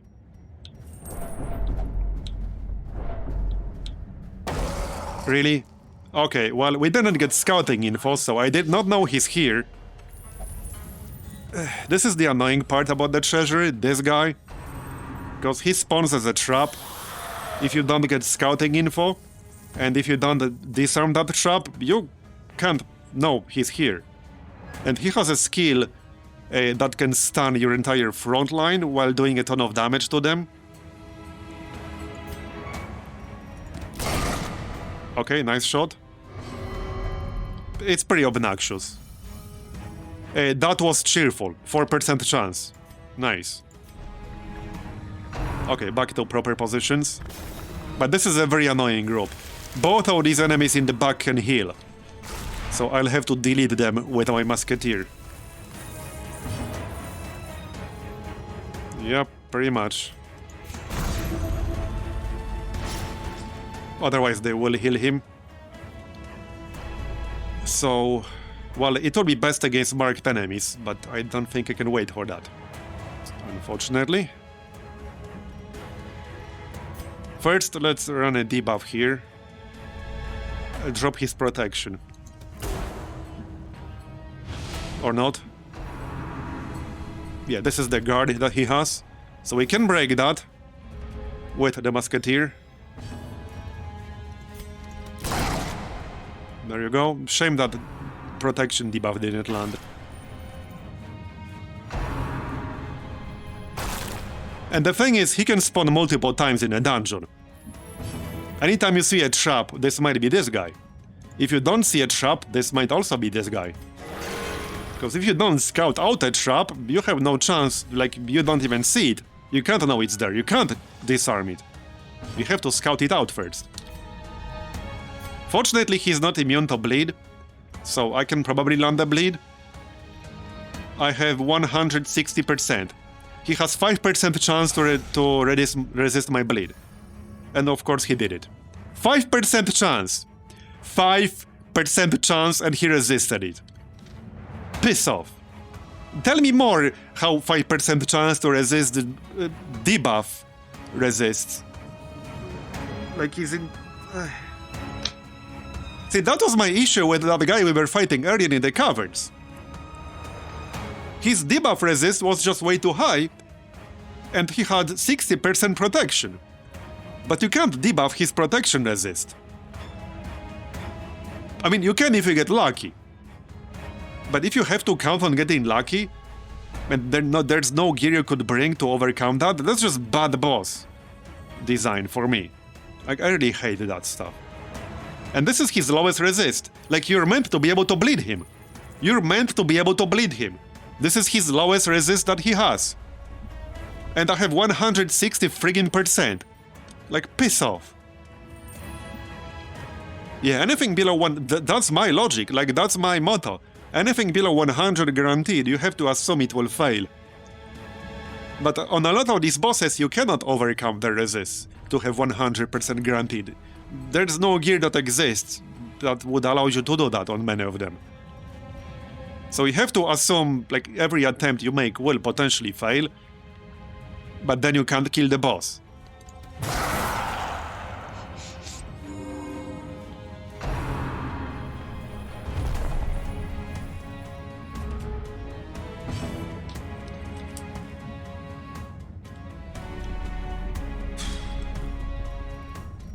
Okay, well, I might actually retreat here.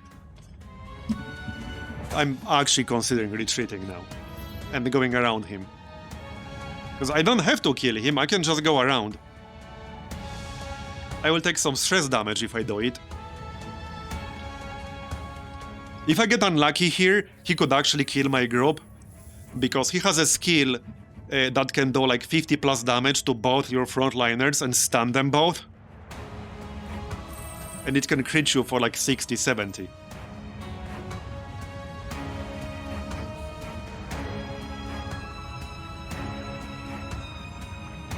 I mean, it's doable, but if I get unlucky, he could kill half my group. The Slab Hammer skill, that's the one. The Slab Hammer skill hits your entire front line, it can crit you for a shit ton of damage, and it has a stun. So it can leave both of your frontliners at the death's door and stun them. And even 90% stun resist is not enough. It's not enough.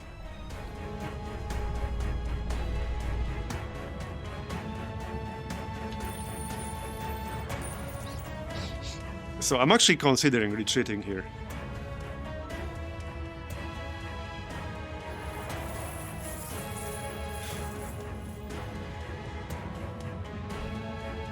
Yeah, his debuff resist is too high as well. This is my issue with a lot of these enemies on Veteran. Their resists are basically so high that you have to assume none of the mechanics will work on them, especially when you need it. So straight up damage is just the best approach. Which is like my Musketeer, but even my Musketeer relies on being able to mark the enemy. And you might not be able to mark them.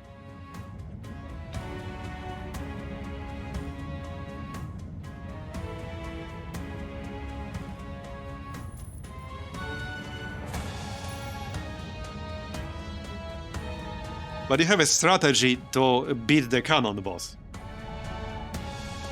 Like bosses in vanilla all have their own counters. Here there are bosses with no counter. Other than just get lucky with big hits. That's the counter.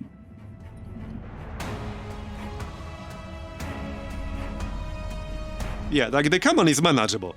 The cannon will not crit your entire group for 70 damage per group member. It just won't do that.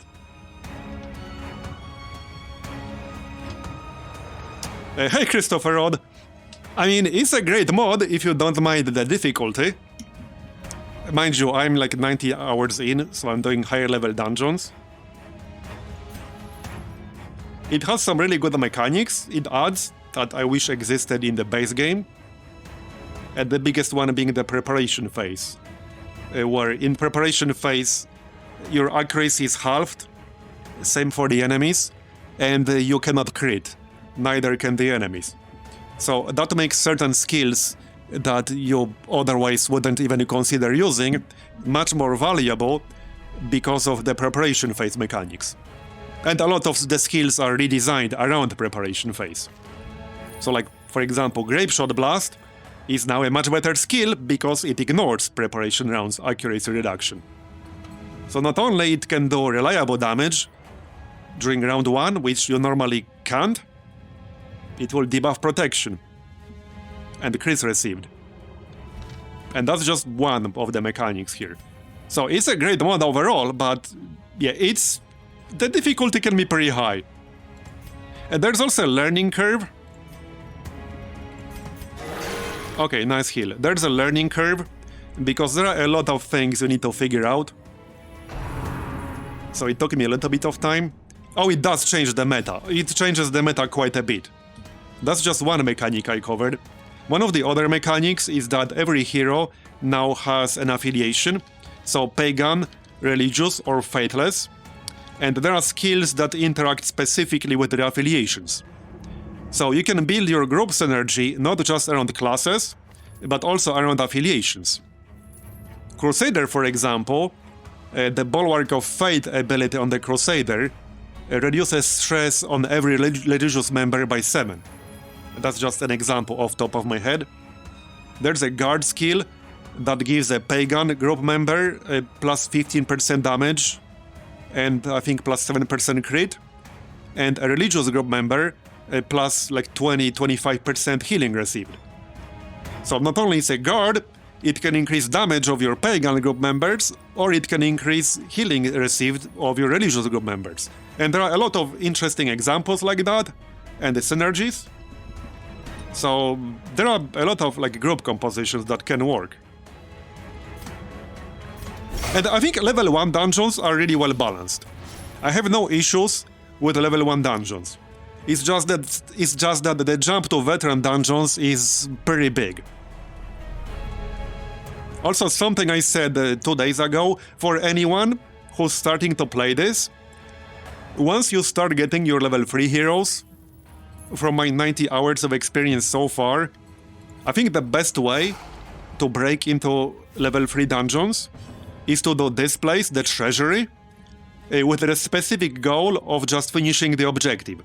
So you ignore the Curios, you ignore the Cactonids, and you just finish the objective.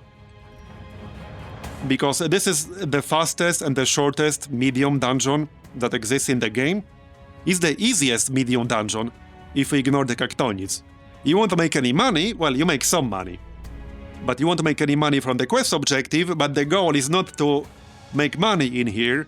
The goal with your initial level 3 characters is to get level 4, then upgrade their gear and their skills to level 4, and then you can do other veteran dungeons. You will have an easier time.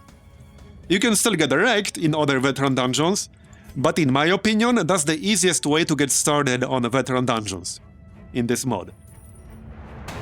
Yeah, so do I try to debuff him here? Probably not, because I actually don't have... I have plus 25% with concussive ammo. So what's that chance? Okay, what was my chance? 150...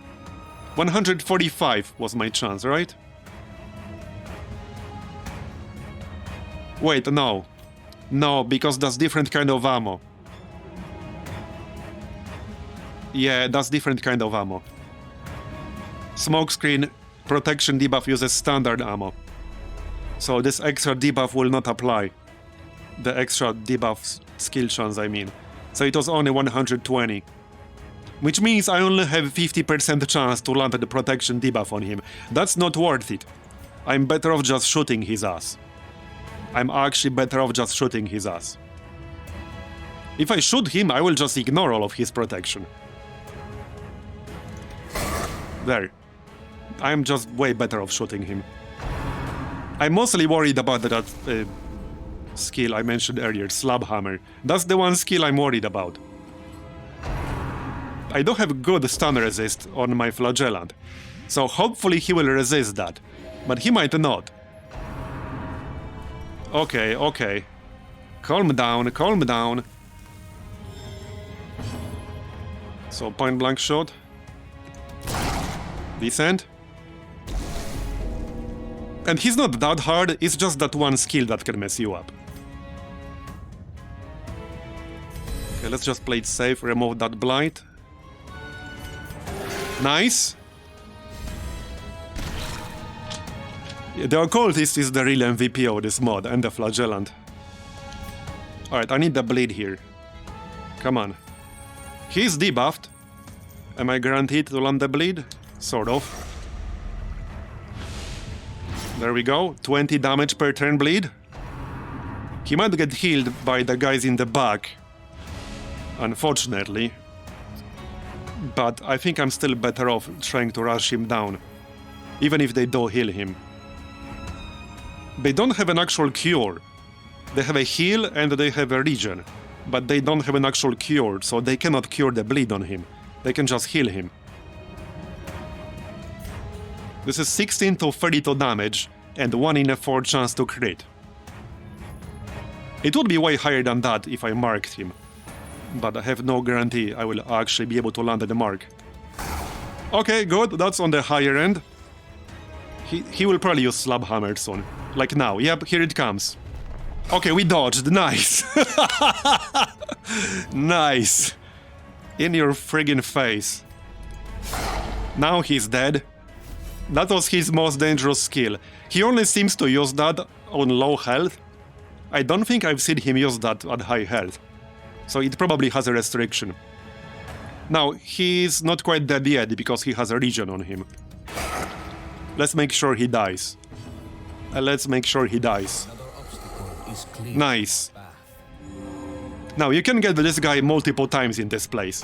Anytime you see a trap, or even if you don't see a trap, that could be this guy. And if you don't scout out a trap, you won't even get a chance to potentially disarm it. Nice. I could have used that crit earlier, you know, but okay.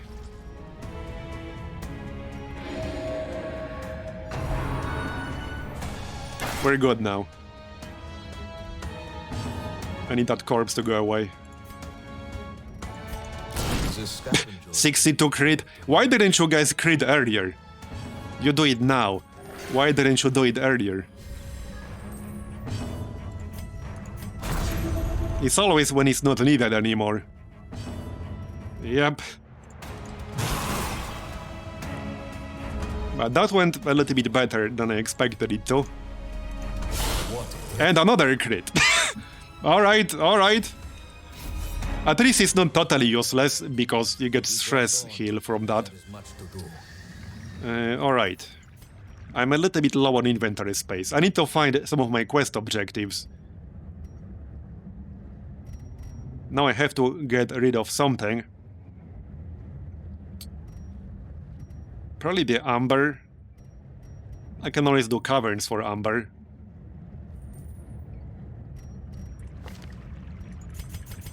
A disease kit might come in handy. I could probably destroy like 1 or 2 torches. I'm probably okay on torches. Against the light, Okay, our torch. foes will fall. I still want this money, however, as you might imagine. So, I'm thinking 5 amber.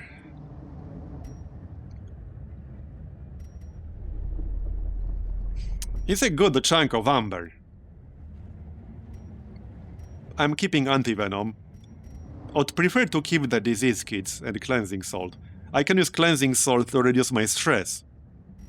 So let's just dump the amber, it's fine. Okay. Now we can backtrack. But first let's move into this room. Tell me there's no fight in here. There's a fight, but I think that's a quest item. Yep. So that's the first quest location. We can kill these guys and then maybe just camp after. Get a scouting buff. I could use a scouting buff. So we'll do that. I should have changed my positions here to use Grape Shot Blast. Just don't hit 100 stress, thanks. I would appreciate that. If you didn't. Because yeah, these guys do have a stress attack. He might hit 100, which would be annoying. Yeah, no, they will focus on him. This was a pretty unlucky group to run into. If I kill them really quickly, maybe I can avoid it. Maybe. We'll see about that.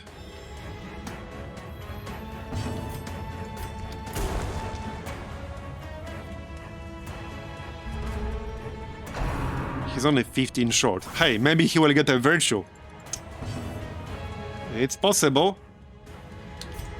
Not particularly likely, yeah, and I missed. Of course I missed. Oh yeah, I don't have Laudanum anymore, so I can't remove this. Yeah, he'll probably hit 100 and get some annoying affliction. That will probably happen.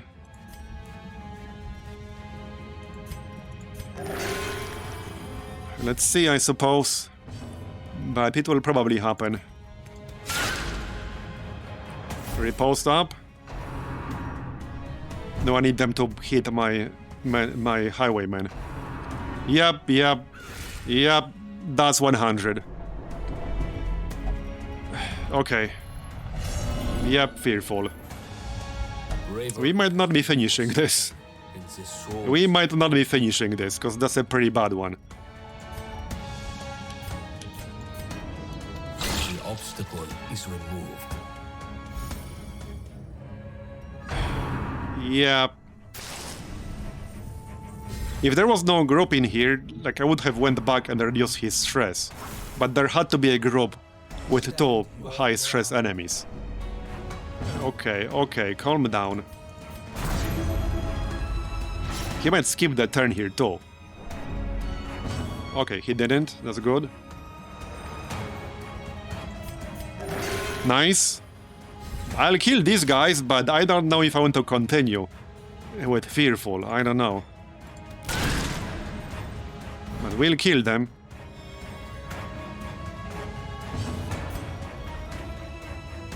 Let's go bombard. I was hoping that would be more than 5.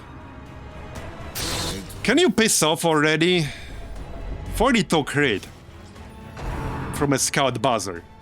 They are really focusing on him. They cling to life. And I can't use redeem because I have too much health. Well, obviously if he dies, then we're definitely leaving. Okay, got it. But he might die from the bleed now, and there's nothing I can do about that.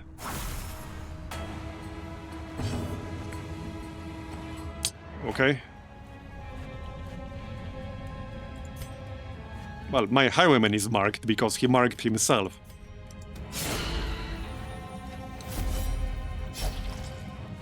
Okay, well, I'm too high on health to use Redeem right now. I can give myself another region, so that restoration will be higher than the bleed, like so. Don't skip the turn.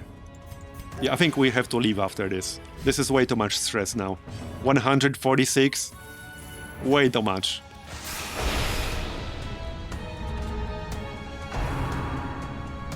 I guess we will not be getting the trinket from this. Probably not. Alright.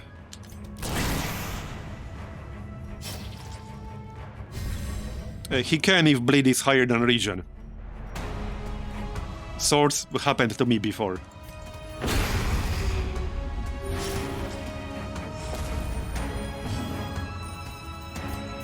Can't camp in the middle of the fight.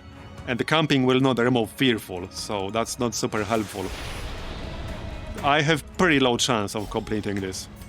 Especially since the last quest objective could be literally in the last room. It's not worth risking my trinkets.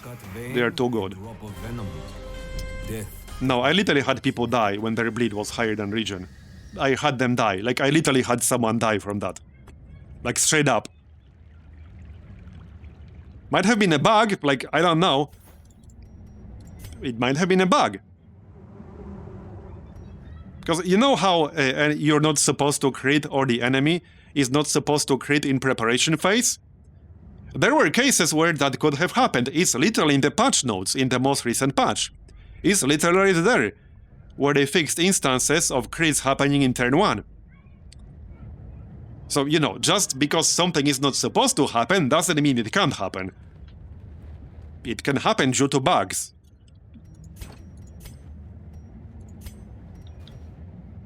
Alright, well, let's grab this, might as well. It's always money, because you get one of these purple treasures out of this. And we'll camp. Togetherness is a rare thing in this place. Yeah, his stress will be way too high, I think. Yeah, it's going to be 129. That's a bit too high. That's a bit too high.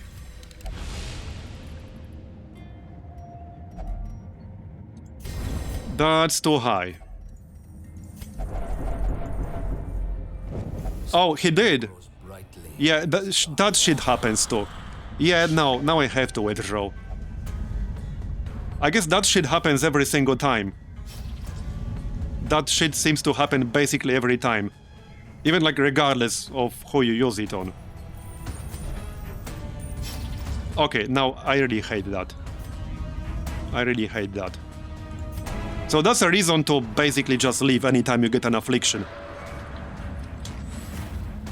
I would just leave anytime I get an affliction. It's not worth the risk. This group could probably kill me pretty easily. This group could kill me pretty easy. And I have trinkets in this group, like the 2 memento trinkets on the musketeer. It's reasonable to say they are completely irreplaceable. Well, they are replaceable eventually, but it's very, very hard to get 2 of them. Good. Okay, right. I think we need to leave. 170, we need to leave. There's no way I can finish this with 170 stress. Zero chance. We took in knowledge. Yeah, it could be months, really. Alright, well, we did get 17,000 gold, so I'm not broke. At least there's that. Okay, minus 6% crits received chance. Minus 20% bleed resist. This was pretty unlucky, though. I find myself frustrated. Yeah, it didn't pay. I don't think it did pay for the gear upgrades. It didn't. Kingdom dare aid us in this cause.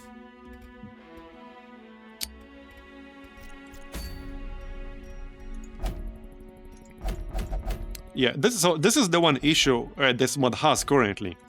that eventually you can get into a situation where you will have to start dismissing your high-level characters. Because your roster will be full of them, and you are not yet at the point where you can do veteran dungeons reliably. I'm not quite there yet, but I'm slowly getting there. I'm even more worried about like getting too many level 5s. Because the max upgrade on the ferry is level 4 experience recruits. So that makes level 5 or higher characters a lot more valuable. But I imagine champion dungeons will be even harder than the veteran. Yeah, I do think veteran and above still need some balancing. And clearly they are still balancing things because the last patch, well, the patch before that, had some changes specifically addressing that. Like they addressed the damage output of veteran exposed interior and even normal exposed interior. So they addressed that. They reduced AoE damage of pretty much every enemy in the exposed interior across the board, only kept it the same on champion. So they are clearly still balancing things. They changed some of the donation rules for the Caverns. They changed one of the skills for the Catacombs mobs, the one that could like crit 2 of your party members and give them bleeds simultaneously. So they are still working on the balance. I mean, this is still early access, it's not done. So I imagine by the time we get to whatever will be final, there will be more rebalances. Okay, what do you have here? Hallucinations. I guess I should remove that.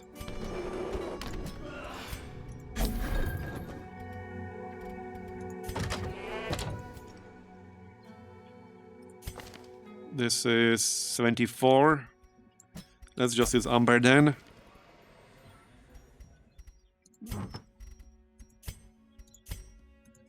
It would be nice to get some more memento trinkets, but that's entirely random. And they're not very common. They're definitely not very common. Okay, you guys can use the bar. Okay, that's 10,000. I can probably do a dungeon with 42 stress. It kind of depends which. It definitely depends which. Catacombs could be bad with that. But it shouldn't be as bad on a Flagellant, because he'll just get raptured. Which is not that big of a deal. And I do want this guy to rank 3, because we lost one Flagellant earlier. So I guess I have to do Catacombs here for some money. Still got an Antiquarian. I'm rapidly approaching the point where I won't be able to field a gold farming level 1 group. That's going to be a problem. Because I don't think I can do a Catacombs run with an Antiquarian. I don't see myself doing that. Yeah, no, probably not. It's going to be a problem when I get there. It's going to be a problem. I think then you'll have to do cheese runs. So just grab a bunch of curios with archaeology kits without completing the actual quest and leave. That's probably going to work best. Okay.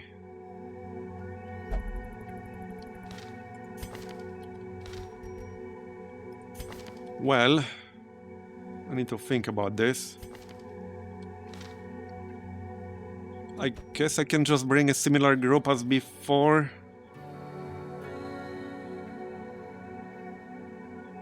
We could do something like this. Okay, we could do the blackjack run here. That would work.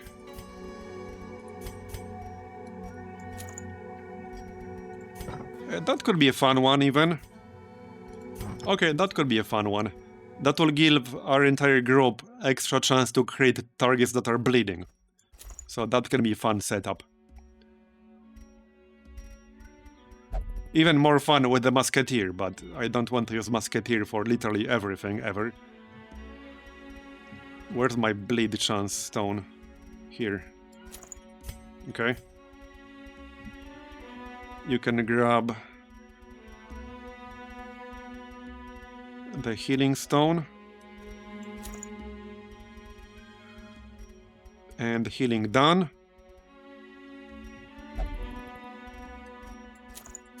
All right.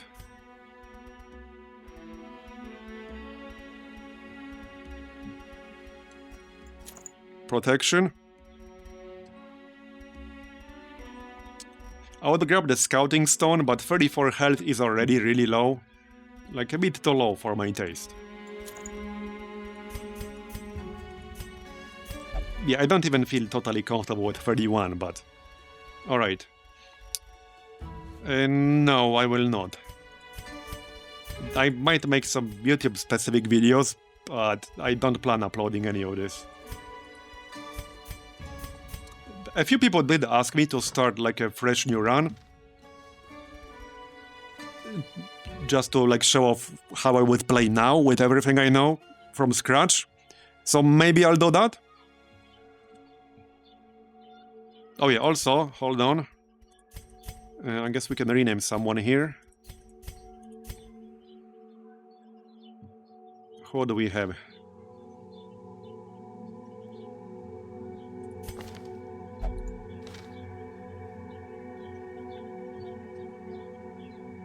Well, these guys will be reaching rank 3 after this quest.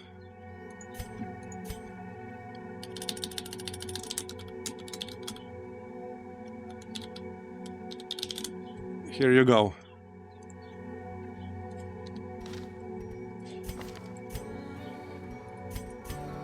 Alright, I guess we're ready-ish. I could upgrade a few skills. Let's upgrade the Flagellant at least. Just need to watch my money. But at least the Flagellant. And at least his key skills. Which is basically 4 of them. But this is enough for provisions. We're fine on provisions. Alright, well, so the goal here is money, again. So, archaeology kits. Yeah, I need to figure out a good way to farm money once you're no longer able to feed level 1 groups. Because obviously the alternative is to just dump a few rank 3 heroes. I would really prefer to not do that.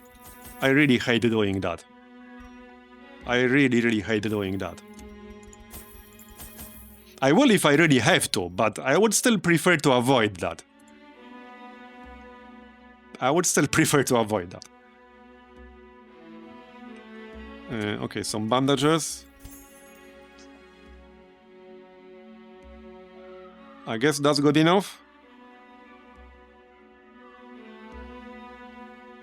Maybe like honing oil or 2.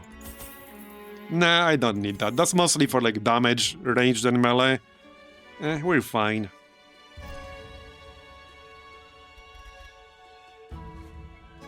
Okay, I think this is acceptable.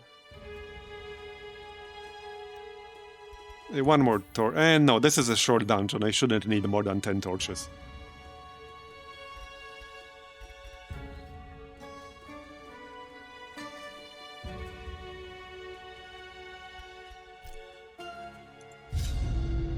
Okay, let's go. I think I need to grab a quick drink, because I'm getting a little dry throat. Be right back. Alright, I'm back with some tea. Let's see. Okay, that doesn't look too bad. Then again, it's a short dungeon. Alright. Well, treasure, that's why we're here. Decent. I wonder, you know... Okay, I wonder if the best way to farm some money in veteran dungeons would be to just do a low torch run, kill some Kvarots, and just leave. As in, not with the goal of completing the dungeon. Just to beat a few groups, get the money and leave. I haven't tried that. I might actually try that for science. Because I don't know if that's a viable approach. I want to check if it's a viable approach. Okay, let's try to get another Catacombs quirk here. Nice. Okay, so now we have Explorer and Scrounger. Plus 10% scouting chance in the Catacombs. That's perfect for an antiquarian. Now let's check out this room. More stuff, nice. No challenge is without its barriers.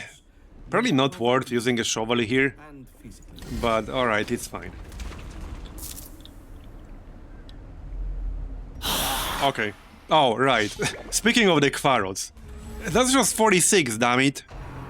Okay, okay. At least it's money. I guess money is why we're here. It's just that this is kind of a crap group against these guys. This is literally like the worst group imaginable against them.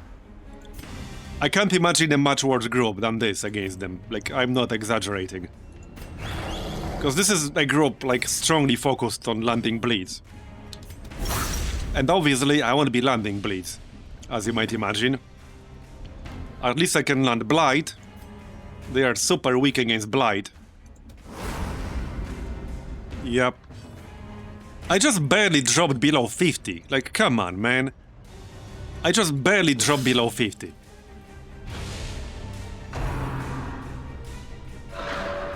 Yeah, A-team, B-team and C-team and everyone else is expendable. Yeah, I could see that. Yeah, that's probably the best kind of approach, I think. I might try that. Well, it's just that... Okay, here's the problem with that, though. Let's say you have your A-team, which is your strongest group. But different bosses and different dungeons require different group setups. So, I mean, that's not necessarily going to work. Unless you mean A-team, B-team and C-team are all roughly equivalent for different kind of content. Then I can see that. Not that, like, A group is better than B group, etc. Then yeah, I guess that would work. I need to kill this thing in the back. But easier said than done. Not if they dodge, lol. Yeah, you're not wrong. You're not wrong. And to be fair, that was turn 1 earlier. I was just gambling on hitting them. But yeah, this is like the worst possible group you can have against bleed immune enemies. Because I basically rely on landing Blackjack with my Contraband, which makes the target bleed, and then I get extra crit chance against bleeding targets. But I can't get an extra crit chance against bleeding targets if they can't bleed now, can I? That would be hard. Okay, now that's a bit of an annoying dodge right there. Just saying.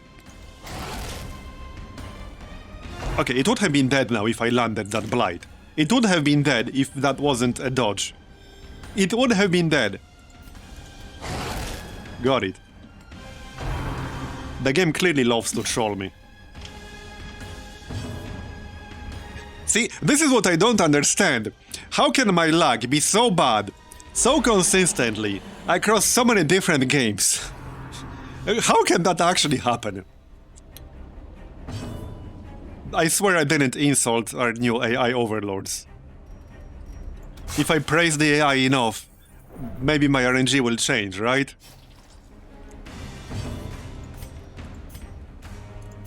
Alright, heal.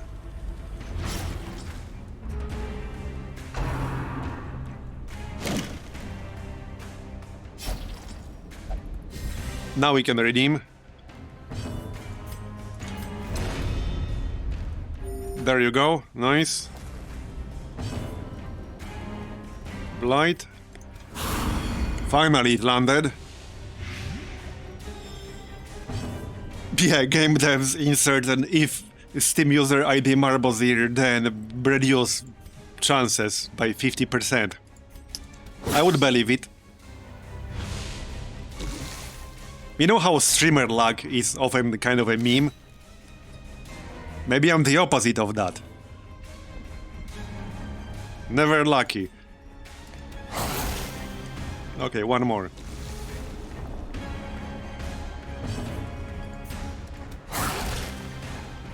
I should probably grab the stress heal for the Houndmaster since I already have him.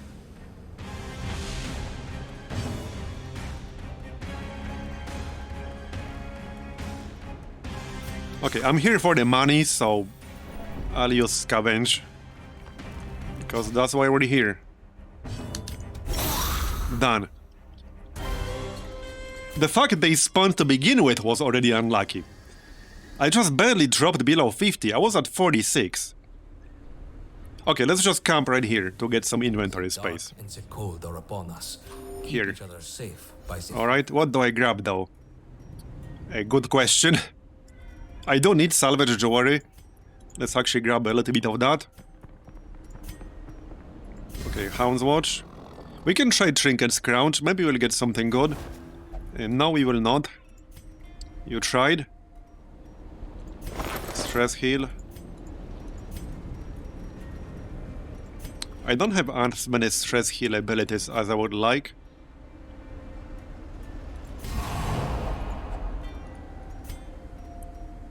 Yeah, not really. That's it. That's basically it. Can we get scouting? Yep. Alright, let's pick up stress heal on the Houndmaster here. Since I'm already using one, might as well use that. Here you go. Grab the treasure. Oh, a map. Sure, now you give me a map. And it did literally nothing. It actually did nothing. Good job. Great map, game. Amazing map. I got all this information from it. If Scavenge is destroying several corpses at once, is it the same result as if destroying same number of corpses individually in one battle? That's a good question. I actually don't know the answer to that. But that's a good question.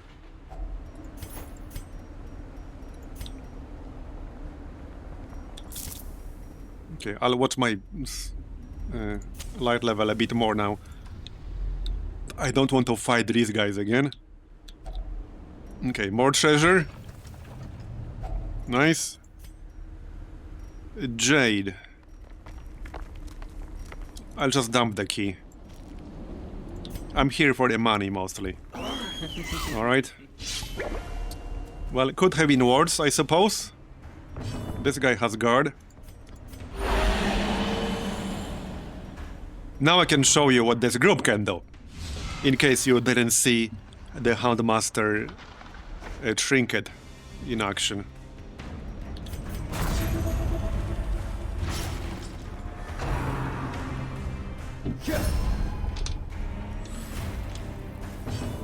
Okay, so the Houndmaster Contraband trinket basically turns Blackjack into a different ability entirely. So when I hit them, they will get a bleed. With the casual weight, I will also have a chance to debuff their speed. And more importantly, the bleed scales both with chance. And the bleed scales with level. Both the chance to bleed and the bleed amount will scale with the skill level. But more importantly, every single attack will buff my entire party with plus 6% crit versus bleeding targets. So this will actually be amazing in a group with my Musketeer. I could easily push the Musketeer's crit chance to 50% plus with this. Like easily, especially with Clean Musket camping skill. With both the Mementos, I could have a Musketeer with 50% plus chance to crit. So this will be very good against bosses that don't have super high bleed resist. So there's the bleed, and there's the buff on everyone. You can easily keep this at 12%, sometimes 18% for one turn.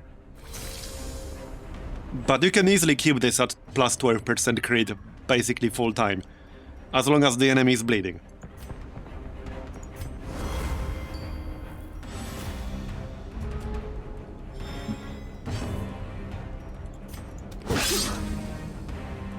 Okay, this might be a bit annoying because I can't counter guard easily.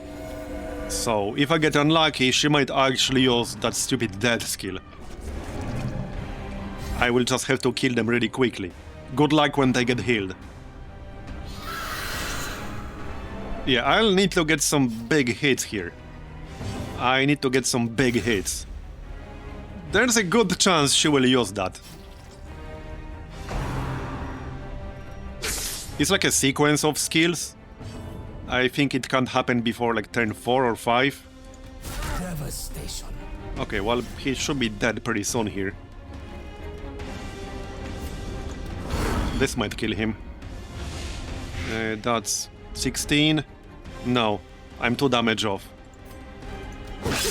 Now he'll die. Okay. Yeah, now I need to get a kill before, you know, before I get wrecked. Because that skill is basically a guaranteed crit, and it also adds a lot of stress to you. Yeah, I can use Exsanguinate now, but that will hit the ground. And I don't really care about hitting him right now. I guess I'm still gonna use it to heal myself. Yes. There we go. Because I had to do something. Now, unfortunately, I don't have a stun either. So, yeah. Let's see how this will go. It's gonna be bad. It won't, like, kill my group or anything like that, but if it targets the Antiquarian, that would easily push the Antiquarian to 100 stress. Easily. Easily. And whoever it targets, that person will probably drop to 0 health. Or pretty likely to happen. Not sure if it's now or on the next turn. Would rather not find out. Is this enough? Yes, okay, that's enough. It will not happen then. Okay, just to be sure. In case this asshole in the back tries to cure. I didn't want that to happen.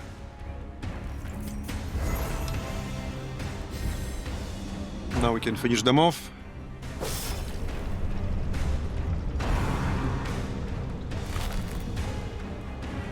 Alright. Really? Dodge? Hey, Akikonomo. There you go. The best thing is, your entire party benefits from that buff. Like, yeah, this guy now has plus 24% crit versus bleeding. Holy shit. 30% chance to crit with this figure. That's actually kind of wild. That's actually pretty funny. Strikes him down. That's pretty funny. So, it's a fun build. Out of all the contraband trinkets, I think this is one of the better. It's one of the better. I knew right away when I saw it, it's going to be decent. Because a lot of the contraband trinkets have very severe downsides. They can literally straight up hurt your party. In some cases, they can even kill you. But this trinket has basically no downside, in the sense that it has no downside that would hurt you. If you frame this trinket as something that simply replaces Blackjack with a different skill, because that's essentially what it does, then there's no downside on this. And it will buff your entire party with more crit. And crit in this game is not just damage, but crit is also a stress reduction stat. Because more crits means you get more stress reduction. So it's a great trinket. Okay, do I want a disease kit? I don't really have the space for that. Yeah, no, I'm gonna pass. I guess I could have destroyed anti-venom. Oh yeah, this guy. Let's just give him anti-venom. There you go, 1000 gold. No need to camp just yet. Maybe we can camp on the way back. That would be best. Actually, I can't camp anymore. This is a short dungeon, and we already camped. This is a nice haul in terms of money. I do have an upgrade that makes relics stack higher, because the Kvarod's Darik normally stacks up to 20. For me, it can stack up to 30 now. So 30 times 250 gold, that's a lot of gold in a single stack of items. Okay, well, I could get a Catacombs quirk if I want to. Or just ignore it. Let's try to get some scouting info. Got it. Okay, no fight in there. Let's go there then.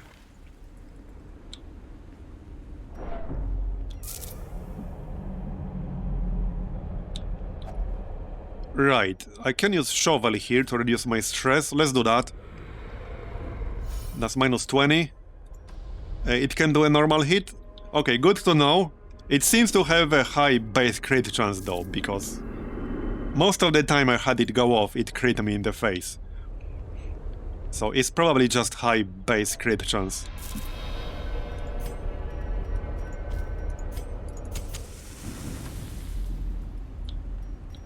Okay, more treasure. Yeah, probably. I mean, I don't know what it is exactly. You don't get, like, the exact description.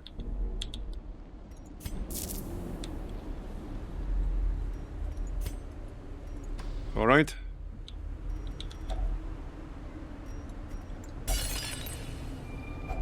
Some amber. I'll take it, I guess. Okay, in theory, I could just run away here and go around, because I don't have to fight these. But it's fine. I think it's fine.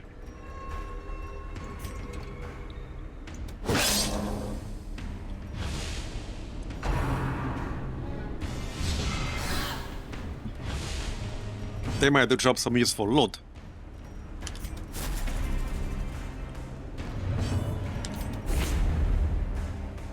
It was worth a try.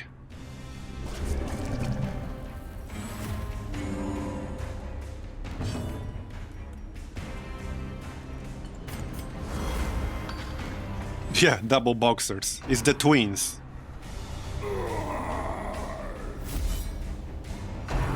Yeah, this is a loot run, gold run.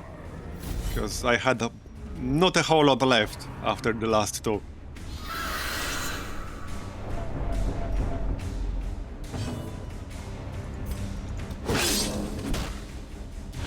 Okay. I guess this guy first.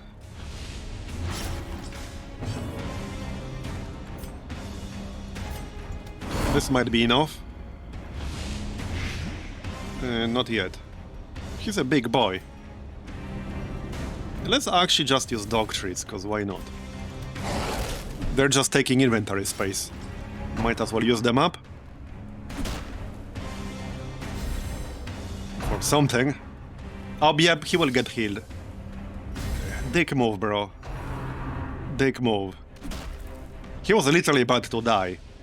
How dare you heal him? How dare you?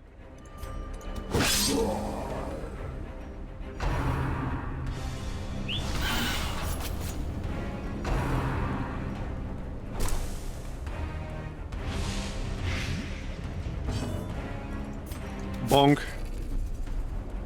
There's the buff. Now we can use Exsanguinate. And back to full health.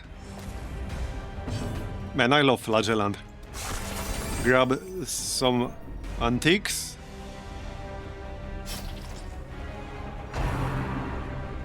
Yeah, I think he has accuracy penalty on that riposte. Or at least it's not super high accuracy. So it's not super hard to dodge it, if you have at least some dodge. Hampered.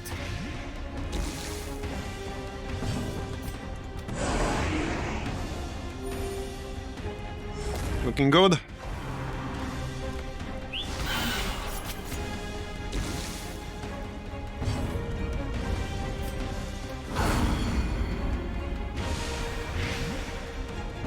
Okay, he's basically dead now. Unless he gets cured again, but I'm pretty sure he won't. That has a cooldown. At least it seems to have a cooldown.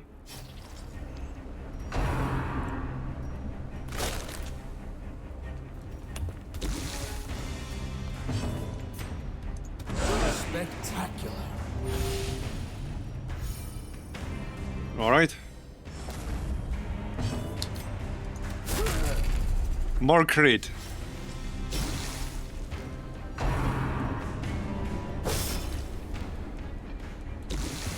Yeah, this build is a lot of fun.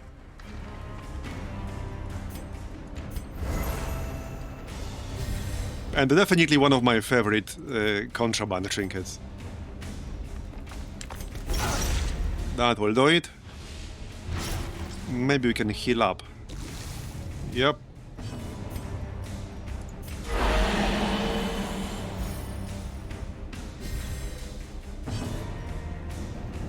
Alright, I can't use this from rank 2, fair enough. Vestal Ho. Yep. Poor Vestal.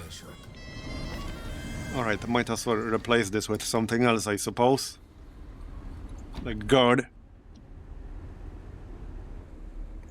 Or heal. Okay, we're almost done. We're done. Hold on. Not yet. Room battle. There's something in the corridor at least. We can check that out. Empty. Yeah, do I want to do an extra fight? Do I still have a shovel? I do still have a shovel. Let's check this out at least before we leave. Yeah, Vestal is kind of like a frontliner with support healing. That's basically what the Vestal is now. A frontliner with support healing. Okay, that's not super useful.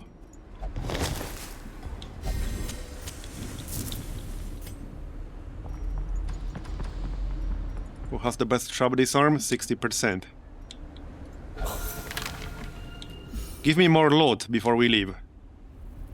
Okay, that's not going to give me loot. Maybe no, it won't. Alright, let's just leave then. This should be a decent haul, like 20k gold easily, I think. Yeah, 22k. And 5k from the quest. So, not too bad, 27,000. Oh, we actually did not hit rank 3. Good, I did not want to hit rank 3. Oh no! Perfectionist. Okay, we need to remove that shit.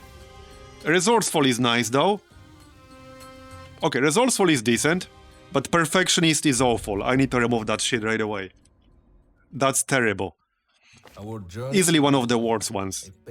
Not the worst, but pretty high up there.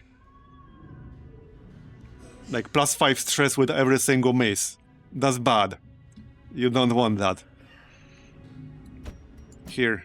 Off you go to the treatment ward. Anyone else?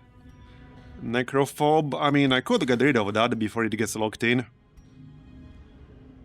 Do you have mystical skills?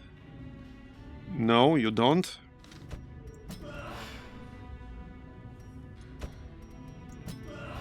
Light sensitive.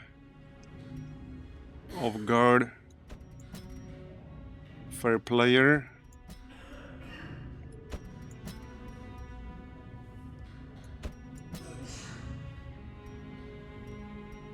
A +15% chance party surprised? No.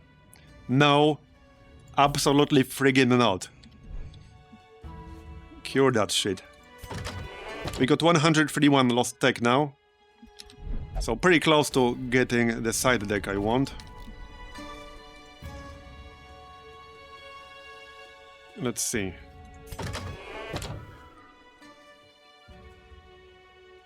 Okay, melt canister can go here.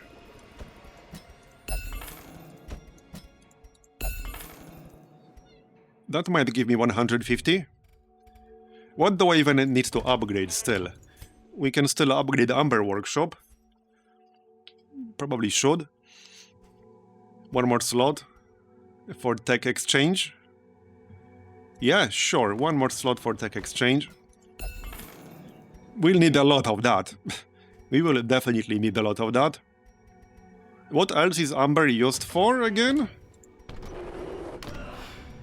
Oh yeah, the trinket guy. Increased chance of curing extra diseases. Yeah, I'll take that. That's useful sometimes. Yeah, this guy. Anything good on you? Ritual Talisman. Okay. On monster kill, buff party. +5% crit if pagan. +10% damage. On monster kill, party, +2 stress. What the shit? Okay, I mean, could be good with a crit group. I guess you would need to do some tests on how much crit do you need to reasonably overcome the stress penalty here. So how much crit would basically...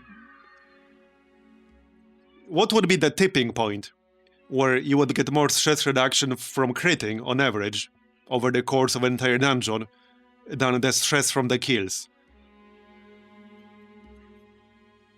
But this would potentially be nice in the group we just ran, the high crit group, with the Musketeer especially. So that could work if they're pagan. Probably not worth it if they're not pagan. Blasphemous Vial. Plague Doctor only. Not that I plan buying these, because, you know, but I'm just checking what he has. Unfriendly skill. Target heal 2 points per turn for 3 turns, plus 1 point per difficulty. Self plus 6 stress, okay. Crown of Fragility, I've seen that. Rampart Shield, we got that. We got that. I think we got that. Plus 15% random enemy target chance. Okay, you know what I'm wondering? Okay, here's my question. If this has random enemy target chance, can this make skills hit enemy ranks that it normally cannot? Let's say you use this on a leper. You use a chop. Can this hit rank 4 enemy, for example, randomly, even though you normally can't do that? Might be worth testing at some point.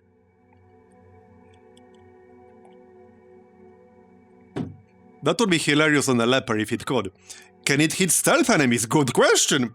Very good question. Can it hit stealth enemies? That would be useful for nighttime expose interior. This could actually be pretty nice. Maybe not necessarily on a leper, because it has -5 accuracy, and the leper is already crap with accuracy, but plus 20% damage is kind of big, with no extra condition. I think I might actually have one, maybe not. I don't think I do. Not that I will be buying it. No, I don't have one, okay. But yeah, this could actually potentially be interesting. Man, 24,000 is still not that much. Let's check the ferry. Oh, look! Do I need to say anything here? Do I actually need to say anything? Another ferry with all level 1s? What experience recruits? We scared them all, apparently. No experience recruits. Like, it's actually kind of ridiculous. Like, it's actually ridiculous, for real. How can my luck be this bad, this consistently, across this many different games? Like, how can that happen? Maybe there's something in my PC. Like, I don't know, man. Maybe my CPU has, like, some instructions that screw me over. I don't know. But it's actually, like, both funny and sad. It's both funny and sad. Do I kick puppies? I try not to. At least, not to my knowledge, I don't. Anti-Marbs virus. Yep, I believe it. Yeah, soon I'll have to decide who to boot from the roster. We're not quite there yet. We can still do a few runs. Oh, by the way, are the new Civ leaders out now? Because it's now like 6:30 PM. Hold on. Let me check. Because maybe they are. It's usually either 6 or 7 PM my local time. And currently it's 6:30. Civ. I don't see an update for Civ. Okay. I guess I'll go with a no in that case? Unless it already updated when I wasn't looking. I see Potato is playing Civ 6. Then again, that's not exactly unusual. Okay, I don't think it's out yet, because somebody would have been streaming it already. And I don't see anyone streaming it. It will probably be out in 30 minutes. Probably in 30 minutes. Just my guess. Okay, well, maybe we can do one more run before we wrap things up for today. I don't want to test, like, something that would make me money in level 3 dungeons. I'm just not sure what would work best. You know, ironically, running Caverns might not be the worst idea, specifically because Caverns have a lot of quirk purging opportunities. And I have a lot of really bad locked-in quirks on my level 3s. So that might not be like the worst idea ever. I still kind of hate Caverns, don't get me wrong. But it might not be the worst idea.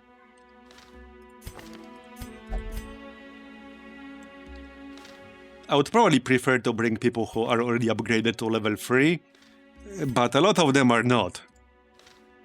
A lot of them are not. Yep.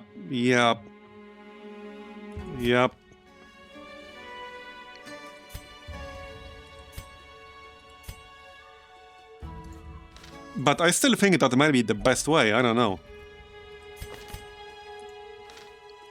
Question is, could a group with rank 2 skills still do it? It would be hard. It would be hard. They would probably struggle with it. They would probably struggle with it. Who the heck has level 3 skills in here? Not a lot of people, apparently. You though, but that's Blight.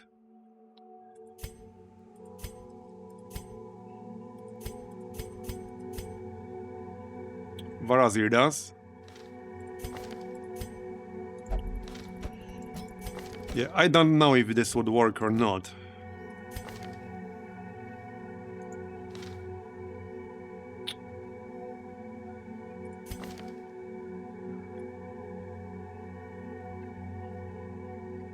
Well, Plague Doctor would maybe still be okay if I change the skills. We could do Incision, Blinding Gas, Emboldening Vapors. So honestly, he would probably still work. She, whatever. We could get Amber Blast, Emboldening Vapors, Incision and Blinding Gas, something like that. Maybe Battlefield Medicine, depending on what I need. And then I could use an Occultist in rank 4 with the Demon's Pull, for example, to pull the bats and shit like that. Where are my Occultists? You guys are hiding from me, aren't you? Yeah, they are both level 4. Grim Squeaker is busy. Melt Canister is busy. Okay then. Well, Xenomorph has some pretty bad shit we could try to remove. So does Saitani. It's not that bad for Saitani. He has plus 20 stress when idle in town for a week, which is kind of annoying. But Xenomorph has plus 15% damage taken and minus 4 speed. Plus 15% damage taken especially has the potential to kill you. It definitely does have the potential to do that. Okay, let's try to do it with a bit of a different kind of group. What about the rank 1? So I could maybe try Shieldbreaker or something like that. Nah, his best skill is Blight, so no. Hellion would maybe work, but Hellion works best in a group with Guard. So clearly not this one. I'm just trying so hard to not bring the Flagellant. It's not my fault Flagellant is so good, damn it. It's not my fault. It's not my fault. I guess Crusader would work good because stun. Okay, yeah, I guess that would work good. Mixed bag. Oh, really? Okay. Interesting. So we want to upgrade his stunning blow at least. Yeah, not my fault Flagellant is so good. Like, don't look at me. He's too good for his own good. Okay, I think I'll... Wait, how many religious heroes in here? 1.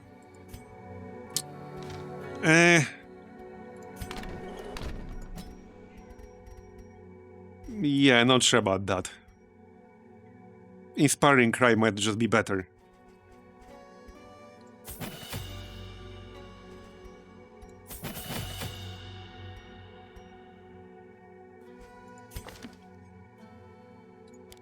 Something like this. So stun, smite, Holy Lance in case we get shuffled, and a stress heal. Okay. Yeah, I suppose that might work. So let's give this a shot. This is a decent group. Just a different kind of group than I usually run, but it's still a decent group. And we'll do short caverns. So let's check the gear. Okay, I don't want that Crusader trinket, it was blue. Right here, Crusader Commander's Orders. So that's decent for Inspiring Cry. It will buff the target, accuracy and damage, and increase stress healing done. So I guess we can use that. And then we want to get stun chance. It's a shame I didn't get that stun stone earlier. It was a plus 30%.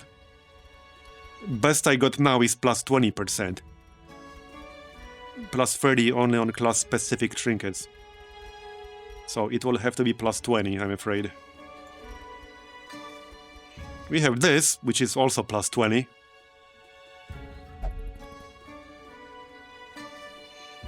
Yeah, maybe. Debuff target. Minus 10 dodge, minus 6 speed while stunned.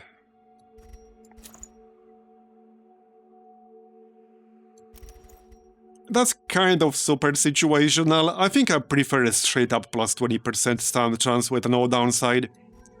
Yep, I do. Right, so Handmaster Trinket, or Highwayman rather. Riposte. Where was it? Down here. Here you go. For the Plague Doctor. Okay, for the Plague Doctor. I could get stun chance for blinding gas, that's an option. I could get bleed chance for incision. I could get both. I think stun chance for blinding gas would be good. I think that would be good. And then I can still get the bleed chance for the incision. We got plus 30%. That should be decent, I think. Oh yeah, this is a really nice camping skill, by the way. Experimental Vapors. Plus 33% healing received on one target for 4 battles. That is actually very nice. I don't know if I want to buy it right now, I'm a bit low on money. But it is a nice skill. Right, so for you... Healing done. Incense. I might want the recovery charm. Well, don't know if I want to give anything up. We might be fine without it. I could give it to the Highwayman, maybe, instead of the plus 15% repulse damage. He will do slightly less damage with a riposte, but I'll be able to heal him for more. Okay, let's go with that. Just play it a little bit safer. Let's see how this will go. So, slightly different group. And if we get a chance to purge some quirks, we'll try to purge Risk Taker and Slow Reflexes. I also got Slow Reflexes on the Plague Doctor. Reckless on Highwayman. Algophilic on the Crusader, that's pretty bad too. That's actually kind of really bad. So we have a few things I would definitely consider removing. And the Caverns is the best dungeon to remove quirks in.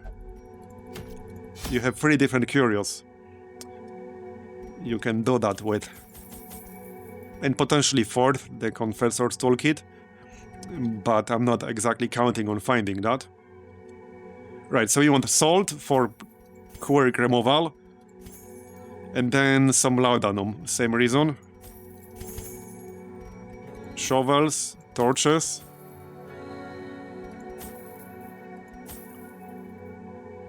And then... disease kits, almost forgot about those.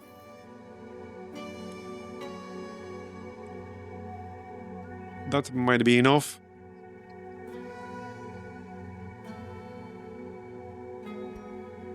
I could grab an archaeology kit or 2.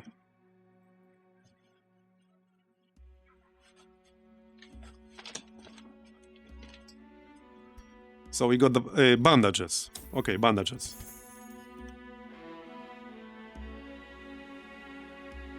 Okay, I think that's it then. Let's take some more food just in case. Nah, not needed. This is a short dungeon. I shouldn't need this much.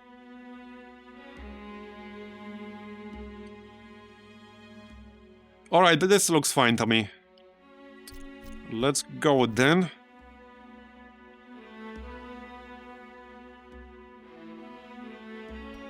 We don't have any diseases, right? Nope. Okay, let's go. Would be nice to actually do this and not get screwed by RNG again. The still molten amber flows freely here.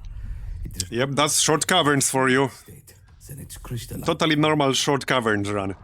That's how many rooms? 5, 6, 7, 10, 15, 19 rooms. Okay. Couldn't have been 20, then I could have skipped 2. 19 rooms is actually like worse than 20 rooms. It's kind of bad. Okay, this is good. This is scouting buff, right? I don't have the right item. So no, it's not. Okay then. Well, just use shovel for loot then. Yep. Lost tech. I don't need that. I think after this run we can get a new side deck. I think we can. That was nice. 2 sapphires. 1,300 gold each. And an onyx. I'm down to 2 shovels already. It's gonna be fine. This is a short dungeon. I couldn't have brought more shovels.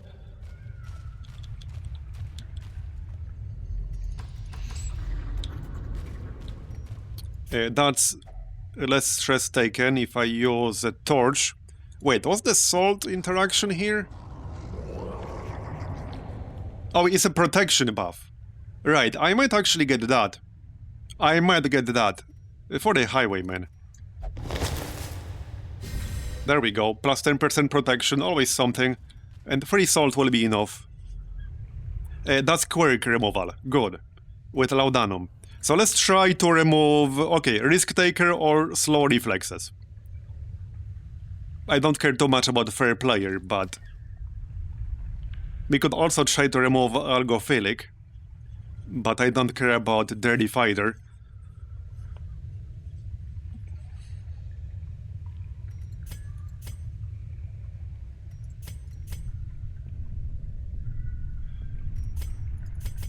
I got 2 people with reckless, okay.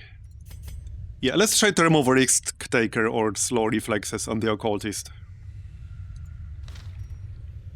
Fingers crossed.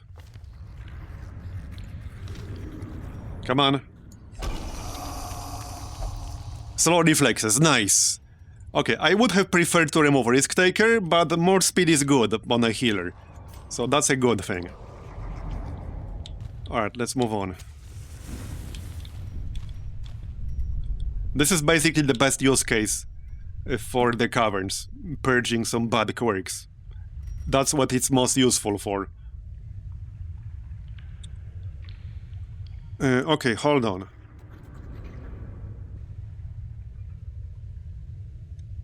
Well, I can get more tech with a shovel here, but do I want to?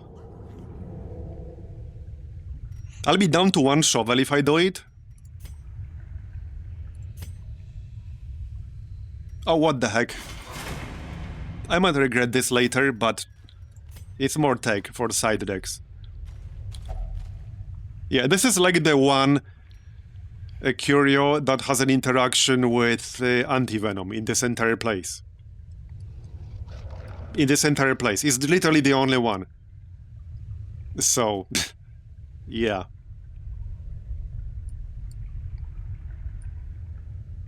I don't think I want to touch that, to be honest.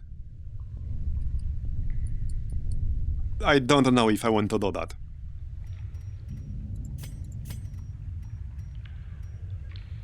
I'm gonna regret this. Yep, I already regret this. It's just Blight. I guess it could have been worse. It could have been worse. At least it didn't give me some nasty disease. This land is filled with Okay, I said that too early. We just did get a disease. From a trap that we didn't scout out. A headache. You know, it seems every time I do the Caverns, somebody gets a headache. Like, straight up. Somebody gets either fatigue or headache. Which, you know, is understandable, but it's kind of funny. It seems to happen every single time. Yeah, I get a headache in the Caverns too. I know, right? It's understandable. Okay, the game is trying to bait me into using my last shovel. I'm not gonna do that. I'm definitely not gonna do that. Let's move on. Where are all the enemies? I'm sure they are there. Okay, this guy wants like amber. No, he wants gems. We can give him sapphire. That's a lot of gold. He better give me some good shit in exchange. You better give me some good shit. 13 refined amber dust. Okay. Fine, I guess. Alright. Now I can pull the bat, if I don't miss. We surprise them, good.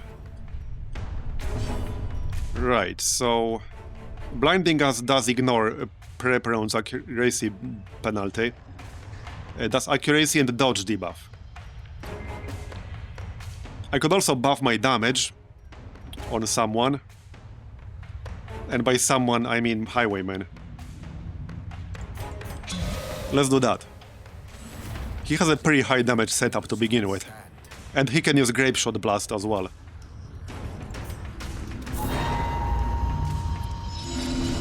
So, Grape Shot Blast.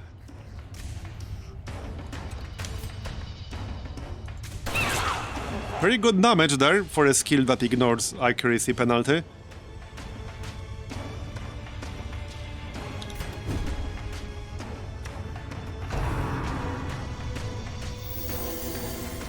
Yeah, it does. At least here it does. It can be worth it. It's a big damage buff, so it can be worth it. Oh, and I already have a Reckless, right? Yeah, I actually already have a Reckless on the Highwayman, so that's a little bit risky, maybe. I just realized he has Reckless. Which is also more crates received. So now he has plus 16%. Yeah, he's like, oh, I'm in danger. Get over here.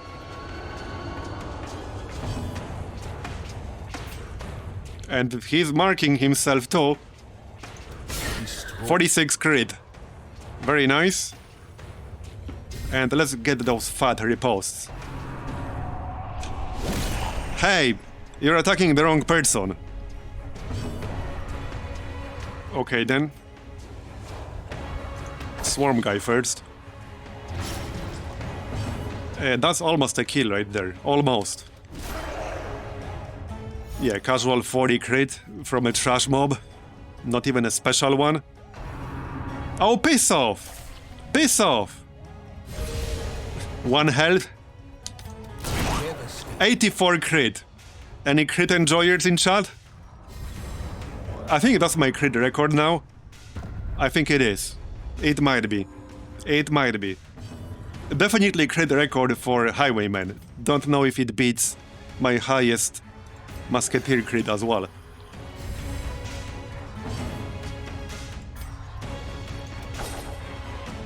Okay. Sit down. High crit man, yep. He's now a high crit man, indeed.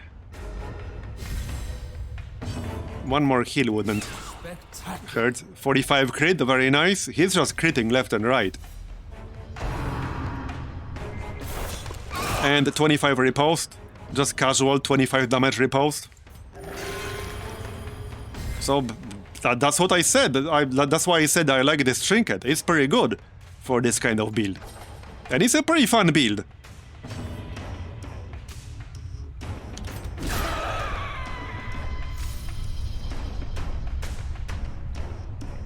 Alright.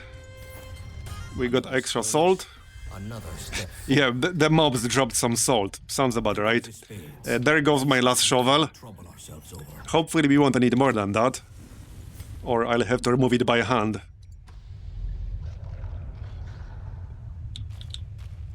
Okay. I guess that's fine. Only 3 of them.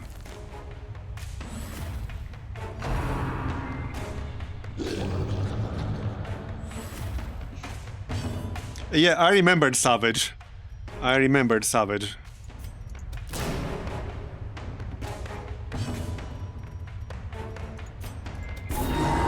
Here, have a curse. Yeah, I'll just get damage. I just like big crits and I cannot lie. So give me those big crits. This is plus 10% chance crit. So pretty nice. And plus 35% damage. So stun. Well, it's not super likely to land, but I don't really need this stress reduction. We might as well try to land a stun, even if it's not super high chance. Sometimes it will land on turn 1.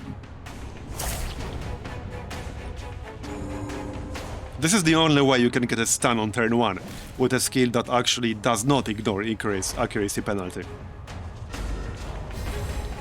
Because if a skill normally has stun, but it ignores accuracy penalty, you will not get a stun on turn 1. But if it doesn't, you will, if you land it. That's a big if, but if you land it, you will get a stun.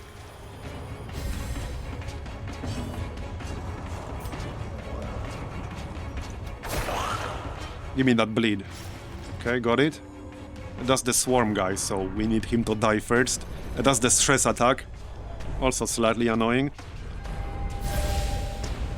Stress and horror. Now we can stun. There you go. This is a level 3 dungeon, so we might run into some nasty stuff. I think some of the enemies might only spawn in medium versions. I'm not sure. I'm actually not sure, but that might be the case. I would have to verify that somehow. Okay, mace, that's a bit unlucky. At least we got the repose though. Okay. That'll do. We might want to get rid of that corpse before it gets turned into nasty stuff.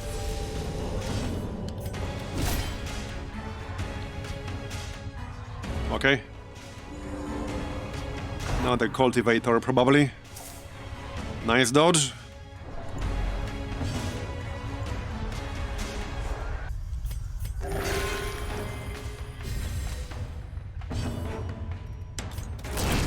.41 non-critical, very nice. That's what I'm talking about. With the right build, a Highwayman in this mod is definitely damage powerhouse. Yeah, he has been on the diet, indeed. You're not wrong.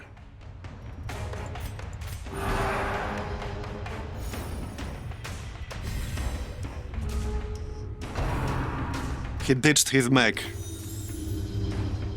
Yep, that's the one. Cultivated corpse. The obstacle is Not anymore, it's not. That debuffs your entire party.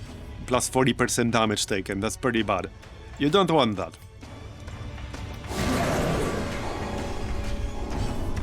Okay, debuff didn't land.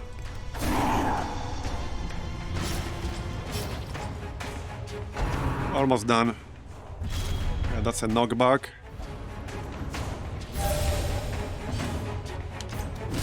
Bye-bye.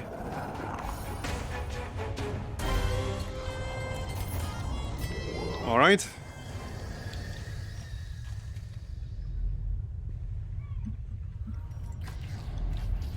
Just don't give me more obstacles. I'll have to remove them by hand. Another group. Yeah, I think we have to scout all rooms but 2. So we can go like this, I guess. Skip this one on the right. So here, here, here, and here. That should work. So far good run, but we're not done yet. I hope we'll get at least one more chance to purge a quirk.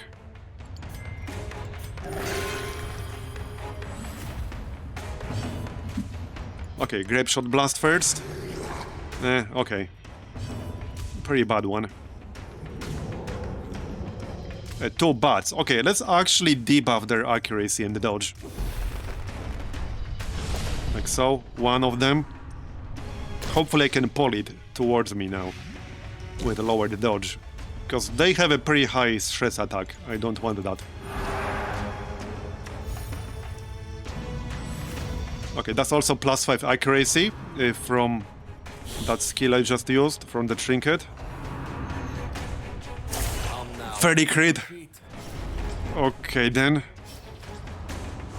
Not thrilled about that.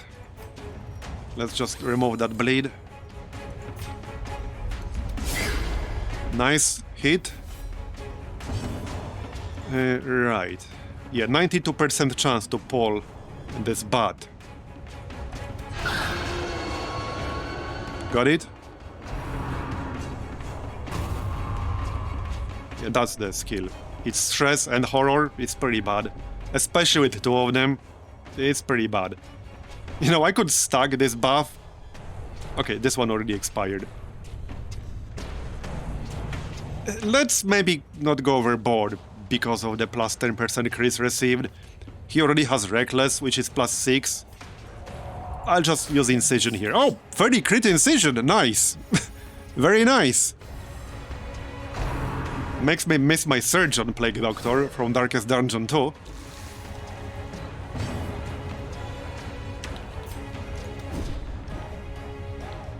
Not the best attempt. Yeah, Surgeon Light, pretty much. He's Surgeon Light. Piss off with that stress.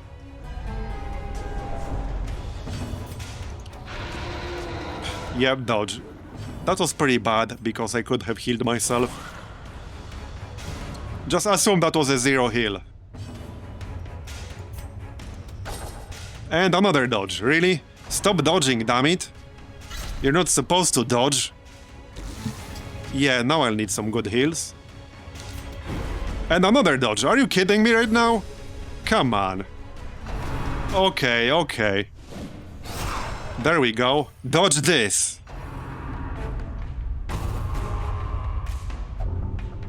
And we got a disease. Of course we did.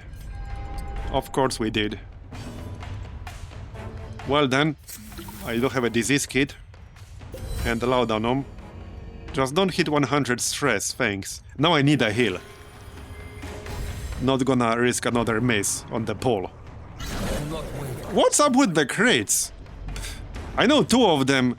Yeah, no, the Crusader does not have Reckless. is the Crusader and the Plague Doctor with Reckless. He does not have Reckless. He's just normal, I guess. That was just straight up bad luck. Yeah, and I can still camp, so I guess I will after this. But that was just bad. That was bad. Yeah. Well, this is not the most useful heal ever. I guess I'll still use it, though. I don't want to take more crits in this situation right now. Sit down. I need to neutralize that stupid bat. Like, I would attack it right now, but I might miss again. Okay, got him this time around. Good. I was worried I might miss again. There we go. We can crit too. How do you like them apples? Scouting, nice. Okay, well, there's an obstacle here, but no battle in that room, so I could go around if I want to. But let's actually just go around. Oh, a trap. 20%. Got it, nice. Alright, we'll go around.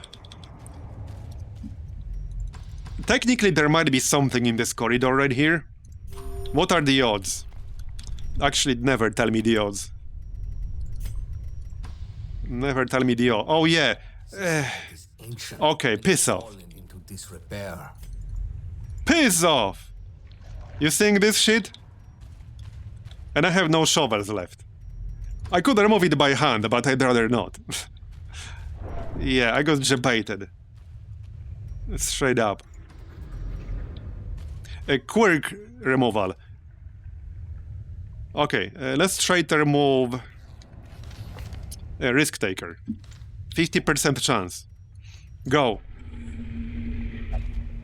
There we go, we removed the risk taker, very nice. So I removed 2 bad quirks on him that were both locked in. Very nice. At least we got lucky with that. He had some really bad quirks before, and we removed 3 of them now. Because he also had a Ritualist, which had a chance to hit any of your party members every single turn. Now we can remove one of these, probably. Slow Reflexes, Winded, or Reckless. Or I could try to remove Algophilic. Let's try to remove Algophilic. That's 5% chance to take 10% damage every turn. Don't really care about Dirty Fighter, but let's give it a shot. Okay, there we go, we removed it, very nice. Okay, we got pretty lucky with that at least. Another blockade. Okay, bro, okay. We should actually just camp right now. Let's just camp. Recover, prepare. Alright, feast. On we march. Yeah, I guess I'm not even that mad about the blockades.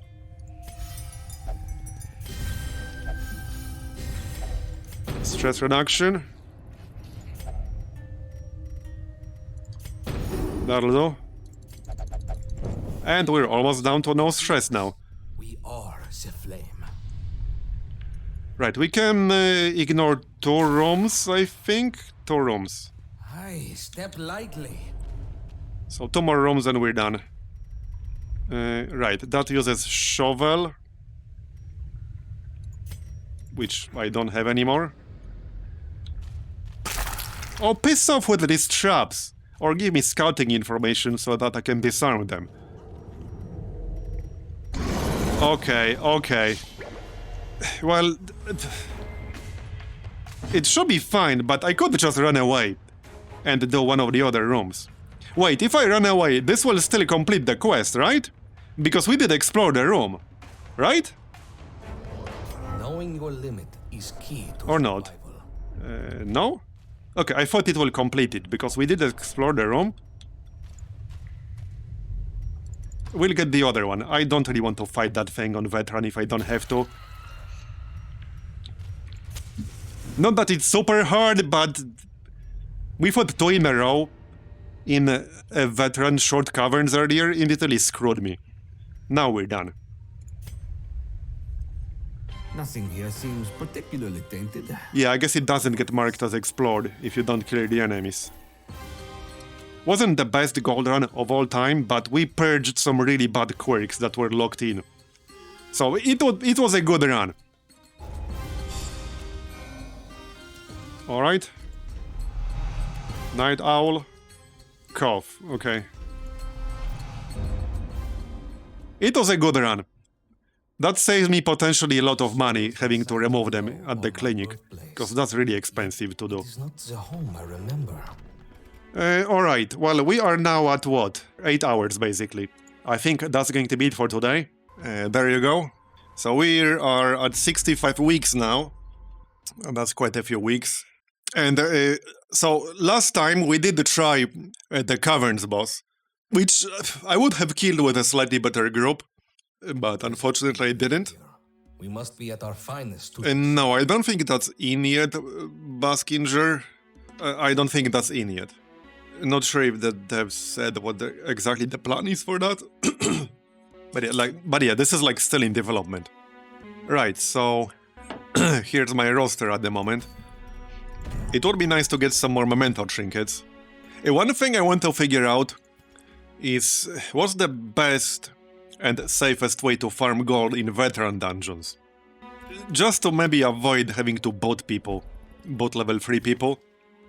Minus 20% healing received, minus 10 accuracy while bleeding. That's kind of bad. I think I'll pass on you, because that's pretty bad. I don't need more gold, because upgrades are really expensive. They are really expensive. I might just do a quick Catacombs here, as sort of a warm-up. Yeah. And I did lose a Flagellant last time, which means I kind of want to get this guy to rank 3. What's the experience on the Antiquarian? I can give the Antiquarian like minus experience trinket to not get her to rank 3 just yet.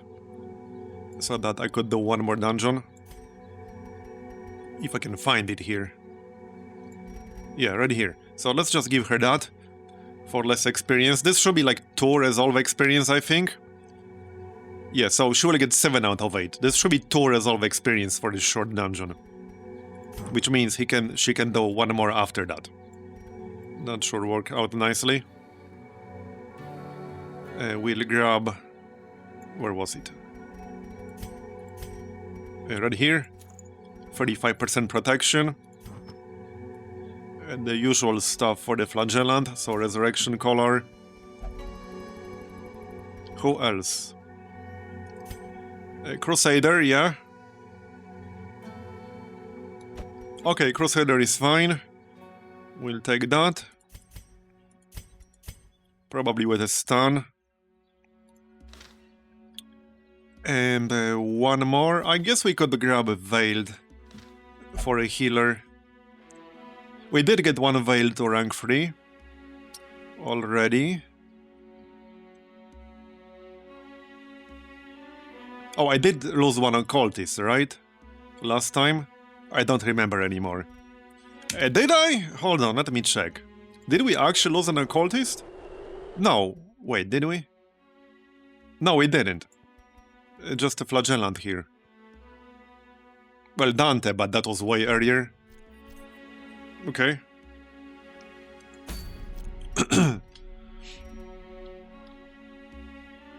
Right. Yeah, anyway, let's start with from quick Catacombs for some gold, shall we? Yes, let's. I also wouldn't mind... where is it? Oh, did I not unequip my trinkets earlier? I wouldn't mind another recovery charm. If I get a chance to get one, I will. Because that's just so good. Right, minus 50% experience for you. Some healing done for you. And evasion incense, that's nice too. Resurrection collar. And some bleed chance, that won't hurt. And stun chance, I think. I missed out on that plus 30% stun chance trinket. Unfortunately.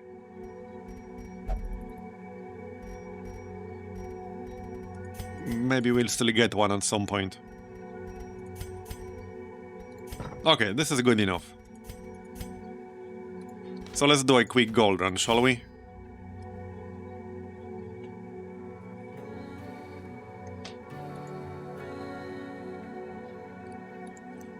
So, right, food, shovels, torches, archaeology kits. Obviously, that's why we're here. Some bandages. Maybe a key, in case we find the Confessor's Toolkit. That's probably good enough. Okay, I think that will be fine. 4 shovels, yeah, 4 shovels is all I can get for a short dungeon. We got 20% scouting because of the quirk. A Catacombs Scrounger on the Antiquarian. I guess I could upgrade some of their skills, but it's not really needed. Nah, it's not really needed. We're fine. Mostly Antiquarians. Everyone else is upgraded already.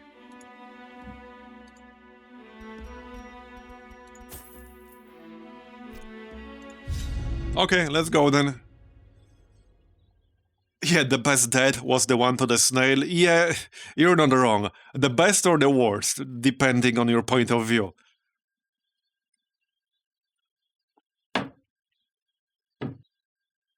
These ruins were once teeming with Alright. Warlord's people. Let us see what they have left behind. Well, let's check out this room right away. Here's some gold already. One method that might work nicely in veteran dungeons is just get a group that would handle the Quarrods relatively easily, kill a bunch of them, get the gold and leave. As in, without even completing the quest. So I want to try that at some point. See if it would actually work well in terms of like gold per hour efficiency or whatever. Because that's for when you just need the gold. You don't care about anything else. You just need the gold. Which is lots of times Take up the spades. This is in this game. trouble ourselves over. Okay, nothing here.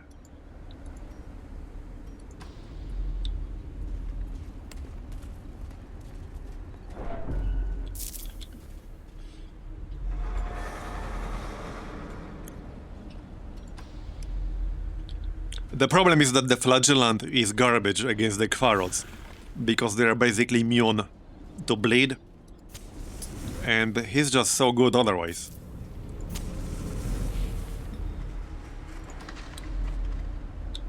See though, that's not much.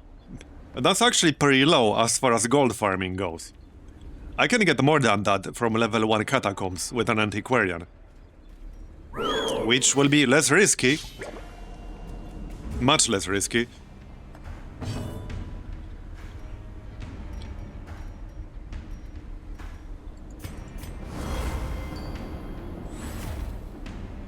But the reason I'm looking for a veteran version of this is that very soon I will get to the point where I won't be able to do level 1 dungeons anymore, or I will have to boot some of my level 3 people from the roster to make space for lower rank heroes. So soon I will be at that point. I'll have a choice to either just not do level 1 dungeons anymore, or just boot a bunch of people. Like with bad quirks or something like that. But the thing with bad quirks, you can just do the Caverns to purge them. That's the best use case for the Caverns, to purge bad quirks. You can do it pretty easily in there, which we actually did last stream. And no, you cannot do level 1 dungeons with level 3 characters. You literally can't actually bring them there. It's not an option. So you cannot, I'm afraid.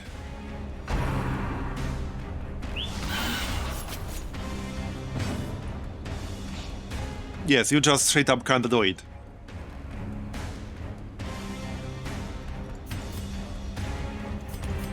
Like, it's not even an option to bring them there. Like, you can't.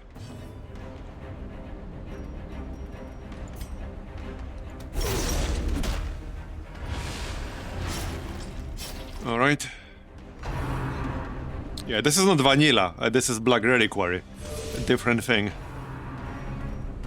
Forget what you think you know about Darkest Dungeon 1 vanilla. We're not in vanilla anymore.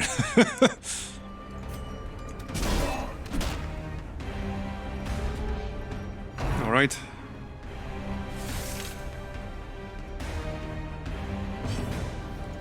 The wound closes. The bones are mended. Press on. Well, either way, it's a bit of a dilemma you will run into sooner or later. You have two options. So the first option is to just not do level 1 dungeons anymore. And the second option is to start just booting some of your level 3s from the roster.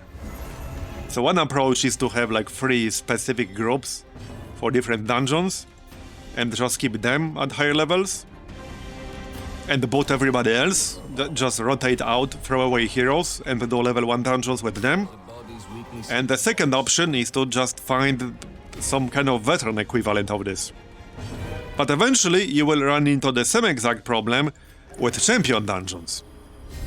It will take you a pretty long time, but you will. There are no difficulties here. There's no difficulty in Black Reliquary, it's just like 1. But even in vanilla, if you're doing like a Blood Moon run or whatever, you can't just switch that mid-campaign, can you? If you're doing Blood Moon campaign, you can't just turn that off mid-campaign, can you? I'm pretty sure you can't. I'm pretty sure you can't just switch to Radiant mid-campaign.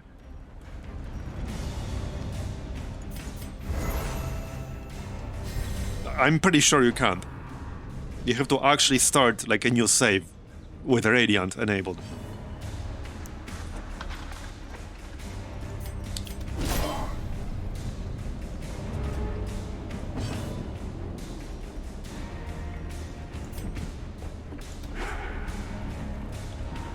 Yeah, and the thing is, the upgrades are really expensive, so you don't need a good way to farm gold. For a very long time, like the single best way to farm gold is doing the Catacombs with an Antiquarian. Or 2, if you feel like a little bit more cheesy. But you can do it with 2, it's not really that hard. Especially if you pick up the Amber Grinder.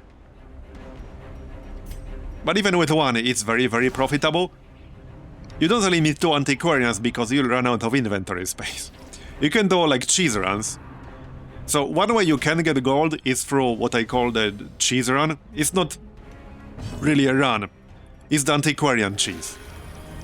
So that basically means you bring 2 Antiquarians, the other 2 heroes don't matter, go into the first room, because you can't do it at the entrance, and then just camp 1, 2, 3 times in a row, and use Trinket Scrounge.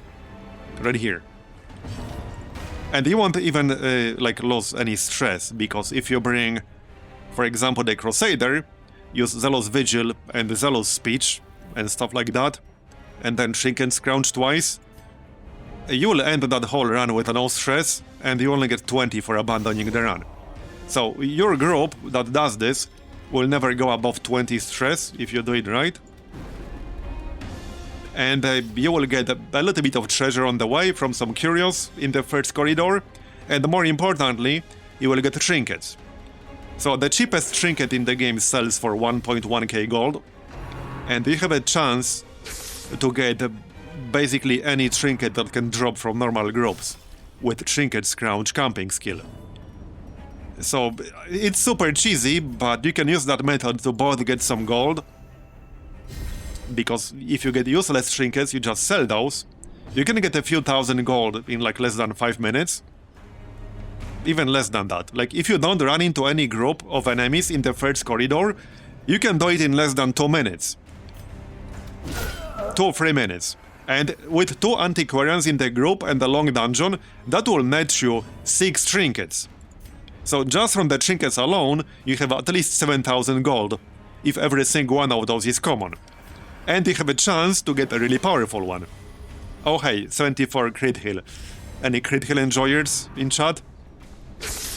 So you do that, you just come 3 times, and then you abandon the run. Yeah, it's super cheesy, again, it's super cheesy. But if you're like desperate for gold, you can do it. You can do it. It's just a kind of a boring method. But in terms of like how much gold you can get per hour, it's a pretty efficient method, you know? All you have to do is maybe fight 1 group of enemies. If you get super unlucky, maybe 2 groups. 1 in the corridor and 1 in the room you enter. If you get high scouting, because you can get a scouting pop in the very first room, like when you enter a dungeon, you still get a scouting check. So if you roll like a scouting pop, you can get scouting information like the moment you enter the dungeon. So you can bring some scouting bonuses to do that. You can get the scouting stone, you can get an antiquarian with a Catacombs scrounger, like get your scouting as high as possible. And then do it. So that's one way to do it. Again, it's kind of a boring and cheesy way, but you can do it.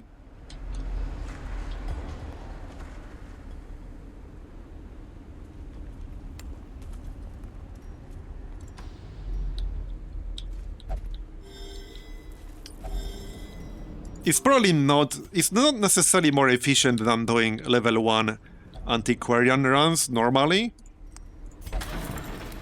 I haven't actually compared. Don't know if it's more efficient than killing some Kvarots and then leaving.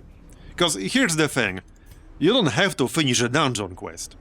A lot of the time it's a better idea to just abandon the dungeon if you know you're going to lose. You'll do that a lot in veteran dungeons. You will do that a lot in veteran dungeons. Because sometimes the run is just lost, you know it's lost. You're better off just retreating to save not only your heroes. The heroes are actually less important, but saving your trinkets. The trinkets are often way more important than the heroes.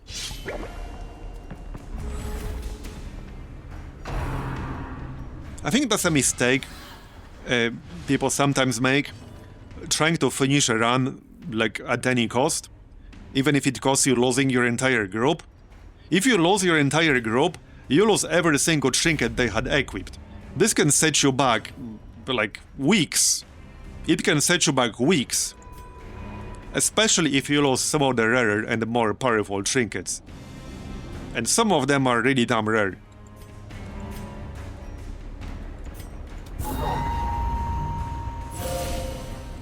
So that's not really any different than doing the gold run. Farming Kvarots might actually be a better method in Black Reliquary. I haven't actually done it yet, so I need to give it a shot. But if you have no gold left, it's not like you have a choice. That's what I'm saying. Because I've been in a situation here where I had 50 gold left. No, I had 5 gold left, right? I had literally 5 gold left. Like, that's all I had. I had 5 gold. So if you don't have a bunch of useless trinkets you can sell for a few thousand, if you literally don't even have the gold to do one proper run, because you're not going to do a run without any food, like with literally no provisions. If you bring literally no provisions to a dungeon, you have close to 0 chance of completing that dungeon. You're just not gonna do it. Like, the game warns you to not do it. You literally get a warning if you try to launch a dungeon with no food or with not enough food. You're just not gonna do it. So if you end up in that situation, because some run failed, and again, you will fail runs with this mod can be pretty tough. So you will fail runs. And you will end up in a situation where you just don't have enough gold for a proper dungeon run. If that's the case, then you need to do something to get that initial gold going. That's what you can do. You can farm some Kvarots, you can just grab a bunch of Curios with an Antiquarian and then leave. Like, you can do a bunch of things. Like, it's not cheese when your alternative is to just delete your entire save and restart the entire campaign from zero. This is just like what you're meant to do, to get some initial gold rolling. So sometimes you have to do that.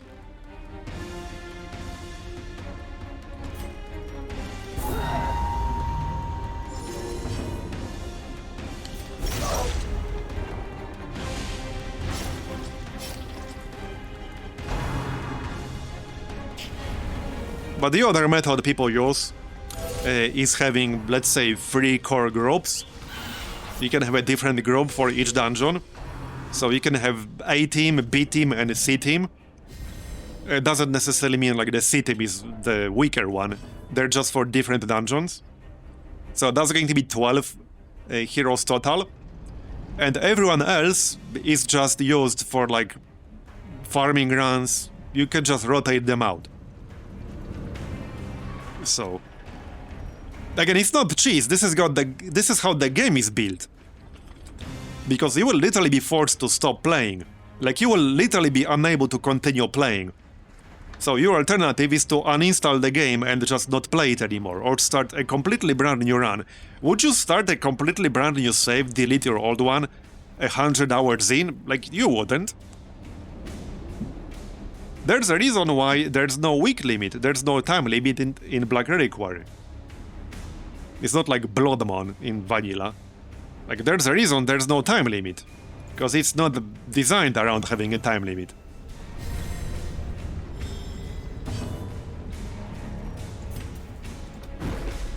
Again, it's a mistake thinking the game never forces you to finish a quest. Like, you don't have to finish a quest. It would be bad if you had to. Like, if the game would end the moment you fail one quest, it would be a pretty bad game. And a lot of shit that you need to get, like gear, skill upgrades, is very expensive. It costs you over 20,000 gold. So once you get your 4 initial heroes to rank 3, let's say you run a dungeon with 4 level 2 heroes, right? They all have level 2 gear, so level 2 weapon, level 2 armor, and level 2 skills. Then you get them all to level 3. In order to upgrade that group to level 3, so upgrade 4 weapons, 4 armors, and a total of 16 skills, at least. So you only upgrade the 4 skills on each hero that you're meant to use. That will cost you around 20,000 gold. If you don't have like blacksmith, quirk, things like that. So that will cost you around 20,000 gold.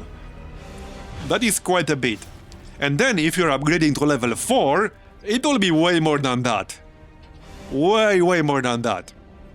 So really, a 35,000 gold run, that's just an upgrade for a single rank 4 group. That's basically the gold for one rank 4 group. It's not a lot of gold. 200k would be a lot of gold. Even then, it's not that much. But 35k is nothing in here. It's nothing. You might not even have enough gold left to buy provisions for your dungeon run.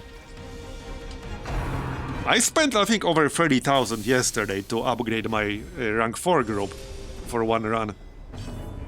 So 30,000 gold is not much. Okay, that stun failed. Alright then. Not great. What's his bleed? 14. I need 6 more damage.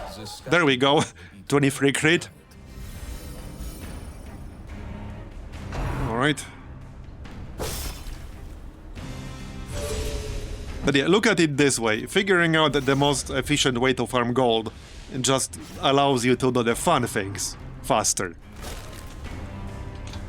Because past certain point, once you get, I don't know, 50 hours, 100 hours, 500 hours, 1000 hours, getting the gold is just a formality.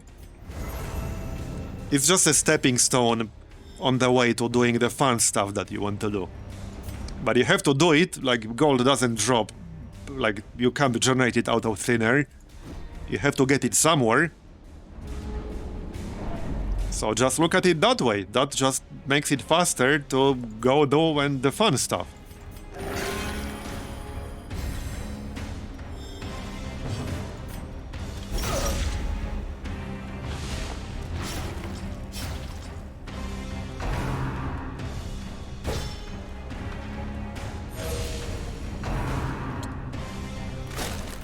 I mean, yeah, whether people will enjoy Black Reliquary or not, it depends very much like on their personal preferences. I like it. There are some specific parts of it that I'm not a big fan of, but overall I really like it. It's kind of the same with Darkest Dungeon 2. Like, overall, I like Darkest Dungeon 2, but there are some parts of it that I really disagree with. And to be fair, the Road to Redemption update, which is on experimental branch right now, actually addressed some of that. It addressed some of the things I literally talked about when I played Darkest Dungeon 2. Okay, rare antique, nice. One of those was punishing you for failing or abandoning a run mid-region. That's not a thing anymore in Road to Redemption update, so that was a very good change.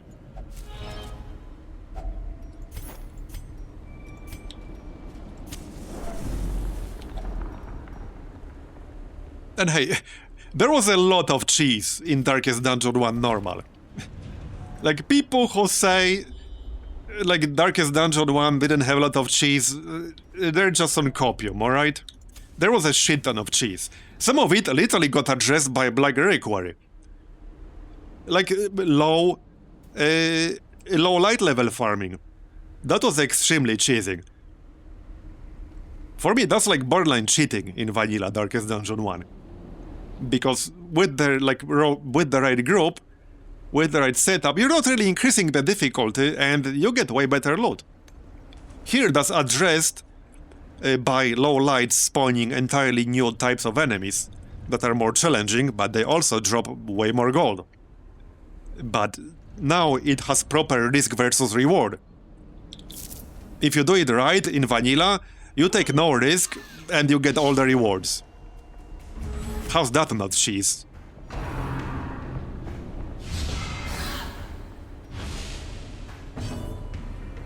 So I actually like the way it's done in here. It's proper risk versus reward. Like, you shouldn't get better rewards without taking an extra risk. That's how it should work, right? Like, what's the point of taking a risk if you don't get a reward from it? Or if you can get the same exact reward in some other place by taking no risk.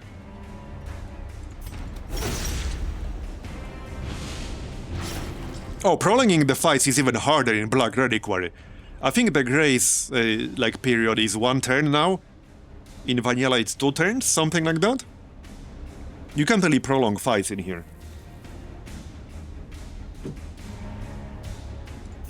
I mean, obviously you can still heal yourself a bit at the end of the fight, but you're not prolonging the fight. Like, if you can see the enemy will already die from bleed to begin with, like, there's no point hitting him again when he's basically already dead. You might as well use that action to heal yourself. Like, that's not prolonging the fight is already over at that point. Great, I missed. Well, to be fair, that was a bit of a gamble there.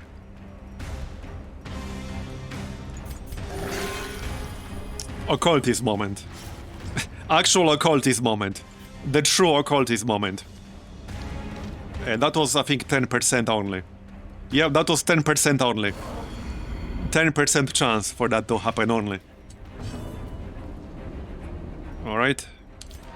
Let's kill this dude before he blows up in my face. Still, overall, I really like this mod. There are some ideas in this mod that I wish were in the base game. Like the preparation phase. That adds a lot of tactical depth. That's one of my favorite changes overall. But I like the affiliation mechanics and the way they interact with some of the skills. It's a really well-made mod. Visually it's really good. Like, some of the visuals, some of the enemies, I like out Darkest Dungeon to Darkest Dungeon, in my opinion. They're really good. Okay, can I actually kill him in time? Let's see.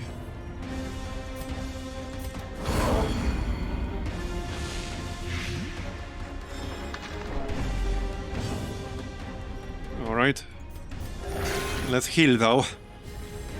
Wouldn't want to get killed. Okay, he's just using horrific blaze right now. So we got him. No problem. He has 65 stun resist. I got 130.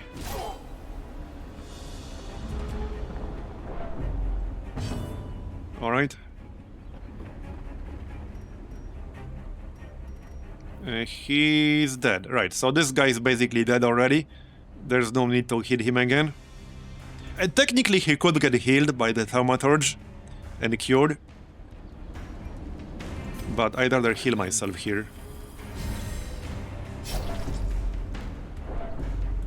Alright. I have no clue what you're talking about right now. We're playing Black Reliquary. It's a total conversion mod for Darkest Dungeon 1, which you can find on Steam, as in on proper Steam, not on the Steam Workshop. Okay, let's just blight the Thaumaturge.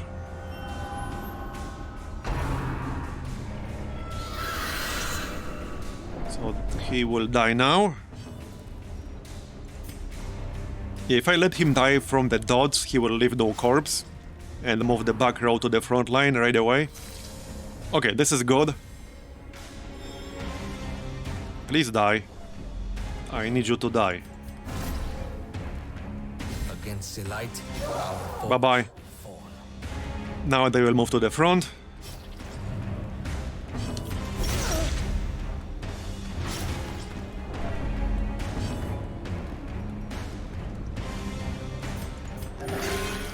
Nice heal. Not that he needed 43, but nice nonetheless. Okay, Thaumaturge is dead. Basically.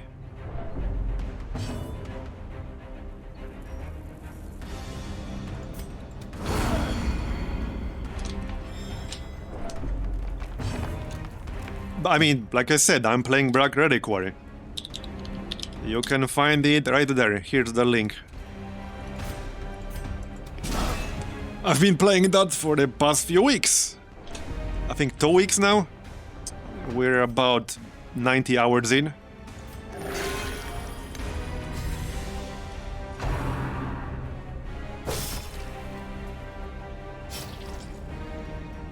All right. an agonizing Bye-bye. breath, slow and measured. Okay, I should probably camp after this. And by probably, I mean I should definitely camp after this.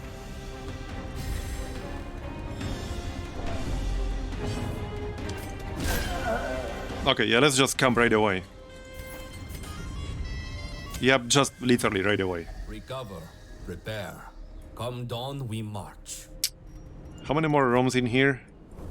Okay, we're almost done. I think it's fine if we use feast option. Yep, should be fine. Alright.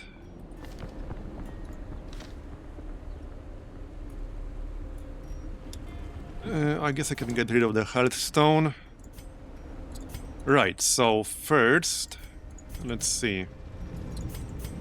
Oh, I didn't actually pick up Zealous Vigil, my bad. It's not a big deal, I suppose. Right, let's reduce the stress, because that's kind of bad. Minus 20. Okay, that's fine.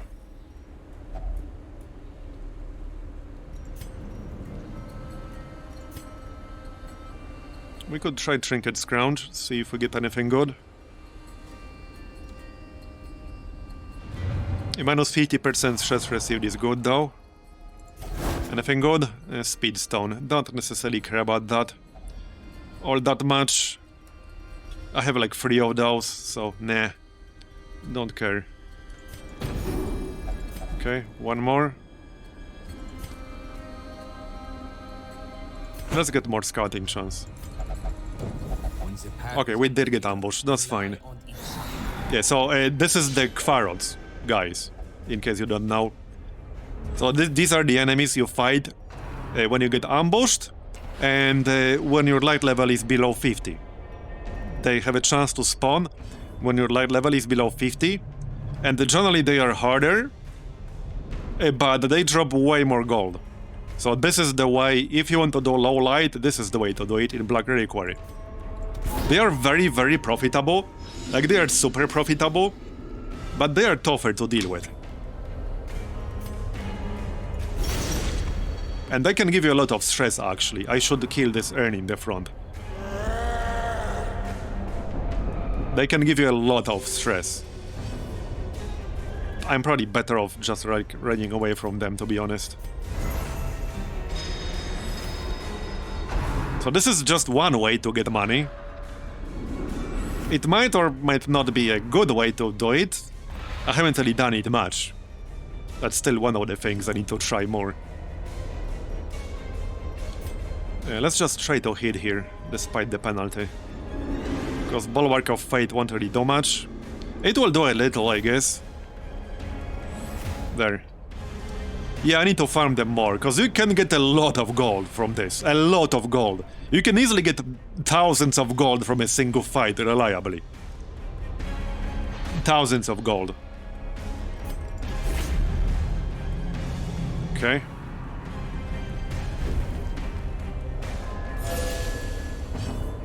Yeah, let's just retreat here. One of the good changes in the recent patch was that you can't fail more than 2 retreat attempts in a row now. Previously you could have failed 6. Okay, the problem is that I will have to kill them if I want to go through this room. Yeah, actually, we're better off just abandoning this run here. Because this was purely for gold, we got 11.5k. This is good enough. Alright.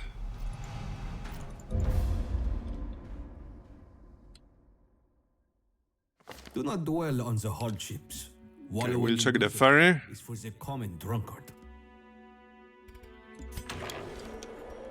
Okay, yeah. We can do that. I think I'll just straight up replace this flagellant. Unequip. We can name him the same. Well, technically I don't have to replace him.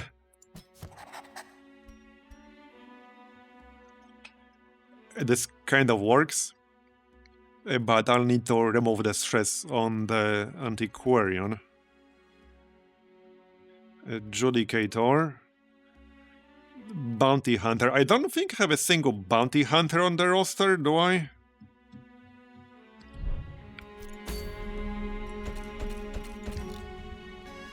I don't think I do.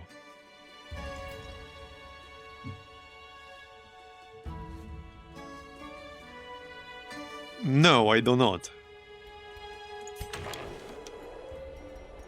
So that's an option, we can pick one up. Ashen Week. That's kind of crap. That's kind of crap. Thieving Habits, no thanks. Literally the single worst quirk in the game. In this mod, at least. Skilled Gambler, okay. Meditator. Do I have a Jester? No, I do not have a Jester. Okay, let's grab the Jester here. I don't have a Leper either. I need a bigger roster, damn it. Clearly. And that's what we need.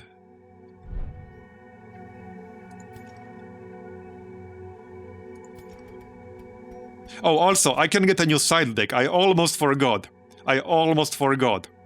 We were saving up for that. Here, Chandlery. Receive 3 to 6 free torches every week. And extra scouting chance from torches. So that is nice. I definitely want that. Once you get enough side decks, you can get quite a lot of like free provisions. So that's also like something that increases your farming efficiency with gold. Or at least it saves you gold. Or in other words, if you are left with very little gold after some failed run, you're not nearly as screwed if you have these free provisions, because you can still do a run, like without having to spend a lot of gold for provisions. So we'll grab the Chandlery first. And after that, we'll see.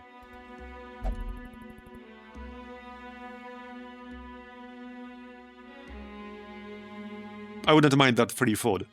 So, maybe that. But yeah, Chandlery first, that will cost us 10,000 gold. So that's still 21k left. Okay, so now I will keep my antiquarian. So let's just send her to the Amber workshop, actually. I should just upgrade the Amber then. Okay, just upgrade the Amber then. Don't need a 4th slot right now, but this will reduce the cost to 2. That's way cheaper. For a 100 stress heal, that's pretty cheap, I would say. I'll keep... do you have anything good? You don't have anything overly bad. So you're still fine, I think.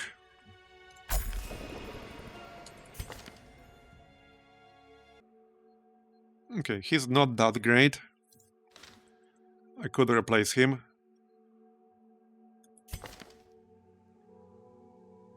Oh yeah, actually, Ramkam is really good.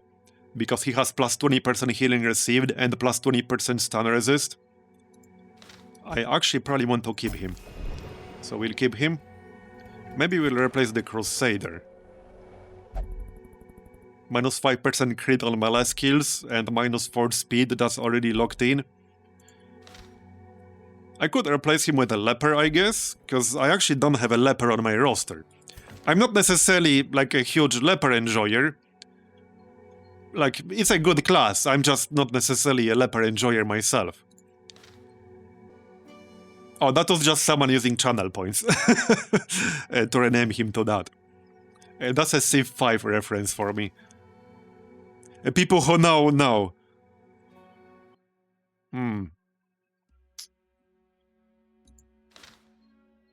Who else do I have at low level?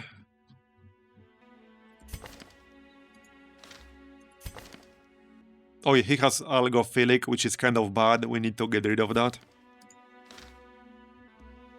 Okay, let's just replace the Crusader here, shall we? That's fine. I still have a Crusader, right? I have like a level 3 one. Yeah, Scimitar. Okay, and we'll get a Leper. This man's greatness. We can do a run with a Leper or something. It is in his spirit. Possibly. Okay, first the clinic. Let's remove this.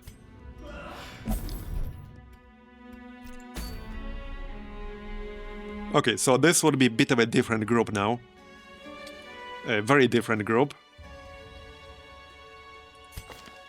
Arbalest. Okay, Leper. Have I even done a single dungeon with a Leper in Black Reliquary? Did we actually use a Leper at any point? I don't remember. Maybe we didn't. I actually don't remember. Okay, we'll do it now. Alright, we'll do it now.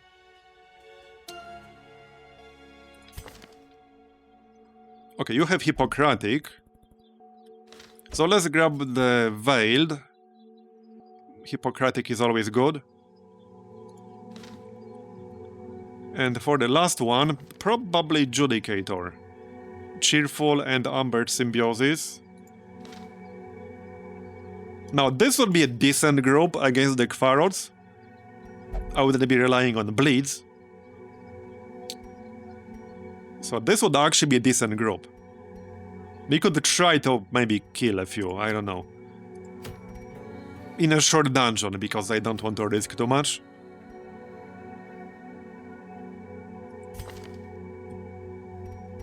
Okay, maybe we'll give it a shot. Maybe we'll give it a shot. Let me check his skills here. So that's kind of the same as before. Purge. Revenge. Damage, accuracy. Okay, plus 25% damage taken. I'm not necessarily a big fan of debuffs that make you take more damage. It scales a little bit too much with enemies that can hit you for a lot. With stun is good though. Yep. Other religious heroes, -2 stress. Okay. Interesting. We don't have two religious heroes in this group. -2 is not necessarily a lot, but maybe kind of helpful if you need to use this to heal yourself. Intimidate, bypass stealth, de-stealth, mark self, -20% damage and -6 speed debuff. And +4 speed buff on self. Interesting. Grasp. You mean Grave Grasp? Here.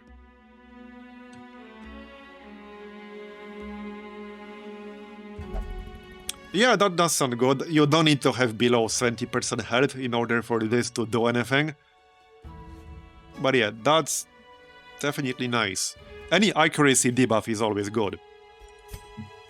And yes, I do like suppression quite a bit.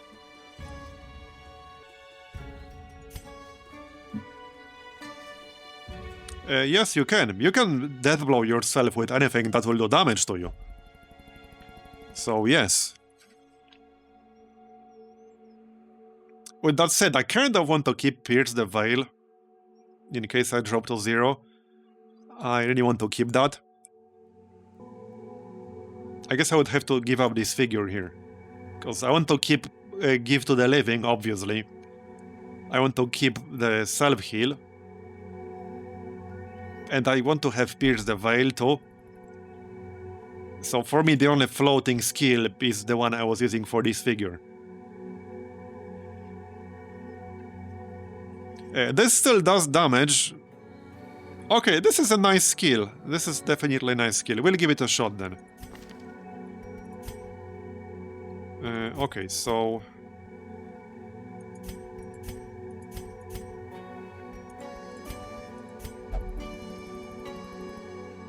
I'll keep guard.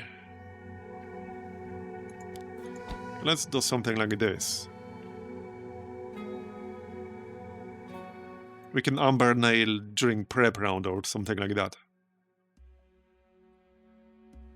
Okay, that works. Let's see how this will work out. Bit of a different group than I usually use.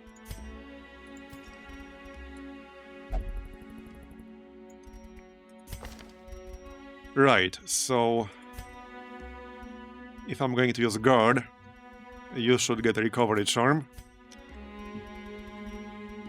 Healing done on you. You should get debuff chance. I need the debuff stone for plus 30%. I only have a 20% version, and only literally just a single one. I've been pretty unlucky with that.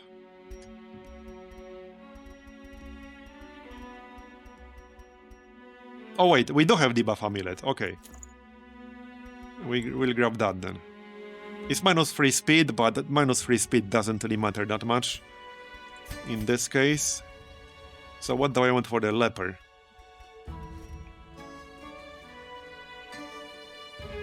The mask is kind of interesting. Like, sure, it's -20% max health, but he has absurdly high base health. Basically kind of the same as the Judicator, slightly higher, because this guy is level 1 right now. Judicator is level 2. So his base health is even higher than Judicator's. With this -20%, he still has 56. And then I can raise it back up with Toffering. So he will still have 74 health, even with this mask. And it gives him a lot of resists. The stun resist alone can be big. So maybe we'll just do it like this. The alternative would be giving him accuracy, because Leper is kind of bad with accuracy most of the time. So accuracy stone wouldn't hurt. 56 health is just fine.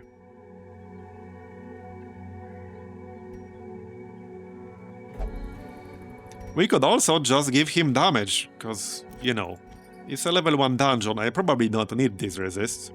We can just give him Runic Blade. Damage goes brrr. Yeah, I think that's a good combo there. And for you... well... I think stun chance. Did I ever get that plus 30% stun stone? I don't think I did I? We tried to get it, but we didn't. So I only have a plus 20% version at the moment. Okay, plus 20% for Fury of the Ancients. And for the Herbalist, I need some more Memento trinkets. Hopefully we'll find some eventually. Obviously not in this dungeon. What do I want for the Herbalist? Probably debuff chance again. So that will have to be a 20% version. Yep. And then something for damage. Not that I have a lot to give her for damage. We have this, but somebody would have to mark. So nobody in this group can really do that well. She can do it herself during prep round, so that's one option. This will clear the mark on attack hit though. Not sure how I feel about that.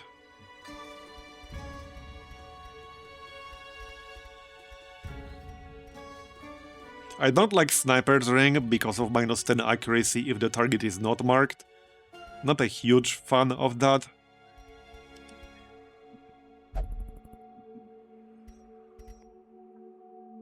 I guess I could just grab Scouting Chance. That's 48 health.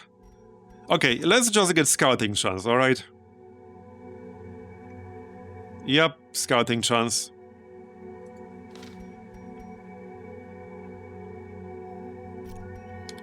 Let me check the facilities again real quick. Does anyone have any diseases? Yes, they do. Minus 10 accuracy, minus 8% crit. That's pretty bad. Need to get rid of that. Here you go.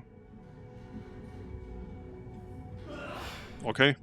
Any really bad quirks? Who will I be keeping from lower level people?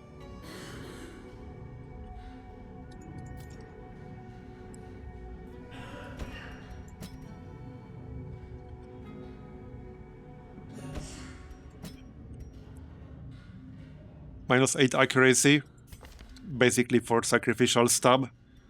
I don't think I care about paying 1,600 to remove that. Tens.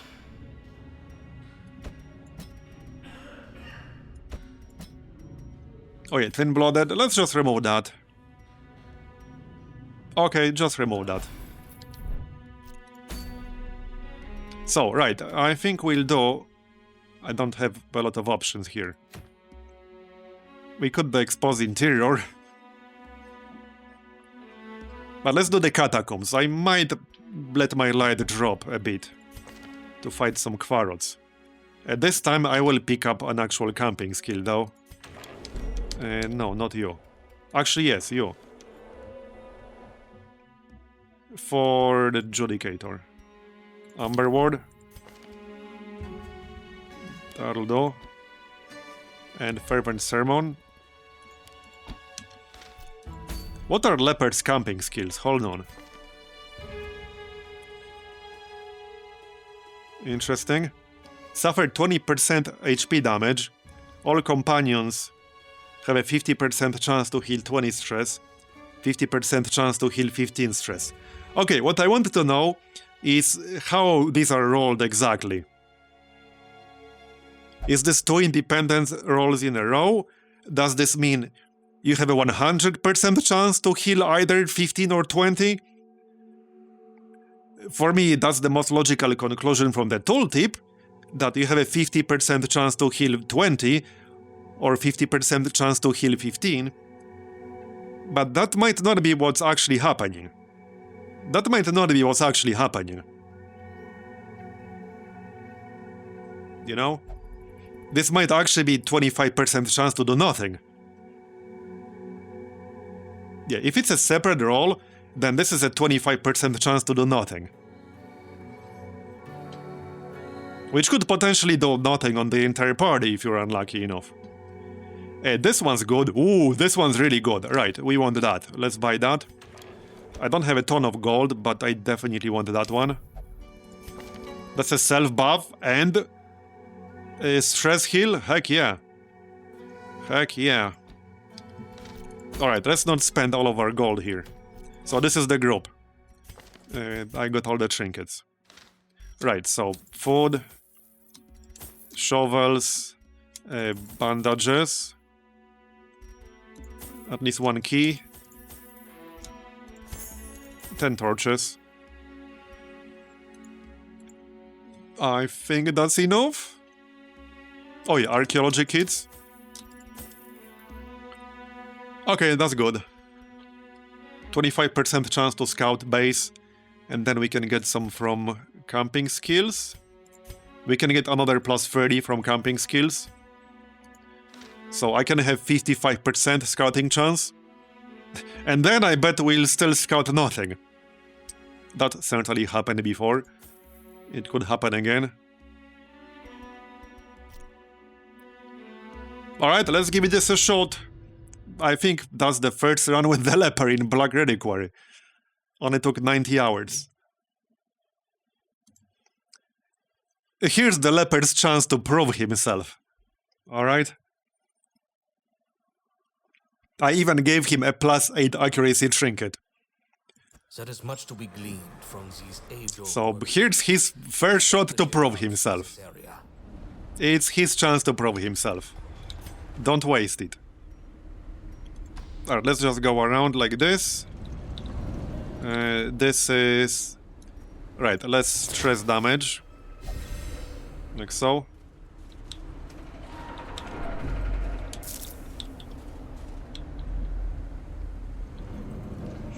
I mean, I'm not like a big leper fan for several different reasons.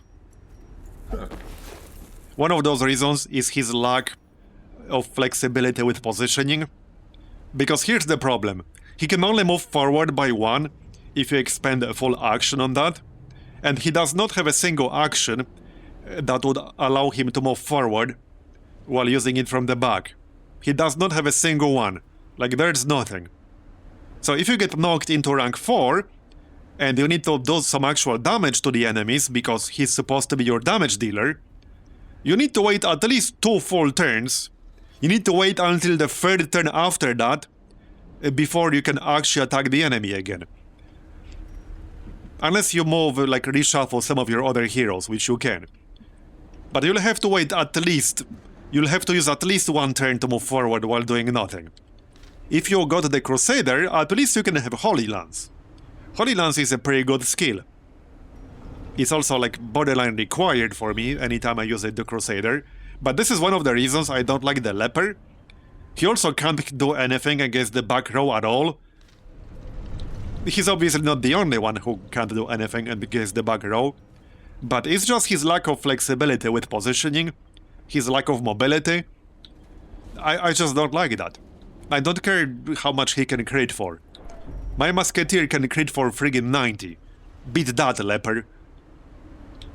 Like, no joke. For anyone who wasn't here in my earlier runs, I actually have trinkets for the Musketeer that can give her a 40% chance to crit, and I can easily crit for 70-80 damage. So that's a thing. I can do that. And she's way more flexible. It's probably the most flexible class in the game, in Black Reliquary.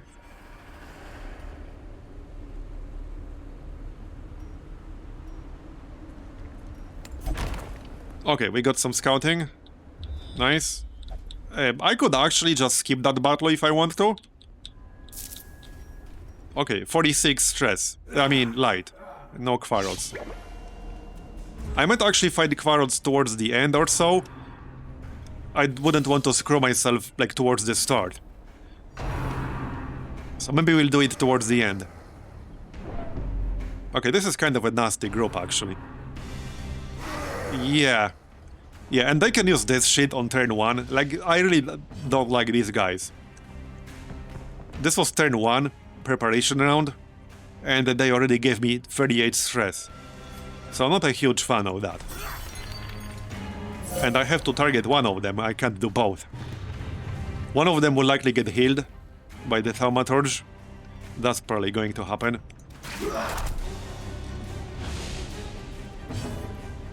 Alright.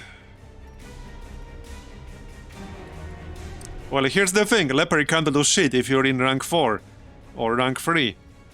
And there are bosses out there that can shuffle you like regularly. What do you do if the boss or an enemy shuffles you every 2 turns? What do you do then? Like, how do you counter that with a leper? If the leper gets knocked back every 2-3 turns, what do you do then? Nothing. Like, that's the answer. You literally do nothing. Because you can't do anything. It's basically, like, effectively a 3-man group then. Yeah, but the move resist won't help you shit if you get unlucky with the rolls. I failed 7-10% rolls in a row before. Or 90% rather. As in, I had 7-10% failures in a row before. So, you can math that out, see what the probability of that is. But that's the kind of shit that happens to me. Not even just once. Yeah, just get better RNG. I know, right? My bad, just get better RNG. True, true.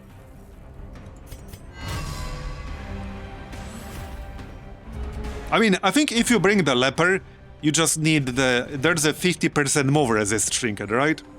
You can use that with withstand. Although, you can still fail then. Thing is, if you get surprised... So, I might be wrong. But if you get surprised, the movement resist doesn't matter. Because you get the stumble debuff on you, like no matter what your resist is, you cannot resist the stumble debuff when you get surprised in Black Reliquary. You cannot. It's not resistible. Again, as far as I know. So if you get that, you will get shuffled like no matter what your movement resist is, because that cannot be resisted. So that's the problem too, if you get surprised. Okay, so I guess I just spam Grave Grasp until I need to heal myself or something like that. Okay. Alright, -7 accuracy. -23 accuracy. I bet they will still hit me. But that's kind of huge, -23 accuracy. That's pretty wild, actually. That's pretty wild. Okay, but he has to die, like, before he transforms. 50% stun resist. So... Okay, I have 140 base. So he has 10% chance to resist my stun. Got him, nice. Alright. This should kill him, it's 5-2... No, it won't. Alright. This is still a crap chance to hit, and I'm using a +8 accuracy trinket. That was 78% with +8 accuracy trinket. Not great. Yeah, see, already 57. I really dislike this guy. I really dislike him.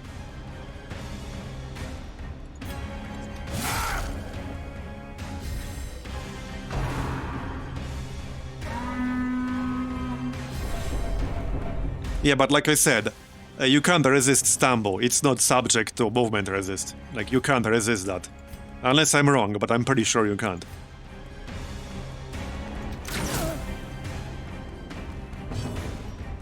Alright, let's heal ourselves a little here. There you go. I think I'll have to camp pretty soon here. 11 to 21. Right, so in theory, I do have a chance to kill him with this. Nice. Well done. Just need to get rid of corpses now. There you go. And kill that Thaumaturge.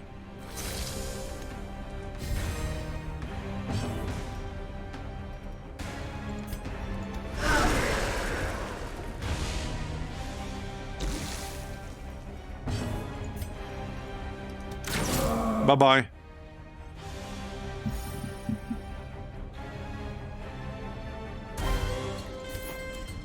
Another skirmish, another... Alright, give me some treasure. Let's actually skip this fight in the corridor. I'll probably want to camp soon, So we can just go this way, this way, this way, then back up, and probably camp at the entrance, or maybe here. Something like that.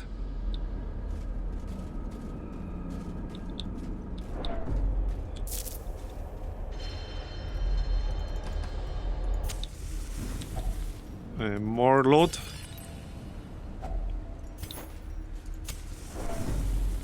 No challenge is without its barriers. Both All right, then. proverbially and physically. Okay, clear. And we got scouting. Nice.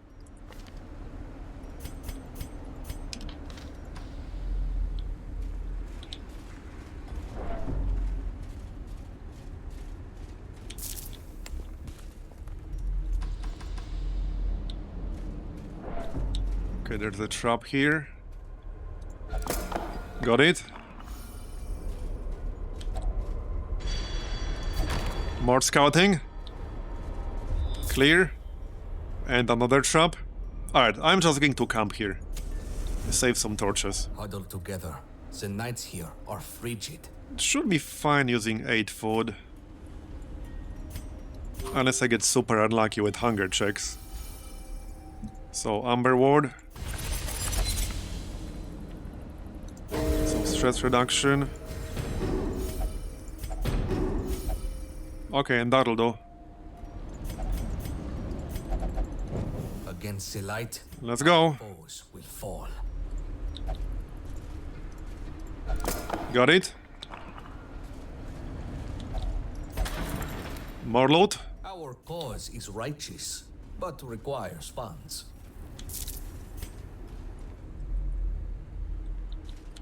So that's stress reduction if I use a shovel, which I don't really need. So, pass. More amber.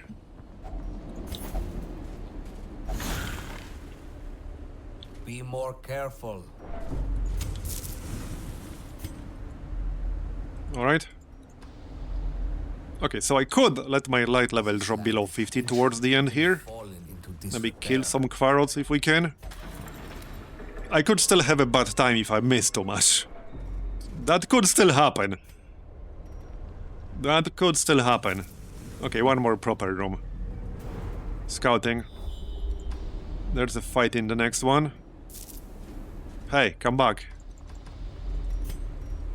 Right, I'm unlikely to use free archaeology kits, so let's just increase our chance to disarm. Because it was kind of crap otherwise. Okay, this could give me a damage buff. Do I need it? Actually, it won't, because I would need honing oil. Okay, so just a trinket. I never really got any good trinket out of this. Just commons. But technically, I guess it's gold. Alright, so I'll let my torch stay at 42 here. Okay, just a normal group. Alright. Yeah, 2 of these guys again. So this could easily be like plus 50 stress on one person. Because I can't kill them both at the same time. Yeah, the part that annoys me is that they can use it on turn 1 and it will ignore turn 1's accuracy penalty.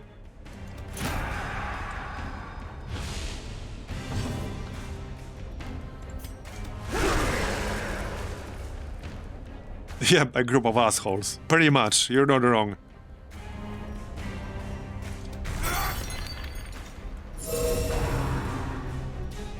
At least they targeted 2 different people, so it will spread out. Okay.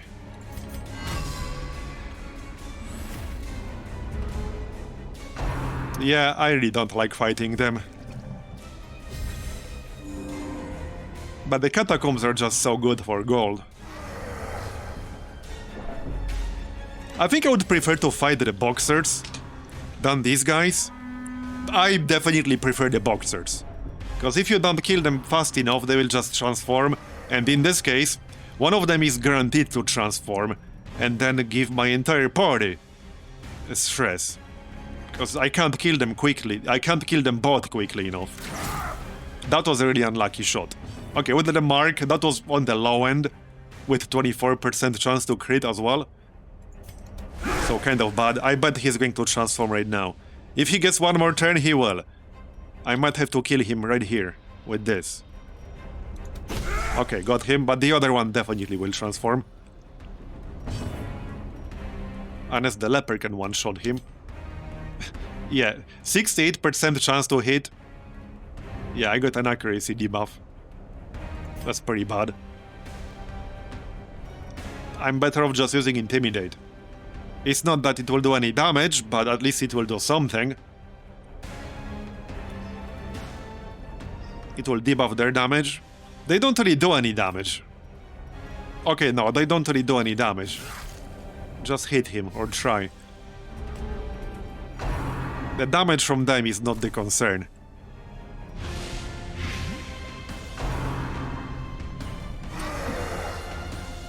I thought so, Krasos, but I've had them transform on turn 2 at full health before. So I don't know like what logic they use. But I had them transform on turn 2 with full health before. It was very rare, but I had it happen.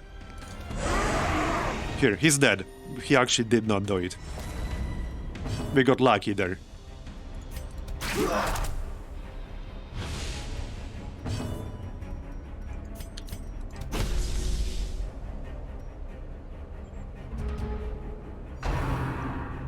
It's actually worse if you can't prevent Samsara death on the dancer. You usually can prevent it, but if you can't prevent it, it really sucks. It really sucks. It has a super high chance to crit. It will likely reduce one of your heroes to 0 and give you a shit ton of stress. I hate that skill. I actually hate that skill.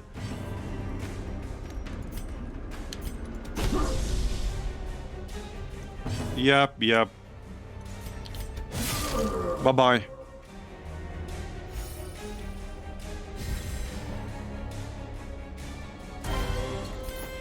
Oh, done already. Okay, let's not leave just yet. I want more money. Give me more money. There you go. The glory will come. For now, there is... Okay, I'll let my light level drop.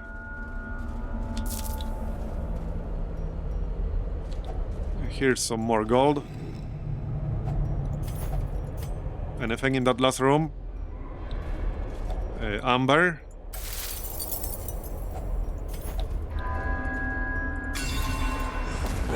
Okay, yeah, no, I don't want to fight these guys. Okay, this is like one of the worst possible groups you can get. It can get worse, but this is pretty bad. This is pretty bad. You could have the bird guy instead of the boxer. That would be probably worse, I think.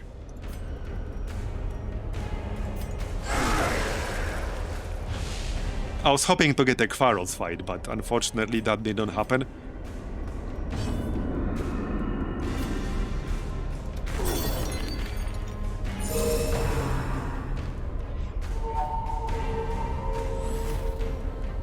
Yeah, the flamethrower guy can be pretty annoying, but I have an easier time dealing with him than with these assholes. I think I only had him blow up like 2 times, maybe 3 times.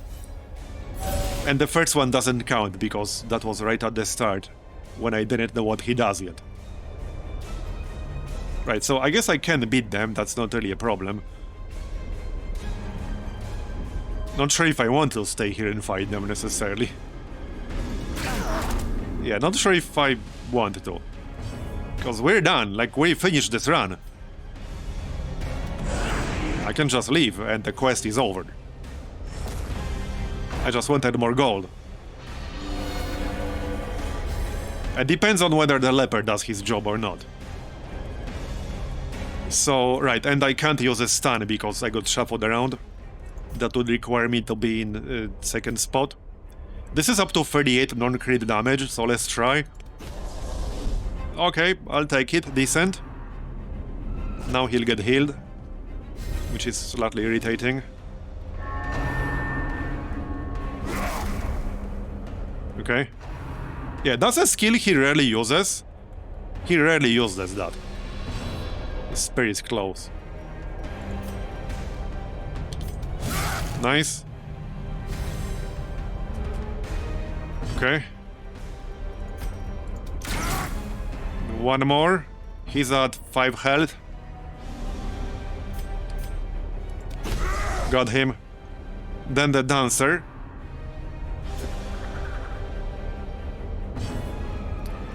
Attack buff? You mean revenge? Thing is, I don't like the plus 25% damage taken from revenge. I have the chapter of Doomed Man trinket for the Judicator, which I used a few times.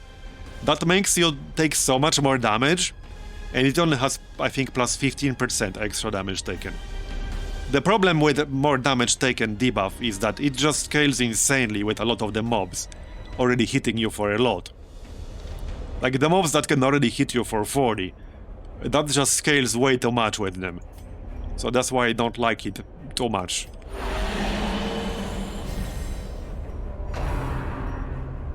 Maybe his big health pool will compensate for this. I think I would like to have more accuracy on him before using that. Because even with this plus 8 accuracy trinket, my chance to hit is not that great. 65% on the dancer here, because she has 18 dodge. This dude has 0 dodge, and it's only 83%. That's with plus 8 accuracy. I really hate this dude's low accuracy. I really hate it.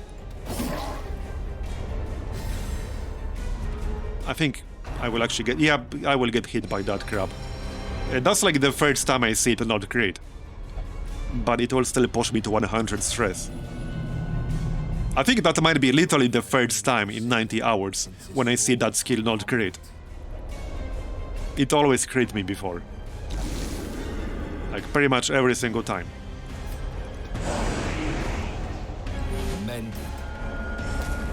I should probably just leave. Hopefully they will give me some useful loot.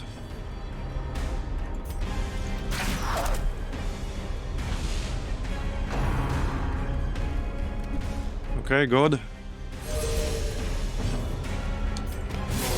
Got him.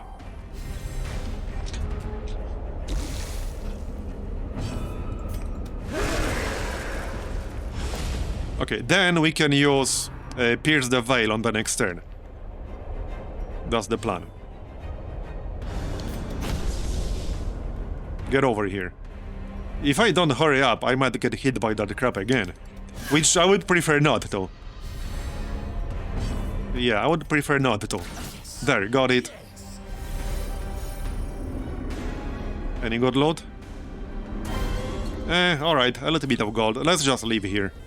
We've done enough. Stone and granite surfaces are becoming almost homely, no? We'll try it on the next run.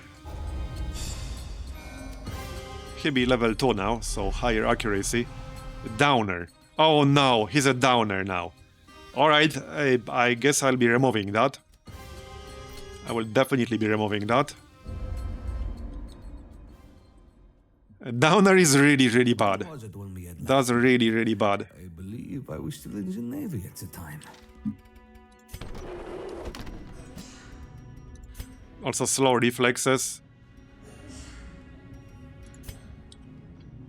Okay, remove downer.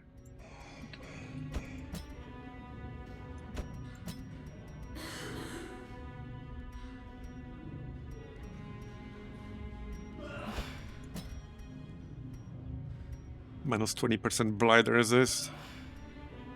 I don't want to spend too much gold removing that stuff.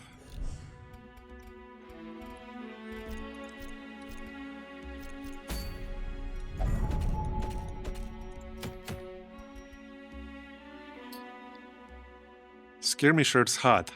Yeah, I have a good musketeer trinkets already, thank you. Bloody herb, I think I have that already. Pretty sure I have that, do I? Maybe not. Okay, apparently not. I thought I had that.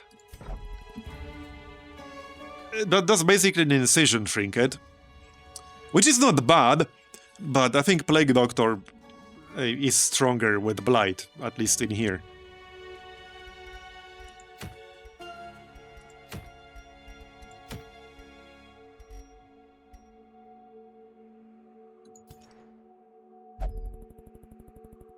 Well, we could try another boss, but...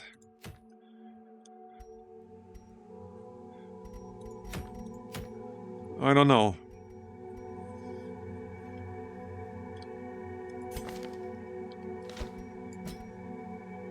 So if I wanted to do it, it would probably be something like this.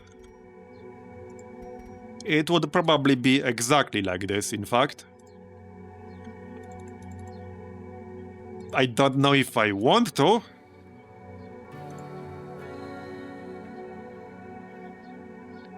I don't know if I want to.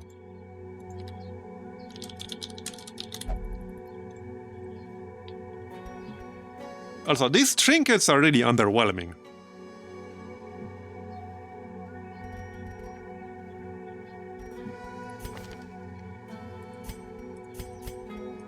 Still, 3 out of 4 people here already have level 4 upgrades, so it wouldn't cost me that much gold. I would have to bring Xenomorph with 30 stress already, so that's potentially bad. That is potentially bad.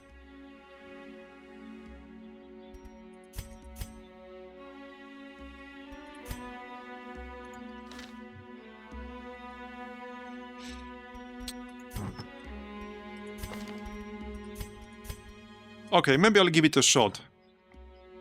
So if we do, I think we'll go with the Glassworks. Yeah, Glassworks, Fury of the Ancients, Amber Nail, Jewel Convocation. Give him the trinket. The usual setup on the Flagellant.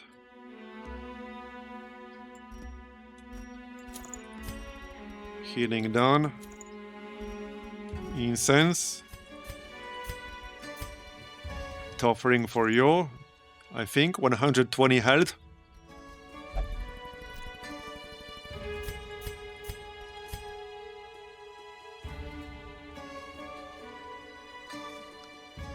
This is kind of nice, but -5 accuracy. Judicator's accuracy is already kind of low, especially with his potentially highest damaging skill. 100 base at rank 4 is pretty bad. Now, do I want to bring my trinkets? Yeah, I guess I can back up the save and do it. If this is supposed to be a serious attempt, I need my highest damage setup. So this is my highest damage setup on the Musketeer. The only issue is actually landing Mark.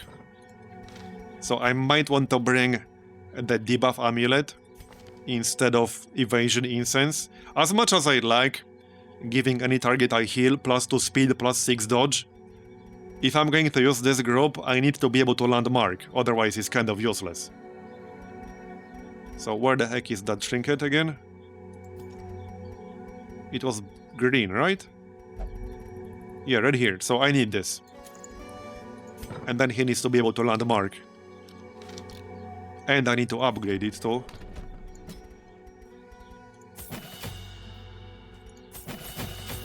So that'll do. Yeah, this is expensive.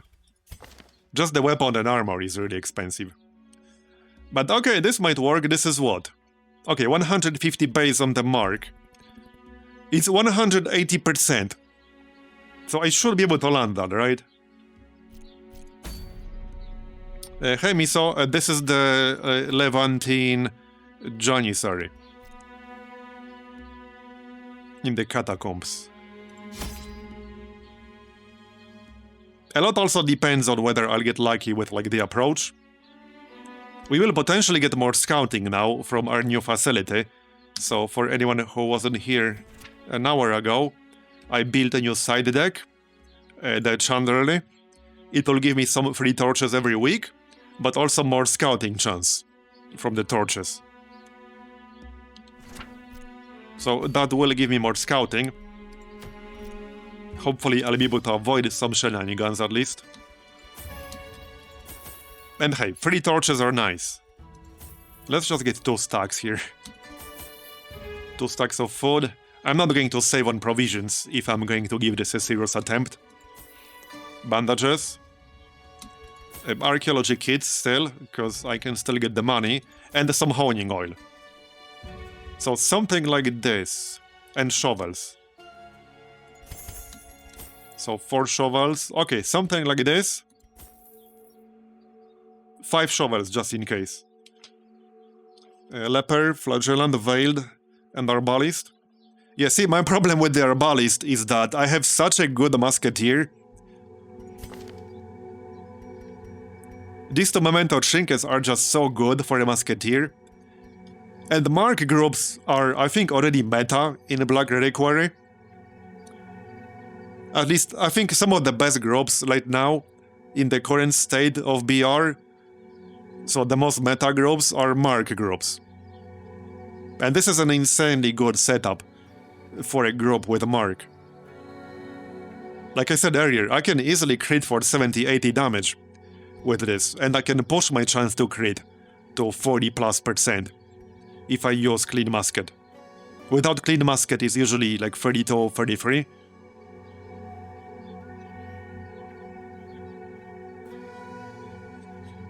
Oh yeah, what quirks do I have here? Anything that helps with Catacombs? No. Okay. I don't have anything overly bad. -8 speed if any enemy is a corpse. Okay, nothing that would really hurt me here. Alright, let's give it a shot. Let's give it a shot. So this is the 11th Janissary that we're attempting. Double check the skills. Okay, we have Amber Ward. We have Unspeakable Commune. I could still upgrade Glassworks, but I'm really out of gold. I think we're fine as is. This is also a full religious group, except the Occultist. So I can use Glassworks to increase the damage, the healing they receive. I would prefer a Pagan Musketeer, but I don't currently have one available at rank 4.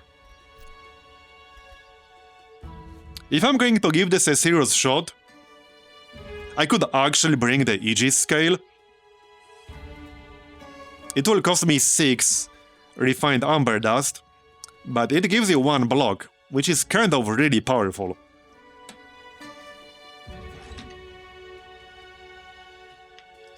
It would help if I knew what the heck this boss does, other than damage.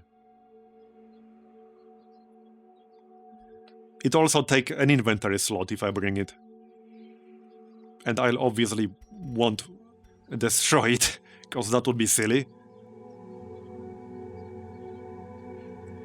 Okay, I'll grab 1 Aegis scale here. Hopefully I won't regret it. 2. Okay, fuck it. Let's get 2 Aegis scales. This is Done. not a man of villainy, nor a man of machinations. He is a man of honor, of dignity. The conquest on the valley is not his calling, not his purpose. Nonetheless, he stands steadfast between us and the Reliquary. Grant this Janissary a noble death. This is the YOLO run. Locate the commander's Okay, give me a decent layout here, come on. to his range. Yeah, that's not great.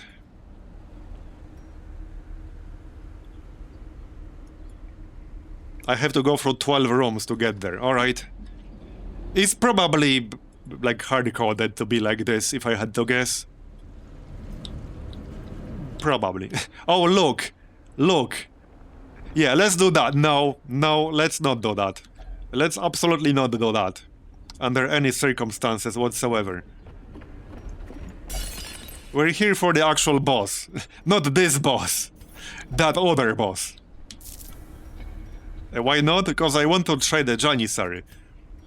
I don't want my run to end not even in the first room, but the first corridor. Okay. I think a lot will depend on like what shape my group is in when we actually get there. If I run into too many asshole groups, I probably won't be in a great shape. But I need to not run into asshole groups too much. Like, this could have been worse. This is fine-ish. This would have been worse with the stress guy, I think. Okay, good damage.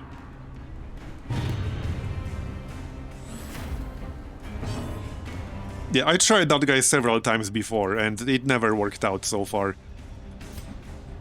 Partially because I miss him too much, in some cases.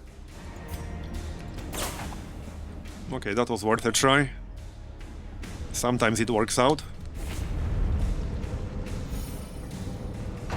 It's the best way to handle a group like this. Just try to hit them through the penalty. That can give you a lot of additional momentum at the start. If you hit even once.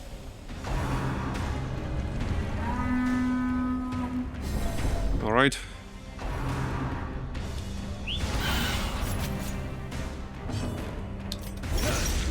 I think the best way to kill the Ignolian is to ignore the Wisels. I was never able to keep up with them when I tried to keep up with them.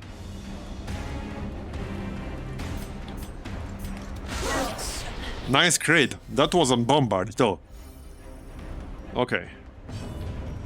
Let's actually mark the bird guy, shall we? There you go. Because I don't need healing at the moment.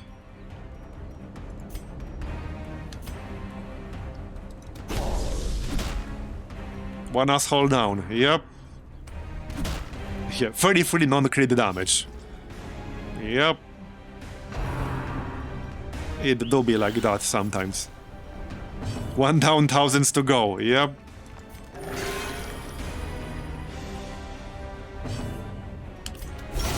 Nice. Alright, he's dead.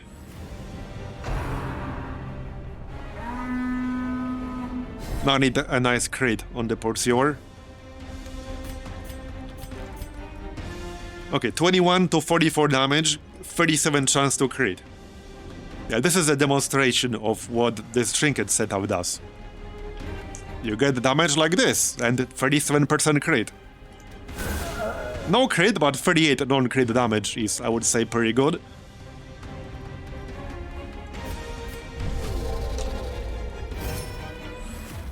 An agonizing death, slow and measured.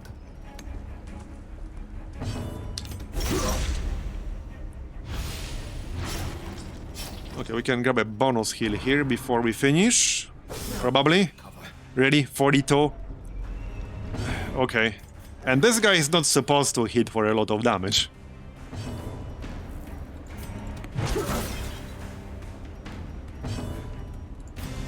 Yes, strike true. And stay down.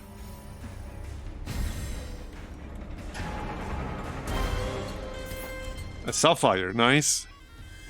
Okay, I will not be keeping this Blightstone, might as well just destroy it right away. There's no chance I'll be keeping it. Let's see how many fights I'll have to do on the way there. Hopefully not too many. Yeah, I didn't bring a key, so that's not useful for me.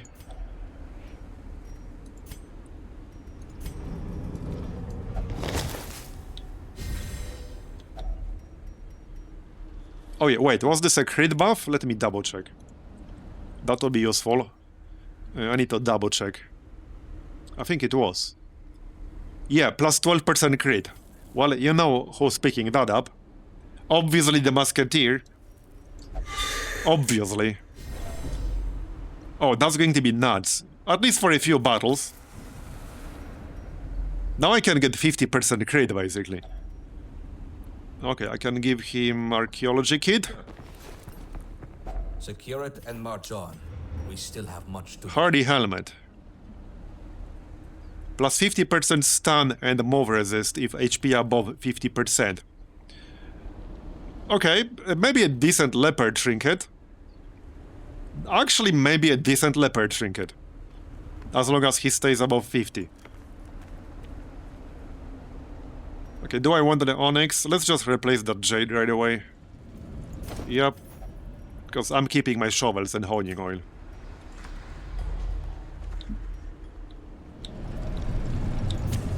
Let's not risk running into Quarrels. That would be bad. Knock knock. Okay. Yeah, so here you can see the scouting bonus. That's from the new facility I got. It's plus 7.5 above 50 and plus 15% above 75. So that's a nice buff. That's a very, very nice buff. I like that a lot. Who has the best sharp disarm? 50? Okay then. Got it. We got a fight up ahead, right here. Hopefully there's a fight down here in this room and in this room, so that I won't have to do them. And one fight in the corridor here as well. Alright. Well, let's put our crit buff into good use. I could switch to patch it up, perhaps. Might not be worth it.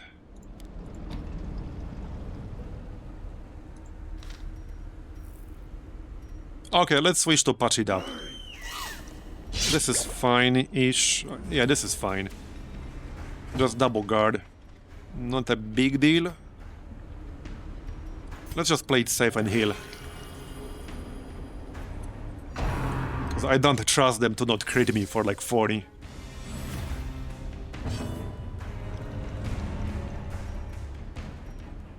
Put what on a healer?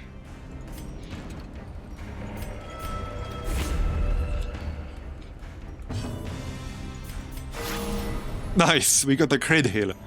Alright.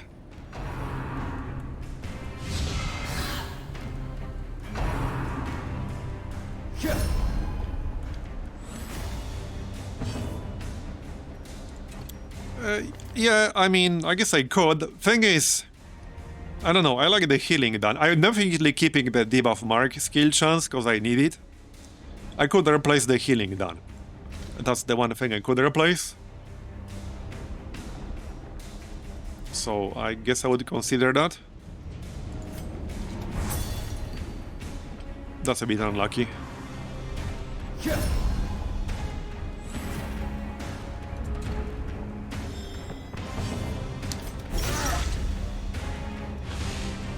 Oh yeah, as a general strategy. Yeah. As a general strategy, definitely. But it works on a leopard too, for the movement resist. For reasons we discussed earlier. Okay, well, Paul won't do a whole lot here. Just mark him. And then snipe him, hopefully. Oh, don't tell me you will cure that shit. No, right, just heal. Okay. Alright.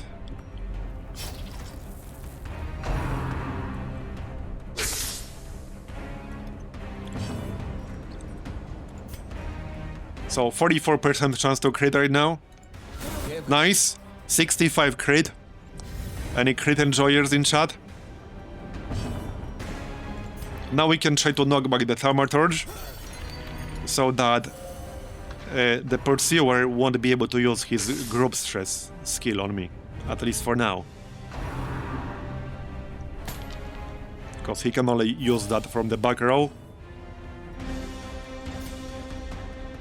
Yeah, he is being guarded at the moment. There. This actually works out best. Now he's in rank 1. Okay, that was not the best heal ever. Now he will move back, but only to rank 2, so he still can't use it. Okay.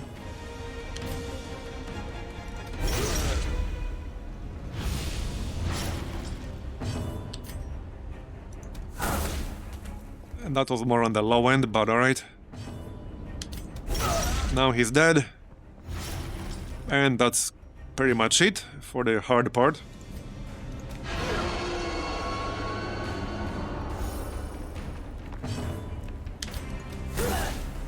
Okay, that was on the low end again. A bit disappointing. Give me my big fat crits. As in more of them.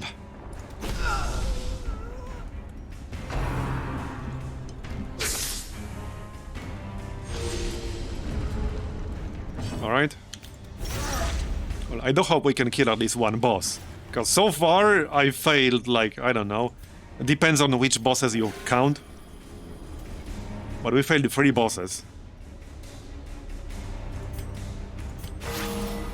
Nice! Look at me, I'm a healer now. Move aside, Vestal.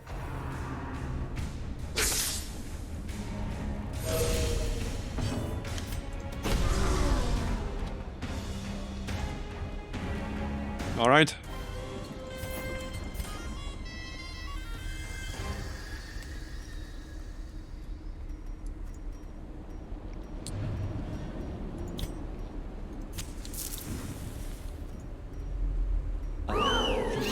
Okay. Now that's a bit worse. This is definitely a worse group. We have a sniper, we have a boxer, dancer, and a bird guy. That's definitely a pretty annoying group right there. Pretty annoying. Very annoying.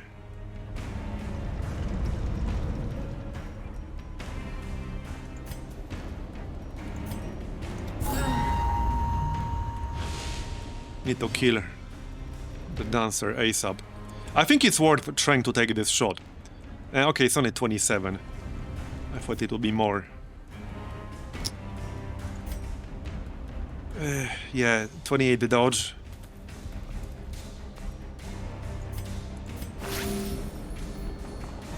If it was a bit higher.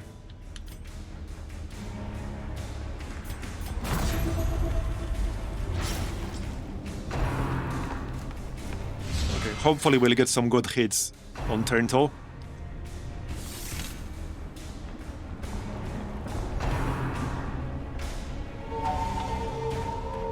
Okay, yeah, that's good.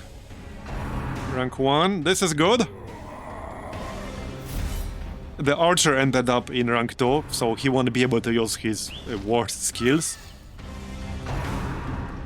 He'll have to use this, which will push the bird guy to rank 2, and then the bird guy cannot use his AoE stress skill. Okay, so I don't want to pull anything here. We can heal or we can Amber Curse. I'm still like 28 HP down on the Judicator. Might as well heal that. He has 120 total health pool. Nice dodge. Okay, I need some good damage here, come on. Yeah, that's more on the low end, but alright, at least the bleed landed. Let's pop Bombard here. Nice. That is very nice. Is that enough? Yeah, that's enough. That's a kill right there. There's nobody to heal, so we got it. And now the bird guy.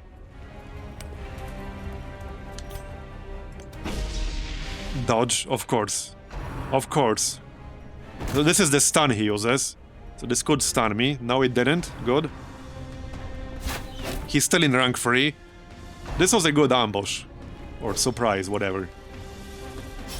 Okay. And now we can use Exsanguinate. 95%. There you go. Very nice. That's what I like to see. Huge crit, 15 bleed damage, heal ourselves back to full. I freaking love that skill. I love that skill. Pull you, so that he can't use his stress ability on me. Maybe just kill him. Got it. Very nice. And next up, the champion. Done. Yeah, this was a pretty good one. This went better than I expected it to. It definitely did.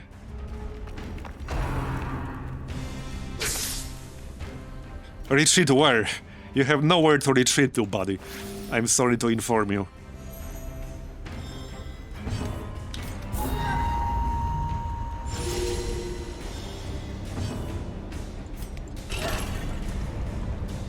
Sit down. 2-turn stun. Not that I needed to stun him. Alright then. An adequate performance. I need the other fights to be like this one. That's what I need. Then we'll be good. Alright, let's move on. We got 1, 2, 3, 4, 5, 6 more rooms.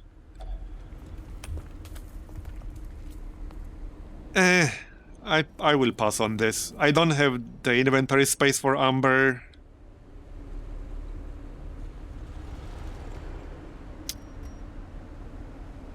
Actually, no, let's do it. There, and I'll grab the Amber residue. Here. That can buff some my damage and crit. So, probably on the Musketeer. She's religious, so it won't be as much, but it will still buff my crit.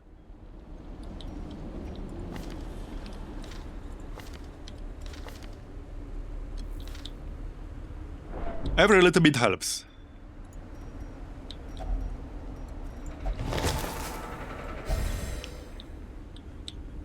Alright. So there's... we don't know. Okay, there's a fight. That looks like a pretty easy one.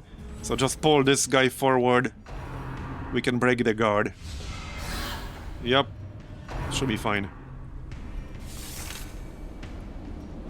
So I got plus 12% crit for 2 more battles. We definitely want to camp sometime before the boss to use Clean Musket, which will give me plus 20% damage, plus 8% crit, and plus 10 accuracy.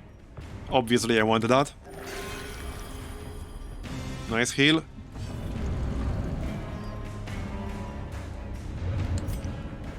Okay, I think it's worth gambling to hit them here, because obviously I'm taking an accuracy penalty, but I still have 35% chance to hit this guy. For 13 to 27. I don't need a heal at the moment. It's worth a shot. Sometimes it does work. And it can work pretty damn well when it does. Wait, why did you get -2 stress there? Okay. And I missed? Okay, I'm not sure why. Oh, because of Mystic, right? Right, yeah, because of Mystic. That's pretty funny. Mystic is a pretty funny quirk. She basically distresses herself when she, like, sees shiny things. Shiny magic goes brrr. Alright, still turn 1.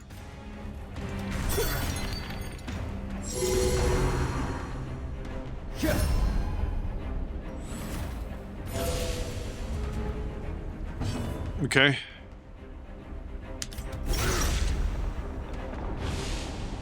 They will use guard, so might as well just target them. Let's try to pull the bird guy, so that he can't hit me with stress. And that didn't quite work out. Oh, right, he already has guard, fair enough. Okay. Let's use a stun here. Or not. That was really unlucky right there. That was really unlucky. That was a little bit better. Okay, that's what I'm talking about.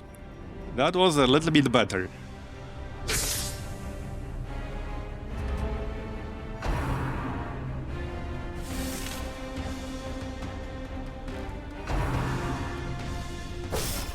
Now only one of them can be in the back row, not both. Let's actually just mark him for our Musketeer. Like so.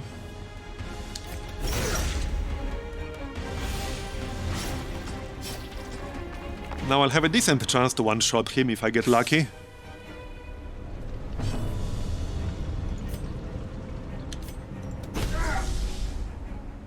Go on. Okay, 49% chance to crit. Heck yeah. 49% chance to crit. Now imagine this with the Houndmaster using the Contraband trinket, where you can easily get plus 12% chance to crit for your entire party against bleeding enemies. So if I had that in this group, and I had a bleeding enemy, I would have 61% chance to crit. 61% chance to crit!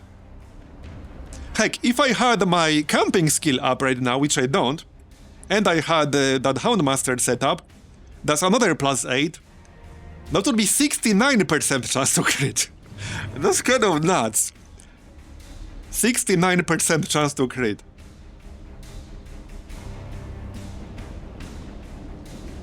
And 95% chance to not get it, yeah. But yeah, no memeing, that would be 69% chance to crit. And of course we did the minimum damage. Because of course we did. Of course we did minimum damage. Why would we do anything more than minimum damage? Games like, nice math bro, however... Yeah, that was literally minimum damage, 21. It was literally minimum possible damage I could have done. There, that's better. That's better, not that I needed 65 on the second shot, but that's much better. But yeah, the game's like, yeah, great math, bro. However, here's your actual roll.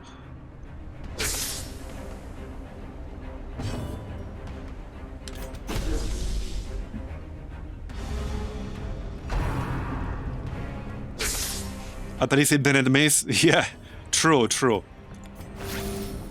Let's heal a little. Yeah, might as well. Okay, dodge.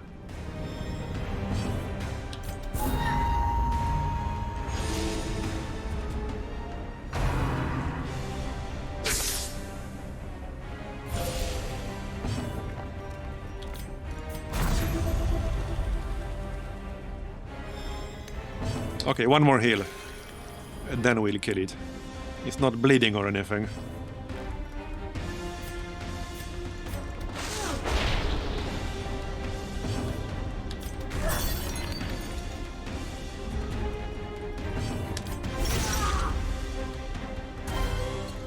Right, I can use a shovel here to lose some stress. That might be worth doing. I'll take the disease kit.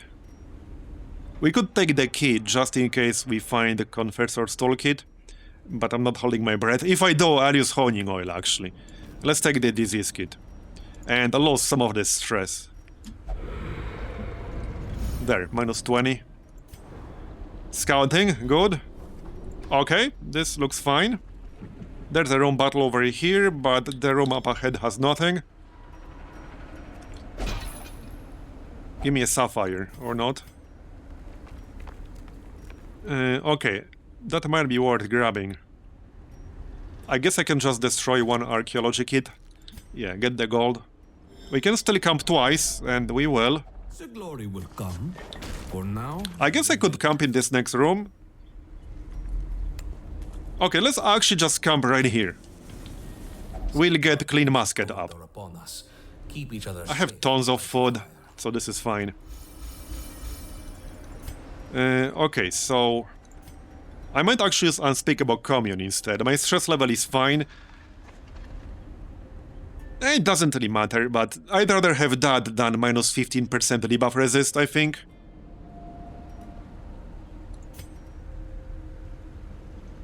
Yeah. So, clean musket. Debuff skill chance. Yeah, perhaps. Yeah, my stress is fine. I can drop this 18, I guess.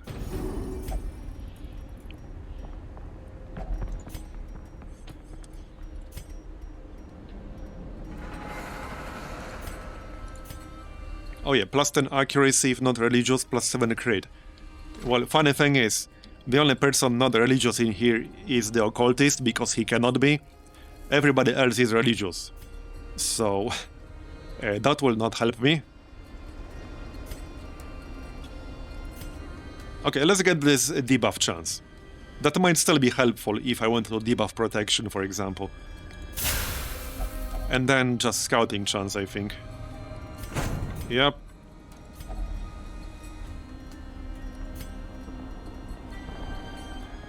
Random supply item.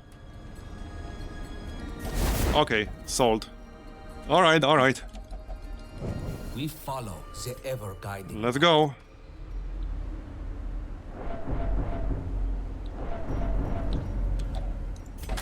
More supplies.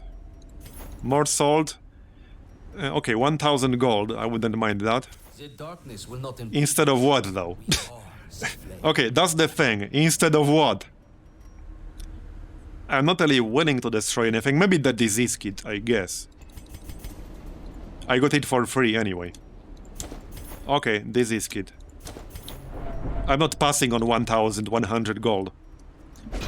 Give me a sapphire. No? That's good though. Onyx and more Quartz Darik. So there's a fight in this room. Yep. Okay, Firewalker. That's actually pretty annoying group. Okay, that's a pretty bad group. I'll definitely want to pull one of them to the front. Because I kind of have to focus on the Firewalker. But these guys will hit me with stress and damage. So that's actually kind of an annoying group right there.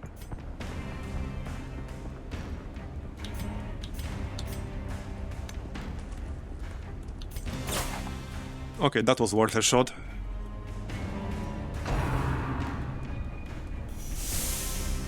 I should be able to kill him quickly enough, unless I get really unlucky. I was hoping one attack would hit there, but alas, it did not.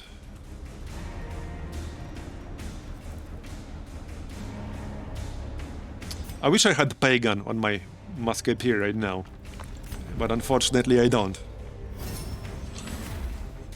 Because that would give me more damage and more crit. So with all the buffs we were discussing earlier, to get to 69% crit, if she was a Pagan, I could also add Glassworks on top of that for another plus 8%, and that would potentially be 77% chance to crit. And then you probably still wouldn't crit, but it would still be 77. Okay, pull him to the front so that he can spam stress on me. At least not for one turn. I might want to mark him though. I can try to stun him. It's not super likely, but it might happen. It's 50% chance. For 2 turns. If that lands, that would be huge. There we go, it actually landed. Nice. What? Oh, right here. I mean, I don't really have the inventory space. And I already have a shitload of their level 1 trinkets. So it would actually do nothing for me, to be honest. It would actually do nothing for me. I have 3 of the, like, whatever it's called. The axe thing. Okay, I think we got him, basically. He's stunned for 2 turns.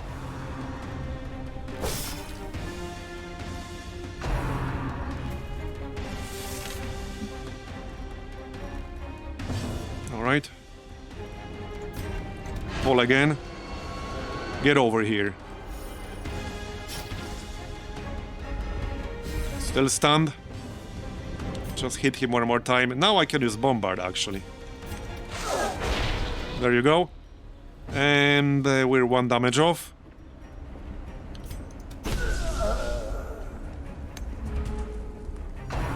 Yeah, I should bring them to some run. Once I bring them, I bet I won't find this place. It seems to be, like, incredibly rare.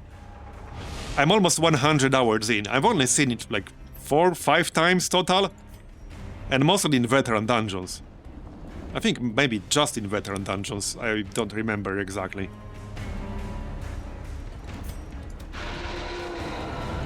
Wait, is it actually a veteran dungeon only, or does it spawn in level 1 too? I actually don't remember if I had it in level 1 dungeons. Not an item, the secret room. But it's definitely, like, incredibly rare here. Of a great many battles continue. It does? Then I'm probably just unlucky. That never happened before.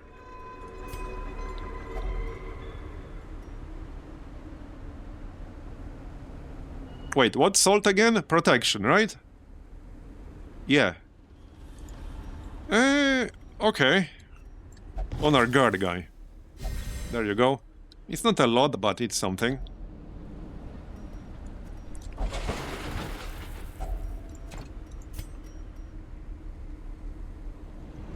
Plus 20% in position 1. I don't remember if I have that or not. I don't remember.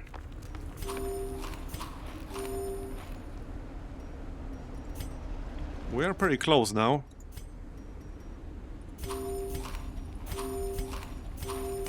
Okay, let's grab them. I don't remember if I have them or not. And that's actually not bad. Hey, that would be good for a leper. He kind of needs to stay in position 1 anyway. It would be good for a number of classes. Alright. No scouting this time, okay. So the boss should be right here, but it could also be here. One or the other. Would be nice to scout it out. So I have plus 15% scouting now. Nope, didn't get it. Seriously? So I have camping scouting bonus. And I also have plus 15% bonus from the side deck. And we still didn't get the scout. Your bet is top? Okay, let's go top.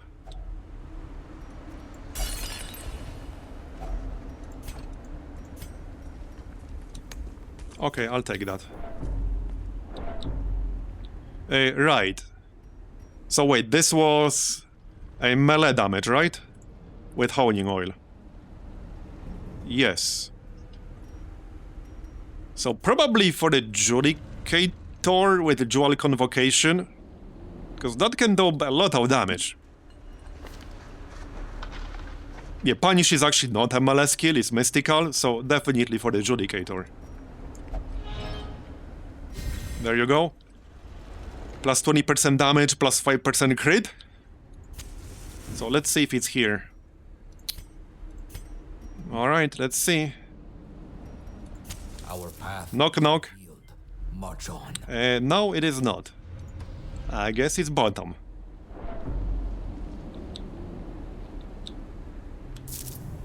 I did one before the run, but I guess I could do one now. Alright, I'll do one now. Give me a second.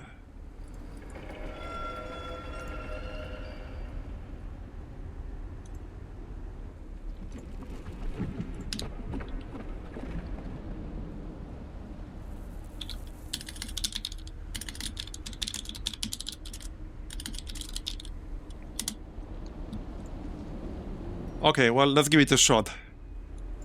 See how it goes.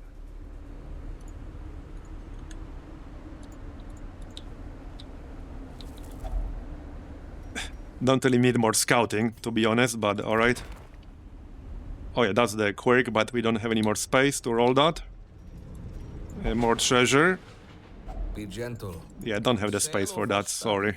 These artifacts are I want to keep the salt in case I want to remove some debuffs.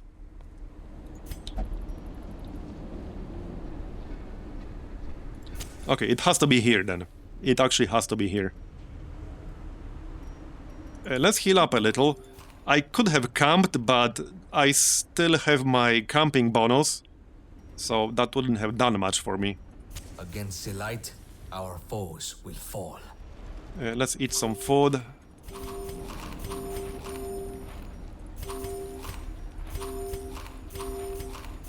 Okay, let's go. Let's see how this will go. Answer the duelist's challenge. He's a bit thin. He's on a diet. Okay. 254 health only, 85 dodge. Okay, I see where he's going. Well then, okay. Okay.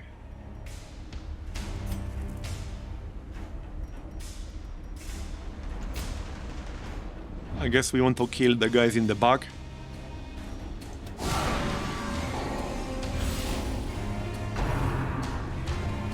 Keep them busy is the skill. Okay, repulsed to the death. Okay, sent to 14 base damage, 85 base accuracy.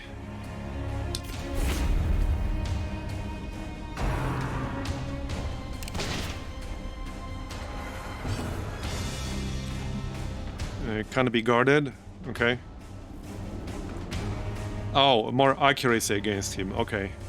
I see.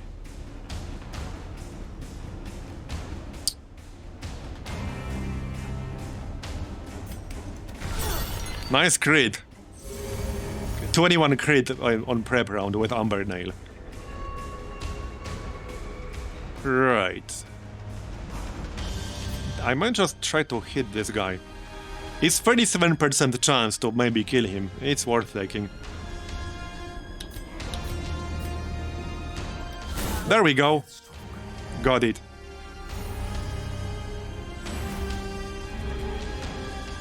One less to worry about.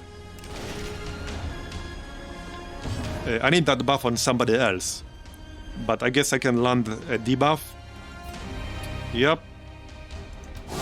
Here you go. Got a dodge debuff on him.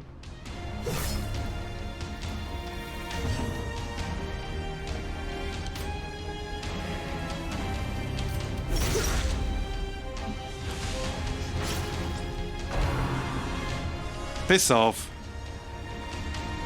Okay, 2 health. And now I could use EG scale because I brought those. This is a good moment to use one on the occultist. I think we'll do that. Well, he's the one with the accuracy bonus still.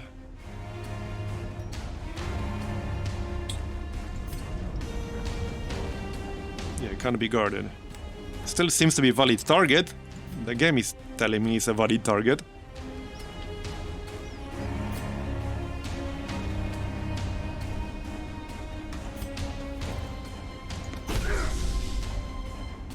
Good hit. Clear that minus speed.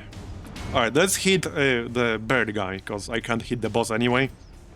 Well, I can, 52% chance, but I want to kill the bird guy. Hampered. Okay. 48% chance to crit.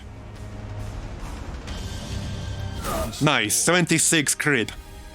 Any crit enjoyers in chat? Stand tall. That's a weak ass crit, bro. Okay, that's fine. Do not surrender. We need you. Well, this dude is dead, basically. I guess I'll give myself a reclaim. I can try to hit the boss, but that's only 20%. Not worth it. Just get reclaim. Or... yeah, don't kill me right now. That had a chance to kill me, and I didn't even have a chance to get an action on him. So use Aegis Scale. And heal ourselves. Don't really want Amber Residue on him. That won't help my heals. Yeah, I have to heal myself. I still get accuracy bonus against the boss. I mean, I could land another dodge debuff on him. I could do that. Because I can always heal myself for 0. But if I try to land a debuff on him right now, I will invalidate my block because I will eat a riposte. So bad idea. There, 54 heal. Okay.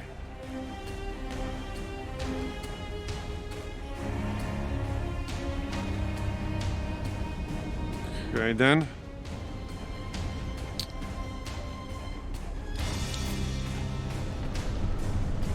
I still have 35% chance to hit him. I might actually just take this shot still. I don't really have anything better to do. I can use Patch It Up on my Judicator.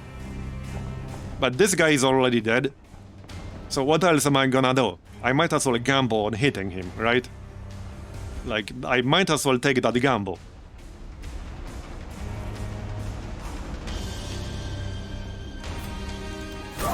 There we go! That actually worked. There goes my block. I'll probably just use EG scale on him again. Because, you know, he's my healer and all that. Yeah, 15% chance to land this. Yeah, that's not gonna happen. Now I could guard someone, like in advance. Yeah, this is not gonna land on him. Yeah, I think I'll just guard someone right now. The occultist. Or the musketeer. Okay, let's guard the musketeer actually. I don't know who he will target next. Okay, yep. I guessed. I mean, I was assuming he might target somebody else now, not the occultist again. So we got it right. He did remove the guard. But that's okay. Now I can do some more. Well, the problem is that when he's in rank 1, I can't use my biggest damaging shot. I need him to summon more friends. That's what I need him to do. Let's give ourselves a heal here. Or regen, rather. Okay, 29. Great heal, buddy. Bones are mended. Press on. Yeah, he does get a lot of actions. The body fails to withstand. Wait, was that a crit from the regen? It was, wasn't it? Wait, regen can crit? I didn't know that. That's the first time I've seen regen crit in 90 hours of playing this. Literally the first time I've seen regen crit in 90 hours of playing this. Almost 100 hours now. And it's not like I haven't been using it. Alright, alright. Aegis. Yeah, so I might as well use Bombard because I don't really have any other options. It will still do damage. A bit unlucky. Yeah, that's putting it mildly, a bit unlucky. So what the heck do I even do here? Like, I don't know, try to land Abernail with 15% chance or what? Because I can't really do anything else. Like, I actually can't do anything. I literally can't do anything. I have 15% chance to hit. Yeah, that's not gonna work. Yeah, I think we have to leave here. If it continues like this, I have basically zero chance. I can just keep taking 20%. With a lot of luck. Yeah, luck and me. Sorry, does not compute. Does not compute. Definitely does not compute. Okay, he will summon some friends. Will we still have the buff? Yeah, for one more round. So I should be able to hit him one more time here. Right. Let me think about this. Oh, this guy. I kind of want to heal myself here. Yeah. Was hoping for more, but okay. Can you piss off? I dodged. Okay, good. I can't use Ambernail on the guy in the front because then I'll move the boss to the front and I want to be able to use standard shot against him. So obviously we don't want that. Just try to hit him normally. Okay. Now I can try to hit the boss.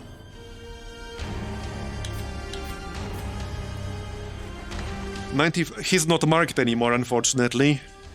But still good damage if I can hit him and crit him. 35% chance to crit. Let's just remove that bleed, might as well. Okay, let's try. Of course it had the minimum damage. Minimum possible damage. Of course it's minimum damage. Of course, of course. Yeah, I think I might have to just leave here. I don't see myself killing this guy. Not with this kind of group, not with this kind of mechanic. This is like the anti-Marbozir boss. Like, that's literally what it is. This is the boss specifically designed to counter me. With my shit luck. This is literally anti-Marbozir boss. Like, I'm just not joking. That's what it is. yeah, this is the Prey to RNG boss. Okay, now we can use Exsanguinate. Let's do that. Got it. And he's dead, I think. Yeah, he's dead. A terrible hit. A bird. The body's weaknesses are exploited. You hit 2 with 25% in the end. Yeah, I probably won't be doing that. Alright, another chance.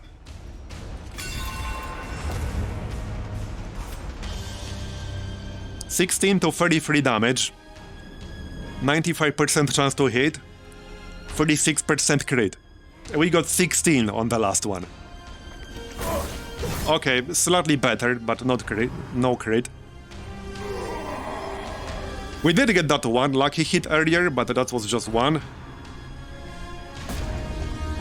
I need more like that. I need more like that. Okay.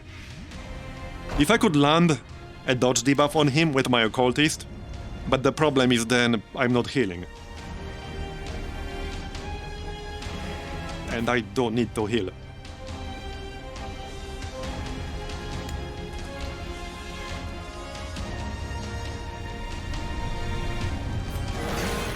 Holy crap! Holy shit! You guys see that? 100 friggin' 36 crit heal! Any crit heal enjoyers in chat? Okay, that's the new record. That's the new record. Holy shit. That's the new record for sure. Nice, nice. This was with recovery charm. Right here. But nice. Okay, I lost the buff now. Might as well try to hit these other guys. Oh sure, now I get the crit. It's still useful, but yeah. Okay. Now I could redeem. I don't actually need it yet, but I don't want to push my luck too much. I think we should redeem. There we go. Is what sets us apart. And that's a pretty nasty blight right there. Try to stun this fella for 2 turns if we can. Okay. I need Exsanguinate to go off cooldown. What I need him to do... Okay, I need him to mark the Flagellant next, and I need to land Exsanguinate on the boss. It's a bit of a stretch, but hey, it could happen. Now I might as well heal myself, cause, like... I can try to, like, hit him. So I could try to gamble on hitting him with 33% chance. 33% of the time it works every time. Am I right? If I don't hit him, that's 41% chance to crit. So let's gamble. Nope. Yeah, I'm not very good at gambling with RNG.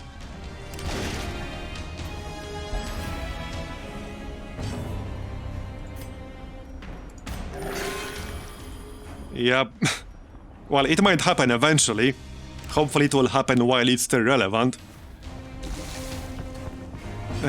Well, if I guard myself, he might just break it on the next turn, but let's guard. I will get more healing that way. Because he's religious and all that.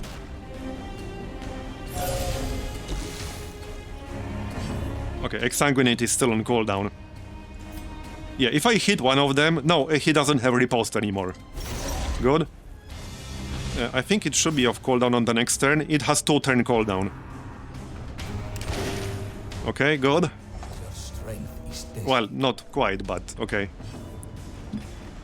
Medic! Okay, good. Still got 1 more Amber residue. Most people already have that. Most relevant people.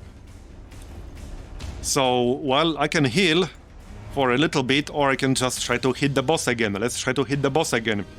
33% chance. Okay, 37% chance. Okay, got it. Not a lot of damage, but we got it. Give me Exsanguinate, damn it. Don't you dare die on me now. I mean, if he dies, then we're obviously done. Obviously.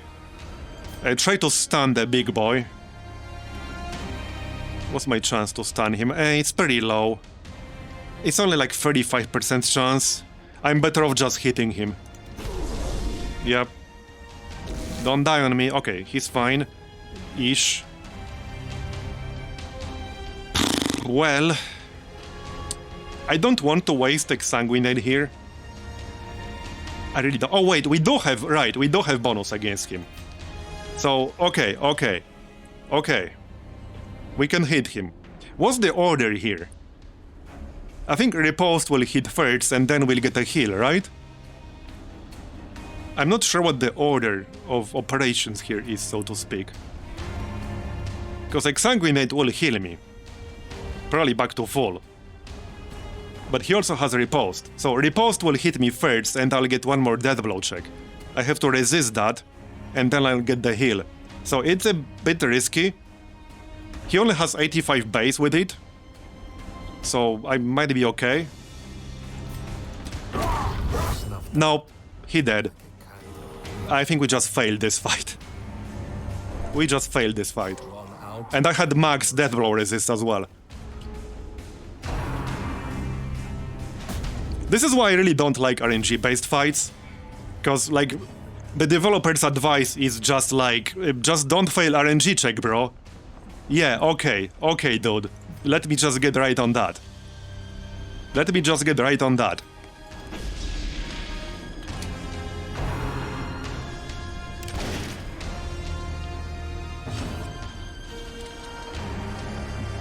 Yeah, no, I have no chance here anymore. I don't think I will ever kill this boss, like with my luck. I think this boss is basically impossible to kill with my kind of luck. Like, he's just mathematically impossible to kill with my luck. Not just hard. Like, you cannot ever kill him with my kind of luck. Like, you just won't, ever. It's not gonna happen.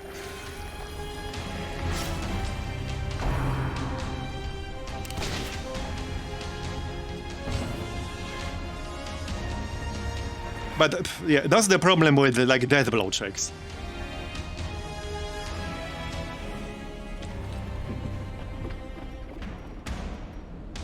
Yeah, no, I have no chance to kill him. I have no chance to kill him.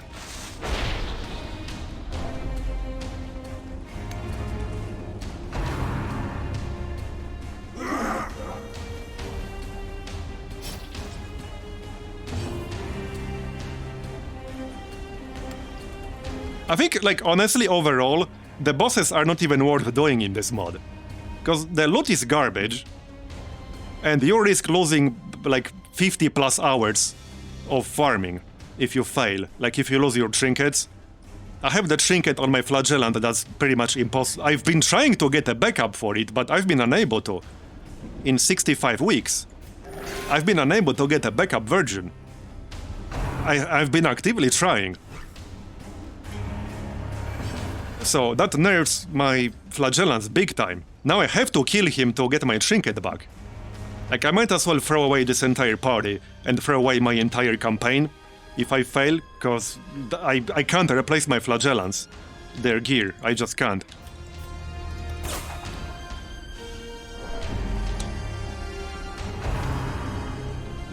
But these bosses are just not worth doing in my opinion. Like, they don't drop anything useful.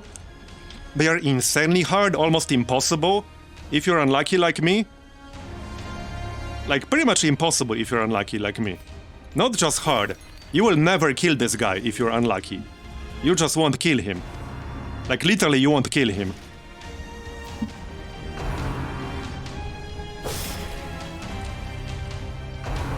Or it will take you like 30 turns, if you're still alive by then. No, I don't think you will. I don't think you will. I disagree.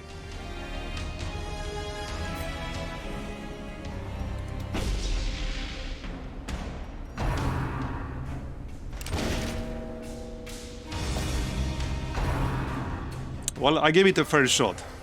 So, I think now I tried every boss in every zone. Is there one we didn't try? There's one more we didn't try, right?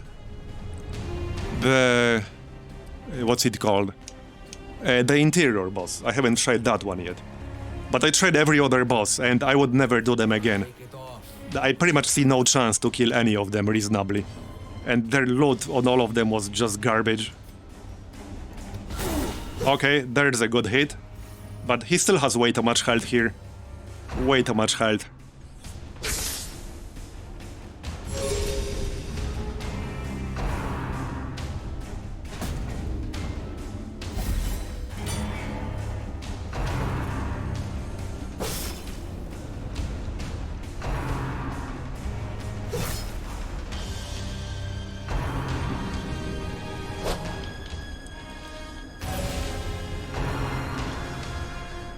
I mean, if you're basically required to bring one specific class to make him possible, that's just really bad design. Like, sorry, that's really bad design. If he's meant to be basically impossible to kill without one specific class, that's terrible design. That's absolutely terrible design.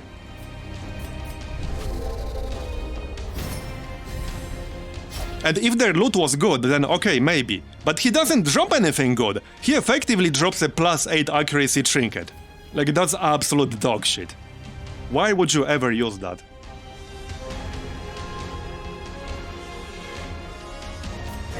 Okay, I will still fight him. Thing is, I have to either use my save, or I have to kill him. Because this is the campaign ender fight. I basically can't use flagellants in my groups after this. I mean, I can, but they won't be nearly as good. They will be pretty bad.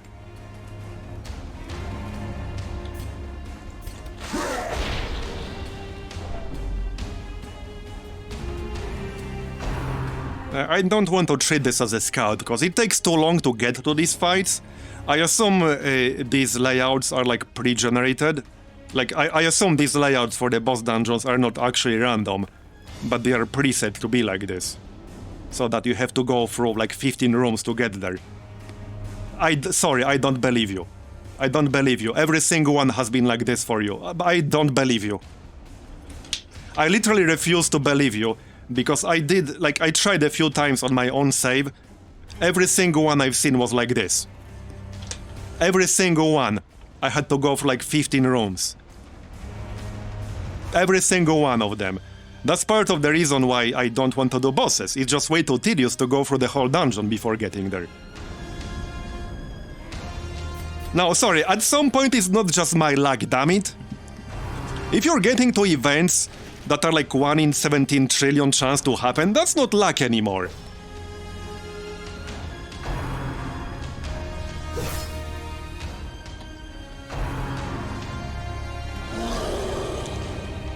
Because that was that anecdote I told you about, like the one developer I talked with, who like didn't believe me, how unlucky I was in a run. I'm not gonna name the game. And he calculated the odds of that happening for me, and it was 1 in 17 trillion. Apparently it did not happen to even one single internal tester over the entire development period. I was the first person, basically worldwide, they have ever seen that happen to. And it was a 1 in a 17 trillion event. Like that exact sequence that happened to me. That was 1 in 17 trillion. So tell me more about bad luck.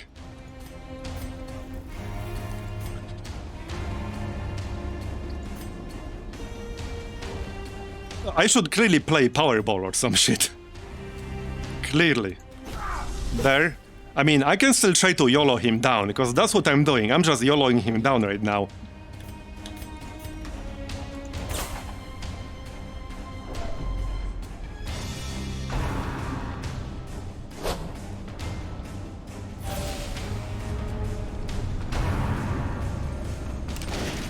If one more person dies here, then that's it for our attempts, probably.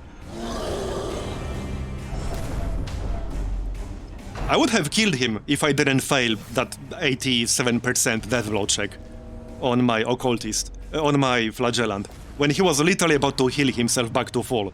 I actually would have killed this guy if that didn't happen. This is the thing that happened in Darkest Dungeon 2, like multiple runs in a row, to the point where I started thinking the game is hard-coded to make that happen. Like, I just kept failing the very first death blow check in the entire run in Darkest Dungeon 2.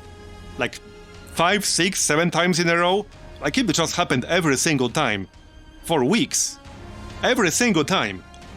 So I really started to seriously think it's just hard-coded to happen that way, until I watched people that didn't happen to. But for a while I thought it's hard-coded to happen that way.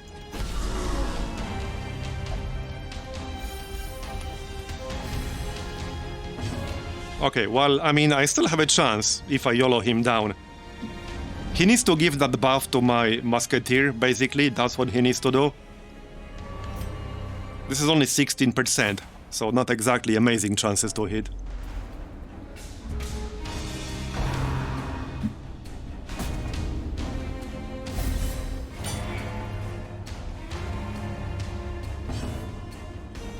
The Flagellant can't put the heal over time on himself, only on other people.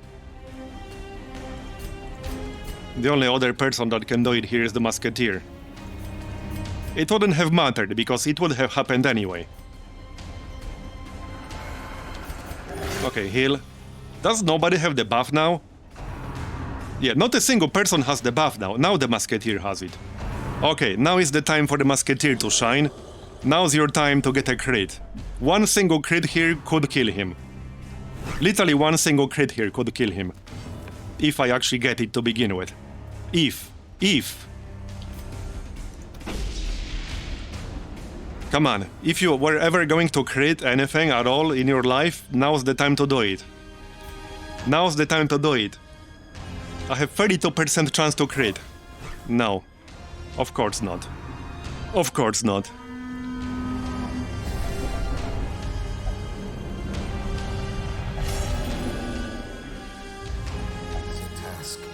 Yeah, I mean, I like this mod overall, Last Order, but there are a few design decisions I just don't agree with personally.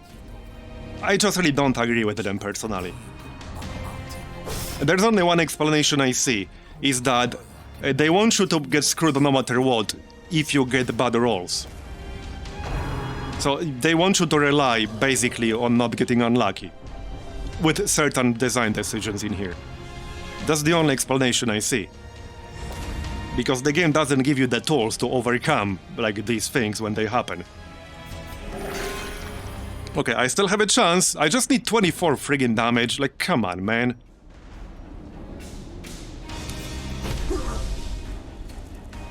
Come on. Alright, well, I need 24 damage. No, he dodged, and I have the fucking buff. And he dodged. I have plus 75 accuracy, and he dodged. Go fuck yourself. Like, the fact this can still happen on a boss designed like this, that's fucking stupid. There is no argument you can possibly make to convince me this is not stupid design. Like, you will not convince me this is not actually stupid.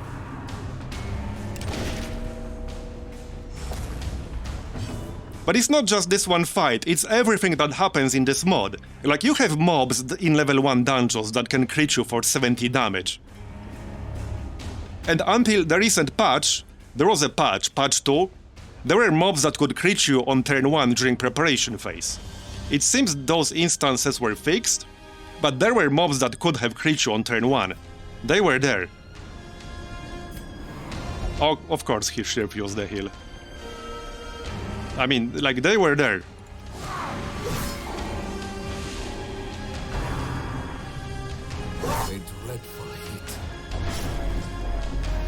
And I played a lot of games like XCOM, where you can get XCOM'd in the sense that you get fucked by RNG.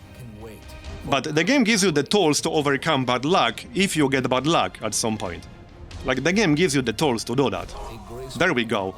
Now I actually hit him without the buff. But this fight still pisses me off. Like, this fight is not even worth bothering with. Like, what is this shit? Plus 15% damage for riposte? Like, fuck off. Like, actually fuck off. Like, actually fuck off. I'm literally considering just reloading myself my save and not doing him to save my flagellant. Because this shit is not worth it.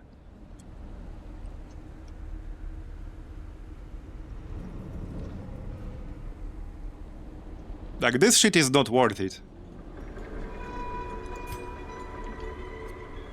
A noble warrior given a fitting end. If only the same could be. I mean, like I said, I'm known for my bad luck in games. I don't know how it can happen so consistently across so many different games.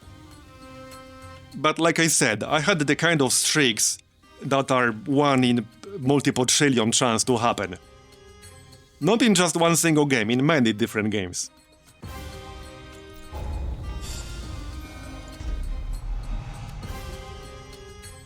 Yeah, the downside is that now they are rank 5, and I'll probably have to dismiss them to make space on my roster. Yeah, like... this loot is just not good. Treat my ship hands well. You will not find a more skillful crew. Well, hey, I mean, I'm open to, like, a counter-argument, how it's wrong. I'm open to a counter-argument. I'm totally open to it. Take the boxer guys in the Catacombs. If you get 2 boxer guys in a level 1 dungeon, and they both crit you, there are only 2 classes in the game that can get a high enough health pool at level 1 to not drop to 0, which is the Leper and the Judicator, I think. Every other class at level 1 has the potential to get the drop to Death's Door instantly. So you can have 2 people drop to Death's Door instantly on turn 2. Yeah, maybe Crusader as well. Depends on the trinkets you're using. If you're using trinkets that reduce your health, then no. But he can crit for 60 plus. And I had him do that. So that's just one example. They did remove some of the, like, more bullshit attacks.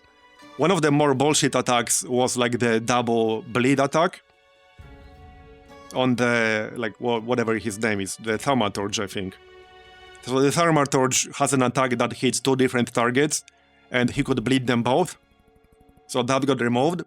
Some of the AoEs were toned down. So here, we were here just discussing Exposed Interior a few days ago, and a few people in chat were arguing how the AoE damage in the Exposed Interior is fine. And then we get a patch that nerfed it into the ground in level 1 version of Exposed Interior. So clearly the developers disagreed that it's fine. It's not fine. It got nerfed into the ground in level 1 Exposed Interior. It was insane in level 1 Exposed Interior. You could easily eat 100 plus damage non-crit in 1 turn in a level 1 dungeon there. Easily. Without crits. So clearly they disagreed that it's fine when they nerfed it. They kept it the same in Champion dungeons, but that's fair in Champion dungeons. But even Veteran version got toned down. So, I mean, clearly they didn't think it's fine.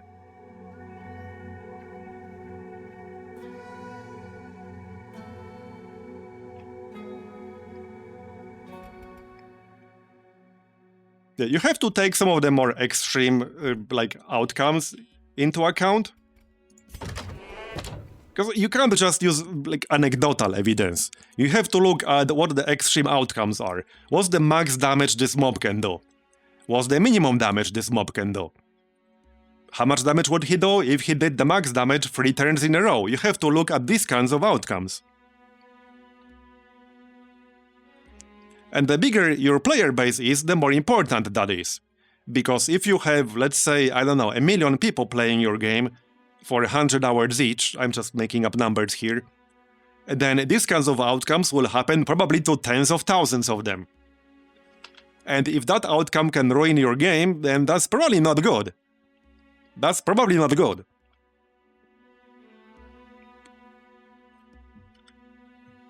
So, like, that's what I'm saying. And some games use mechanics that prevent extreme outcomes. One of my favorite examples of this, that I mentioned several times before, is actually Path of Exile, which I played a fair bit. I don't play it anymore, really, but I played it quite a lot. So there, The dodge mechanic in that game is actually not just chance to dodge randomly. It uses a formula that averages out your dodges over time.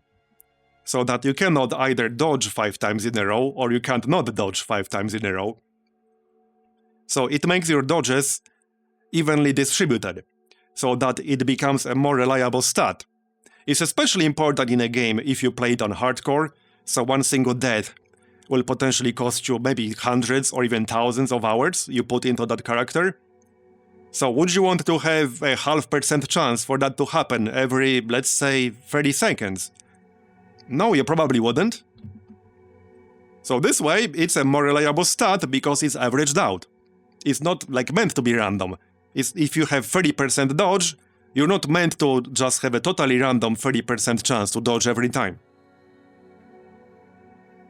So that's a good design. In the case of that game, that's actually good design because it makes it a more reliable stat. Again, especially for people who play hardcore, but not just that. But I really disliked the design of this guy. I really disliked it. And like, I get it. I guess you can bring Man at Arms and spam his shout. I don't think I even have one on my roster right now, do I? Yeah, so I guess you can spam Bellow or something. You still have to land this though. Like, you can like buff your target with accuracy with command or something.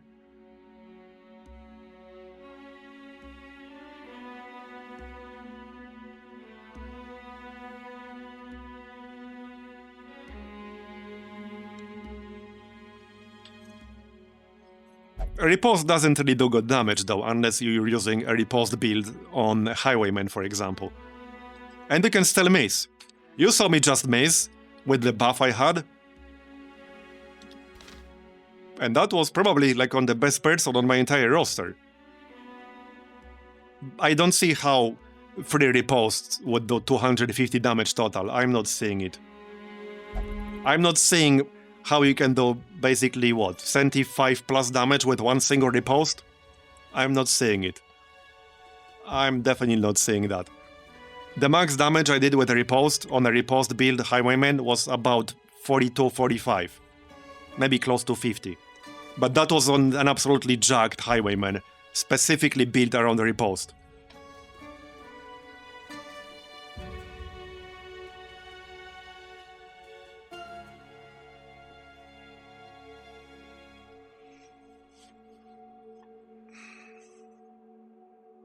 See though, it still wasn't worth it.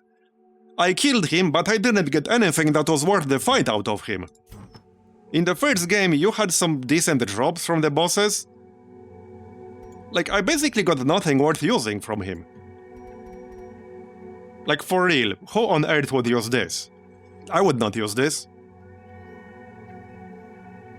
Okay, can't be guarded. Big deal. Just use a musketeer. Or a shield breaker. Or a bunch of other classes. Like, I would not waste a trinket slot on this. Why on earth would I waste a trinket slot on this? Like, why?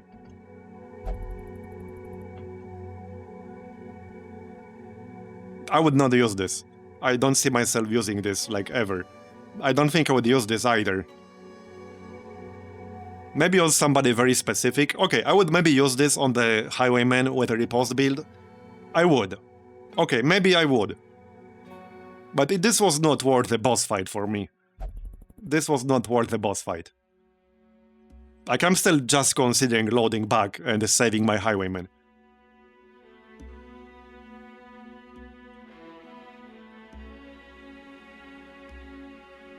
Plus 5 dodge? Okay, yeah, great part, plus 5 dodge. Yeah, you have to use both to get... yeah. It's kind of like the Memento set on the Musketeer. So, you have to consider that if you want to use both of them, you have to give up any other trinkets you might have used on that person. And there are some very, very powerful trinkets that you can use on many people. So, you can only use both if you give up everything else.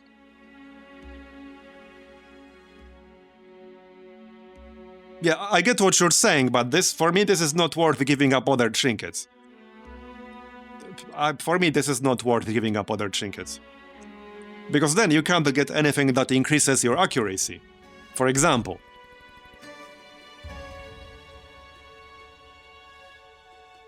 And it simply won't hit much in a veteran dungeon.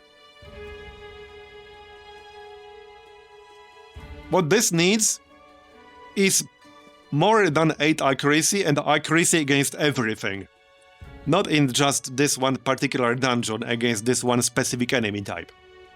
If this had, let's say, plus 10 universal accuracy against everything, I would consider it.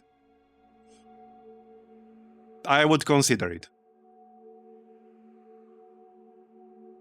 I mean, hey, we can do one run with it. Like, we can do one run. I'm okay with this. I'll give everything a shot, like once at least. So we could do like level 1 dungeon and bring a leper or something like that. I'm okay with this. I still don't think that boss was worth it.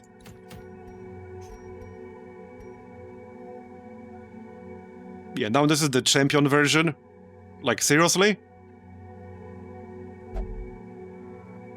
Why would I use this? Tell me, why would I use this? I would not use this.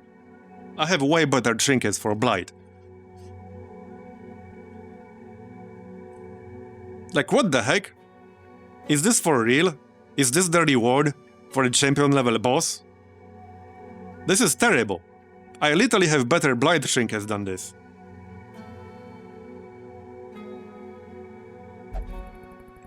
This is just bad. This is bad. I have that Plague Doctor trinket. Not to mention you can get a Grave Robber for a bigger increase in Blight and bleed damage taken. Yeah, I do have plus 30% Blight skill chance for when I need Blight skill chance. Where was that trinket that he had? It's somewhere in here. Yeah, this one. Plus 30% Blight amount applied. There you go. And the Plague Doctor already applies a lot. So give him this. Give him a Blight skill chance. The plus 30% one. And bring a Grave Robber. Who can make the target take 37% more Blight and Bleed amount.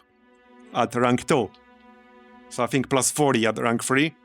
This would be my Blight group. It's a group I already used before. Like, for me, boss loot needs to be better than this. Especially if you have like very high chance of losing somebody. Or losing your trinkets in that fight. Because that's a very high risk. That's a very, very high risk. The reward needs to be just a little bit better. At least that's my opinion. Like, people are free to have a different one. I'm not saying like my opinion is the right one. It's just mine. That's just the way I see it. What I'm saying is that I personally wouldn't do the bosses. Unless I'm so overpowered to do them that I have reasonable like guarantee that I will kill them. Take this. I did fight this guy, the Gastrosaur. He was kind of bullshit. Because he basically needed the provision that has literally no single use in the Caverns. But I would not fight it again just to get this. Why on earth would I get this? Like, this is just bad. This is straight up bad.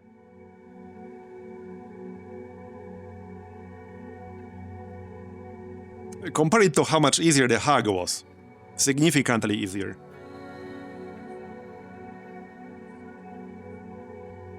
And the Darkest Dungeon 1 Vanilla had level 1 versions of bosses.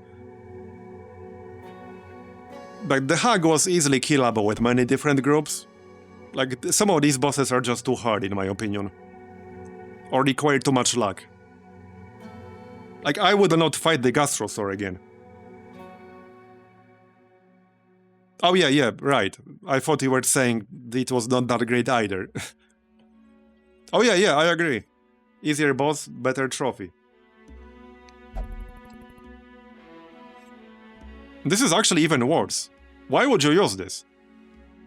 I would not use this. I would actually not use this.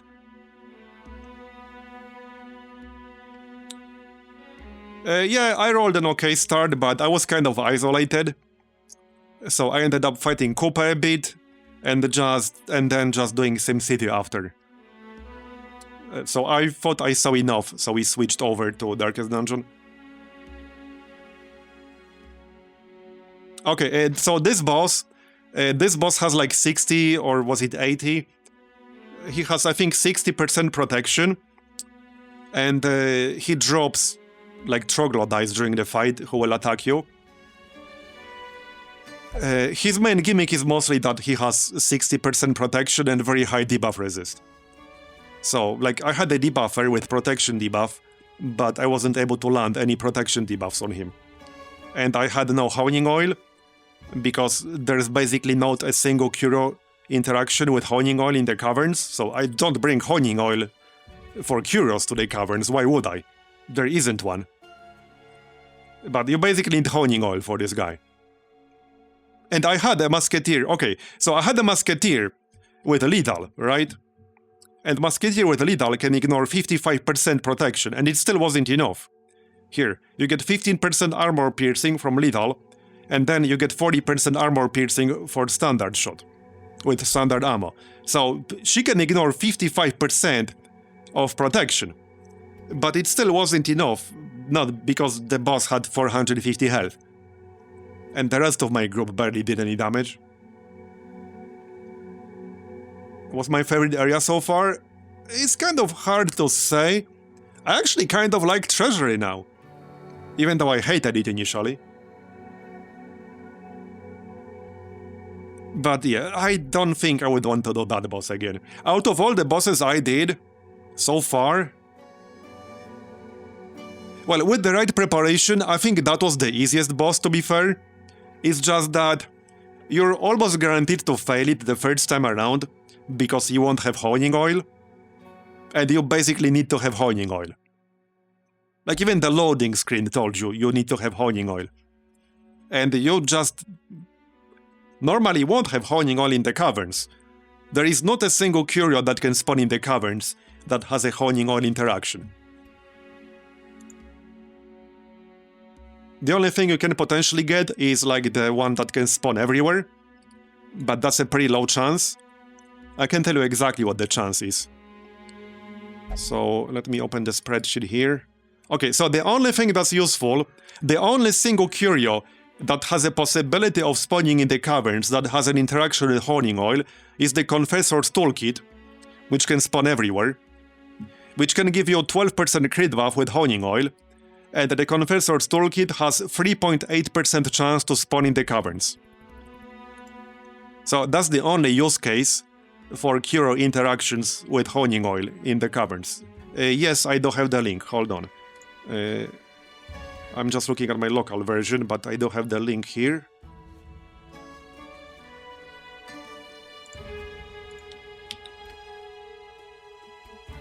Hold on.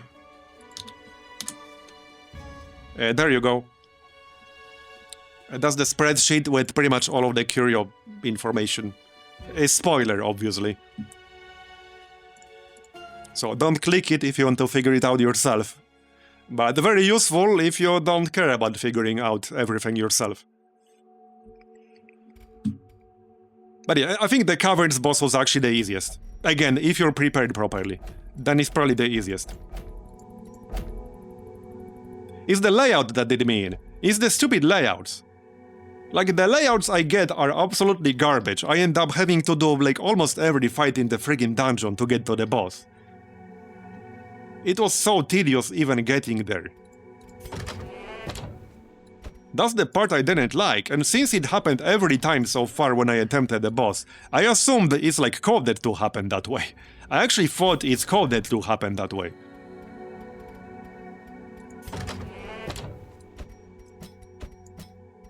Yeah, maybe I should just dismiss these people, because I won't be doing champion dungeons anytime soon. And now they can't do anything else. I'm actually, like, seriously considering it. I'm actually seriously considering it. Okay, Hellion and Abomination at level 3. I do like the Abomination in this mod now. It's definitely better than it was in vanilla. It's more than just like Blight Stun bot. because he doesn't have like as much impact on group stress. Yeah, that's a great trophy, Jackal.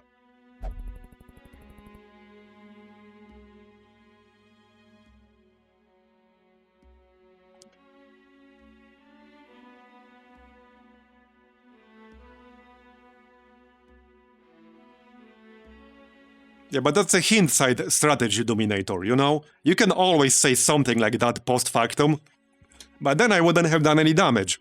I mean, if I used my Musketeer as a heal bot on every single turn, because you can objectively say that would be the best way to delay deaths as long as possible.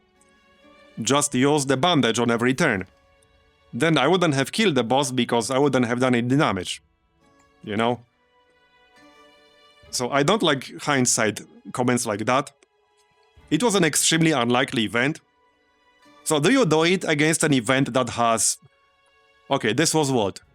This was 13% chance. Okay, fair enough, you can do it against a 13% chance. What about 1.3% chance? What about 0.13? What about 0.013? So, like, at which point you draw the line where you stop doing it? At what probability do you draw the line?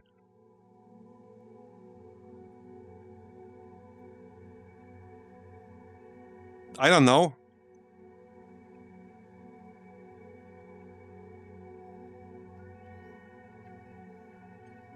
It's a serious question, by the way. At what probability do you draw the line? Because, okay, maybe you will math it out that there's this chain that's possible from the enemies that will kill your guy if you don't heal him, but it's only, let's say, 0.1% chance. Because two enemies would have to target the exact same guy, and both would have to, like, crit him in a row. So you have, let's say, 0.1% chance he will die. Do you heal him? Do you remove his bleed? Do you do that? It's a serious question. Like, at what probability do you draw the line? Because otherwise it's just hindsight. You have to do it in advance. No, yeah, we're talking about that boss, but we're talking just in general about sacrificing like other actions on your damage dealers. I'm just asking, like, at what point do you draw the line with them? Because their job is doing the damage. And this was like one of the first death blow checks right there on that fight. Do you always assume? Okay, so here's another serious question. This is actually a legit question I had in Darkest Dungeon 2 when I played it. Do you assume when you run a Darkest Dungeon 2 run? I assume you guys like know the mechanics of Darkest Dungeon 2. It's roughly like maybe a 3-4 hour run, maybe 5, 6. I guess it depends on how quickly you're playing. But let's say it's a 5-hour run to get to the mountain and fight the boss, right? So you usually get like at least some death blow checks on the bosses. Depends on which bosses. But the act bosses in Darkest Dungeon 2 generally will drop you to death's door. So here's my question. Do you plan ahead or try to plan ahead with the assumption that you will get killed by the very first death blow check? Which is, I think, 90% in Darkest Dungeon 2? Is it 90 or 95? Something like that. So do you assume you will fail the very first one? Because I started assuming that at some point, and I tried to avoid it. But the bosses are designed in a way that you're almost guaranteed, some of the bosses, that you're almost guaranteed to drop to death's door and you're meant to, like, not get killed from the first one.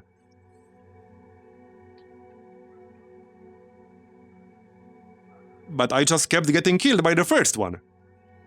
Like, not just once or twice or 3 times, it happened multiple times in a row. And when that happens there, you waste about 5-6 hours of your run. Because there's no way you can kill the boss with 3 people then, no matter what your luck is. If you get killed early on. Yeah, but what's the answer to my question? Yeah, you always assume the first check will fail, yeah, exactly. But what if you have a check that you can't prevent? Let's say a high crit attack that puts a dot on you, or maybe you already had a dot on you. Right? Because any character, okay, so in this game, both in the first and second Darkest Dungeon, if you have a dot on you, be it Blight or Bleed, doesn't matter, and you get hit for enough damage to bring you down to 0, and then that character gets his turn right away after that, you have a chance to die no matter what, right? That's like one of the most irritating sequence of events in Darkest Dungeon to me. But if that happens, that character will have a chance to die. So you have to assume there's a chance he will fail that check, right? That makes sense what I'm saying, right? Because you can't do anything about it unless you clear that dot in advance. You clear that dot before you eat that 70 crit, for example, right? So do you clear dots, like no matter what? What do you do? Do you try to anticipate that kind of sequence? What I'm saying is that no matter how well you plan, you can always get a sequence of events that kill you in here. That's just the nature of Darkest Dungeon. And like, I'm mostly okay with this. What I'm not okay with is when you have fights where it's like assumed that this will happen. Yeah, exactly, it's impossible to 100% plan. Exactly what I'm saying. And like this kind of scenario happens a little bit too often in some of the dungeons in here, especially like veteran dungeons. I don't want to think what happens in champion dungeons. It happens a bit too often. Like there are way too many regular trash level enemies that can crit you for 60, 70 or even 80. Like way too many. You can't just assume they won't crit you, because they will. Like they will crit you for 70, you can't avoid it. And if you have a dot on you, you might just die. Yeah, a bit overtuned. I'm mostly okay with level 1 dungeons. Level 1 dungeons are, I would say, well-tuned for the most part. But, like, veteran dungeons are a bit too much. Not sure if I want to check champion dungeons.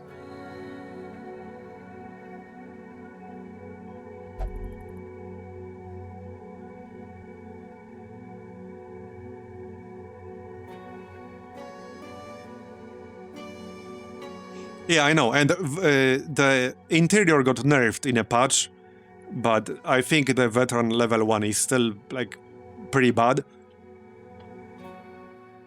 One of the first veteran interior runs I've done, I ran into, like, double bombard. I don't remember what was in that group, but I remember there was a double bombard and some other stuff. A double bombard, Hellion, and a river. That was it. That was the group. That was like one of the first groups I ran into. So double bombard, Hellion and river. That's an insanely high damage potential group right there. Especially in veteran. When you first get to veteran.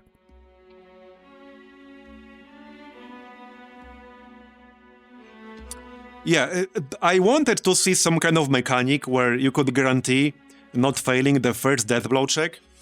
And we have the perfect mechanic in this mod, in my opinion, because you have the provisions. Show me provisions. You have the provisions that cost refined amber dust. They are strong, but they are balanced through the fact that you can't spam them because you have a limited amount of amber dust, and it's a pretty valuable material. So I think it will be fair to have something that helps you with death blow through an amber dust provision item. I don't know what exactly it would do. I don't know what exactly. But it could do something. I think that would be perfectly balanced. I don't think it will be overpowered. Yeah, like not be able to die to dots. Exactly. Something like that. Give you a buff that cannot kill you. Okay, give you a buff that can only kill you through direct damage. Here's an example. So introduce a provision item that costs refined amber dust and gives you a buff that lasts, let's say, for 3 turns, which makes it impossible for you to die from anything other than direct hit. So you can't die from a dot. I think that would be balanced. You still can't stay at death's door, because you will still get killed if you do that, but you wouldn't die from a dot. You could even make an argument that would be worth Amber Dust. Like, I don't think that would be overpowered. That would be fine. Well, I did have one such item. So one item I did have that was sort of helpful. Maybe like not directly, but it did help me. It was the scale. So there's kind of already an item like that. Not exactly like what I'm describing. But the one item that has a use case against people with death's door is the Aegis scale, which you can buy for 6 Amber Dust. Block is a very powerful mechanic. I think this item is balanced because it's so expensive. But it's a very, very powerful mechanic. I brought 2 of those. It's quite possible having 2 of those actually bought me this fight, I don't know. It's totally possible I would not have killed that boss if I didn't spend 12 refined Amber Dust for this. We won't know, but it's possible. Anyway. See, though, again, I really like this mod overall, but I think the difficulty is a little bit too much at times. And I'm saying this as someone who has around 400 hours in Darkest Dungeon. I think what it needs is a smoother transition from level 1 dungeons to level 3 dungeons. There needs to be a smoother transition, because the transition is very, very harsh. I've been on veteran dungeons for a while, and I still don't feel like I can do them reliably. And I'm on week 66. What's my opinion about contraband items? Well, it depends on the item. There are a few that I like. A lot of them are kind of gimmicky, not necessarily something I would use. The problem is that they are so expensive, and you have to pay to test them first. But there are a few that I thought right from the start will be good. So, specifically, the Houndmaster one. This one is pretty good, because it basically turns Blackjack into a skill that bleeds the enemy, but more importantly, it buffs your entire party to give you extra crit against bleeding enemies. So this can give you plus 12% crit against any bleeding enemy, basically for the entire fight, for your entire group. So that's nice. And the other one is the Highwayman one. So this one is a little bit convoluted, but this one is basically really good if you alternate between a point-blank shot and duelist advance. It's really good if you do that. This is basically point-blank duelist advance trinket for the Highwayman, and it's pretty good. These are the 2 ones that I like the most. The monkey is okay for the Caverns. I used the monkey in the Caverns. It was pretty nice. So the monkey is fine. And I've seen people say the Amber Grinder for the Antiquarian is pretty good. I haven't bought that yet, so I can't comment. But these are the 2 I personally like. The Houndmaster one and Highwayman one. Oh yeah, and the Musketeer one. The Musketeer one for living ammo. That's also good. So I like that too. So some of them are pretty good. Some are just kind of weird. There are some that are obviously gimmicky. Oh yeah, the Crusader banner seemed good too. Right, so the Crusader banner too. Living ammo is a trinket for the Musketeer. It gives you basically an extra type of ammo. And here are the effects. At the bottom of this tooltip, right here. So once you get a single killing blow with the Musketeer, you unlock living ammo for the rest of the dungeon. And you get a heal on the standard shot. You get a blight on bombard, which is nice with like blight groups or against blight weak enemies.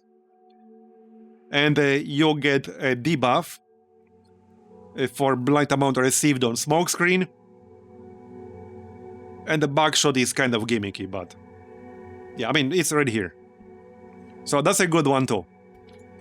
Let's take a look really quick. So there were a few really weird ones.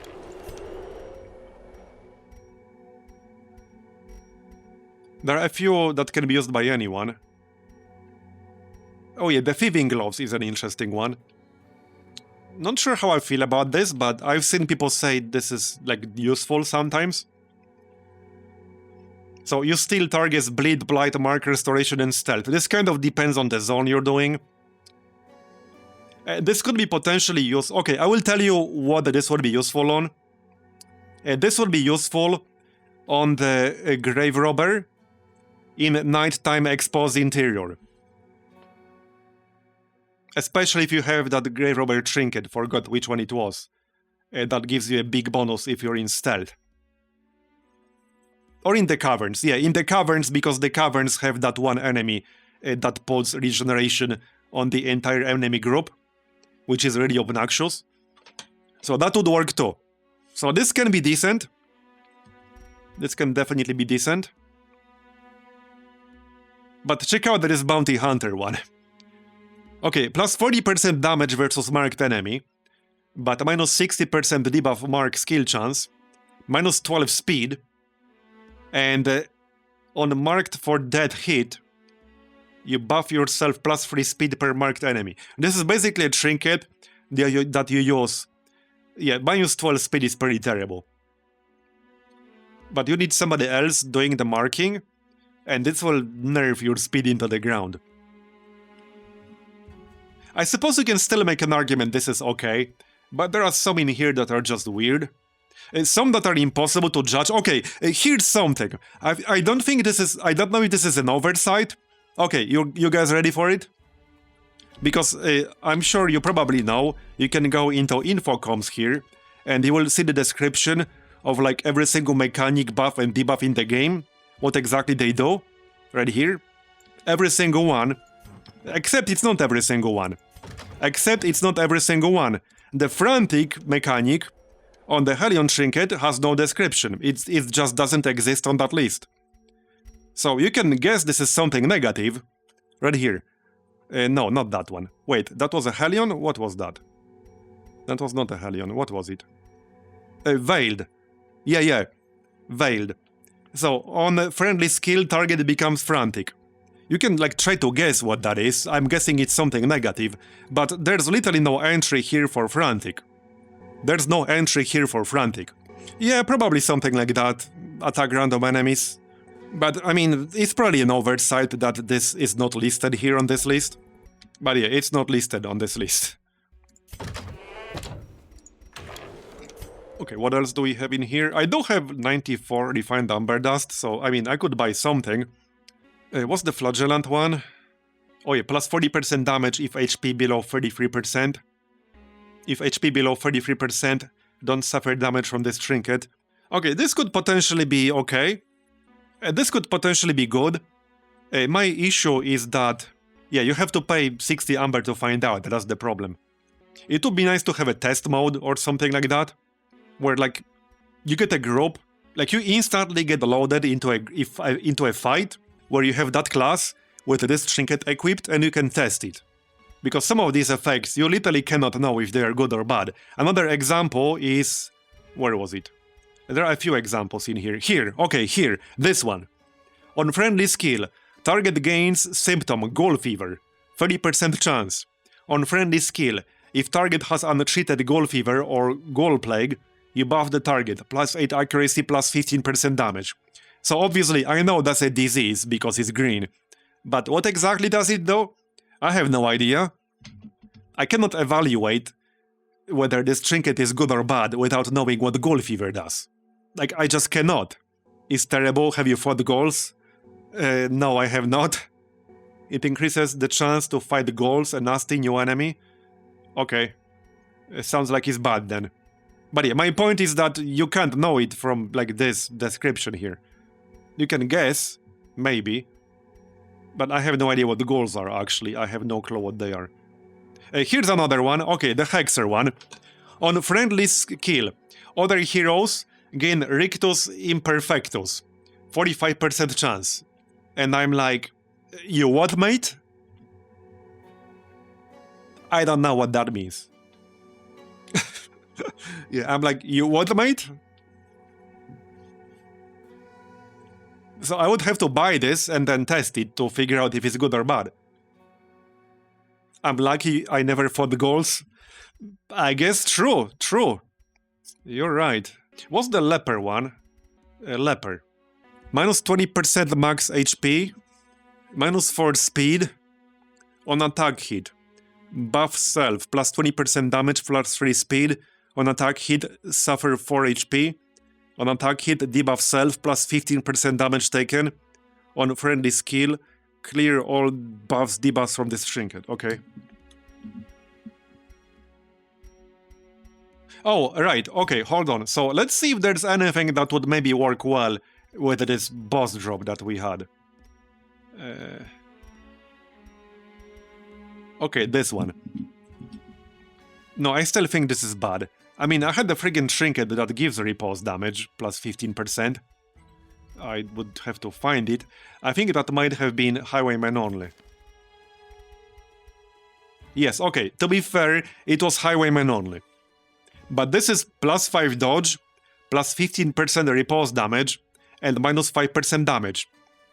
No, it's not constant repulse, it's only constant repulse if you use both of them. Kind of like Memento trinkets. It's exactly like Memento trinkets. It's a set bonus. So for example, like if I equip one of my Memento trinkets on the Musketeer, like this one, it says plus 30% damage versus marked at the bottom, but I only get this if I use both of them. Then, instead of being grayed out, it becomes highlighted like this.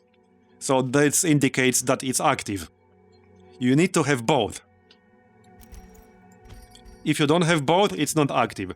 So same here, if I equip just one of those, this will not be active. I need to use both, then it becomes highlighted and it's active. So if you want to use another trinket that benefits repulse with this effect, you cannot. Yeah, I have both mementos. This is why I've been using the Musketeer so much.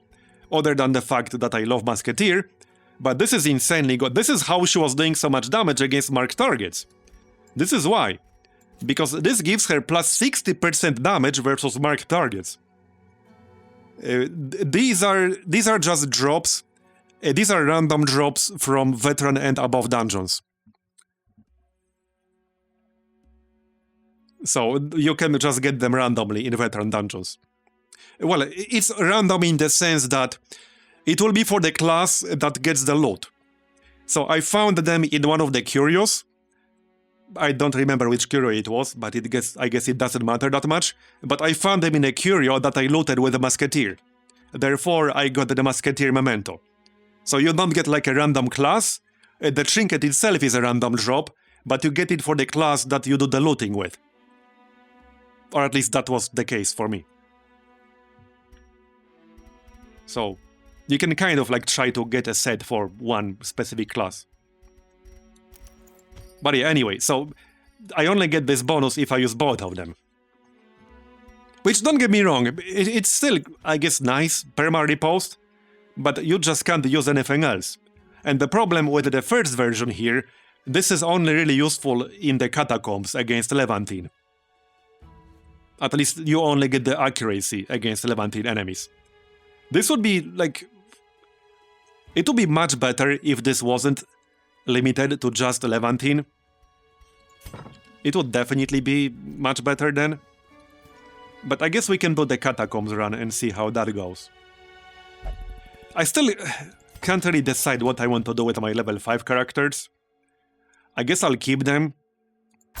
But I'm not thrilled about keeping them, I'll be honest. They are just taking space on my roster. They're just taking space on my roster, it's not great.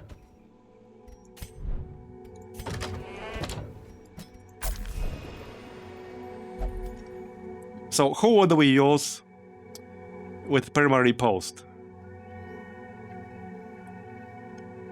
It has to be somebody like level 1 or 2.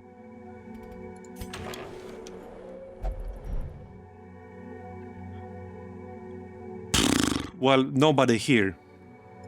Maybe like Flagellant or something? I don't know.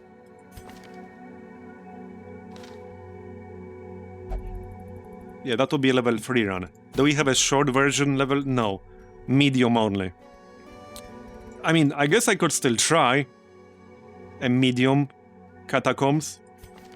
Hey, okay, okay, here's the deal. If we do medium Catacombs with this trinket, and it makes it easy, I will admit I was wrong. This is amazing. Let's do medium Catacombs and see if that makes it much easier than before.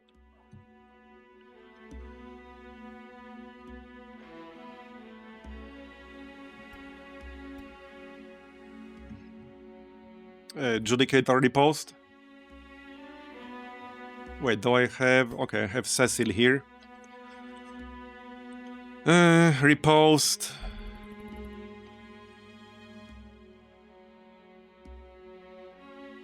What debuff is this referring to? Oh, minus 10% damage, plus 10% damage taken. Okay. Alright, I see that maybe working. Well, it doesn't have to be much easier, more reliable. One of my issues with the Catacombs level 3 is how easily you can just lose the entire dungeon in one fight, because you get that much stress. So that's one of my issues with it. And okay, here's the problem with that trinket on the Judicator. 75 base accuracy repose, that's terrible. That's terrible. His accuracy is already kind of bad, that's just dog shit. Especially level 3. I need somebody with like better accuracy on the riposte. 80. Okay, 80. Let's check them all, like the frontliners. Who has decent accuracy on the riposte? If anybody. Okay, 80. Thing is, okay, honestly, I think it's best on... The problem is that if I use them both on the Highwayman, I cannot use the Contraband Trinket on the Highwayman, which is just really good. Minus 40% damage mod. Okay. Minus 60. Minus 60. Okay. Okay, hold on. How about Beast Mode Abomination? Ooh. Okay, how about that? How about that? Okay, how about that? Hold on. How about that? How about Beast Mode Abomination? How about that? And just spam Rake. I mean, Rake only buffs itself, but it's a good damage skill. Rage is universal plus 10% crit, so it should affect riposte, right? Rage would affect riposte? Crusader raises torch on riposte, does it? No. It raises damage if your torch is above 50. Okay, I mean, that's not bad. But I'm actually leaning towards trying Abomination. Oh. Okay, let's check others. What about our boy, the Dredge? I don't have one, sadly. Okay, don't have one here either. Don't have one here either. Plus 25% damage versus target below 25% health. And plus 10% crit. Okay. Okay.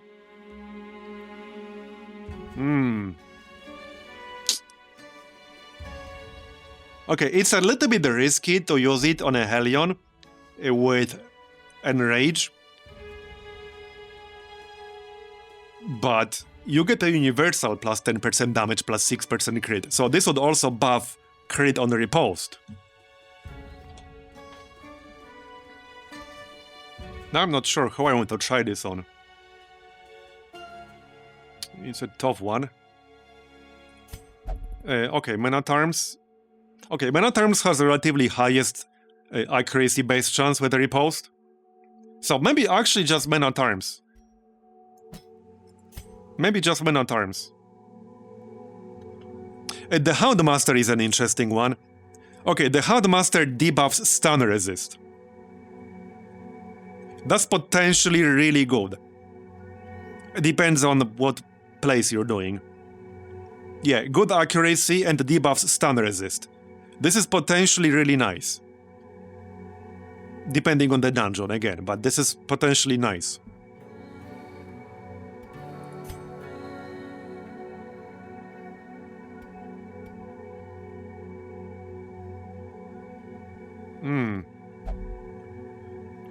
Wait, can you use command on yourself? You can't, can you? Just don't... Can you? Wait, can you use command on yourself? No. Okay, so here's what we should do, right? Here's what we should do. We should bring Man-at-Arms and then bring somebody else we'll use command on with the trinkets. That's what we should do. Because I think that's still worth it to give them more accuracy with it. Maybe. On like turn 1. It would be instead of Bellow though. But we could do that.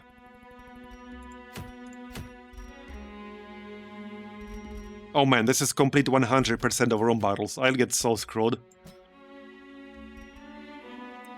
I don't have a leopard though, do I? I only have low level 1, not level 3. Yeah, I don't have a leopard.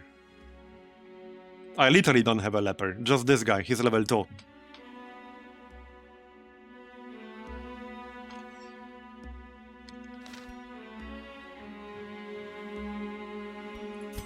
Yeah, I agree, Azubion. I think I'm leaning towards that. So something like this. And bolster. Doesn't he have a contraband trinket that buffs bolster? Or something like that? He does, doesn't he?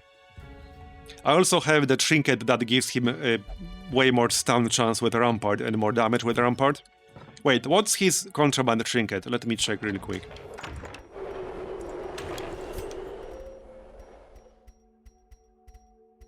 I need the filter here to enter a class. Here. He does. Okay, he does. Minus 15% damage debuff though. So I don't know if this is worth it or not, kind of hard to judge. Yeah, minus 15% damage is kind of harsh. This would be better with like bleed groups or something like that. Bleed blight groups.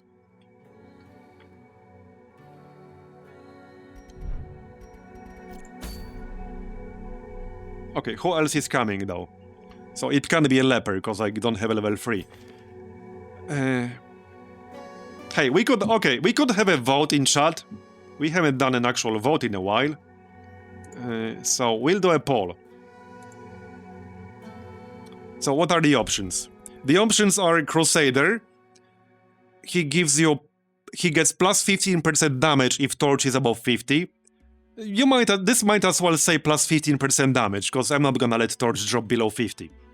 Especially with the friggin' Crusader, who can just pop Bulwark of Fate and give you 1 billion torch. So Crusader. I need to take a break anyway, so we'll just do this poll. And I'll take a quick break. So the question is, who do we pair with the mana terms for the riposte run? So option 1, Crusader. Again, with plus 15% damage, 80 accuracy.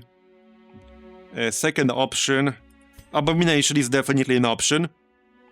So riposte gets plus 25% damage in beast mode. I might even just enter this real quick. So Crusader is plus 15% damage with torch above 50. Oh. With 50 plus torch. Too long. Okay, never mind. So Crusader, Abomination. Then... Well, Highwayman is an option, obviously. But he doesn't do anything in particular here. And I wouldn't be able to use the contraband trinket. I think it's fair if we skip him. Helion gets more damage and crit against targets below 25% health. Oh yeah, Judicator. Judicator debuffs targets damage and damage taken. So that's Judicator. And what did you do? Mystical. I'm looking for people who actually do something interesting with it. Okay, Grave Robber has 85 accuracy on it and armor piercing. Maybe not the best riposte class, but that's kind of interesting. That's kind of interesting. Right, and you can just spam Thrown Dagger to buff your own accuracy. Because this buffs all of your accuracy, also for riposte. I think that's potentially like a use case, maybe. Okay, Wheeling Crowd Grave Robber. Might as well. Did I miss anything? I don't think I want a Flagellant with that. Houndmaster. Yeah, honestly, Grave Robber doesn't sound too bad with this. What did Houndmaster do? I got one, right? Not you, he's level 2. Wait, I don't have a Houndmaster, do I? At level 3 or higher? No? Wait, really? I don't have one? Yeah, he debuffs stun chance. But I don't have a Houndmaster at level 3 or higher, so that's not an option. Did I? Oh, right here. He's hiding. Okay, so that's a stun resist debuff. Houndmaster. Okay, I can't have more than 5 responses here, apparently. This will have to be it, because I can't have more than 5 responses. What the heck, Twitch? Okay, so Crusader, Abomination, Judicator, Grave Robber, Houndmaster. I'll give it 2 minutes. There, the poll is up. Now I need a quick break to grab a drink, like stretch my legs. We'll do whatever wins. Remember, this is with perma riposte, pairing it with Men at Arms for the accuracy buff on the riposte. Okay, I'm back. Let's see. Grave Robber. Alright. By 1 vote. Crusader second. Okay, well, we'll do Grave Robber then, I guess. Grave Robber it is. With a name like this, surely nothing could go wrong, right? I'm sure it'll be fine. I mean, she actually has Fencer, which is plus 10% damage and plus 5 accuracy with riposte. Of course, the chat knew that all along, right? Yeah, she's made for this job. Good evening, Marbozir. Alright, you're about to witness an epic win or an epic fail. Alright, might as well equip this already. There you go.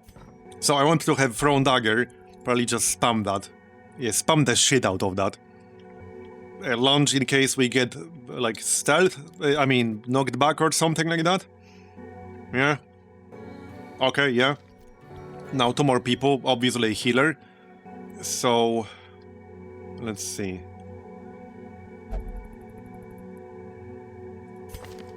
I don't think I wanted to make this experiment like too wild with a veiled. And this guy has bad healer.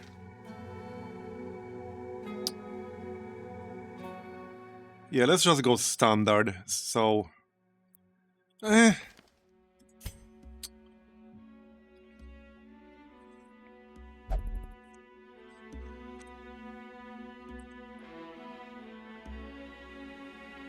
this could work well, because, I mean, the enemy can miss you and then you still get a riposte. This could actually work well.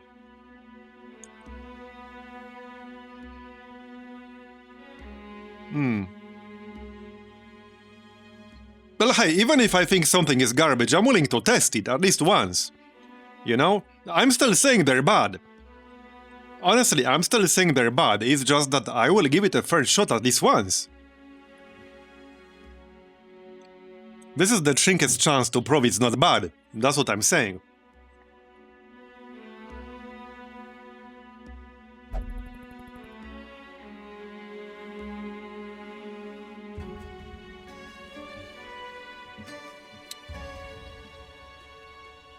Hold on, I need to decide who to bring here. Okay, let's get a Musketeer with Patchy Top. I would probably be okay with the Veiled here. I should be fine with the Veiled, right? I don't know. I won't have easy healing Flagellant for this. And, I mean, Occultist can always fail. Our Ballast is not level 3, right? No, level 2. Okay, let's try a group like this. It's a bit of an unorthodox group by my standards, I guess. But we'll see. So recovery charm. I'll probably grab Rampart. Rampart shield, I mean. If I use Rampart, actually. Or I can give him accuracy. So you will get a healing done, obviously. I seriously need at least one more healing done trinket, I just don't have one. Let's give him camouflage cloak. You will get the usual stuff. Problem is nobody here can mark. Can they? No, they... Well, this is a mark. Enfeeblement.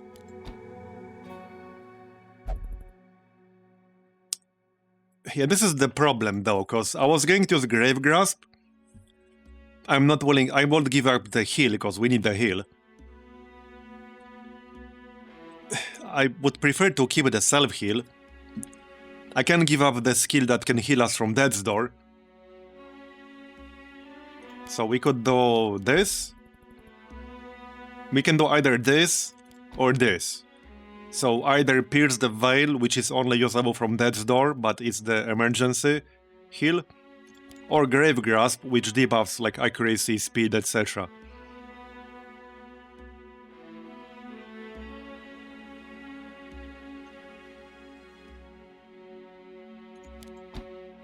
I can always swap them out during the run. But I will need a few upgrades before we go. Okay, one more trinket for the Men-at-Arms. So, again, we can get stun chance for Rampart if I want that.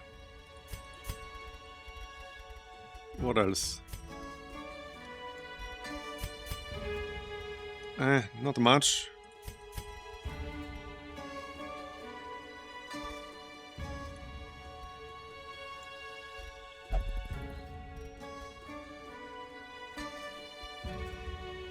Thanks for coming, Dominator. Have a good one. I could get Brawler's Gloves. Okay, maybe. Maybe I will. Okay, maybe I will. Okay, what the heck? Let's get Brawler's Gloves. That seems fine. It will give him 5 speed. Alright, Brawler's Gloves. If I'm going to use that, I should probably have Rampart, because that will allow me to move forward. But then I can't have Bellow, Command, and Bolster all at the same time.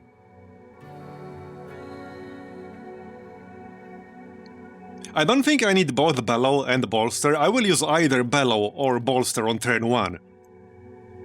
Because it's either or.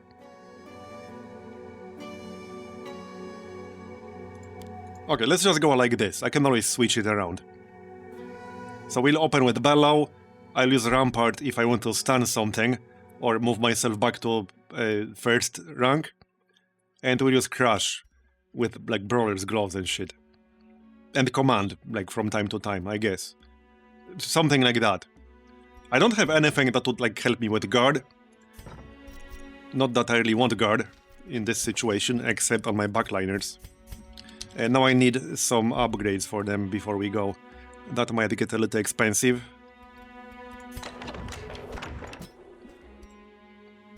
Need to watch my gold. Okay, 11. Not sure if I can afford everything. Okay, heal. Yeah, enfeeblement, because we need to mark, I guess. 10,000. Okay, Thrown Dagger. I'm probably fine just with Thrown Dagger. I will be spamming that a lot to increase my accuracy with a riposte. That's kind of the point here. I will spam that a lot. Okay, pick to the face just in case I need to use something from rank 1. And you? Right, so Retribution. Actually, no, just Command, not Retribution. Command gives him... Retribution gives him plus 20 accuracy with Riposte, alright. I think that's all I can afford right now, because I need provisions. Right, so torches. Shovels. Bandages. Let's get some honing oil for potential buffs. Archaeology kits. Obviously food. Oh, I can't afford a full stack. Okay, well, this is probably fine. 28 bucks left.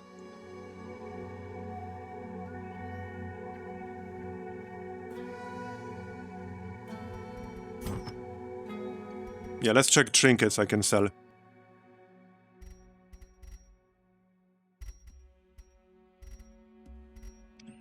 I probably don't need 2 with Blight and Bleed Resist. Okay, I don't need 2 critical stones. I probably don't need 2 Dazzling Charms all that much.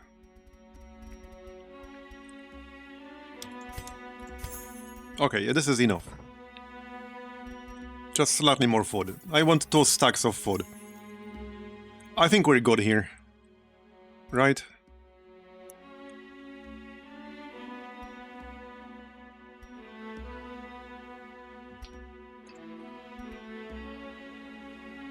Okay, I think this is fine.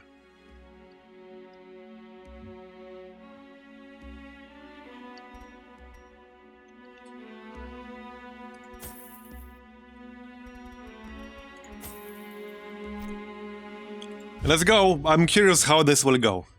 I'm curious how this will go. Knowing my RNG, it will be shit.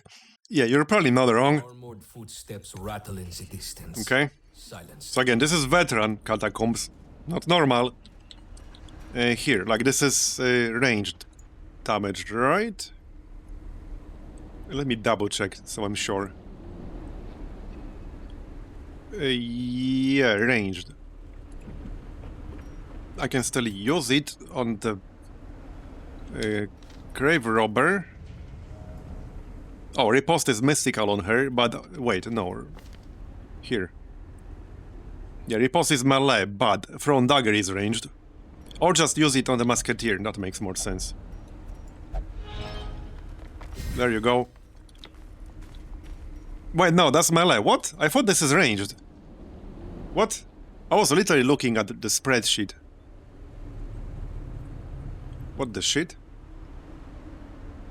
Oh, this was armory, not the cannon. I was looking at the cannon. Okay, never mind. I guess that's a useless buff for me.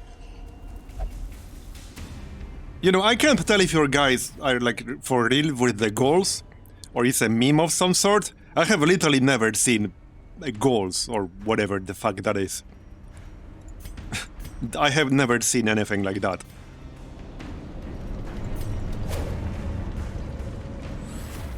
I'm like 65 hours in and I've never seen that. I don't know what that is. Yeah, no, I'm not lowering my torch. Thanks. Oh, is it a low torch enemy goals? Like other than Kvarots? Is that what it is? Oh, okay, okay. Very low torch? Okay, okay. I'm going to pass on checking that out, I think.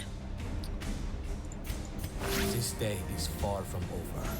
Oh, they start appearing in vet dungeons. Okay, yeah, I don't think I've done low light in veteran dungeons, because I'm not crazy. But I actually have not done that yet. I'm not crazy enough to do that. So where's your riposte? Like what? In before it doesn't actually work. That would be hilarious, if it literally didn't work.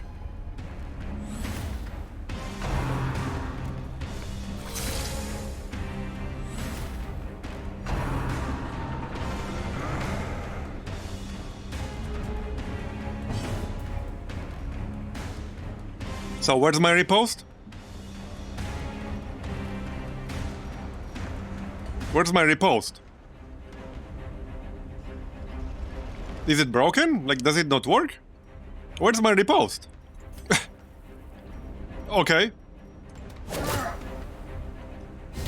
I'm not sure what's happening there, but alright. Alright.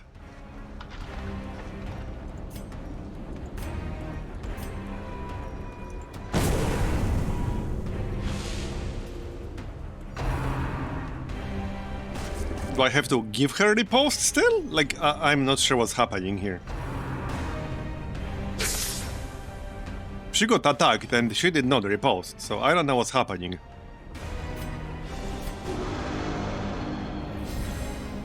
Well, I gave her riposte now, but wasn't the whole point of this trinket to not have to give your character riposte with mana terms? Like, I don't get it.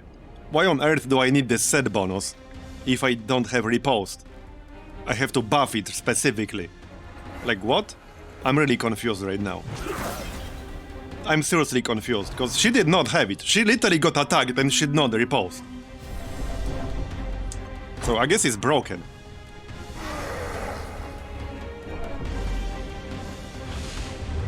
Okay. Well, it would be pretty funny if it literally didn't work. That would actually be pretty ironic.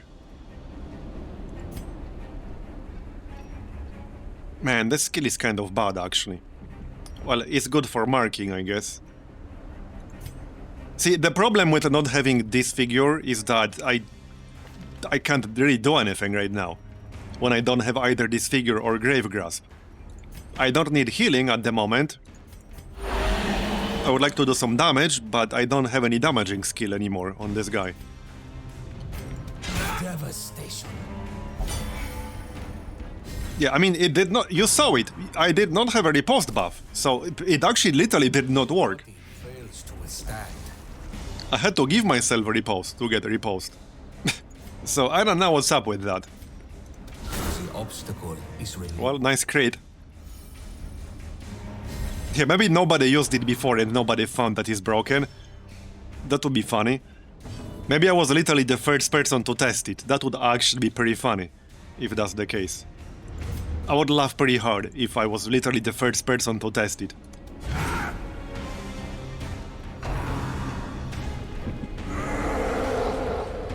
I mean, she did get attacked once before I gave her the riposte buff, and she did not hit back. Well, so far I didn't get a single riposte from her in this entire fight.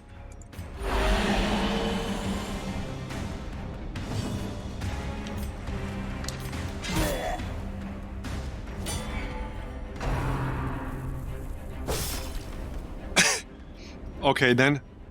Well, that's a thing that's currently happening. Nope, it doesn't.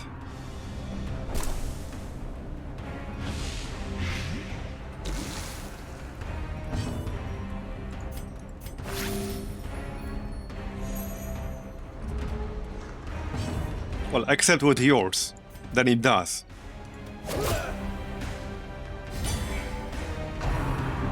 There, now she's getting attacked directly, but now I gave her riposte, like directly with my mana terms.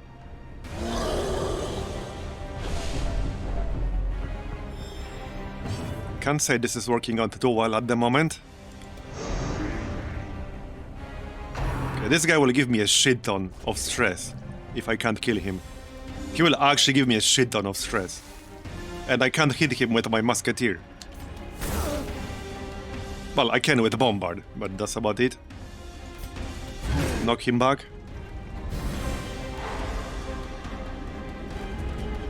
Yep, it's going south pretty quickly. And we're in the first room, basically. Not even in the first room, we're in the first corridor right now. So hey, so far I'm being proven right, this is not a good trinket. Trinket set, because you need to use both.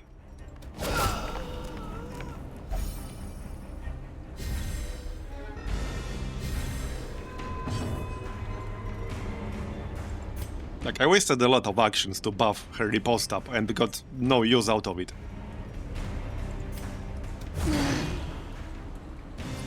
Hey Devalish, good evening.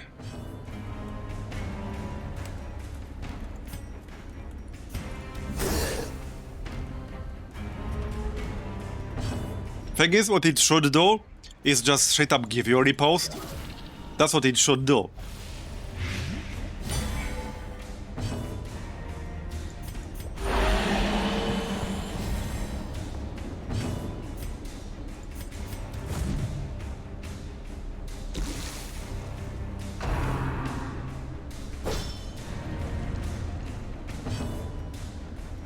Yeah, I don't like this too much. I think it will be better on somebody with guard. Because then, like, you have a better chance they will actually hit you. I can't even make them hit me.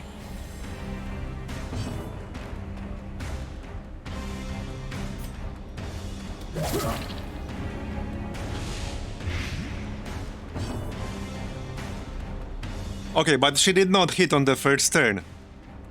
If it also doesn't hit back when you dodge, when normal riposte does, then this is dog shit. Normal riposte, like actual riposte, will hit you back. If, like, your attack gets dodged, it will still hit you back. You can fail to hit the enemy, but the enemy will hit you back with a riposte. If that's not how this works, that's really crap, that's really bad. That's awful if that's not how it works, because that's how riposte works. That's actually how the riposte works, like straight up. So it does matter whether it gives you actual riposte or not. Actual riposte has like more favorable mechanics. We are the flame. Okay, load.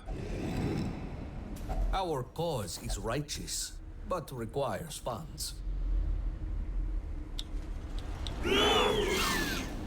Okay, I didn't bring the key and we got Confessor's Toolkit. Okay, let's try on this fight. But I think it will be better on a class that can guard. Because then, like, you have a better chance they will actually hit you. It will be way better on a class that can guard. I have zero guarantee. Oh crap, I didn't switch my skills. Ah, shit.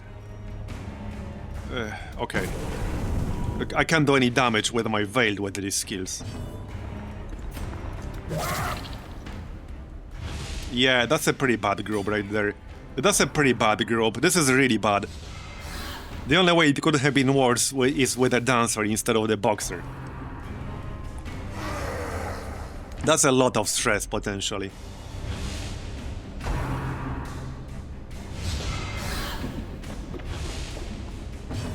Okay, okay.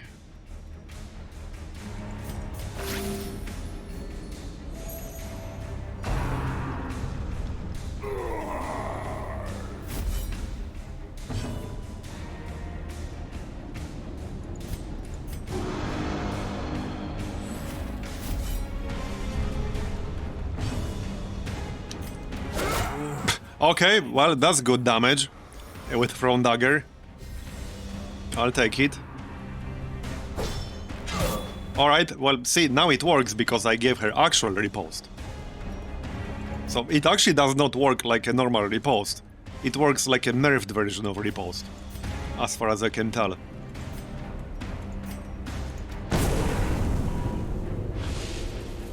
Yes, but I gave her actual riposte, like she has actual riposte. This is not from the trinket. The Man-at-Arms gave her riposte with his buff. Like, this is not from the trinket.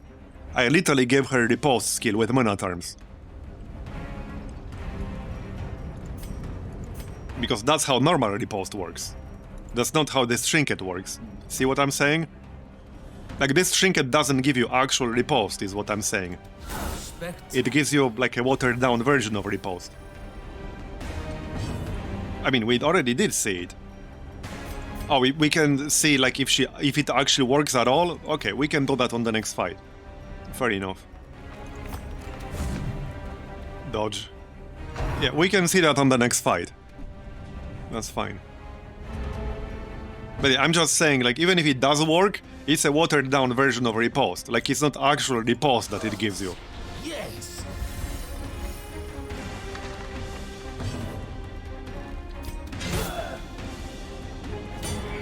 I still think even if it works, it will be much better on a class, again, that can actually guard. Because then you just guard somebody. And you have, like, a better chance of actually being targeted.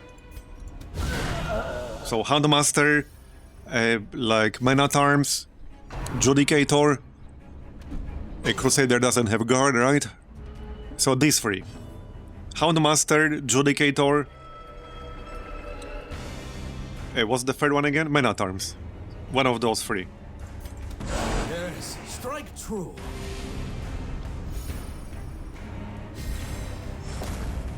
Okay, well, we dealt with that group pretty well.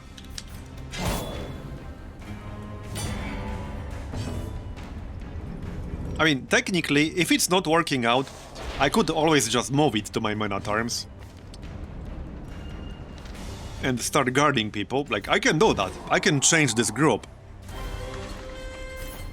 Another skirmish? So I can change this group and just give him defender and move them to him. I can do that. I can do that. Okay, hold on. I'm going to switch. Okay, I want to have an actual attack. So let's get this figure. Man, I don't know. I wish I could have 5 skills on him. But I guess I can't. This is a crit buff. So plus 12% crit. Yeah, I'm keeping it on Grave Robber for now. Stress reduction, I'll take it. Okay, we need 100% of room bottles, so I guess I'll check out this room.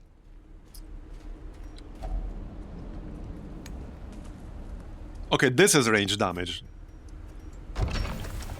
Because that's the cannon. Yeah, now I have range damage.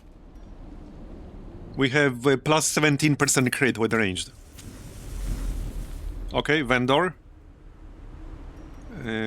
He won't take this, right? No. Okay, I would need like Kvaros currency. Wait, Valor Mark, right? No. I don't have what I need. I need the Matak. That usually gives you like a trinket or something, I think. We can backtrack later. Alright, let's go. Another hunger check? Okay. Yeah, don't really need this anymore. Let's just get the treasure. Now I could backtrack and use it if I want to. I don't really have the inventory space necessarily.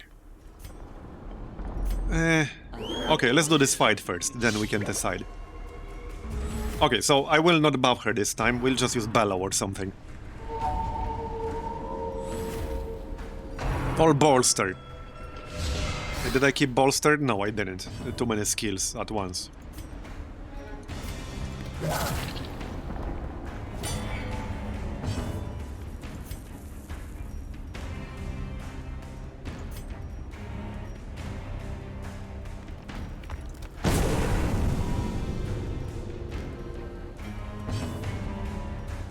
Yeah, that did nothing. Let's just try to hit him.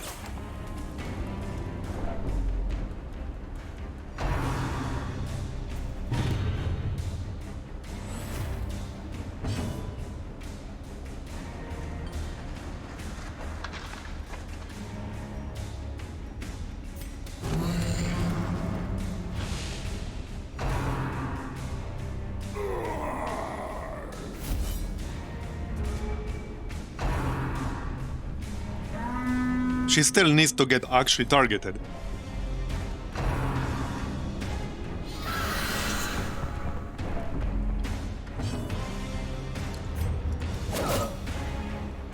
Which might or might not happen.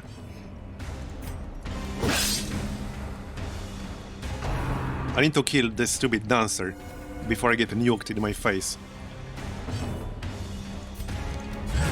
Sit down.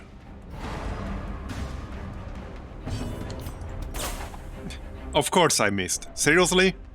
And 10 stress because I missed. Great. Oh no, do you have you have Perfectionist. I need to send her to the Caverns. I really dislike groups like this. Okay. Well, we're almost on turn 4 and I didn't even get hit yet.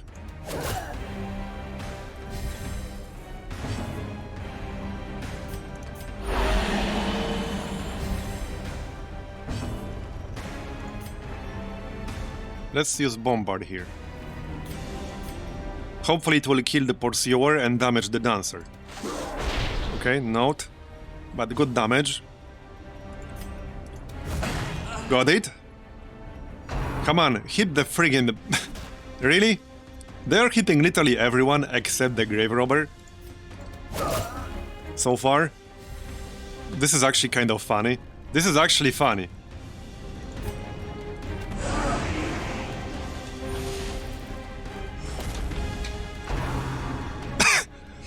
Okay, this is actually getting pretty funny right now.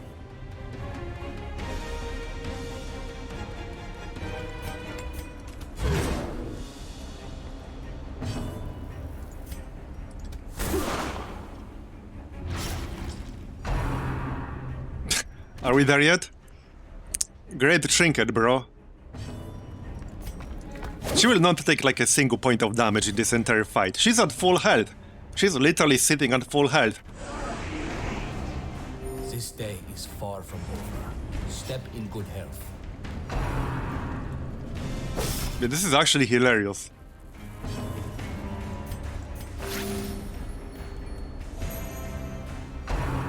Yeah, maybe they know. Yeah, I mean, sure, it's possible. Maybe they know. True, true. Yeah, see? Now he dodged and he riposted, because that's normally how riposte works.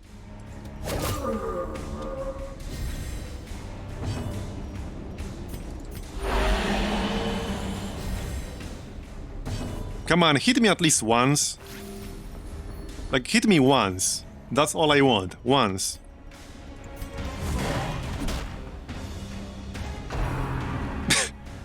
Okay, this is actually funny right now. This is getting funny.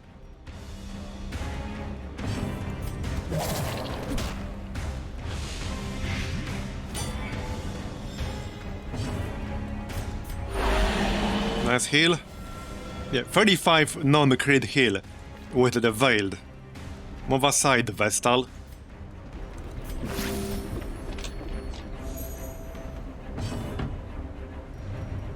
Well then, I'm waiting for him to hit my friggin' grave robber, but now he's dead. So we did this entire fight without the grave robber getting hit even one single time. Seems legit. Let's just rest right here.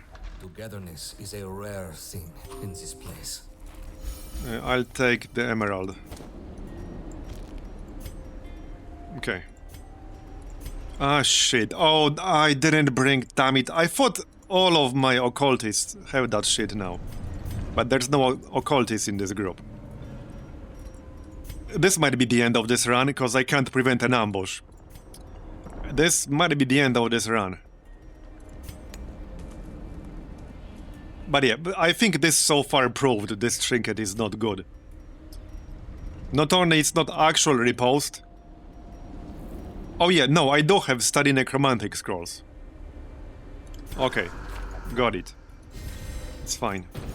Saved. Saved.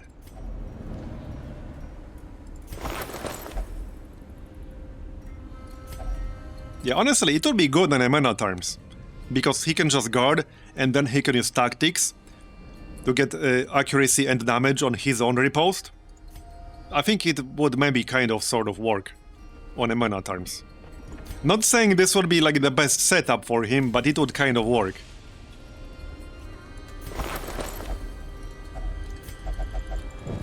Our path is revealed. March on. So yeah, again, I could switch it. I could switch it. However, if I want to switch it, I need 2 inventory slots. Otherwise I cannot. No, I need 4. No, I need 2. I just need 2.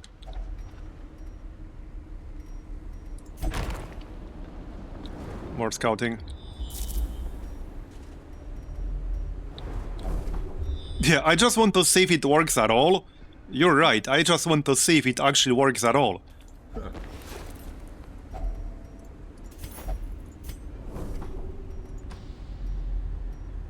Okay, well, this is do 100% of room battles. So I might have to do this, if there's a battle in there. It's possible there is. That's a nice haul. That's actually a nice one.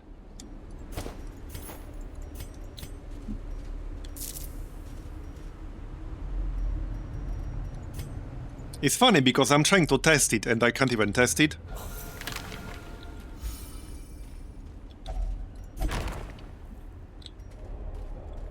The glory will come.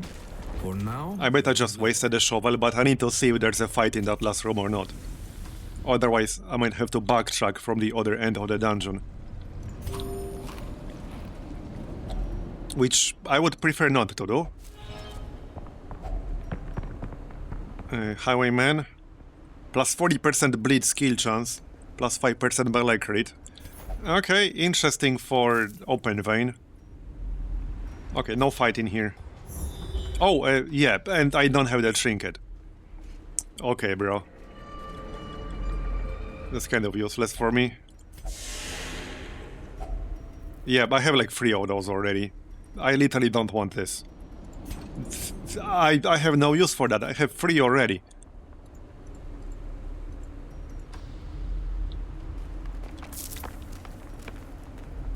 This would have been helpful if it was the quest to discover 90% of the rooms, because that counts. But unfortunately, it's the 100% of room battles. Technically, this one right here might be last. It's possible. Let's just camp maybe one more time. Nah, we'll camp after the next fight if it's not the last one yet. More treasure, I'll take it. I have too many bandages now. What's this? Leper only. Okay, I don't have that. Plus 12 accuracy for the leper. Heck yeah, I'll take it. Heck yeah, I'll take it. That's actually kind of nice. That is actually kind of nice. What else can you do in the secret room? Get trinkets and upgrade trinkets. Crusaders only. I don't remember if I have this one. We'll take it. But you basically upgrade the perfumer's trinkets. In the perfumer's lab, the secret room, you just have to actually have them with you to begin with. So you have to equip them before you do the dungeon. And then you need to find the secret room. Okay, Lost Legion. That's fine. So let's see if it happens this time. I need her to get hit like at least once. I need her to friggin' get hit.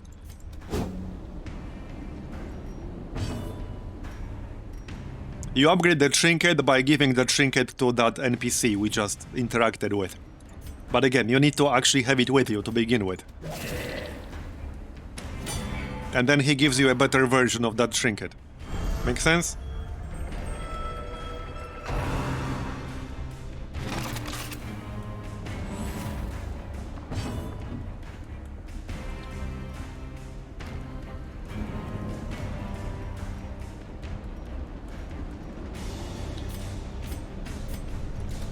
Nice. Turn 1 kill. So we need her to get hit. I don't care by what.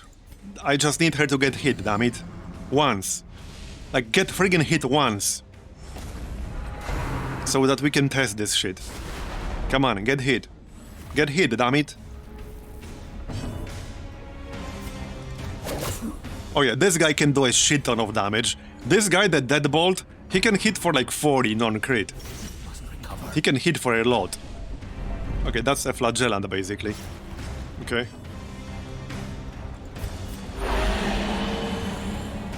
Stop trying to hit me and hit me. Damn right! Damn right. Yeah, see? 44 non-crit. That reduced me to 2 HP. So that's veteran dungeons for you.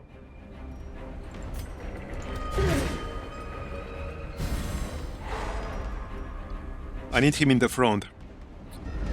But he will, like, move himself back now. 50, you seeing this shit? Check out the bottom right corner. He's not even marked, because I would have more if he was marked.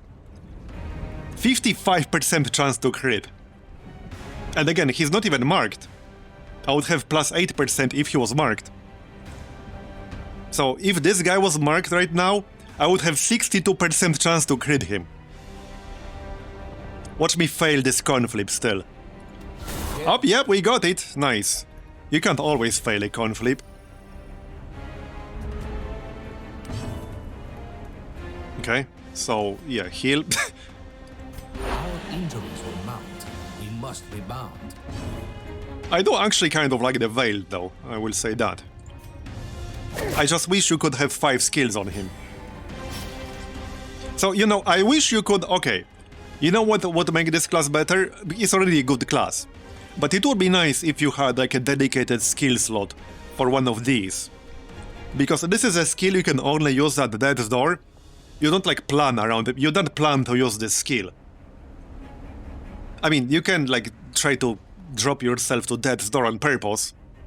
But most of the time this will not be a useful skill on your skill bar. It would be nice if you had one dedicated slot where you could pick one of these. Because, like, these are 2 skills that, again, you have to be at death's door, otherwise you can't even use them. She still didn't get hit, I just want to point that out. There we go, okay, go. Dodged. Well, okay. Honestly, but this is what makes this mechanic bad. Normally, if you had an actual riposte works in this situation. Like, an actual riposte actually, like, riposts. What are words, even? But you get what I'm saying, right? If your target has a riposte, and he dodges your attack, you still get hit in the face, because that's how riposte works. But not with this. Strikes him down. Do not relent. Right, exactly. Like, this was supposed to give you a perma riposte. This is not what it does. This does not give you a perma riposte. It only works, we don't even know if it works when you get hit. But presumably, it will work when you actually take damage and get hit by a single target skill, not even AoE. So it doesn't work on AoE, it doesn't work when you dodge, you have to get hit directly by a single target skill. Okay. Sure. If it was an actual perma riposte, yeah, we dodged again. Like, if it was an actual perma riposte, I would probably consider it. I thought that's what it's going to be. I wouldn't have brought the grave robber otherwise.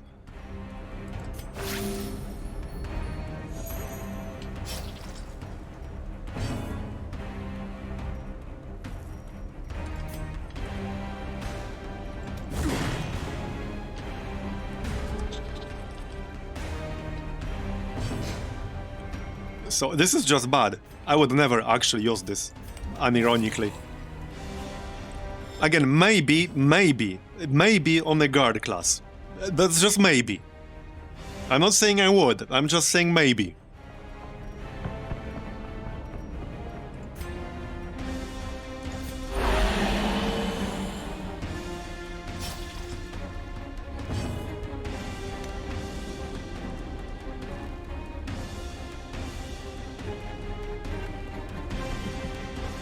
Yes, I did use a riposte on her earlier, but I mean, what's the point of using these trinkets if you're just going to bring a mana terms and give them a riposte? You know what I'm saying? They give you no benefit then. Like, you literally get no benefit. You get plus 15% damage from riposte. Big deal, I have better trinkets that give you literally that. And this does literally nothing. Just plus 8 accuracy in one single dungeon. Like, I have better trinkets than this. Not even against all enemies in the dungeon, we're in the Catacombs. This effect does not work right now, because these are not Levantine, these are Lost Legion. These are not Levantine, so I'm not getting the accuracy against them.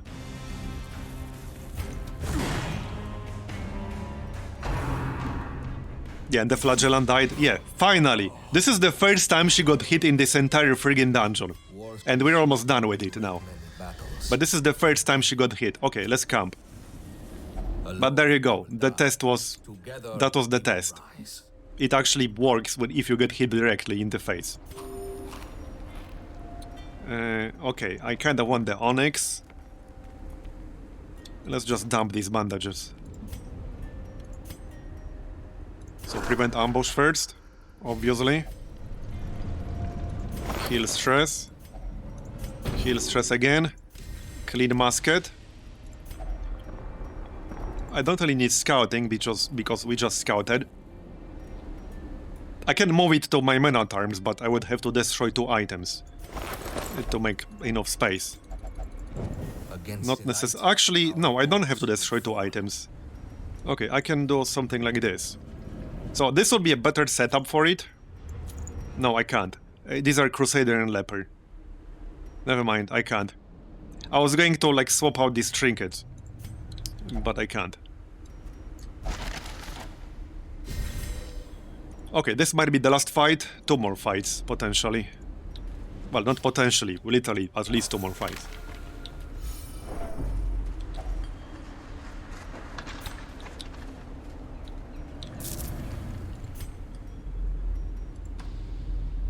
Yeah, so I can sacrifice about 2000 gold to switch them out. Give him guard. I could do that. About 2500. I could also just... Well, I could dump the shovel. The shovel and salvage jewelry. Something like that. It's not 4 gold. It's 4 times 250.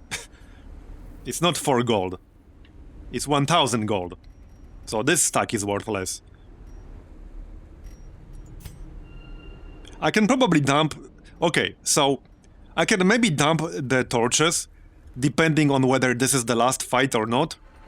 If the last fight is here, then no. If I get trolled by this quest again, it might still be enough to not drop to 50. No, I don't think that's enough to not drop to 50. It's not enough. I don't want to risk a hunger check. So, well... Again, I can dump free salvage jewelry.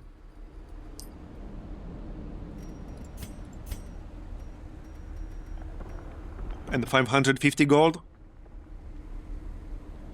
That would be it.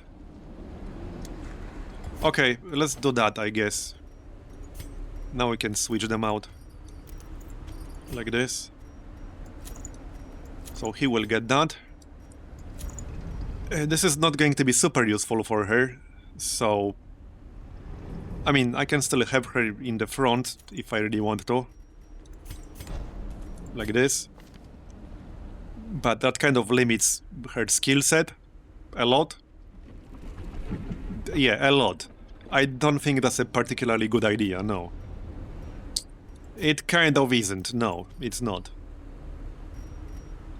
I'll keep the other trinket slot empty, I guess. Because I don't want to nerf my speed and crit for nothing. Okay, well, we'll do it like this. Let's go. So now I can use guard on someone. Now he should actually get hit, like, way more often. Okay, why did it have to be 2 of these guys? Why did it have to be 2 of these guys? Heal. Okay. At least there's no bird guy. And no dancer, so could have been worse. I really hate how they can use this skill on turn 1.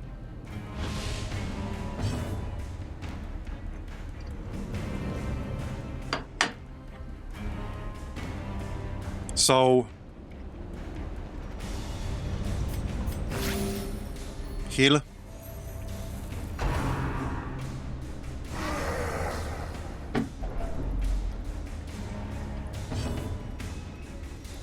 Oh, I didn't pick up guard. Okay, my bad. I forgot. Bellow. Still, he will be more likely to get hit than her. So it should still work better, even without guard.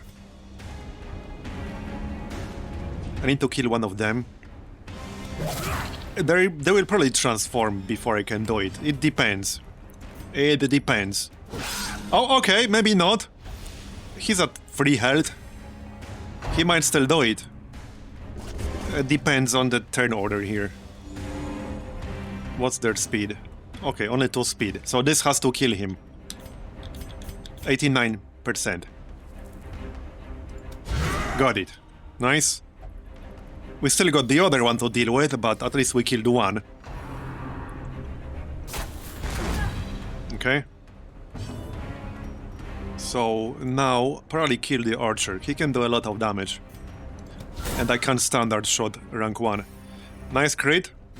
I do have pretty damn high crit right now, just saying. Okay. I like how now they're hitting her.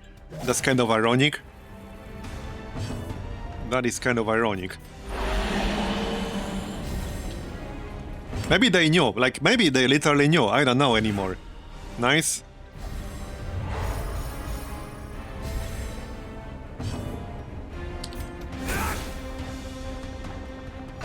I'm telling you, they knew. I believe you. I actually believe you. It's possible they knew.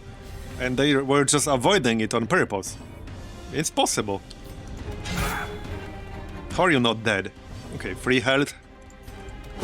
Done. Trolling programming. Yeah. Or good tactics.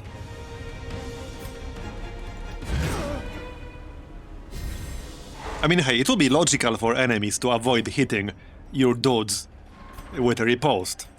I mean, that would make sense. Even though it was literally not a riposte in this case.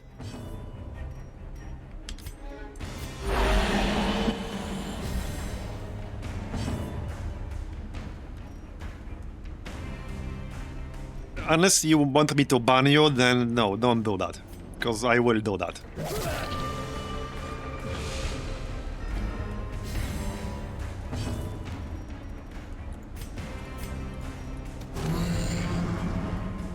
Maybe we can get one more heal here. Yes, you. Don't post my account IDs unless I post them myself.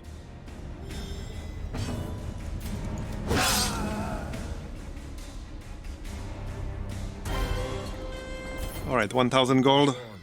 There is much to do. It's okay, it's just that I had some incidents in the past that I would rather avoid happening again. I don't want that 1000.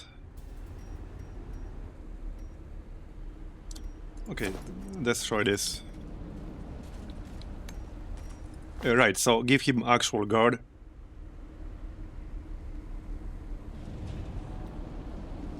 Well, problem is, I'm not necessarily willing to give up any of this. Maybe command. Okay, what the heck? I can't afford to keep command, because I want to have crush, I want to have rampart, I want to have bellow, and I need to have guard. So, I mean, for me, part of the point is not having to use riposte. See, okay, like, part of the point of using this trinket set for me was like not even using, not having to use skill like command. Like, that's part of the point for me for using this. So let's do it without command. It's okay, don't worry about it. But yeah, please generally don't post like my profiles or IDs unless I post them myself. Or just, like, ask. And if I don't want it posted, I'll tell you. Oh, these guys. I don't remember what they did, other than stealth. Stygian Shroud. Okay, they have a heal. Oh, they have a heal, a stress attack, and some kind of buff, okay. Right.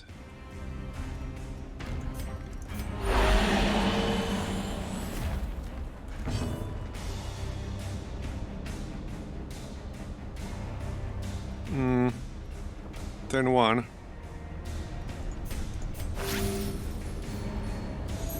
So now we want guard probably on the grave robber. Pretty sure these two guys in the front will hit either the man-at-arms or the grave robber.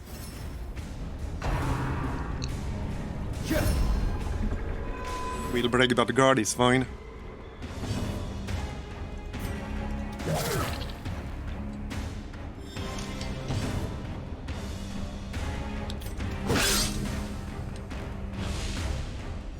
I like this skill, this figure.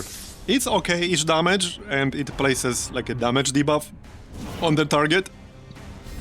And the crit debuff. Well, depends on your health. Okay, well, guard is up.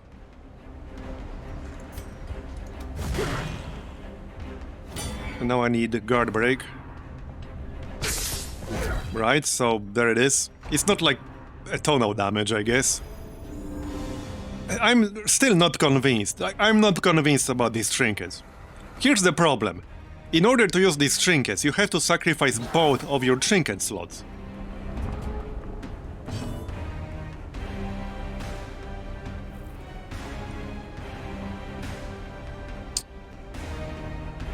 Yeah, don't worry about it, jetpacks. Again, I just had some incidents in the past with people targeting my accounts. And I had some trouble with that, so that's why, like, I don't necessarily like posting my profiles directly. Other than, you know, stuff like Discord. Heal.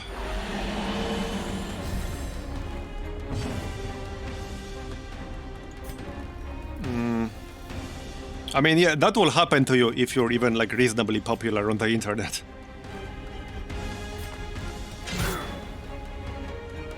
You don't even have to be super popular or anything like that. Okay, guard again.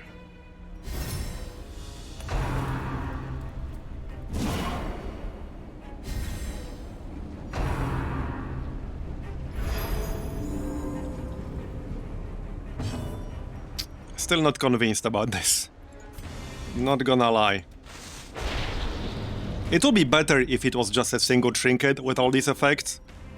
But the fact you have to use both, I don't know. And the fact it's not even actual riposte. Like here I dodged twice in a row, and it did nothing. Where riposte would have actually worked. So, like, that's my problem with this.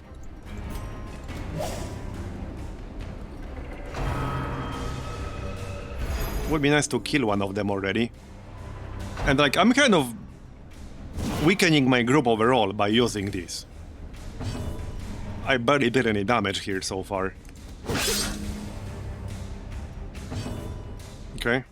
So, standard shot. I need to kill this guy. Got it. Okay.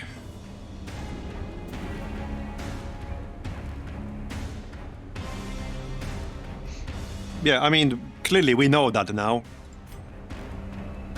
It's just that just makes it bad. I would not use this. I can't really think of a situation where I would use this. I don't think I would use it.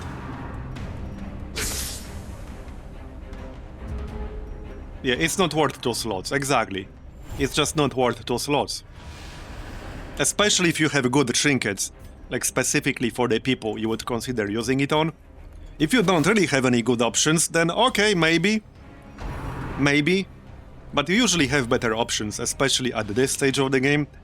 Or let me rephrase it. By the time you get to the point where you can kill these bosses, right? You usually have way more powerful trinkets at your disposal. Because if you didn't, you probably wouldn't have killed the boss that drops this to begin with. You know? So that's kind of the way I see it. Perfumer needle, I don't think I've even seen that. I have the cactus, and I have like 3... what's it called? You know, the whatever it's called. I had 5, but I dumped 2. Thanks for the sub-gift, Jetpacks, I appreciate it. There was no need, like, seriously, don't worry about it.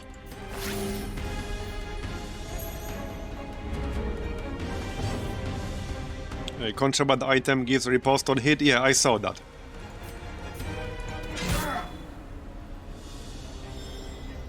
But yeah, like I said, the problem with these trinkets is that by the time you're strong enough to beat the bosses that drop them, you have better options for your trinkets. So it's kind of a catch-22. I would maybe consider using them when, like, I was still doing level 1 dungeons, you know? If there was a level 1 boss that dropped them, what is this? Bone Conscript. Spooky, scary skeleton. Yep, it's a spooky, scary skeleton. But it's not Spooktober. Okay, these guys are slightly irritating with their constant stealth. The problem is that they don't drop out of stealth with some of their skills, which is really irritating. Yeah, dot. I can't break stealth with Bombard, unfortunately.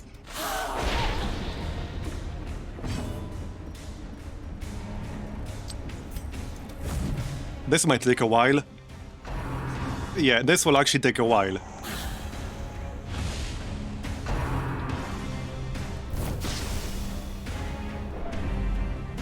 Yeah, see, that's the problem. Now it dropped out of stealth. That's good.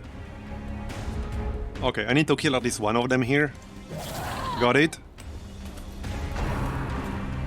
Yeah, it's a pretty nasty enemy. They have a heal, they have a pretty big stress attack, and they can stealth.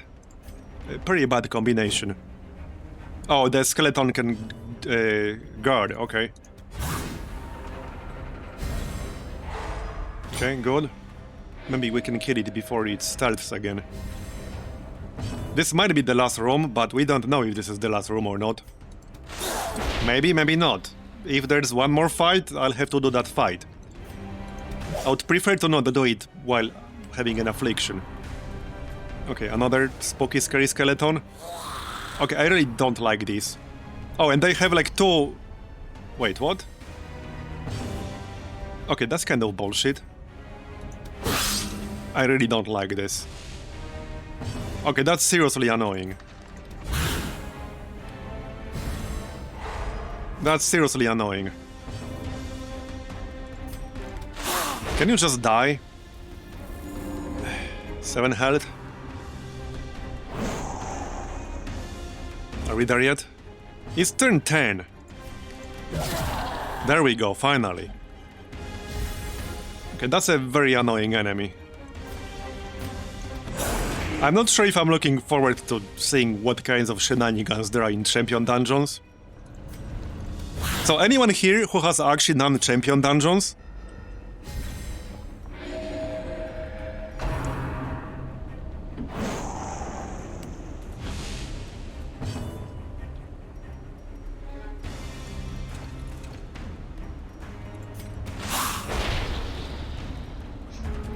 Yeah, I could in theory try one soon-ish. Well, I would have had 4 level 5 heroes if my Flagellant didn't die. Oh yeah, I can imagine how much like their weapons and stuff will cost. Is it the last dungeon? No, it's not the last room, damn it. Ah, crap.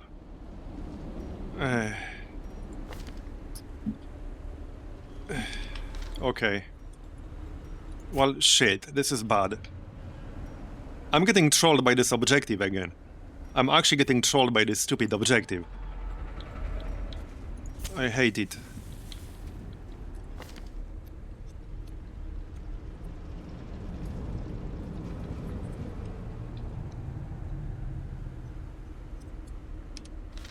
Yeah, I hate it.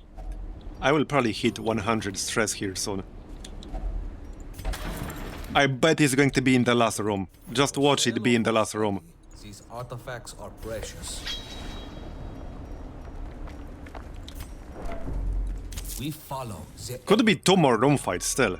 Yep, it's the last room. I knew it. It's actually the last room. Will there be a corridor fight too? Yep. Oh crap. Yep. These things. I think I'll have to leave without finishing this objective. Like, what the shit? I had to explore the entire friggin' dungeon. Every time I do a quest with this objective, I end up having to do the entire friggin' dungeon. Like, that's just bad.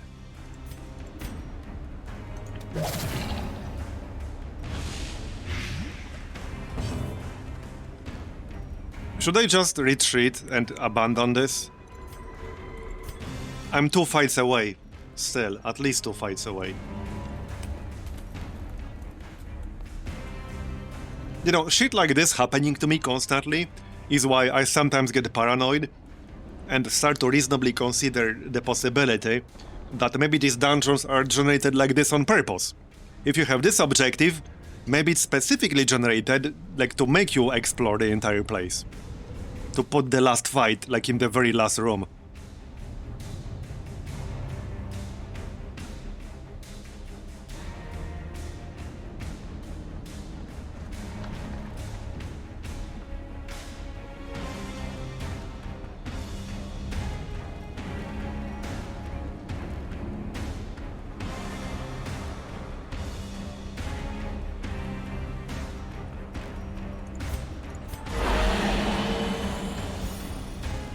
Yeah, just sometimes. Oh, and they have a stress attack that they use on turn 1. Great. Great. Yep, they do. I seriously hate enemies that have that shit on turn 1. I really hate it.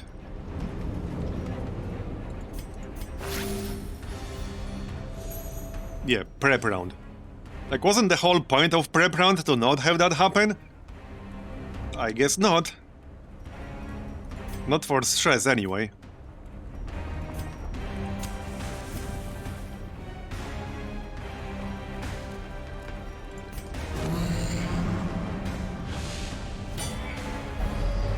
Okay.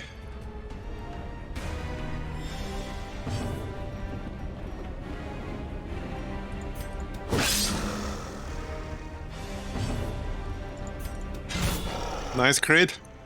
I need to kill him quickly. He doesn't actually have much health. Okay.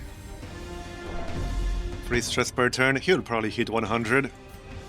75% stun resist. Not super likely to happen, but I could try. Or just activate Defender. Not sure if I want a Defender, to be honest. Or just hit him normally. Let's try a stun. You never know. Okay, we actually did get a stun, nice. That was, I think, about 40-50%. Yeah, he had 75, right? And I have 120. So it was pretty low chance, 45% chance. And now we can shoot him with standard shot. I was hoping for more damage, but okay. I'm 2 damage short to kill him. We didn't get a disease. I'm not sure what this is, but it's not a disease right now. 46 crit. Okay.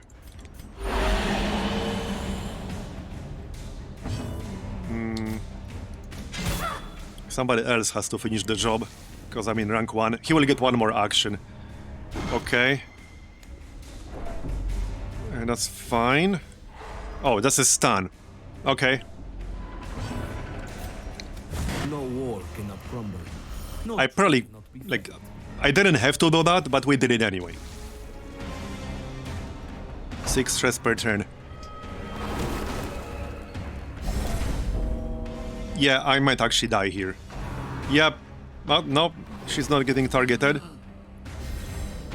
Fortunately, she doesn't have a dot. You're fine. All good. Can you kill these shitlings? Thanks. And the other one too. Yep, 100. Hopeless. The task is too daunting for this one. Is it the frantic condition? Oh, it is. It triggers on a non-killing attack. Knockback 1. 120% base. Horror. Yeah, so why is it this not included here? This should have been included here.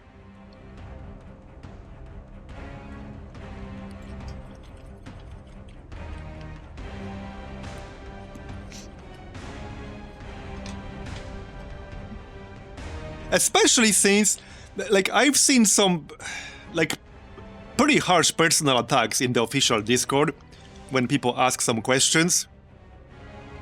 And this was just like from random people sitting there. But a few people there were like, learn to read, you fucking idiot. Read Infocoms, moron. Yeah, I'm fucking reading it, it's not here.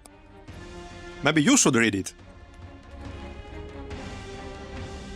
And I went through all of these, even though it's in alphabetical order. It's just not here. It's not here. So, I mean, yeah. Just saying. So it's impossible to evaluate that trinket that gives you frantic effect. Now we can evaluate it.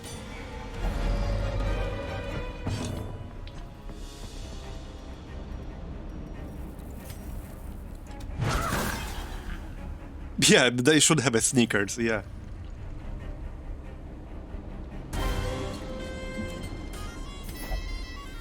Okay, well, I need 1 more fight.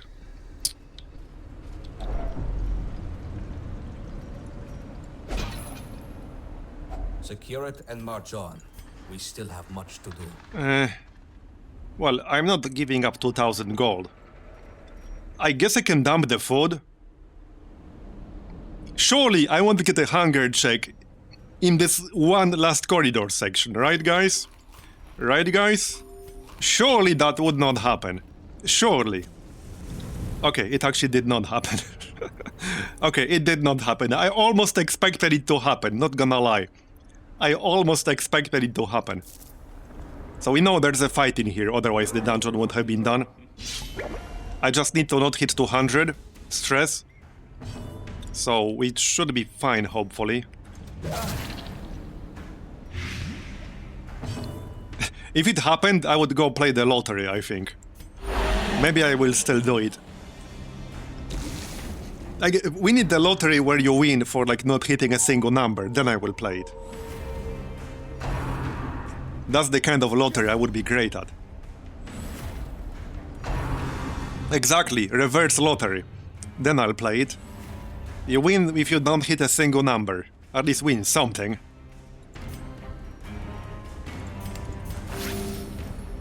Okay, this is definitely the last fight. Okay, so on the other hand, this group actually worked out pretty well, like trinkets aside. Because I think we can all agree that these two trinkets did almost nothing for me, right? I think that's a fair assessment. They didn't do a whole lot for me. So my group was weakened by these trinkets. And we still did okay with this group. This is a group without a flagellant and without the cultist. So this group did fine. And I do want to figure out like more good synergies. Where you don't need to run a flagellant and a friggin' occultist. This group did surprisingly well. Okay. Bellow. To be fair, Man at Arms is a really good frontliner. Yeah, but he's way better than the Vestal. I actually do like this class. I just wish you could have 5 skills, but I do like this class.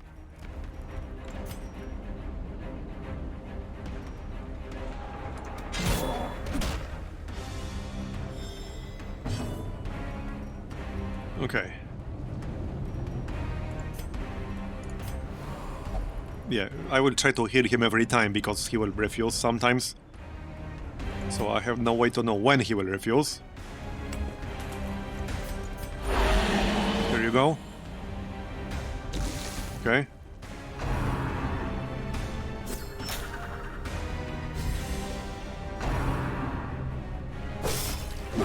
I need to prevent that death crab from triggering.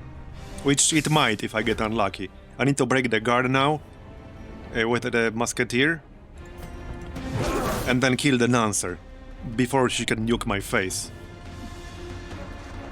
We can try a stun here. 55 resist, I have 120 chance. Got it? Okay, good. I think we got it. I might still get killed if I get unlucky, because I'm at death's door now. I hope not. But it could happen. I don't have a heal right here, right now. I have to wait. Miss. Okay, it's still fine. I don't have a guard up, fortunately.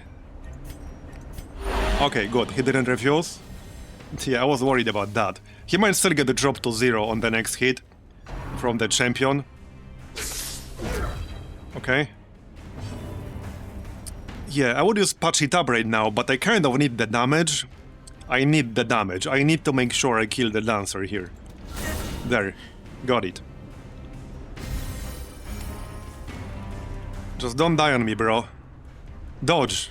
Okay, no dodge. 0. What's your resist? Can't open. 73%, okay. Well, let's try stun. Of course he dodged. Are you kidding me? Nice. I need to kill the big guy. Kill. Good. Alright, alright.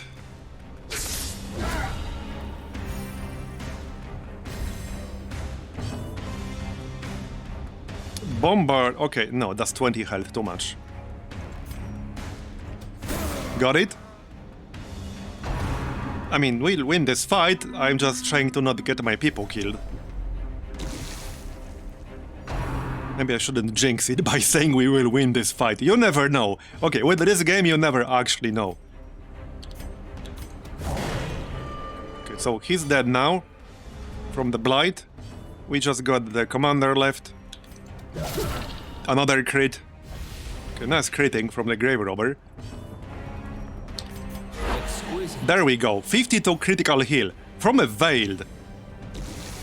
To be fair, the Trinket helped him out. Wait, no it didn't. No it didn't. I have the Trinket on the Grave Robber. The Trinket didn't do anything. As in the Recovery Stone or whatever it's called. I have that on the Grave Robber. Here. So that did nothing. That was not activated there. Okay, yeah, we're good. He does have Hippocratic, so that's very nice. And I have another plus 20 from Healing Trinket. So right now he has plus 40% healing done. And 12 to 16 range. We do have plus... Oh, right, because... Right. Because when you heal a target... and you yourself have below 70% health, you give your target plus 15% healing received buff. Right. Oh, holy shit. Step aside, Vestal. Yeah, this guy is actually really good at single target healing. This guy is great at, like, focus target, single target healing.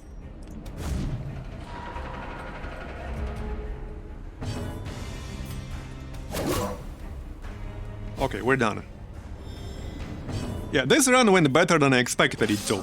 Even though we had kind of shitty trinkets. Because we did have shitty trinkets, let's be real. Alright.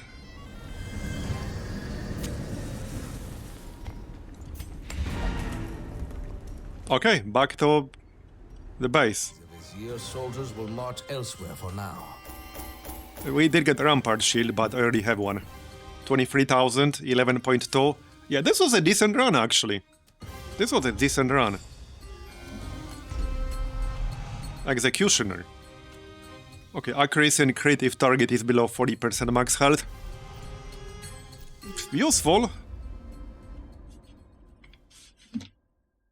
I had not anticipated you would bring such an Alright. unconventional assortment of warriors. Let's check the ferry. Ooh. Okay, what do you have? Resourceful, so gain buffs from provisions. Debuff mark resist. Melee crit.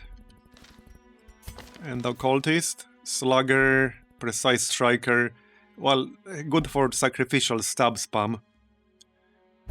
Minus 10 accuracy while bleeding. Bounty hunter. Well, here's a dredge. I still want to make dredge kind of work, but I'm just not a big fan of that class overall. Okay, so that was a pretty decent run, actually. That was a decent run. I need reliable level 3 runs. So what I need to figure out the best group to do level 3 Catacombs with. I like how there's not a single quest for level 3 Catacombs now. Because, you know. Okay, I might get one of these as backup. Because I only have one at the moment. If I lose it, I want to have a backup. Oh, look at this shit. Okay, I don't think we'll be doing that today, because we're 9 hours in. But I think we'll do this next time. Another recovery charm. Not only backup, but there are plenty of cases where I would actually use 2 recovery charms. It's that good.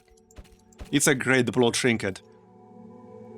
Pretty much the best blow trinket for like a tank. To keep them alive. And like, by the way, I know like there are certain things in this mod I'm not a big fan of. But I really like this mod overall, otherwise I wouldn't have played it for 100 hours so far. That's much better than being bored with something. Civ earlier today, that was just boring to me. I'm kind of cived out, like I said earlier. I'm just cived out at the moment. especially with 6.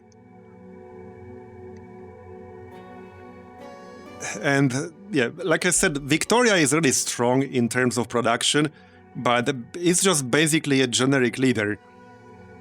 She doesn't do anything other than give you more production. Harald is a more interesting one.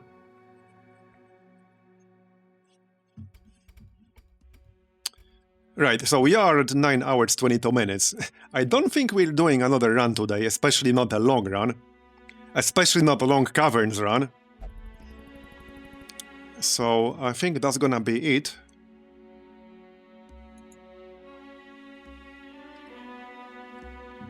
Yeah. I think we'll just continue this. I want to play this more. Like, despite the fact I'm not, like, a fan of every single mechanic in here, I really like this mod.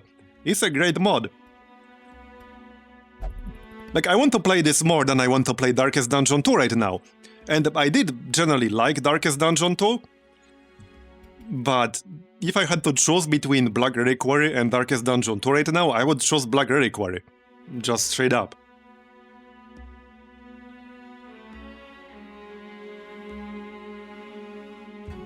You have near 4k hours in Warframe. That's when you love something enough until you start to hate the details. Oh, there are plenty of things to hate in Warframe. There are plenty of things. I played Warframe not that much, but I played it a fair bit. The gameplay loop itself is great. Like, I don't know another game from that genre with smoother movement. 200 hours streamed this month. Yeah, I mean, probably not. Because I would have to do 12 hours today and 12 hours tomorrow. And I don't really care about that number. It's mostly meaningless number. Yep, Judicator's still alive. Kind of sucks I lost that level 5 Flagellant, but I guess I wouldn't have done champion dungeons yet anyway. But yeah, I think Warframe especially is a game a lot of people have a love-hate relationship with. I don't know which game is worse with that, Warframe or Destiny 2. Because I think the fan bases or the player bases of both these games have a very strong love-hate relationship with these games. I don't know which one is worse in that regard. But it's been a while since I played Warframe last. There are so many things. There are so many, like, little things in Warframe. I don't even know where to start. I don't know where to start. But I like the gameplay itself. It was so damn smooth. Do I take breaks when streaming? I do. Well, there's usually one longer break I take around 3:30 p.m. Central European. So that's going to be like roughly standard. The other breaks just depend on how I feel at the time. Sometimes I need more breaks, sometimes less. But there's always going to be around a 15-minute break at 3:30 p.m. Central European. So that's usually like around 4 hours into the stream. 4 or 5 hours into the stream. It depends on how much the game hates me. Yeah, you're not wrong. You're not wrong. I mean, it depends on a lot of things. But yeah, anyway, I guess that's it for today. We're definitely done for today. I don't think tomorrow we'll start from the Caverns here. But now, I think I want to try figuring out some different group compositions. So, in terms of where do we go from here, we'll try some less standard group compositions, try to figure out something that works. You know, other than just bringing Musketeer, Flagellant, and Occultist, and Judicator. So, that will be the next goal, figure out some other group compositions. I'm sure there are quite a few that work. I mean, there are a lot of classes in here, not just the 4 that I used most frequently.